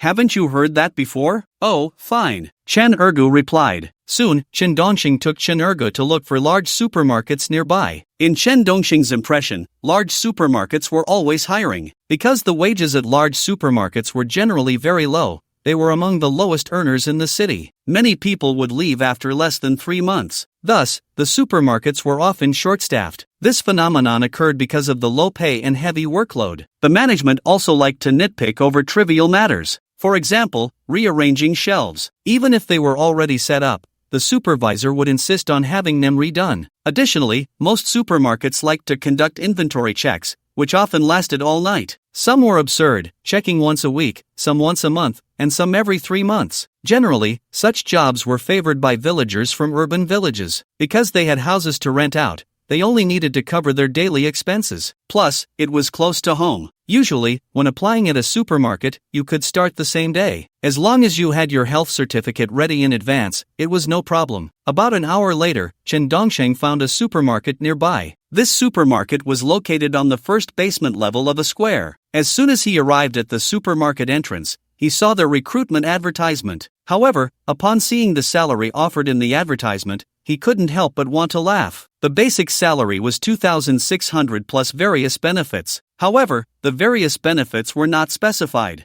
Generally, such a salary would directly discourage ambitious young people. Chen Ergo looked at the salary above and felt like even a dog would shake its head. What could you do with 2,600? Without saying a word, Chen Dongxing directly dialed the phone number on the supermarket's recruitment advertisement. Hello, is there something I can help you with? The call was quickly connected. Chen Dongxing smiled and said, hello, may I ask if your supermarket is hiring? Oh, yes. We're looking for stock clerks, salespeople. Do you have any experience? The other side asked. Chen Dongxing nodded and said, I graduated from middle school, started working at 18, and have always worked in supermarkets, doing stock, sales, and loss prevention. How old are you this year? The other side continued to ask. Chen Dongxing replied, I'm 25 this year. Okay, when are you available to come for an interview? The other side said. Chen Dongxing smiled and said, I'm right at the supermarket entrance. I can interview now and start today. Good, wait for me at the supermarket entrance. I'll come out from the office. The other party hung up after finishing. Chen Dongxing and Chen Ergu stood at the supermarket entrance waiting for the other person. Dongshang, this salary is so low. Do we really have to work here? It feels like there's no future. Chen Ergu said with some disdain. Chen Dongxing chuckled and said, you're getting 2 salaries, that's not low. I'm giving you 5,000, and here you can get 2,600,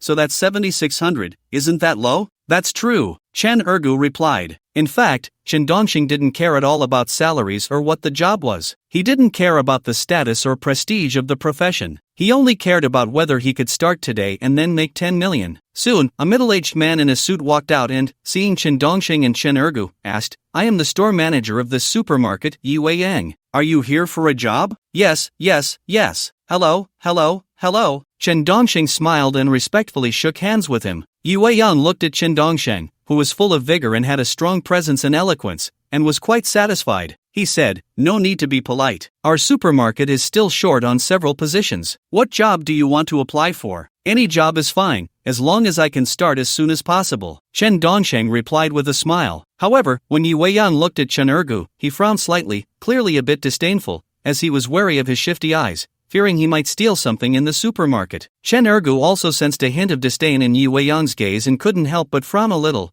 puzzled as to why the other party treated him this way. Yu Weiyang looked at Chen Ergu and said, "Are you here to apply as well?" "Yes, I am, but I want to be a cashier," Chen Ergu said. Yu Weiyang sized him up and said, "You should be a cleaner or a loader instead." Chen Ergu was taken aback. Yu Weiyang looked at Chen Dongsheng and said, "I think you'd be better suited as a salesperson. You have good rapport with strangers and you're quite confident." "Sure, can I start today?" Chen Dongsheng was only concerned about this question. Yu Weiyang nodded and said, "No problem. We are short on staff here, so generally, if you pass the interview, you can start right away." "Oh, I can't stand being idle for even a day. I always feel like it's a waste of time," Chen Dongsheng said. Yu Weiyang replied, "Then let's talk about the salary. Here, the basic salary is 2,600, overtime is 12 per hour, and there's a full attendance bonus. After 6 months, the supermarket will help you buy social insurance. The probation period is 3 months, and there's no full attendance bonus during that time." "That sounds reasonable." Chen Dongsheng didn't care whether it was reasonable or not. Yu Weiyang had never seen such an easygoing applicant and said, "As long as you're satisfied. However, the shift changes in our supermarket can be quite frequent, and the pressure might be a bit high. Can you accept that?" "I can accept it. I usually work 12 to 14 hours, the more overtime, the better. Overtime means money," Chen Dongsheng said, looking like a hard-working beast of burden. This made Yu Weiyang very satisfied. It was hard to find young people willing to work hard these days, and he was worth cultivating. Yu Weiyang then looked at Chen Ergu. "What about you?" "I'm the same," Chen Ergu said reluctantly, feeling that Chen Dongsheng was a bit too hasty. With his 4 more years of social experience, did he really need to be so anxious? As long as he leveraged his connections, he could find a better job than this. Yu Weiyang looked at Chen Dongsheng and said, "Then you can be a mobile salesperson in the supermarket, and for this one, you can be a loader." Chen Ergu was stunned. Why was he the one stuck with the harder, more exhausting job while Chen Dongsheng got to be a salesperson? He felt discriminated against because of his appearance. Chen Dongsheng smiled at Yu Weiyang and said, "No problem, can I start today?" "You can start today, but first, you need to go for a health check and get a health certificate," Yu Weiyang said. Chen Dongsheng directly took out his health certificate from his pocket and said, "I got it a few days ago." "That's fine, let's sign the contract and start working right now." Yu Weiyang directly took Chen Dongsheng and Chen Ergu to sign the contract. They quickly finished signing. The two were immediately assigned to their positions. Indeed, if one does not nitpick about the company, the treatment, or anything else,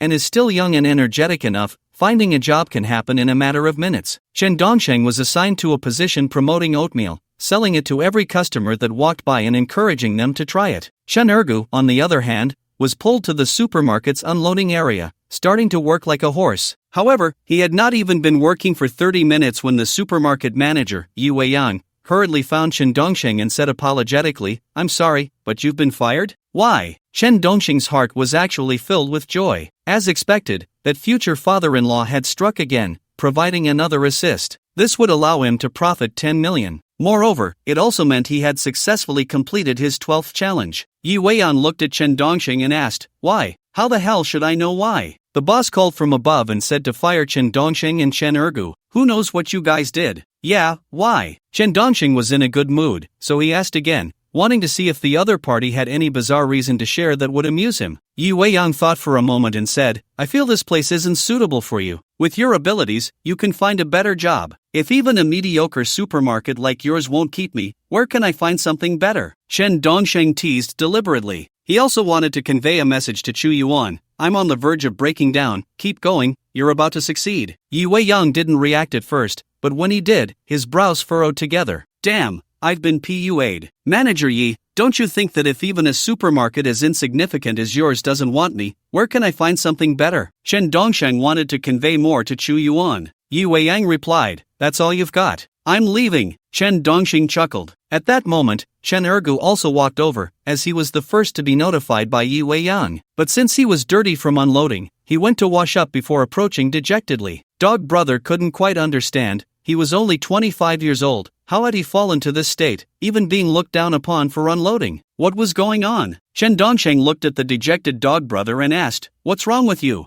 I feel like I've been marginalized by society, and my mood is a bit terrible." Chen Ergo sighed. Chen Dongsheng patted Chen Ergo's shoulder and said, "It's okay, think of it this way, they don't understand the goods, we can't let them see us fail. It's still early today, let's find another place to prove we're not lacking, to prove we're excellent." "Ah, find another one?" Chen Ergo was a bit confused. Chen Dongsheng nodded and said, "The lower the valley in life, the more we can't admit defeat." Soon, Chen Dongsheng and Chen Ergo walked out of the supermarket. However, Chen Dongsheng focused on the bonus and found that he had gained another 10 million, bringing his worth to over 38 million. He was close to 40 million now. This should qualify him as middle class. He never expected to become rich in just one day. At that moment, Chen Dongsheng spotted Yao Bingguang and Yi Zhendong not far away. However, he just glanced at them as if he hadn't seen them, but he understood that they had been tracking him all along. It was surprising to be fired so quickly, almost within half an hour of starting the job. This had completely knocked Dog Brother's confidence. "No, I must show a sad expression to make Yao Bingguang and the others more excited, to put in more effort. I absolutely cannot laugh, I have to hold it in. Damn, it's a bit hard to hold back. Dog Brother, scold me a bit," Chen Dongsheng said softly. Chen Ergo frowned, looking puzzled. "Are you crazy?" "Yeah, scold me. Well, I am a lunatic, so what?" "So what?" Chen Dongsheng suddenly exploded. Dog Brother was stunned. Did he hit Dongsheng too hard? After all, he was so strong inside, having been fired 3 times in a row in a short time. He was almost on the verge of collapse. Not to mention Dongsheng, who lacked 4 years of social experience. Poor Dongsheng, how could I still scold him? I was wrong. Chen Ergo patted Chen Dongsheng on the shoulder and said, "Dongsheng, don't be like this. With Dog Brother here, the sky hasn't fallen yet." "Ha, wait, didn't Dongsheng just ask me to scold him? It was you who asked to be scolded." Yao Bingguang, observing Chen Dongsheng from a distance, nodded in satisfaction. This was the effect he wanted. Just being fired 3 times, and he was already dejected? He was nowhere near as strong as he imagined, and he was definitely not as tricky as he thought. "Little Lazy, can't I handle you? Don't even talk about 8 million a month. Right now, if I offered you 800,000, you'd think it was too much, that it was a waste of money." However, Yao Bingguang felt he needed to hit him a few more times, then negotiate with Chen Dongsheng to have him play Chu Shiryao. "No, damn it, the initiative is in my hands now. Why should I go find him to negotiate? Shouldn't he be the one looking for me, Yao Bingguang, to negotiate? So, I'll continue to have the boss fire him, making him realize the taste of being marginalized by society and not being able to earn money. Does he still think 8 million is too little? Does he still think he can eat swan meat like a toad? Report today's situation to the boss. He should sleep very well tonight. He. Yao Bingguang planned to continue following Chen Dongsheng and Chen Ergu, then report the good news to the boss tonight. Many people may have forgotten the previous setting, so let me refresh everyone's memory. The setting is that when the challenge bonus doubles to 10 million, it will be fixed at 10 million and will not double again until the 100th dismissal challenge is successfully completed,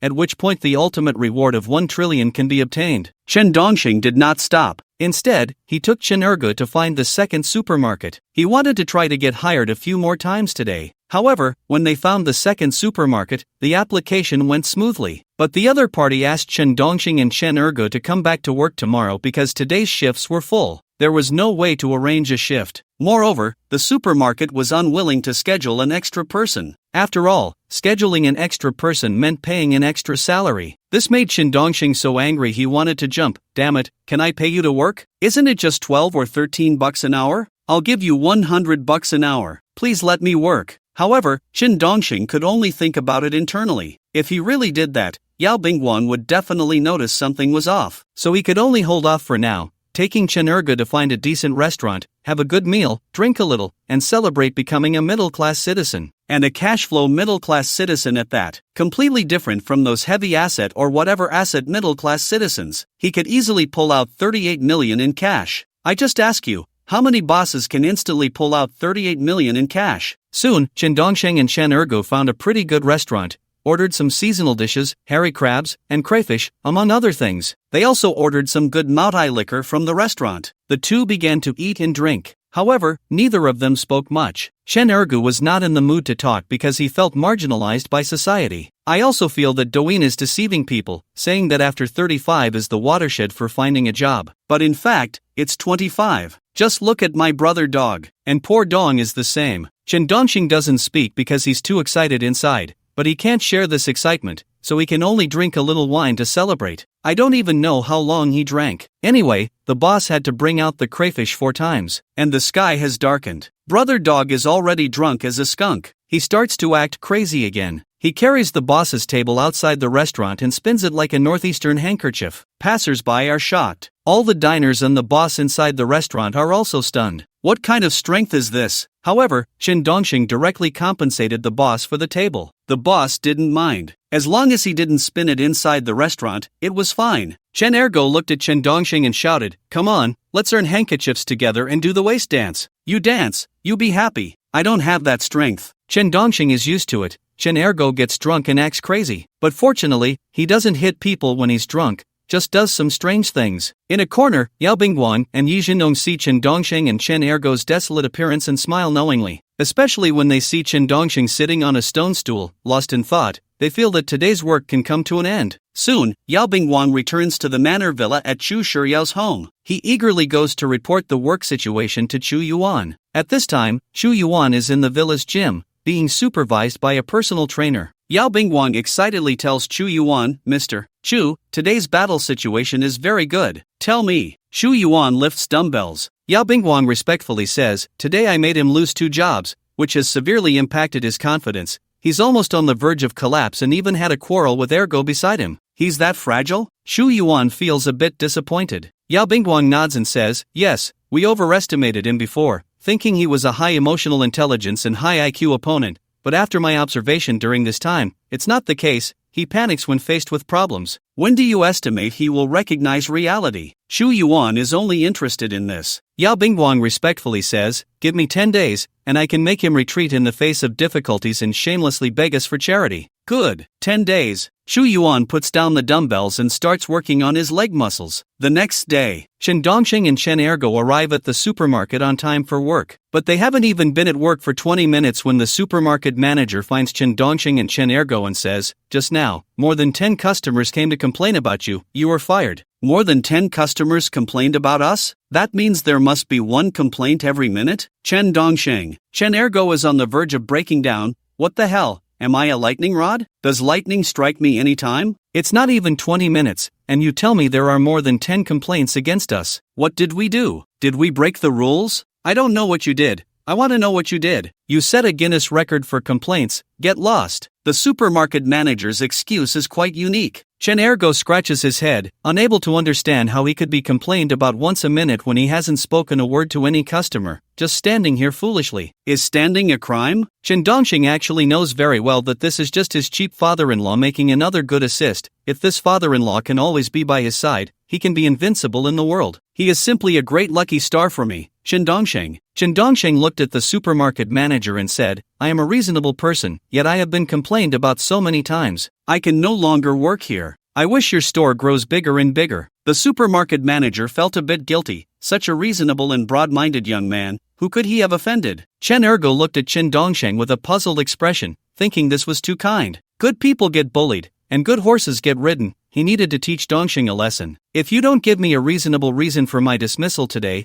I guarantee I'll break both your legs." Chen Ergu instantly transformed into a fierce dog, no longer using the praying mantis fist, but instead adopting a more ferocious mad dog fist, looking incredibly intimidating as he stared at the supermarket manager. The supermarket manager, filled with fear, took a step back. Chen Dongxing quickly restrained Chen Ergu and said, "Don't make a scene. If you're not good enough, don't look for reasons in others." The supermarket manager felt even guiltier. Chen Dongxing led Chen Ergu out of the supermarket. Chen Ergu was confused. "Dongxing, what's wrong with you? Good people get bullied, and good dogs get kicked. Damn it, I can't take it anymore. Winning means going to jail, losing means going to the hospital. It's not worth it. In life, one must endure and swallow their pride. It's not shameful," Chen Dongxing said while looking at the rewards in his mind. Wasn't this the 13th challenge that had been successfully completed? 10 million easily credited. The savings had reached over 48 million. Fortunately, with the backing of the game in his mind, otherwise, such a large sum of money coming in gradually would surely cause trouble. Unsurprisingly, Yao Bingguang and Yi Zhendong were lurking nearby, watching. Seeing Chen Dongsheng's fearful demeanor, Yao Bingguang felt even more certain that he could easily deal with Chen Dongsheng. But just then, Chen Ergu's phone rang. He was already feeling quite annoyed, as he felt like he had been eliminated by society. Yet, he still picked up the phone to check. It turned out to be a call from his third uncle in the village. Chen Ergu reluctantly answered. "Third uncle, what's the matter?" "Ergu, I've brought that good-for-nothing son of mine over. He's at the Haicheng bus station now. When you have time, come pick us up," his third uncle said respectfully on the other end. Both Chen Ergu and Chen Dongsheng were taken aback. His third uncle really did bring that lazy street punk over. Chen Ergu glanced at Chen Dongsheng, the meaning clear. Should they go pick him up? Should they accept? Chen Dongsheng was also a bit speechless. If anyone was to blame, it was Dog Brother for showing off too much in the village. Now everyone in the village thought Dog Brother was doing very well, so they were trying every possible way to curry favor with him,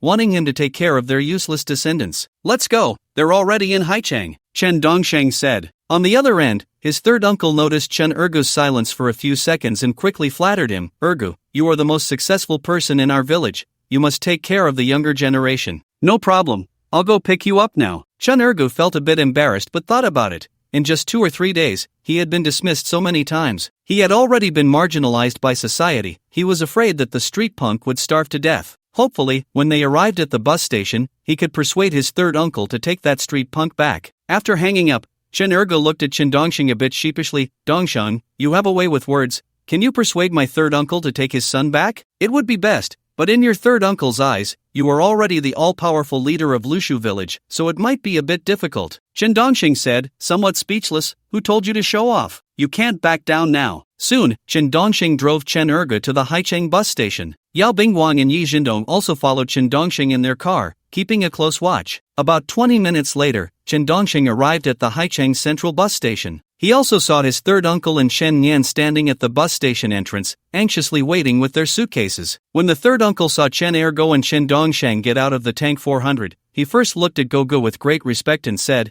"I'm really sorry to trouble you." "Not a trouble at all," Chen Ergo replied with a smile. The third uncle looked eagerly at Ergo. "This ungrateful son of mine, Chen Nian, is here for you. I hope you can take him under your wing and see if he can amount to anything. If he can't even make something of himself with you, then really, it would be humane to dispose of him." After saying this, the third uncle kicked Chen Nian and said, "Call for someone." "Crazy dog," Chen Nian shouted, using Chen Ergo's childhood nickname. Chen Ergo, who had been feeling a bit flattered, suddenly felt a bit deflated. How long had it been since anyone called him crazy dog? The third uncle kicked Chen Nian again and scolded, "Call him Gogu. Can't you call for someone properly?" "Dad, I'm already 35, they're only 25. Calling him Gogu feels a bit off," Chen Nian protested. Chen Ergo tugged at Chen Dongsheng's shirt, clearly wanting him to help persuade the third uncle to take Chen Nian back. However, the third uncle only greeted Chen Dongsheng and didn't really talk to him. Chen Dongsheng felt a bit awkward to interject. After all, in the village, the status of the more respectable Gogo was better understood. Seeing that Chen Dongsheng didn't want to speak up,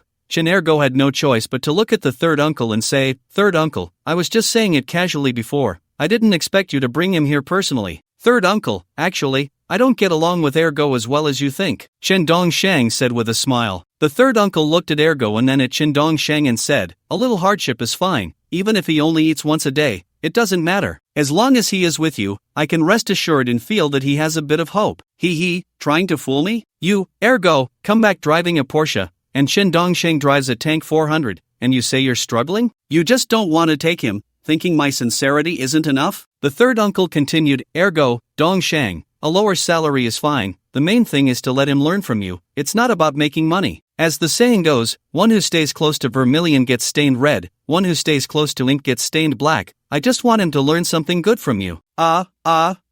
Chen Ergo was stunned. Was this to be marginalized by society together? The third uncle respectfully looked at Chen Ergo and said, "From now on, this ungrateful son of mine is in your hands. If he misbehaves, you can beat him hard. If you beat him to death, I won't blame you, because keeping him alive is just a waste of air." "Third uncle, it's not that I don't want to take Niangu, but he's used to being idle. I'm afraid he can't handle hardship." Chen Ergo thought for a long time and finally came up with a reasonable excuse. In fact, Chen Dongsheng thought of many excuses, but he didn't want to say them. He wanted Gogo to remember this. In the future, don't be so arrogant in the village. Because being arrogant in the village brings no benefits, only trouble after trouble. You have to know what kind of person Chen Yan is, lazy and good for nothing, a typical idle leech. The third uncle had anticipated this and said, "Ergo, don't worry, I've made preparations. I won't leave him a single penny, not even money for food. If he misbehaves, just beat him and let him starve." Ah, is that really okay? Chen Ergo was a bit stunned. The third uncle was determined to entrust this guy to him. Chen Dongshang, who had been silent, wanted to laugh. This way, Chen Yan would have to sleep in the same bed as Chen Ergo, and he would have to take care of his food, drink, and living arrangements, without any practical benefits, just being given a high hat. The third uncle, fearing that Chen Ergo might change his mind, said,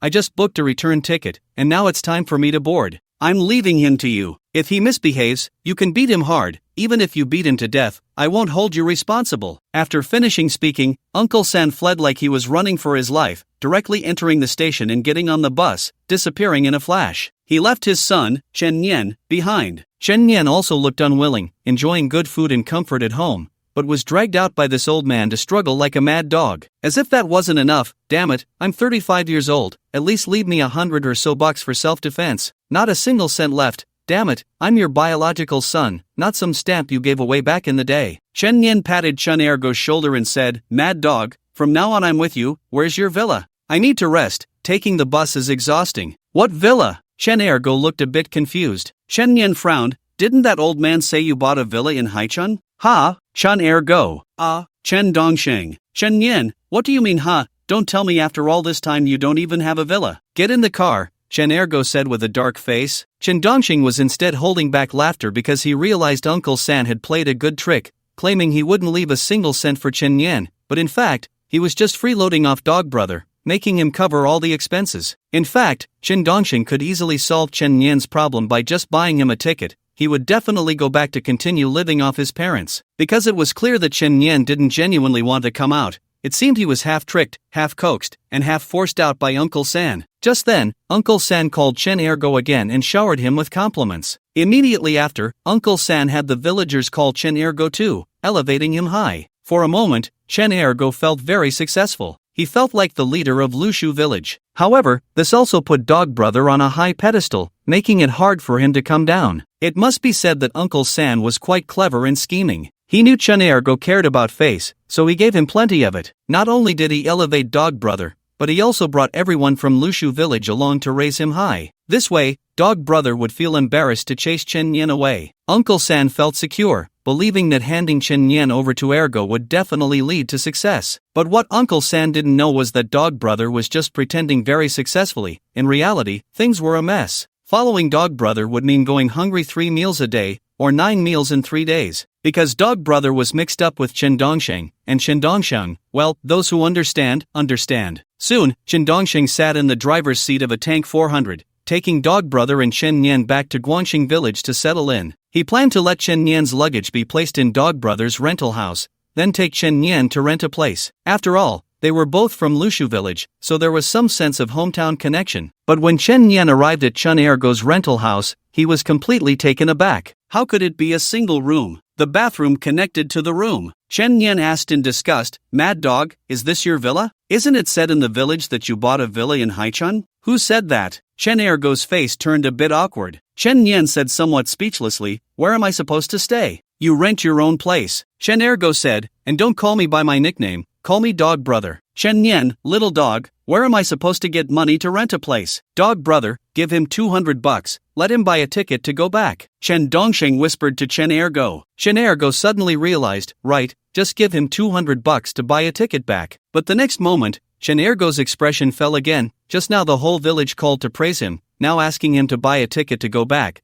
Wouldn't that be embarrassing for Dog Brother? Chen Ergo had actually been propped up very high by his third uncle and couldn't come down. Coming down would feel very embarrassing. After all, he had boasted in the village that he could take university students under his wing, so helping their children should be a piece of cake. Therefore, he could only put on a brave face. "Dongsheng, we must remember our gratitude. Third uncle has helped us, and we should do our best to help his son." Chen Dongsheng could only chuckle inwardly. Dog Brother had quite a few weaknesses, especially his obsession with saving face, which was particularly severe. Chen Yan looked at Chen Ergu and said, "Little dog, it feels like you're just bragging in the village. How could someone doing well live in a single room? Lend me 200 bucks, and I'll buy a ticket to go back. Get down on your knees. Chen Ergo kicked out directly. Chen Nian's legs went weak, and he instantly knelt down, looking bewildered and confused. Are you crazy? Why are you hitting me? Your dad said, if you don't listen, beat you to death, and if you die, he won't be held responsible. Chen Ergo said very seriously. Anything goes, but you can't lose face for Dog Brother. If you go back to Lushu village, wouldn't the successful persona that Dog Brother worked so hard to build be exposed? Chen Nian stared at Chen Ergo in disbelief. Damn, that was just a polite remark. Do you understand polite remarks? You really went for it, thinking I'm easy to bully? Chen Nian grabbed a chair beside him and sprang up, but the next second, he knelt down again. The chair in his hand shattered in mid-air. Seeing this, Chen Dongxing directly walked out, closed the door, and stood at the entrance, listening to the screams. After the screams subsided, Chen Dongxing opened the door again. He saw Chen Nian squatting on the ground with two swollen panda eyes, holding his head with both hands, trembling when he saw Dog Brother reach out to scratch an itch. He had been completely beaten into submission. When it came to solving problems with fists, Dog Brother never lost to anyone. Chen Dongxing pulled Chen Ergo out of the room to talk. Inside the room, Chen Nian dared to stand up, showing a face full of defiance and anger. Damn it, this mad dog really went for it, really beat him to a pulp. His old man's words were just polite remarks, and he took it seriously? Chen Nian felt cheated. He had been told that Chen Ergu was a big boss in Haicheng, with sports cars, villas, and beautiful women, that following him would lead to a life of success and luxury. Damn it, only after coming here did he realize what the new era of marketing packaging really meant. Chen Nian took out his button phone. Originally, he also had a touchscreen phone, but it had been confiscated by his old man. His old man was worried that if he had a touchscreen phone, he would play games all the time and not work seriously, which would make Chen Ergo look down on him, and that would ruin everything. So, he confiscated his touchscreen phone and gave him a Nokia that had been around for over 10 years. It didn't even have a camera. It couldn't go online either. As the name suggests, it was to help him quit the internet and gaming addiction and focus on following Dog Brother to achieve success. Chen Nian held his Nokia and dialed his dad's number. Dad, hurry up and send me money. I need to buy a ticket to go home. What are you doing? This is your only chance to rise above, and your only benefactor in life. Seize the opportunity, or you'll spend your life as a street bum in the village, living off others, his third uncle said, sitting on the bus, exasperated. Chen Nian felt very wronged. What benefactor? He's just a piece of meat. He lives in a single room, and the pictures he posts in his friend circle are all fake, all packaged. Ha ha ha. I know you too well, lazy and unambitious. Now that I sent you to Haicheng, to Dog Brother's side, you still want to go back to your previous lazy life? Want to play games? Want to lie around and live off others? Do you think I believe you? His third uncle was furious on the other end. His third uncle had never doubted Dog Brother's success. Or rather, no one from Lushu village thought Dog Brother was a failure. Dog Brother was the label of success for Lushu village. Chen Nian was actually furious. Hang up first. I'll take a picture for you. There's proof. You think it's easy to get you out of here? Do you know how much effort we put in to get Ergo to take you? With Ergo taking Dongsheng can buy a tank worth over 300,000, and he can win the beauty's heart. Plus, I heard he's going to build a villa in the village, so you better shape up. Uncle San hung up the phone in frustration. Chen Nian held his Nokia phone, instinctively wanting to press the camera function on the side of the screen, only to realize this was a button phone, with no camera function and no internet capability. Damn it, what a mess. At that moment, Chen Dongsheng and Chen Ergo pushed the door open and entered. When Chen Nian saw Chen Ergo, he immediately trembled and squatted down, hugging his head, too scared to speak. Who told you to stand up? Chen Ergo glared at Chen Nian. Chen Nian replied, no matter what, I'm still your cousin, right? Even if we're not blood related, we're from the same clan. Am I discussing family hierarchy with you now? Do you understand the saying, ability determines hierarchy? Just because your boss is 20, does that mean you can call him little brother? Chen Ergo asked. Chen Nian found it hard to bear, feeling that Chen Ergo was all brawn and no brains, and a bit difficult to communicate with. Alright, Dog Brother, can I stand up now? I'm telling you, later we'll take you to find a job. No matter what job it is, you have to do it for me. Once you're out, it won't be so comfortable anymore. No matter how tough it gets, you have to grit your teeth and hold on. It's not easy to make money these days. Chen Ergo gave Chen Nian a warning. Because Chen Dongsheng had discussed it with him, they planned to find Chen Nian a job that provided food and accommodation just to get rid of him. Chen Nian was somewhat unwilling. He was lying comfortably at home, just eating 3 meals a day, living quite well, and now he was half deceived and half forced to follow this unreliable dog brother. Since I promised your dad to help you succeed, I will take responsibility for you. Don't you dare sneak back home, or if I catch you halfway,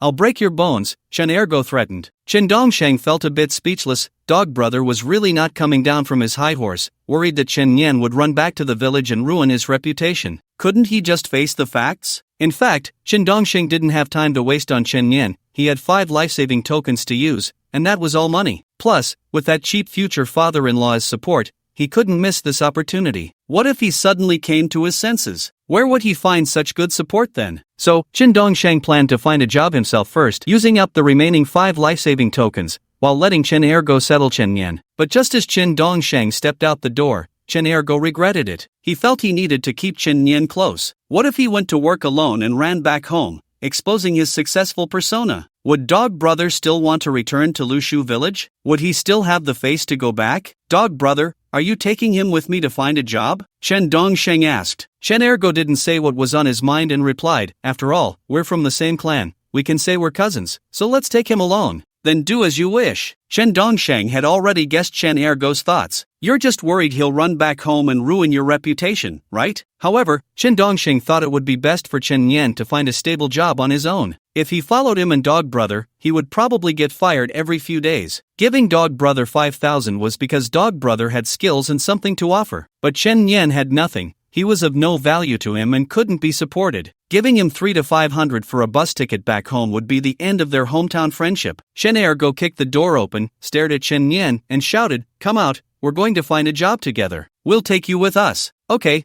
but if the salary is less than 12,000 and the working hours exceed 8 hours, don't come looking for me. Chen Yan stated his demands for the job. Chen Dongsheng and Chen Ergo were both taken aback. How could he have the nerve to say that? Chen Dongsheng couldn't help but scold him. What's your education? What's your major? Technical school, electrical engineering. Chen Yan had been cooped up at home for too long, disconnected from society and unable to recognize reality. He had seen on Douyin that the average salary was in the millions, and everyone was driving sports cars. Moreover, seeing that Dog Brother could drive a 718 convertible supercar made him believe that making money in this society was easy. Chen Ergo kicked him again. You want 12,000? And you can't work more than 8 hours? Are you still asleep? Don't hit me, okay? I'm not your son, so don't just resort to violence. Chen Yan was speechless. Chen Ergo dragged him back to the room and shut the door, and immediately, a wailing and howling sound erupted from inside. When the door opened again, Chen Yan, who was pulled out, looked much more subdued. However, there was resentment in his eyes. He felt that Chen Ergo had gone too far. Uncle San certainly didn't expect that after just a few polite words, his precious boy would have to endure 3 beatings in a day. Looking at the time, Chen Dongsheng felt he had wasted over 2 hours on Chen Yan. With those 2 hours, he might have found a supermarket job, been fired again, and successfully earned him 10 million. Human relationships were truly troublesome. The worst part was owing someone a favor. There was no way around it. Uncle San had a relatively high status in Lushu village. Rituals and such required his involvement. Soon, the 3 of them, driving a tank 400, began to cruise around Haichang, specifically looking for supermarket jobs. However, to ensure Chen Yan could start work that day, Chen Ergu arranged for him to get a health certificate for 150 yuan. This was similar to those delivery riders who didn't want to go to the hospital for a health check and instead sought out some shady characters to get a certificate. About 30 minutes later, Chen Dongsheng, along with Chen Ergu and Chen Yan, stood at the entrance of a new Happy supermarket. They easily found the recruitment advertisement board at the entrance. This was a recruitment board that every supermarket would display. Chen Yan looked at the salary listed, 2,600 plus various benefits, and felt a sense of despair. He couldn't understand why he had to suffer for just 2,600, especially in the city, where he wouldn't have enough to eat or wear. Chen Dongsheng immediately dialed the recruitment number on the board, explained their purpose,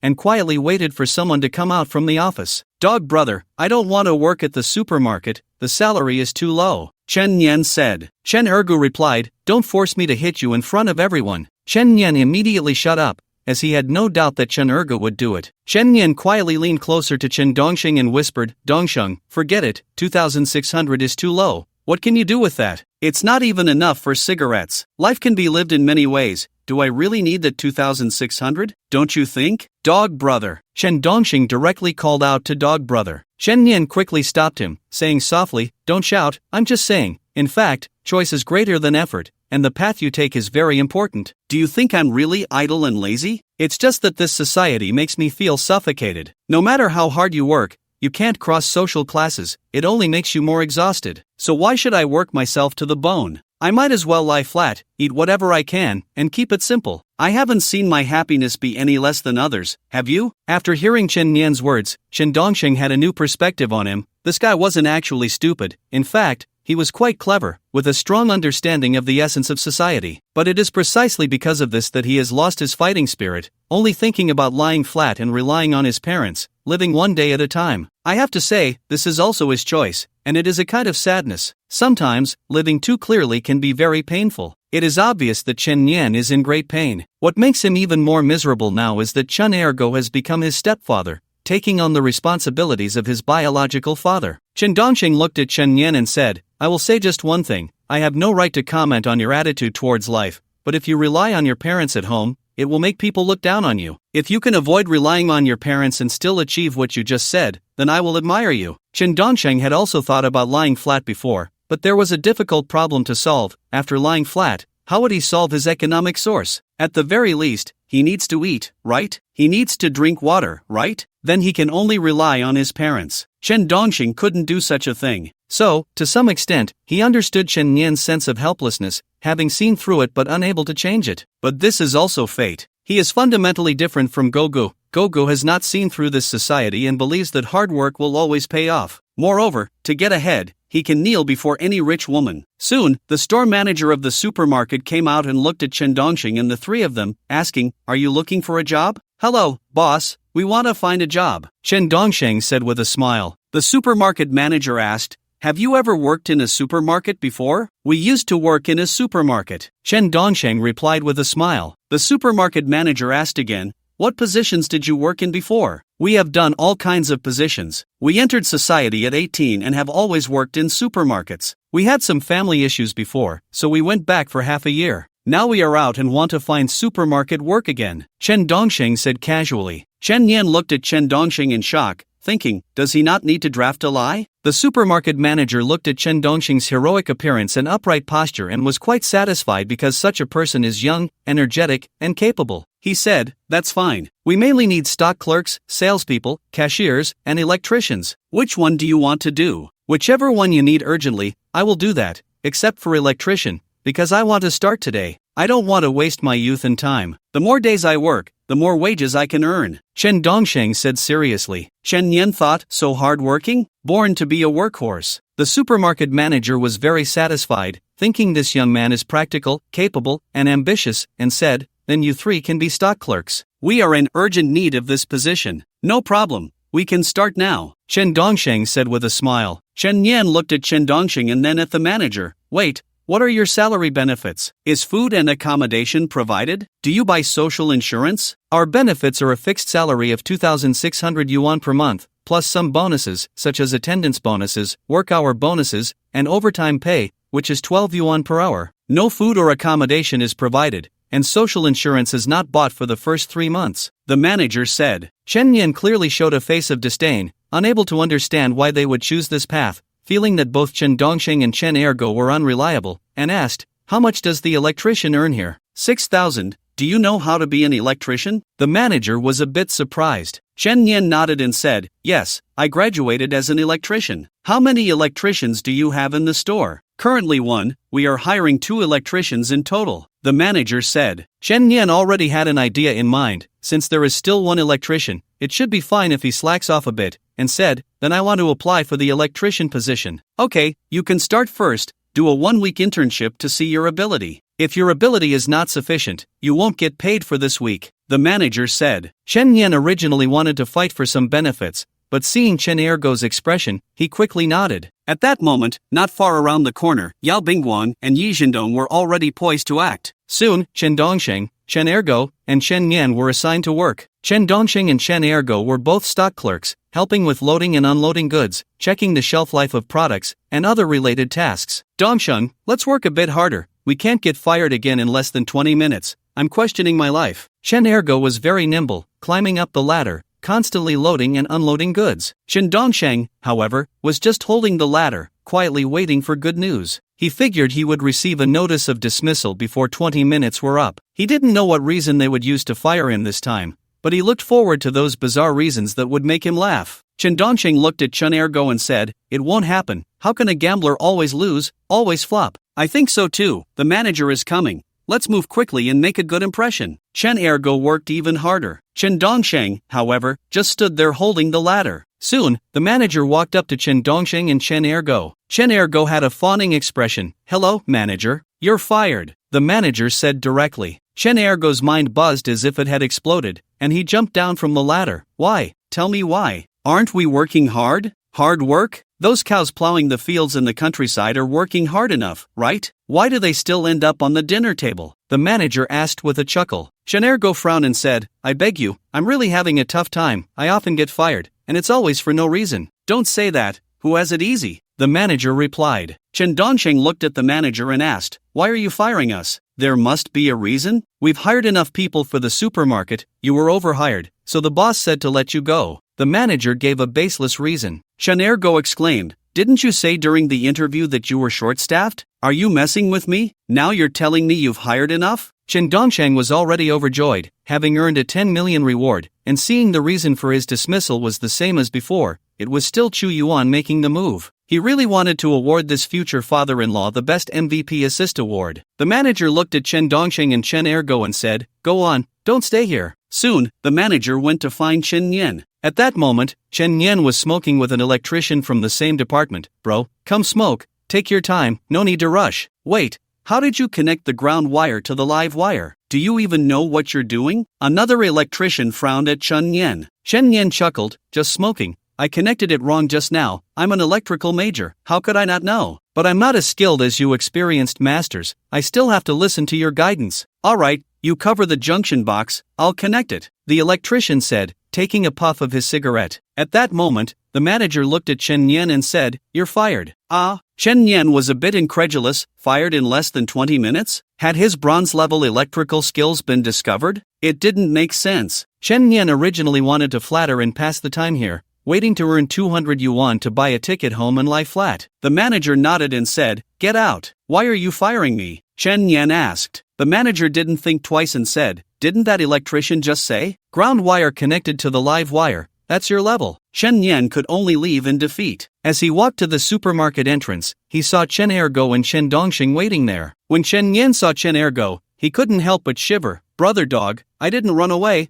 I was fired." "What are you doing here? You're not blocking me, are you?" "I have no money on me, I can't run." "Fired? You were only here for over 10 minutes and you got fired?" Chen Ergo's tone rose sharply, clearly very angry. Chen Yen shivered even more. "Brother dog, there are too many people here, don't fight here. I was wrong, I really was wrong. Next time I'll work seriously. I haven't used my electrical knowledge in so long, I forgot, I connected the live wire to the ground wire. We'll settle the score when we get back. I feel like I owe my third uncle." Chen Ergo clearly vented his frustration on Chen Yen, who he felt was a disappointment. Chen Yen felt helpless. He was already 35, yet he was treated like a child, and he couldn't even reason with them. It was frustrating. However, Chen Yen soon looked at Chen Dongsheng and Chen Ergo and asked, "Why are you guys walking out with me? Aren't you going to work? We got fired." Chen Ergo said angrily. Chen Yen found it hard to believe and a bit unconvinced, saying, "You both got fired too? Then why did you just say that about me? Can't I say that about you?" Chen Ergo immediately stopped and stared at Chen Yen. Brother dog, who acted like both a mother and father, was indeed overflowing with responsibility. Chen Yen shivered and shrank back. No, just kidding. You bastard, just wait.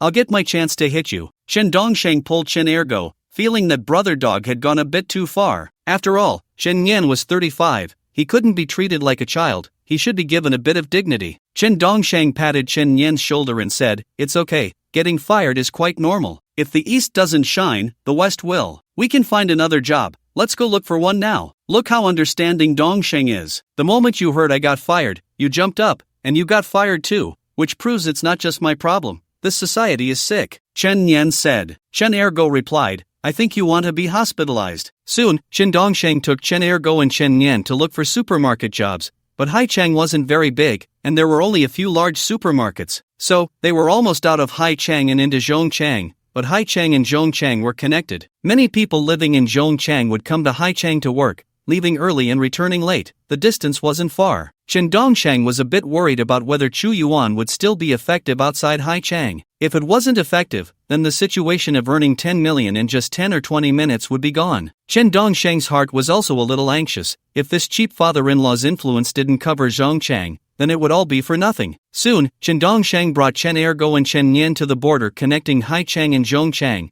and they found another Baijiaxing supermarket. Once again, they got hired on the same day. It must be said that supermarket jobs are the easiest to find and start on the same day. Mainly because, as the saying goes, their wages are low and the work is tedious, so no one wants to do it long term, leading to a shortage of workers. This was also Chen Dongsheng's 15th challenge. The immunity card could support him until the 18th challenge. This meant there were still 4 chances left, and 40 million could still be earned. After using these 8 immunity cards, Chen Dongsheng would complete the 18th challenge, and the bonus would accumulate to 25 million. Just thinking about it made Chen Dongsheng feel excited and expectant. He was so close to being worth over 100 million, which would make him a standout among the middle class. 10 minutes of employment time slowly passed. Just as Chen Dongsheng was anxiously wondering whether Chu Yuan's influence could cover Zhongchang, the manager of Wanjiaxing supermarket directly approached Chen Dongsheng, Chen Ergo, and Chen Nian, saying, "You guys are fired." What? Chen Ergo was really about to explode. How could they be fired again? Chen Nian also had a look of disbelief.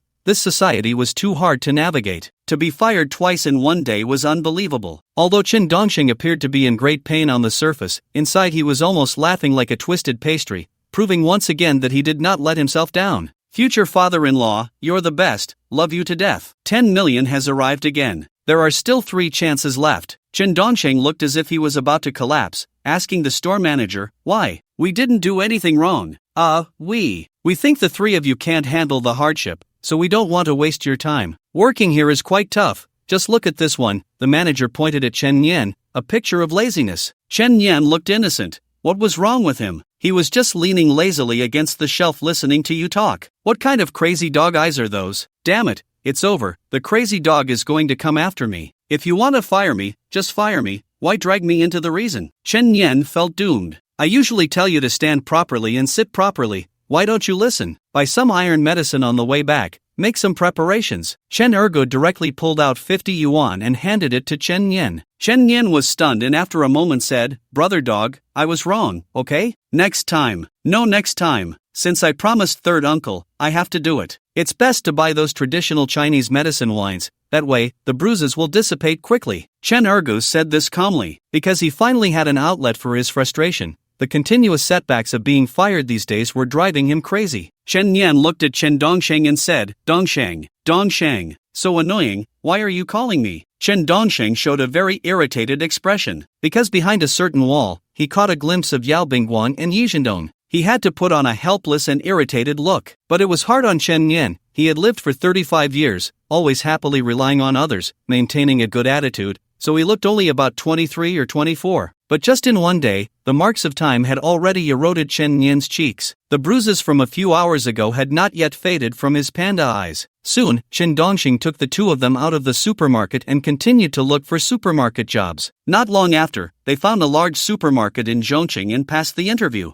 However, this supermarket wanted them to come to work tomorrow. So today was over. The next day, Chen Dongxing brought the 2 of them to work. However, Chen Nian walked with a limp. It was obvious he had taken quite a beating last night. He looked truly pitiful, but it had some effect. Today, Chen Nian was much more obedient, standing and sitting properly. Moreover, he didn't dare to be lazy when coming to work. He was very diligent, especially when he saw Ergu beside him. His industriousness would make even a bull feel ashamed. And when the manager passed through this area and saw Chen Nian's quick movements, he praised him and gave him a thumbs up. If Ergu really trained him for a year and a half, he might really have a chance to outshine all the bulls and horses. But just then, the store manager found Chen Dongxing, Chen Ergu, and Chen Nian again, telling them they were fired. This time, the other party didn't even want to say the reason, just told them they were fired and then chased them out. Chen Ergu was truly devastated. After exiting the supermarket, he kept kicking a pine tree at the entrance. The fruits on the tree shook and fell in large clusters. It also scared the passers-by into dodging away, especially Chen Nian, who trembled and hid behind Chen Dongsheng, whispering, "Dongsheng,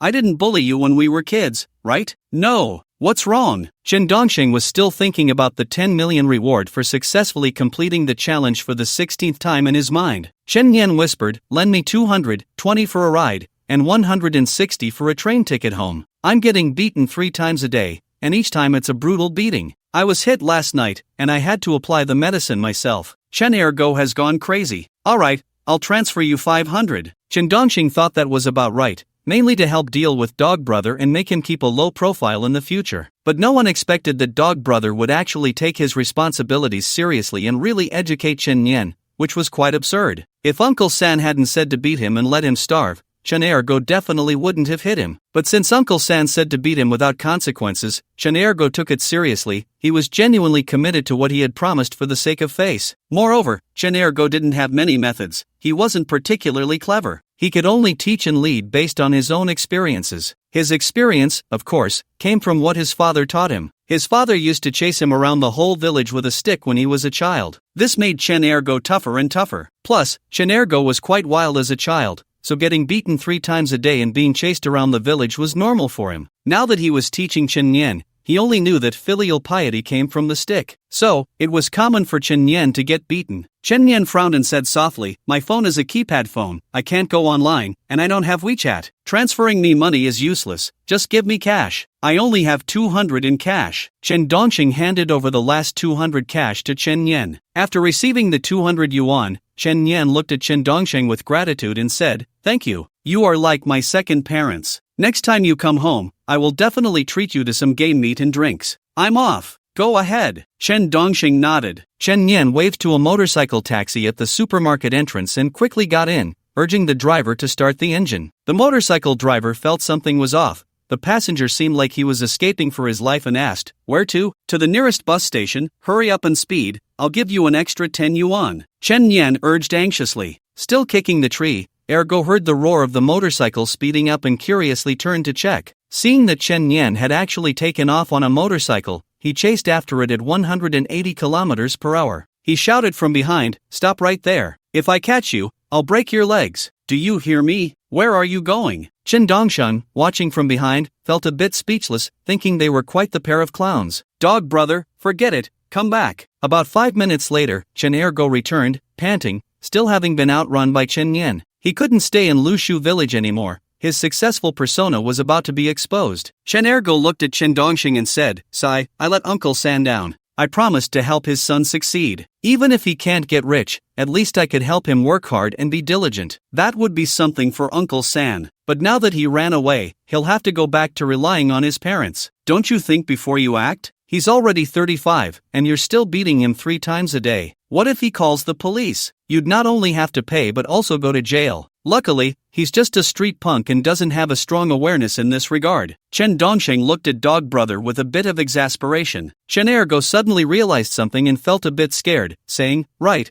how could I have been so foolish and forgotten about that? What if he really calls the police? I did hit him again last night, but it was his dad who told me to hit him. It should be fine, right? He wouldn't go report me, would he? What should I do? Dongxing, you're smarter, think of a way. Don't worry, just don't hit him like that next time. After all, he's not your son. If he really does report you, just deny it and say you didn't hit him. Without evidence, they can't do anything to you. He said he wanted 200 yuan to go home. He should have gone home. Chen Dongxing patted Chen Ergu on the shoulder. He felt that Dog Brother was indeed a bit abnormal in this regard. Anyone who became his son and disobeyed would probably have to shed 3 layers of skin every day. However, there was nothing to be done about it. Lushu village adhered to the strategy of filial piety under the stick. Chen Dongxing had also taken quite a few beatings from his own father when he was young. But by middle school, he hadn't been beaten anymore. After all, he was older and it was embarrassing to hit him. Only Dog Brother, this fool, would beat someone regardless of their age if they didn't listen. Chen Erga sighed in relief and said, that's right, as long as there's no surveillance footage and no one saw it, I just won't admit it. Let's continue looking for jobs, Chen Dongxing said with a smile. Chen Ergu replied, still looking for jobs? Shouldn't we be finding a fortune teller to help us break this bad luck? Getting fired consecutively must mean there's something wrong with our fate. One must keep fighting despite repeated failures to overcome difficulties, Chen Dongxing encouraged. Chen Ergo said with a bit of a long face,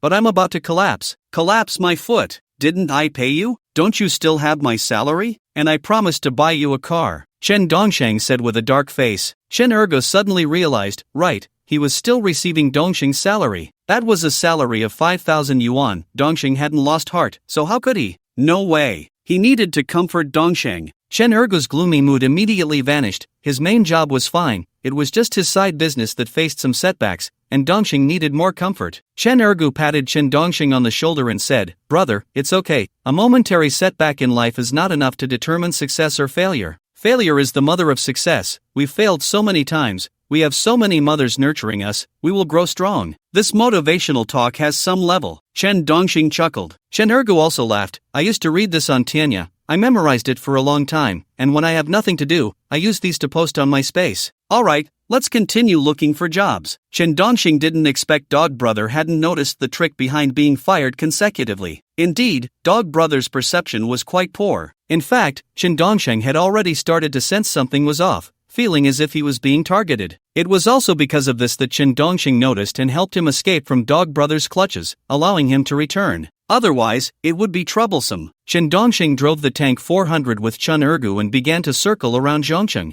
They still wanted to find supermarket jobs. However, while searching, Chen Dongxing suddenly remembered something. That was, accumulating 5 successful challenges would allow him to draw once from the lottery wheel. He had already succeeded in challenges 16 times. He could draw again long ago. Chen Dongxing immediately summoned the lottery wheel in his mind. Draw. The lottery wheel began to spin wildly. Soon, the pointer landed on a prize. Fired challenge work buddy times 2. Ding! Congratulations, player has drawn fired challenge work buddy times 2. Detailed explanation. The player can choose 2 people as their work buddies. As long as either of them gets fired, they can help the player complete the challenge. Note that if the fired elements of the work buddies are repeated, it will be deemed invalid, and the player must continue with the challenge. The fired elements of the player and the work buddies are not under the same rules, each counts separately. Chen Dongxing looked at this drawn function and was instantly overjoyed. There was actually such a function. This meant he could find 2 work buddies, and if either of them got fired, they could help him succeed in the challenge. However, these work buddies had to have different fired elements each time to help him complete the challenge. There's one more thing, I can't tell my work buddies about this challenge. I have to let them help the player complete the challenge without being aware of it. Of course, if they don't succeed, Chen Dongxing can still complete the challenge himself. It just gives him another way to finish it. However, Chen Dongxing knows that this kind of assistance is only a small help. Moreover, he can't interfere with them or tell them to deliberately provoke the boss to get fired. So, it's just a little helpful, but not significant. Unless he can bring back Chen Yen. Because Chen Yen has no desire to work and just wants to lie flat, if he's forced to go to work,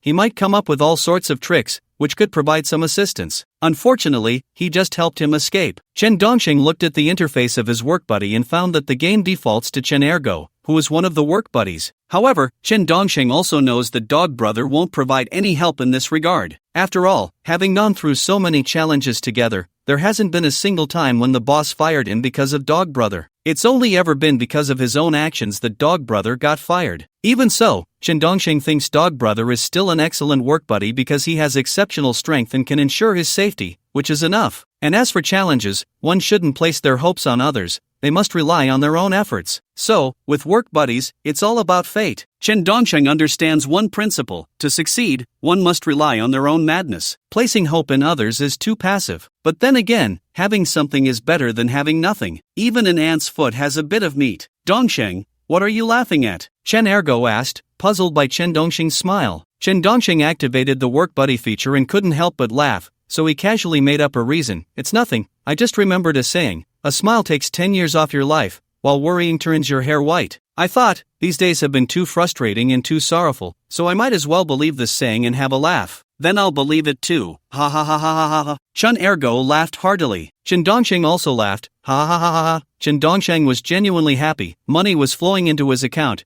and he had drawn a work buddy to help him, which made life feel joyful. Who could resist laughing? Ha ha ha ha ha. Chen Ergo continued to laugh, but it felt pointless. Instead, the more he laughed, the more bittersweet it became, and he felt like crying. Dongxing, why do I feel it's useless? The more I laugh, the more I feel defeated, the more I feel marginalized by society, the more I want to cry. Chen Dongxing replied, you have to laugh with your heart to truly experience the joy that laughter brings. Ah ha ha ha ha ha. While laughing, Chen Dongxing thought it was time to buy a top-tier global sports car, the Bugatti Senadai. Because Chu Shiryao has one, and after driving it once, he couldn't forget it. 0 to 100 kilometers per hour in 2.6 seconds. the sensation of being pushed back when you hit the gas is overwhelming. And the roar of the engine, like a beast, can make one's blood boil. Whoa, Chen Ergo laughed but felt he was forcing a smile. That bittersweet feeling made him unable to hold back his sobs. Life is so bitter, constantly striving, yet always feeling crushed by something, unable to become the person he imagines. Recently, being fired repeatedly and various phenomena have already shown that he doesn't fit into this society. Even supermarket jobs are looking down on him. Where should he and Dongsheng go from here? Chen Dongsheng saw Dog Brother actually sobbing and asked, "What's wrong? Why are you laughing and then crying?" It's nothing.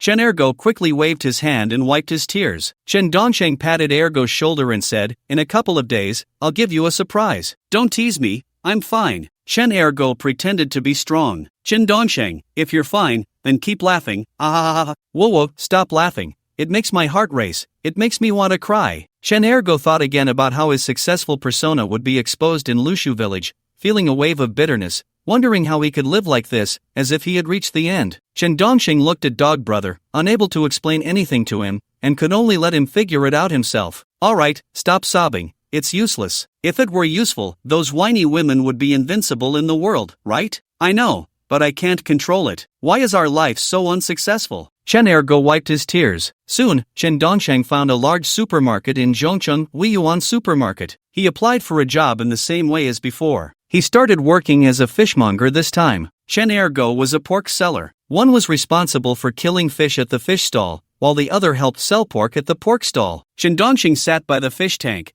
watching the fish swim back and forth, wondering how many minutes it would take this time. This was already the 17th challenge. If he succeeded this time, his total bonus would amount to 25 million. Although he had spent some, he still had over 70 million left. That would make him a solid millionaire. Moreover, completing this 17th challenge would grant Chen Dongsheng another life-saving token. He planned to hold on to this life-saving token for now. If he used up all 8 life-saving tokens, then went to negotiate with Chu Yuan, what if he still wasn't satisfied? What if he ended up getting fired again? Wouldn't that mean facing the first failure and being penalized with 2 more challenges? So keeping 1 life-saving token on hand felt much safer. Although the life-saving token couldn't be saved, it was valid for the next 8 challenges starting from the day it was drawn. There was no way to store it. "Handsome, kill me a tilapia," an older lady said as she strolled to the fish stall. Chen Dongsheng looked at the lady and replied seriously, "Sorry, I can't kill fish today." "Why?" The lady was confused. "Chen Dongsheng, today is Buddha's birthday. It's not suitable to kill living beings, otherwise, you'll shorten your life." "You don't want to shorten your life, do you? Eat fish tomorrow." Today is Buddha's birthday? I never heard of that." The lady was even more puzzled. "Chen Dongsheng, it's also said that you're poor, and you don't even know this. How could Buddha bless you to become wealthy? Remember, don't kill living beings or eat meat today, just eat vegetarian." Do you believe I'll report you?" The lady walked away unhappily, but as she reached the corner, she immediately shared the news in the WeChat group, telling everyone not to eat meat or kill living beings today, or it would affect their fortune. Chen Dongsheng saw the lady leave and chuckled to himself. He was just going through the motions, waiting for that cheap father-in-law to make a move and earn that 10 million. There was no need to get covered in blood. Besides, the master who usually helped him kill fish had gone to the restroom. There was no reason to let an apprentice who hadn't learned much do the killing, right? Anyway, it didn't matter. It was better if the fish didn't get eaten. They were all full of antibiotics. After all, many people in Chen Dongsheng's village raised fish, and the density was very high. To prevent the fish from dying, they poured in all those antibiotics, which were seriously over the limit. Chen Dongsheng turned to look at the pork stall not far away and saw Dog Brother diligently cutting pork, feeling a deep sense of admiration. Dog Brother was indeed practical. He truly loved his work and was down to earth, but he just couldn't get rich. This society was still too cruel to honest people. Just then, the store manager of Huiyuan Supermarket walked over, curiously sizing up Chen Dongsheng, and then said, "You've been fired." "Why?" Chen Dongsheng was overjoyed inside. This time, his wealth had accumulated to 25 million. The manager of the Huiyuan Supermarket thought for a moment and said, "You're so handsome, you're not suited for killing and selling fish. I suggest you go act, otherwise, you're wasting your advantage. I can't bear it on my conscience. After much thought, I've decided to fire you, but I just want to kill fish," Chen Dongsheng said dejectedly, because he had noticed not far away, by the shelf, were Yao Bingguan and Yi Zhendong. Yao Bingguan leaned against the edge of the shelf, peering through the gaps to watch Chen Dongsheng's performance. Seeing Chen Dongsheng utterly dejected, he chuckled, "What a lack of insight. You've been fired 8 times and still haven't realized you're being targeted? With such insight and such a brain, if I were to intervene, wouldn't that be a waste of talent? Yao Bingguang had indeed caused Qin Dongxing to be fired 8 times, because the 10th time, it was Yao Bingguang, under Chu Yuan's authorization, who instructed the boss to fire both Qin Dongxing and Chen Ergu. Adding them up, it was indeed 8 times. And those 8 times of immunity were drawn by Qin Dongxing after completing the 10th challenge, so he still had 1 immunity left. Qin Dongxing didn't say anything to the manager of the Huiyuan supermarket but stared intently at Yao Bingguang. Yao Bingguang also didn't hide or dodge anymore, as he was getting impatient. If he didn't show up now, this foolish thing would probably never realize he was being targeted. So Yao Bingguang truly began to despise Qin Dongxing's insight and intelligence. Previously, during the investigation, he thought Qin Dongxing had high emotional and intellectual intelligence, but when they actually faced off, he found this guy to be incredibly foolish. Having been targeted for so long, he was completely unaware. Yao Bingguang and Qin Dongxing walked towards each other. Soon, the two stopped face to face in the middle of an aisle. Neither Yao Bingguang nor Qin Dongxing spoke. Instead, they silently looked at each other. Yao Bingguang wanted to wait for the other to speak first. In Yao Bingguang's view, Qin Dongxing was the extremely disadvantaged party, not worth him speaking first, being a bit proud. However, in Yao Bingguang's mind, it was only natural for Qin Dongxing to kneel down and beg for mercy, so the status was unequal. But in Qin Dongxing's view, this fool in front of him had helped him quite a bit. At this moment, Ergo was also fired, looking as if he had lost all hope. Seeing Qin Dongxing and Yao Bingguang standing there locked in a gaze, Ergo seemed to have an epiphany, suddenly realizing, because he knew Yao Bingguang, their connection was quite deep. Yao Bingguang had previously given him 1 million to help keep an eye on Qin Dongxing, to prevent him from taking advantage of Chu Shiryao. Could it be that Yao Bingguang was targeting us, causing us to be continuously fired? Chen Ergu realized a bit late. Thinking of this, Chen Ergu felt guilty because after guessing the outcome,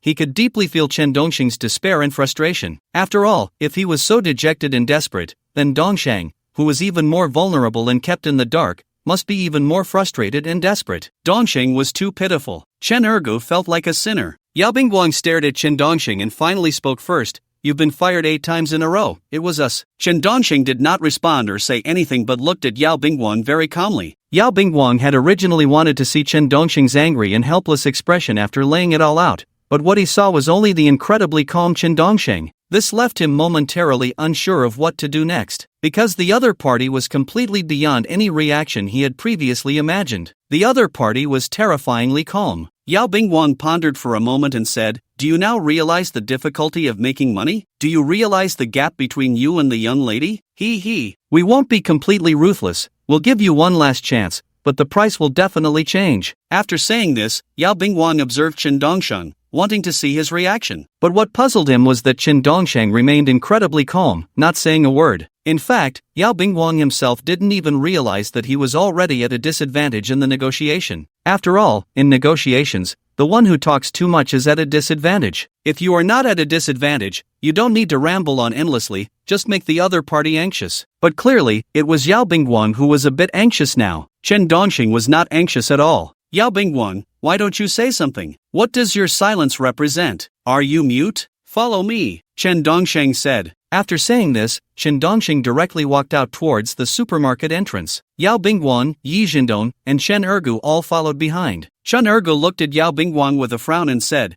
"Was it you who got us fired consecutively? Oh, really? What else could it be? You just realized it now, huh?" Yao Bingguang looked at Ergu with a bit of disdain. Chen Ergu gritted his teeth and said, "How can you treat Dongxing like this? Get lost. You took the money, what did you do?" Yao Bingguang said dismissively. Chen Ergu's momentum weakened instantly. "That's my brother. I just said I wouldn't let him take advantage, and I did. I told you to break them up." Yao Bingguang, Chen Ergu, why are you so heartless? Can't you see that they are in love? Why didn't you say that when you were collecting the money? Yao Bingguang, Chen Ergu, I just said I wouldn't let them have a super friendship. I never said I wanted to break them up. I think they are a perfect match. Both are stunning. And Dongxing is very smart, emotionally intelligent, has ideas, and is very ambitious. How could he not be worthy of your young lady? If that's the case, then refund the money. Yao Bingguang, Chen Ergu, no money, just a worthless life. If you want it, take it. Are you trying to be tough with me? Yao Bingguang, Chen Ergu, I just want to be tough. If you're not satisfied, find a place without surveillance and settle it. Crazy. Yao Bingguang rolled his eyes. It wasn't worth it. After all, that was Chu Yuan's money, not his own.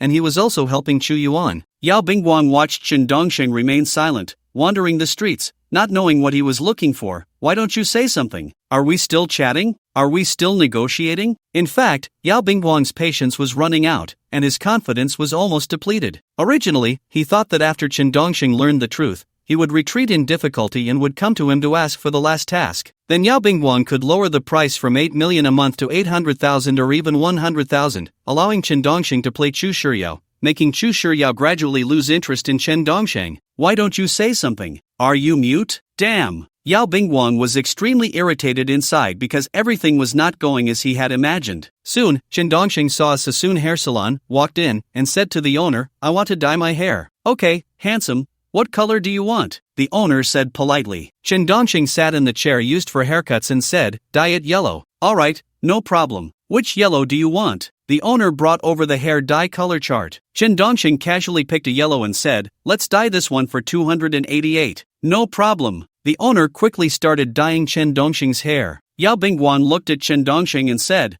"What does this mean? Not saying a word but coming to dye your hair? I don't have time to play with you." Chen Dongsheng still didn't talk to him. Yao Bingguang felt a mix of urgency and frustration, looking at the paparazzo Yi Zhendong beside him, and asked, "What do you think went wrong with me? Why is he so calm?" "Yao, I'm just a photographer, I don't understand these things." Yi Zhendong was taking pictures while saying. Chen Ergu was also quite puzzled. Why did Dongsheng suddenly think of dyeing his hair yellow? Knowing the truth, Dongsheng shouldn't be so sad and crying uncontrollably, right? Why is he unusually calm and behaving strangely? About an hour later, Chen Dongsheng's yellow hair was dyed. Although it was yellow, it elevated his spirit and made him look even more handsome, with a hint of rebelliousness. After paying for the dye, Chen Dongsheng smiled slightly at Yi Zhendong's camera and said, "Alright, I've said what I needed to say and done what I needed to do. You can go back and report to your boss now." "What do you mean? What did you say? What did you do?" Yao Bingguang was on the verge of collapse. He hadn't even negotiated with him yet, and Chen Dongsheng claimed he was done. It was all so baffling. Chen Dongsheng ignored whether Yao Bingguang understood and glanced at Chen Ergu, saying,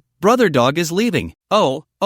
Chen Ergu felt an overwhelming sense of guilt and didn't dare to breathe. Yao Bingguang kept asking from behind, "What does that mean? Can we talk about it? Brother dog, see them off." Chen Dongsheng's tone was a bit cold. Chen Ergu suddenly turned around, transforming from Ergu to an aggressive dog, instantly striking a pose for the mad dog fist, baring his teeth as if he were a real mad dog. Wang Wang. Yao Bingguang was startled and jumped back, thinking this person in front of him must have rabies. But the intimidation was real. It wasn't surprising that Yao Bingguang was scared. Chen Ergu's family had a tradition of the mad dog fist. His grandfather was a master of it. During the chaotic times, he had participated in bandit suppression, single-handedly killing over 10 bandits, though he was also left with many scars. But those were achievements, true legacies. With Chen Ergu blocking their way, Yao Bingguang and Yi Zhendong had no choice but to stop pursuing Chen Dongsheng and could only return to report. Soon, Yao Bingguang and Yi Zhendong drove back to the Chu family manor. However, at that time, Chu Yuan was not home. He was at the headquarters of the Chu family consortium, handling daily work. So Yao Bingguang could only wait for Chu Yuan to return with all the footage Yi Zhendong had taken. It was around 7 in the evening when Chu Yuan finally returned, dragging his weary body. Several professional servants hurried to help him change his coat and shoes. Others brought coffee and towels. It was definitely 5-star service. Once everything was settled, Chu Yuan sat on a genuine leather sofa and looked at the somewhat dispirited Yao Bingguang, saying, "You don't look happy, is something not going well?" "President Chu, I don't know how to say it. Everything was going smoothly, but during the actual negotiation, I felt powerless, and it felt very strange," Yao Bingguang said with guilt. He felt frustrated that, despite Chu Yuan treating him well and giving him a high position, he couldn't even handle such a small matter. Chu Yuan felt a bit disappointed upon hearing this. Such a small matter couldn't be resolved. "Tell me about the process. President Chu, you should watch the footage we recorded. I don't know how to explain." Yao Bingguang handed over the entire recording taken by Yi Zhendong. With a wave of his hand, a servant took the recording and played it on the projector in the hall. Chu Yuan watched the footage very seriously, starting from when Chen Dongsheng was selling fish. He saw Chen Dongsheng refuse to sell fish to an elderly woman and heard him say some nonsensical things,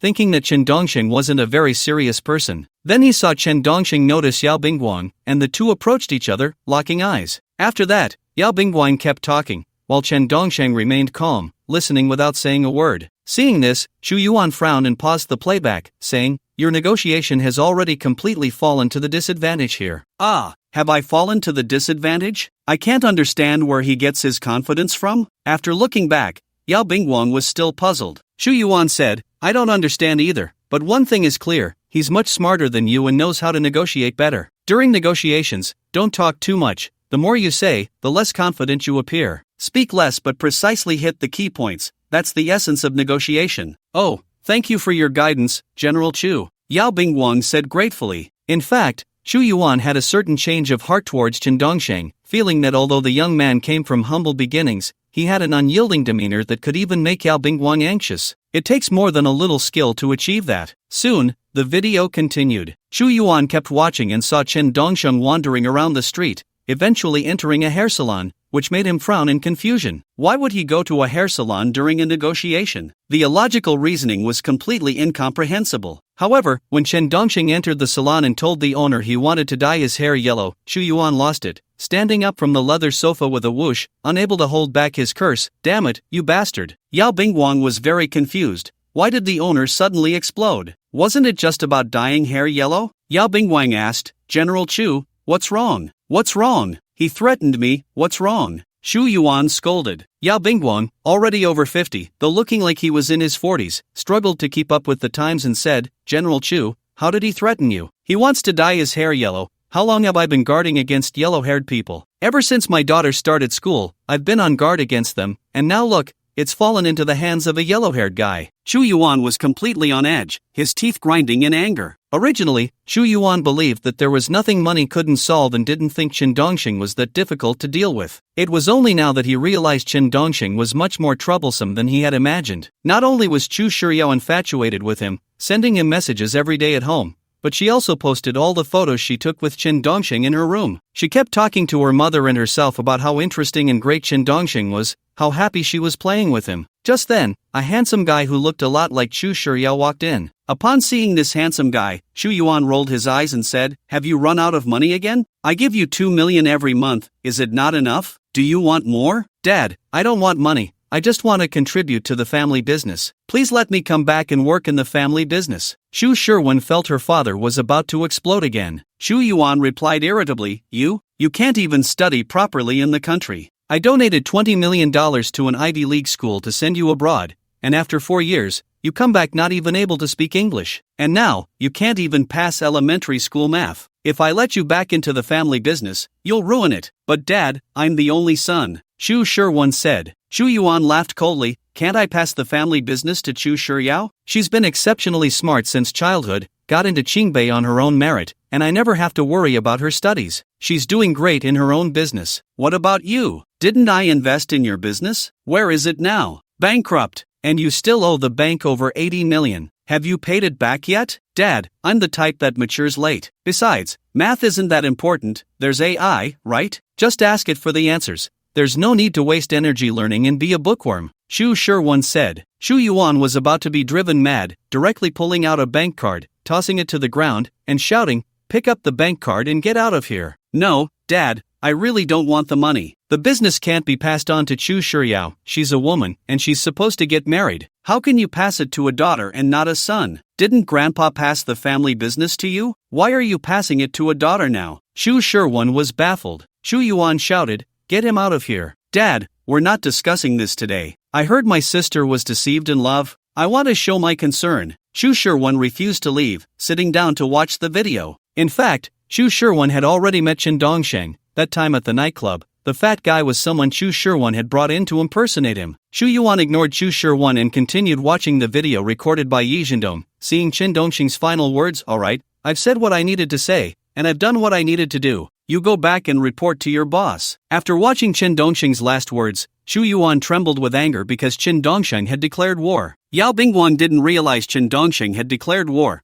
That was because Yao Bingguang wasn't smart enough and couldn't keep up with the times. But Xu Yuan was very clever. He saw that Chen Dongsheng wouldn't back down for 8 million, perhaps he wanted more, so much that he wouldn't want to give it away. Xu Shiwen glanced at Yao Bingguang and said, Old Yao, play that video again for me. I can definitely pinpoint the solution to Xiao Yao's emotional problem. Okay, young master. Yao Bingguang replayed the video. Xu Shiwen watched intently, feeling very excited. Good, finally someone capable had taken Chu Shiryao away. Otherwise, Chu Sherwon, would never be able to hold my head high in the Chu family, always feeling like an outsider. Soon, Chu Sherwon finished watching the entire video and said to Chu Yuan and Yao Bingguang, I see it now, Chen Dongsheng wants more, and it's actually easy to solve, even without giving him a single cent. I can make him regret it. Are you planning to have someone kill him? Do you think this is a movie? This is a society governed by law. Chu Yuan frowned and asked. Chu Sherwon chuckled, Dad, is this how well you know me? Then tell me, how would you solve it? Chu Yuan was a bit curious. Could it be that his son was underestimated, that he had always looked down on him, and now he was becoming reliable? Chu Sherwon said very seriously, the problem isn't complicated. Right now, he just thinks we're after our family fortune, wanting to profit from us. As long as you pass the Chu family business completely to me and announce it,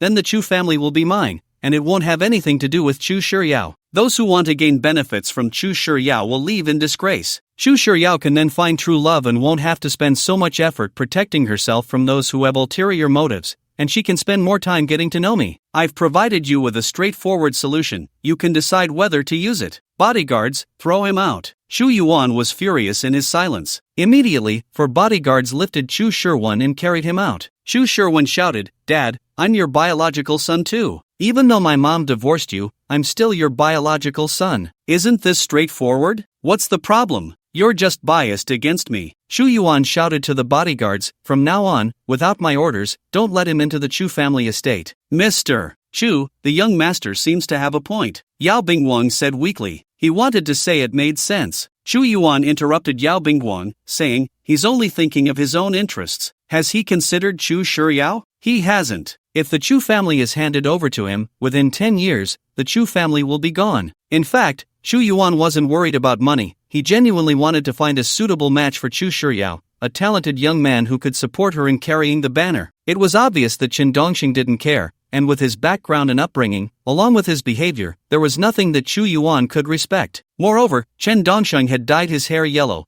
which made Chu Yuan grit his teeth even more. If Chu Shiryao were to be with someone like that, his heart would shatter. Mr. Chu, can we tell the young lady to stay away from Chen Dongxing and take action from her side? Yao Bingguang asked, bracing himself. Chu Yuan's expression changed immediately. I want Chu Shiryao to be happy and have a smooth life. She is my only daughter. Oh. Yao Bingguang felt a bit helpless. The Chu family had always doted on Chu Shiryao excessively, never willing to scold or hit her, always indulging her. They would only discreetly filter her social relationships, never directly restricting her. Chu Shiryao was the jewel of the Chu family. If this jewel got a speck of dust, the whole family would rush to clean it. And they couldn't let this jewel be harmed in any way. Perhaps this was the essence of being a doting father. But there was nothing to be done. Chu Shiryao had been incredibly adorable since birth. Before she turned 6, countless directors wanted to cast her in films because she was both cute and beautiful, and who knows, she might even attract investments for the Chu family. Of course, Chu Yuan would never agree to that, and he indeed did not. Under the protection of the Chu family, Chu Shiryao had never seen the dark side of the world and had never faced any setbacks. The only setback she experienced was given by Chen Dongxing, that time when he confronted her directly. At this moment, Chu Shiryao walked into the villa's hall after work. Chu Yuan immediately stood up, and upon seeing his precious daughter, his mood brightened instantly. He smiled and said, Yao, off work? Was work hard today? If it was tough, you can quit that company. We don't need that little money. Not hard, Chu Shiryao replied. Chu Yuan said, Huaji, hurry out and give the young lady a massage. She's worked all day. No, I want to go back to my room and video call Dongxing. I haven't seen him in a long time, Chu Shiryao said. Chu Yuan nodded and said, have a good chat. Go ahead. Chu Shiryao went straight to her room. However, after she left,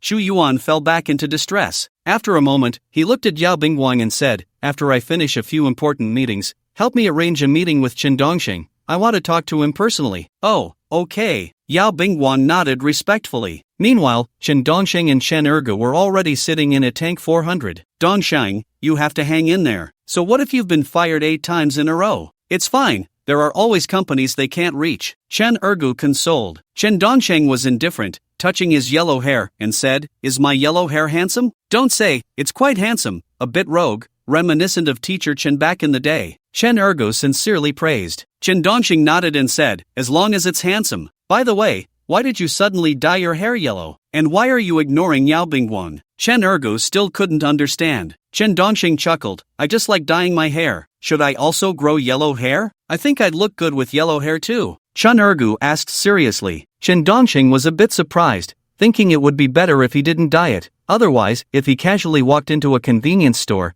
the owner would probably panic and call the police. Or if he got close to a kindergarten, 3 or 4 security guards with forks would inexplicably take him down. Chen Dongxing chuckled. No need, your black hair is the most handsome, just like you are now. You look like Bao Chang and Wu Jing. When you're refined, you resemble Wu Jing, and when you get fierce, you look like Bao Chang's Fengyi show. You understand my international style, heh. Chen Ergu felt a bit proud. At that moment, Chen Dongxing's WeChat phone rang. He took a look and found it was a video call from Chu Shiryao. He didn't answer. Instead, he sent a message back, I'm busy, I'll video call you when I have time. Chen Ergu clearly saw Chen Dongxing's screen and said, what are you going to do next? It seems the Chu family doesn't want you to be with Chu Shiryao. You're quite gossipy, it's not a big deal. Chen Dongxing didn't want to discuss these matters, as it was his affair with the Chu family and had nothing to do with outsiders. Originally, Chen Dongxing had a casual attitude towards Chu Shiryao, just trying to be friends, but as he got to know her more and interacted with her more, he found himself a little bit infatuated. If it suddenly ended, he would feel that a part of his heart was empty. Chen Dongxing looked at Chen Ergu and said,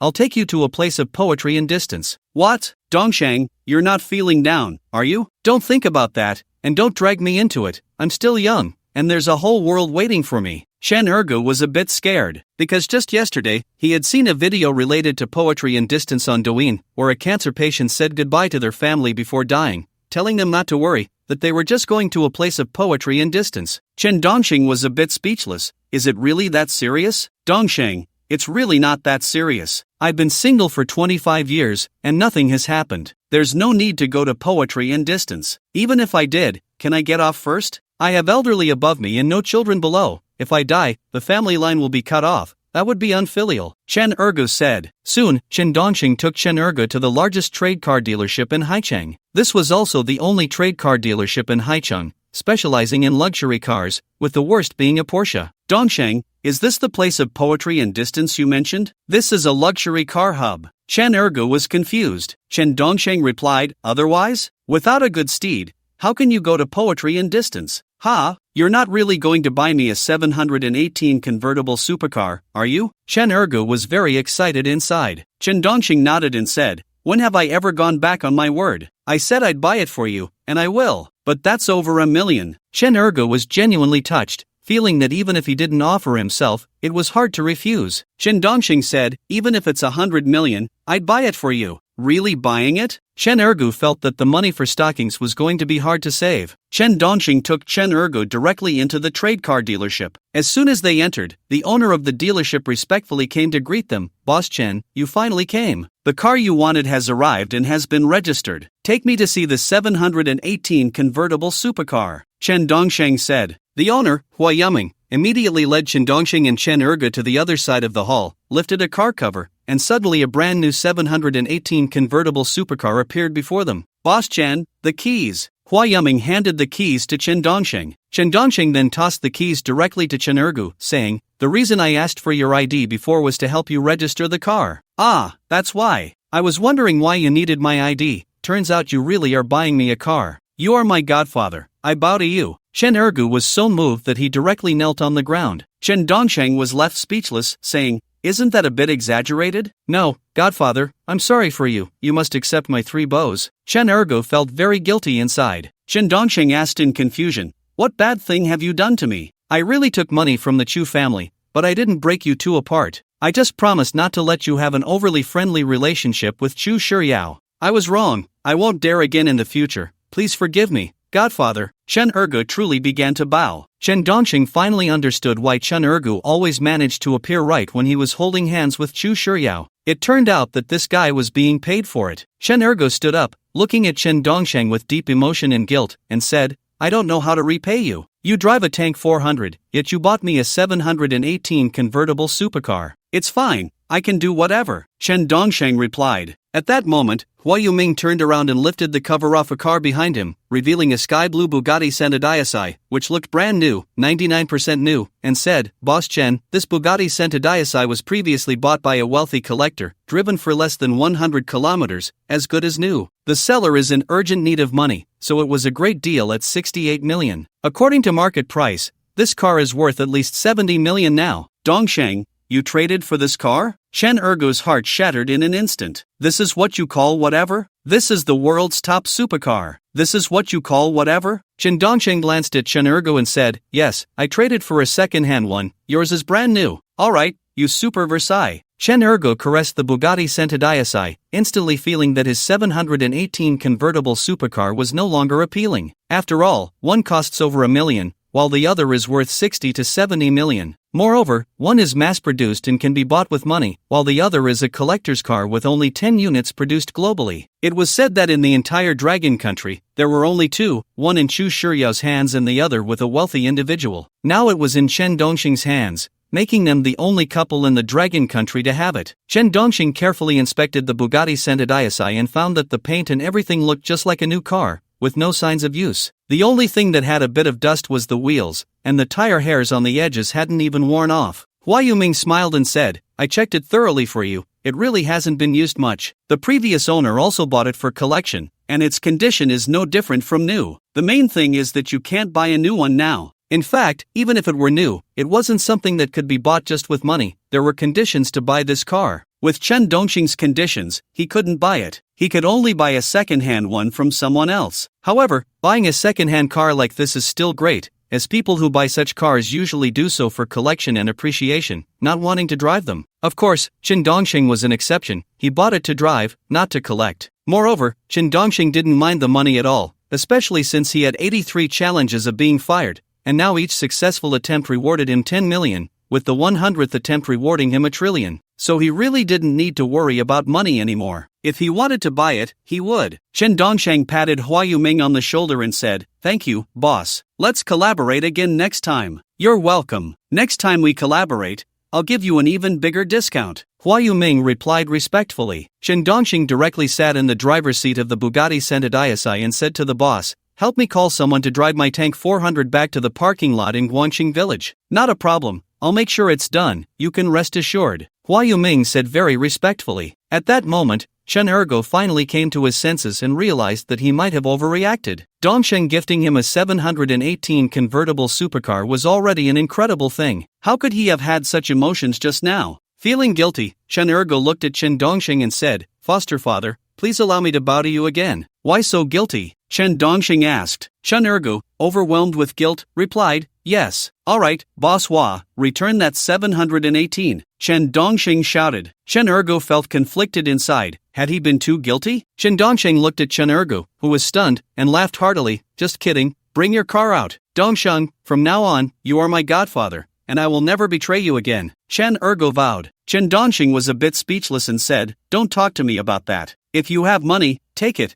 If you don't, you're a fool. In fact, Chen Dongsheng didn't care at all about what Chen Ergo could do. With Chen Ergo's mindset, Chu Yuan was also blind once. Alright, I'll drive. Thank you, Godfather, for your righteousness. Chen Ergo immediately got into his 718 convertible supercar. The two drove their supercars out of the trade dealership's hall and sped away. Soon, with a press of the gas, Chen Dongsheng left Chen Ergo far behind. After all, Chen Dongsheng's car could accelerate from 0 to 100 km per hour in 2.6 seconds, instantly creating distance from all other cars. Eventually, Chen Ergo could no longer see the taillights of Chen Dongsheng's car and had no idea where he had gone. Just as he was about to call Chen Dongsheng to ask where he was headed, Chen Ergo's car was stopped. Blocking his car was a custom extended Rolls-Royce. Soon, Chen Ergo's car came to a halt. The window of the custom extended Rolls-Royce slowly rolled down, and Chu Yuan leaned out, looking at Chen Ergo and said, get in, let's talk. Who are you? Chen Ergo was about to ask, but then he saw that the driver was Yao Bingguang. He guessed the other person's identity and, seeing that Chu Yuan resembled Chu Shiryao a bit, he was even more certain. Chen Ergo parked his car by the roadside and then got into the Rolls-Royce, sitting face to face with Chu Yuan. Chu Yuan looked at Chen Ergo seriously and said, you are the one who has always been following Chen Dongsheng, right? Yes. Are you Chu Shiryao's father? Chen Ergo asked. Chu Yuan nodded and said, yes, I want to commission you to do something. Don't mess with me. I will never betray my godfather again. If my godfather tells me to go east, I go east. If he tells me to go west, I go west. Chen Ergo was very resolute. Chu Yuan chuckled and said, Chen Dongsheng has become your godfather? Yes, he just became my godfather. Chen Ergo said naturally, genuinely acknowledging this godfather. Chu Yuan glanced at Yao Bingguang. Yao Bingguang immediately pulled out a leather case, opened it, revealing a box full of cash. What if you had this? Shu Yuan asked with a smile. Chen Ergo's eyes lit up. Godfather, I bow to you. Alright, stop with these meaningless things. Shu Yuan was a bit speechless. Chen Ergo nodded and asked, you don't want me to kill Chen Dongsheng, do you? That won't do. Killing someone comes with a price. Not at all. I just want to commission you to keep an eye on Chen Dongsheng. Don't let him get into trouble. Shu Yuan said. Chen Ergo nodded. I'll handle it. You can rest assured. Take the money and get out of the car. Shu Yuan said. Chen Ergo replied, alright, boss, you can really rest assured with me handling things. The Rolls-Royce drove away. Chen Ergo took out his phone and called Chen Dongsheng.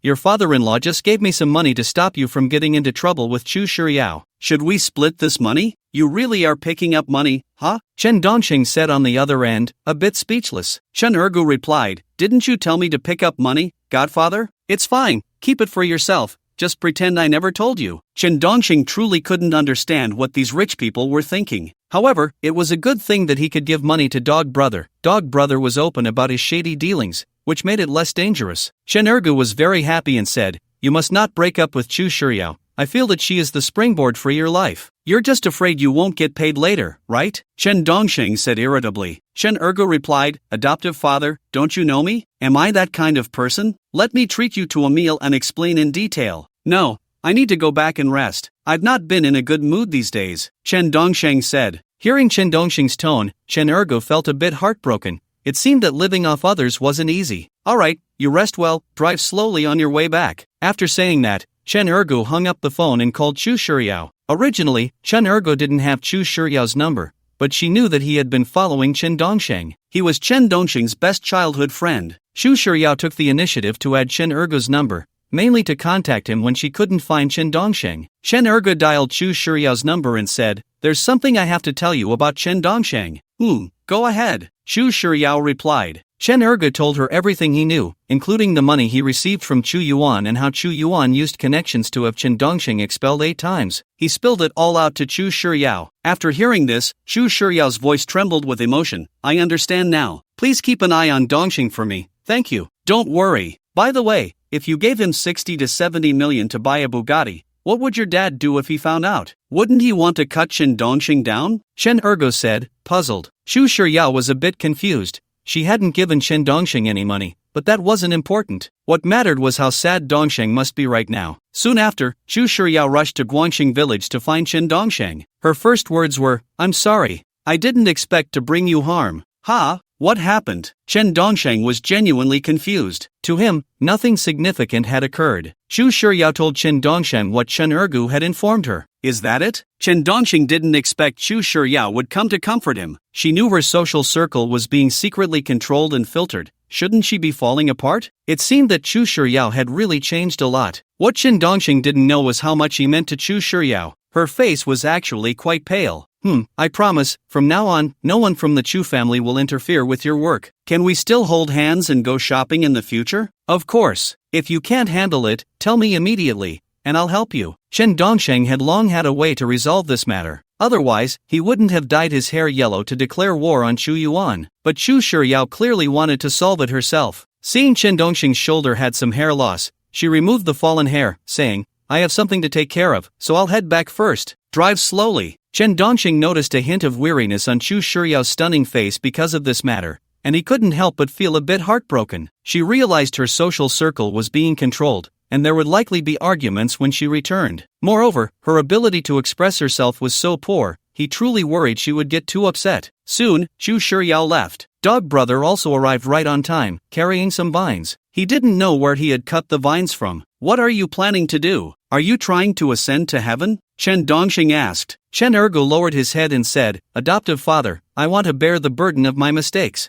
I told Chu Shiryao everything. I don't know if it was right or wrong, so I'm here to apologize. Get off your third floor, Chen Dongsheng said irritably. Chen Ergu really rolled on the ground, saying, As you command, adoptive father, I'm rolling. Crazy. Chen Dongsheng still looked annoyed. In fact, Chen Ergu had disrupted all of Chen Dongsheng's plans regarding the Chu family. Originally, Chen Dongsheng wanted to use this opportunity to have everyone in the Chu family recognize him anew, even accept him. But it was obvious that Dog Brother had messed up the plan. Chen Dongsheng had everything arranged, first taking the clueless Chu Shiryao to experience the madness of the mental little sister, and then confessing again. This would thoroughly infuriate the Chu family, and no matter what temptations they offered, he would refuse to play along with Chu Shiryao, insisting they imprison her. Then their previous pretenses of not controlling anything about Chu Shiryao would be exposed. Once Chu Shiryao learned the truth, it would definitely feel like the sky was falling. He would then step in to mediate their conflicts. The Chu family would have to be grateful and re-evaluate him. This tactic Qin Dongxing learned from the thick black theory, called the patching pot method. It had been tried and tested many times, used from university until now,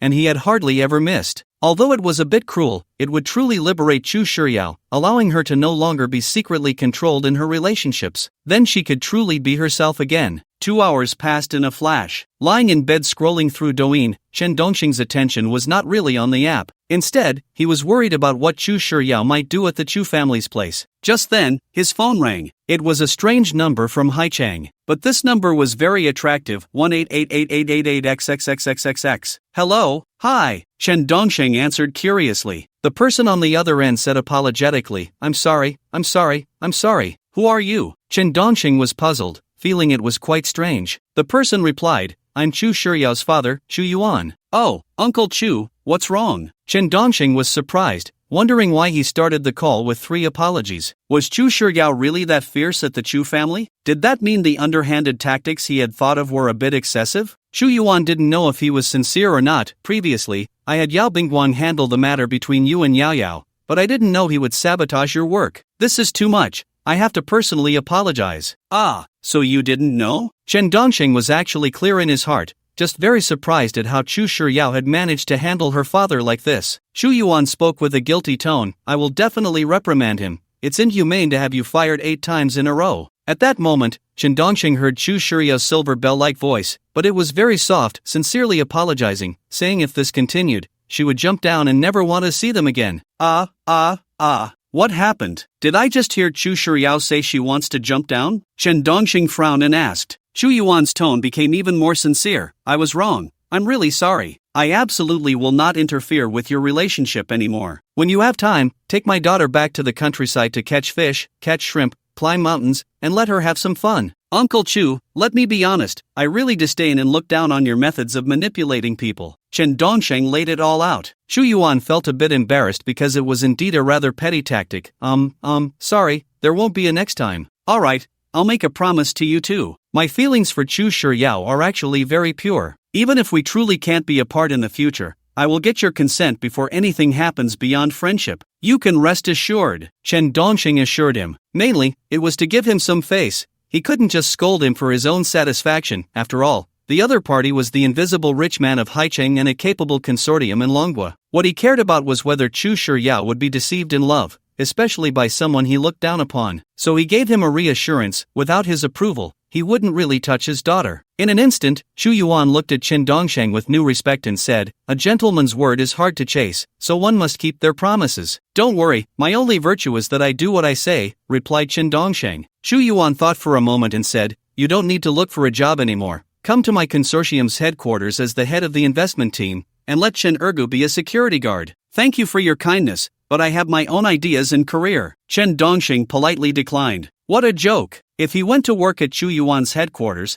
how could he ever get fired? Besides, he didn't want to live off that soft rice. It seemed that Chu Yuan was testing him. The two chatted for quite a while before hanging up. Qin Dongxing couldn't help but feel a bit emotional. It seemed that the weakness of being a daughter's favorite was too obvious. At the same time, he underestimated Chu Shiryao's capabilities. He also underestimated the power of this pearl of the Chu family. This matter came to a close. He could continue to challenge himself. He probably wouldn't be forced out by the Chu family again. This emotional transition was actually useful, providing support for future developments, and it was also because I knew many people didn't like romantic plots, while many big shots commented that they wanted to see romance, so I compromised a bit. After resolving Chu Yuan's issue, Qin Dongxing felt quite pleased. At the same time, he had a slight worry for Chu Shiryao. This girl had never faced setbacks before. This should be the biggest setback of her life. Qin Dongxing thought about calling to comfort Chu Shiryao, but after ringing for a long time, she didn't answer. This made him even more worried. Qin Dongxing called Chu Yuan again to ask about Chu Shiryao's situation. Knowing that she was at home and someone was specifically watching over her, Chen Dongsheng felt a bit relieved. This also improved Chu Yuan's impression of Chen Dongsheng. Soon after, Chen Dongsheng knocked on Dog Brother's door. "Are you asleep? Foster father, is there something?" Chen Ergu asked as he opened the door. Chen Dongsheng chuckled. "Let's go out for a drink." "What's wrong? Still not resolved?" "In my opinion, this soft rice, although not tasty, can really fill you up, so don't give up," Chen Ergo said sincerely. Chen Dongsheng was a bit speechless. "It's resolved. Can you stop talking about eating soft rice? It's annoying to hear." "Foster father,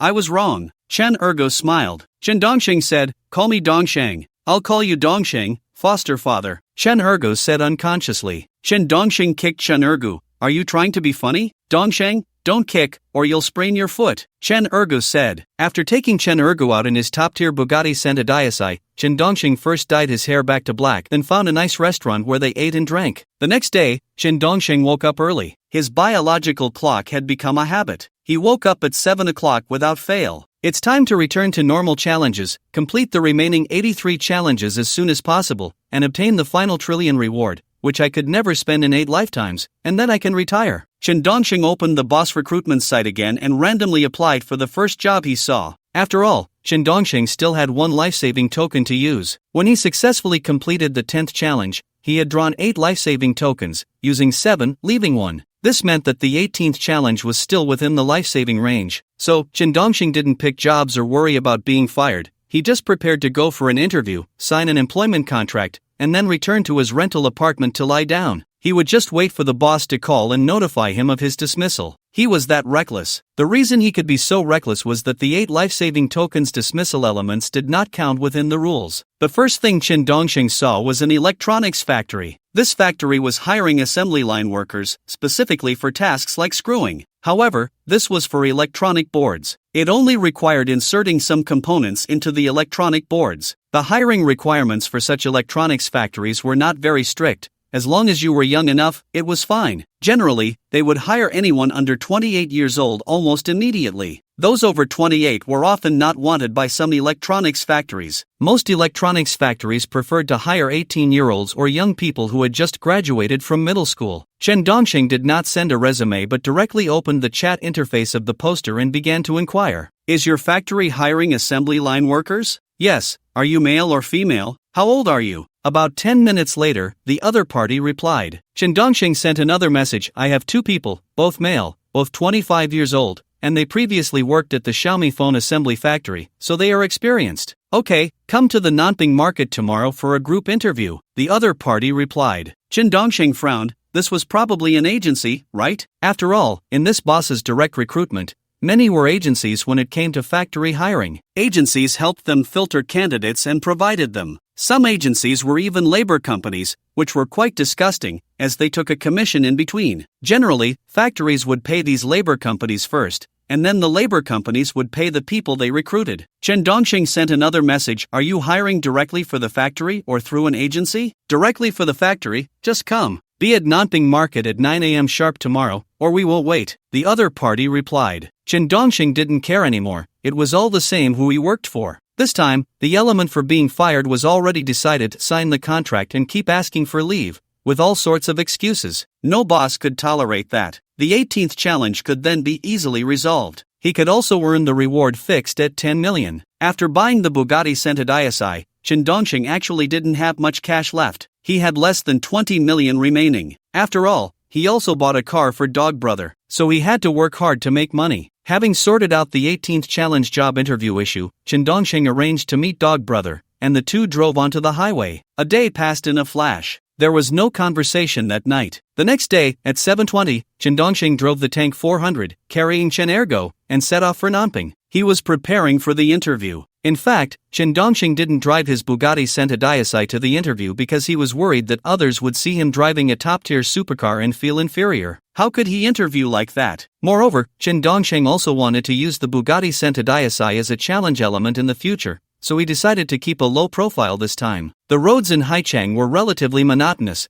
and the traffic was not very developed. Therefore, the rush hour was quite congested. The time spent on Haichang Road was the most uncertain. Chen Dongsheng spent about 40 minutes to arrive at the Nanping vegetable market, mainly because he was stuck in traffic for too long. he parked the car in the parking lot. Chen Dongsheng and Chen Ergo walked out of the parking lot and arrived at the entrance of the vegetable market. At this time, the vegetable market was also very lively, mainly because many factories were hiring here. It couldn't be said to be factories, it was many agencies that gathered job seekers here, which was beneficial for these applicants from various places to find a meeting point. Chen Dongxing dialed the phone number left by the other party yesterday. Hello, I'm here for the interview. Which one are you? I'm wearing a red shirt, holding a red flag, standing in front of the first pillar on the east side of the vegetable market. Where are you? If you're late, we won't wait for you, the other party replied. Chen Dongxing looked at the first pillar on the east side of the vegetable market, found it, hung up the phone, and walked straight over. Come on, I'll call out some names to see if everyone is here. Miaotsuwa, Chen Dongsheng, Shen'ergu, Yigonglin. When I call your name, raise your hand and shout here, shouted the recruiter in a red outfit. Chen Dongsheng and Chen Ergo both raised their hands and shouted here. At 11:30, everyone finally arrived. This left Chen Dongxing a bit speechless. Wasn't it said that if you were late before 9 o'clock, you wouldn't be waited for? They had been waiting here for several hours. What these people said was like farting. Okay,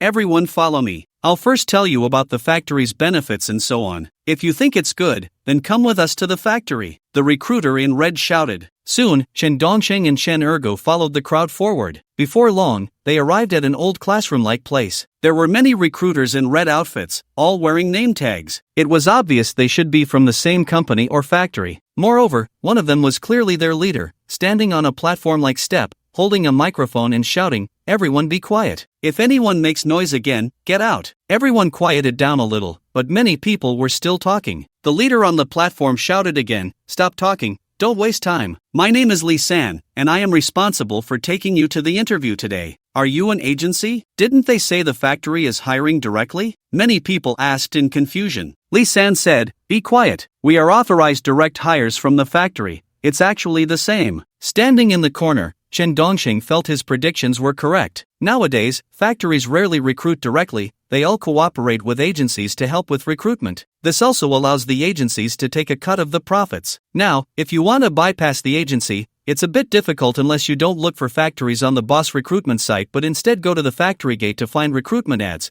which might lead to direct hiring. After all, the boss recruitment site has already been occupied by agencies. However, for Chen Dongsheng, it didn't matter. Even if he signed with an agency, so what? He could still sign a contract, go home, lie down, and wait for the termination notice. After all, he still had a life-saving card. If he didn't have the life-saving card, Chen Dongsheng wouldn't use such simple elements first. This kind of element is best used at the last critical moment. Li San looked at everyone and shouted, "Can you all be quiet? If you don't quiet down, once the time is up, none of you will be able to interview today." All the applicants quieted down for a moment, but soon someone started discussing again. It really looked chaotic and hard to manage. Li San said, "We have 3 factories here, each with different benefits and working conditions. The first one is the Jishan Rui Electronics Factory, mainly making chargers, which means working on the assembly line inserting various parts. The main age group is 18 to 25, those over 25 are not accepted. The salary is a no-responsibility-based salary of 2,198 yuan,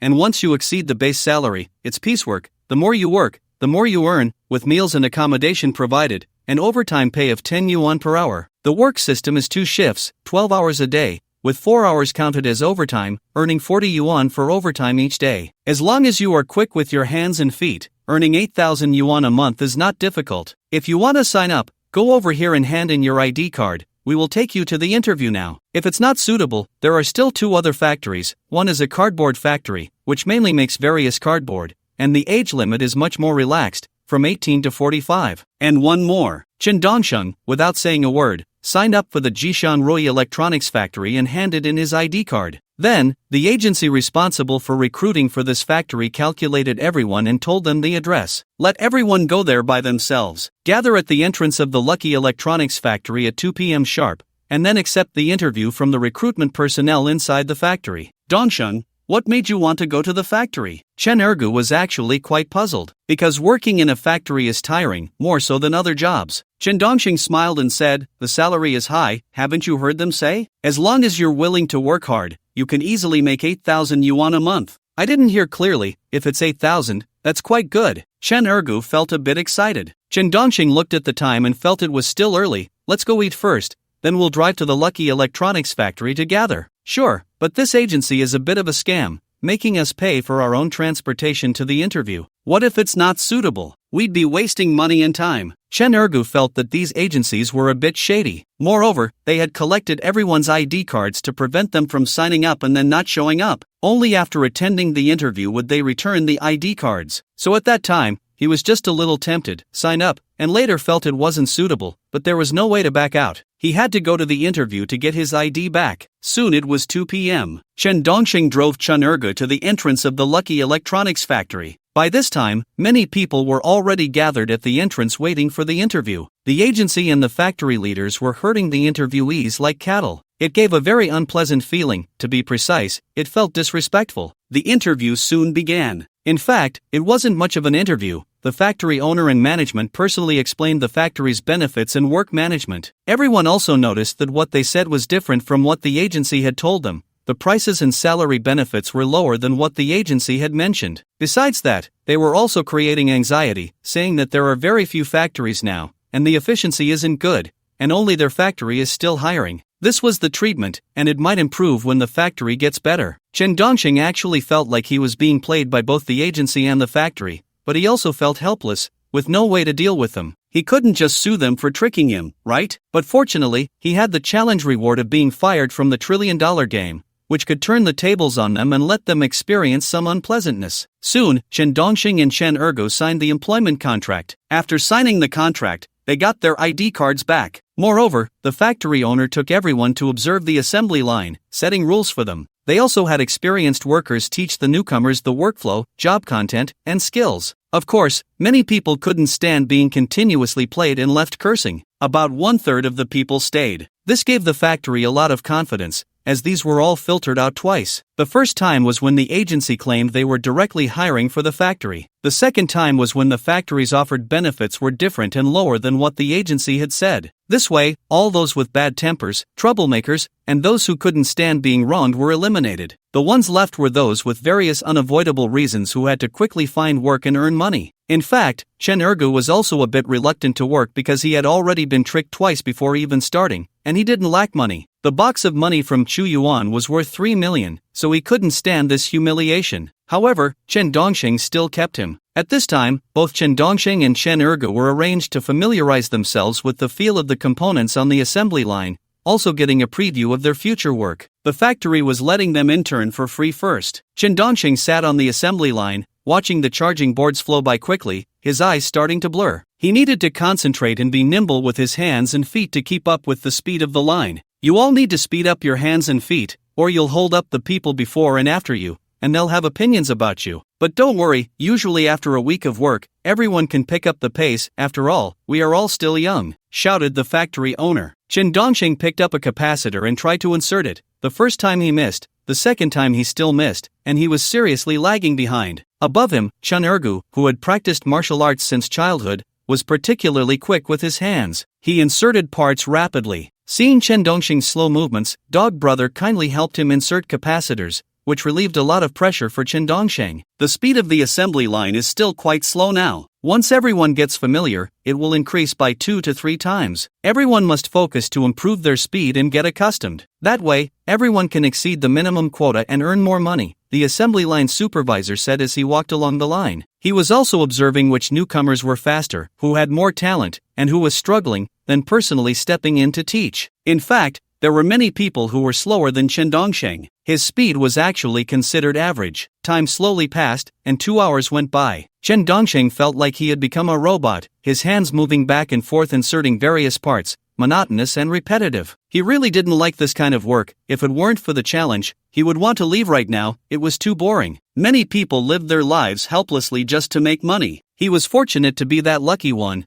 bound to the challenge of $1 trillion game for being fired. Alright, everyone who just signed in today, you can go home. By the way, if you need accommodation, talk to your assembly line supervisor, they will take you to find a bed, shouted the factory owner, Qin Feng. Chen Dongxing reacted the fastest, quickly standing up, wanting to take off his dust-free suit. Dongxing, I feel that the assembly line work is great. No need to think, it's so healing. Chen Ergu reminisced. Chen Dongxing understood. Some people actually like this kind of repetitive work, and said, then you should work hard. You should work hard too. don't get fired after just 2 days. Chen Ergu reminded him. Soon, Chen Dongxing took Chen Ergu back home. After returning, Chen Dongxing felt very excited. The challenge had finally officially begun. The last chance to use the immunity card must be used wisely. The next day, as dawn broke, Dog Brother knocked on Chen Dongxing's door. Get up for work. If you leave later, there will be traffic, and you'll be late. Being late on the first day gives a bad impression. Dog Brother, you go ahead. I want to take a day off. Chen Dongxing lay in bed, not wanting to get up. Chen Erge nodded and said, all right. After Chen Erge left, Chen Dongxing picked up his phone and called the boss, Chen Feng. This was the boss's number that Chen Dongxing had worked hard to get yesterday. Chen Dongxing, boss, I want to take a day off today. For a day off, call your own assembly line supervisor and ask him for leave. No need to call me directly, Chen Feng replied, a bit annoyed, and he didn't even remember who this employee was. After all, there were over 100 employees in the factory. How could he remember who was who? Chen Dongxing thought for a moment and said, oh, then I'll call the supervisor next time. This time I'm asking you for leave. Okay, what's your name, and why are you taking a day off? The boss asked. Chen Dongxing replied, my name is Chen Dongsheng, and I'm taking a day off, so I'm asking for leave, that's it. After saying that,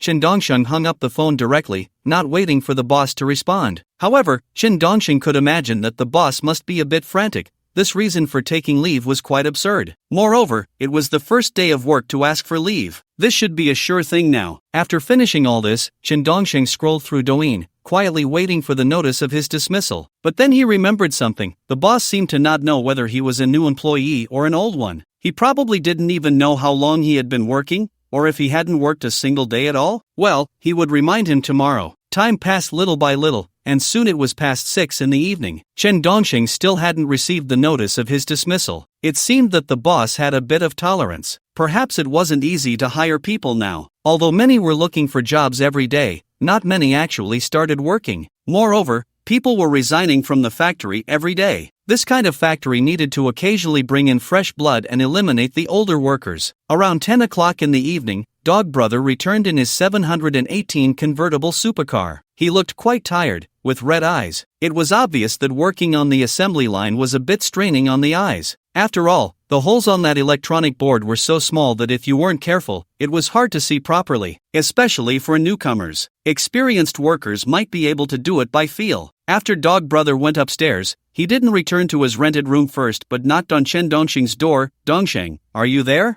I'm here. Chen Dongxing opened the door. Dog Brother looked at Dongxing with some concern and asked, you took a day off, are you feeling unwell? A bit dizzy. Chen Dongxing casually made up an excuse. He didn't want to discuss this topic. Dog Brother nodded and said, then you should rest well. How's the work going? Chen Dongxing asked with a smile. Chen Ergo twisted his waist and said, sat for 12 hours, my back hurts, my eyes are dry, my shoulder muscles are stiff, I should get used to it, it's okay, keep it up. By the way, did the boss ask about me? Chen Dongxing inquired. Chen Ergo shook his head, no, just the supervisor asked, I told him you took leave from the boss, and he didn't care anymore. Soon, another night passed. The next morning, Dog Brother came to knock on the door again, wanting to go to work together. But obviously, Chen Dongxing refused again. He still told him that he was still dizzy and asked him to go to work alone. After sending off Dog Brother, Chen Dongxing once again dialed the phone of the boss of the Lucky Electronic Factory, saying, Boss Qin, are you awake? Who are you? What's the matter? Qin Feng's voice was clearly still groggy, a bit sleepy. Chen Dongxing smiled and said, I'm Chen Dongxing,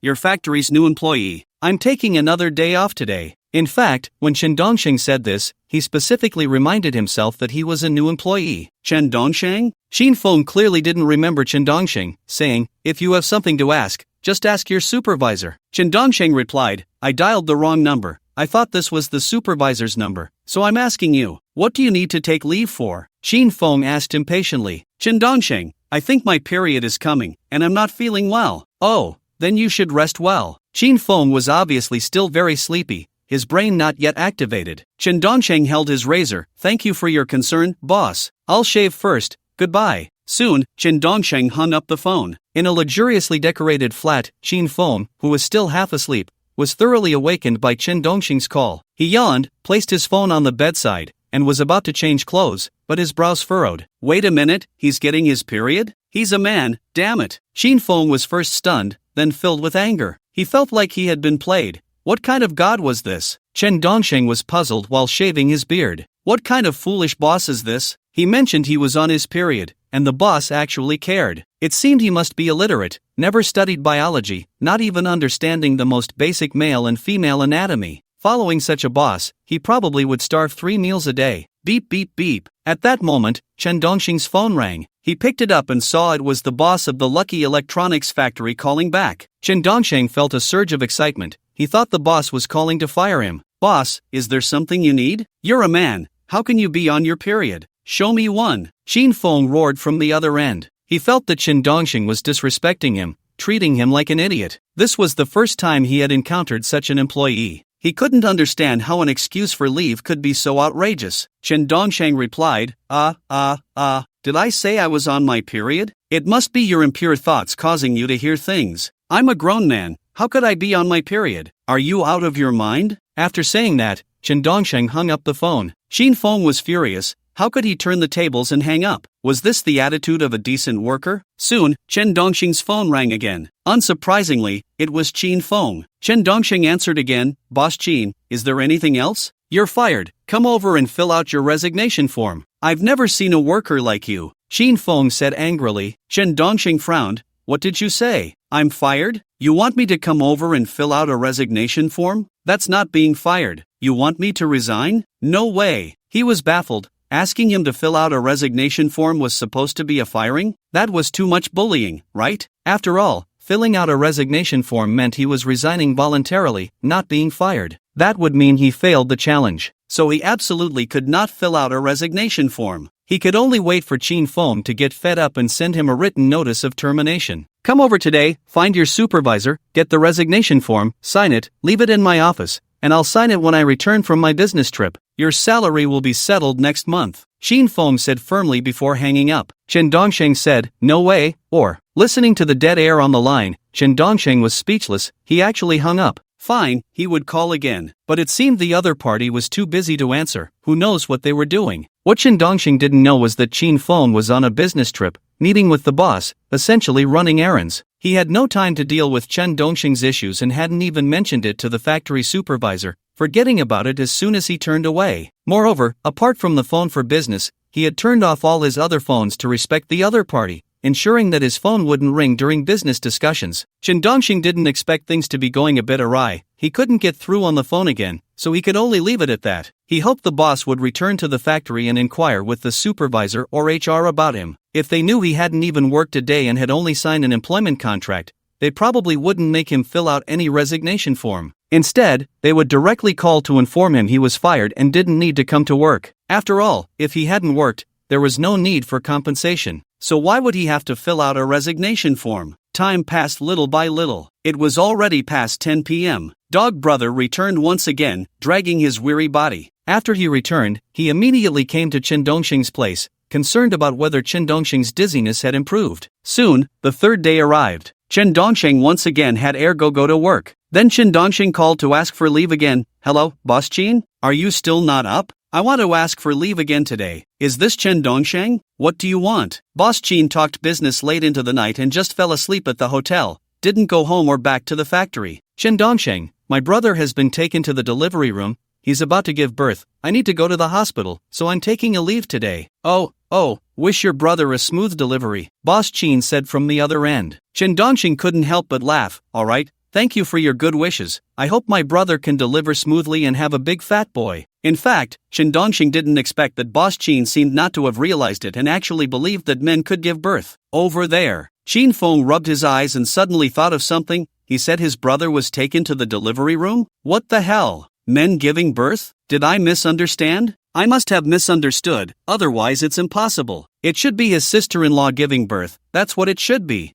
Never mind, since he's the future son-in-law of President Chu, let him be willful. I don't know if it's a windfall, but his future son-in-law will come to work at my factory, and I'll get to curry favor with such a big boss. Qin Feng was a bit excited. Qin Feng didn't expect that last night. In the middle of the night, the biggest consortium in Haicheng, the Chu family, actually had someone personally call him to ask him to take care of Chen Dongxing. If he had known he had such a background, he would have flattered him long ago, no matter what strange leave reasons he had. Even if he just registered and never showed up for work, it wouldn't matter. Over here, Chen Dongxing, sitting on the edge of the bed, was still waiting for Qin Feng to call back to angrily fire him. He had taken a leave yesterday under the pretext of his period. He was treated like an idiot. Today, he took another leave under the pretext of his brother going into the delivery room. He estimated that Chin Phone would be furious and wouldn't tolerate him anymore, and wouldn't ask him to fill out any resignation application. Instead, he would directly say he was fired over the phone. Then his 18th challenge would be a complete success. He would receive a reward of 10 million. His savings would then be close to 30 million. But what Chen Dongxing didn't know was that things had taken an unexpected turn,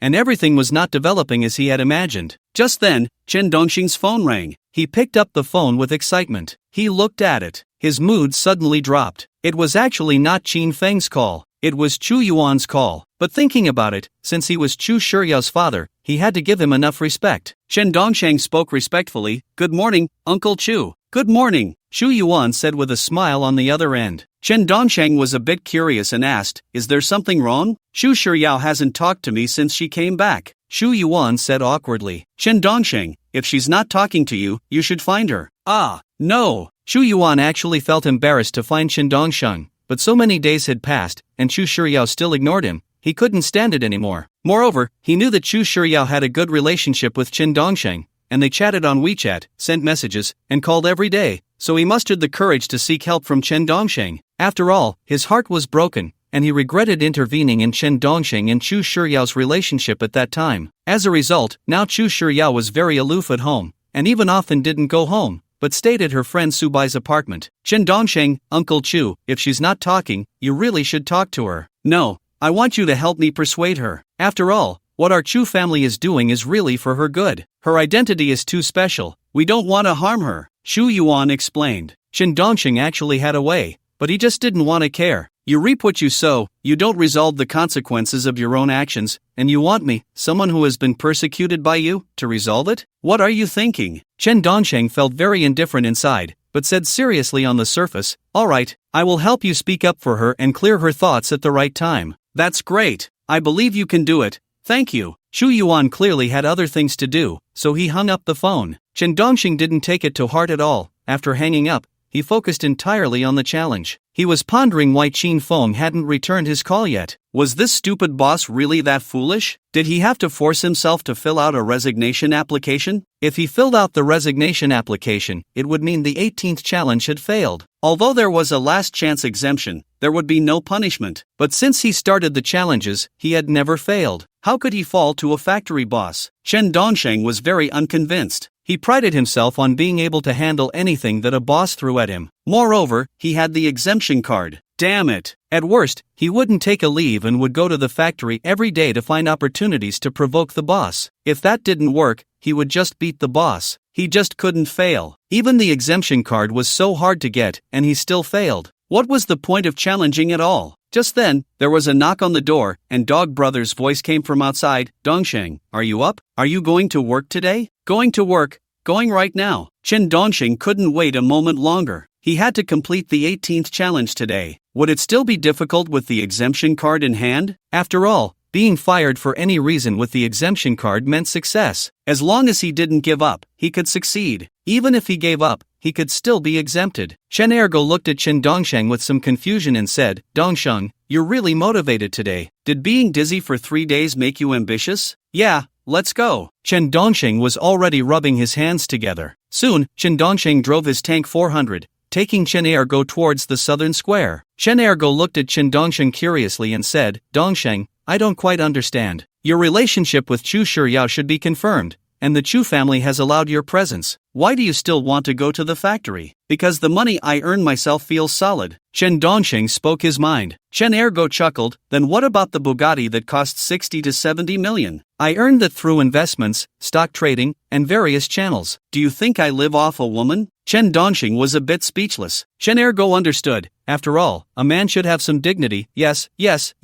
Really impressive. Chen Dongsheng looked at Chen Ergo seriously. This guy could actually mock someone. Chen Ergo, a bit embarrassed, looked at Chen Dongsheng and asked, "Dongsheng, does the Chu family have any widows or something, regardless of age or appearance? Recently, a friend of mine got divorced. If you want to chase a rich woman, then go chase a rich woman. And you have a friend who got divorced." Chen Dongsheng was completely speechless. Chen Ergo swallowed and said, "No, really, a friend of mine got divorced and asked me if I knew any women." "Then you should ask Chu Yuan yourself." Chen Dongxing actually knew that dog brother was both jealous and envious. He probably thought that the Bugatti supercar was bought for him by Chu Shiyao. So, soon, 20 minutes later, with a sudden brake, Chen Dongxing's Tank 400 firmly stopped at the entrance of the Lucky Electronic Factory. The big gate couldn't be opened. However, there was a small door in the middle of the big gate, allowing people to pass freely. Chen Dongxing directly got out of the driver's seat. "Dongxing, can't you park your car better? You're blocking their factory gate." Chen Ergo was a bit confused. Was it really that arrogant now? It seemed he had to work harder to live off a woman. Living off a woman meant he could do whatever he wanted. Chen Dongxing said dismissively, "Isn't my car parked just fine? It won't fall over."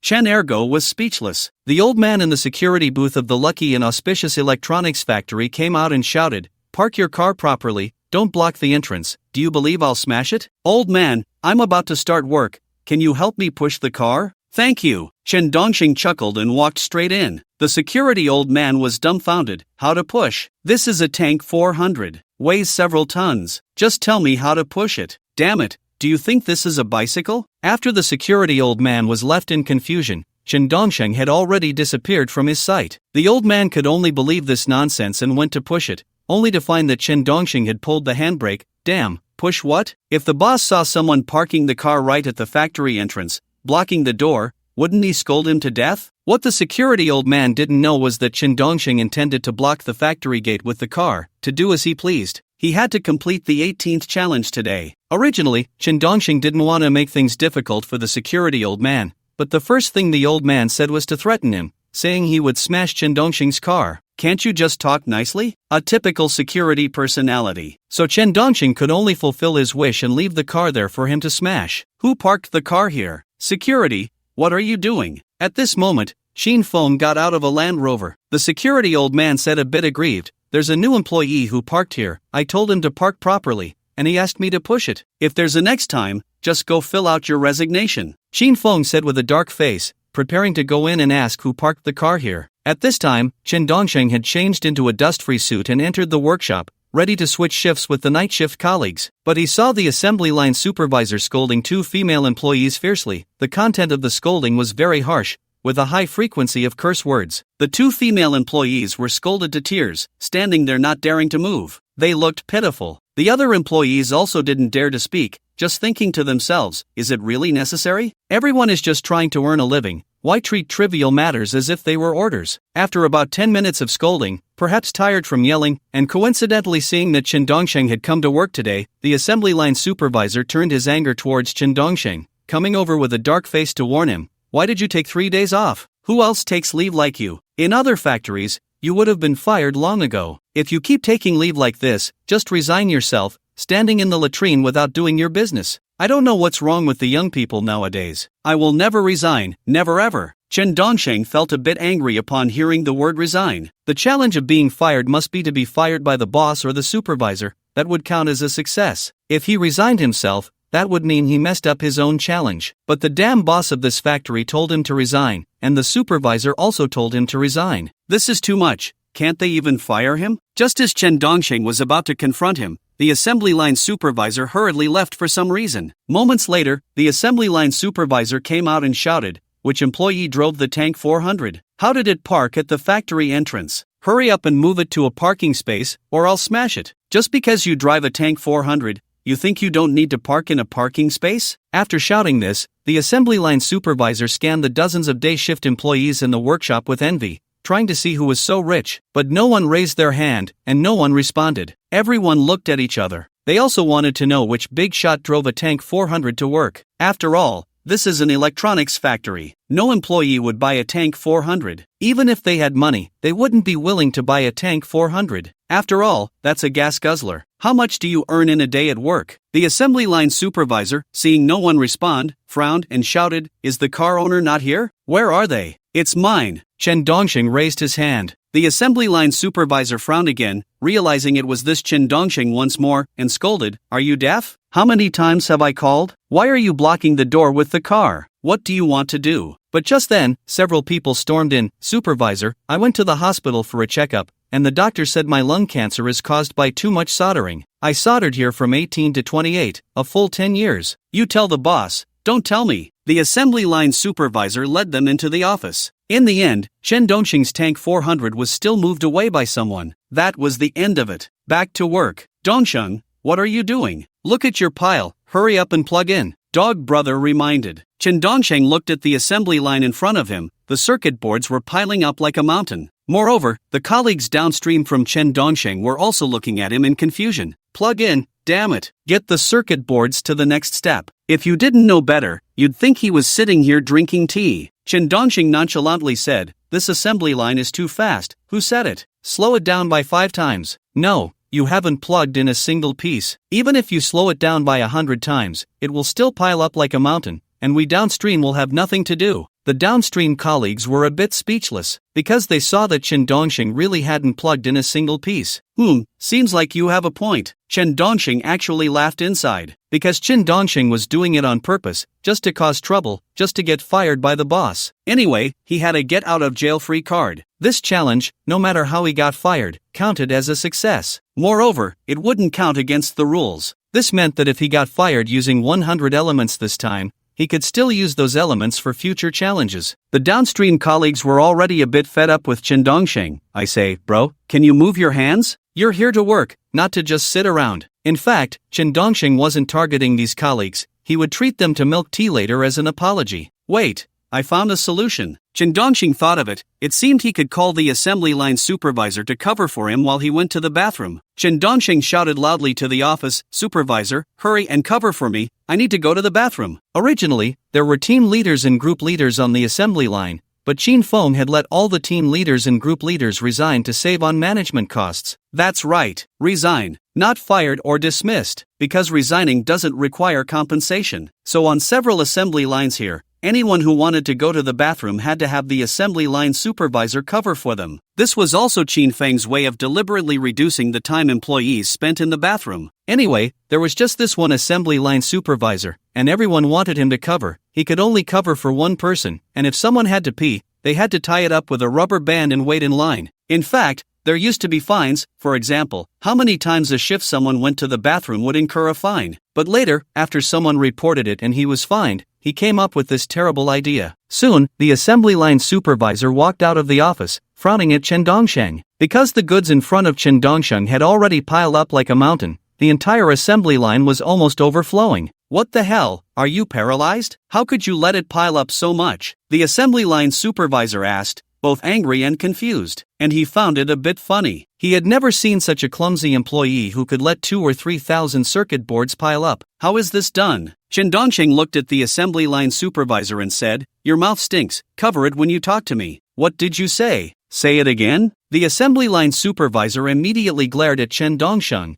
his demeanor aggressive. After all, as a supervisor, he couldn't let employees insult him. How could he manage the team then? Chen Dongsheng replied, I said your mouth stinks. Everyone present was stunned. They really didn't expect this new employee to be so fiery, daring to insult even the supervisor. Damn it, you go resign right now. Get the hell out. The assembly line supervisor shouted angrily. It was a genuine shout, echoing throughout the workshop. Even Qin Feng in the office heard the commotion outside. However, he was too busy arguing with an employee suffering from lung cancer. Moreover, after learning about the employee's condition, he was deliberately persuading him to resign. So he wasn't exactly a good person either. Chen Dongsheng looked at the assembly line supervisor and chuckled. Who do you think you are? Resigning is out of the question. If you don't want to resign, then you better behave and shut up. If you say one more word, I'll have you fired immediately. The assembly line supervisor was very temperamental and thought he had the upper hand. In fact, he didn't know that Chen Dongxing was doing it on purpose. Chen Dongxing couldn't be bothered to argue with him and really just wanted to go to the restroom. After using the restroom,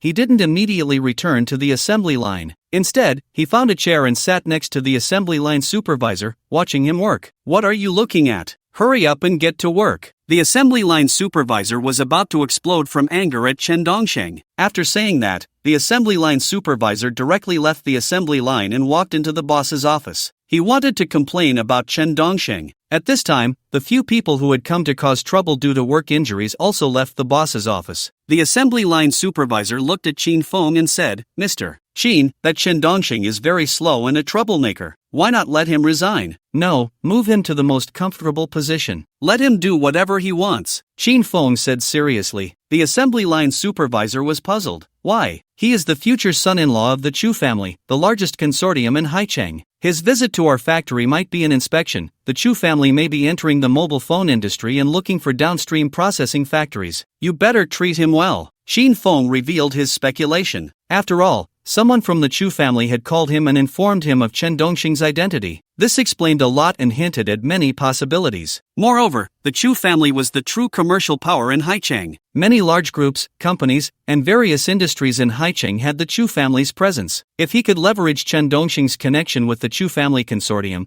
his small factory could soar to success in no time. The assembly line supervisor actually didn't know the Chu family consortium well, as it was somewhat secretive. The Chu family consortium? Are they really that powerful? Of course they're powerful. You can think of it this way, when they stomp their feet, the entire business world in Haicheng trembles. Qin Feng said earnestly. The assembly line supervisor felt his head buzzing. What do? I just insulted him. He should be here to assess our management capabilities and the factory's various abilities. He probably won't care too much about this. But you should still apologize, Qin Feng said. In fact, Qin Feng was already considering whether to fire the assembly line supervisor to please Chen Dongsheng. It must be said that with a background, the world becomes absurd. Because the whole world will cater to you. When you have no background, the whole world treats you as a punching bag. The assembly line supervisor nodded and said, "Then I'll go apologize now." He actually knew that if things went wrong, the boss might fire him. Soon, the assembly line supervisor left the office and walked towards Chen Dongsheng, who was sitting on the assembly line playing with his phone, wearing a big smile. However, he hadn't spoken yet. Those colleagues downstream of Chen Dongsheng spoke up first. "Supervisor, this person isn't working at all. He's just sitting here playing on his phone, and we have no goods to work on. Supervisor, come here and apologize to me." Chen Dongsheng essentially wanted to provoke this supervisor. If he could anger the supervisor, he could whisper in the boss's ear, and the challenge would be complete. The assembly line supervisor looked at Chen Dongsheng with a smile and said, "I'm sorry, I was indeed rude just now. From now on, I will absolutely control my emotions and never scold employees again." Everyone on site was stunned. Chen Dongsheng was also taken aback. What was going on? He really came to apologize? He just wanted to provoke him further. Seriously? Apologize? This made Chen Dongsheng's well-prepared punch land on cotton. Chen Dongsheng looked at the assembly line supervisor. "I still prefer your earlier rebellious demeanor. Don't make fun of me. By the way, let me arrange a more comfortable position for you. This spot doesn't seem suitable for you," the assembly line supervisor said. Chen Dongsheng chuckled. "This position is very suitable for me. I'm sitting here." "No, you're sitting here without any plugs.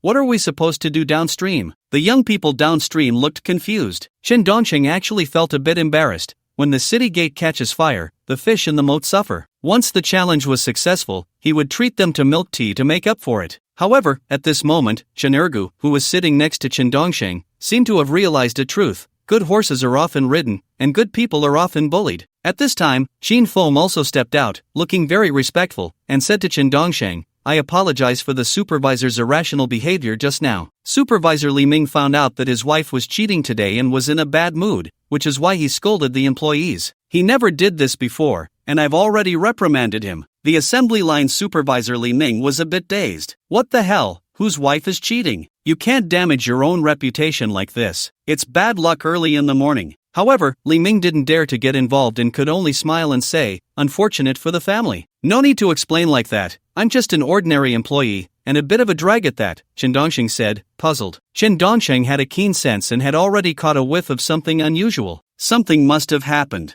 Otherwise, it wouldn't be possible for both the factory owner and the supervisor to be so polite to him. There was only one possibility. His relationship with Chu Shiyao had been exposed, and Qin Feng had discovered it, or someone had said something to Qin Feng. In any case, this was no longer a normal challenge. External forces had interfered. Previously, the Chu family had used their connections to pressure the boss to fire him, and now it had reversed. Chen Dongsheng had made up his mind that after this challenge, he would leave Haicheng and go to a place where the Chu family's influence couldn't reach. He didn't want to be disturbed anymore. Moreover, he needed to talk to Chu Shiryao or have a chat with Chu Yuan. If he was constantly interfered with by their power, how could he continue? However, Qin Dongsheng was still very adaptable and thought of several methods. One of them he had used on Zhang Quan, which was to offend him severely and then deliberately distance himself from the Chu family. Another was to team up with a colleague, letting Dog Brother take the lead and fool Dog Brother a bit. Qin Dongsheng looked at Qin Feng and said, "Get me a glass of water, I'm thirsty." "Okay, no problem." Qin Feng smiled and went to pour water. All the employees present were incredulous. It turned out that their boss was so amiable. Why had they only just discovered this? Even to a slacker at work, he could still be so polite. Those who work hard, can they just bring a shit bucket to catch the shit, so they don't even have to go to the toilet, letting the boss be the shit collector? Soon, Qin Feng brought a cup of hot water and handed it to Qin Dongsheng, then said to the employees upstream and downstream of Qin Dongsheng, "This is a new employee, he's not familiar yet, everyone help him out,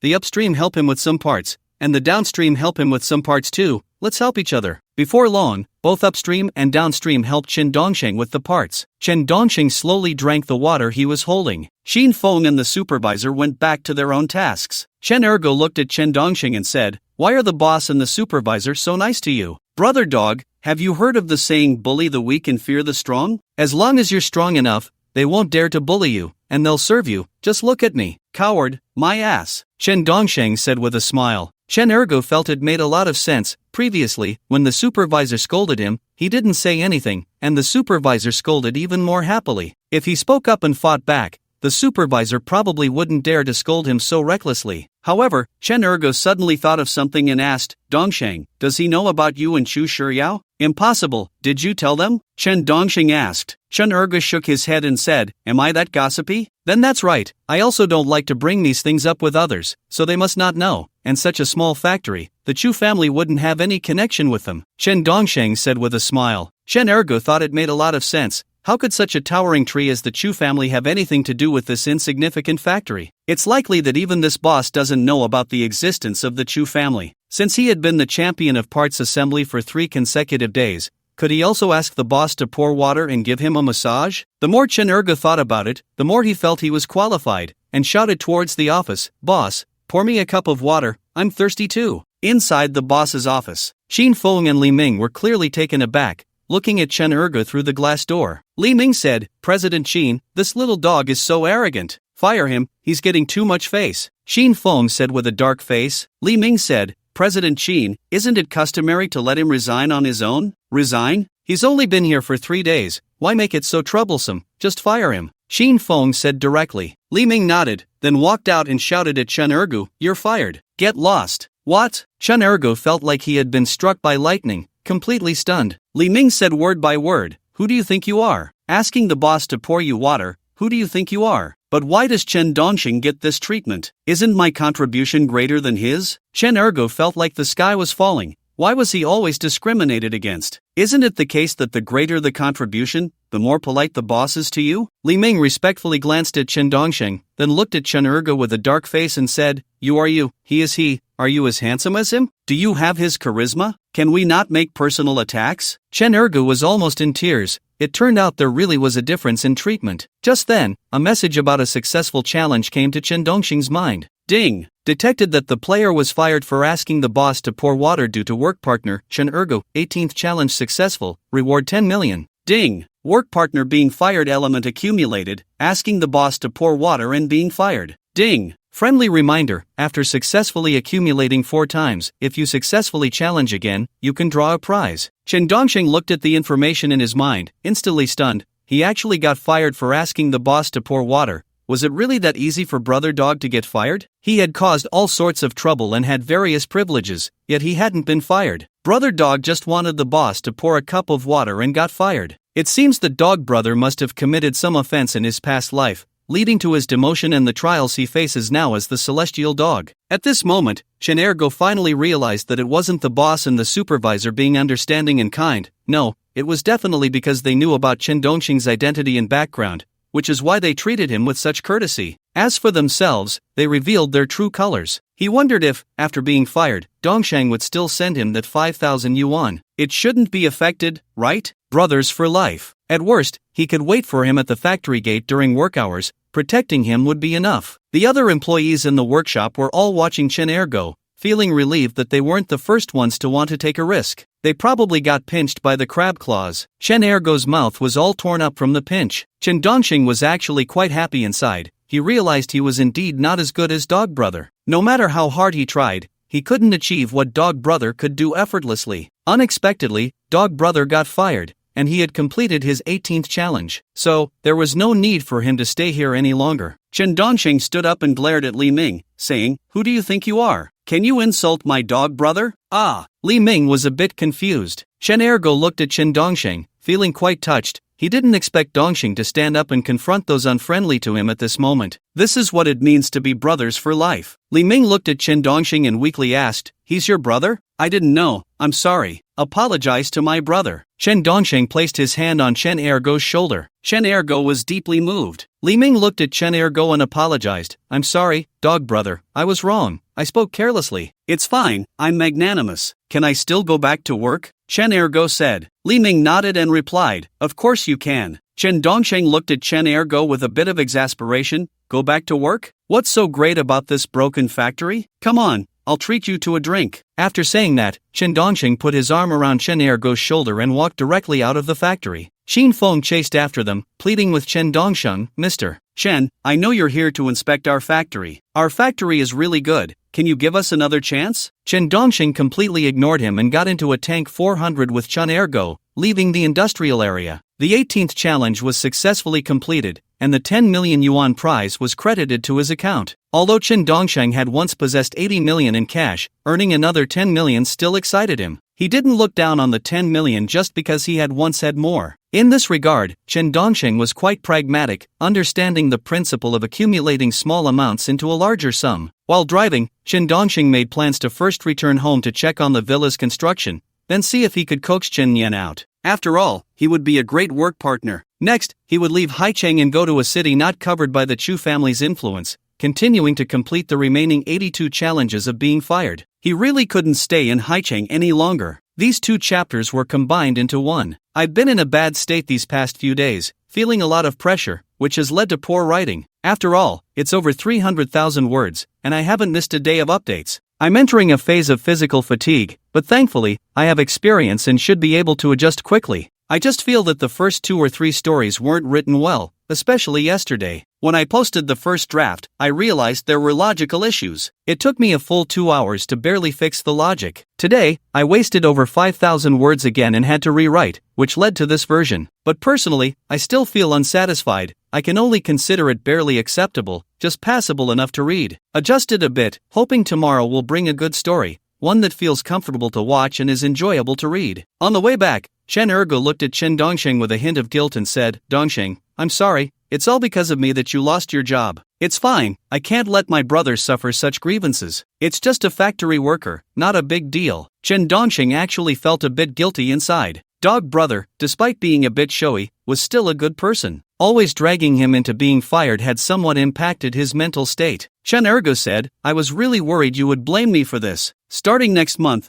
your salary will be raised to 10,000 a month." Chen Dongxing said seriously. Chen Ergo was a bit stunned. "You're raising my salary to 10,000 a month? Are you kidding me? Who's kidding you?" Chen Dongxing was actually very serious. After all, with the efforts made earlier, the challenges had accumulated to the 18th time, and from now on, each bonus would be 10 million. That's 10 million, money that he could never earn in a lifetime of working. Moreover, reaching this point today, Dog Brother had played an indispensable role. Without Dog Brother, he didn't know how many times he would have been beaten up. Chen Ergo looked at Chen Dongxing gratefully. "From now on, if you tell me to go east, I'll go east. If you tell me to go west, I'll go west. No second thoughts." "Then jump down." Chen Dongxing pressed the accelerator, speeding the car up to over 120. Chen Ergo, "Just kidding." Chen Dongxing laughed heartily. He actually enjoyed teasing Dog Brother. Although Dog Brother was very happy inside, he was also getting jealous to the point of turning purple. It seemed that being with a rich woman was really enjoyable, spending money however he wanted, too reckless. It was too enviable. He had to work harder. At this moment, Chen Dongxing remembered the important matter and almost forgot to order milk tea for all his colleagues at the Jixiang Rui factory. The next moment, Chen Dongxing directly ordered 200 cups of milk tea, regardless of whether there were 200 colleagues or not.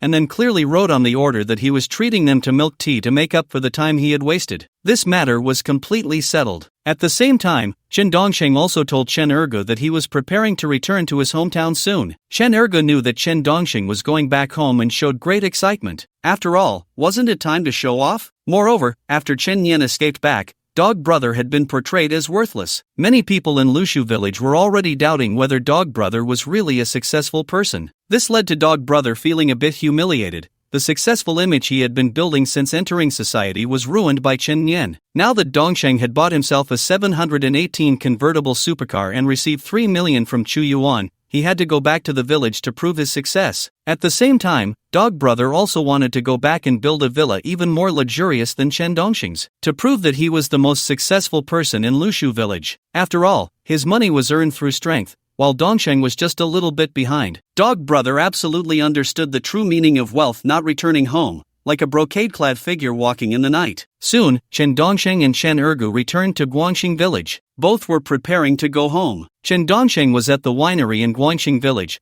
planning to buy 4 or 5 bottles of mutai to honor his father. Dog Brother, on the other hand, was dressing himself up to look more like a successful person. At the same time, Chen Dongsheng also called Xu Shiyao, wanting to take her back to relax. Xu Shiyao knew she could go back to the countryside with Chen Dongsheng, and she drove her supercar to Guangxing village. She attracted a lot of attention on the way. She was driving a Lamborghini Huracan EVO Spider convertible supercar. A beautiful woman in such a supercar had a 1000% rate of turning heads. However, Xu Shiyao's demeanor was noticeably colder than before. I don't know if it's because she knows her relationships are being controlled, but she hasn't recovered yet. Soon, Chen Dongsheng stood by the collective parking lot of Guangxing village and met Xu Shiyao. Today, Xu Shiyao was dressed very simply, in a pair of jeans and a white shirt. But it didn't affect her beauty. Her beauty wouldn't change based on what she wore. Instead, just her presence drew the attention of passers-by. Standing next to Chen Dongsheng, Dog Brother smiled and greeted Xu Shiyao. "Hello, sister-in-law."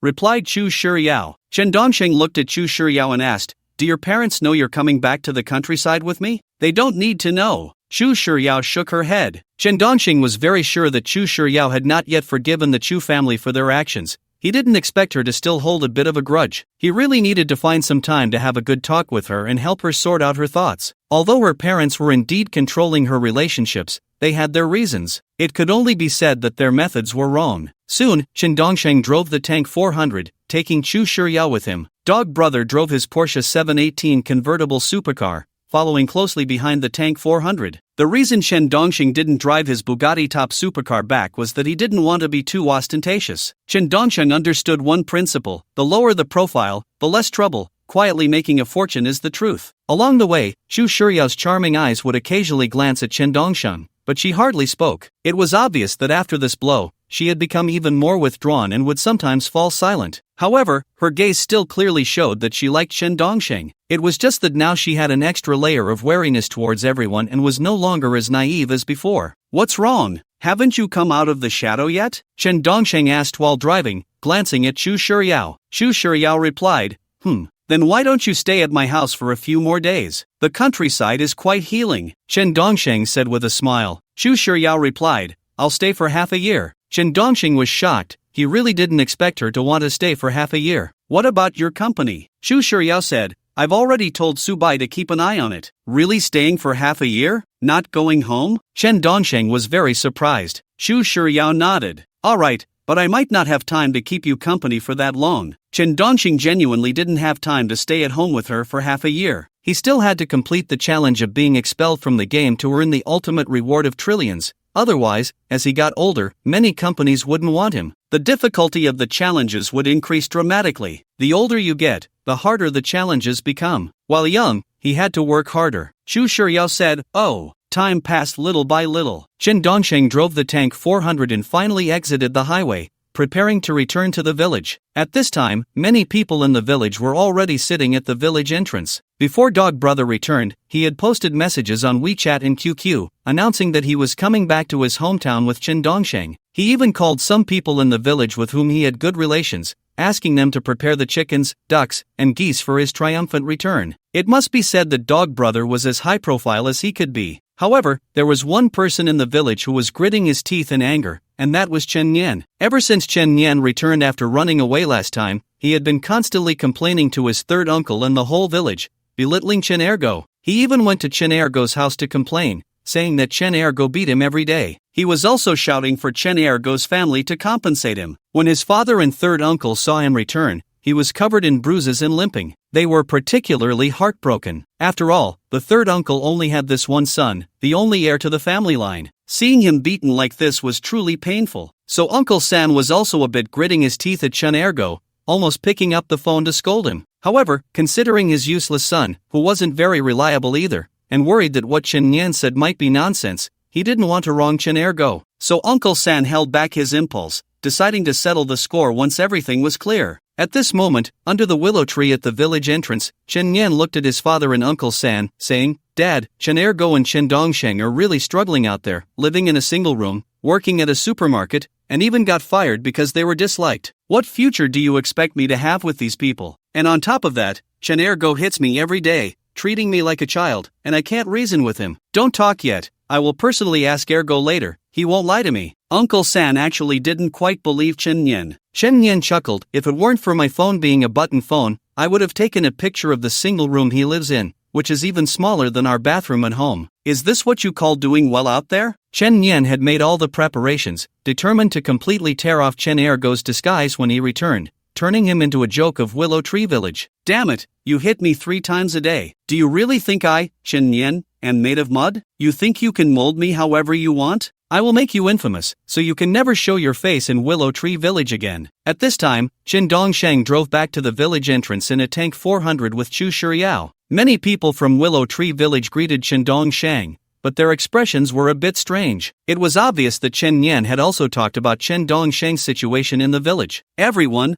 look! This is one of the scammers, the disgrace of Willow Tree Village. That stunning beauty in the passenger seat must be rented. Damn it, nowadays women will do anything for money." Chen Yan jumped out, venting his anger. Chen Dongsheng frowned. He had borrowed 200 yuan from him to escape back. What's this? Is he going to bite everyone now? But if he could get Chen Yan to work with him, he would make an excellent work partner. He would definitely come up with all sorts of tricks. This guy is 35 and just wants to lie at home and live off his parents, with no ambition whatsoever. He's not stupid. He just sees this society too clearly. He knows that lying at home means no money. Working hard outside, getting hurt and sick, also means no money. So he smartly chose to not care about others' opinions and just lay around living off his parents. However, Chen Yan's words about Chu Shiryao made Chen Dongsheng very unhappy. He noted this grudge down, and there would always be a chance for Doggo to hit him a few more times. Chu Shiryao's eyes were almost daggers aimed at Chen Yan. At the same time, it made her even more unhappy. The people at the village entrance greeted her,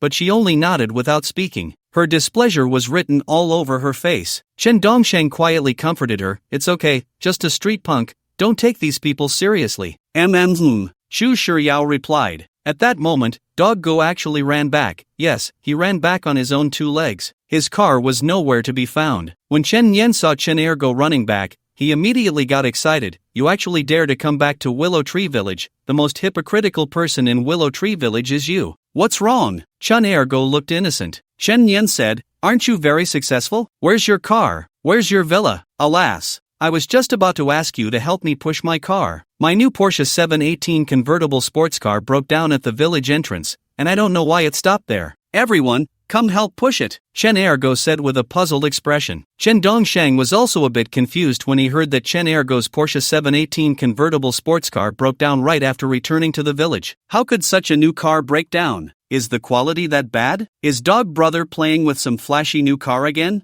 However, I still need to go take a look. If it really is broken, then I have to have a good talk with that guy from Huayu. If it broke down before even reaching 1,000 kilometers, then spending over $1 million on it would be such a waste, right? Everyone in Willow Village under the willow tree looked at Chen Yan with confusion when they heard that Dog Brother bought a Porsche 718 convertible supercar. Chen Yan scoffed, because he was sure that Chen Ergo's Porsche 718 convertible supercar was definitely rented from somewhere. Even the one that burned was surely rented. He must have to pay for it for a long time. Chen Yan had completely seen through Chen Ergo, who was just a person with an inflated sense of vanity, and he also knew about Chen Ergo's situation outside. Chen Yan looked at everyone and said, "If a supermarket worker can afford a 718 convertible supercar, I'll swallow that car whole. His car is definitely rented. I know you resent me, but I did it for your own good," Chen Ergo said sincerely. Because at that time, he really wanted to educate a promising son for his third uncle. The third uncle looked at Chen Ergo and said, "Then let's hurry and help Ergo push it." Chen Ergo waved his hand and led everyone to go push the car. Chen Dongsheng also followed, wanting to see if it was really broken. Soon everyone arrived at the village entrance and saw a brand new Porsche 718 convertible supercar parked there, each with a somewhat strange expression. Because they were also pondering who was more credible, Chen Nian or Chen Ergo. Chen Nian also came to the front of the car and looked at Chen Ergo, saying, "You say this car is yours, show me the registration.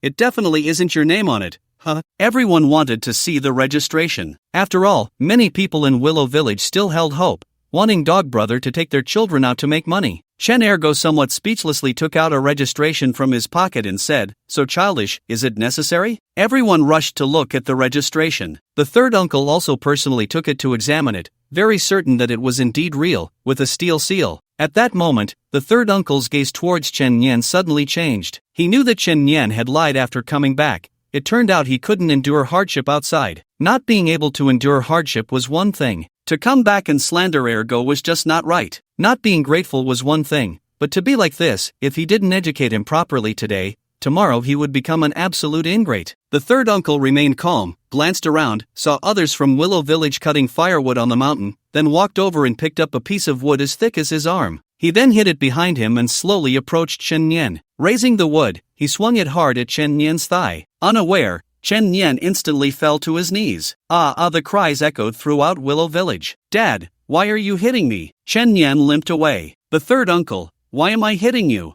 I'm going to beat you to death, you ingrate." "How am I an ingrate?" Chen Nian was confused. It hurts. It hurts. Stop hitting me. Stop hitting me." "Third uncle, what's wrong?" Chen Ergo asked. The third uncle felt guilty towards Chen Ergo and said, "I'm sorry, this useless brat clearly can't endure hardship, yet comes back to slander you, saying you are useless outside. He definitely deserves to be beaten hard, otherwise, he won't learn his lesson. When I did something wrong as a child, my dad also beat me hard, hung me up to beat." Chen Ergo shared his experiences of how he was educated step by step to become a successful person. After hearing this, Chen Nian felt extremely aggrieved, and he was very certain that the 718 convertible supercar was definitely rented, and the registration must be fake. "You crazy dog won't die a good death." The more the third uncle hit, the more energetic he became, chasing after the limping Chen Nian and beating him fiercely. Uncle San hadn't hit Chen Nian in a long time. This time, he couldn't hold back any longer. He had pulled so many strings, begged Ergo for so long, and spent so much goodwill just to get this opportunity. Yet, you, Chen Nian, didn't cherish it properly, sneaking back home and slandering Ergo. "If I don't beat you half to death, won't you dare to tell even bigger lies in the future?" Chen Nian, in a panic, ran around while pleading for help from Chen Dongsheng. "Dongsheng, hurry out and say something fair. Aren't you guys out there living in single rooms, looking for jobs, and hitting walls everywhere?"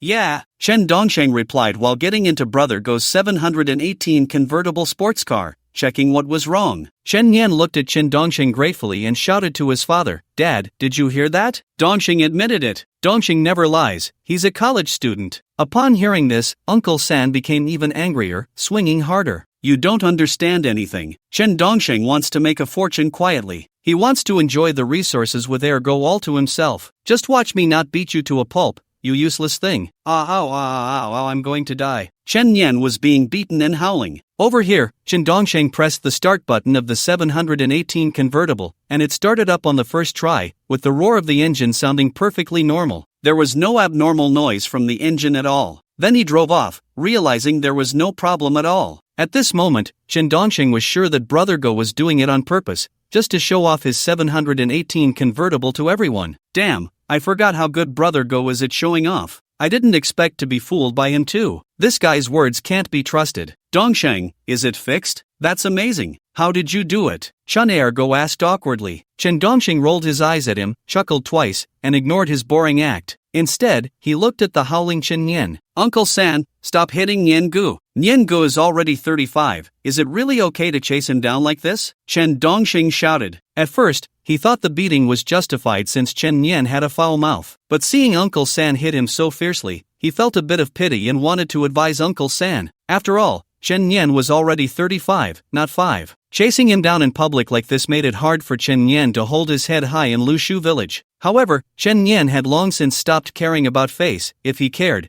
he wouldn't be living off his parents at home. he would care about others' opinions. So, Chen Dongsheng still viewed Chen Yan with a normal person's perspective, thinking too highly of him. Seeing that Uncle San was still not satisfied and continued to chase after him, Chen Dongsheng could only go up and pull him back. After all, Chen Dongsheng planned to bring Chen Yan in as a work buddy. Since Chen Yan didn't want to work and just wanted to lie around and live off his parents, as long as he was forced out, he would definitely come up with all sorts of ideas when it was time to work. Wasn't that the perfect work buddy? In this regard, he would be much more useful than Brother Go. If he got him beaten to the point of a fracture now, how long would it take to recover? Just enough is good enough. Chen Dongsheng went up and hugged Uncle San, urging him to calm down, saying, Brother Go's people are still very generous. At worst, we can just ask Brother Go to take him along again. This useless thing is making my heart disease flare up. If it weren't for you, Dongsheng, I would have beaten him to death. Uncle San glared at the pitiful Chen Yan, speaking with disappointment. Uncle San dropped the wood in his hands and looked at Chen Dongsheng, saying, Dongsheng, Uncle San only has this one son. I know he's not worth much, but I beg you to say a few good words for him to ergo, so he can take my useless son along again. No problem. Brother Dog actually respects third uncle a lot and has always wanted to repay him. As long as you say the word, Brother Dog will definitely agree, Chen Dongsheng said with a smile. Chen Yan started to tremble at the thought of having to hang out with Brother Dog again. After all, being with Brother Dog meant getting beaten up, but he was also getting beaten at home. It's so hard, getting beaten everywhere. Am I destined to be beaten? Third uncle smiled as he looked at Chen Ergo not far away. Ergo, can you help third uncle one more time and take care of my useless kid? Just beat him up if he misbehaves, and if you end up killing him, just let me know, and I'll come get his body to bury. Third uncle, I'm really not doing well out there. What he said is actually true. Chen Ergo started to put on an act again. Third uncle was even more frustrated with Chen Yan because it had already spread that Chen Ergo wanted to build a villa in the village. At first, everyone didn't quite believe it, but after Chen Ergo drove back in a Porsche 718 convertible supercar, everyone was convinced the news was absolutely true. Moreover, Chen Ergo's family had also started building temporary housing because they were going to tear down the old building and rebuild it as a villa. In the next moment, third uncle knelt down. Ergo, even if I'm begging you, I only have this one useless kid. I don't want him to starve to death at home after I'm gone. Third uncle, don't do this. We can't afford it. Chen Ergo was genuinely terrified, and he directly supported third uncle. Then his gaze drifted towards Chen Dongsheng. The meaning was clear. It depended on whether Chen Dongsheng was willing to accept Chen Yan. After all, Brother Dog was following Chen Dongsheng. Only if Chen Dongsheng nodded would Brother Dog be able to make a promise. Chen Dongsheng nodded slightly. Chen Ergo looked at third uncle and said, Third uncle, since you sincerely asked me, I'll give Chen Yan another chance. But if he runs back home again, I really won't be able to help. No, no, no. Chen Yan screamed internally. It was so hard to just lie flat, because he was going back to that hellish mode again. Chen Ergo was terrifying, not only using violence but also a bit brainless. Reasoning was useless, and he was very domineering. Following him meant everything had to be done his way. If you didn't listen to him, you'd get beaten.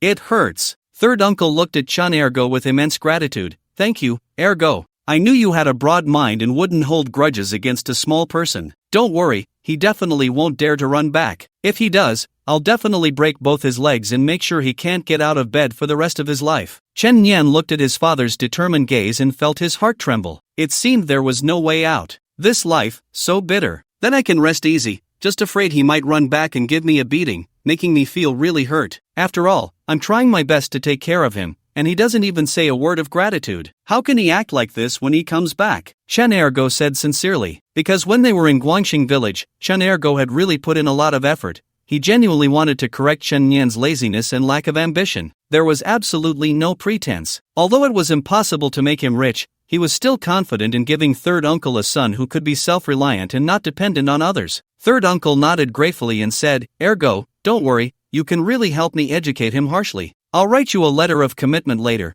As long as you beat him to death, I'll take the legal responsibility. Really? Chen Ergo felt inexplicably excited. Because he held a grudge against Chen Yan for coming back and ruining his image as a successful person, and he hadn't vented it yet. Only Chen Yan felt completely deflated, still unable to escape the clutches of the mad dog. Instead, he felt more tightly bound. Chen Dongsheng looked at the attitude of everyone in Lushu village towards Chen Ergo and felt a bit speechless. He could only say that Brother Dog's persona was packaged too successfully. But with this, everyone in Willow Tree Village would ask Dog Brother to take their sons and daughters. Dog Brother would be very passive about it. However, Chen Dongsheng didn't care now. He needed a work buddy, the more eccentric, the better. This work buddy wasn't useful anymore, so he would change to the next one. Anyway, aside from Dog Brother, he could change anyone else at will. After all, Dog Brother was still very loyal and had solid skills. He was also easy to fool. This made him the best bodyguard choice. At this moment, Chu Shiryao, who had been following Chen Dongsheng, watched this grand scene and felt that rural life was quite unique, and it was an eye-opener. It was surprising that rural parents would chase after their 35-year-old son to beat him up, and seeing Chen Ergo's image in the village made Chu Shiryao unable to help but laugh. It felt quite ridiculous. After all, Chu Shiryao knew about Chen Ergo's situation outside. Chen Dongsheng was also very happy inside,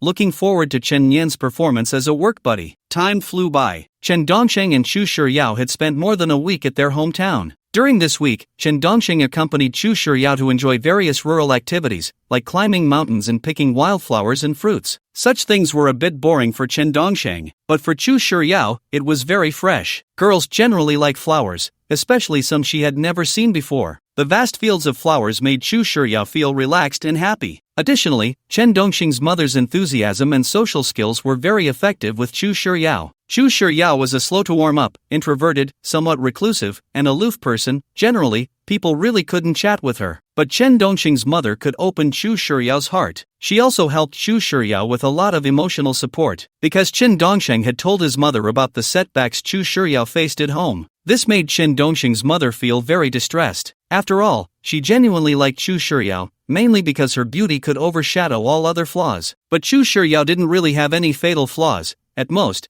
she just didn't like to initiate conversations when meeting people in the village. Only if someone spoke first would she nod in response. However, after staying for just a week, Chu Shiryao's situation had clearly improved. She had become much more cheerful. But Chen Dongsheng had also settled all matters at home and was preparing to return to the city. He didn't have time to stay at home with Chu Shiryao anymore. He planned to go back to the city today. Moreover, Dog Brother had also sorted out his family matters and confirmed that he would build a villa at home. This made everyone in Willow Tree Village look at Dog Brother with a bit more respect. Soon, Chen Dongsheng was ready to set off. However, this time, Chen Dongsheng didn't drive the Tank 400 back to the city. Instead, he left the Tank 400 for Chu Shiryao to use, because Chen Dongsheng's family didn't have a small car. Without a car, traveling was very inconvenient, especially since Chu Shiryao wanted to go to the market. Without a car, she would have to take a tricycle outside the village. That would be quite embarrassing for a young lady of wealth to ride such a vehicle. It made Chen Dongsheng feel a bit reluctant, so he simply left his Tank 400 at home for Chu Shiryao to use. After he went out, he would buy another vehicle for commuting. After all, with a top-notch Bugatti supercar, he wasn't interested in other small cars anymore. Instead, he was a bit inclined to buy a luxury RV. After all, having a super luxurious RV would allow him to work wherever he wanted without the hassle of commuting, which would also help him rest better. Chu Shiryao was actually very reluctant to see Chen Dongsheng leave, standing under the longan tree at the door, looking at him with great reluctance. "What's with that look in your eyes?" Chen Dongsheng also felt a bit unable to let go of Chu Shiryao, because when they were climbing the mountain, inexplicably, they had hugged and kissed several times, almost crossing the line. However, Chen Dongsheng still restrained himself. After all, he had promised Chu Yuan that he wouldn't rush into marriage until the very end. Chu Shiryao said, "I feel like I've been abandoned. This is the sadness of parting, not abandonment. Why don't you come back to the city with me?" Chen Dongsheng corrected her. In fact, this feeling was new for Chu Shiryao. She had never felt this way before. After all, her parents had always been by her side, and no one had ever left her. She had never cared about anyone before. So now, every move Chen Dongsheng made tugged at her heartstrings. Chu Shiryao shook her head. "I don't want to go back. I'll be back. It's not like I'm not coming back. Be good." Chen Dongsheng hugged her. Chu Shiryao nodded. "If work is too hard, then don't do it. Don't tire yourself out." Just then, Chen Ergo and Chen Nian arrived. Upon hearing this, Chen Ergo felt a pang of envy. Damn it, Dongsheng really had it good. How he wished there was a rich woman telling him that if work was hard, he shouldn't do it and not to tire himself out. Chen Dongsheng let go of Chu Shiryao and said, "I'm off. Safe travels," Chu Shiryao replied. Soon, Chen Dongsheng got into Brother Dog's 718 convertible supercar, sitting in the passenger seat. Chen Ergo took the driver's seat and said, "Sister-in-law, take care. We're off." Quickly, Chen Ergo drove away with Chen Dongsheng. Uncle San also arrived on his 125 motorcycle, taking Chen Nian directly to the bus station. After all, Chen Ergo's 718 convertible was a two-seater, only able to hold 2 people. Originally, Chen Dongsheng wanted Chen Nian to stay home and rest until he healed before going up. Chen Nian had been beaten by Uncle San and was injured all over. He had even gone to the hospital for an X-ray, discovering a fracture in his thigh. Moving even a little was painful. However, Uncle San insisted that he go up now because he was afraid Chen Erge would change his mind. Moreover, Uncle San personally took Chen Nian along to Haicheng. Soon, Chen Erge drove onto the highway. He looked at Chen Dongsheng and asked, "Dongsheng, have you shared a room with Chu Shiyao? Did Chu Yuan ask you to ask that?" Chen Dongsheng replied. Chen Erge shook his head and chuckled. "No, I'm just curious. No, we're still just friends. We haven't confessed yet." Chen Dongsheng didn't like to share his feelings. Chen Erge looked at him in surprise and said, "I think I saw 2 monkeys hugging and nibbling under a tree in Homi Ridge. One of them was wearing clothes that looked like yours. What the hell? Are you stalking me?" Chen Dongsheng broke down. Chen Erge said, "Don't get me wrong, my family raises cattle, right? I was out herding them. It was an accident." Chen Dongsheng. Chen Erge added, "Don't worry, I didn't see anything. Boring." Chen Dongsheng felt a bit speechless. Chen Erge said, "I have a really good classmate. He's very handsome, in his 20s now. When he was younger, he didn't know how to cherish things, and now he's anxious, just wanting to find a financially stable partner, regardless of age, looks, height, or preferences. If you have any introductions." As he spoke, Chen Erge choked up. "Are you sure you're not talking about yourself?" Chen Dongsheng looked at Brother Dog with a mix of amusement and pity. Brother Dog's desire to live off a woman had never changed, and he was even feeling sorry for himself. Chen Erge steadied his emotions. "Speaking of him makes me want to cry. It's really not me. With my conditions, as long as I work hard, what kind of woman can't I get? Besides, I can be considered a successful person now.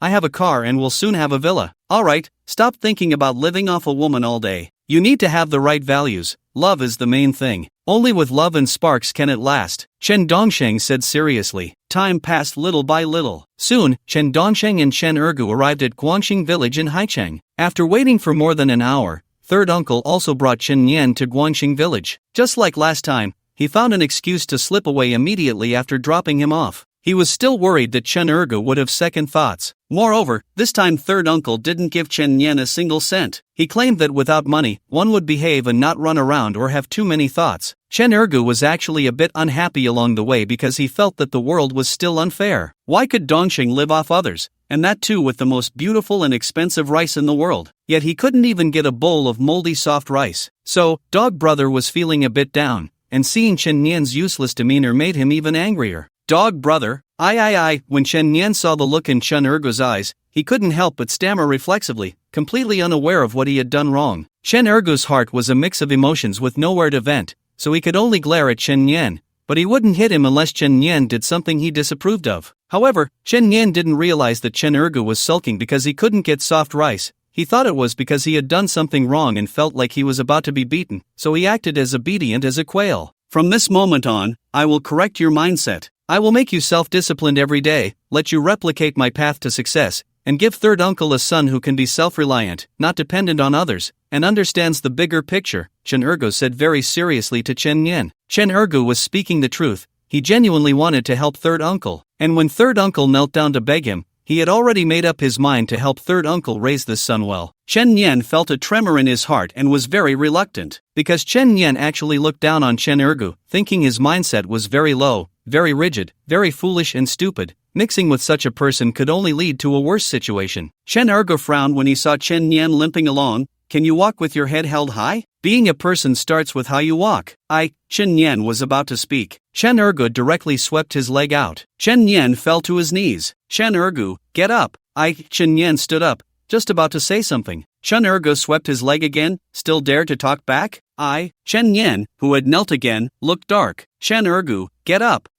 Chen Nian stood up again, wanting to say something. Chen Erge, still talking back. Chen Dongsheng, who was originally focused on how to conduct the 19th challenge, was also speechless at Dog Brother's actions. "Dog Brother, hold on a second." Chen Dongsheng stopped Chen Erge. "Let him say what he wants. He should at least be allowed to finish a complete sentence." Chen Erge stared at Chen Nian. "You speak." "Dog Brother, it's not that I don't want to walk with my head held high, but I have an injury on my leg. I can only limp." Chen Nian was almost in tears, wondering if he would even be allowed to speak. Chen Erge felt a bit awkward. "Then why didn't you say it earlier? You took so many kicks without saying anything, just standing there dumbly. Be a bit smarter in the future. if you weren't third uncle's son, I wouldn't even bother with you. Chen Yan, it's you who wouldn't let me speak. Chen Ergu, talking back again, huh? Chen Yan's face turned even darker. Chen Ergu, later, go help Dongsheng pack up. We're moving to Fucheng, no longer hanging around Haicheng. Ah, I'm an injured person, Chen Yan said a bit cautiously. Chen Ergu, isn't it just a leg injury? Your hands aren't hurt.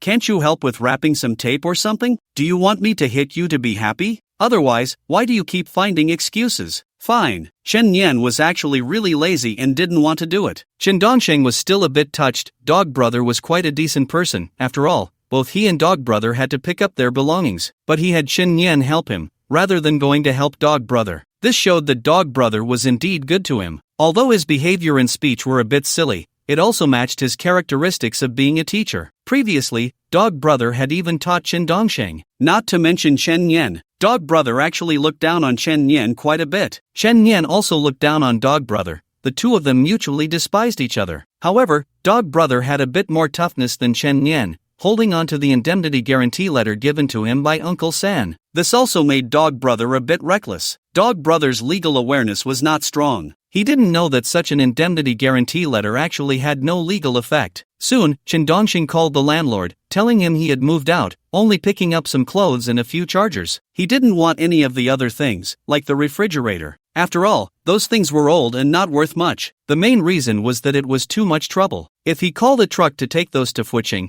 he wouldn't even know where to put them. After all, Chen Dongsheng hadn't rented a place in Fucheng yet. He planned to see whether to rent or buy after he got there. Now, Chen Dongsheng had the means to buy a house or a villa in every city. As long as he succeeded in a challenge once, it would be enough to buy a villa. Now, a single success would reward him 10 million. After all, the price had already multiplied to 10 million and would remain fixed at that amount. That was a lot. If it were before, Chen Dongsheng felt he would never earn 10 million in his lifetime, let alone receive 10 million in cash all at once. So now, every challenge excited Chen Dongsheng, as if he were out picking up money. It was even more thrilling than picking up money. After all, he could also confront the boss, deal with the boss, soothing the shadows of being looked down upon by the boss at work. Plus, now with every 10 million prize, he was getting closer to that trillion prize. Chen Dongsheng looked at Chen Ergu and said, Dog Brother, I'm only picking up some clothes and chargers. I don't want anything else. Ha! You don't want it? Can you give it to me? I want it. Chen Ergu was a bit excited. Dog Brother was still very practical. Although he had 3 million in cash, he knew this was windfall money, not something that would always come his way. If he could save, he would save. Chen Dongsheng casually said,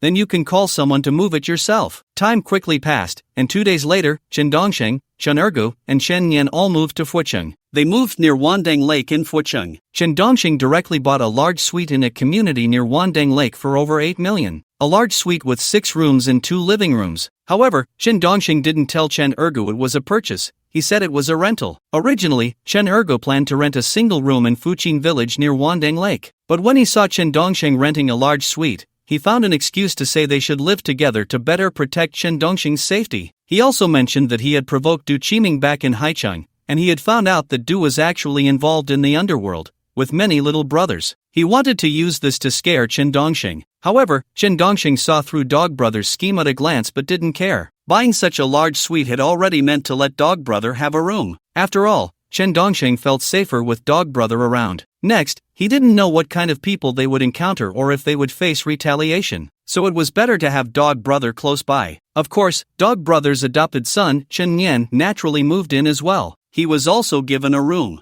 However, if Chen Yan didn't prove useful or found his own job, Chen Dongsheng would ask him to leave. The accommodation issue has been resolved. Chen Dongsheng actually didn't want to wait even a moment and started looking for nearby jobs on the boss recruitment site. However, after searching around, he found that almost all the jobs near Wandang Lake were in office buildings. Most of them were positions like clerks, secretaries, and assistants. There were also supermarket jobs and service industry positions. There were relatively few manufacturing jobs in this area. But Chen Dongsheng didn't care. He thought any job would do, as long as he could get hired. He saw an office building not far from his community that was hiring for an assistant to the boss, and it clearly stated that there were no gender restrictions. The age requirement was 25 to 30 years old, with a college degree required. They also wanted someone with good looks and prior assistant experience. Chen Dongsheng actually met all these requirements and was somewhat familiar with the role. "Dog brother, I'm planning to apply to this company." Chen Dongxing handed his phone to Chen Erge to let him see the job posting. Chen Erge chuckled, "I'm fine with that. I also have assistant experience,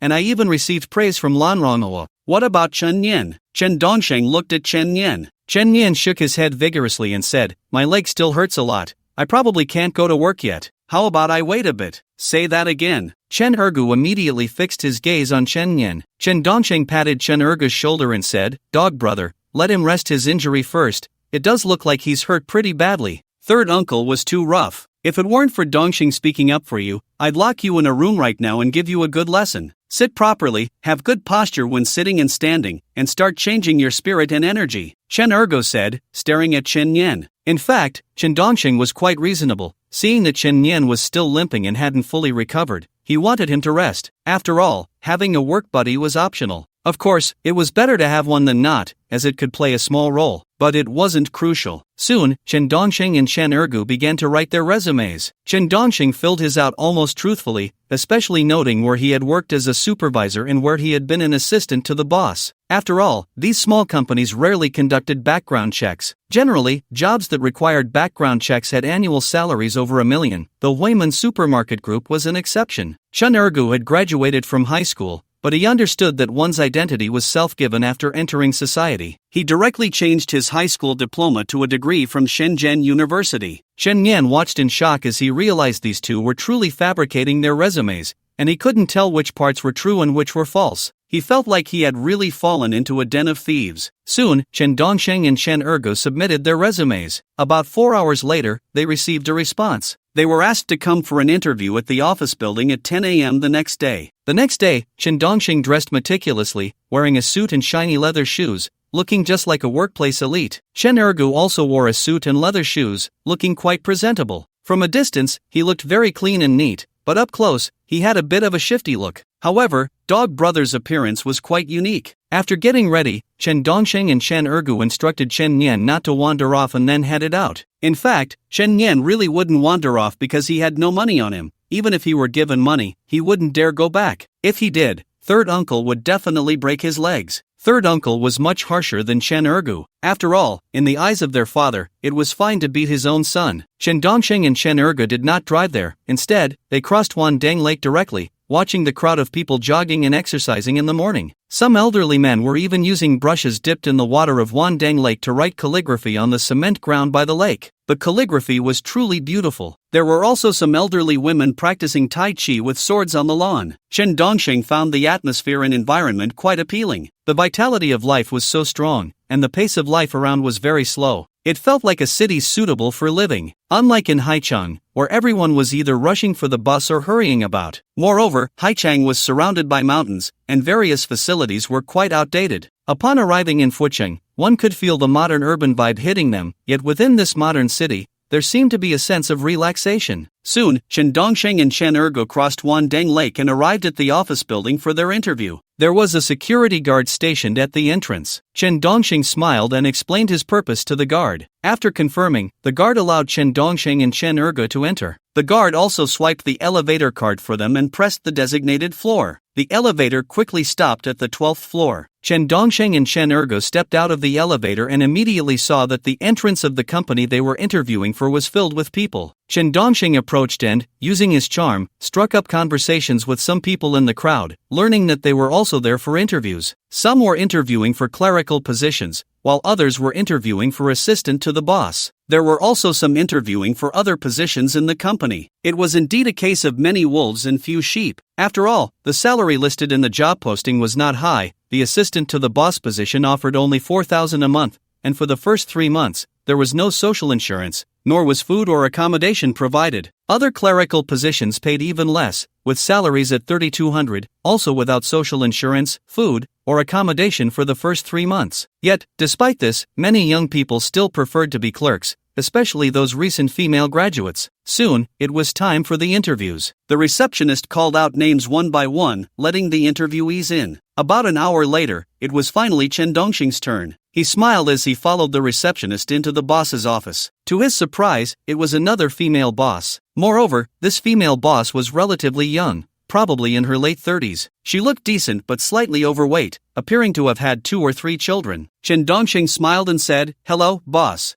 Have a seat." The female boss scrutinized Chen Dongxing carefully. "Let me see your resume." Chen Dongxing handed over his resume. The female boss read it seriously and found it quite good, asking, "Have you worked as a supervisor or something similar before? Why not continue looking for a supervisory position?" "Because I want to be closer to the boss and learn more from them, and I don't really like managing people." Chen Dongxing flattered her without leaving a trace. The female boss was quite satisfied with this answer, feeling that this young man at least had a positive attitude, saying, "So what advantages do you think you have as an assistant to the boss?" "I believe that having been a supervisor, I understand the operation of the company better, which allows me to serve the boss better and help plan more reasonable schedules." Chen Dongxing continued to flatter. The more the female boss listened, the more satisfied she became, especially seeing that Chen Dongxing was handsome and tall, a definite heartthrob, saying, "I am very satisfied with you, but I wonder if you can accept our company's treatment. Isn't the treatment just 4,000 yuan, with no social insurance for the first 3 months? I can accept it," Chen Dongxing replied. The female boss smiled and shook her head, saying, "My company is a startup, and the financial situation is quite tight. It does say 4,000 on the paper, but in reality, it's only 3,600. However, once our company grows,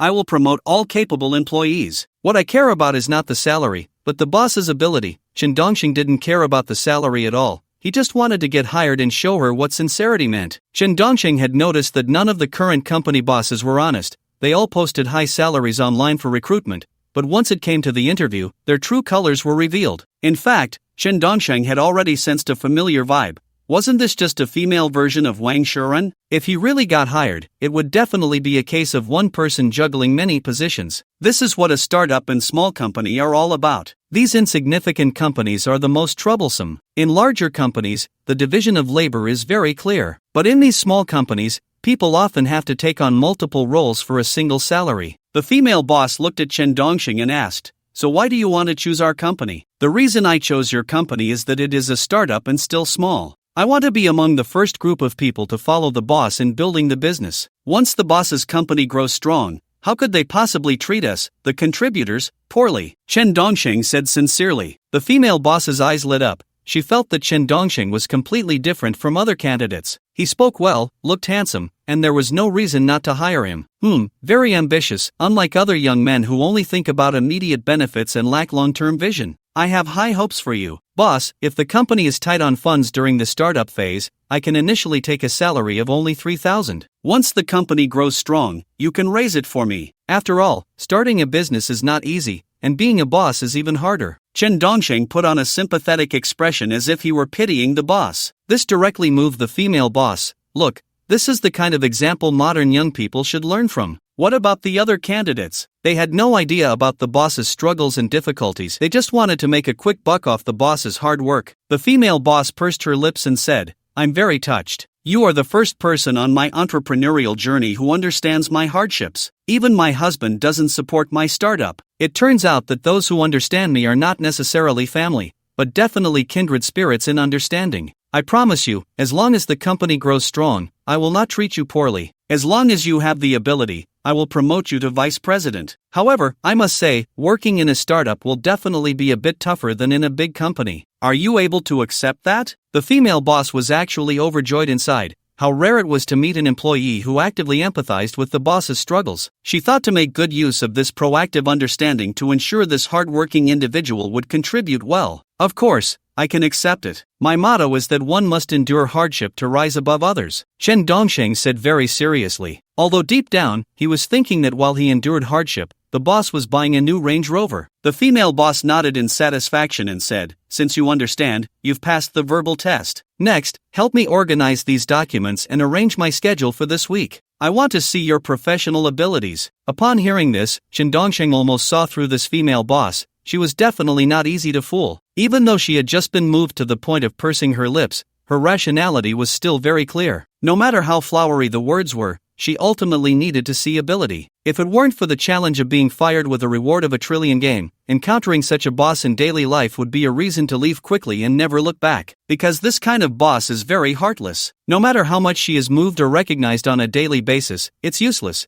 As long as she feels you have no value, she will not hesitate to fire you. Alright. Chen Dongxing began to help her organize the materials, categorizing them in various ways, emphasizing different aspects, and rearranging her schedule for her. If you don't have the skills, you will definitely be eliminated here. However, it also made Chen Dongxing a bit angry. He had already been reduced to 3,000, and yet he still had to test for some damn ability. Even at 3,600, it would be impossible to hire an experienced executive assistant. Only those fresh graduates would foolishly come to work. This shows that this female boss is very greedy, wanting to buy something worth 10,000 for just $1. What Chen Dongxing didn't know was that this female boss had been looking for an executive assistant for 3 months. Capable people came for interviews, but they found her salary too low. Incompetent people came for interviews, and she found their abilities lacking. About 15 minutes later, Chen Dongxing had done his utmost to categorize the materials and had also highlighted the key points. He had also rearranged her schedule for the next week,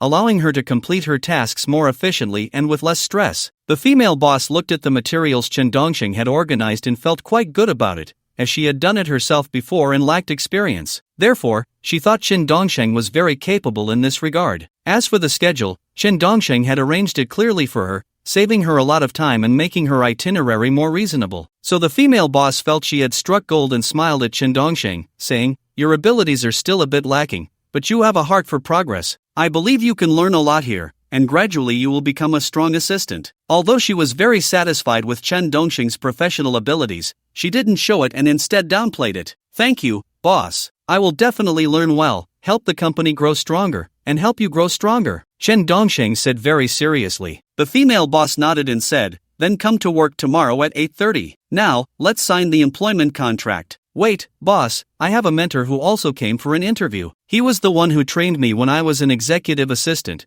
and all my professional knowledge comes from him. Can we form a duo to serve you?" Chen Dongxing asked. Upon hearing that Chen Dongxing's mentor had come, the female boss felt even more excited. He must be more capable and experienced. "Of course, my company will grow bigger and bigger in the future, and one assistant is definitely not enough. Bring him in, and we'll sign the employment contract immediately, but the salary will be the same as yours. After all, as a startup, we can't offer too high a salary. The main thing is to grow together." "No problem." Chen Dongxing directly left the office to call in Dog Brother. The female boss looked at Dog Brother's shifty eyes and obviously frowned, a bit reluctant, but in the end, she still took out the employment contract. Chen Ergo saw that the contract stated a salary of 3,000 and immediately frowned, whispering in Chen Dongxing's ear, "Why is it 3,000? Isn't it 4,000? Salary isn't important. I heard this female boss has 10 villas, 20 luxury cars, and a yacht, and she's in the middle of a divorce," Chen Dongxing whispered. Chen Ergo looked up seriously at the still charming female boss and instantly felt that 3,000 was simply not enough. He quickly signed the contract. He officially became the executive assistant of this company. However, at that moment, the female boss's phone rang, and she picked it up and walked out of the office to take the call. Chen Ergo also remembered his phone, which he had left outside, and hurriedly said to Chen Dongxing, "Damn, I left my phone outside. I wonder if someone picked it up." "Then hurry up and get it," Chen Dongxing replied, a bit speechless. As soon as Chen Ergo left, only Chen Dongxing was left in the boss's office. Although he had signed the employment contract, the boss hadn't let him leave yet, so he decided to wait a bit longer. Chen Dongxing sat in the chair, reflecting on what weaknesses the female boss might have and what elements he could use. Now, Chen Dongxing was first looking for a job, then observing the boss, observing the company, getting inspired, and then selecting elements to get fired. At that moment, Chen Dongxing had a flash of inspiration. The female boss seemed quite neat in her appearance. If he had a bit of a perverse hobby, wouldn't that immediately scare her off? And then he would get fired instantly? After all, he had already signed the employment contract, so even if he got fired the next second, it would still count as a successful challenge for being fired for the 19th time. Thinking of this, Chen Dongxing looked around the boss's office and saw a coat of the boss hanging on a coat rack by the desk. Inspiration struck him. What if he pretended to smell her coat when she walked in, looking utterly enchanted? Wouldn't that hobby seem a bit perverse and a bit scary? Although this behavior was hard to accept, it was a challenge. He was just acting like the boss. It wasn't his real behavior, so he felt no pressure. He would just go for it. Who knows, he might get fired instantly. Lost in thought, Chen Dongxing was almost reaching a climax. Soon, he heard the sound of high heels clicking behind him, knowing that the female boss must have returned from her phone call. So, without turning around, he pretended not to notice and stealthily walked over to the boss's coat, picked it up, and pretended to smell it. However, Chen Dongxing was holding his breath, he didn't actually smell it, just acted like he did. After all, actually smelling it felt a bit perverse and a bit lewd. He couldn't get past that mental barrier, so he just did a fake sniff. It was only for the female boss to see. The female boss walked in and saw Chen Dongxing pretending to smell her coat. She immediately softened her footsteps and looked at him with a complex expression. Chen Dongxing turned around, feigning surprise, and put on an awkward and scared expression. It's okay, do you think my coat smells bad? The female boss asked with a smile. Chen Dongxing replied, no, it has a very special feminine scent that I really like. Ha ha ha. I knew you were a kindred spirit. The female boss was genuinely happy. The recognition of a kindred spirit was different. Even her body odor seemed fragrant to him. Unlike that dead man at home, who always said he had body odor and made her spray perfume, isn't that loving the house and its crows? Moreover, this reminded the female boss of her memories. When she was in high school, she liked a boy and often secretly smelled his clothes, thinking that the smell of sweat was manly, simply a kindred spirit. If Chen Dongxing knew that this coat had body odor, he would probably break down. However, he had really held his breath and didn't actually smell it. The female boss continued to smile at Chen Dongxing and said, if you like it, you can smell it every day in the future. As long as you work hard, I will still give this little benefit to my employees. What Chen Dongxing didn't know was that when the female boss first saw him, she felt a strong connection. Moreover, the female boss had always resented her husband for cheating on her, putting a green hat on her. So when she saw her favorite young man, she also wanted to put a green hat on her husband. Although Chen Dongxing's behavior just now seemed a bit lewd, so what? When I was younger, I was even more lewd than him. Chen Dongxing instantly felt uneasy. Damn it, this female boss can't possibly be interested in me, right? With such a perverse special preference, she actually doesn't find it disgusting, and is even more twisted than I am. Help. I feel like this element that needs to be dismissed should be replaced immediately. Absolutely unusable. I need to think this through. Outside, Chen Ergo had been watching for a long time. Just before the female boss walked in, he saw Dongxing sniffing the female boss's coat. Then he felt a bit perverted and awkward, not wanting to expose his brother's strange behavior, so he hid to the side and quietly watched. But when he saw that the female boss didn't seem to mind and even said those words, he felt that she was very amiable, and despite being so wealthy, she could still be so approachable. This was simply a golden opportunity for a man living off a woman. So Chen Ergo planned to discuss with Dongxing later whether he could have this female boss for himself. After all, Dongxing already had Chu Shiryao, so he shouldn't be so greedy. Just then, Chen Dongxing walked out looking a bit dejected. Chen Ergo immediately pulled Dongxing into a corner and got straight to the point. Dongxing, are we brothers? Yes, we are brothers, Chen Dongxing replied, a bit confused. Chen Ergo continued,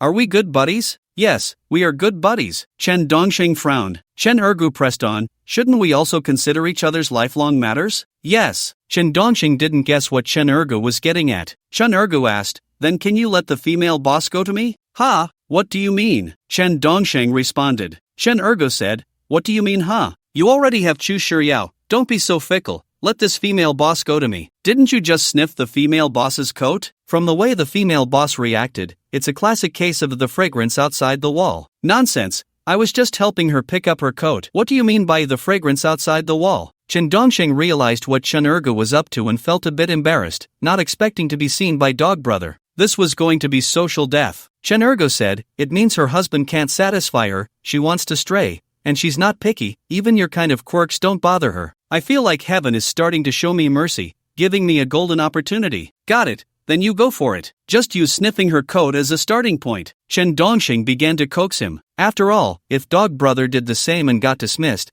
then he would have successfully completed the 19th challenge. So he didn't stop Dog Brother from following suit. Chen Ergo nodded and asked, what does her coat smell like? The scent of a woman's body, it's so pleasant, hurry up and give it a try. Chen Dongxing continued to coax. Chen Ergo couldn't wait any longer. Seeing the female boss go out again, he rushed in without a second thought. He picked up the coat and started to sniff it, immediately gagging. Damn it, is this the special scent of a woman? It smells more like body odor. Whatever. One must endure hardships to rise above others. Stale soft rice from the night before is still soft rice. As long as it fills the belly, it's fine. My Dog Brother never cares about the thorns on the road to success. No matter how bitter, tiring, or smelly it is, he endures it. At that moment, the female boss hurried back, her high heels clicking loudly. Chen Ergo's heart raced. This was the best opportunity. The female boss saw Chen Ergo holding her coat, lewdly sniffing it, and her eyes instantly blazed with fury, her eyes wide open. What are you doing sniffing my clothes? You pervert, get out. Ah! Chen Ergo was completely stunned. this shouldn't be happening. Just a moment ago, when Dongxing sniffed, the female boss was very happy, even reminiscing about finding a kindred spirit. But now that he was sniffing, she exploded in anger. And she was really angry. She even called him a pervert. What did he do wrong? Was it his sniffing technique? Boss, your body scent is too fragrant. It makes me a bit unable to control myself. Chen Ergu gritted his teeth, trying to salvage some of the situation. The female boss said, the smell of body odor is fragrant? What the hell? Get out. If you weren't Chen Dongxing's master, I would have fired you right now. I'll tolerate this mistake just this once, but if it happens again, not only will I fire you, but I'll also call the police to arrest you. I'm sorry. Chen Ergu, feeling sad and scared, said, I promise I won't do it again. If he got reported for this peculiar habit, how could he face the world? Watching all this from outside, Chen Dongxing felt pity for Dog Brother but also wanted to laugh, and he was certain that being handsome really allows one to get away with anything. Being ugly truly means having no rights. Chen Ergu walked out, his eyes wet, feeling that his life was very twisted,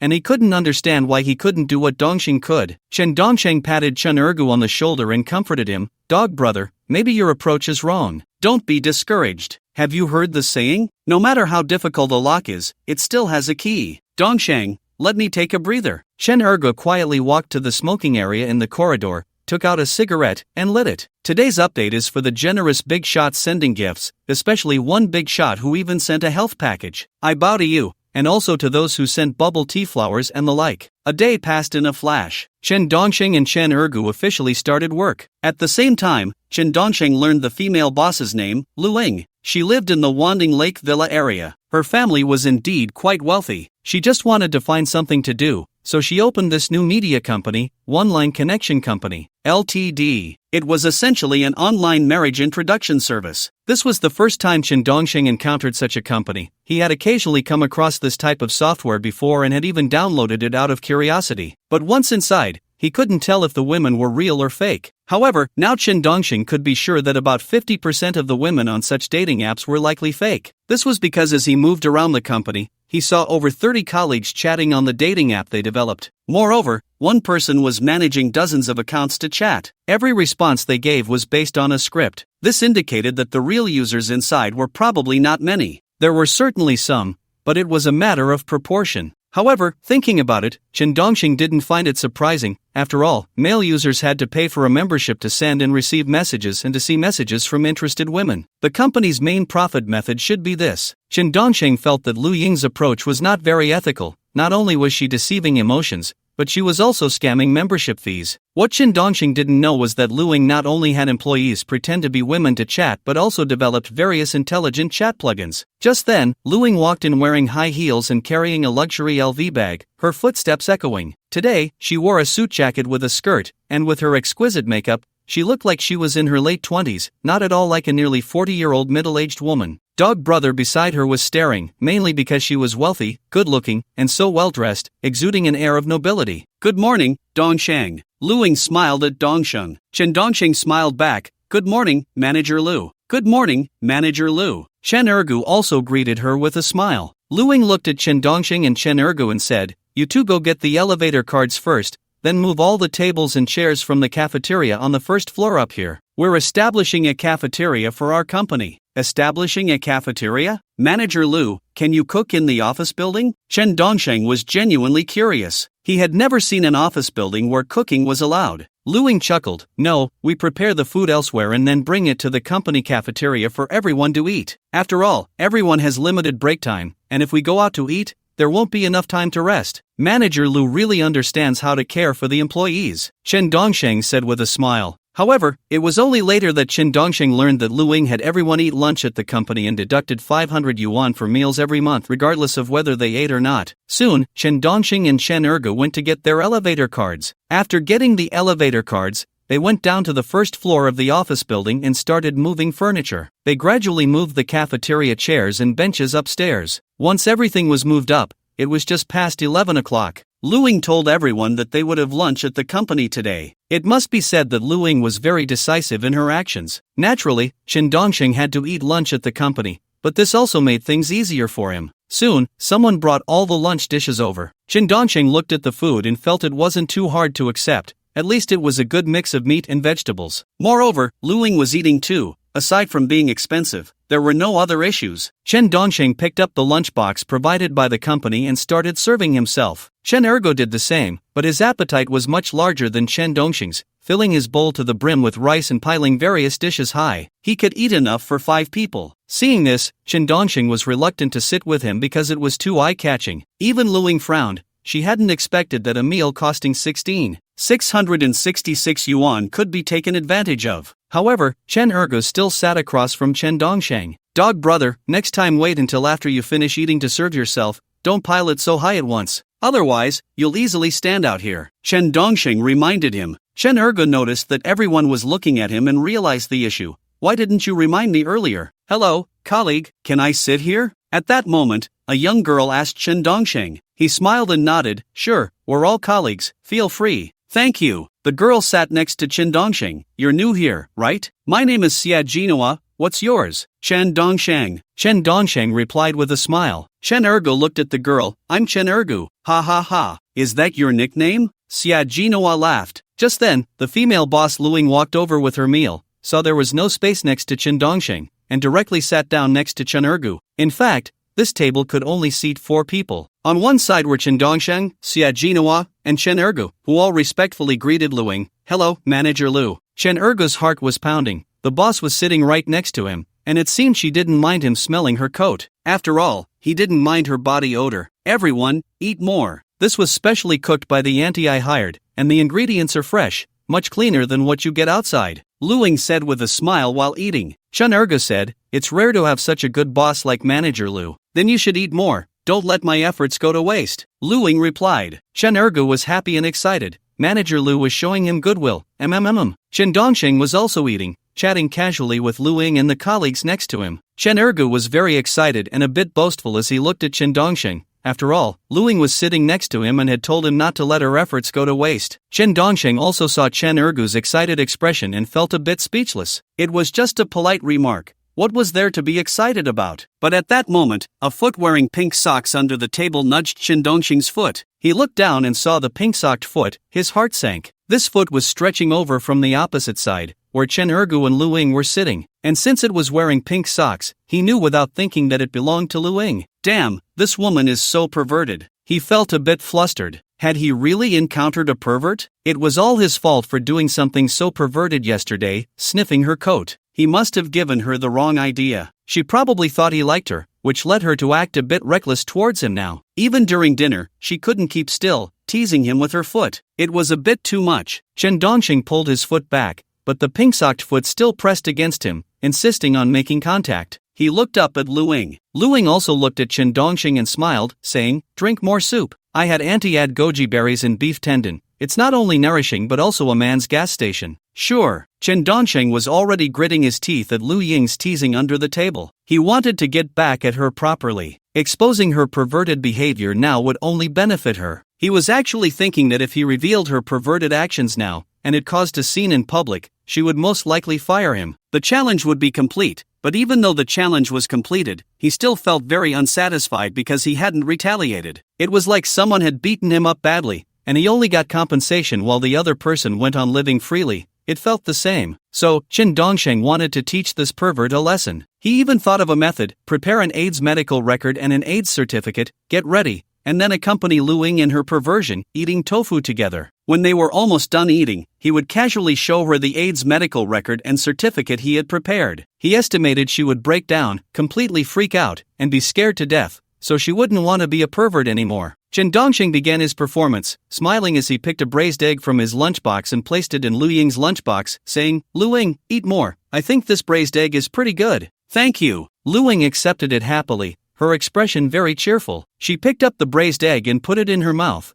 playing with it for a bit before chewing. The pink foot under the table became even more restless, constantly rubbing against Chen Dongsheng's foot and even kicking it hard. Sure enough, so perverted and so rough. Damn, Chen Dongsheng was about to break down, and he almost pulled his foot completely into the chair, not daring to leave it under the table anymore. Chen Ergo glared at Chen Dongsheng. Wasn't it agreed that Lu Ying would give him a chance? Why was he being so attentive? Chen Ergo was also unwilling to back down, picking up a piece of green vegetable and placing it in Lu Ying's lunchbox. Lu Ying, eat more vegetables to replenish vitamins and make your skin more vibrant. Do you understand hygiene? Why are you adding vegetables for no reason? Lu Ying exploded. Chen Ergu was stunned. How was adding vegetables unhygienic while adding a braised egg was fine? He had never heard anyone say that before. Beside them, Xia Jinhua couldn't help but laugh out loud. Chen Dongxing's face was dark. What was dog brother doing? Chen Ergu felt extremely embarrassed and very dissatisfied. Why was Lu Ying so happy when Dongxing added a braised egg, but reacted like this when he added a vegetable? It wasn't tasty at all. He didn't want to eat anymore. Chen Ergu got up directly, holding his lunchbox, and wanted to go dump it and wash it. At that moment, Chen Dongxing was completely stunned, because he saw that dog brother had rolled up his pant legs at some point and wasn't wearing shoes, revealing his pink socks. This twist caught him off guard. It turned out that just now, under the table, it was dog brother who was kicking himself with his foot, not Lu Ying. Damn, this is a total breach of defense. Completely breached. What the hell is this dog brother trying to do? What Chen Dongxing didn't know was that Chen Ergo kicked him because he initially wanted to show off Lu Ying's favor towards him, encouraging him to eat more. But when he saw Chen Dongxing serving Lu Ying a braised egg, he felt unhappy, so he kicked even harder. Because he had previously agreed with Chen Dongxing that Lu would give him dog brother,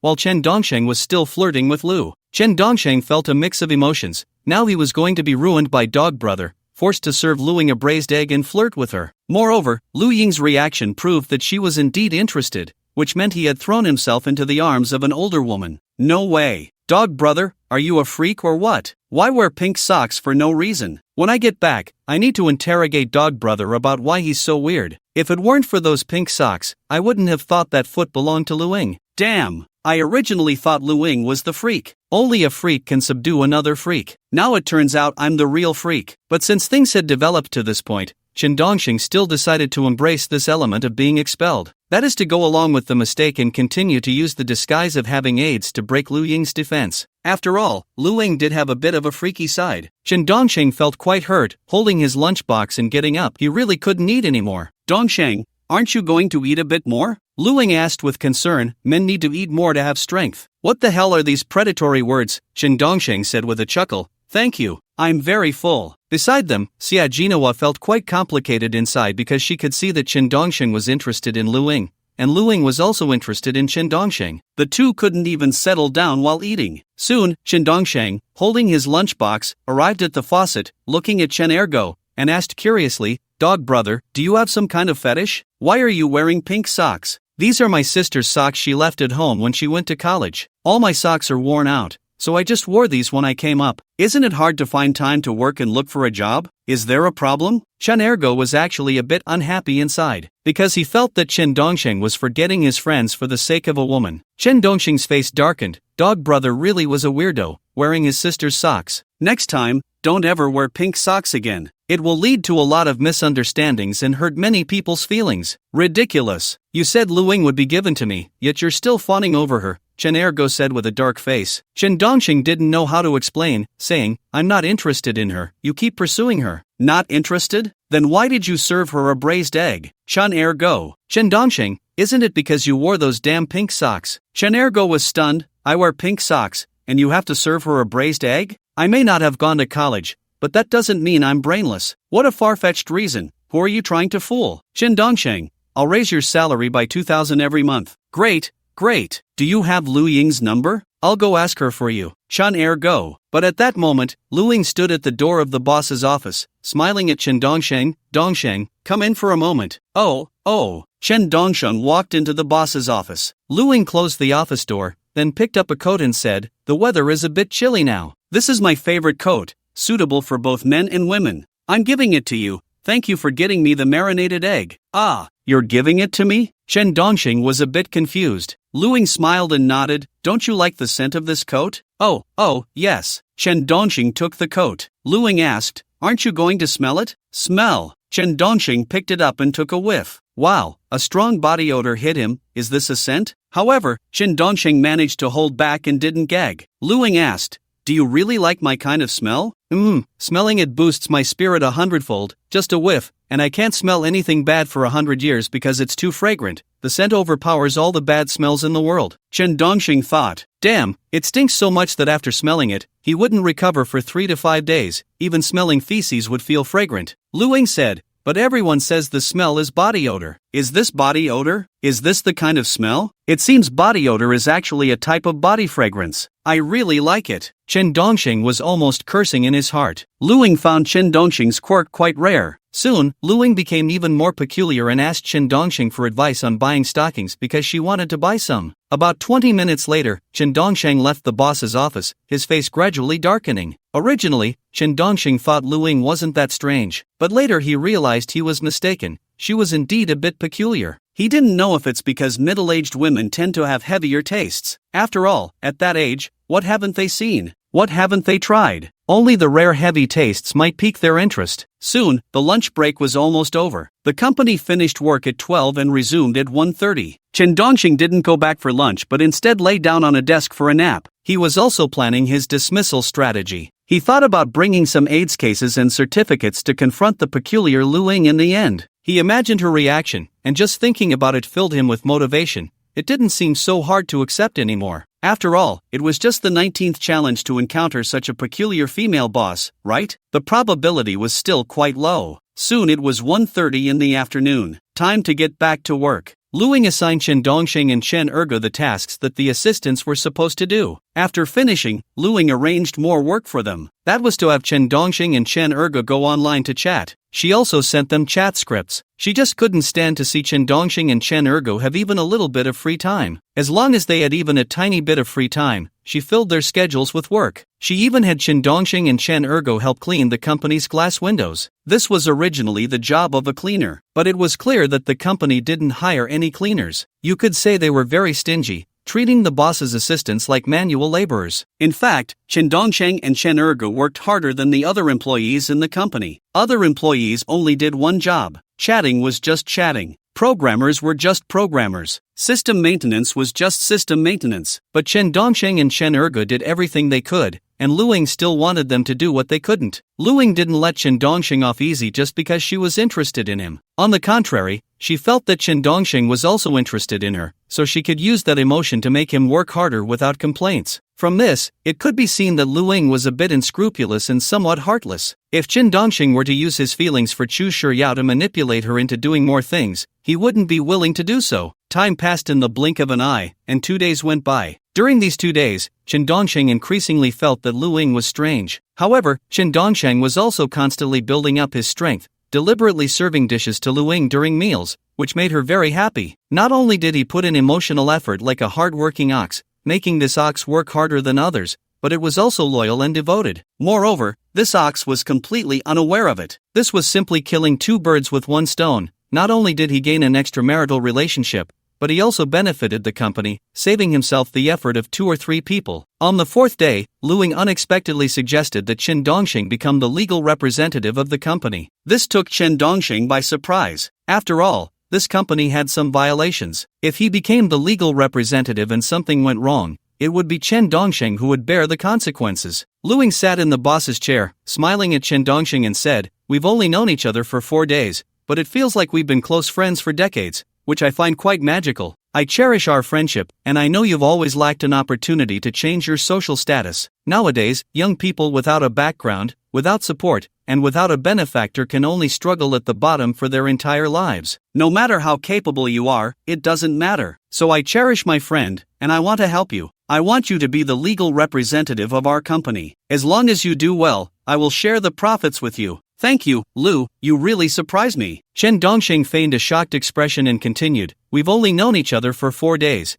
and you want me to become the legal representative of this company. I feel like you trust me too much. I think you should evaluate me a bit more to see if I'm worth it. I also need to perform well, putting all my energy and time into the company. Then you can see if I can make you feel 8 points satisfied. If so, then I won't refuse and will gladly accept the position. But right now, I feel embarrassed to accept such a big gift." After hearing this, Luing didn't feel that Chen Dongxing was being inappropriate. Instead, she thought he was quite easy to fool. Wasn't this the scapegoat she needed? If the company ran into trouble later, someone would naturally take the blame. She could even take the membership fees and shut down the software, making Chen Dongxing her shield. Luing nodded and said, "Indeed, then I will evaluate you a bit more, but I am actually quite satisfied with you." "Thank you for your affirmation, Lu," Chen Dongxing said with a smile. Luing thought for a moment and said, how about you come to my house tonight? I can give you a detailed introduction to our company's business philosophy. Ha, isn't that inappropriate? Bringing work home, doesn't your husband mind? Chen Dongxing asked. Luing laughed and said, my husband is traveling to relax, he's not home. It's fine, discussing work isn't like doing anything else. Oh, but I have something to do tonight. My dad is in the hospital, and I need to go see him. Chen Dongxing casually found an excuse. After all, the AIDS case hadn't been resolved yet, and it wasn't time yet. Otherwise, he would have gladly accepted the invitation. Luing didn't suspect anything because Chen Dongxing had always performed well and didn't seem resistant. He must have had a real reason. Since your dad is in the hospital, you must fulfill your filial duty. One must be loyal and filial. Go see him right after work. Thank you for your guidance, Lu. Chen Dongxing smiled. Luing thought for a moment and said, if I didn't have something to do tonight, I would accompany you to see your dad. After all, as the boss, I should care for my employees' families. Lu, you're so kind. Just having this thought makes you 1,000 times better than all other bosses. I really haven't followed the wrong boss, Chen Dongxing said earnestly. However, what Chen Dongxing was thinking was that this boss was too good at pretending. I don't want to go see it, so I won't go. Why stand on a moral high ground to show off? In fact, Chen Dongxing feels that this boss is easy to fool, but not too easy to fool. If you say she's hard to fool, she's making progress smoothly herself. One can only say that this boss has a characteristic.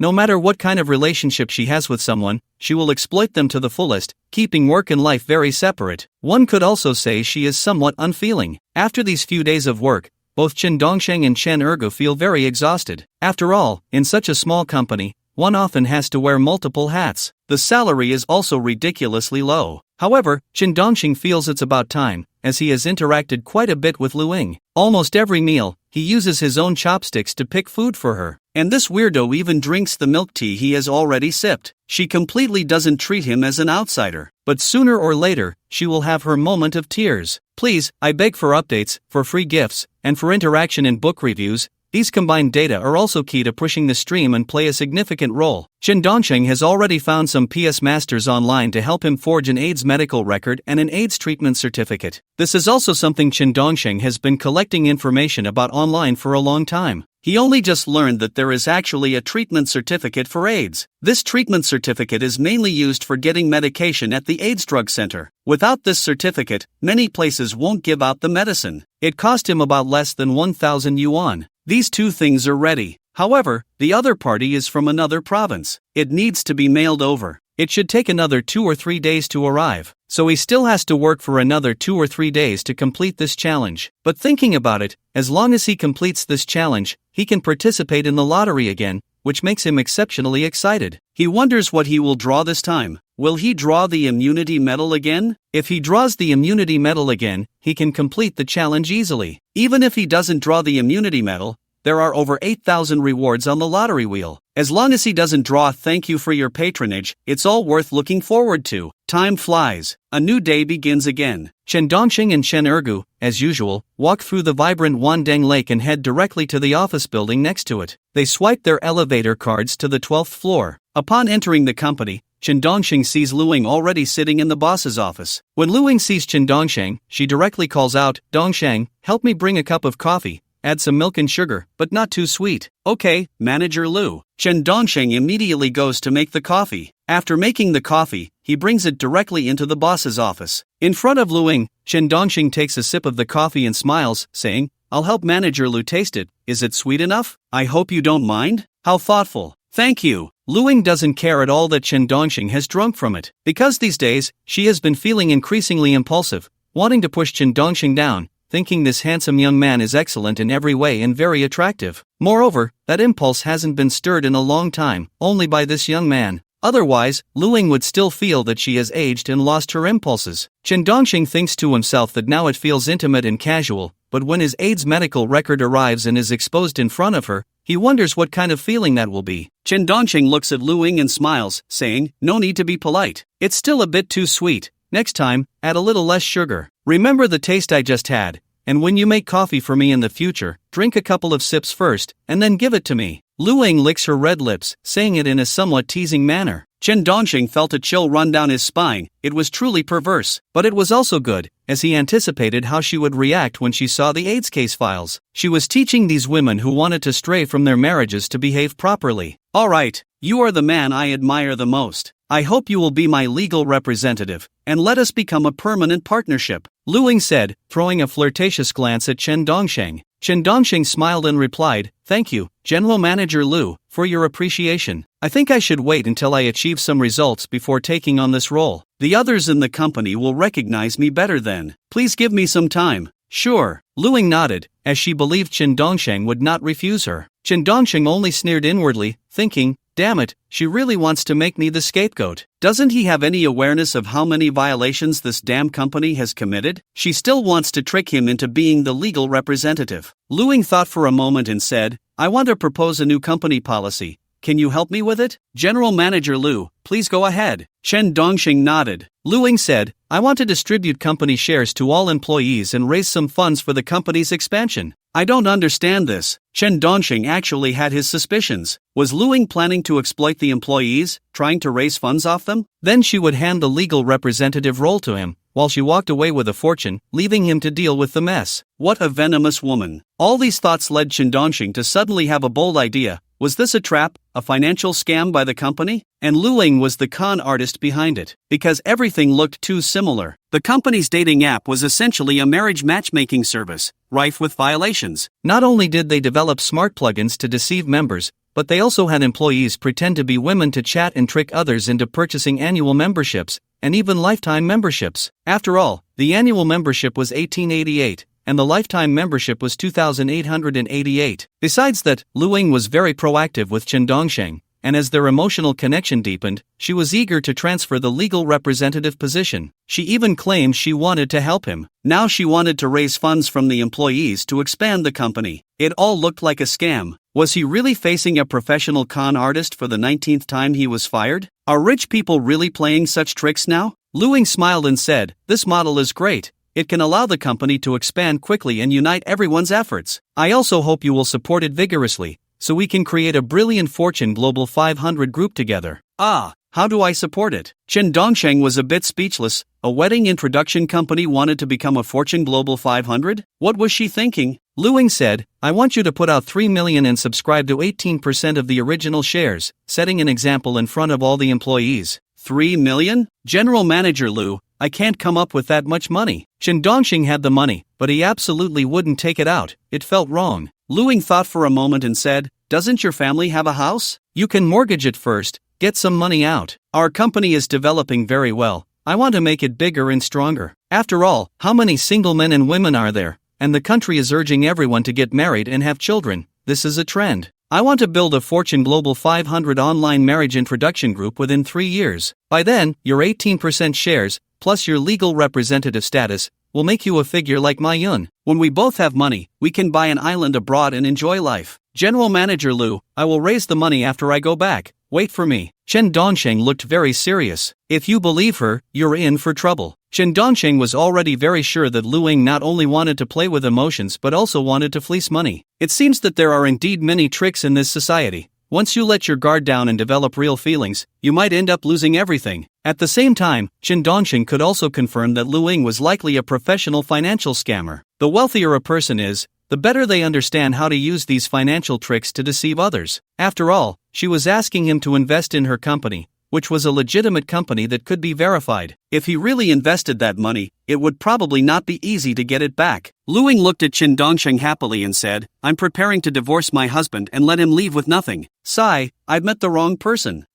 Divorce? I heard you live in the villa area near Wandang Lake," Chen Dongsheng asked. Lu Ying nodded, "Yes, my husband often cheats on me and has been unfaithful. I've reached my limit, and I have evidence of his infidelity. I'm currently suing for divorce." Oh, then good luck, President Lu," Chen Dongsheng said. Lu Ying gazed at Chen Dongsheng with affection. "I always believe that people who understand each other are not necessarily of the same age." After chatting with Lu Ying for a while, Chen Dongsheng went out to work, as the company was hosting a live matchmaking event that night, inviting many female and male members to meet offline. They also invited internet celebrities and singers to perform. Chen Dongsheng needed to go set up the venue. After Chen Dongsheng left, Lu Ying called in Chen Ergu and discussed the company's new system with him, hoping to fleece some money from him. When Chen Ergu heard that he could subscribe to the company's original shares and become a partner with Lu Ying to grow the company, he felt a bit elated. He really wanted to pull out 1 million to invest in this company, which would bring him closer to Luing. He planned to take 1 million from the villa construction funds. Chen Ergo completely failed to see that this was most likely a financial scam. Soon after, Luing gathered the other employees and held a meeting to discuss this matter, hoping all employees could subscribe to shares and become shareholders,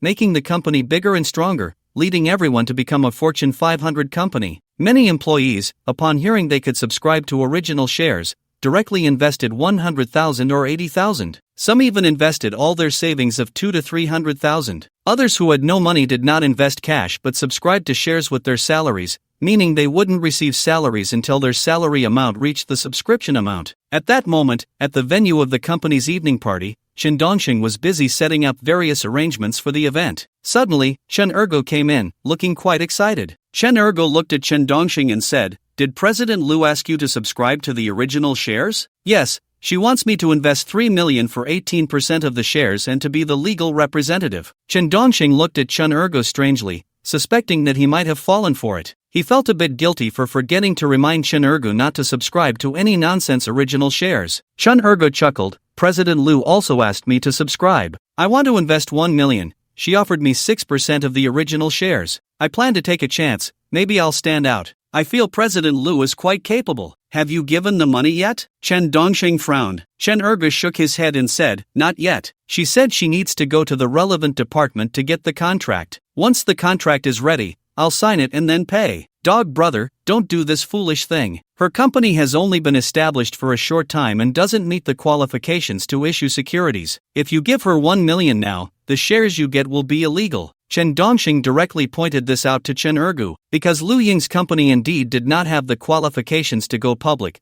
the subscription of original shares issued to employees was essentially illegal fundraising. Who knows, she might just take the money and run abroad. Chen Ergo actually didn't understand these things and was stunned. "Dongxing, are you saying that even if I give 1 million and get 6% of the shares, those shares are still illegal? It's still a crime?" "That's right, that's how it is. I feel that Lu Ying is a professional financial scammer. Don't be foolish enough to believe her nonsense," Chen Dongxing quietly told Chen Ergo. Chen Ergo shivered. Thinking about it made him a bit scared. If he really invested 1 million, wouldn't that mean he was directly scammed out of 1 million? Oh, damn, she wants to scam my hard-earned money. I can't stay in this company anymore. I want to resign. Resign? Can you swallow that? Just watch the show. Chen Dongxing naturally wouldn't let Chen Ergo resign. If Chen Ergo resigned, who would be there to protect him? Lu Ying was not an easy opponent. Since she dared to commit financial fraud, didn't she have some strong backing? Although Dog Brother's resignation wouldn't affect his own challenges, the safety guarantee would indeed be gone. After all, distant water can't quench a nearby fire. Chen Ergo nodded and said, "Alright, I'll follow your lead." In fact, Chen Ergo had been in society for nearly 8 years,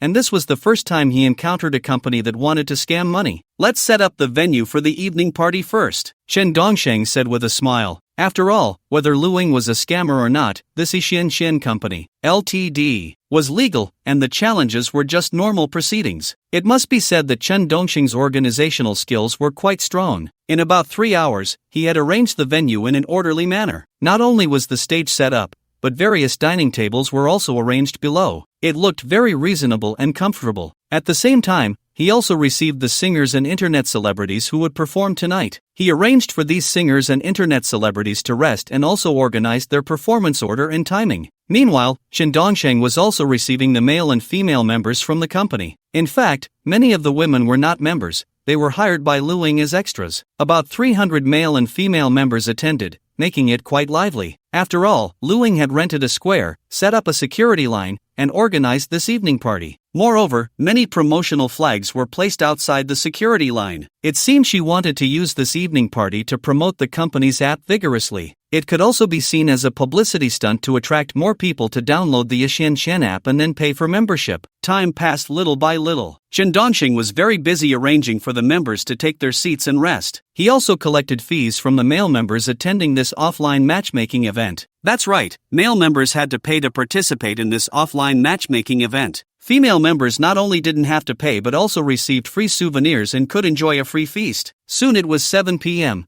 and the evening party officially began. Lu Ying also arrived at the venue. Chen Dongxing finally had a moment to relax after being busy running around, nearly dizzy from all the work. However, Lu Ying was very satisfied with Chen Dongxing's organizational skills, feeling that he was a rare talent who could not only be an assistant but also plan and direct the event on site. His abilities were quite outstanding. The main thing was that everything was in order at the venue. Chen Dongsheng ran to the ice cream machine at the venue, squeezed out an ice cream cone himself, and prepared to rest while eating. After all, this was also provided for free by the company. Not only was there ice cream, but various drinks were also free. Chen Dongsheng sat in a corner of the evening party and began to lick the ice cream. Just then, Lu Ying happily walked over. "You've worked hard. I didn't expect you to organize the venue so well. How about I promote you to company manager? I think it's a waste for you to just be an assistant." "Thank you, Manager Lu," Chen Dongsheng said with a smile. Lu Ying chuckled and said, "From now on, we'll be about the same level, so you don't have to call me Manager Lu anymore. Just call me A Ying, and it won't feel so distant." This completely avoided the topic of salary. Her position had been promoted to manager, but her salary was still 3,000. Chen Dongsheng was completely impressed. Lu Ying was really something. It was exactly the time to talk about money, yet she didn't mention it at all. "Thank you for your trust, boss," Chen Dongsheng said with a smile. Lu Ying looked at Chen Dongsheng and asked, "How's the ice cream? What brand did you buy online? Let me have a taste and see how it is." Oh, Chen Dongsheng really didn't expect that Lu Ying wouldn't mind at all that he had eaten the ice cream. Lu Ying took a lick of Chen Dongsheng's ice cream and smiled, saying, "Not bad. Tomorrow night,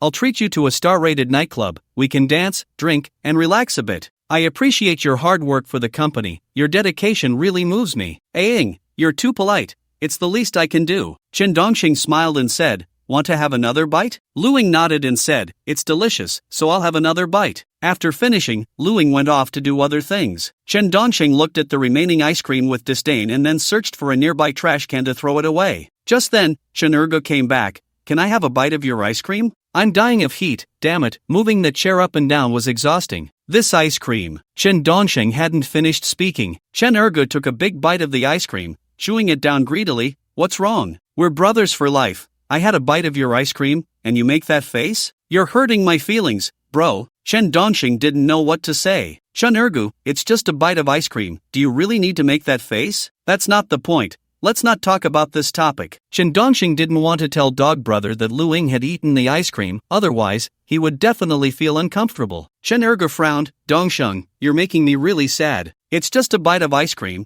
How about I buy you 10 more? Look at your expression." "No, Dog Brother, this ice cream has been eaten by Lu Ying. It has her saliva." Chen Dongsheng. Chen Ergu was stunned. "Let me have another bite." "Damn." Chen Dongsheng broke down, not expecting Dog Brother to be so unconcerned. Chen Ergu took another bite of the ice cream. "Throwing it away is such a waste. Haven't you heard that every grain is hard-earned?" "No, not only does it have Lu Ying's saliva, but it also has mine. I had it first, then Lu Ying insisted on having some, so I gave it to her, and I was going to throw it away." Chen Dongsheng laid it all out. Chen Ergu was stunned again, then directly spat the ice cream on the ground. "Gross, why didn't you say it earlier?" My saliva is gross, but Lu Ying's isn't? Lu Ying's saliva is hard-earned?" Chen Dongsheng broke down again. Dog Brother treated them differently. At that moment, Lu Ying ran over, a bit curious, looking at Chen Dongsheng and Chen Ergu, asking, "What's going on?" "The ice cream you just ate, Dog Brother had some." Chen Dongsheng. Lu Ying looked at Chen Ergu with disdain. "Isn't there free ice cream over there? You can just go get some yourself. This is so unsanitary." Chen Ergu, didn't you also eat Dongsheng's?" Time flew by, and the offline blind date event ended successfully. The next morning, Chen Dongsheng took a day off. Because he was indeed very tired yesterday, he slept in. He slept until after 10 in the morning. Just then, Shunfeng Express called Chen Dongsheng. They told him a package had arrived. Chen Dongsheng knew it was his forged AIDS medical record, and he immediately became excited. Because of this forged AIDS medical record, the challenge could end today. After picking up the package, Chen Dongsheng opened it and found that it was indeed a forged AIDS medical record and treatment certificate. It was identical to the real medical records and treatment certificates he had found online. Moreover, he had asked a Photoshop expert to make the date today. With the forged medical record and treatment certificate in hand, Chen Dongsheng went to work. By the time he arrived at the company, it was already past 11 o'clock, just before lunch. Lu Ying saw that Chen Dongsheng had arrived and was very concerned. "If you're tired, it's okay to take a half day off." "Thank you, Manager Lu,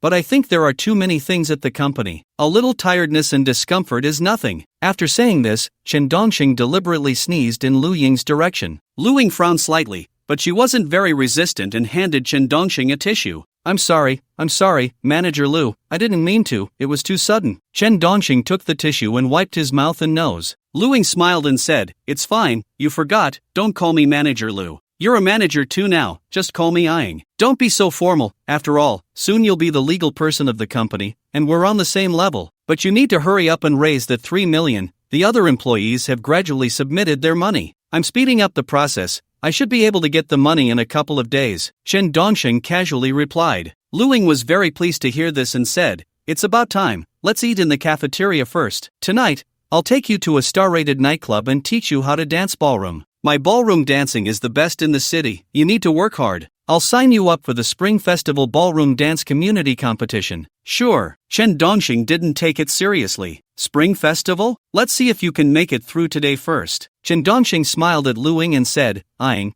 I've been feeling weak lately, and my immunity keeps declining. What if I have AIDS? It's okay, I have it too, Lu Ying said. Chen Dongxing was completely stunned. What the hell, you have it too? Don't scare me like that. Seeing the bewildered expression on Chen Dongxing's face, Lu Ying chuckled, scared you, huh? I go for a checkup every 3 months, and everything is normal. The doctor even said my body is like that of a 20-year-old. Just kidding, I'm a very conservative woman, I wouldn't have such strange diseases. Chen Dongxing looked at Lu Ying's teasing expression and realized he had been played. She really knew how to handle things, not at all like a nearly 40-year-old middle-aged woman. You scared me, don't make such jokes next time. But speaking of which, if I really had AIDS, could we still continue? Chen Dongxing said very seriously. Lu Ying looked at Chen Dongxing and laughed. Alright, I just used that trick, it won't have such an effect again. AIDS? There aren't that many cases of AIDS. Even if you had AIDS, I wouldn't care. We're friends across generations, soulmates. Ha, so annoying. You didn't even pretend to be scared, at least cooperate a little, Chen Dongxing said with a smile. Lu Ying put on a scared expression. Okay,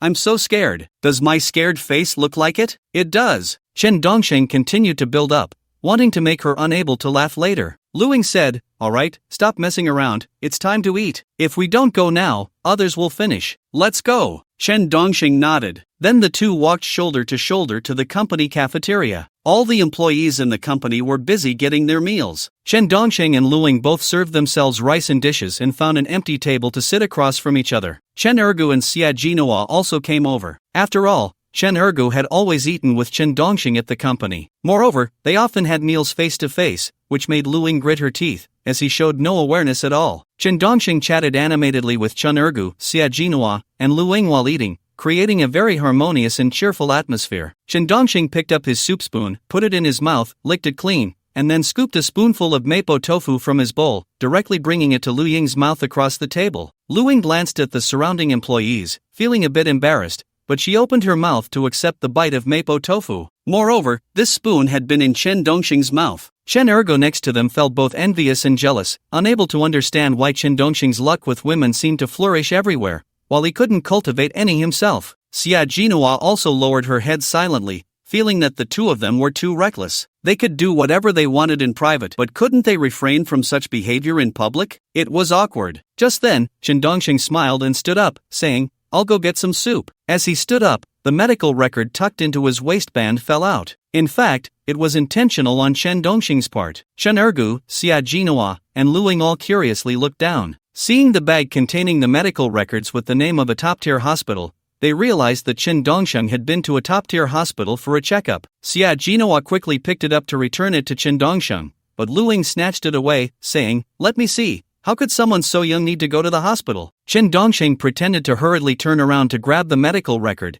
and his feigned panic looked very convincing. Don't move. Let me see. As the boss, I should care about my employees, right? Lu Ying said very assertively. She was also curious about what illness Chen Dongxing had. Lu Ying turned the medical record over, picked it up, and opened the first page, glancing at the contents until she saw the diagnosis of AIDS. Lu Ying's entire demeanor changed. She stared blankly at the line confirming the diagnosis of AIDS. Even Chen Ergu and Xia Jinhua were taken aback, looking equally stunned. After all, they had been sitting at the same table with Chen Dongxing for meals. It took Lu Ying about 10 seconds to react, her face filled with pain as she glared at Chen Dongxing, gritting her teeth, nearly on the verge of breaking down. You actually have AIDS? Damn it, you've ruined me. But, Ying, Didn't you say you had it too? And you also said you didn't care that I have AIDS? Chen Dongxing said innocently. Lu Ying was on the verge of tears. But I don't have AIDS. You used the spoon you just licked to feed me mapo tofu. I'm going to break down. Manager Lu, what's wrong with you? Chen Dongxing approached to support Lu Ying. Lu Ying struggled like she had seen a plague god, not wanting to be touched by Chen Dongxing. But as she struggled, she accidentally got scratched by Chen Dongxing's nails,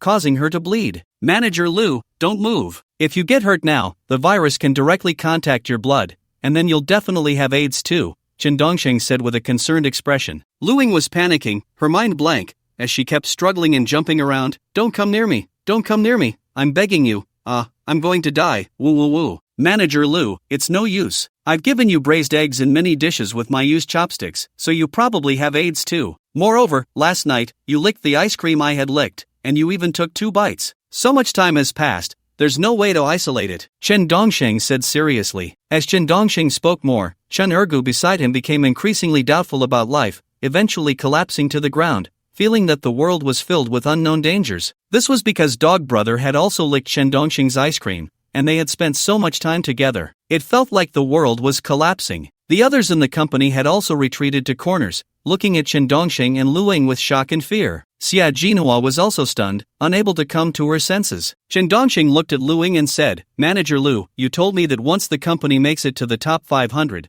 we would go abroad and buy a small island to retire together. How can you go back on your word? Whoa, there's no medicine for AIDS. Why are you doing this to me? Why? I've been so good to you, even wanted to make you the legal person and help you out. Lu Ying went from feeling helpless and scared to furious. Chen Dongxing looked at Lu Ying and said, Ying, please don't fire me. I want to stay with you forever. I love you. I love your mom. Get out of the company. You're fired. Don't come near me. I don't know if I'm just unlucky, but how did I end up meeting someone like you, an AIDS patient? Lu Ying was extremely angry. Chen Dongxing was overjoyed inside because he had completed the 19th challenge, and a success notification echoed in his mind. However, he had no intention of letting Lu Ying off the hook. Instead, he mischievously pursued her step by step. Lu Ying, terrified, started running in the cafeteria, dodging left and right, creating a very comical scene. Don't come over, please, don't come over. I've treated you well, right? I brought you a coat, made you the legal person, even thought about giving you 18% of the original shares, and I've been caring about you. Please let me go? Hee, you must have bad intentions, right? Chen Dongxing was infuriated by her claims of being good to him and wanted to confront her properly. If you run again, I'll chase you down and bite you.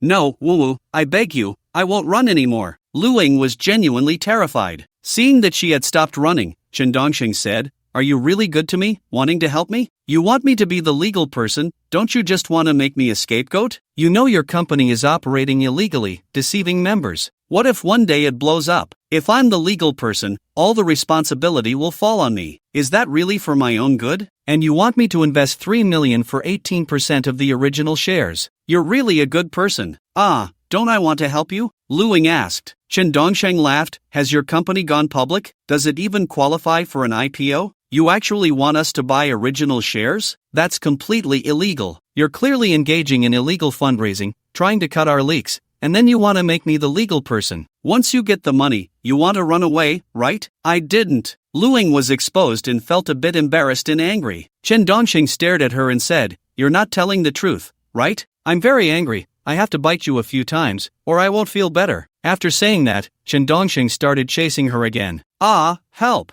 I admit, isn't that enough? Don't bite me. I want to go to the hospital for AIDS post-exposure prophylaxis. Lu Ying was on the verge of breaking down and could only admit it. Chen Dongxing laughed. Actually, my AIDS medical record is fake. I found a PS Master online to edit it, just to see your true feelings for me, but I didn't expect you to be a scammer, trying to deceive my feelings in money. I'm so disappointed.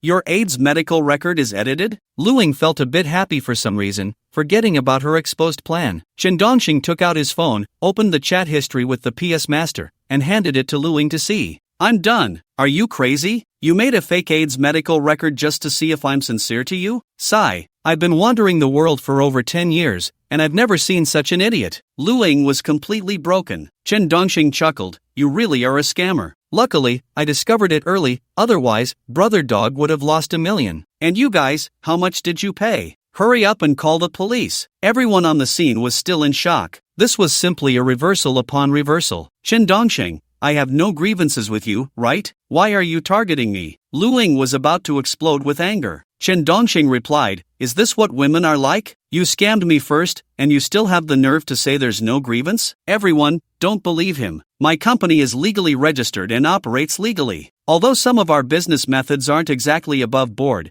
which company doesn't have its own undisclosed methods? Lu Ying said to everyone. Those employees who had really invested in her felt the crisis and hurriedly said, President Lu, don't go. Give us our money back. Lu Ying replied, I'm not leaving. This is my company. Why would I leave? I'm just going home to rest for a bit. But the other employees all held onto her, and some even called the police. After all, some had invested over 100,000, some tens of thousands, and some 80 or 90,000. If she really was a scammer, letting her go now would make it impossible to find her later. Seeing that someone had called the police, Lu Ying wanted to struggle violently, to break free from the crowd and escape, but unfortunately, everyone was pulling her with all their might for their own money. Watching her reaction, Chen Dongxing was already quite sure that Lu Ying really intended to pull off a financial scam, though he didn't know if she was a professional or if it was her first time. Lu Ying looked at Chen Dongxing, furious, and said, in this company, I've treated you well, right? I promoted you to general manager and even planned to have a real relationship with you. I was sincere, and yet you slander me. Right.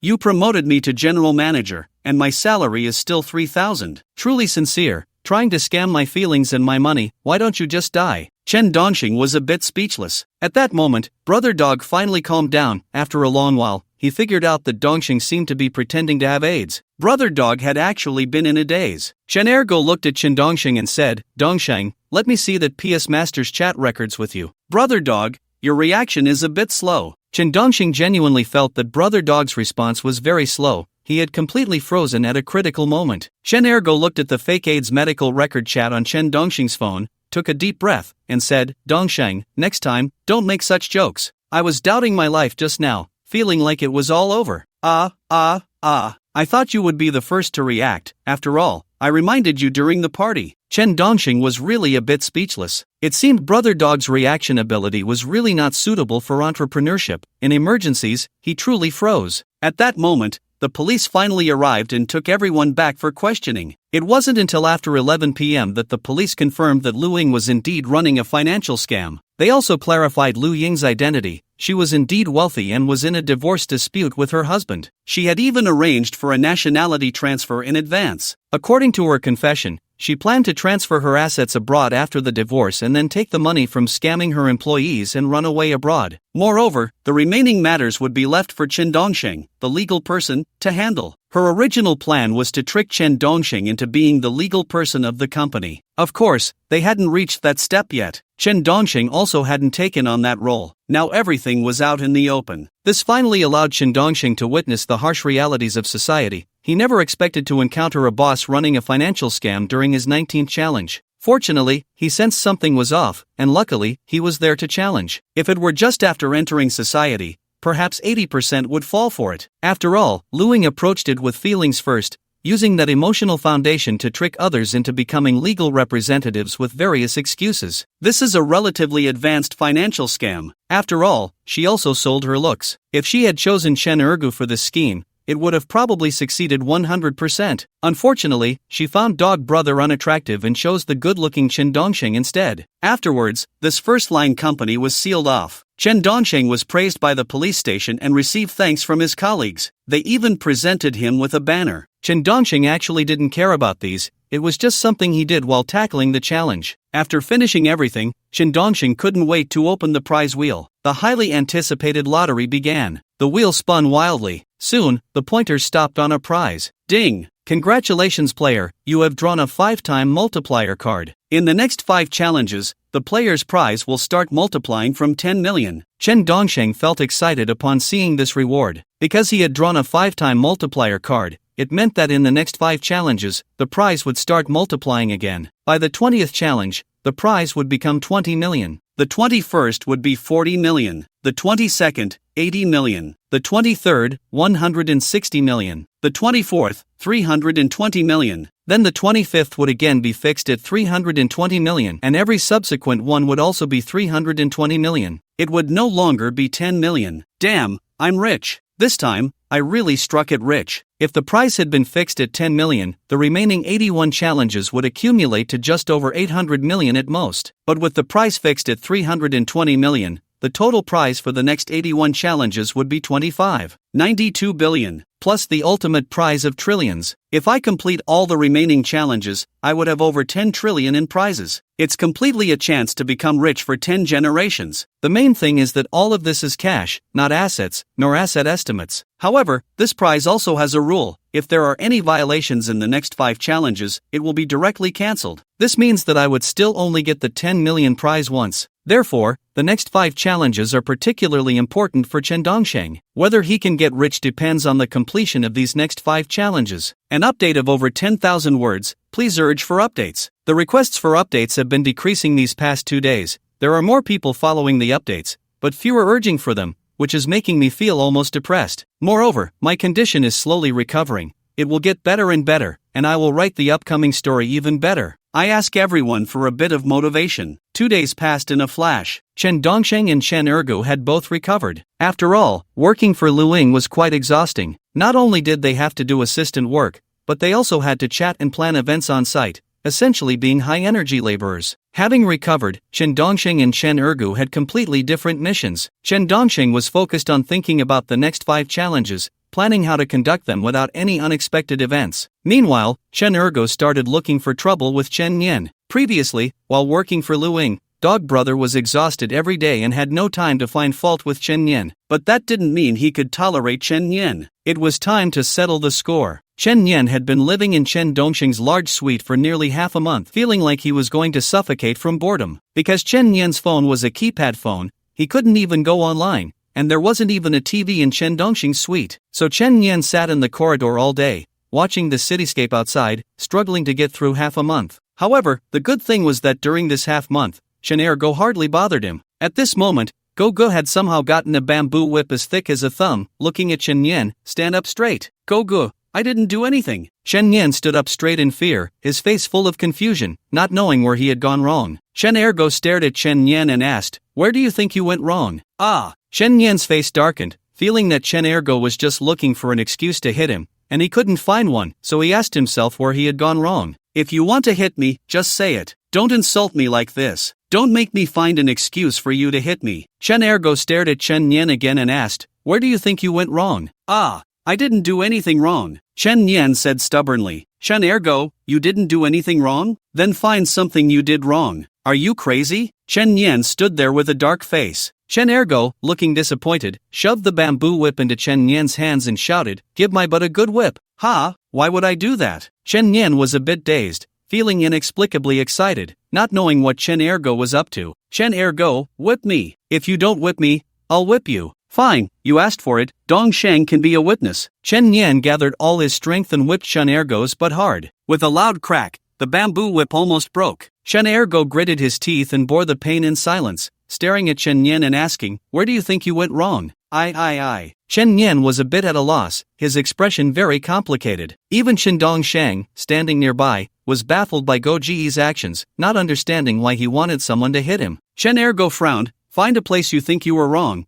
I'll give you 3 seconds. I. Chen Nian was both scared and confused, not knowing what Chen Ergo wanted, and said, "Oh, I got it. I haven't called my dad since I came to FO City. I'm unfilial," making him worry. Chen Ergo nodded and said, "This is indeed your fault. 5 lashes as punishment. Come on, whip me 5 times. Wait, Gogo, why do I have to whip you 5 times for my mistake?" Chen Nian still didn't understand the logic behind it, but felt an inexplicable excitement. Chen Ergo stared at Chen Nian with a dark face and said, "I told you to whip me hard, so just do it. You asked for it." Chen Nian didn't care anymore, feeling inexplicably excited that he could whip Chen Ergo, so he went all out. Crack, crack, crack, crack. The bamboo whip completely fell apart. It was clear how much strength Chen Nian had used. Chen Dongsheng couldn't bear to watch and looked at Chen Ergo, saying, "Gogo, why are you acting so strangely today? You seem a bit off." "I also think so. I've never seen anyone make such a request." Chen Nian was actually quite happy inside because he had been beaten half to death by Chen Ergo before. This time he could hit Chen Ergo, and Chen Ergo didn't fight back, and it was his own request. How satisfying. He just didn't know what was going on with Chen Ergo. Could it be that Chen Ergo had committed some great sin and was atoning in this way? Did Gogo mistakenly kill some innocent child? Was his conscience not at peace? Shin Dongsheng directly placed a hand on Go Ji's shoulder, asking with concern, "Tell me what's wrong.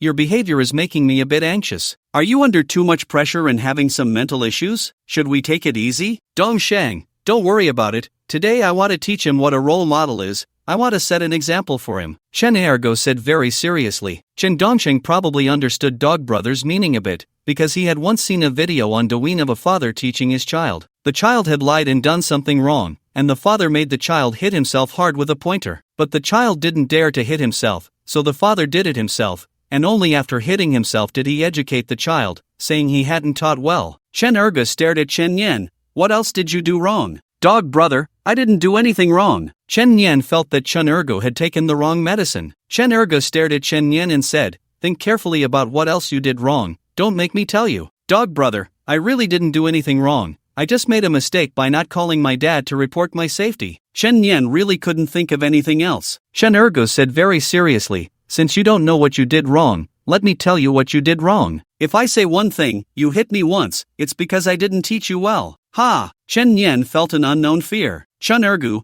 how long have you been living here?" "About 17 days, Chen Yan thought for a moment and said. Chen Ergo said with disappointment, "Come on, hit me hard." Slap. Chen Ergo continued, "Have you worked in these 17 days?" "No work," Chen Yan replied. "Chen Ergu, then should you be punished?" "I have injuries." Chen Yan was a bit confused. "Chen Ergu, come on, hit me again hard." Slap. The more Chen Yan hit, the more anxious he felt, because he really didn't know what had gotten into Chen Ergu. At first, he was quite happy hitting, but as he continued, he only felt fear. If he had gone crazy, who could stop him here? "Chen Ergu, you still don't know what you did wrong, right?" "Good, good, good. Come on, hit me hard, it's because I didn't teach you well." Slap, slap, slap. "Dog Brother, I was wrong, ancestor, I won't hit anymore, I can't take it." Chen Yan became more and more afraid. Chen Ergu gritted his teeth and said, "Hit, why not hit? This time you were wrong, it's because I didn't fulfill my promise to third uncle, so you should be punished, but next time, it will be your turn." "Dog Brother, you have to tell me what else I did wrong," Chen Yan asked. Modified, flipped a bit. If you just read chapter 159 and saw Dog Brother hitting Chen Yan, go back and refresh, read it again, because it has been modified. It's not Dog Brother hitting Chen Yan anymore, but Chen Yan hitting Dog Brother, because this makes more sense,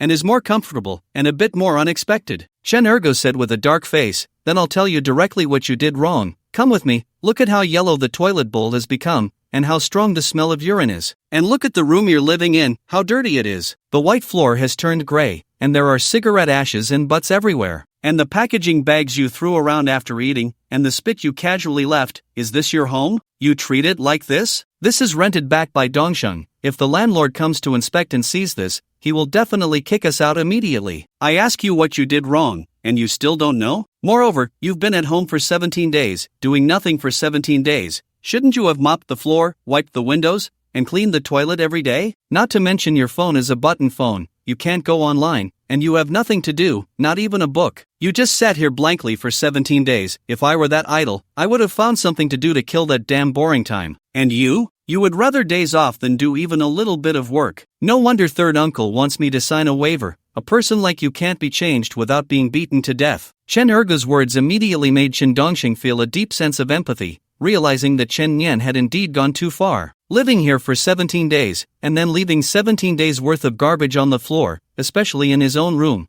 which no one cleaned for him, was just full of trash. Originally, Chen Dongsheng wanted to say something to Chen Yan about paying attention to hygiene. However, after drawing 5 multiplier cards, he became completely focused on the next 5 challenges, ignoring everything outside. Now, Chen Dongsheng finally understood what Dog Brother was doing. He had to admit, Dog Brother was quite impressive. He had thought of such a guiding educational method. It was unclear whether he had seen it on Douyin or thought of it himself. Surprisingly, Dog Brother believed that the mistake Chen Yan made was due to his own failure to teach properly, so he took the punishment himself. If Chen Yan continued like this next time, Dog Brother might have to take serious action against him. After hearing Chen Ergo's words, Chen Yan felt guilty and recognized that he was in the wrong. However, he just couldn't muster the energy to do it himself. It wasn't that he didn't realize it was bad, rather, he lacked the motivation, as laziness had taken over his consciousness. On the 10th day, Chen Yan had thought about tidying up out of boredom, but after some consideration, he decided to do it tomorrow. When tomorrow came, he thought about it again and decided to do it the next day. Then, the next day, he thought about doing it tomorrow again. Tomorrow's tomorrow had now arrived. Chen Erge stared at Chen Yan. I took this beating for you, but if there's a next time, it won't be because I didn't teach you, it'll be because you didn't try hard enough. Don't blame me for hitting you back in this way. And don't say you're 35 years old or that you're my brother. I was ordered by third uncle, who begged me on his knees to take you in. I can't treat you like my cousin anymore.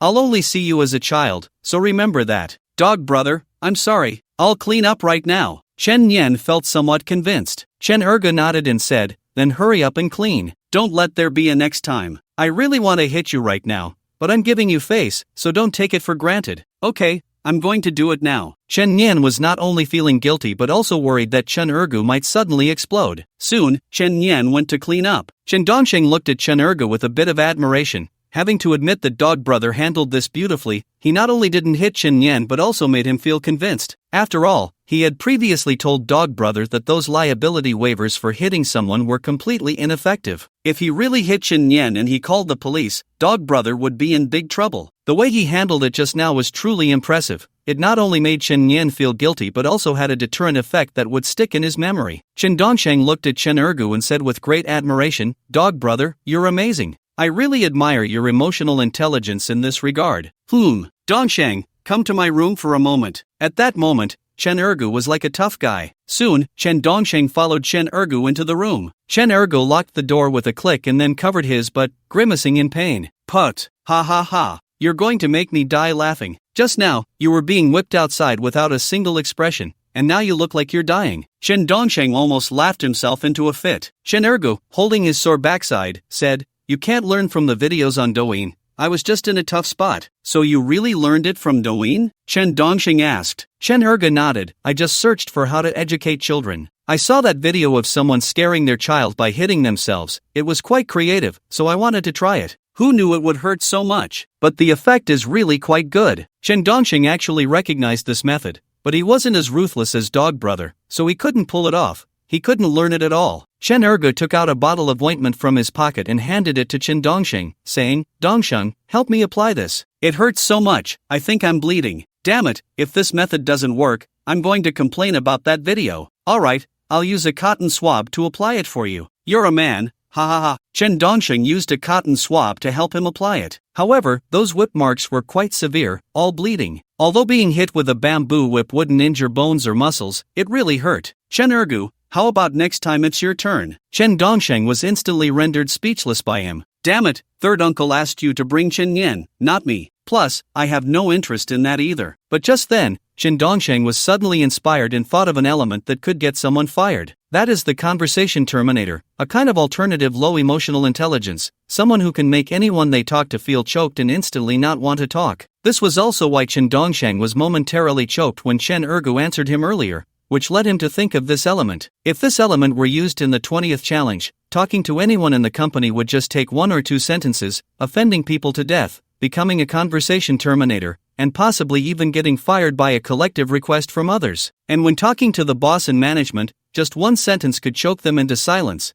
He didn't believe they wouldn't fire him. This element was feasible, very feasible. With the chosen element for getting fired, and this element not being picky about jobs or bosses, Chen Dongsheng decided to prepare for the 20th challenge. In fact, Chen Dongsheng still had many elements he hadn't used, those simple elements that everyone could think of. For example, taking leave without reason, hitting the boss, cursing the boss for no reason, and so on. Chen Dongsheng always adhered to the principle of tackling the difficult before the easy. In life, only by facing the difficult first can one go further. After clarifying the upcoming challenge elements, Chen Dongsheng began looking for jobs nearby. It didn't take long before he settled on a job. This job was for a handyman. Moreover, it was a handyman position in a live streaming industrial park. The description stated that the main responsibilities were to ensure the safety of the company's outdoor streamers in various on-site tasks, helping to move live streaming equipment and props, among other things. Basically, doing whatever needed to be done. This was a company focused on live streaming,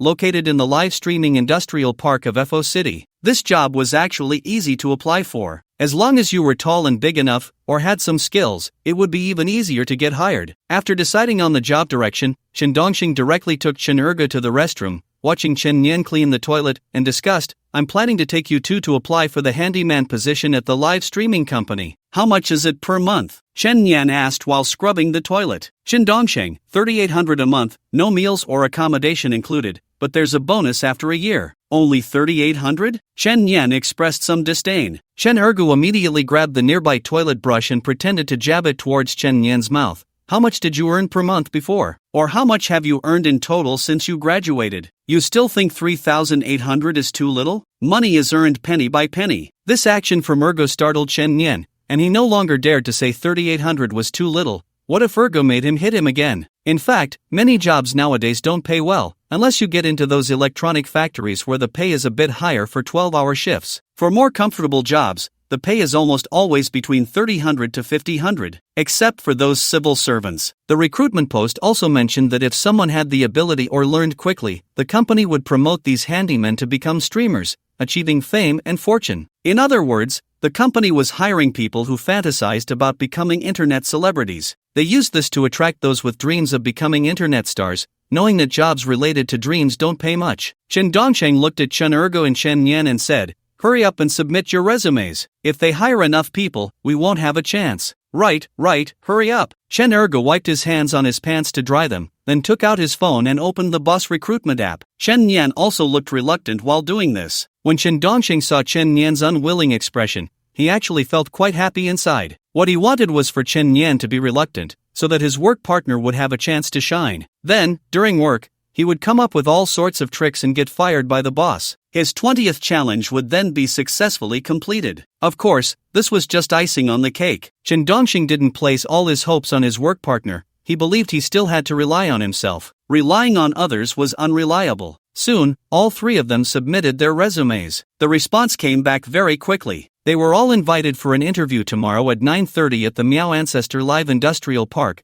Building 03. Seeing the response, Chen Dongsheng could confirm that this was a direct hire. Usually, intermediaries wouldn't gather people at someone else's company. Just then, Chen Dongsheng's phone rang. He realized it was a call from the delivery service. After telling Chen Ergu and Chen Nian, Chen Dongsheng went to pick up the package. Soon, he returned with 2 boxes that looked a bit large. Both Chen Ergu and Chen Nian were curious about what Chen Dongsheng had bought. Chen Dongsheng grinned at Chen Ergu and said, "Brother dog, I made some money from stock trading before, and some of it was yours, so I bought you the most popular domestic folding phone right now." "No way?" Chen Ergu excitedly took the box, and without needing a knife, he used his nails to cut the tape on top. When he opened it, he found it was an empty box. Chen Ergu's face darkened. "You can't play like this. It's not funny at all." Chen Nian thought Chen Dongsheng was really giving such an expensive phone, which cost over 20,000 yuan. It seemed he was just teasing this crazy dog. That's right, it was meant to tease this crazy dog. This crazy dog was no good. Ha ha ha. Here it is. Chen Dongsheng pulled out the outer packaging of a folding phone and handed it to Chen Ergu. Chen Ergu's excitement returned. He opened it and exclaimed, "What the hell, a brick? You can't play like this, okay? Dongsheng, I will never trust you again." Chen Nian burst out laughing. Chen Ergu frowned and shot a fierce glare at Chen Nian. Chen Nian immediately shut up, trembling all over. "Brother dog, here it is. I really bought it for you. Thank you for accompanying me through 19 jobs. Although we both got fired, it shows we don't settle." Chen Dongsheng took out a red folding phone and handed it to Chen Ergu. When Chen Ergu received it, he found it was new and had never been turned on, and he instantly became overjoyed, as this was the most popular phone of the year, the most impressive phone of the year. That wasn't the key point. The key point was that this phone cost over 20,000 yuan. Chen Ergu was so excited he almost wanted to kiss Chen Dongsheng, saying, "Thank you, Dongsheng. When I make it big one day, I will definitely take care of you, or else heaven will strike me down." Chen Nian looked enviously at the phone and then glanced at Chen Dongsheng, hoping he would buy something for himself too. Next, Chen Dongsheng took out a black one, but he didn't give it to Chen Nian. Instead, he turned it on for himself and started playing with it. "Chen Nian, Dongsheng, what about mine?" "Sorry, your dad won't let you play with a smartphone." Chen Dongsheng quickly made an excuse to brush him off. "Chen Nian." Chen Ergu looked at the red folding phone in his hand and asked, "Dongsheng, why did you buy me a red one? Is it a bit inappropriate for a man to wear red?" "Ah, don't you like red? You're wearing pink socks, so I figured you must like red." "No returns." Chen Dongsheng. Chen Ergu's face darkened. "Those are my sister's socks. I had no socks to wear at the time, so I wore hers. It doesn't mean I like pink. Well, if you return it, there might not be any stock for 3 months, Chen Dongxing said honestly. The reason Chen Dongxing bought Chen Ergu a phone worth over 20,000 was mainly to repay Dog Brother for his protection along the way. After all, he now had several tens of millions in assets and didn't lack money. Moreover, the upcoming challenges could earn even more, so now he was looking for an excuse to give him some benefits. After the 100 challenges were over, Chen Dongxing planned to reward him with $1 billion, allowing him financial freedom. But he couldn't give him too much now, or he might become complacent and lose motivation. Time flew by, and a night passed. The next day, before 9:30, Chen Dongxing arrived at the Miao Ancestor live streaming industrial park with Chen Ergu and Chen Yan. They were preparing for the interview. However, there were already 20 to 30 applicants on site. This made Chen Dongxing feel a bit of pressure. He didn't expect so many young people to come for a 3,800 job. Many of them looked like fresh graduates, and some might not have even graduated from middle school yet. However, they all looked quite handsome and pretty. Chen Dongxing understood that these people were here for the live streaming industry, aiming to become internet celebrities. So today, he would compete with these aspiring internet stars. Chen Dongxing kept finding excuses to chat with them in the crowd and quickly got to know them. He discovered that there were indeed some spirited young men and women among them, all harboring dreams of becoming internet sensations overnight. At that moment, the recruiter came out, a woman in her 30s, dressed in a professional suit with sharp eyes. Hello everyone, I am Fang Qin, the HR manager of Future Star Group. Hello, Manager Fang. Chen Dongxing greeted her with a smile. However, Fang Qin ignored him and scanned the more than 30 applicants on site, saying, "Let me say this first, if you don't want to be a big internet celebrity and don't want to stand out, you can leave now. Although our company is hiring under the guise of general labor, we are actually recruiting internet celebrity apprentices. Our last batch of general laborers has already seen several emerge in the live streaming world, going from an income of 3,800 to now earning 380,000 a month, even 3 to 4 million. All the spirited young men and women on site were inspired by this motivational story, and they all seemed energized,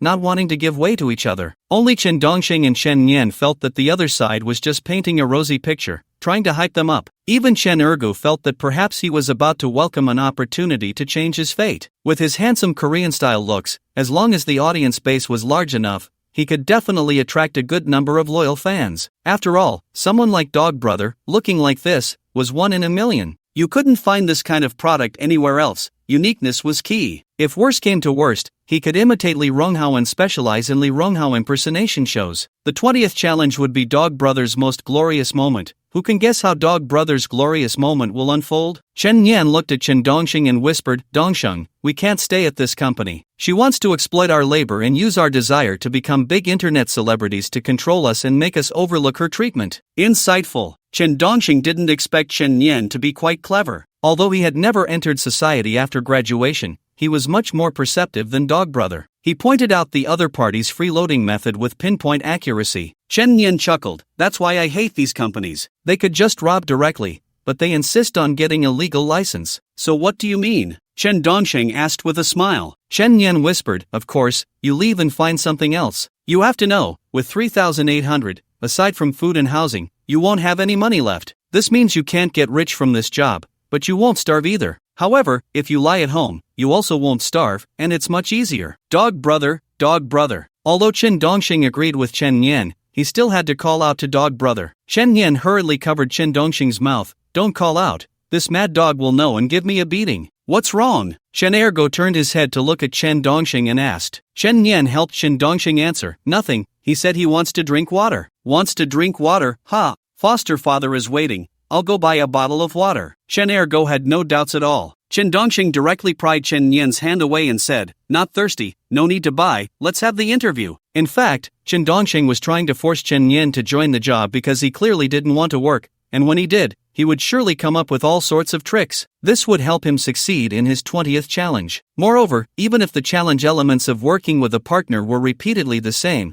it wouldn't be considered a violation. It just wouldn't help him complete the challenge. At worst, he could take Chen Yan through a few more challenges and then switch partners. Chen Dongxing also understood why so many people came for the interview today, mainly because of her recruitment post, which, although labeled as a general worker, mentioned that while doing general work, they would train some potential individuals to become big internet celebrities for free. They even showcased their company's big internet celebrities as bait, claiming they started as general workers. With that, which young person could resist? But in reality, what they wanted was just general workers. They were intentionally throwing out some bait to attract young people. They were looking for dreamers who aspired to become big internet celebrities, as such people were easier to manage. If they were recruiting internet celebrity apprentices and then made others do general work every day, there would definitely be a lot of resentment, and they wouldn't be able to continue. But the reverse was different, saying that as long as you worked as a general worker, you could become an internet celebrity apprentice for free, without tuition fees,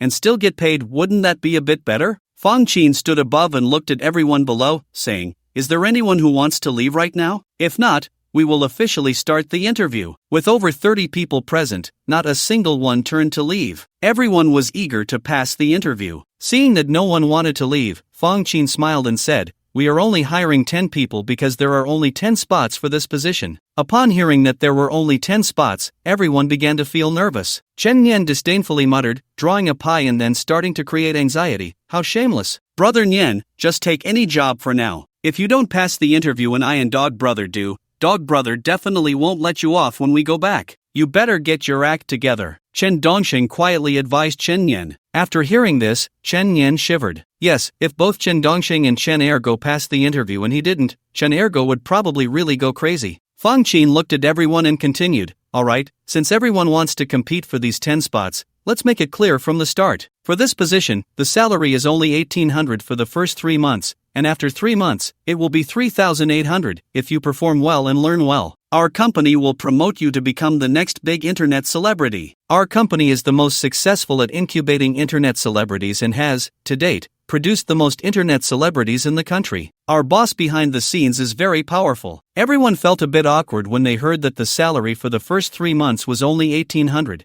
and that it didn't include meals or accommodation. Because with a salary of 1,800, there would be almost nothing left after paying for rent and food. After all, the cost of living in Buddha City is not low. When Chen Dongxing heard that the salary for the first 3 months was only 1,800, he was also completely speechless. Chen Nian felt like he was about to get depressed. Sweeping the streets in Buddha City wouldn't earn more than 1,800. However, even though many people at the scene exchanged glances, no one left. Everyone still wanted to fight for this position. After all, these people came with the dream of becoming big internet celebrities, and they were willing to pay for that dream. In ancient times, there were those who drifted to the north, now there are those who drift to Buddha City. Or perhaps we should say internet celebrity drifters. It's hard to say what kind of drifting it is, but in any case, a bunch of people are willingly begging capitalists to carve them into skeletons for their dreams. Fang Qin saw that everyone still hadn't backed down and felt that the internet celebrity industry was indeed a lucrative one. As long as they recruited laborers under the guise of internet celebrity apprentices,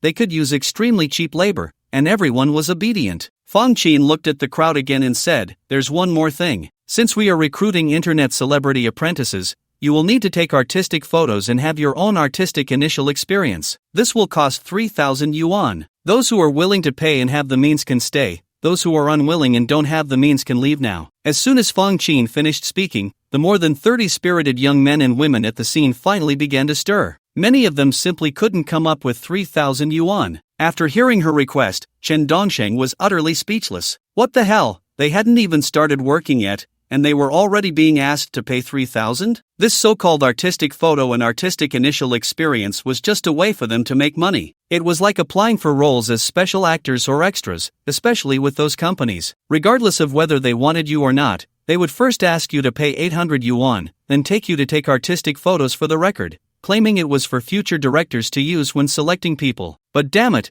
this was just a money-making tactic of those film and television human resource companies. After all, there are so many people applying every day, and they earn 800 yuan from each person. That way, the company's revenue is secured. Warm reminder, the author tried this at 22 in Guangzhou, where they lured him in with the gimmick of special actors and male models, and he was scammed into paying 800 yuan for artistic photos. At that time, the author was very handsome and confident, but in the end, he couldn't come up with 800 yuan and awkwardly went back. Chen Nian looked at Chen Dongxing and whispered, "Dongsheng, this is obviously a scam company, right? Not only is the salary low, but they also want to fleece us first. You don't understand, many promising companies require you to pay to get in. A company that requires you to pay to get in must be a good company." Chen Dongsheng patted Chen Nian's shoulder and said deliberately. In fact, Chen Dongxing knew that this company was legitimate. Its registration information could be found on the business registration website, and the company had several well-known internet celebrities under its name. It was absolutely legitimate, but this industry was very chaotic.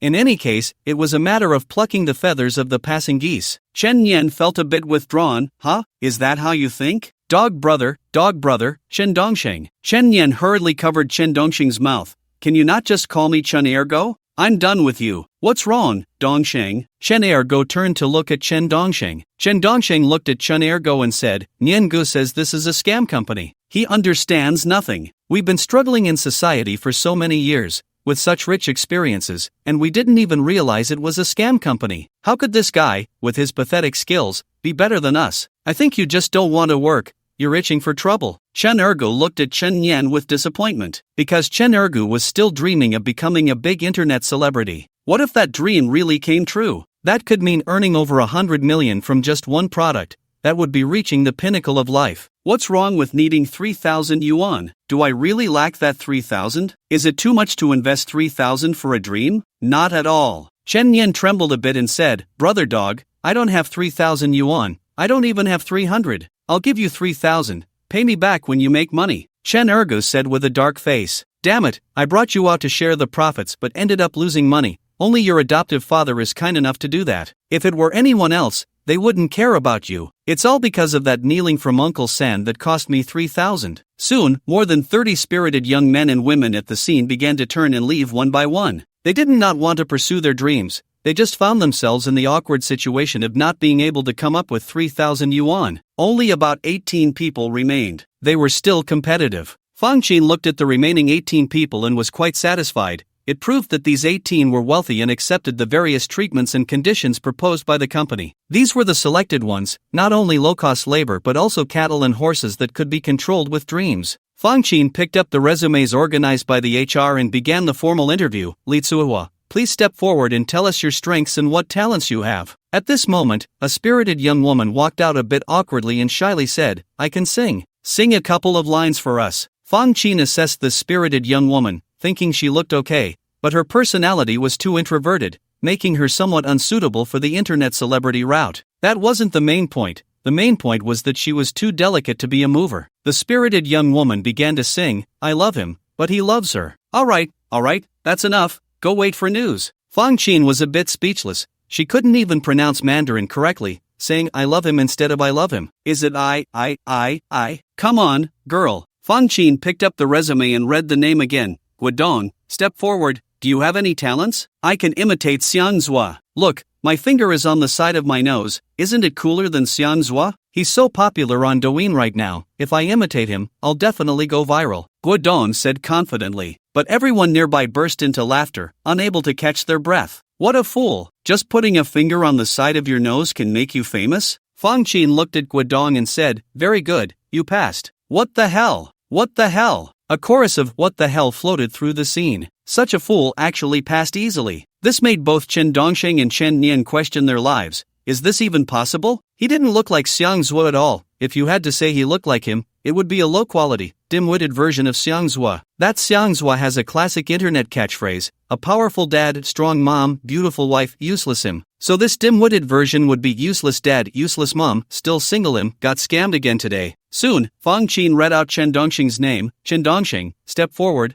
What talents do you have? I'm a black belt in Taekwondo. Let me show you some of my high-level leg techniques. Chen Dongsheng began to showcase his impressive leg techniques, leaving everyone nearby envious, not expecting such a talented handsome guy to be hidden among them. Fang Qin was quite satisfied. With her martial arts skills, she definitely had considerable strength, and being a mover was certainly not a problem. She said, not bad, you have potential. You've passed, step aside and pay 3,000 yuan to sign the employment contract. Thank you, teacher. Chen Dongsheng actually felt no surprise at all. Fang Qin glanced at the next resume and called out, Chen Ergu, step forward. What talents do you have? I can imitate Li Ronghao, and I know a lot of martial arts. I also have a handsome Korean-style appearance. Chen Ergu said seriously. The crowd nearby burst into laughter. Fang Qin carefully examined Chen Ergu and said, not bad, very unique. Can you imitate a few lines for me and also show me your martial arts? Sure, wearing gorgeous clothes, fighting for desire? Chen Ergu sang his own song, lost in it. Fang Qin frowned, alright, the lyrics are all wrong. Just show me your martial arts. Okay. Chen Ergu began to demonstrate his routine,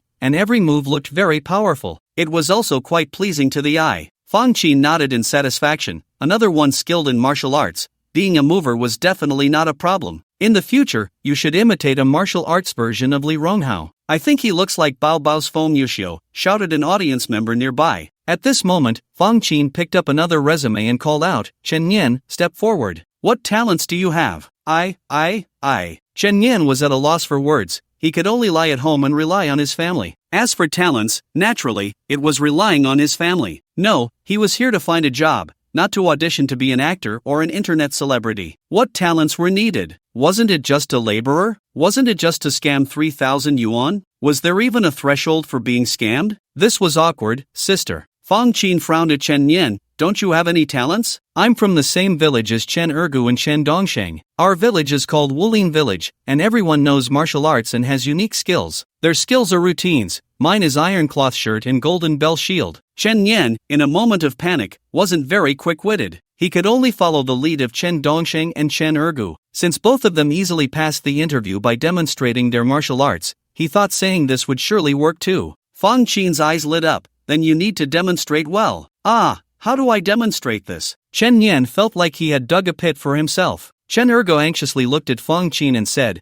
I can prove he really knows iron cloth shirt and golden bell shield. I can prove it too. Chen Dongsheng also stood up, a bit speechless. Chen Dongsheng realized that Chen Yan's comprehension should be okay, but his adaptability was very poor. Perhaps he hadn't been out in society much, and now he had dug a pit for himself. Fang Qin, isn't this easy? Let this Chen Ergo kick you, and you can demonstrate your iron cloth shirt and golden bell shield, right? That's true, come on. Chen Yan braced himself and took a horse stance. Chen Ergo saw that Chen Yan had taken his stance and immediately kicked over. Chen Yan flew backward. Teacher, he can't be hurt. No matter how you hit him, he's fine. He's famous in our village as a human punching bag. I think once he enters Douyin Wulin, it should create a stir in the martial arts world. Chen Ergo never expected that with only 30% of his strength, Chen Yan would fly out so far. If he had used all his strength, wouldn't this guy have just coughed up blood and died? With hard qigong in my body, hit me as you like. I've endured hardships for 35 years, just waiting for a stage to showcase myself. I wonder if the teacher can give me a chance. Chen Yan, while enduring the pain, pretended nothing was wrong and got up.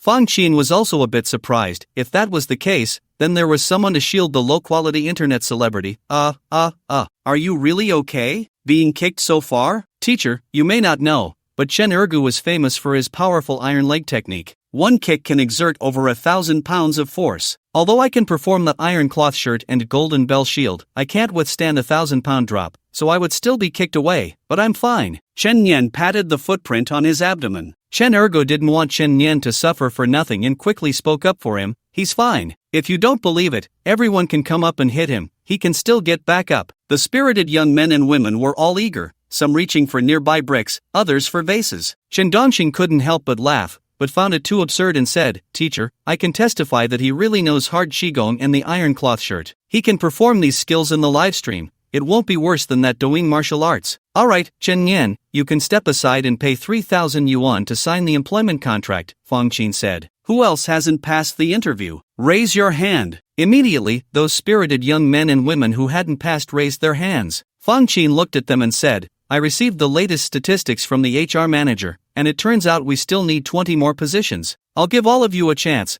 Prepare 3,000 yuan for your employment. Now, pay up. Chen Dongsheng, Shan Yan. What the hell? What kind of trick is this? Clearly, they were accepting everyone, but they had to put on such a show? Chen Yan was almost dying of frustration. What talent should he perform? He had just been kicked hard and was pretending nothing happened. That kick from Chen Ergo would at least require him to take 10 or 8 doses of iron medicine. Damn it, it turns out everyone could pass, and no special talent was needed. This damn Fang Qin made the position seem so competitive, making everyone work so hard. Chen Yan, what are you all working so hard for? I'm the one truly working hard. Chen Ergo looked at Chen Yan and said, if I had known they were hiring 10 more, I wouldn't have had to work so hard to give you a kick. Sigh, you're just out of luck. Chen Yan's face darkened. Damn it, can't you see? The other side actually wanted to hire 20 people all along. They only said 10 to create a tense atmosphere, making everyone think the position wasn't that easy to compete for. Otherwise, who would pay immediately after the interview? I have to say, Fang Qin, this HR supervisor, really knows how to play with people's minds. Of course, Chen Dongxing was willing to fall for her trick to complete his 20th challenge. Under normal circumstances, if he heard her say they were hiring laborers just in name, while the real position was an internet celebrity apprentice, he would have turned and left. Because anyone with a bit of sense knows she was using the internet celebrity apprentice gimmick to hire laborers, not the other way around. Moreover, the contract signed was also a labor contract, but it mentioned incubating internet celebrities. It was purely about using the power of dreams to make people suffer. Fang Qin looked at everyone and said, "Everyone, hold on to your employment contracts. In a moment, someone will take you to the hospital for a physical examination." "We have to do a physical examination?" The spirited young men and women were confused. Fang Qin nodded and said, "It's normal to have a pre-employment physical examination. After all, we need to ensure the internet celebrity we promote is in good health." Everyone could only wait there. Chen Dongsheng waited while looking at Chen Nian and said, "Nian Gu, why are you digging a pit for yourself?" "I don't know, I just thought you all would pass the interview because you know martial arts, so I used that as an excuse." Chen Nian was very frustrated. Chen Ergo lifted Chen Nian's shirt to take a look and said, "I only used 30% of my strength, and you still flew away. Your base is too weak, right? Dog brother, you practiced martial arts since you were young, how strong are you?" Chen Yan was even more frustrated. Because he knew that Chen Ergo was single-minded and wouldn't pretend to kick lightly, he had to use 3/10 of his strength. Chen Ergo said, "After we go back, I'll help you apply the iron medicine. It's fine, just be a bit smarter next time and don't claim you can do the iron cloth shirt and golden bell shield." "Can't you pretend to kick lightly?" Chen Yan asked. Chen Ergo suddenly realized, "Right, I didn't think of that." Chen Dongxing beside them was left speechless by their conversation. Just then, a representative from Future Star Group came out to take everyone for a physical examination at the People's Hospital. It took about 5 hours for everyone to complete the checkup. They all exited the People's Hospital, and the other party informed the 18 people on site that they were to report to work at 7:30 the next day. Chen Dongsheng, along with Chen Ergo and Chen Yen, prepared to head back. "Is a physical examination really necessary for onboarding? Is it that troublesome?" Chen Yen asked curiously. Chen Dongsheng replied, "Some companies require it, some don't. But this time, it felt like there were a lot of tests, and we didn't have to pay for it, so it's whatever. Yeah, this company is pretty good. They even cover the cost of the physical. Other companies make employees pay for their own." Chen Ergo also felt that Future Star Group was doing well in this regard. Chen Dongsheng looked at Chen Ergo and Chen Yen and said, "Let's go back and rest well. We need to work hard tomorrow." Chen Dongsheng was actually a bit impatient, wanting to complete the 20th challenge right away. After all, completing the 20th challenge would double the bonus to 20 million. Moreover, the challenges from the 20th to the 25th were crucial. If he completed these 5 challenges, the bonus for every future dismissal would reach a terrifying 320 million. That was 320 million, so Chen Dongxing took it very seriously. After all, this way he could earn more money. Otherwise, each dismissal would only yield 10 million, which was not just a difference of 1 or 2 times. So Chen Dongxing brought Chen Ergo and Chen Yan back to his large suite, washed up, and urged everyone to sleep early. They needed to be well rested for the battle tomorrow. "I've noticed that everyone seems to dislike writing about Dog Brother beating Chen Yan, so I won't write that anymore. This is the last time. It seems like the traffic pool has changed, and I don't know if it's because of the poor data that's causing a downgrade, which would be terrible. Originally, there were only 5,000 to 8,000 views daily, and if it drops further, I can't even imagine. I beg everyone to give some data to work with. The system really looks at the numbers. I'm begging." A night without conversation. The next morning, Chen Dongxing got up promptly at 6:40. It was about 7 or 8 kilometers to Miaozhu from here. He had to wake up early. However, Chen Dongsheng had also thought about bringing clothes over and staying at a hotel near Miaozhu that night until the challenge was completed. He looked at Chen Nian's room and kicked the door. "Nian Gu, get up for work. Let me sleep a bit more." Chen Nian's lazy voice came from inside. Chen Dongxing thought for a moment and said, "Then sleep a little longer." At that moment, Chen Ergo returned from his morning run and immediately started kicking Chen Nian's door. "Hurry up and get up. What time is it? Once your legs are fully healed, I'll make you be disciplined every day. I just called you." Chen Dongxing pulled Chen Ergo and said, "Hurry and change your clothes. We're going to work." In fact, Chen Dongxing wanted Chen Nian to continue sleeping. If he skipped work on the first day, it would be a disaster for completing the task. After Chen Ergo changed his clothes, he came back to knock on Chen Nian's door. "Still not getting up? Dog brother, I feel sick, dizzy, and nauseous. I want to sleep. I'm taking a sick day today." Chen Nian really didn't want to get up. He usually slept until after 11 a.m. at home. Now, having to get up before 7 a.m. was unbearable. Chen Ergo frowned, twisted the doorknob, and found it locked from the inside. Open the door for me, let me see if you're sick. Brother dog, he must be sick, I can tell from his voice. Chen Dongxing immediately pulled Chun Ergu aside. Chun Ergu said, useless thing, getting sick on the first day of work? He'd be fired in no time. I'll help him take a leave, let him rest. Chen Dongxing already had an idea. That is, this work buddy had been pretending to be sick to avoid going to work, completing his 20th challenge of being fired, right? Although he couldn't collude with his work buddy to complete the challenge of being fired, it was Chen Nian who didn't want to go to work. Soon, Chen Dongxing and Chen Ergu went to work. When they arrived at the company, it was already 7:10. The company was open. Chen Dongxing and Chen Ergu could only sit in the lobby of Future Star Group waiting for their direct supervisor. At the same time, they watched many handsome and beautiful male and female anchors of the company rushing to work. There were actually quite a few people in this company, and they all looked pretty good. An hour passed in the blink of an eye. By 8 o'clock, Fang Qin hurriedly arrived, seeing Chen Dongxing, Chen Ergu, and the new hires from yesterday sitting in the lobby waiting. Fang Qin smiled at them and said, "You all came quite early." "No, you came late," Chen Dongxing replied. Fang Qin looked at Chen Dongxing with a bit of annoyance. "Everyone needs to be on time for work." "On time at 8:20? Chen Dongxing asked. Fang Qin was taken aback, looking at Chen Dongxing with a glare that seemed to want to hit him. 7:30, the work time is 7:30. We are a live streaming company, you apprentices need to come early to help the anchors prepare. When do we get to be anchors? Chen Dongxing asked. Fang Qin gritted her teeth, finding this person too talkative. "Everyone just wait here, our HR department will arrange you into different live streaming groups soon." "Supervisor Fang, when can we become anchors?" Chen Dongxing asked again. Fang Qin's face darkened. "Can you shut up while I'm talking? Don't interrupt." But just then, a customized Rolls-Royce business car stopped at the company entrance. The security guard at the door respectfully stepped forward to open the car door. A wealthy-looking young woman, adorned in gold and silver, stepped out of the Rolls-Royce. Passers-by greeted her respectfully. "Good morning, President Bai." "Good morning, everyone." Bai Jia smiled and greeted the crowd. Fang Qin looked at Bai Jia outside the door and said to the new hires, "That is our boss, Bai Jia. Everyone greet the boss." Soon, everyone smiled and greeted Bai Jia. Chen Dongxing quietly urged Chen Ergu, "Brother dog, this woman is at least 10 times prettier than Luing, right? And she looks like she's only around 30, driving such a customized Rolls-Royce. She must be very wealthy." "Dongshang, I've already given up on the idea of living off a woman. I think that path isn't for me, it's more suitable for you. I'll just stick to my own efforts." Chen Ergu had lost confidence in living off a woman. Although Chen Ergu was also quite moved when he saw Bai Jia, wasn't she just a perfect example of a rich and beautiful woman? But after hitting a wall too many times, one would eventually return to reality. Soon, Bai Jia disappeared from everyone's sight. Fang Qin looked at everyone and said, "You are so lucky, on your first day of work, you got to see our beautiful boss. Our boss rarely comes to this company because she has several other groups to manage, so our company is definitely very strong." Everyone felt more confident about the company upon hearing that their boss not only owned this company but also had several other groups to manage. Chen Dongxing looked at Chen Ergu and said softly, "Brother dog, don't you feel even a little bit moved?" No, Chen Ergu had truly given up on that hope, because every time he felt a flutter in his heart, these rich women only had eyes for Chen Dongxing, leaving him feeling like a clown. Damn it, after being a clown for so long, it was time to be a normal person. Fang Qin looked at everyone and said, "Everyone wait here, don't leave. By the way,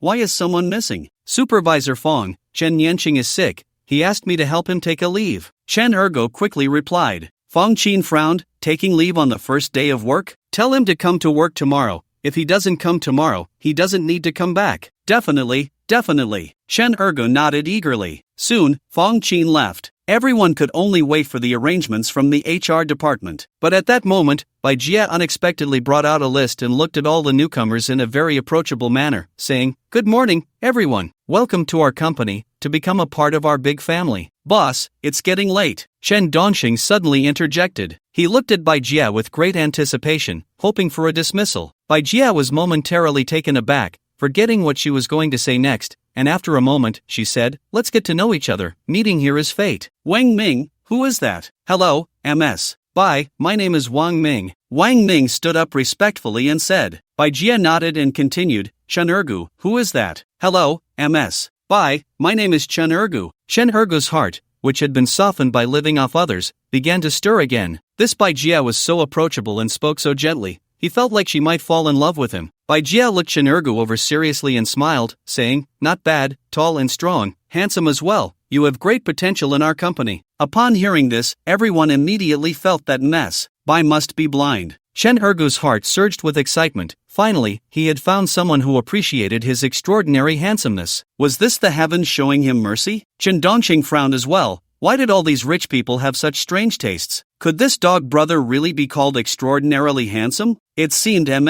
Bai was truly blind. Bai, really? Ha ha. Chen Ergo couldn't help but laugh. Bai Jia nodded and said, of course it's true. Don't you have confidence in yourself? I originally wanted to pick someone from this batch of newcomers to personally train and make them a pillar of our future star group. Ah, I have confidence. I've always been very confident, Chen Ergo said excitedly. Bai Jia smiled and nodded, saying, you sit down first, I haven't decided who to choose yet. Put. Everyone laughed. Everyone was tense, hoping to be chosen. Otherwise, they would just have to start as laborers and learn slowly. Only one person at the scene didn't want to be chosen, and that was Chen Dongxing. What was the point of being trained? He had already been fired once, and now he had 20 million. The next time it would be 40 million, and by the 25th time, it would be 320 million. The company's market value might not even reach 320 million. Bai Jia continued reading, Chen Dongsheng, who is Chen Dongsheng?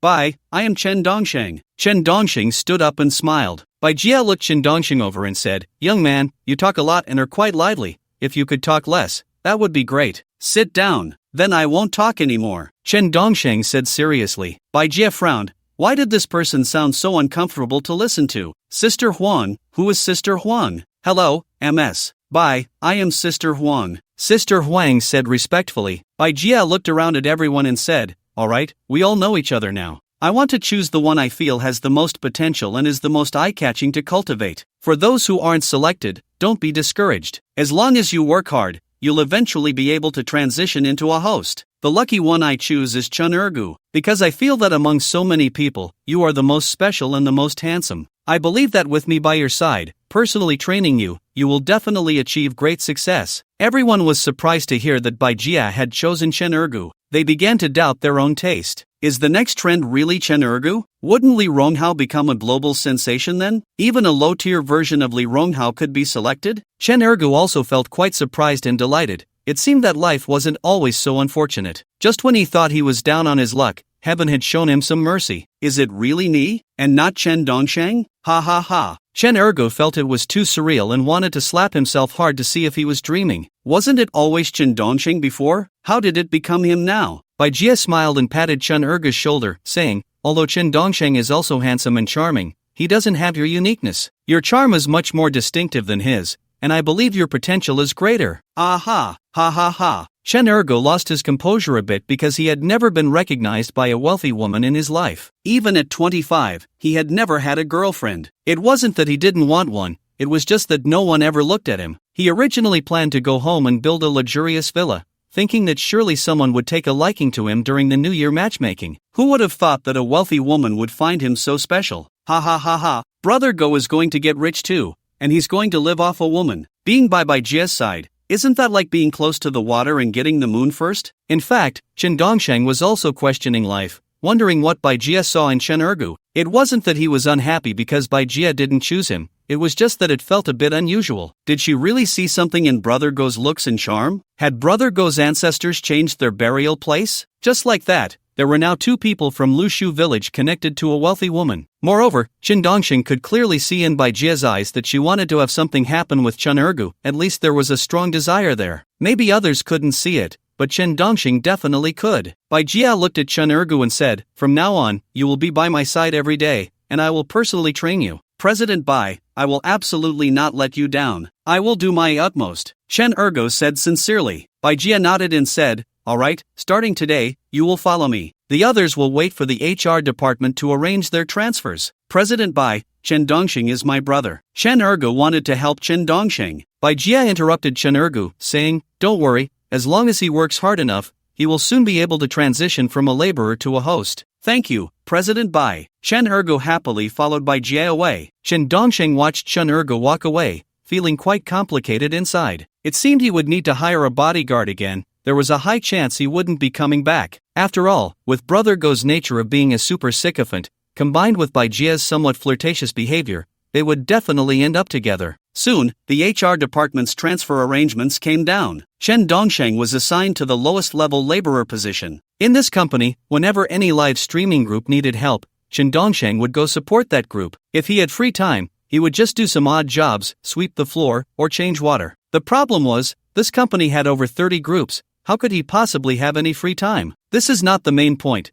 The main point is that this kind of low-level worker does not belong to any live streaming group, meaning he doesn't even qualify to be an internet celebrity apprentice. Those workers who specifically follow a live streaming group are essentially assistants to that group. Naturally, they can slowly learn something from the host. Chen Dongxing's situation is that he might be moving things for this live streaming group at 7:30, and then at 8:30, he's off to another group to move things again. It's very obvious that Chen Dongxing has offended someone. After all, Fong Qin is almost about to explode with anger. However, Chen Dongxing doesn't care. He actually hopes they get angry and fire him. Time slowly passes. Unsurprisingly, Chen Dongxing is really being moved around at any time and place. One moment, a certain outdoor sales host forgets to bring some merchandise samples and asks Chen Dongxing to deliver them. The next moment, another host needs help setting up for a party, and Chen Dongxing is sent to move tables and chairs, doing all sorts of hard labor. By the time it's past 11 p.m., after the party is over, Chen Dongxing still has to clean up the venue. With a salary of 1,800, he doesn't even have time to drink water throughout the day. If it weren't for his obsession and dream of becoming an internet celebrity, no one could endure this job. Of course, Chen Dongxing's obsession isn't about becoming some trashy internet celebrity, but rather about the challenge, to complete the challenge. So he endures no matter how hard it is. Moreover, being moved around and working with different live streaming groups aligns perfectly with Chen Dongxing's intentions. The more hosts he interacts with, the more company members he meets, the more he can use his chat-ending skills to dazzle more people. By then, the whole company will be fed up with him, and surely some big hosts will speak to the boss about firing someone. Isn't that completing the challenge? Also, Chen Yan seems to not want to come to work, constantly taking sick leave, which could also complete the challenge. As for Dog Brother, well, he's no longer under control. Dog Brother has already made a leap in his life. At 11:42 p.m., Chen Dongxing finally got off work and called Chen Ergo. Dog Brother, where are you? Dongsheng, you don't have to wait for me anymore. I'm living in President Bai's villa now. She said she wants to teach me all the time and make me the #1 internet celebrity in the world. Chen Ergo said proudly on the other end. Chen Dongxing felt like he was going crazy. They had just met for the first day, and he was already living at his place. Dog Brother, although I wish you well, you need to be careful. This feels too sudden. Something unusual must be going on. What do you mean? It's fine for you to be with Chu Shiryao, but not for me to be with Bai Jia, right? Chen Ergo replied. Chen Dongxing, that's not what I mean, just be smart about it. I feel like 8 out of 10 rich women have psychological issues. You're the one with psychological issues. Let's leave it at that. By the way, remember to bring Chen Yan tomorrow. He should be better after a day of illness. I promised third uncle that I would help him succeed. Chen Ergo instructed. Chen Dongxing nodded and said, alright, just be smart. President Bai said she's taking me out for a late-night snack, so I'll talk to you later. Chen Ergo said excitedly. Chen Dongxing hung up the phone, feeling a bit worried about Chen Ergo. Dog Brother's cognitive ability is too low. If Bai Jia is sincere towards him, he would rather bless them. If she's just using Dog Brother to climb the social ladder, then he can't just let it go without a reminder. But Dog Brother, that idiot, always thinks he's jealous of him and doesn't listen. Whatever, he's already given him a warning. Something unusual must be going on, and it's up to him now. Soon, Chen Dongxing dragged his weary body back home alone. When he got home,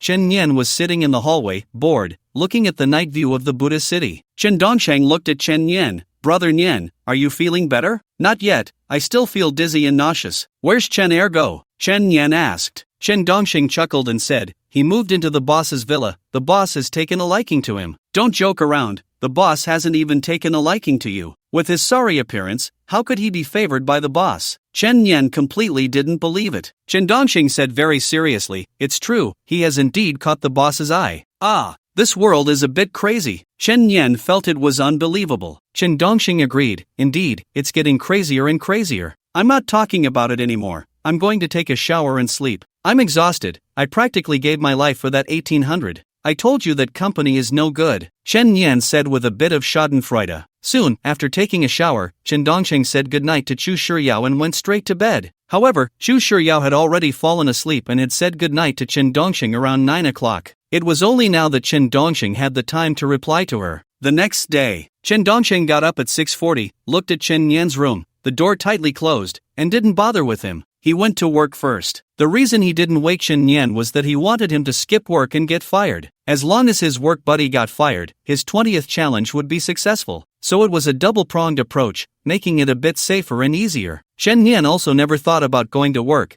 He would find any excuse to take a leave. Fortunately, Dog Brother wasn't living here now. Otherwise, he would definitely be furious and give him a beating. On the way to work, Chen Dongxing called Chen Ergo to see if he was still alive. Dog Brother, are you still alive? I have a bit of a headache. I drank too much last night. I think I was with Boss Bai. So embarrassing. Chen Ergo was shaking his head on the other end, looking at Boss Bai, who was completely naked beside him. Hearing that the two had progressed so quickly, Chen Dongxing felt a bit relieved. It seemed that Dog Brother was indeed infatuated with beauty, so it was all good. I didn't expect your peach blossoms to really bloom. Cherish it well. Is Chen Nian working with you? Chen Ergo still hadn't forgotten about Chen Nian. Chen Dongxing replied, don't worry about him. Just focus on this opportunity for love, and your life will take off. I will. I promised Uncle San, and I have to do it. Is he working with you or not? Chen Ergo asked. Chen Dongxing said he's still feeling unwell and took medicine to sleep. Why does he always feel unwell when it's time to work? He hasn't worked a single day since he came here. I'll take him to the hospital. If it doesn't work, I'll have him hospitalized. Chen Ergo was a bit frustrated. Chen Dongxing didn't continue chatting with Chen Ergo but went to the company and clocked in right on time. Actually, last night Chen Dongxing wanted to stay at the hotel near the temple, but he wanted to go back and see how Chen Nian was doing, so he returned. He planned not to go back tonight. After clocking in, Chen Dongxing didn't leave but stood next to the clock-in machine, watching his colleagues clock in. In the past, Chen Dongxing would definitely build good relationships with every colleague, smiling and saying things to make people happy. But now, in order to implement his chat terminator approach to getting people fired, he naturally had to be sharp-tongued. At that moment, the top streamer of Future Star Group arrived, and many people greeted him respectfully. The top streamer also greeted everyone coming and going, saying, "Good morning." The top streamer didn't need to clock in at the company, so he walked straight past the clock-in machine but still smiled and greeted Chen Dongxing, who was standing by the clock-in machine. "Good morning, top streamer, it's almost noon," Chen Dongxing said. The top streamer was taken aback and frowned slightly, deeply remembering Chen Dongxing, and walked away. Seeing the top streamer frown, Chen Dongxing felt quite pleased. After all, with that kind of weight, if he said something in front of the boss,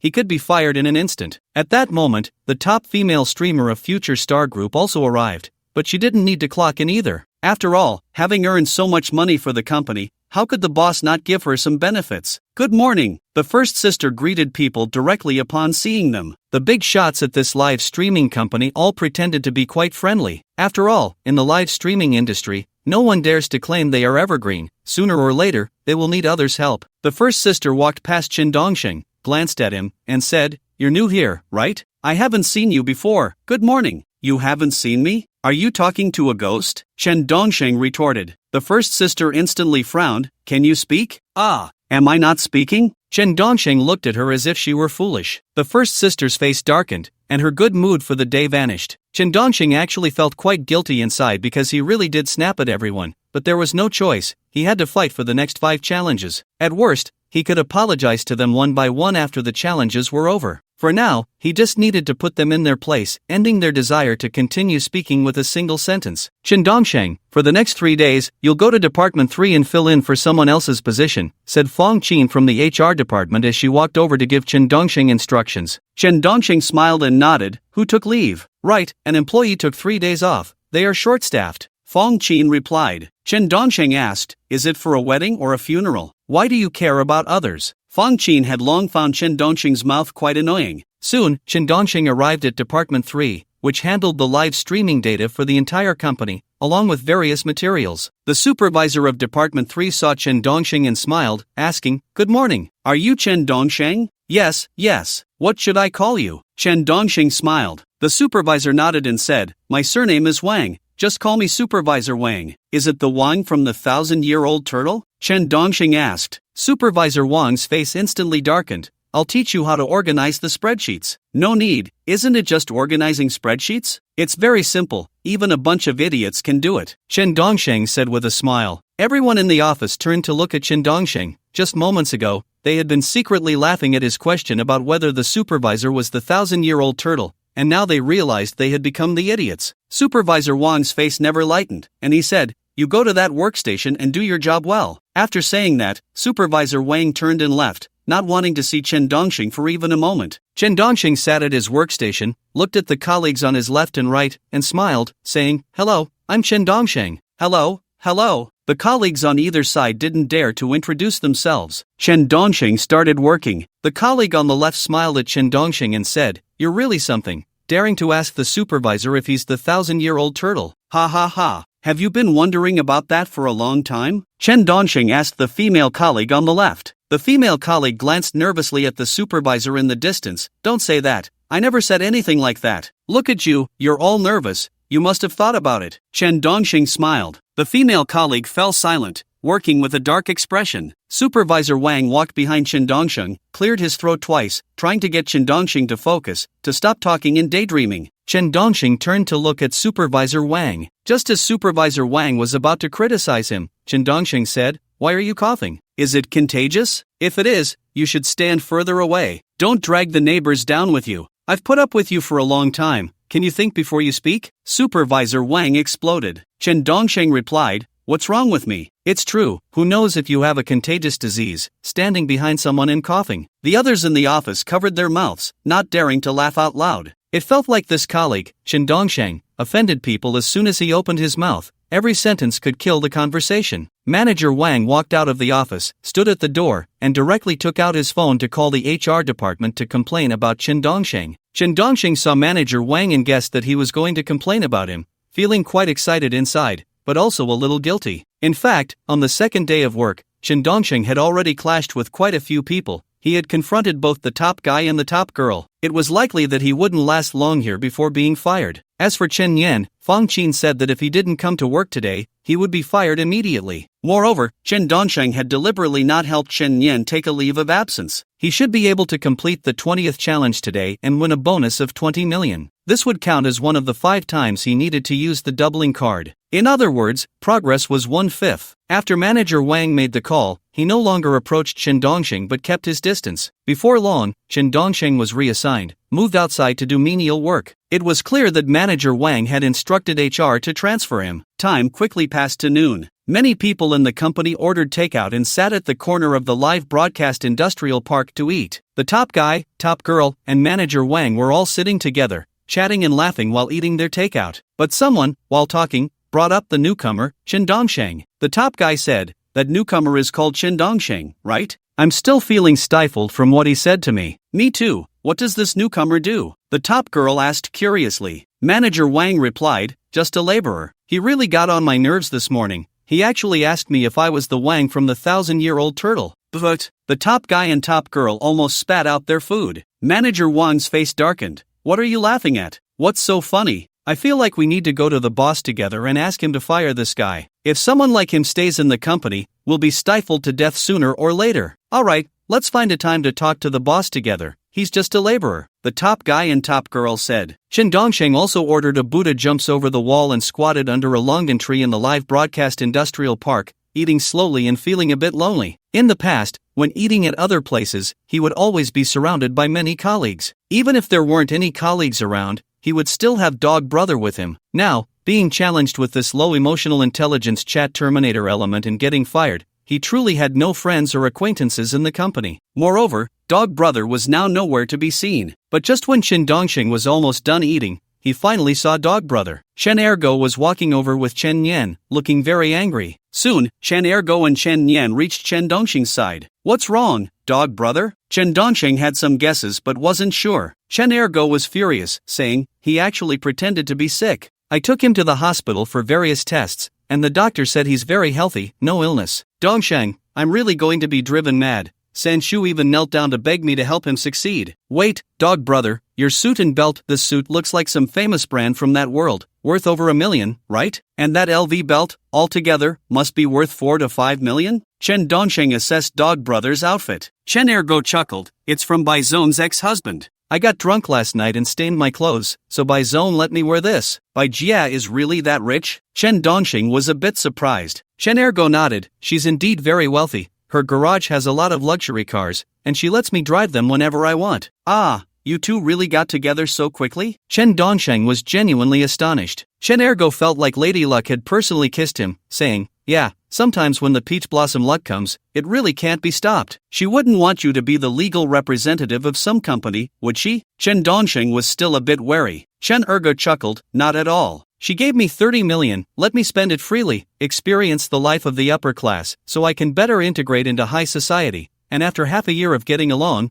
we'll get married. Ah, this is too unusual. Chen Dongsheng frowned and fell into deep thought. Chen Ergu also frowned and said, it's not unusual for you and Xu Shiryao, but it's unusual for me and someone else. Come on, Dongsheng, we're brothers. As long as you're not so proud, you can be like me. I'm not bad looking either. Brother dog, I'm really not jealous of you. I just feel that things won't happen that quickly. It's all too overwhelming. Chen Dongsheng said. Chen Ergu replied, didn't I say? We got drunk, and something happened between us. Isn't that just cooking raw rice into cooked rice? Alright, just be careful. Xu Shiryao is not like Bai Jia. They are completely different people. Chen Dongsheng kindly reminded him. Chen Ergu brought up Chen Nian and said, let's talk about Chen Nian. He pretended to be sick just to avoid work. Do you think I should lock him in a small dark room and give him a good lesson? Because I feel like no method can teach him anymore. Brother dog, I won't dare again. Give me one more chance. I'll start coming to work with Dongsheng from tomorrow. Chen Nian was genuinely scared. Moreover, he was really a bit shattered in his worldview. He couldn't understand how Chen Ergu managed to get close to a rich woman, especially one who threw herself at him. This world is too crazy, too upside down. Why would a rich woman be interested in Brother Dog? Did anyone guess it? For updates, 8 or 9,000 words, seeking support, urging updates, 5-star reviews, and free gifts. Chen Ergo looked at Chen Nian and said, don't say I didn't pull you along. What do you want to do? You tell me. Brother Dog, are you serious? Chen Nian actually felt a bit underappreciated. With his high level of understanding and exceptional intelligence, why was he only a laborer? Instead of being in management or as a vice president or something. Chen Erga nodded and said, of course I'm serious. I'm actually already the vice president of this future star group. I've signed the contract. What do you want to do?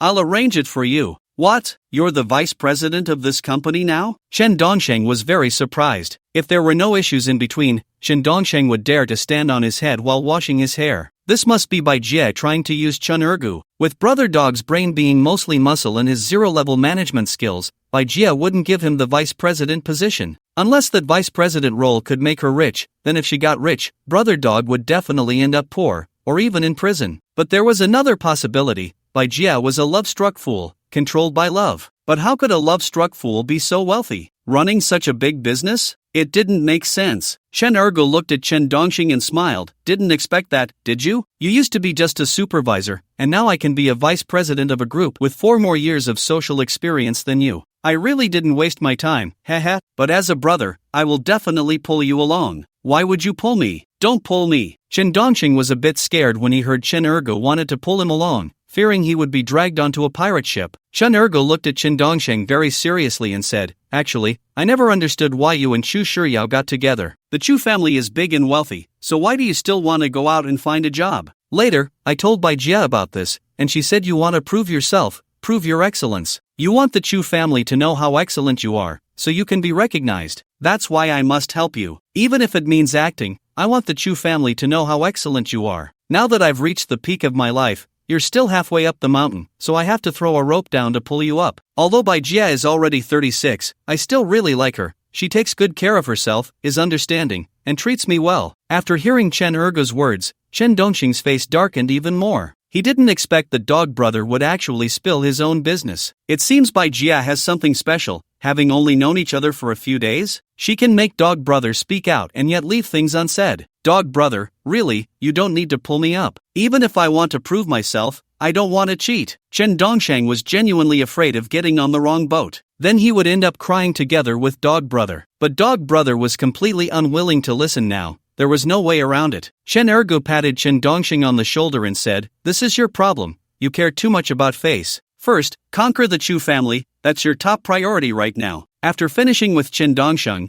Chen Ergo turned to Chen Nian and said, hurry up and say it. You don't want to be a laborer, feeling you're overqualified. Tell me what position you want, aside from the CEO or vice president. you can choose anything else. How about giving me a manager position with a salary of over 20,000? And I want all the benefits too. Chen Yan felt that being a manager would be a piece of cake. Besides, he didn't want to be anything less than a manager. He didn't want to do anything else. If they wanted to invite him out of retirement, it better be with a salary of 20,000 and the status of a manager. No way he would consider it otherwise. Chen Erge nodded and said, "All right, I'll talk to President Bai about making you a department manager. Don't say I didn't help you. I've already helped you a lot. I don't even know your true abilities, yet I'm willing to pull you up to a manager position. Whether you can stand out or not depends on you. The reason I climbed to the vice president position today is because of my accumulated strength from years of hard work." Ha, isn't that just living off a woman? Chen Yan was a bit confused. Chen Dongxing couldn't help but laugh. Yes,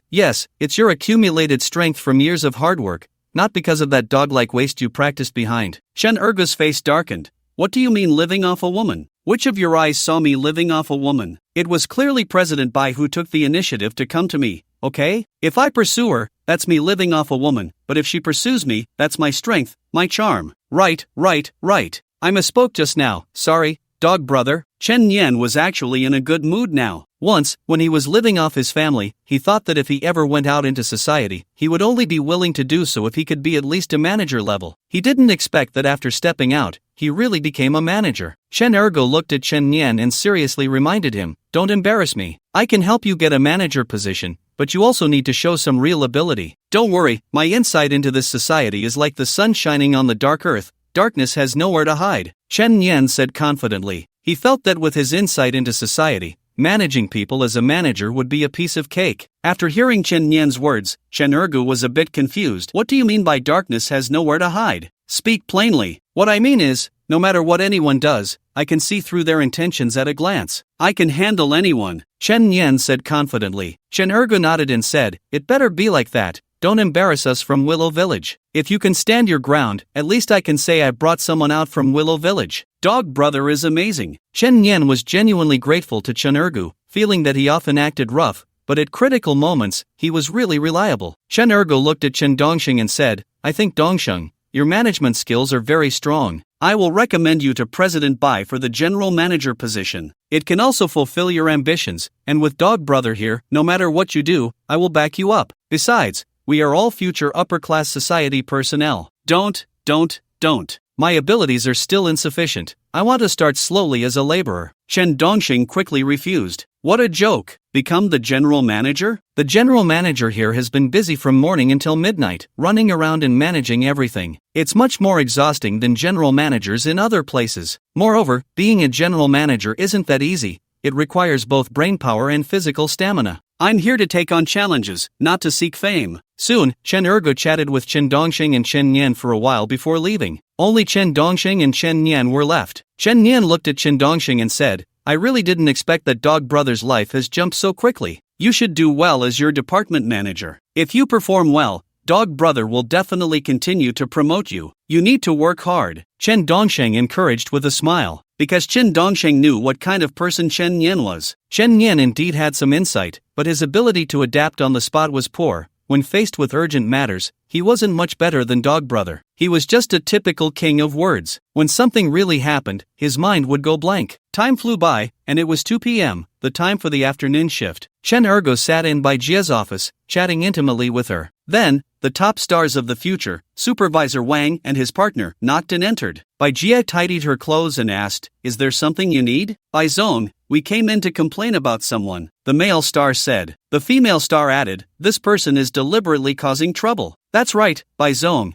Having this person in the company has made the whole atmosphere gloomy," Supervisor Wang said. Bai Jia frowned and asked, "Who is it? What did he do?" "It's the new guy who just joined a couple of days ago, named Chen Dongsheng. He was transferred to my department, and I told him my surname is Wang, just call me Supervisor Wang, but he asked if I was the Wang from Thousand-Year-Old Turtle," Supervisor Wang complained. Bai Jia burst out laughing. "Chen Dongsheng, right? I know this person, I have an impression of him. He really can be infuriating. I've experienced it." Then Bai Zong, just kick him out of the company," the male and female stars said in unison. Chen Ergo furrowed his brows and said, "Bai Zong, you can't do that. Chen Dongxing is my best childhood friend and my closest brother. He has gone through 19 jobs with me, sharing both hardships and joys. He even gifted me a foldable phone and a 718 convertible supercar. This guy is definitely not bad. Sometimes he just speaks a bit casually. Are you really that close?" Bai Jia asked Chen Ergu. Chen Ergu nodded and said, "If Bai Zong, you want to fire him, then fire me, the vice president, first. I support him, and I even want to propose promoting him to general manager. He has been a supervisor and manager in many places,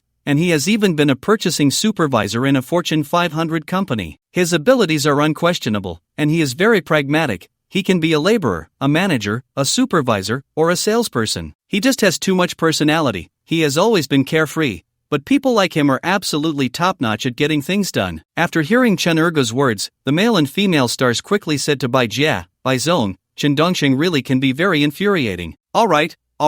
Since even the vice president says he is very capable, then let's promote him to general manager. If he speaks unpleasantly, that's fine, as long as he can get things done. We are here to make money, not to listen to sweet talk," Bai Jia decisively concluded. Chen Ergo raised his proud head, looking at the male and female stars and supervisor Wang, with an expression that seemed to say he would eventually deal with them. "How dare they complain about my brother? They must be tired of living. They should take a look at who the man behind the boss of Future Star Group is." Manager Wang, both brother and sister Yi are trying to negotiate, President Bai. However, before the three of them could finish speaking, Bai Jia interrupted, "All right, let's move on from this matter. If you don't like him, just talk to him less. You can't expect everyone to flatter you. The more talented a person is, the more unique their personality." Soon, in the afternoon, the HR manager Fang Qin found Chen Dongxing and Chen Yan. Fang Qin respectfully looked at Chen Dongxing and Chen Yan and said, "Congratulations to both of you, you've been promoted and are on your way to wealth." "Did I really become the department manager?" Chen Yan was very excited. Fang Qin nodded and said, "Yes, you are now the manager of Department 3. Let's sign the contract, and then I'll introduce you to your subordinates." After that, Fang Qin turned to Chen Dongxing and said, "From this moment on, I will call you Manager Chen. Please take care of me. President Bai asked me to have you sign the contract." "You're calling me too early." Chen Dongxing looked at Fang Qin. Fang Qin was a bit confused, and after realizing it, she said, No, once you sign the contract, you are the general manager, you are Manager Chen, it's not too early." Chen Dongxing took the contract, glanced at it, and tore it up. "I told you, you're calling me too early." "Ah, why did you tear up the contract?" Fang Qin was a bit puzzled. Chen Dongxing replied, "I don't want to be the general manager, I still want to be a handyman. Just let me continue being a handyman." "Oh, okay, then I'll report this to President Bai later." Fang Qin was genuinely confused. So many people wanted to climb up,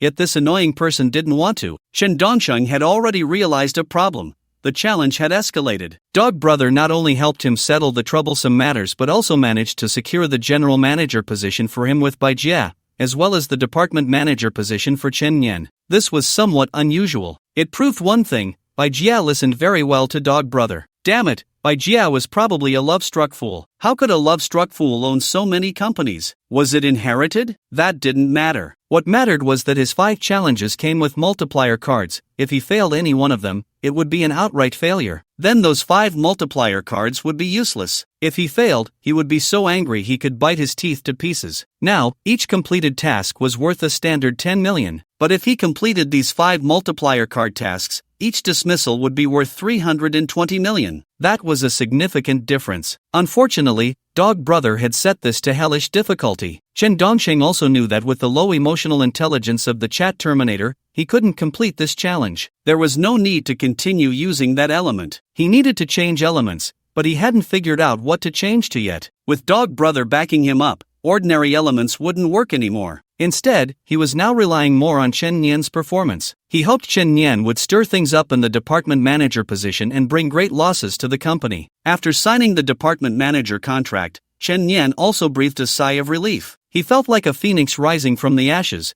truly extraordinary. The reason he was called a phoenix was that the sleeping dragon had someone else occupying it. He was sure he could achieve great things and soon replace Chen Ergo as the vice president. Afterward, Chen Yan went on to be the department manager, while Chen Dongxing remained a handyman. However, it wasn't as hard as before, mainly because of Dog Brother. Chen Dongxing's handyman role had become a relatively easy job. No supervisor dared to order him around because everyone knew that Bai Jie's partner, the future star vice president Chen Ergo, was Chen Dongxing's brother. 3 days passed in the blink of an eye. Every day, Chen Dongxing looked for opportunities in the company to think of elements. He even considered secretly beating up Bai Jie, but considering that dog brother would definitely go crazy, it would be too much trouble. So in the end, it was better not to use such extremes. I can only hope that Chen Nian can bring good news from his side. I still need to think more and discover more. However, after Chen Dongxing stopped using the low emotional intelligence elements of a chat terminator, the opinions of others in the company about him have lessened. Interpersonal relationships have finally improved a bit. Some people even greet him when they see him. Chen Dongxing was too lazy to provoke anyone anymore. After all,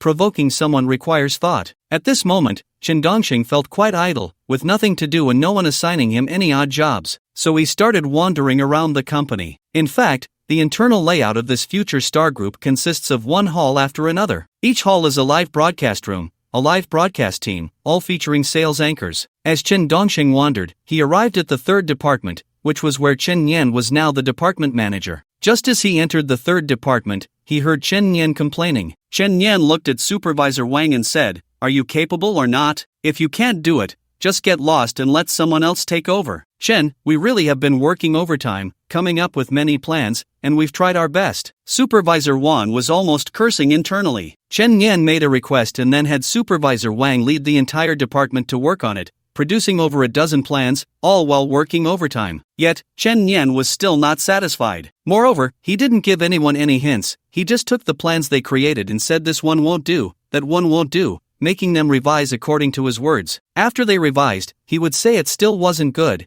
and this time he contradicted himself. In other words, Chen Nian didn't even know what he wanted, just randomly making them work. Then he would come in to critique. It was like using a feather as a command, a display of incompetence. Chen Dongxing walked in. Upon seeing Chen Dongxing, Chen Nian quickly waved. "Dongxing, why are you so free? Come check out my department. What's going on? Did you scold Supervisor Wang like that?" Chen Dongxing was actually quite pleased. It was obvious that when he walked in, the atmosphere in the entire department was off. All the employees seemed quite repressed. It hadn't been like this before. After all, Chen Dongxing had worked here before, but now it was very oppressive, and they all had dark circles under their eyes. Chen Nian chuckled. "I had them come up with a few plans. I told them over 10 times, taught them over 10 times, pointed out their mistakes over 10 times, and they still couldn't produce anything. Don't you think that's infuriating? Is it that bad?" Chen Dongxing glanced at Supervisor Wang and asked. Supervisor Wang's resentment towards Chen Dongxing had lessened because Chen Dongxing had returned to normal.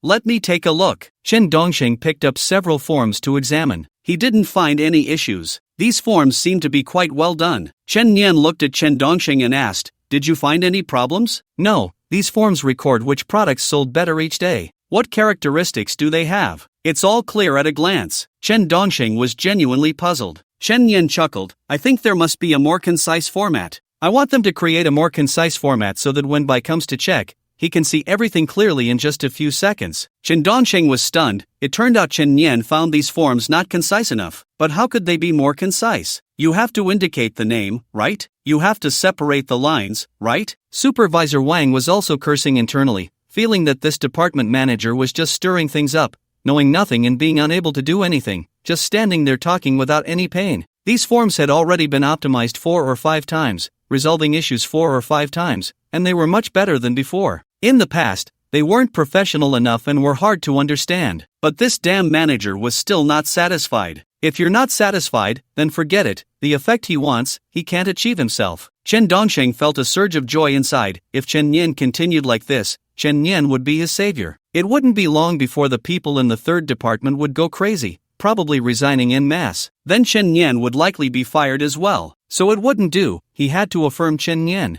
"That's right. This is indeed not concise enough. There must be something more concise," Chen Dongxing said to Chen Nian with great certainty. Chen Nian looked at Supervisor Wang and said, "Did you hear that? Even a laborer thinks there's something better, and you, as the professional supervisor in this area, say this is the best? Your vision determines the future. With your vision, how do you expect to climb higher? How can you climb?" Today, everyone in the third department stays late to come up with 10 proposals before going home. If you're still not satisfied, then we'll work overtime every day until 1:30 a.m. Come back at 6 a.m. to continue working. If you can't do it, then get lost. After saying this, Chen Yan slammed the proposals he was holding onto the table. That commanding presence was truly remarkable. I have to say, he really knows how to lead. After hearing this, Supervisor Wang's face turned dark. They had already been working overtime for 3 consecutive days just to make the forms more concise. They had checked all the form templates available online. They had improved all the formats they could. Everyone had already done their best. But this department manager stood there, complaining that it wasn't enough,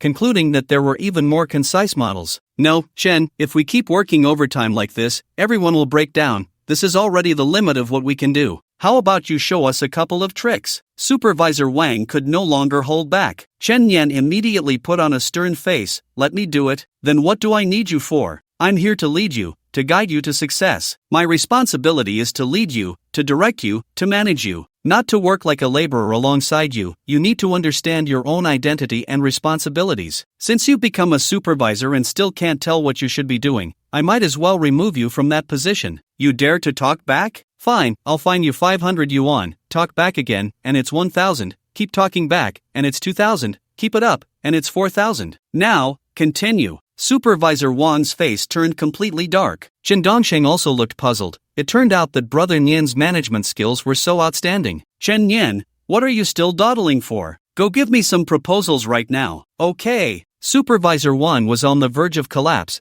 but there was nothing he could do about this privileged relative. After seeing Supervisor Wang busy, Chen Dongsheng turned to Chen Nian. Brother Nian, what kind of management model is this?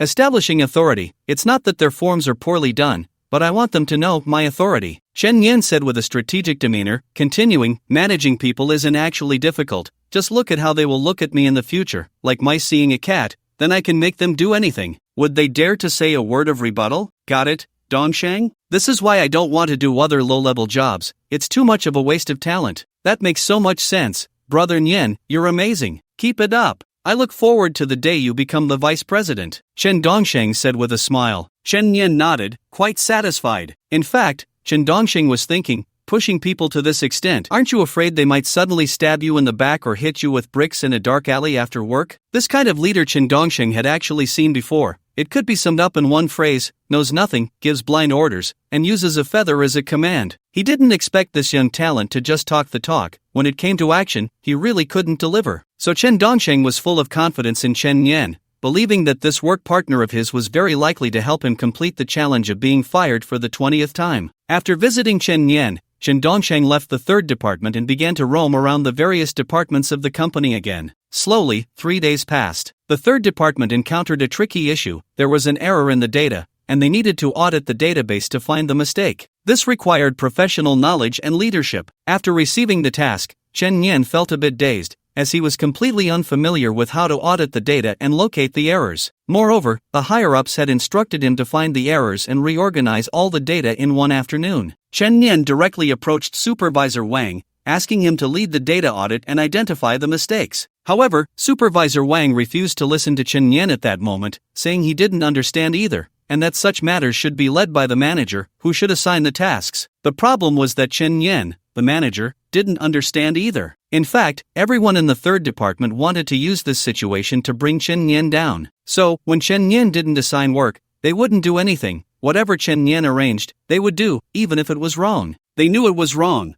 but they still went along with it. As Chen Nian was working, he started to panic and called Chen Dongsheng for advice. In this future star group, Chen Nian only knew Chen Dongsheng. Chen Dongsheng quickly went to the third department and, seeing the flustered and helpless Chen Nian, felt a sense of joy inside, thinking, isn't this just perfect? Dongsheng, I heard you used to be a manager and a supervisor. If there's an error in the data, how should we investigate it? Where should we start? After all, this is 3 years worth of data. What should we do? Chen Nian was worried to the point of sweating. He hadn't expected to encounter such a tricky problem just 6 days into being the department manager. For the first 6 days, he had been establishing authority and suppressing his colleagues, elevating his own position. But after 6 days, when a problem arose, none of his colleagues offered any suggestions. They all waited for him to give orders, making him feel like he was surrounded by a bunch of useless people. Chen Dongsheng looked at Chen Nian and said, I've been a supervisor, but I've never encountered something like this. I don't understand either. Then what should we do? At that moment, Chen Yan realized that being a leader wasn't as easy as he thought. It wasn't just about establishing authority. It seemed he also needed some real skills. Chen Dongsheng patted Chen Yan on the shoulder. With dog brother backing you up, don't worry, it'll be fine. After saying that, Chen Dongsheng slipped away. Chen Dongsheng had dealt with data errors before, but in the face of a challenge, having done it before didn't mean he could do it now. It also made Chen Yan realize that he wasn't a king but rather a piece of scrap metal, and he needed to recognize his own abilities instead of always thinking he was overlooked and that society owed him something. At the same time, Chen Dongxing began to wonder how long Chen Yan could last. How long could dog brother protect him? Just as Chen Dongsheng was filled with anticipation, thinking that Chen Yan's chaotic handling of things would surely get him fired, the result was a big surprise for Chen Dongsheng. Chen Yan was reassigned, and instead of being demoted, he was promoted. From being a department manager, he became the artistic director of Future Star Group. His salary also increased from 20,000 a month to 60,000 a month. This truly left Chen Dongsheng baffled, wondering how someone with such poor abilities could rise higher and higher. Moreover, it was clear that the third department had been trying to bring Chen Yan down, yet he ended up getting promoted. Isn't that magical? This also puzzled Chen Dongsheng, who realized that Dog Brother's looks were quite impressive. Not only did he protect Chen Yan, but he also made him more successful. This left Chen Dongxing feeling quite disappointed. He would have to rely on himself from now on. Days passed again. Chen Dongxing wandered around the company every day and quickly discovered a problem. The goods brought by Future Stars #1 were all near their expiration dates. They were buying up products that were about to expire and then selling them in the live broadcast. But that wasn't all. They also used alcohol to wipe off the dates and relabel them with new dates before selling them. Upon discovering this, Chen Dongsheng was overjoyed and began to frequent the #1's live broadcast hall every day. His goal was to obtain video evidence to report to the Market Supervision Bureau. This way, Future Stars #1, and even the Future Star Group, would get into some trouble. Even if Dog Brother could cover for them, he would still have to ask if Dog Brother could handle it. Chen Dongxing arrived at the #1's live broadcast hall. The #1 was indeed the #1. His live broadcast hall was luxuriously decorated. There were many assistants on his team, almost 30 people revolving around him. Just then, Chen Dongxing saw the #1, who had not yet started broadcasting, enter the live broadcast hall and smiled to greet him. "Hello, #1. Hello, hello." The #1 was very polite to Chen Dongxing after knowing he was Chen Ergo's brother, because now everyone in Future Star knew that Chen Ergo was like Daji, bringing disaster to the country. As long as it involved Chen Dongxing and Chen Yan, he would cover for them. In the Future Star Group, everyone had to give face to Chen Dongxing and Chen Yan. Chen Dongxing looked at the #1, adjusted his collar, and smiled. "#1, I actually admire you a lot and really want to be your apprentice. I also want to be a big internet celebrity like you. Can you take me under your wing? We're all family, no need to say whether I can take you or not. Whenever you have time, just come to my live broadcast room and watch how I sell products, how I talk, how I promote products. When you reach a certain level, I'll let you make an appearance in my live broadcast," the #1 said with a smile. Chen Dongxing nodded gratefully. "Thank you, #1. From now on, I'll be watching your live broadcasts every day from outside the camera. I want to learn. My admiration for you is like the endless flow of the Yangtze River. Ha ha ha. Where's that coming from?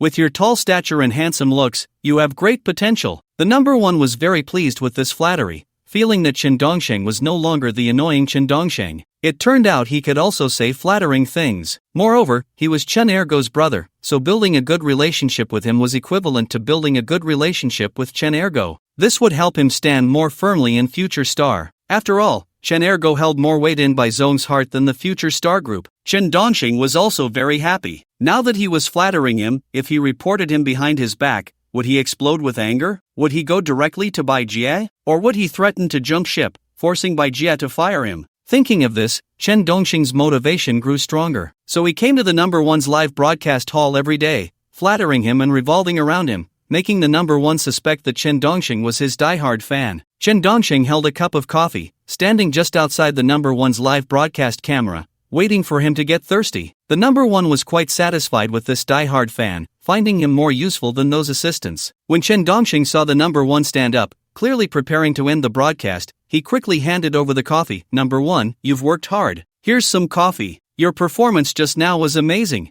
I wish I could be that handsome. Ha ha ha. Thank you for the coffee." The #1 happily took the coffee and drank it. Chen Dongxing looked at the #1 and said, "#1, is there anything else I can do? I feel like I've learned so much from you but haven't contributed anything, and it feels wrong. I saw someone helping you wipe the dust off those products. I can do that too. That's not just dusting, that's our business secret, and only my trusted confidants can handle it, said Brother E seriously. Chen Dongsheng looked eager. Brother E, I'm also one of your trusted confidants, right? My admiration for you is beyond measure. Alright, tomorrow you can help too. Brother E had already acknowledged Chen Dongsheng. Chen Dongsheng was very happy to have Brother E's recognition. He could finally gather evidence to report. Thank you, Brother E, for recognizing me. From now on, I will be one of your trusted confidants. Right. A trusted confidant can also be a source of trouble. This 4,500-word section won't be divided into chapters. Tomorrow should reach the climax, and it should also reveal why Dog Brother was favored. I hope everyone can urge for updates and send some free gifts. Chen Dongsheng happily returned to the hotel of the Miao ancestor family. He didn't go back to his suite, which was a few kilometers away. Chen Yan also didn't return to his suite. He stayed in the same hotel as Chen Dongsheng. Just as Chen Dongsheng returned to his hotel room, Chen Yan arrived, bringing meat and alcohol to drink. Brother Nyan, you're amazing. You've quickly risen to the position of art director. Chen Dongsheng was actually puzzled as to why he had been promoted instead of demoted. Chen Yan chuckled. The higher-ups said I lead well, making all the forms more concise, greatly reducing the time everyone spends checking forms and data, so they said I made an outstanding contribution and got promoted. So that's how it is. Chen Dongsheng really hadn't expected that this was the reason for his promotion. Was this a case of stumbling upon success? Or was it Dog Brother's credit? Chen Yan picked up a bottle of cocktail. Come on, let's drink. Cheers. Chen Dongsheng took a swig of the cocktail. Chen Yan continued, I heard Dog Brother is going to help our village expand the cement road. The old cement road in the village has been demolished. Dog Brother is really impressive, stealing the spotlight. Dog Brother is going to help our village expand the cement road? Chen Dongsheng was surprised again. He really didn't expect that after Dog Brother became wealthy, he would be so eager to contribute. Chen Yan nodded, saying, I heard from my dad that our village's cement road is being renovated, with the old cement road being demolished to make way for new construction. Actually, I feel like Dog Brother is doing this on purpose. I heard he plans to invest 10 million to build that cement road, which would showcase his success as Chun Ergu. Now everyone in the surrounding areas knows about Chun Ergu and how wealthy and successful he is. He's really showing off. I heard the leaders in the town are all respectful towards him. No, Dog Brother really did contribute, putting out 10 million to build a cement road. Anyone who does real work can show off like that. I have no objections to those who spend money to do real work. Chen Dongsheng genuinely admired those who put their money where their mouth is. This wasn't just for show, at least he had truly made a contribution. Chen Yan shook his head, saying, Dog Brother is just showing off. I heard he plans to donate 1.5 million to our Lushu village's elementary school to build a student rest building, and he even named it Doghouse, Dog Brother Building. That's great. Chen Dongsheng thought it was quite good. At least it proved Dog Brother's character. There was no problem at all. After becoming wealthy, he really gave back to his hometown. Unlike before, when he spent $2 on a lottery ticket for his own birthday. It shows that a person changes after gaining wealth. However, Chen Dongsheng also understood why Chen Erga did this. One was to showcase his success, and the other was still to showcase his success. Dog Brother was someone who cared a lot about face, but at the same time, he was also quite stingy at heart. The two major things he did this time were impressive. Only Chen Dongsheng and Chen Yan didn't know that all this money came from Bai Jie. Chen Erga was just putting his name on it. The two drank until after 1 a.m. before finishing. The next day, they got up. Chen Dongsheng couldn't wait to get to the company, because today he would finally get access to the dirt on the top influencer. The top influencer had a supply chain for goods, specifically collecting products nearing their expiration dates, then renewing the dates and selling them in live streams. It was considered a benefit of the live stream, as the prices were indeed 1/3 lower than others. But the problem was that these were near expiration products, which were already very cheap when collected. As long as he figured out where the warehouse was and the entire process, he could report it to the Market Supervision Bureau. By then, even if Dog Brother had a strong influence, it probably wouldn't be able to cover it up. After all, that was the top influencer of the future star group, and if he got exposed, Bai Jie would probably jump up in anger. After all, the top influencer held significant commercial value for the future star group. Bai Jie must have spent a lot of money to promote him. Chen Dongsheng poured himself a cup of coffee and waited in the top influencer's live stream hall. Around 8:40, the top influencer arrived with several beautiful assistants. Chen Dongsheng quickly handed over the coffee. Good morning, top influencer. Have some coffee. It's not morning anymore, it's noon, the top influencer said with a smile as he took the coffee. Chen Dongsheng choked a bit, realizing that the top influencer had mimicked his way of speaking. Ha ha ha. The top influencer patted Chen Dongxing's shoulder, clearly joking with him. This also proved that Chen Dongxing had a good relationship with the top influencer. Chen Dongxing laughed and praised, "You're really humorous and talented, my only idol." Ha ha ha. Enough, I'm not as good as you say. The top influencer was pleased. Chen Dongxing smiled and said, "Top influencer, I want to do something for you. You asked me to help yesterday." "Sure, I'll have my assistant take you there in a bit. That's my business secret, and you can use it in the future, so learn well," the top influencer said seriously. Chen Dongxing nodded, "Thank you, top influencer. My admiration for you is like a waterfall pouring down, endlessly fierce." Soon, half an hour passed. The top influencer's female assistant took Chen Dongxing to the warehouse. This warehouse was exclusively for the top influencer's benefits, storing only the products that belonged to him. After arriving at the warehouse, they could only enter after the female assistant's introduction. Once inside, they saw mountains of goods piled up in the warehouse. At that moment, many members of the top influencer's live streaming team were using alcohol to wipe the production dates off those goods, then using machines to print new production dates on them. The items were real, but they were just about to expire. After they printed the new production dates, no one would know these were near expiration products. Under the guidance of an experienced operator, Chen Dongxing also learned this process, helping to wipe off the production dates and then putting them in the printer to print new ones. The whole process flowed smoothly. Chen Dongxing even secretly took several photos and recorded a video of the scene. Then he made an excuse to go to the restroom and left. After going out, he directly called the Market Supervision Bureau to report the situation. After doing all this, Chen Dongxing did not return to the top influencer's exclusive benefits warehouse. Instead, he went back to the top influencer's live stream hall, poured another cup of coffee,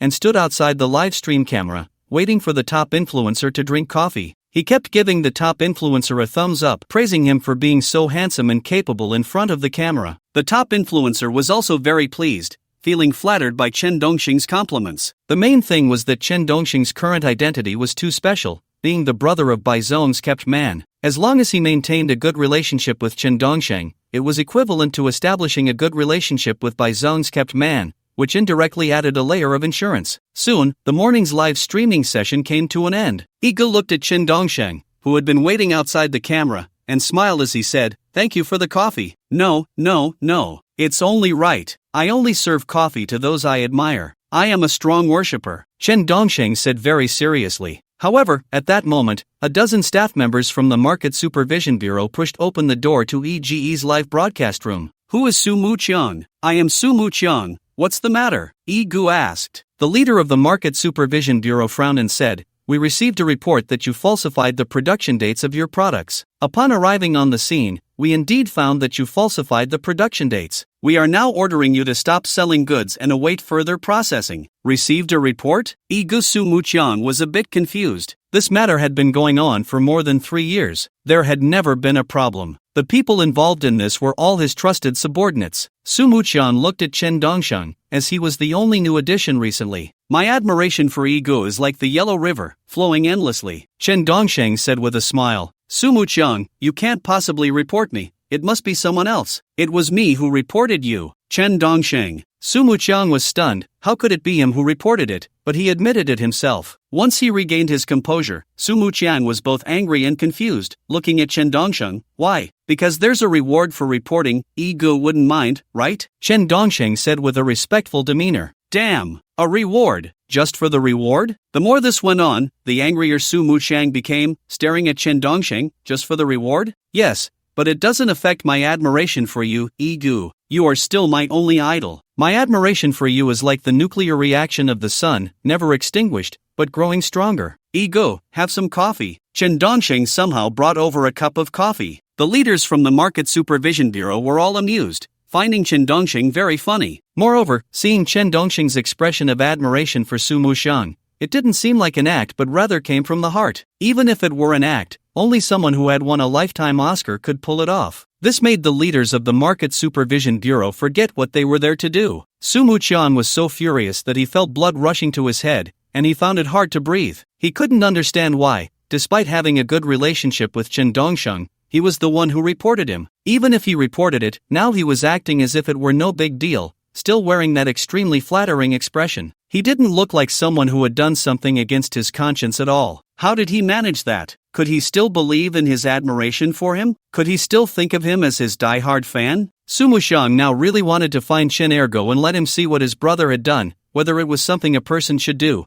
and whether he still dared to protect Chen Dongsheng. He wanted to see how he would face Bai Zong. He had long said to fire someone like Chen Dongsheng, yet Chen Ergo insisted on protecting him. Now the consequences had come, right? After the leaders of the Supervision Bureau left, he had to barge in and make Chen Ergo feel ashamed. He also wanted Chen Dongsheng to know that one shouldn't act like this, just for a bit of reward, to actually report him. Is this something a person can do? Soon, after sealing the scene, the Market Supervision Bureau staff withdrew. Su Muxiang stared at Chen Dongsheng. You still say you admire me, respect me, and you actually pointed me out behind my back? Ego, I really admire you, really respect you. My admiration for you is like the endlessly flowing yellow river, surging and overwhelming. Chen Dongsheng still wore a respectful demeanor, as if it were genuine. The more this went on, the angrier Su Muxiang felt, as if he could smell something burning in his mind. Su Muxiang nodded. Alright, let's see if your brother Chen Ergo still dares to protect you. I want to make sure that even your brother Chen Ergo feels utterly ashamed. I can't be bothered to talk to a waste like you. Just wait, I will have Chen Ergo personally expel you. With Su Muxiang's furious roar, several people from the live broadcast hall came out to watch. Many knew what had happened and looked at Chen Dongsheng, thinking he was a traitor. They also found Chen Dongsheng's actions quite unbelievable. Everyone actually knew that the boss treated Chen Dongsheng quite well, allowing him to observe and learn, even teaching him some business secrets, like the origins of the supply chain. This was usually only taught to trusted confidants. Others had no way to glimpse these profitable paths. Su Muxiang angrily rushed to Chen Ergo's vice president office. He kicked open the door to Chen Ergo's office. Chen Ergo trembled in his boss's chair. Su Muxiang stared at Chen Ergo and said,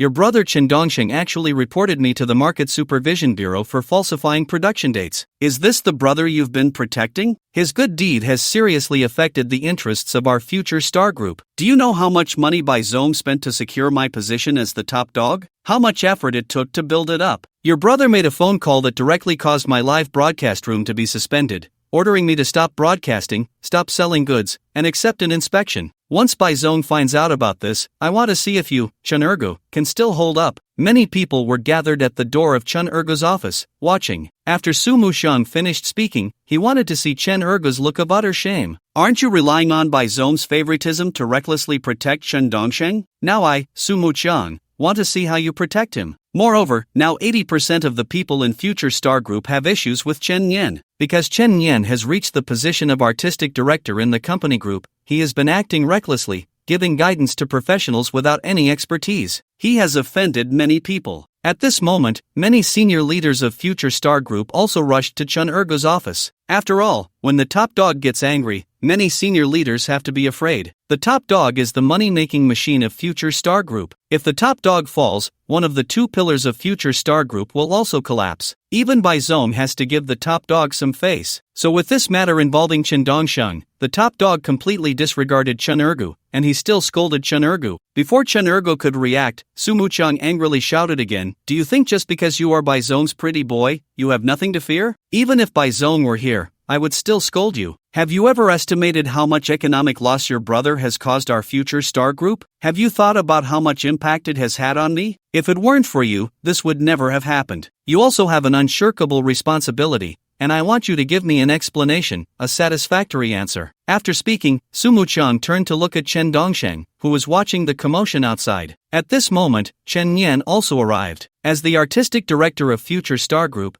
he was notified of such a major event immediately. Chen Yan walked into the office and looked at Su Muxiang, asking, are you sure this matter was reported by Chen Dongsheng? What do you mean sure? Chen Dongsheng admitted it himself. If you don't believe me, ask him. Su Muxiang angrily pointed at Chen Dongsheng, who was watching the excitement. Chen Yan looked at Chen Dongsheng and asked, did you really report it? Yes, I reported it. Chen Dongsheng nodded. Chen Yan gritted his teeth, wondering why he did such a foolish thing. Now, wanting to protect him and help him was a bit difficult. If he firmly insists that it wasn't him who reported, he still has a chance to bring him down. But he admitted in front of so many people that it was him who reported. There's no way out now. He can only be fired. At this moment, Chen Ergo probably figured out what had happened. Just now, Su Muxiang was here blabbering, and he still didn't know what was going on. Fortunately, Chun Ergu had been the deputy general manager for a few days and learned a few things from general manager Bai, like listening carefully first and speaking less when encountering issues. Brother Dog did exceptionally well, remaining completely silent when he hadn't figured out what was happening. He just watched quietly. After understanding, Chun Ergu looked at Su Muqiang and asked, "You just said that Qin Dongsheng reported you for falsifying production dates, which led to the Market Supervision Bureau ordering you to stop broadcasting and trading, and accept punishment. Then you were very angry, feeling that Qin Dongsheng was being unreasonable and a fool, and that he harmed your interests and the interests of the group, right?" "Yes, he is such a fool, harming the interests of the group and my personal interests. How could he do such a thing? You need to give me an explanation, a satisfactory explanation," Su Muqiang said, somewhat unyielding. Chen Erga nodded, glanced at Qin Dongsheng outside the door, then walked over to Su Muqiang's side, grabbing his ear and pulling it up. "Ah, it hurts, it hurts." In an instant, Su Muqiang's pig-like scream echoed throughout the deputy general manager's office,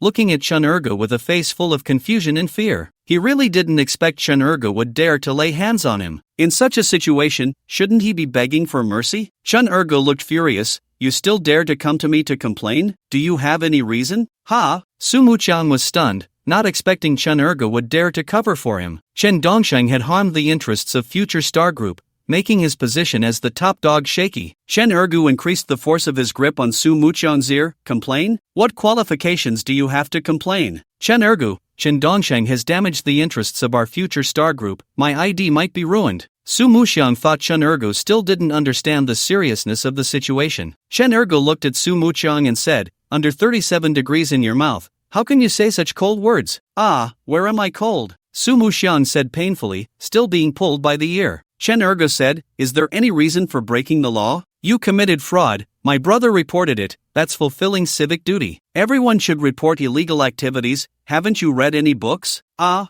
Su Muqiang was instantly dumbfounded, unable to think straight for a moment. That was the collective interest of the group, and as the deputy general manager, shouldn't Chun Ergu be thinking about the group's interests? How did he jump out of the group's interests? Su Muqiang stared at Chun Ergu and said, "I'm going to complain to general manager Bai, let go of me." "Come on, I'll go with you." Chen Ergu pulled Su Muqiang's ear and walked towards Bai Jie's office. Qin Dongsheng, who was watching the excitement from the side, was actually cursing inwardly, unable to guess Brother Dog's line of thought. He felt like he had been played by Brother Dog, who was still that righteous Brother Dog, unchanged. This was exposing the dark side of Future Star Group, causing it to face punishment. It might even lead to someone going to prison for it. But Chen Ergu was completely looking at the problem from outside the company's interests, or rather, he was still viewing it with a very ordinary perspective. To be precise, he should be looking at it from the perspective of 9 years of compulsory education upholding justice over family ties. Soon, Chen Erga dragged Su Muqiang's ear to Bai Jie's office. Bai Jie had actually received reports from her subordinates and knew what had happened. At first, Bai Jie was furious to learn that Qin Dongsheng had exposed the top dog's dark side. She had even instructed her secretary to prepare to fire Qin Dongsheng,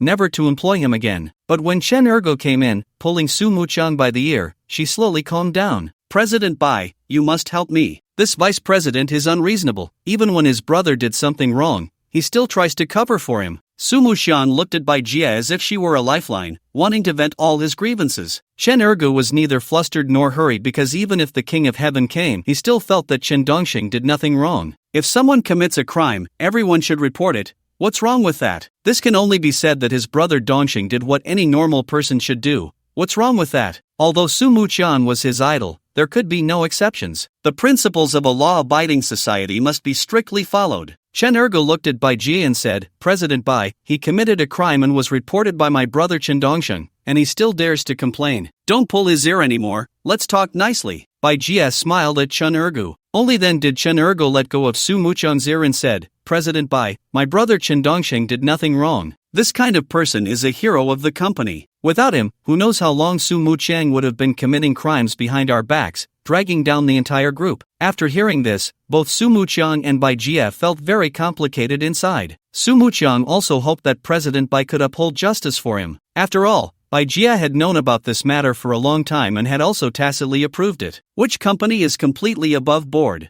Aren't they all secretly doing various shady things? Bai Jie looked at Chen Ergo and said, "I think what you said makes sense. We absolutely cannot allow any criminal activities to occur in our company." President Bai? Su Muqiang was very confused. this was helping Chen Ergu. Bai Jia looked at Su Muqiang and said, "You need to resolve this matter for me and not drag our company down. Whoever the supply chain supervisor is, that person must come forward and take responsibility. If it was you who did it, then I can't cover for you either." Dog brother is right, we cannot engage in criminal activities, as that would lead to major problems for the group.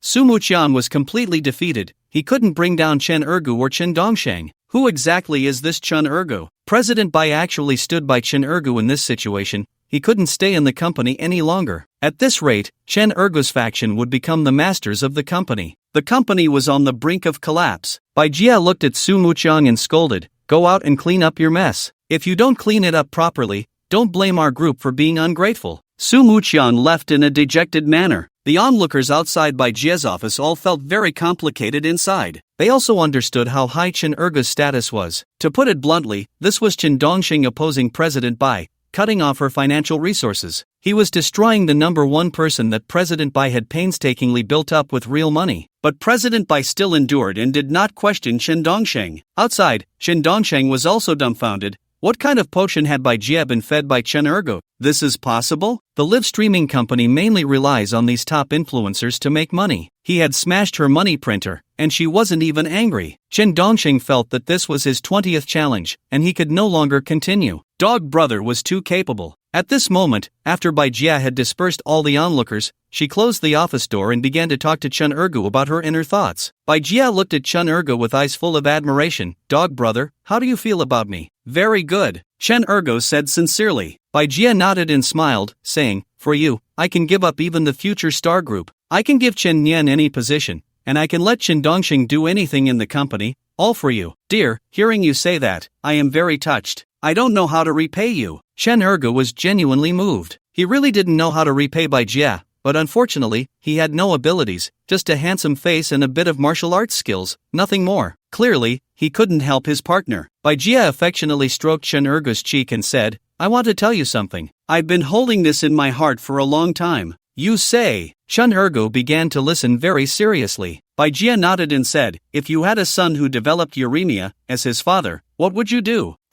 Let me think." Chen Ergu really couldn't give an answer immediately in such a situation. He needed to think carefully and immerse himself in it. Bai Jia looked at Chen Ergu with affection, a bit anxious, not knowing how he would handle such a situation. After all, their son wouldn't survive without a kidney transplant. And after searching the whole world, only Chen Ergu's kidney matched their son. Their son's blood type was too special, panda blood, which eliminated 99% of people. Fortunately, Chen Ergu also had panda blood, and during the physical examination, it was found that the kidney match was as high as 99%. Moreover, Bai Jia had been so good to Chen Ergu, believing he wouldn't refuse. Bai Jia looked at Chen Ergu with both anxiety and expectation, waiting for his serious answer. After pondering for about 2 or 3 minutes, Chen Ergu said, "If I had a son who developed uremia, I would just have another one with his mother."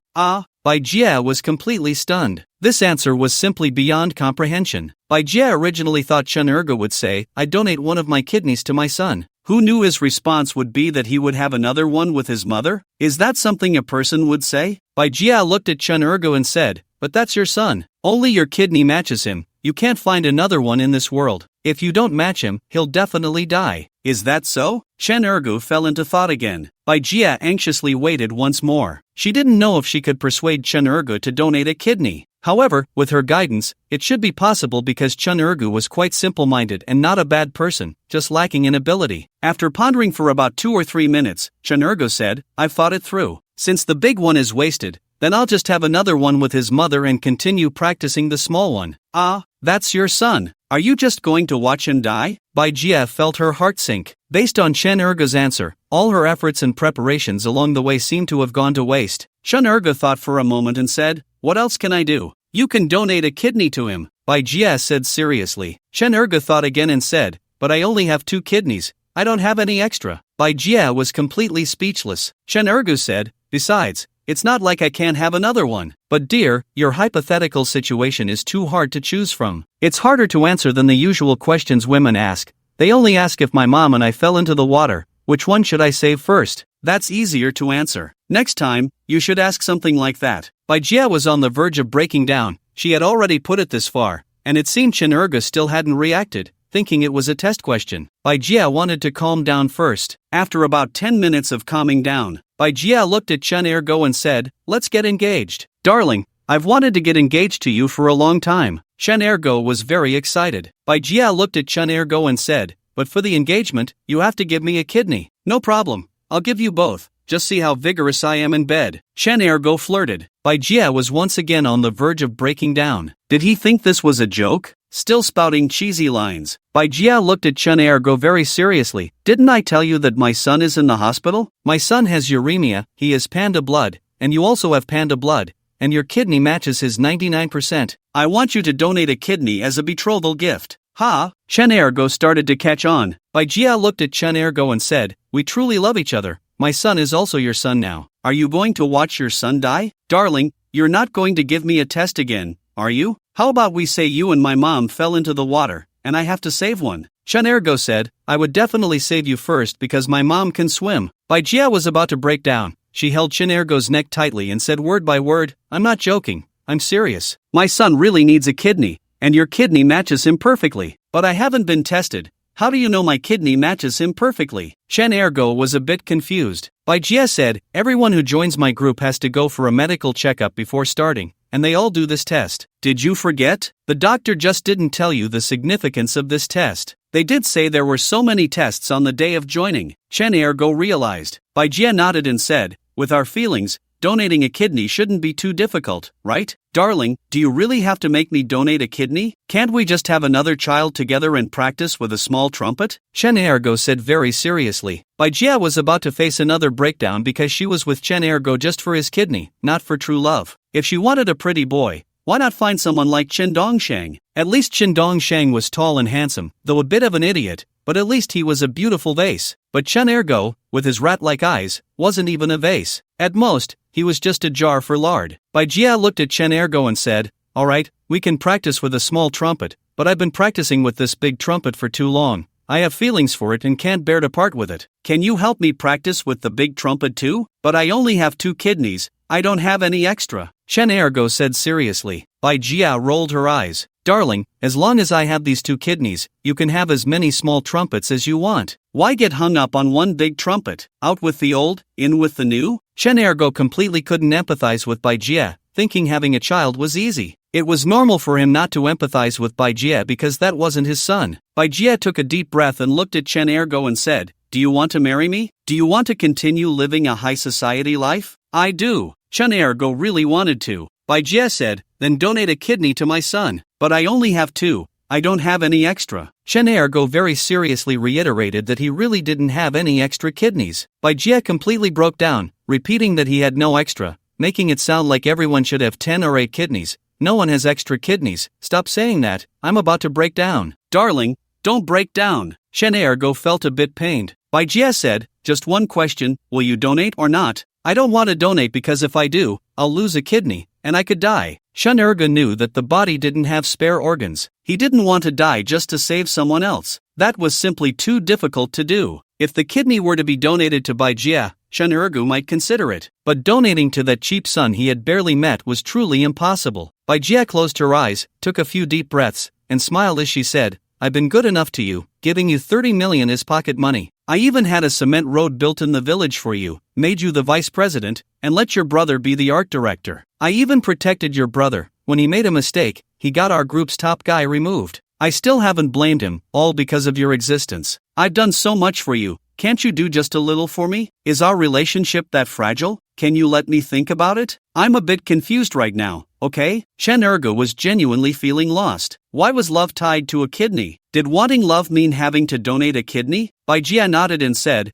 "Alright, go back and think it over. If you're not willing to give a little for our relationship, everything you have now will disappear. Even what I've given you will be taken back, and then we will be done. I'll think about it." Chen Ergo felt completely disoriented. Why did love have to be tied to a kidney? Couldn't there be pure love? Aren't novels always about the rich falling for the pretty boy or the rich falling for Cinderella? Why was reality that the rich only loved other people's kidneys? Bai Jia stood up and patted Chen Ergo's shoulder. "I believe you won't disappoint me." Chen Ergo walked out feeling a bit lost. Sitting outside Bai Jia's office, Chen Dongsheng immediately spotted Chen Ergo. Seeing Chen Ergo looking dazed, he felt inexplicably excited. Could it be that dog brother was fired? Then why hadn't he received the success message yet? When Chen Erge saw Chen Dongsheng sitting in the corner of the hall, it felt like he had found his anchor, and he hurried over. Dongsheng, let's go back. I need to ask you something. I'm feeling really confused. Did Bai Jie propose to you? Chen Dongsheng asked with a frown. Chen Erge quickly nodded. Yeah, let's talk about it later. If Chen Dongsheng knew that the price of engagement was a kidney, he would probably die laughing. This? Chen Dongsheng felt a chill in his heart. It seemed that his 20th challenge had really met its nemesis. He really couldn't complete these 5 multiplier cards. Soon, Chen Erge drove Chen Dongsheng back to the big suite. As soon as they returned, Chen Erge pulled Chen Dongsheng aside to seek his opinion. Dongsheng, Bai Jie proposed to me, but I can't accept the bride price she wants. What bride price? Chen Dongsheng asked. Chen Erge replied, she wants me to give her a kidney. Does she want your kidney to stir-fry cauliflower? Chen Dongsheng was a bit taken aback. Chen Erge shook his head and said, because her son has uremia, and my kidney is a perfect match for her son's. Ah, Chen Dongsheng finally snapped back to reality, his face filled with shock. He also understood many things. It turned out Bai Jie had dug such a big pit, waiting for Dog Brother to jump in. It also explained why Bai Jie had her eyes on Dog Brother. It turned out there was this deep-seated need that others couldn't fulfill. This was a love for a kidney. Chen Erge looked at Chen Dongsheng with great dejection. What do you think I should choose? Is there even a choice? Are you crazy? That would cost you a kidney. If you lose a kidney, your body will collapse, and you won't live many years. Just for wealth and glory, you would give up a kidney? Chen Dongsheng really couldn't understand Dog Brother anymore. Did this still need to be considered? Absolutely not. Just refuse directly. Chen Erge nodded and said, right, if I accept it, I won't be able to live. Your body and skin were given to you by your parents. Did you get your mom and dad's consent? Chen Dongsheng really wanted to wake Dog Brother up. Suddenly, Chen Erge's eyes lit up. Right.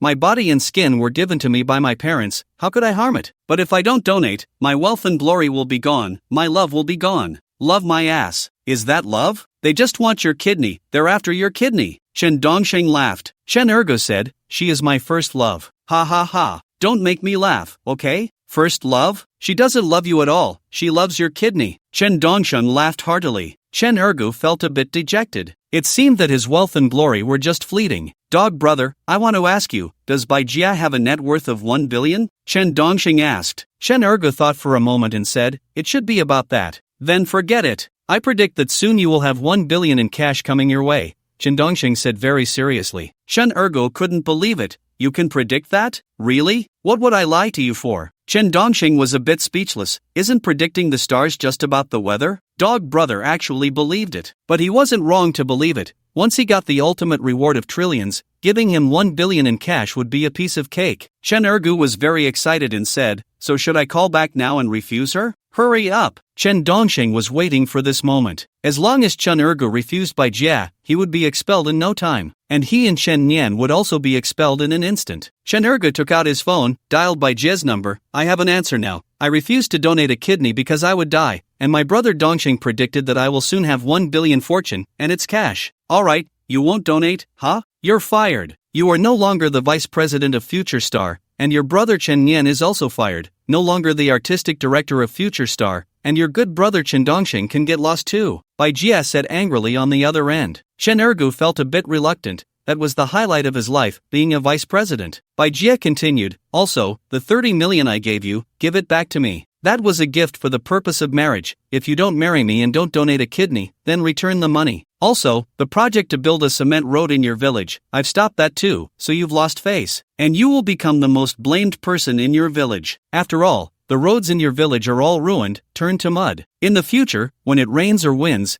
everyone will think it's your fault. You won't be able to live that luxurious upper-class life anymore. You'll be a poor person for the rest of your life, the poorest of the poor. And your brother's prediction? Predicting the stars is about the weather, not about fortune, a bunch of blind fools. After hearing this, Chen Erge felt very upset. His dream of upper-class society was shattered. Dongsheng, predicting the stars is about the weather? Don't listen to her nonsense. You really will have 1 billion in windfall coming soon. Predicting the weather and predicting fortune are the same. If you don't believe me, go ask Gaguzi. Chen Dongsheng said with a smile. Chen Erge nodded and said, I'll ask Gaguzi when I have time. Truly a blind fool, still going to ask Gaguzi. If you go ask a ghost, you'll get a share. If you don't believe, don't blame me for being unkind. Bai Jie finished and hung up the phone. Chen Dongxing beside him was already overjoyed, because the prompt of successful challenge has already echoed in my mind. In other words, the challenge of being expelled for the 20th time has succeeded. What is displayed above is that Chun Ergo was successfully expelled by Bai Jie for refusing to donate a kidney. This element of expulsion was something Chen Dongxing had never considered, completely unexpected. However, regardless of what element is expelled, as long as it is effective, it is worth celebrating. The first multiplication has already been completed. Moreover, this time the bonus has been raised to 20 million. The 20 million has already been credited. There are still 4 multiplication tasks left. As long as these 4 are completed, every time I am expelled in the future, I can receive a reward of 320 million. Chen Ergo looked at Chen Dongsheng, who was grinning foolishly. Dongsheng, what should we do? She wants to take back that 30 million and stop the road construction project in the village.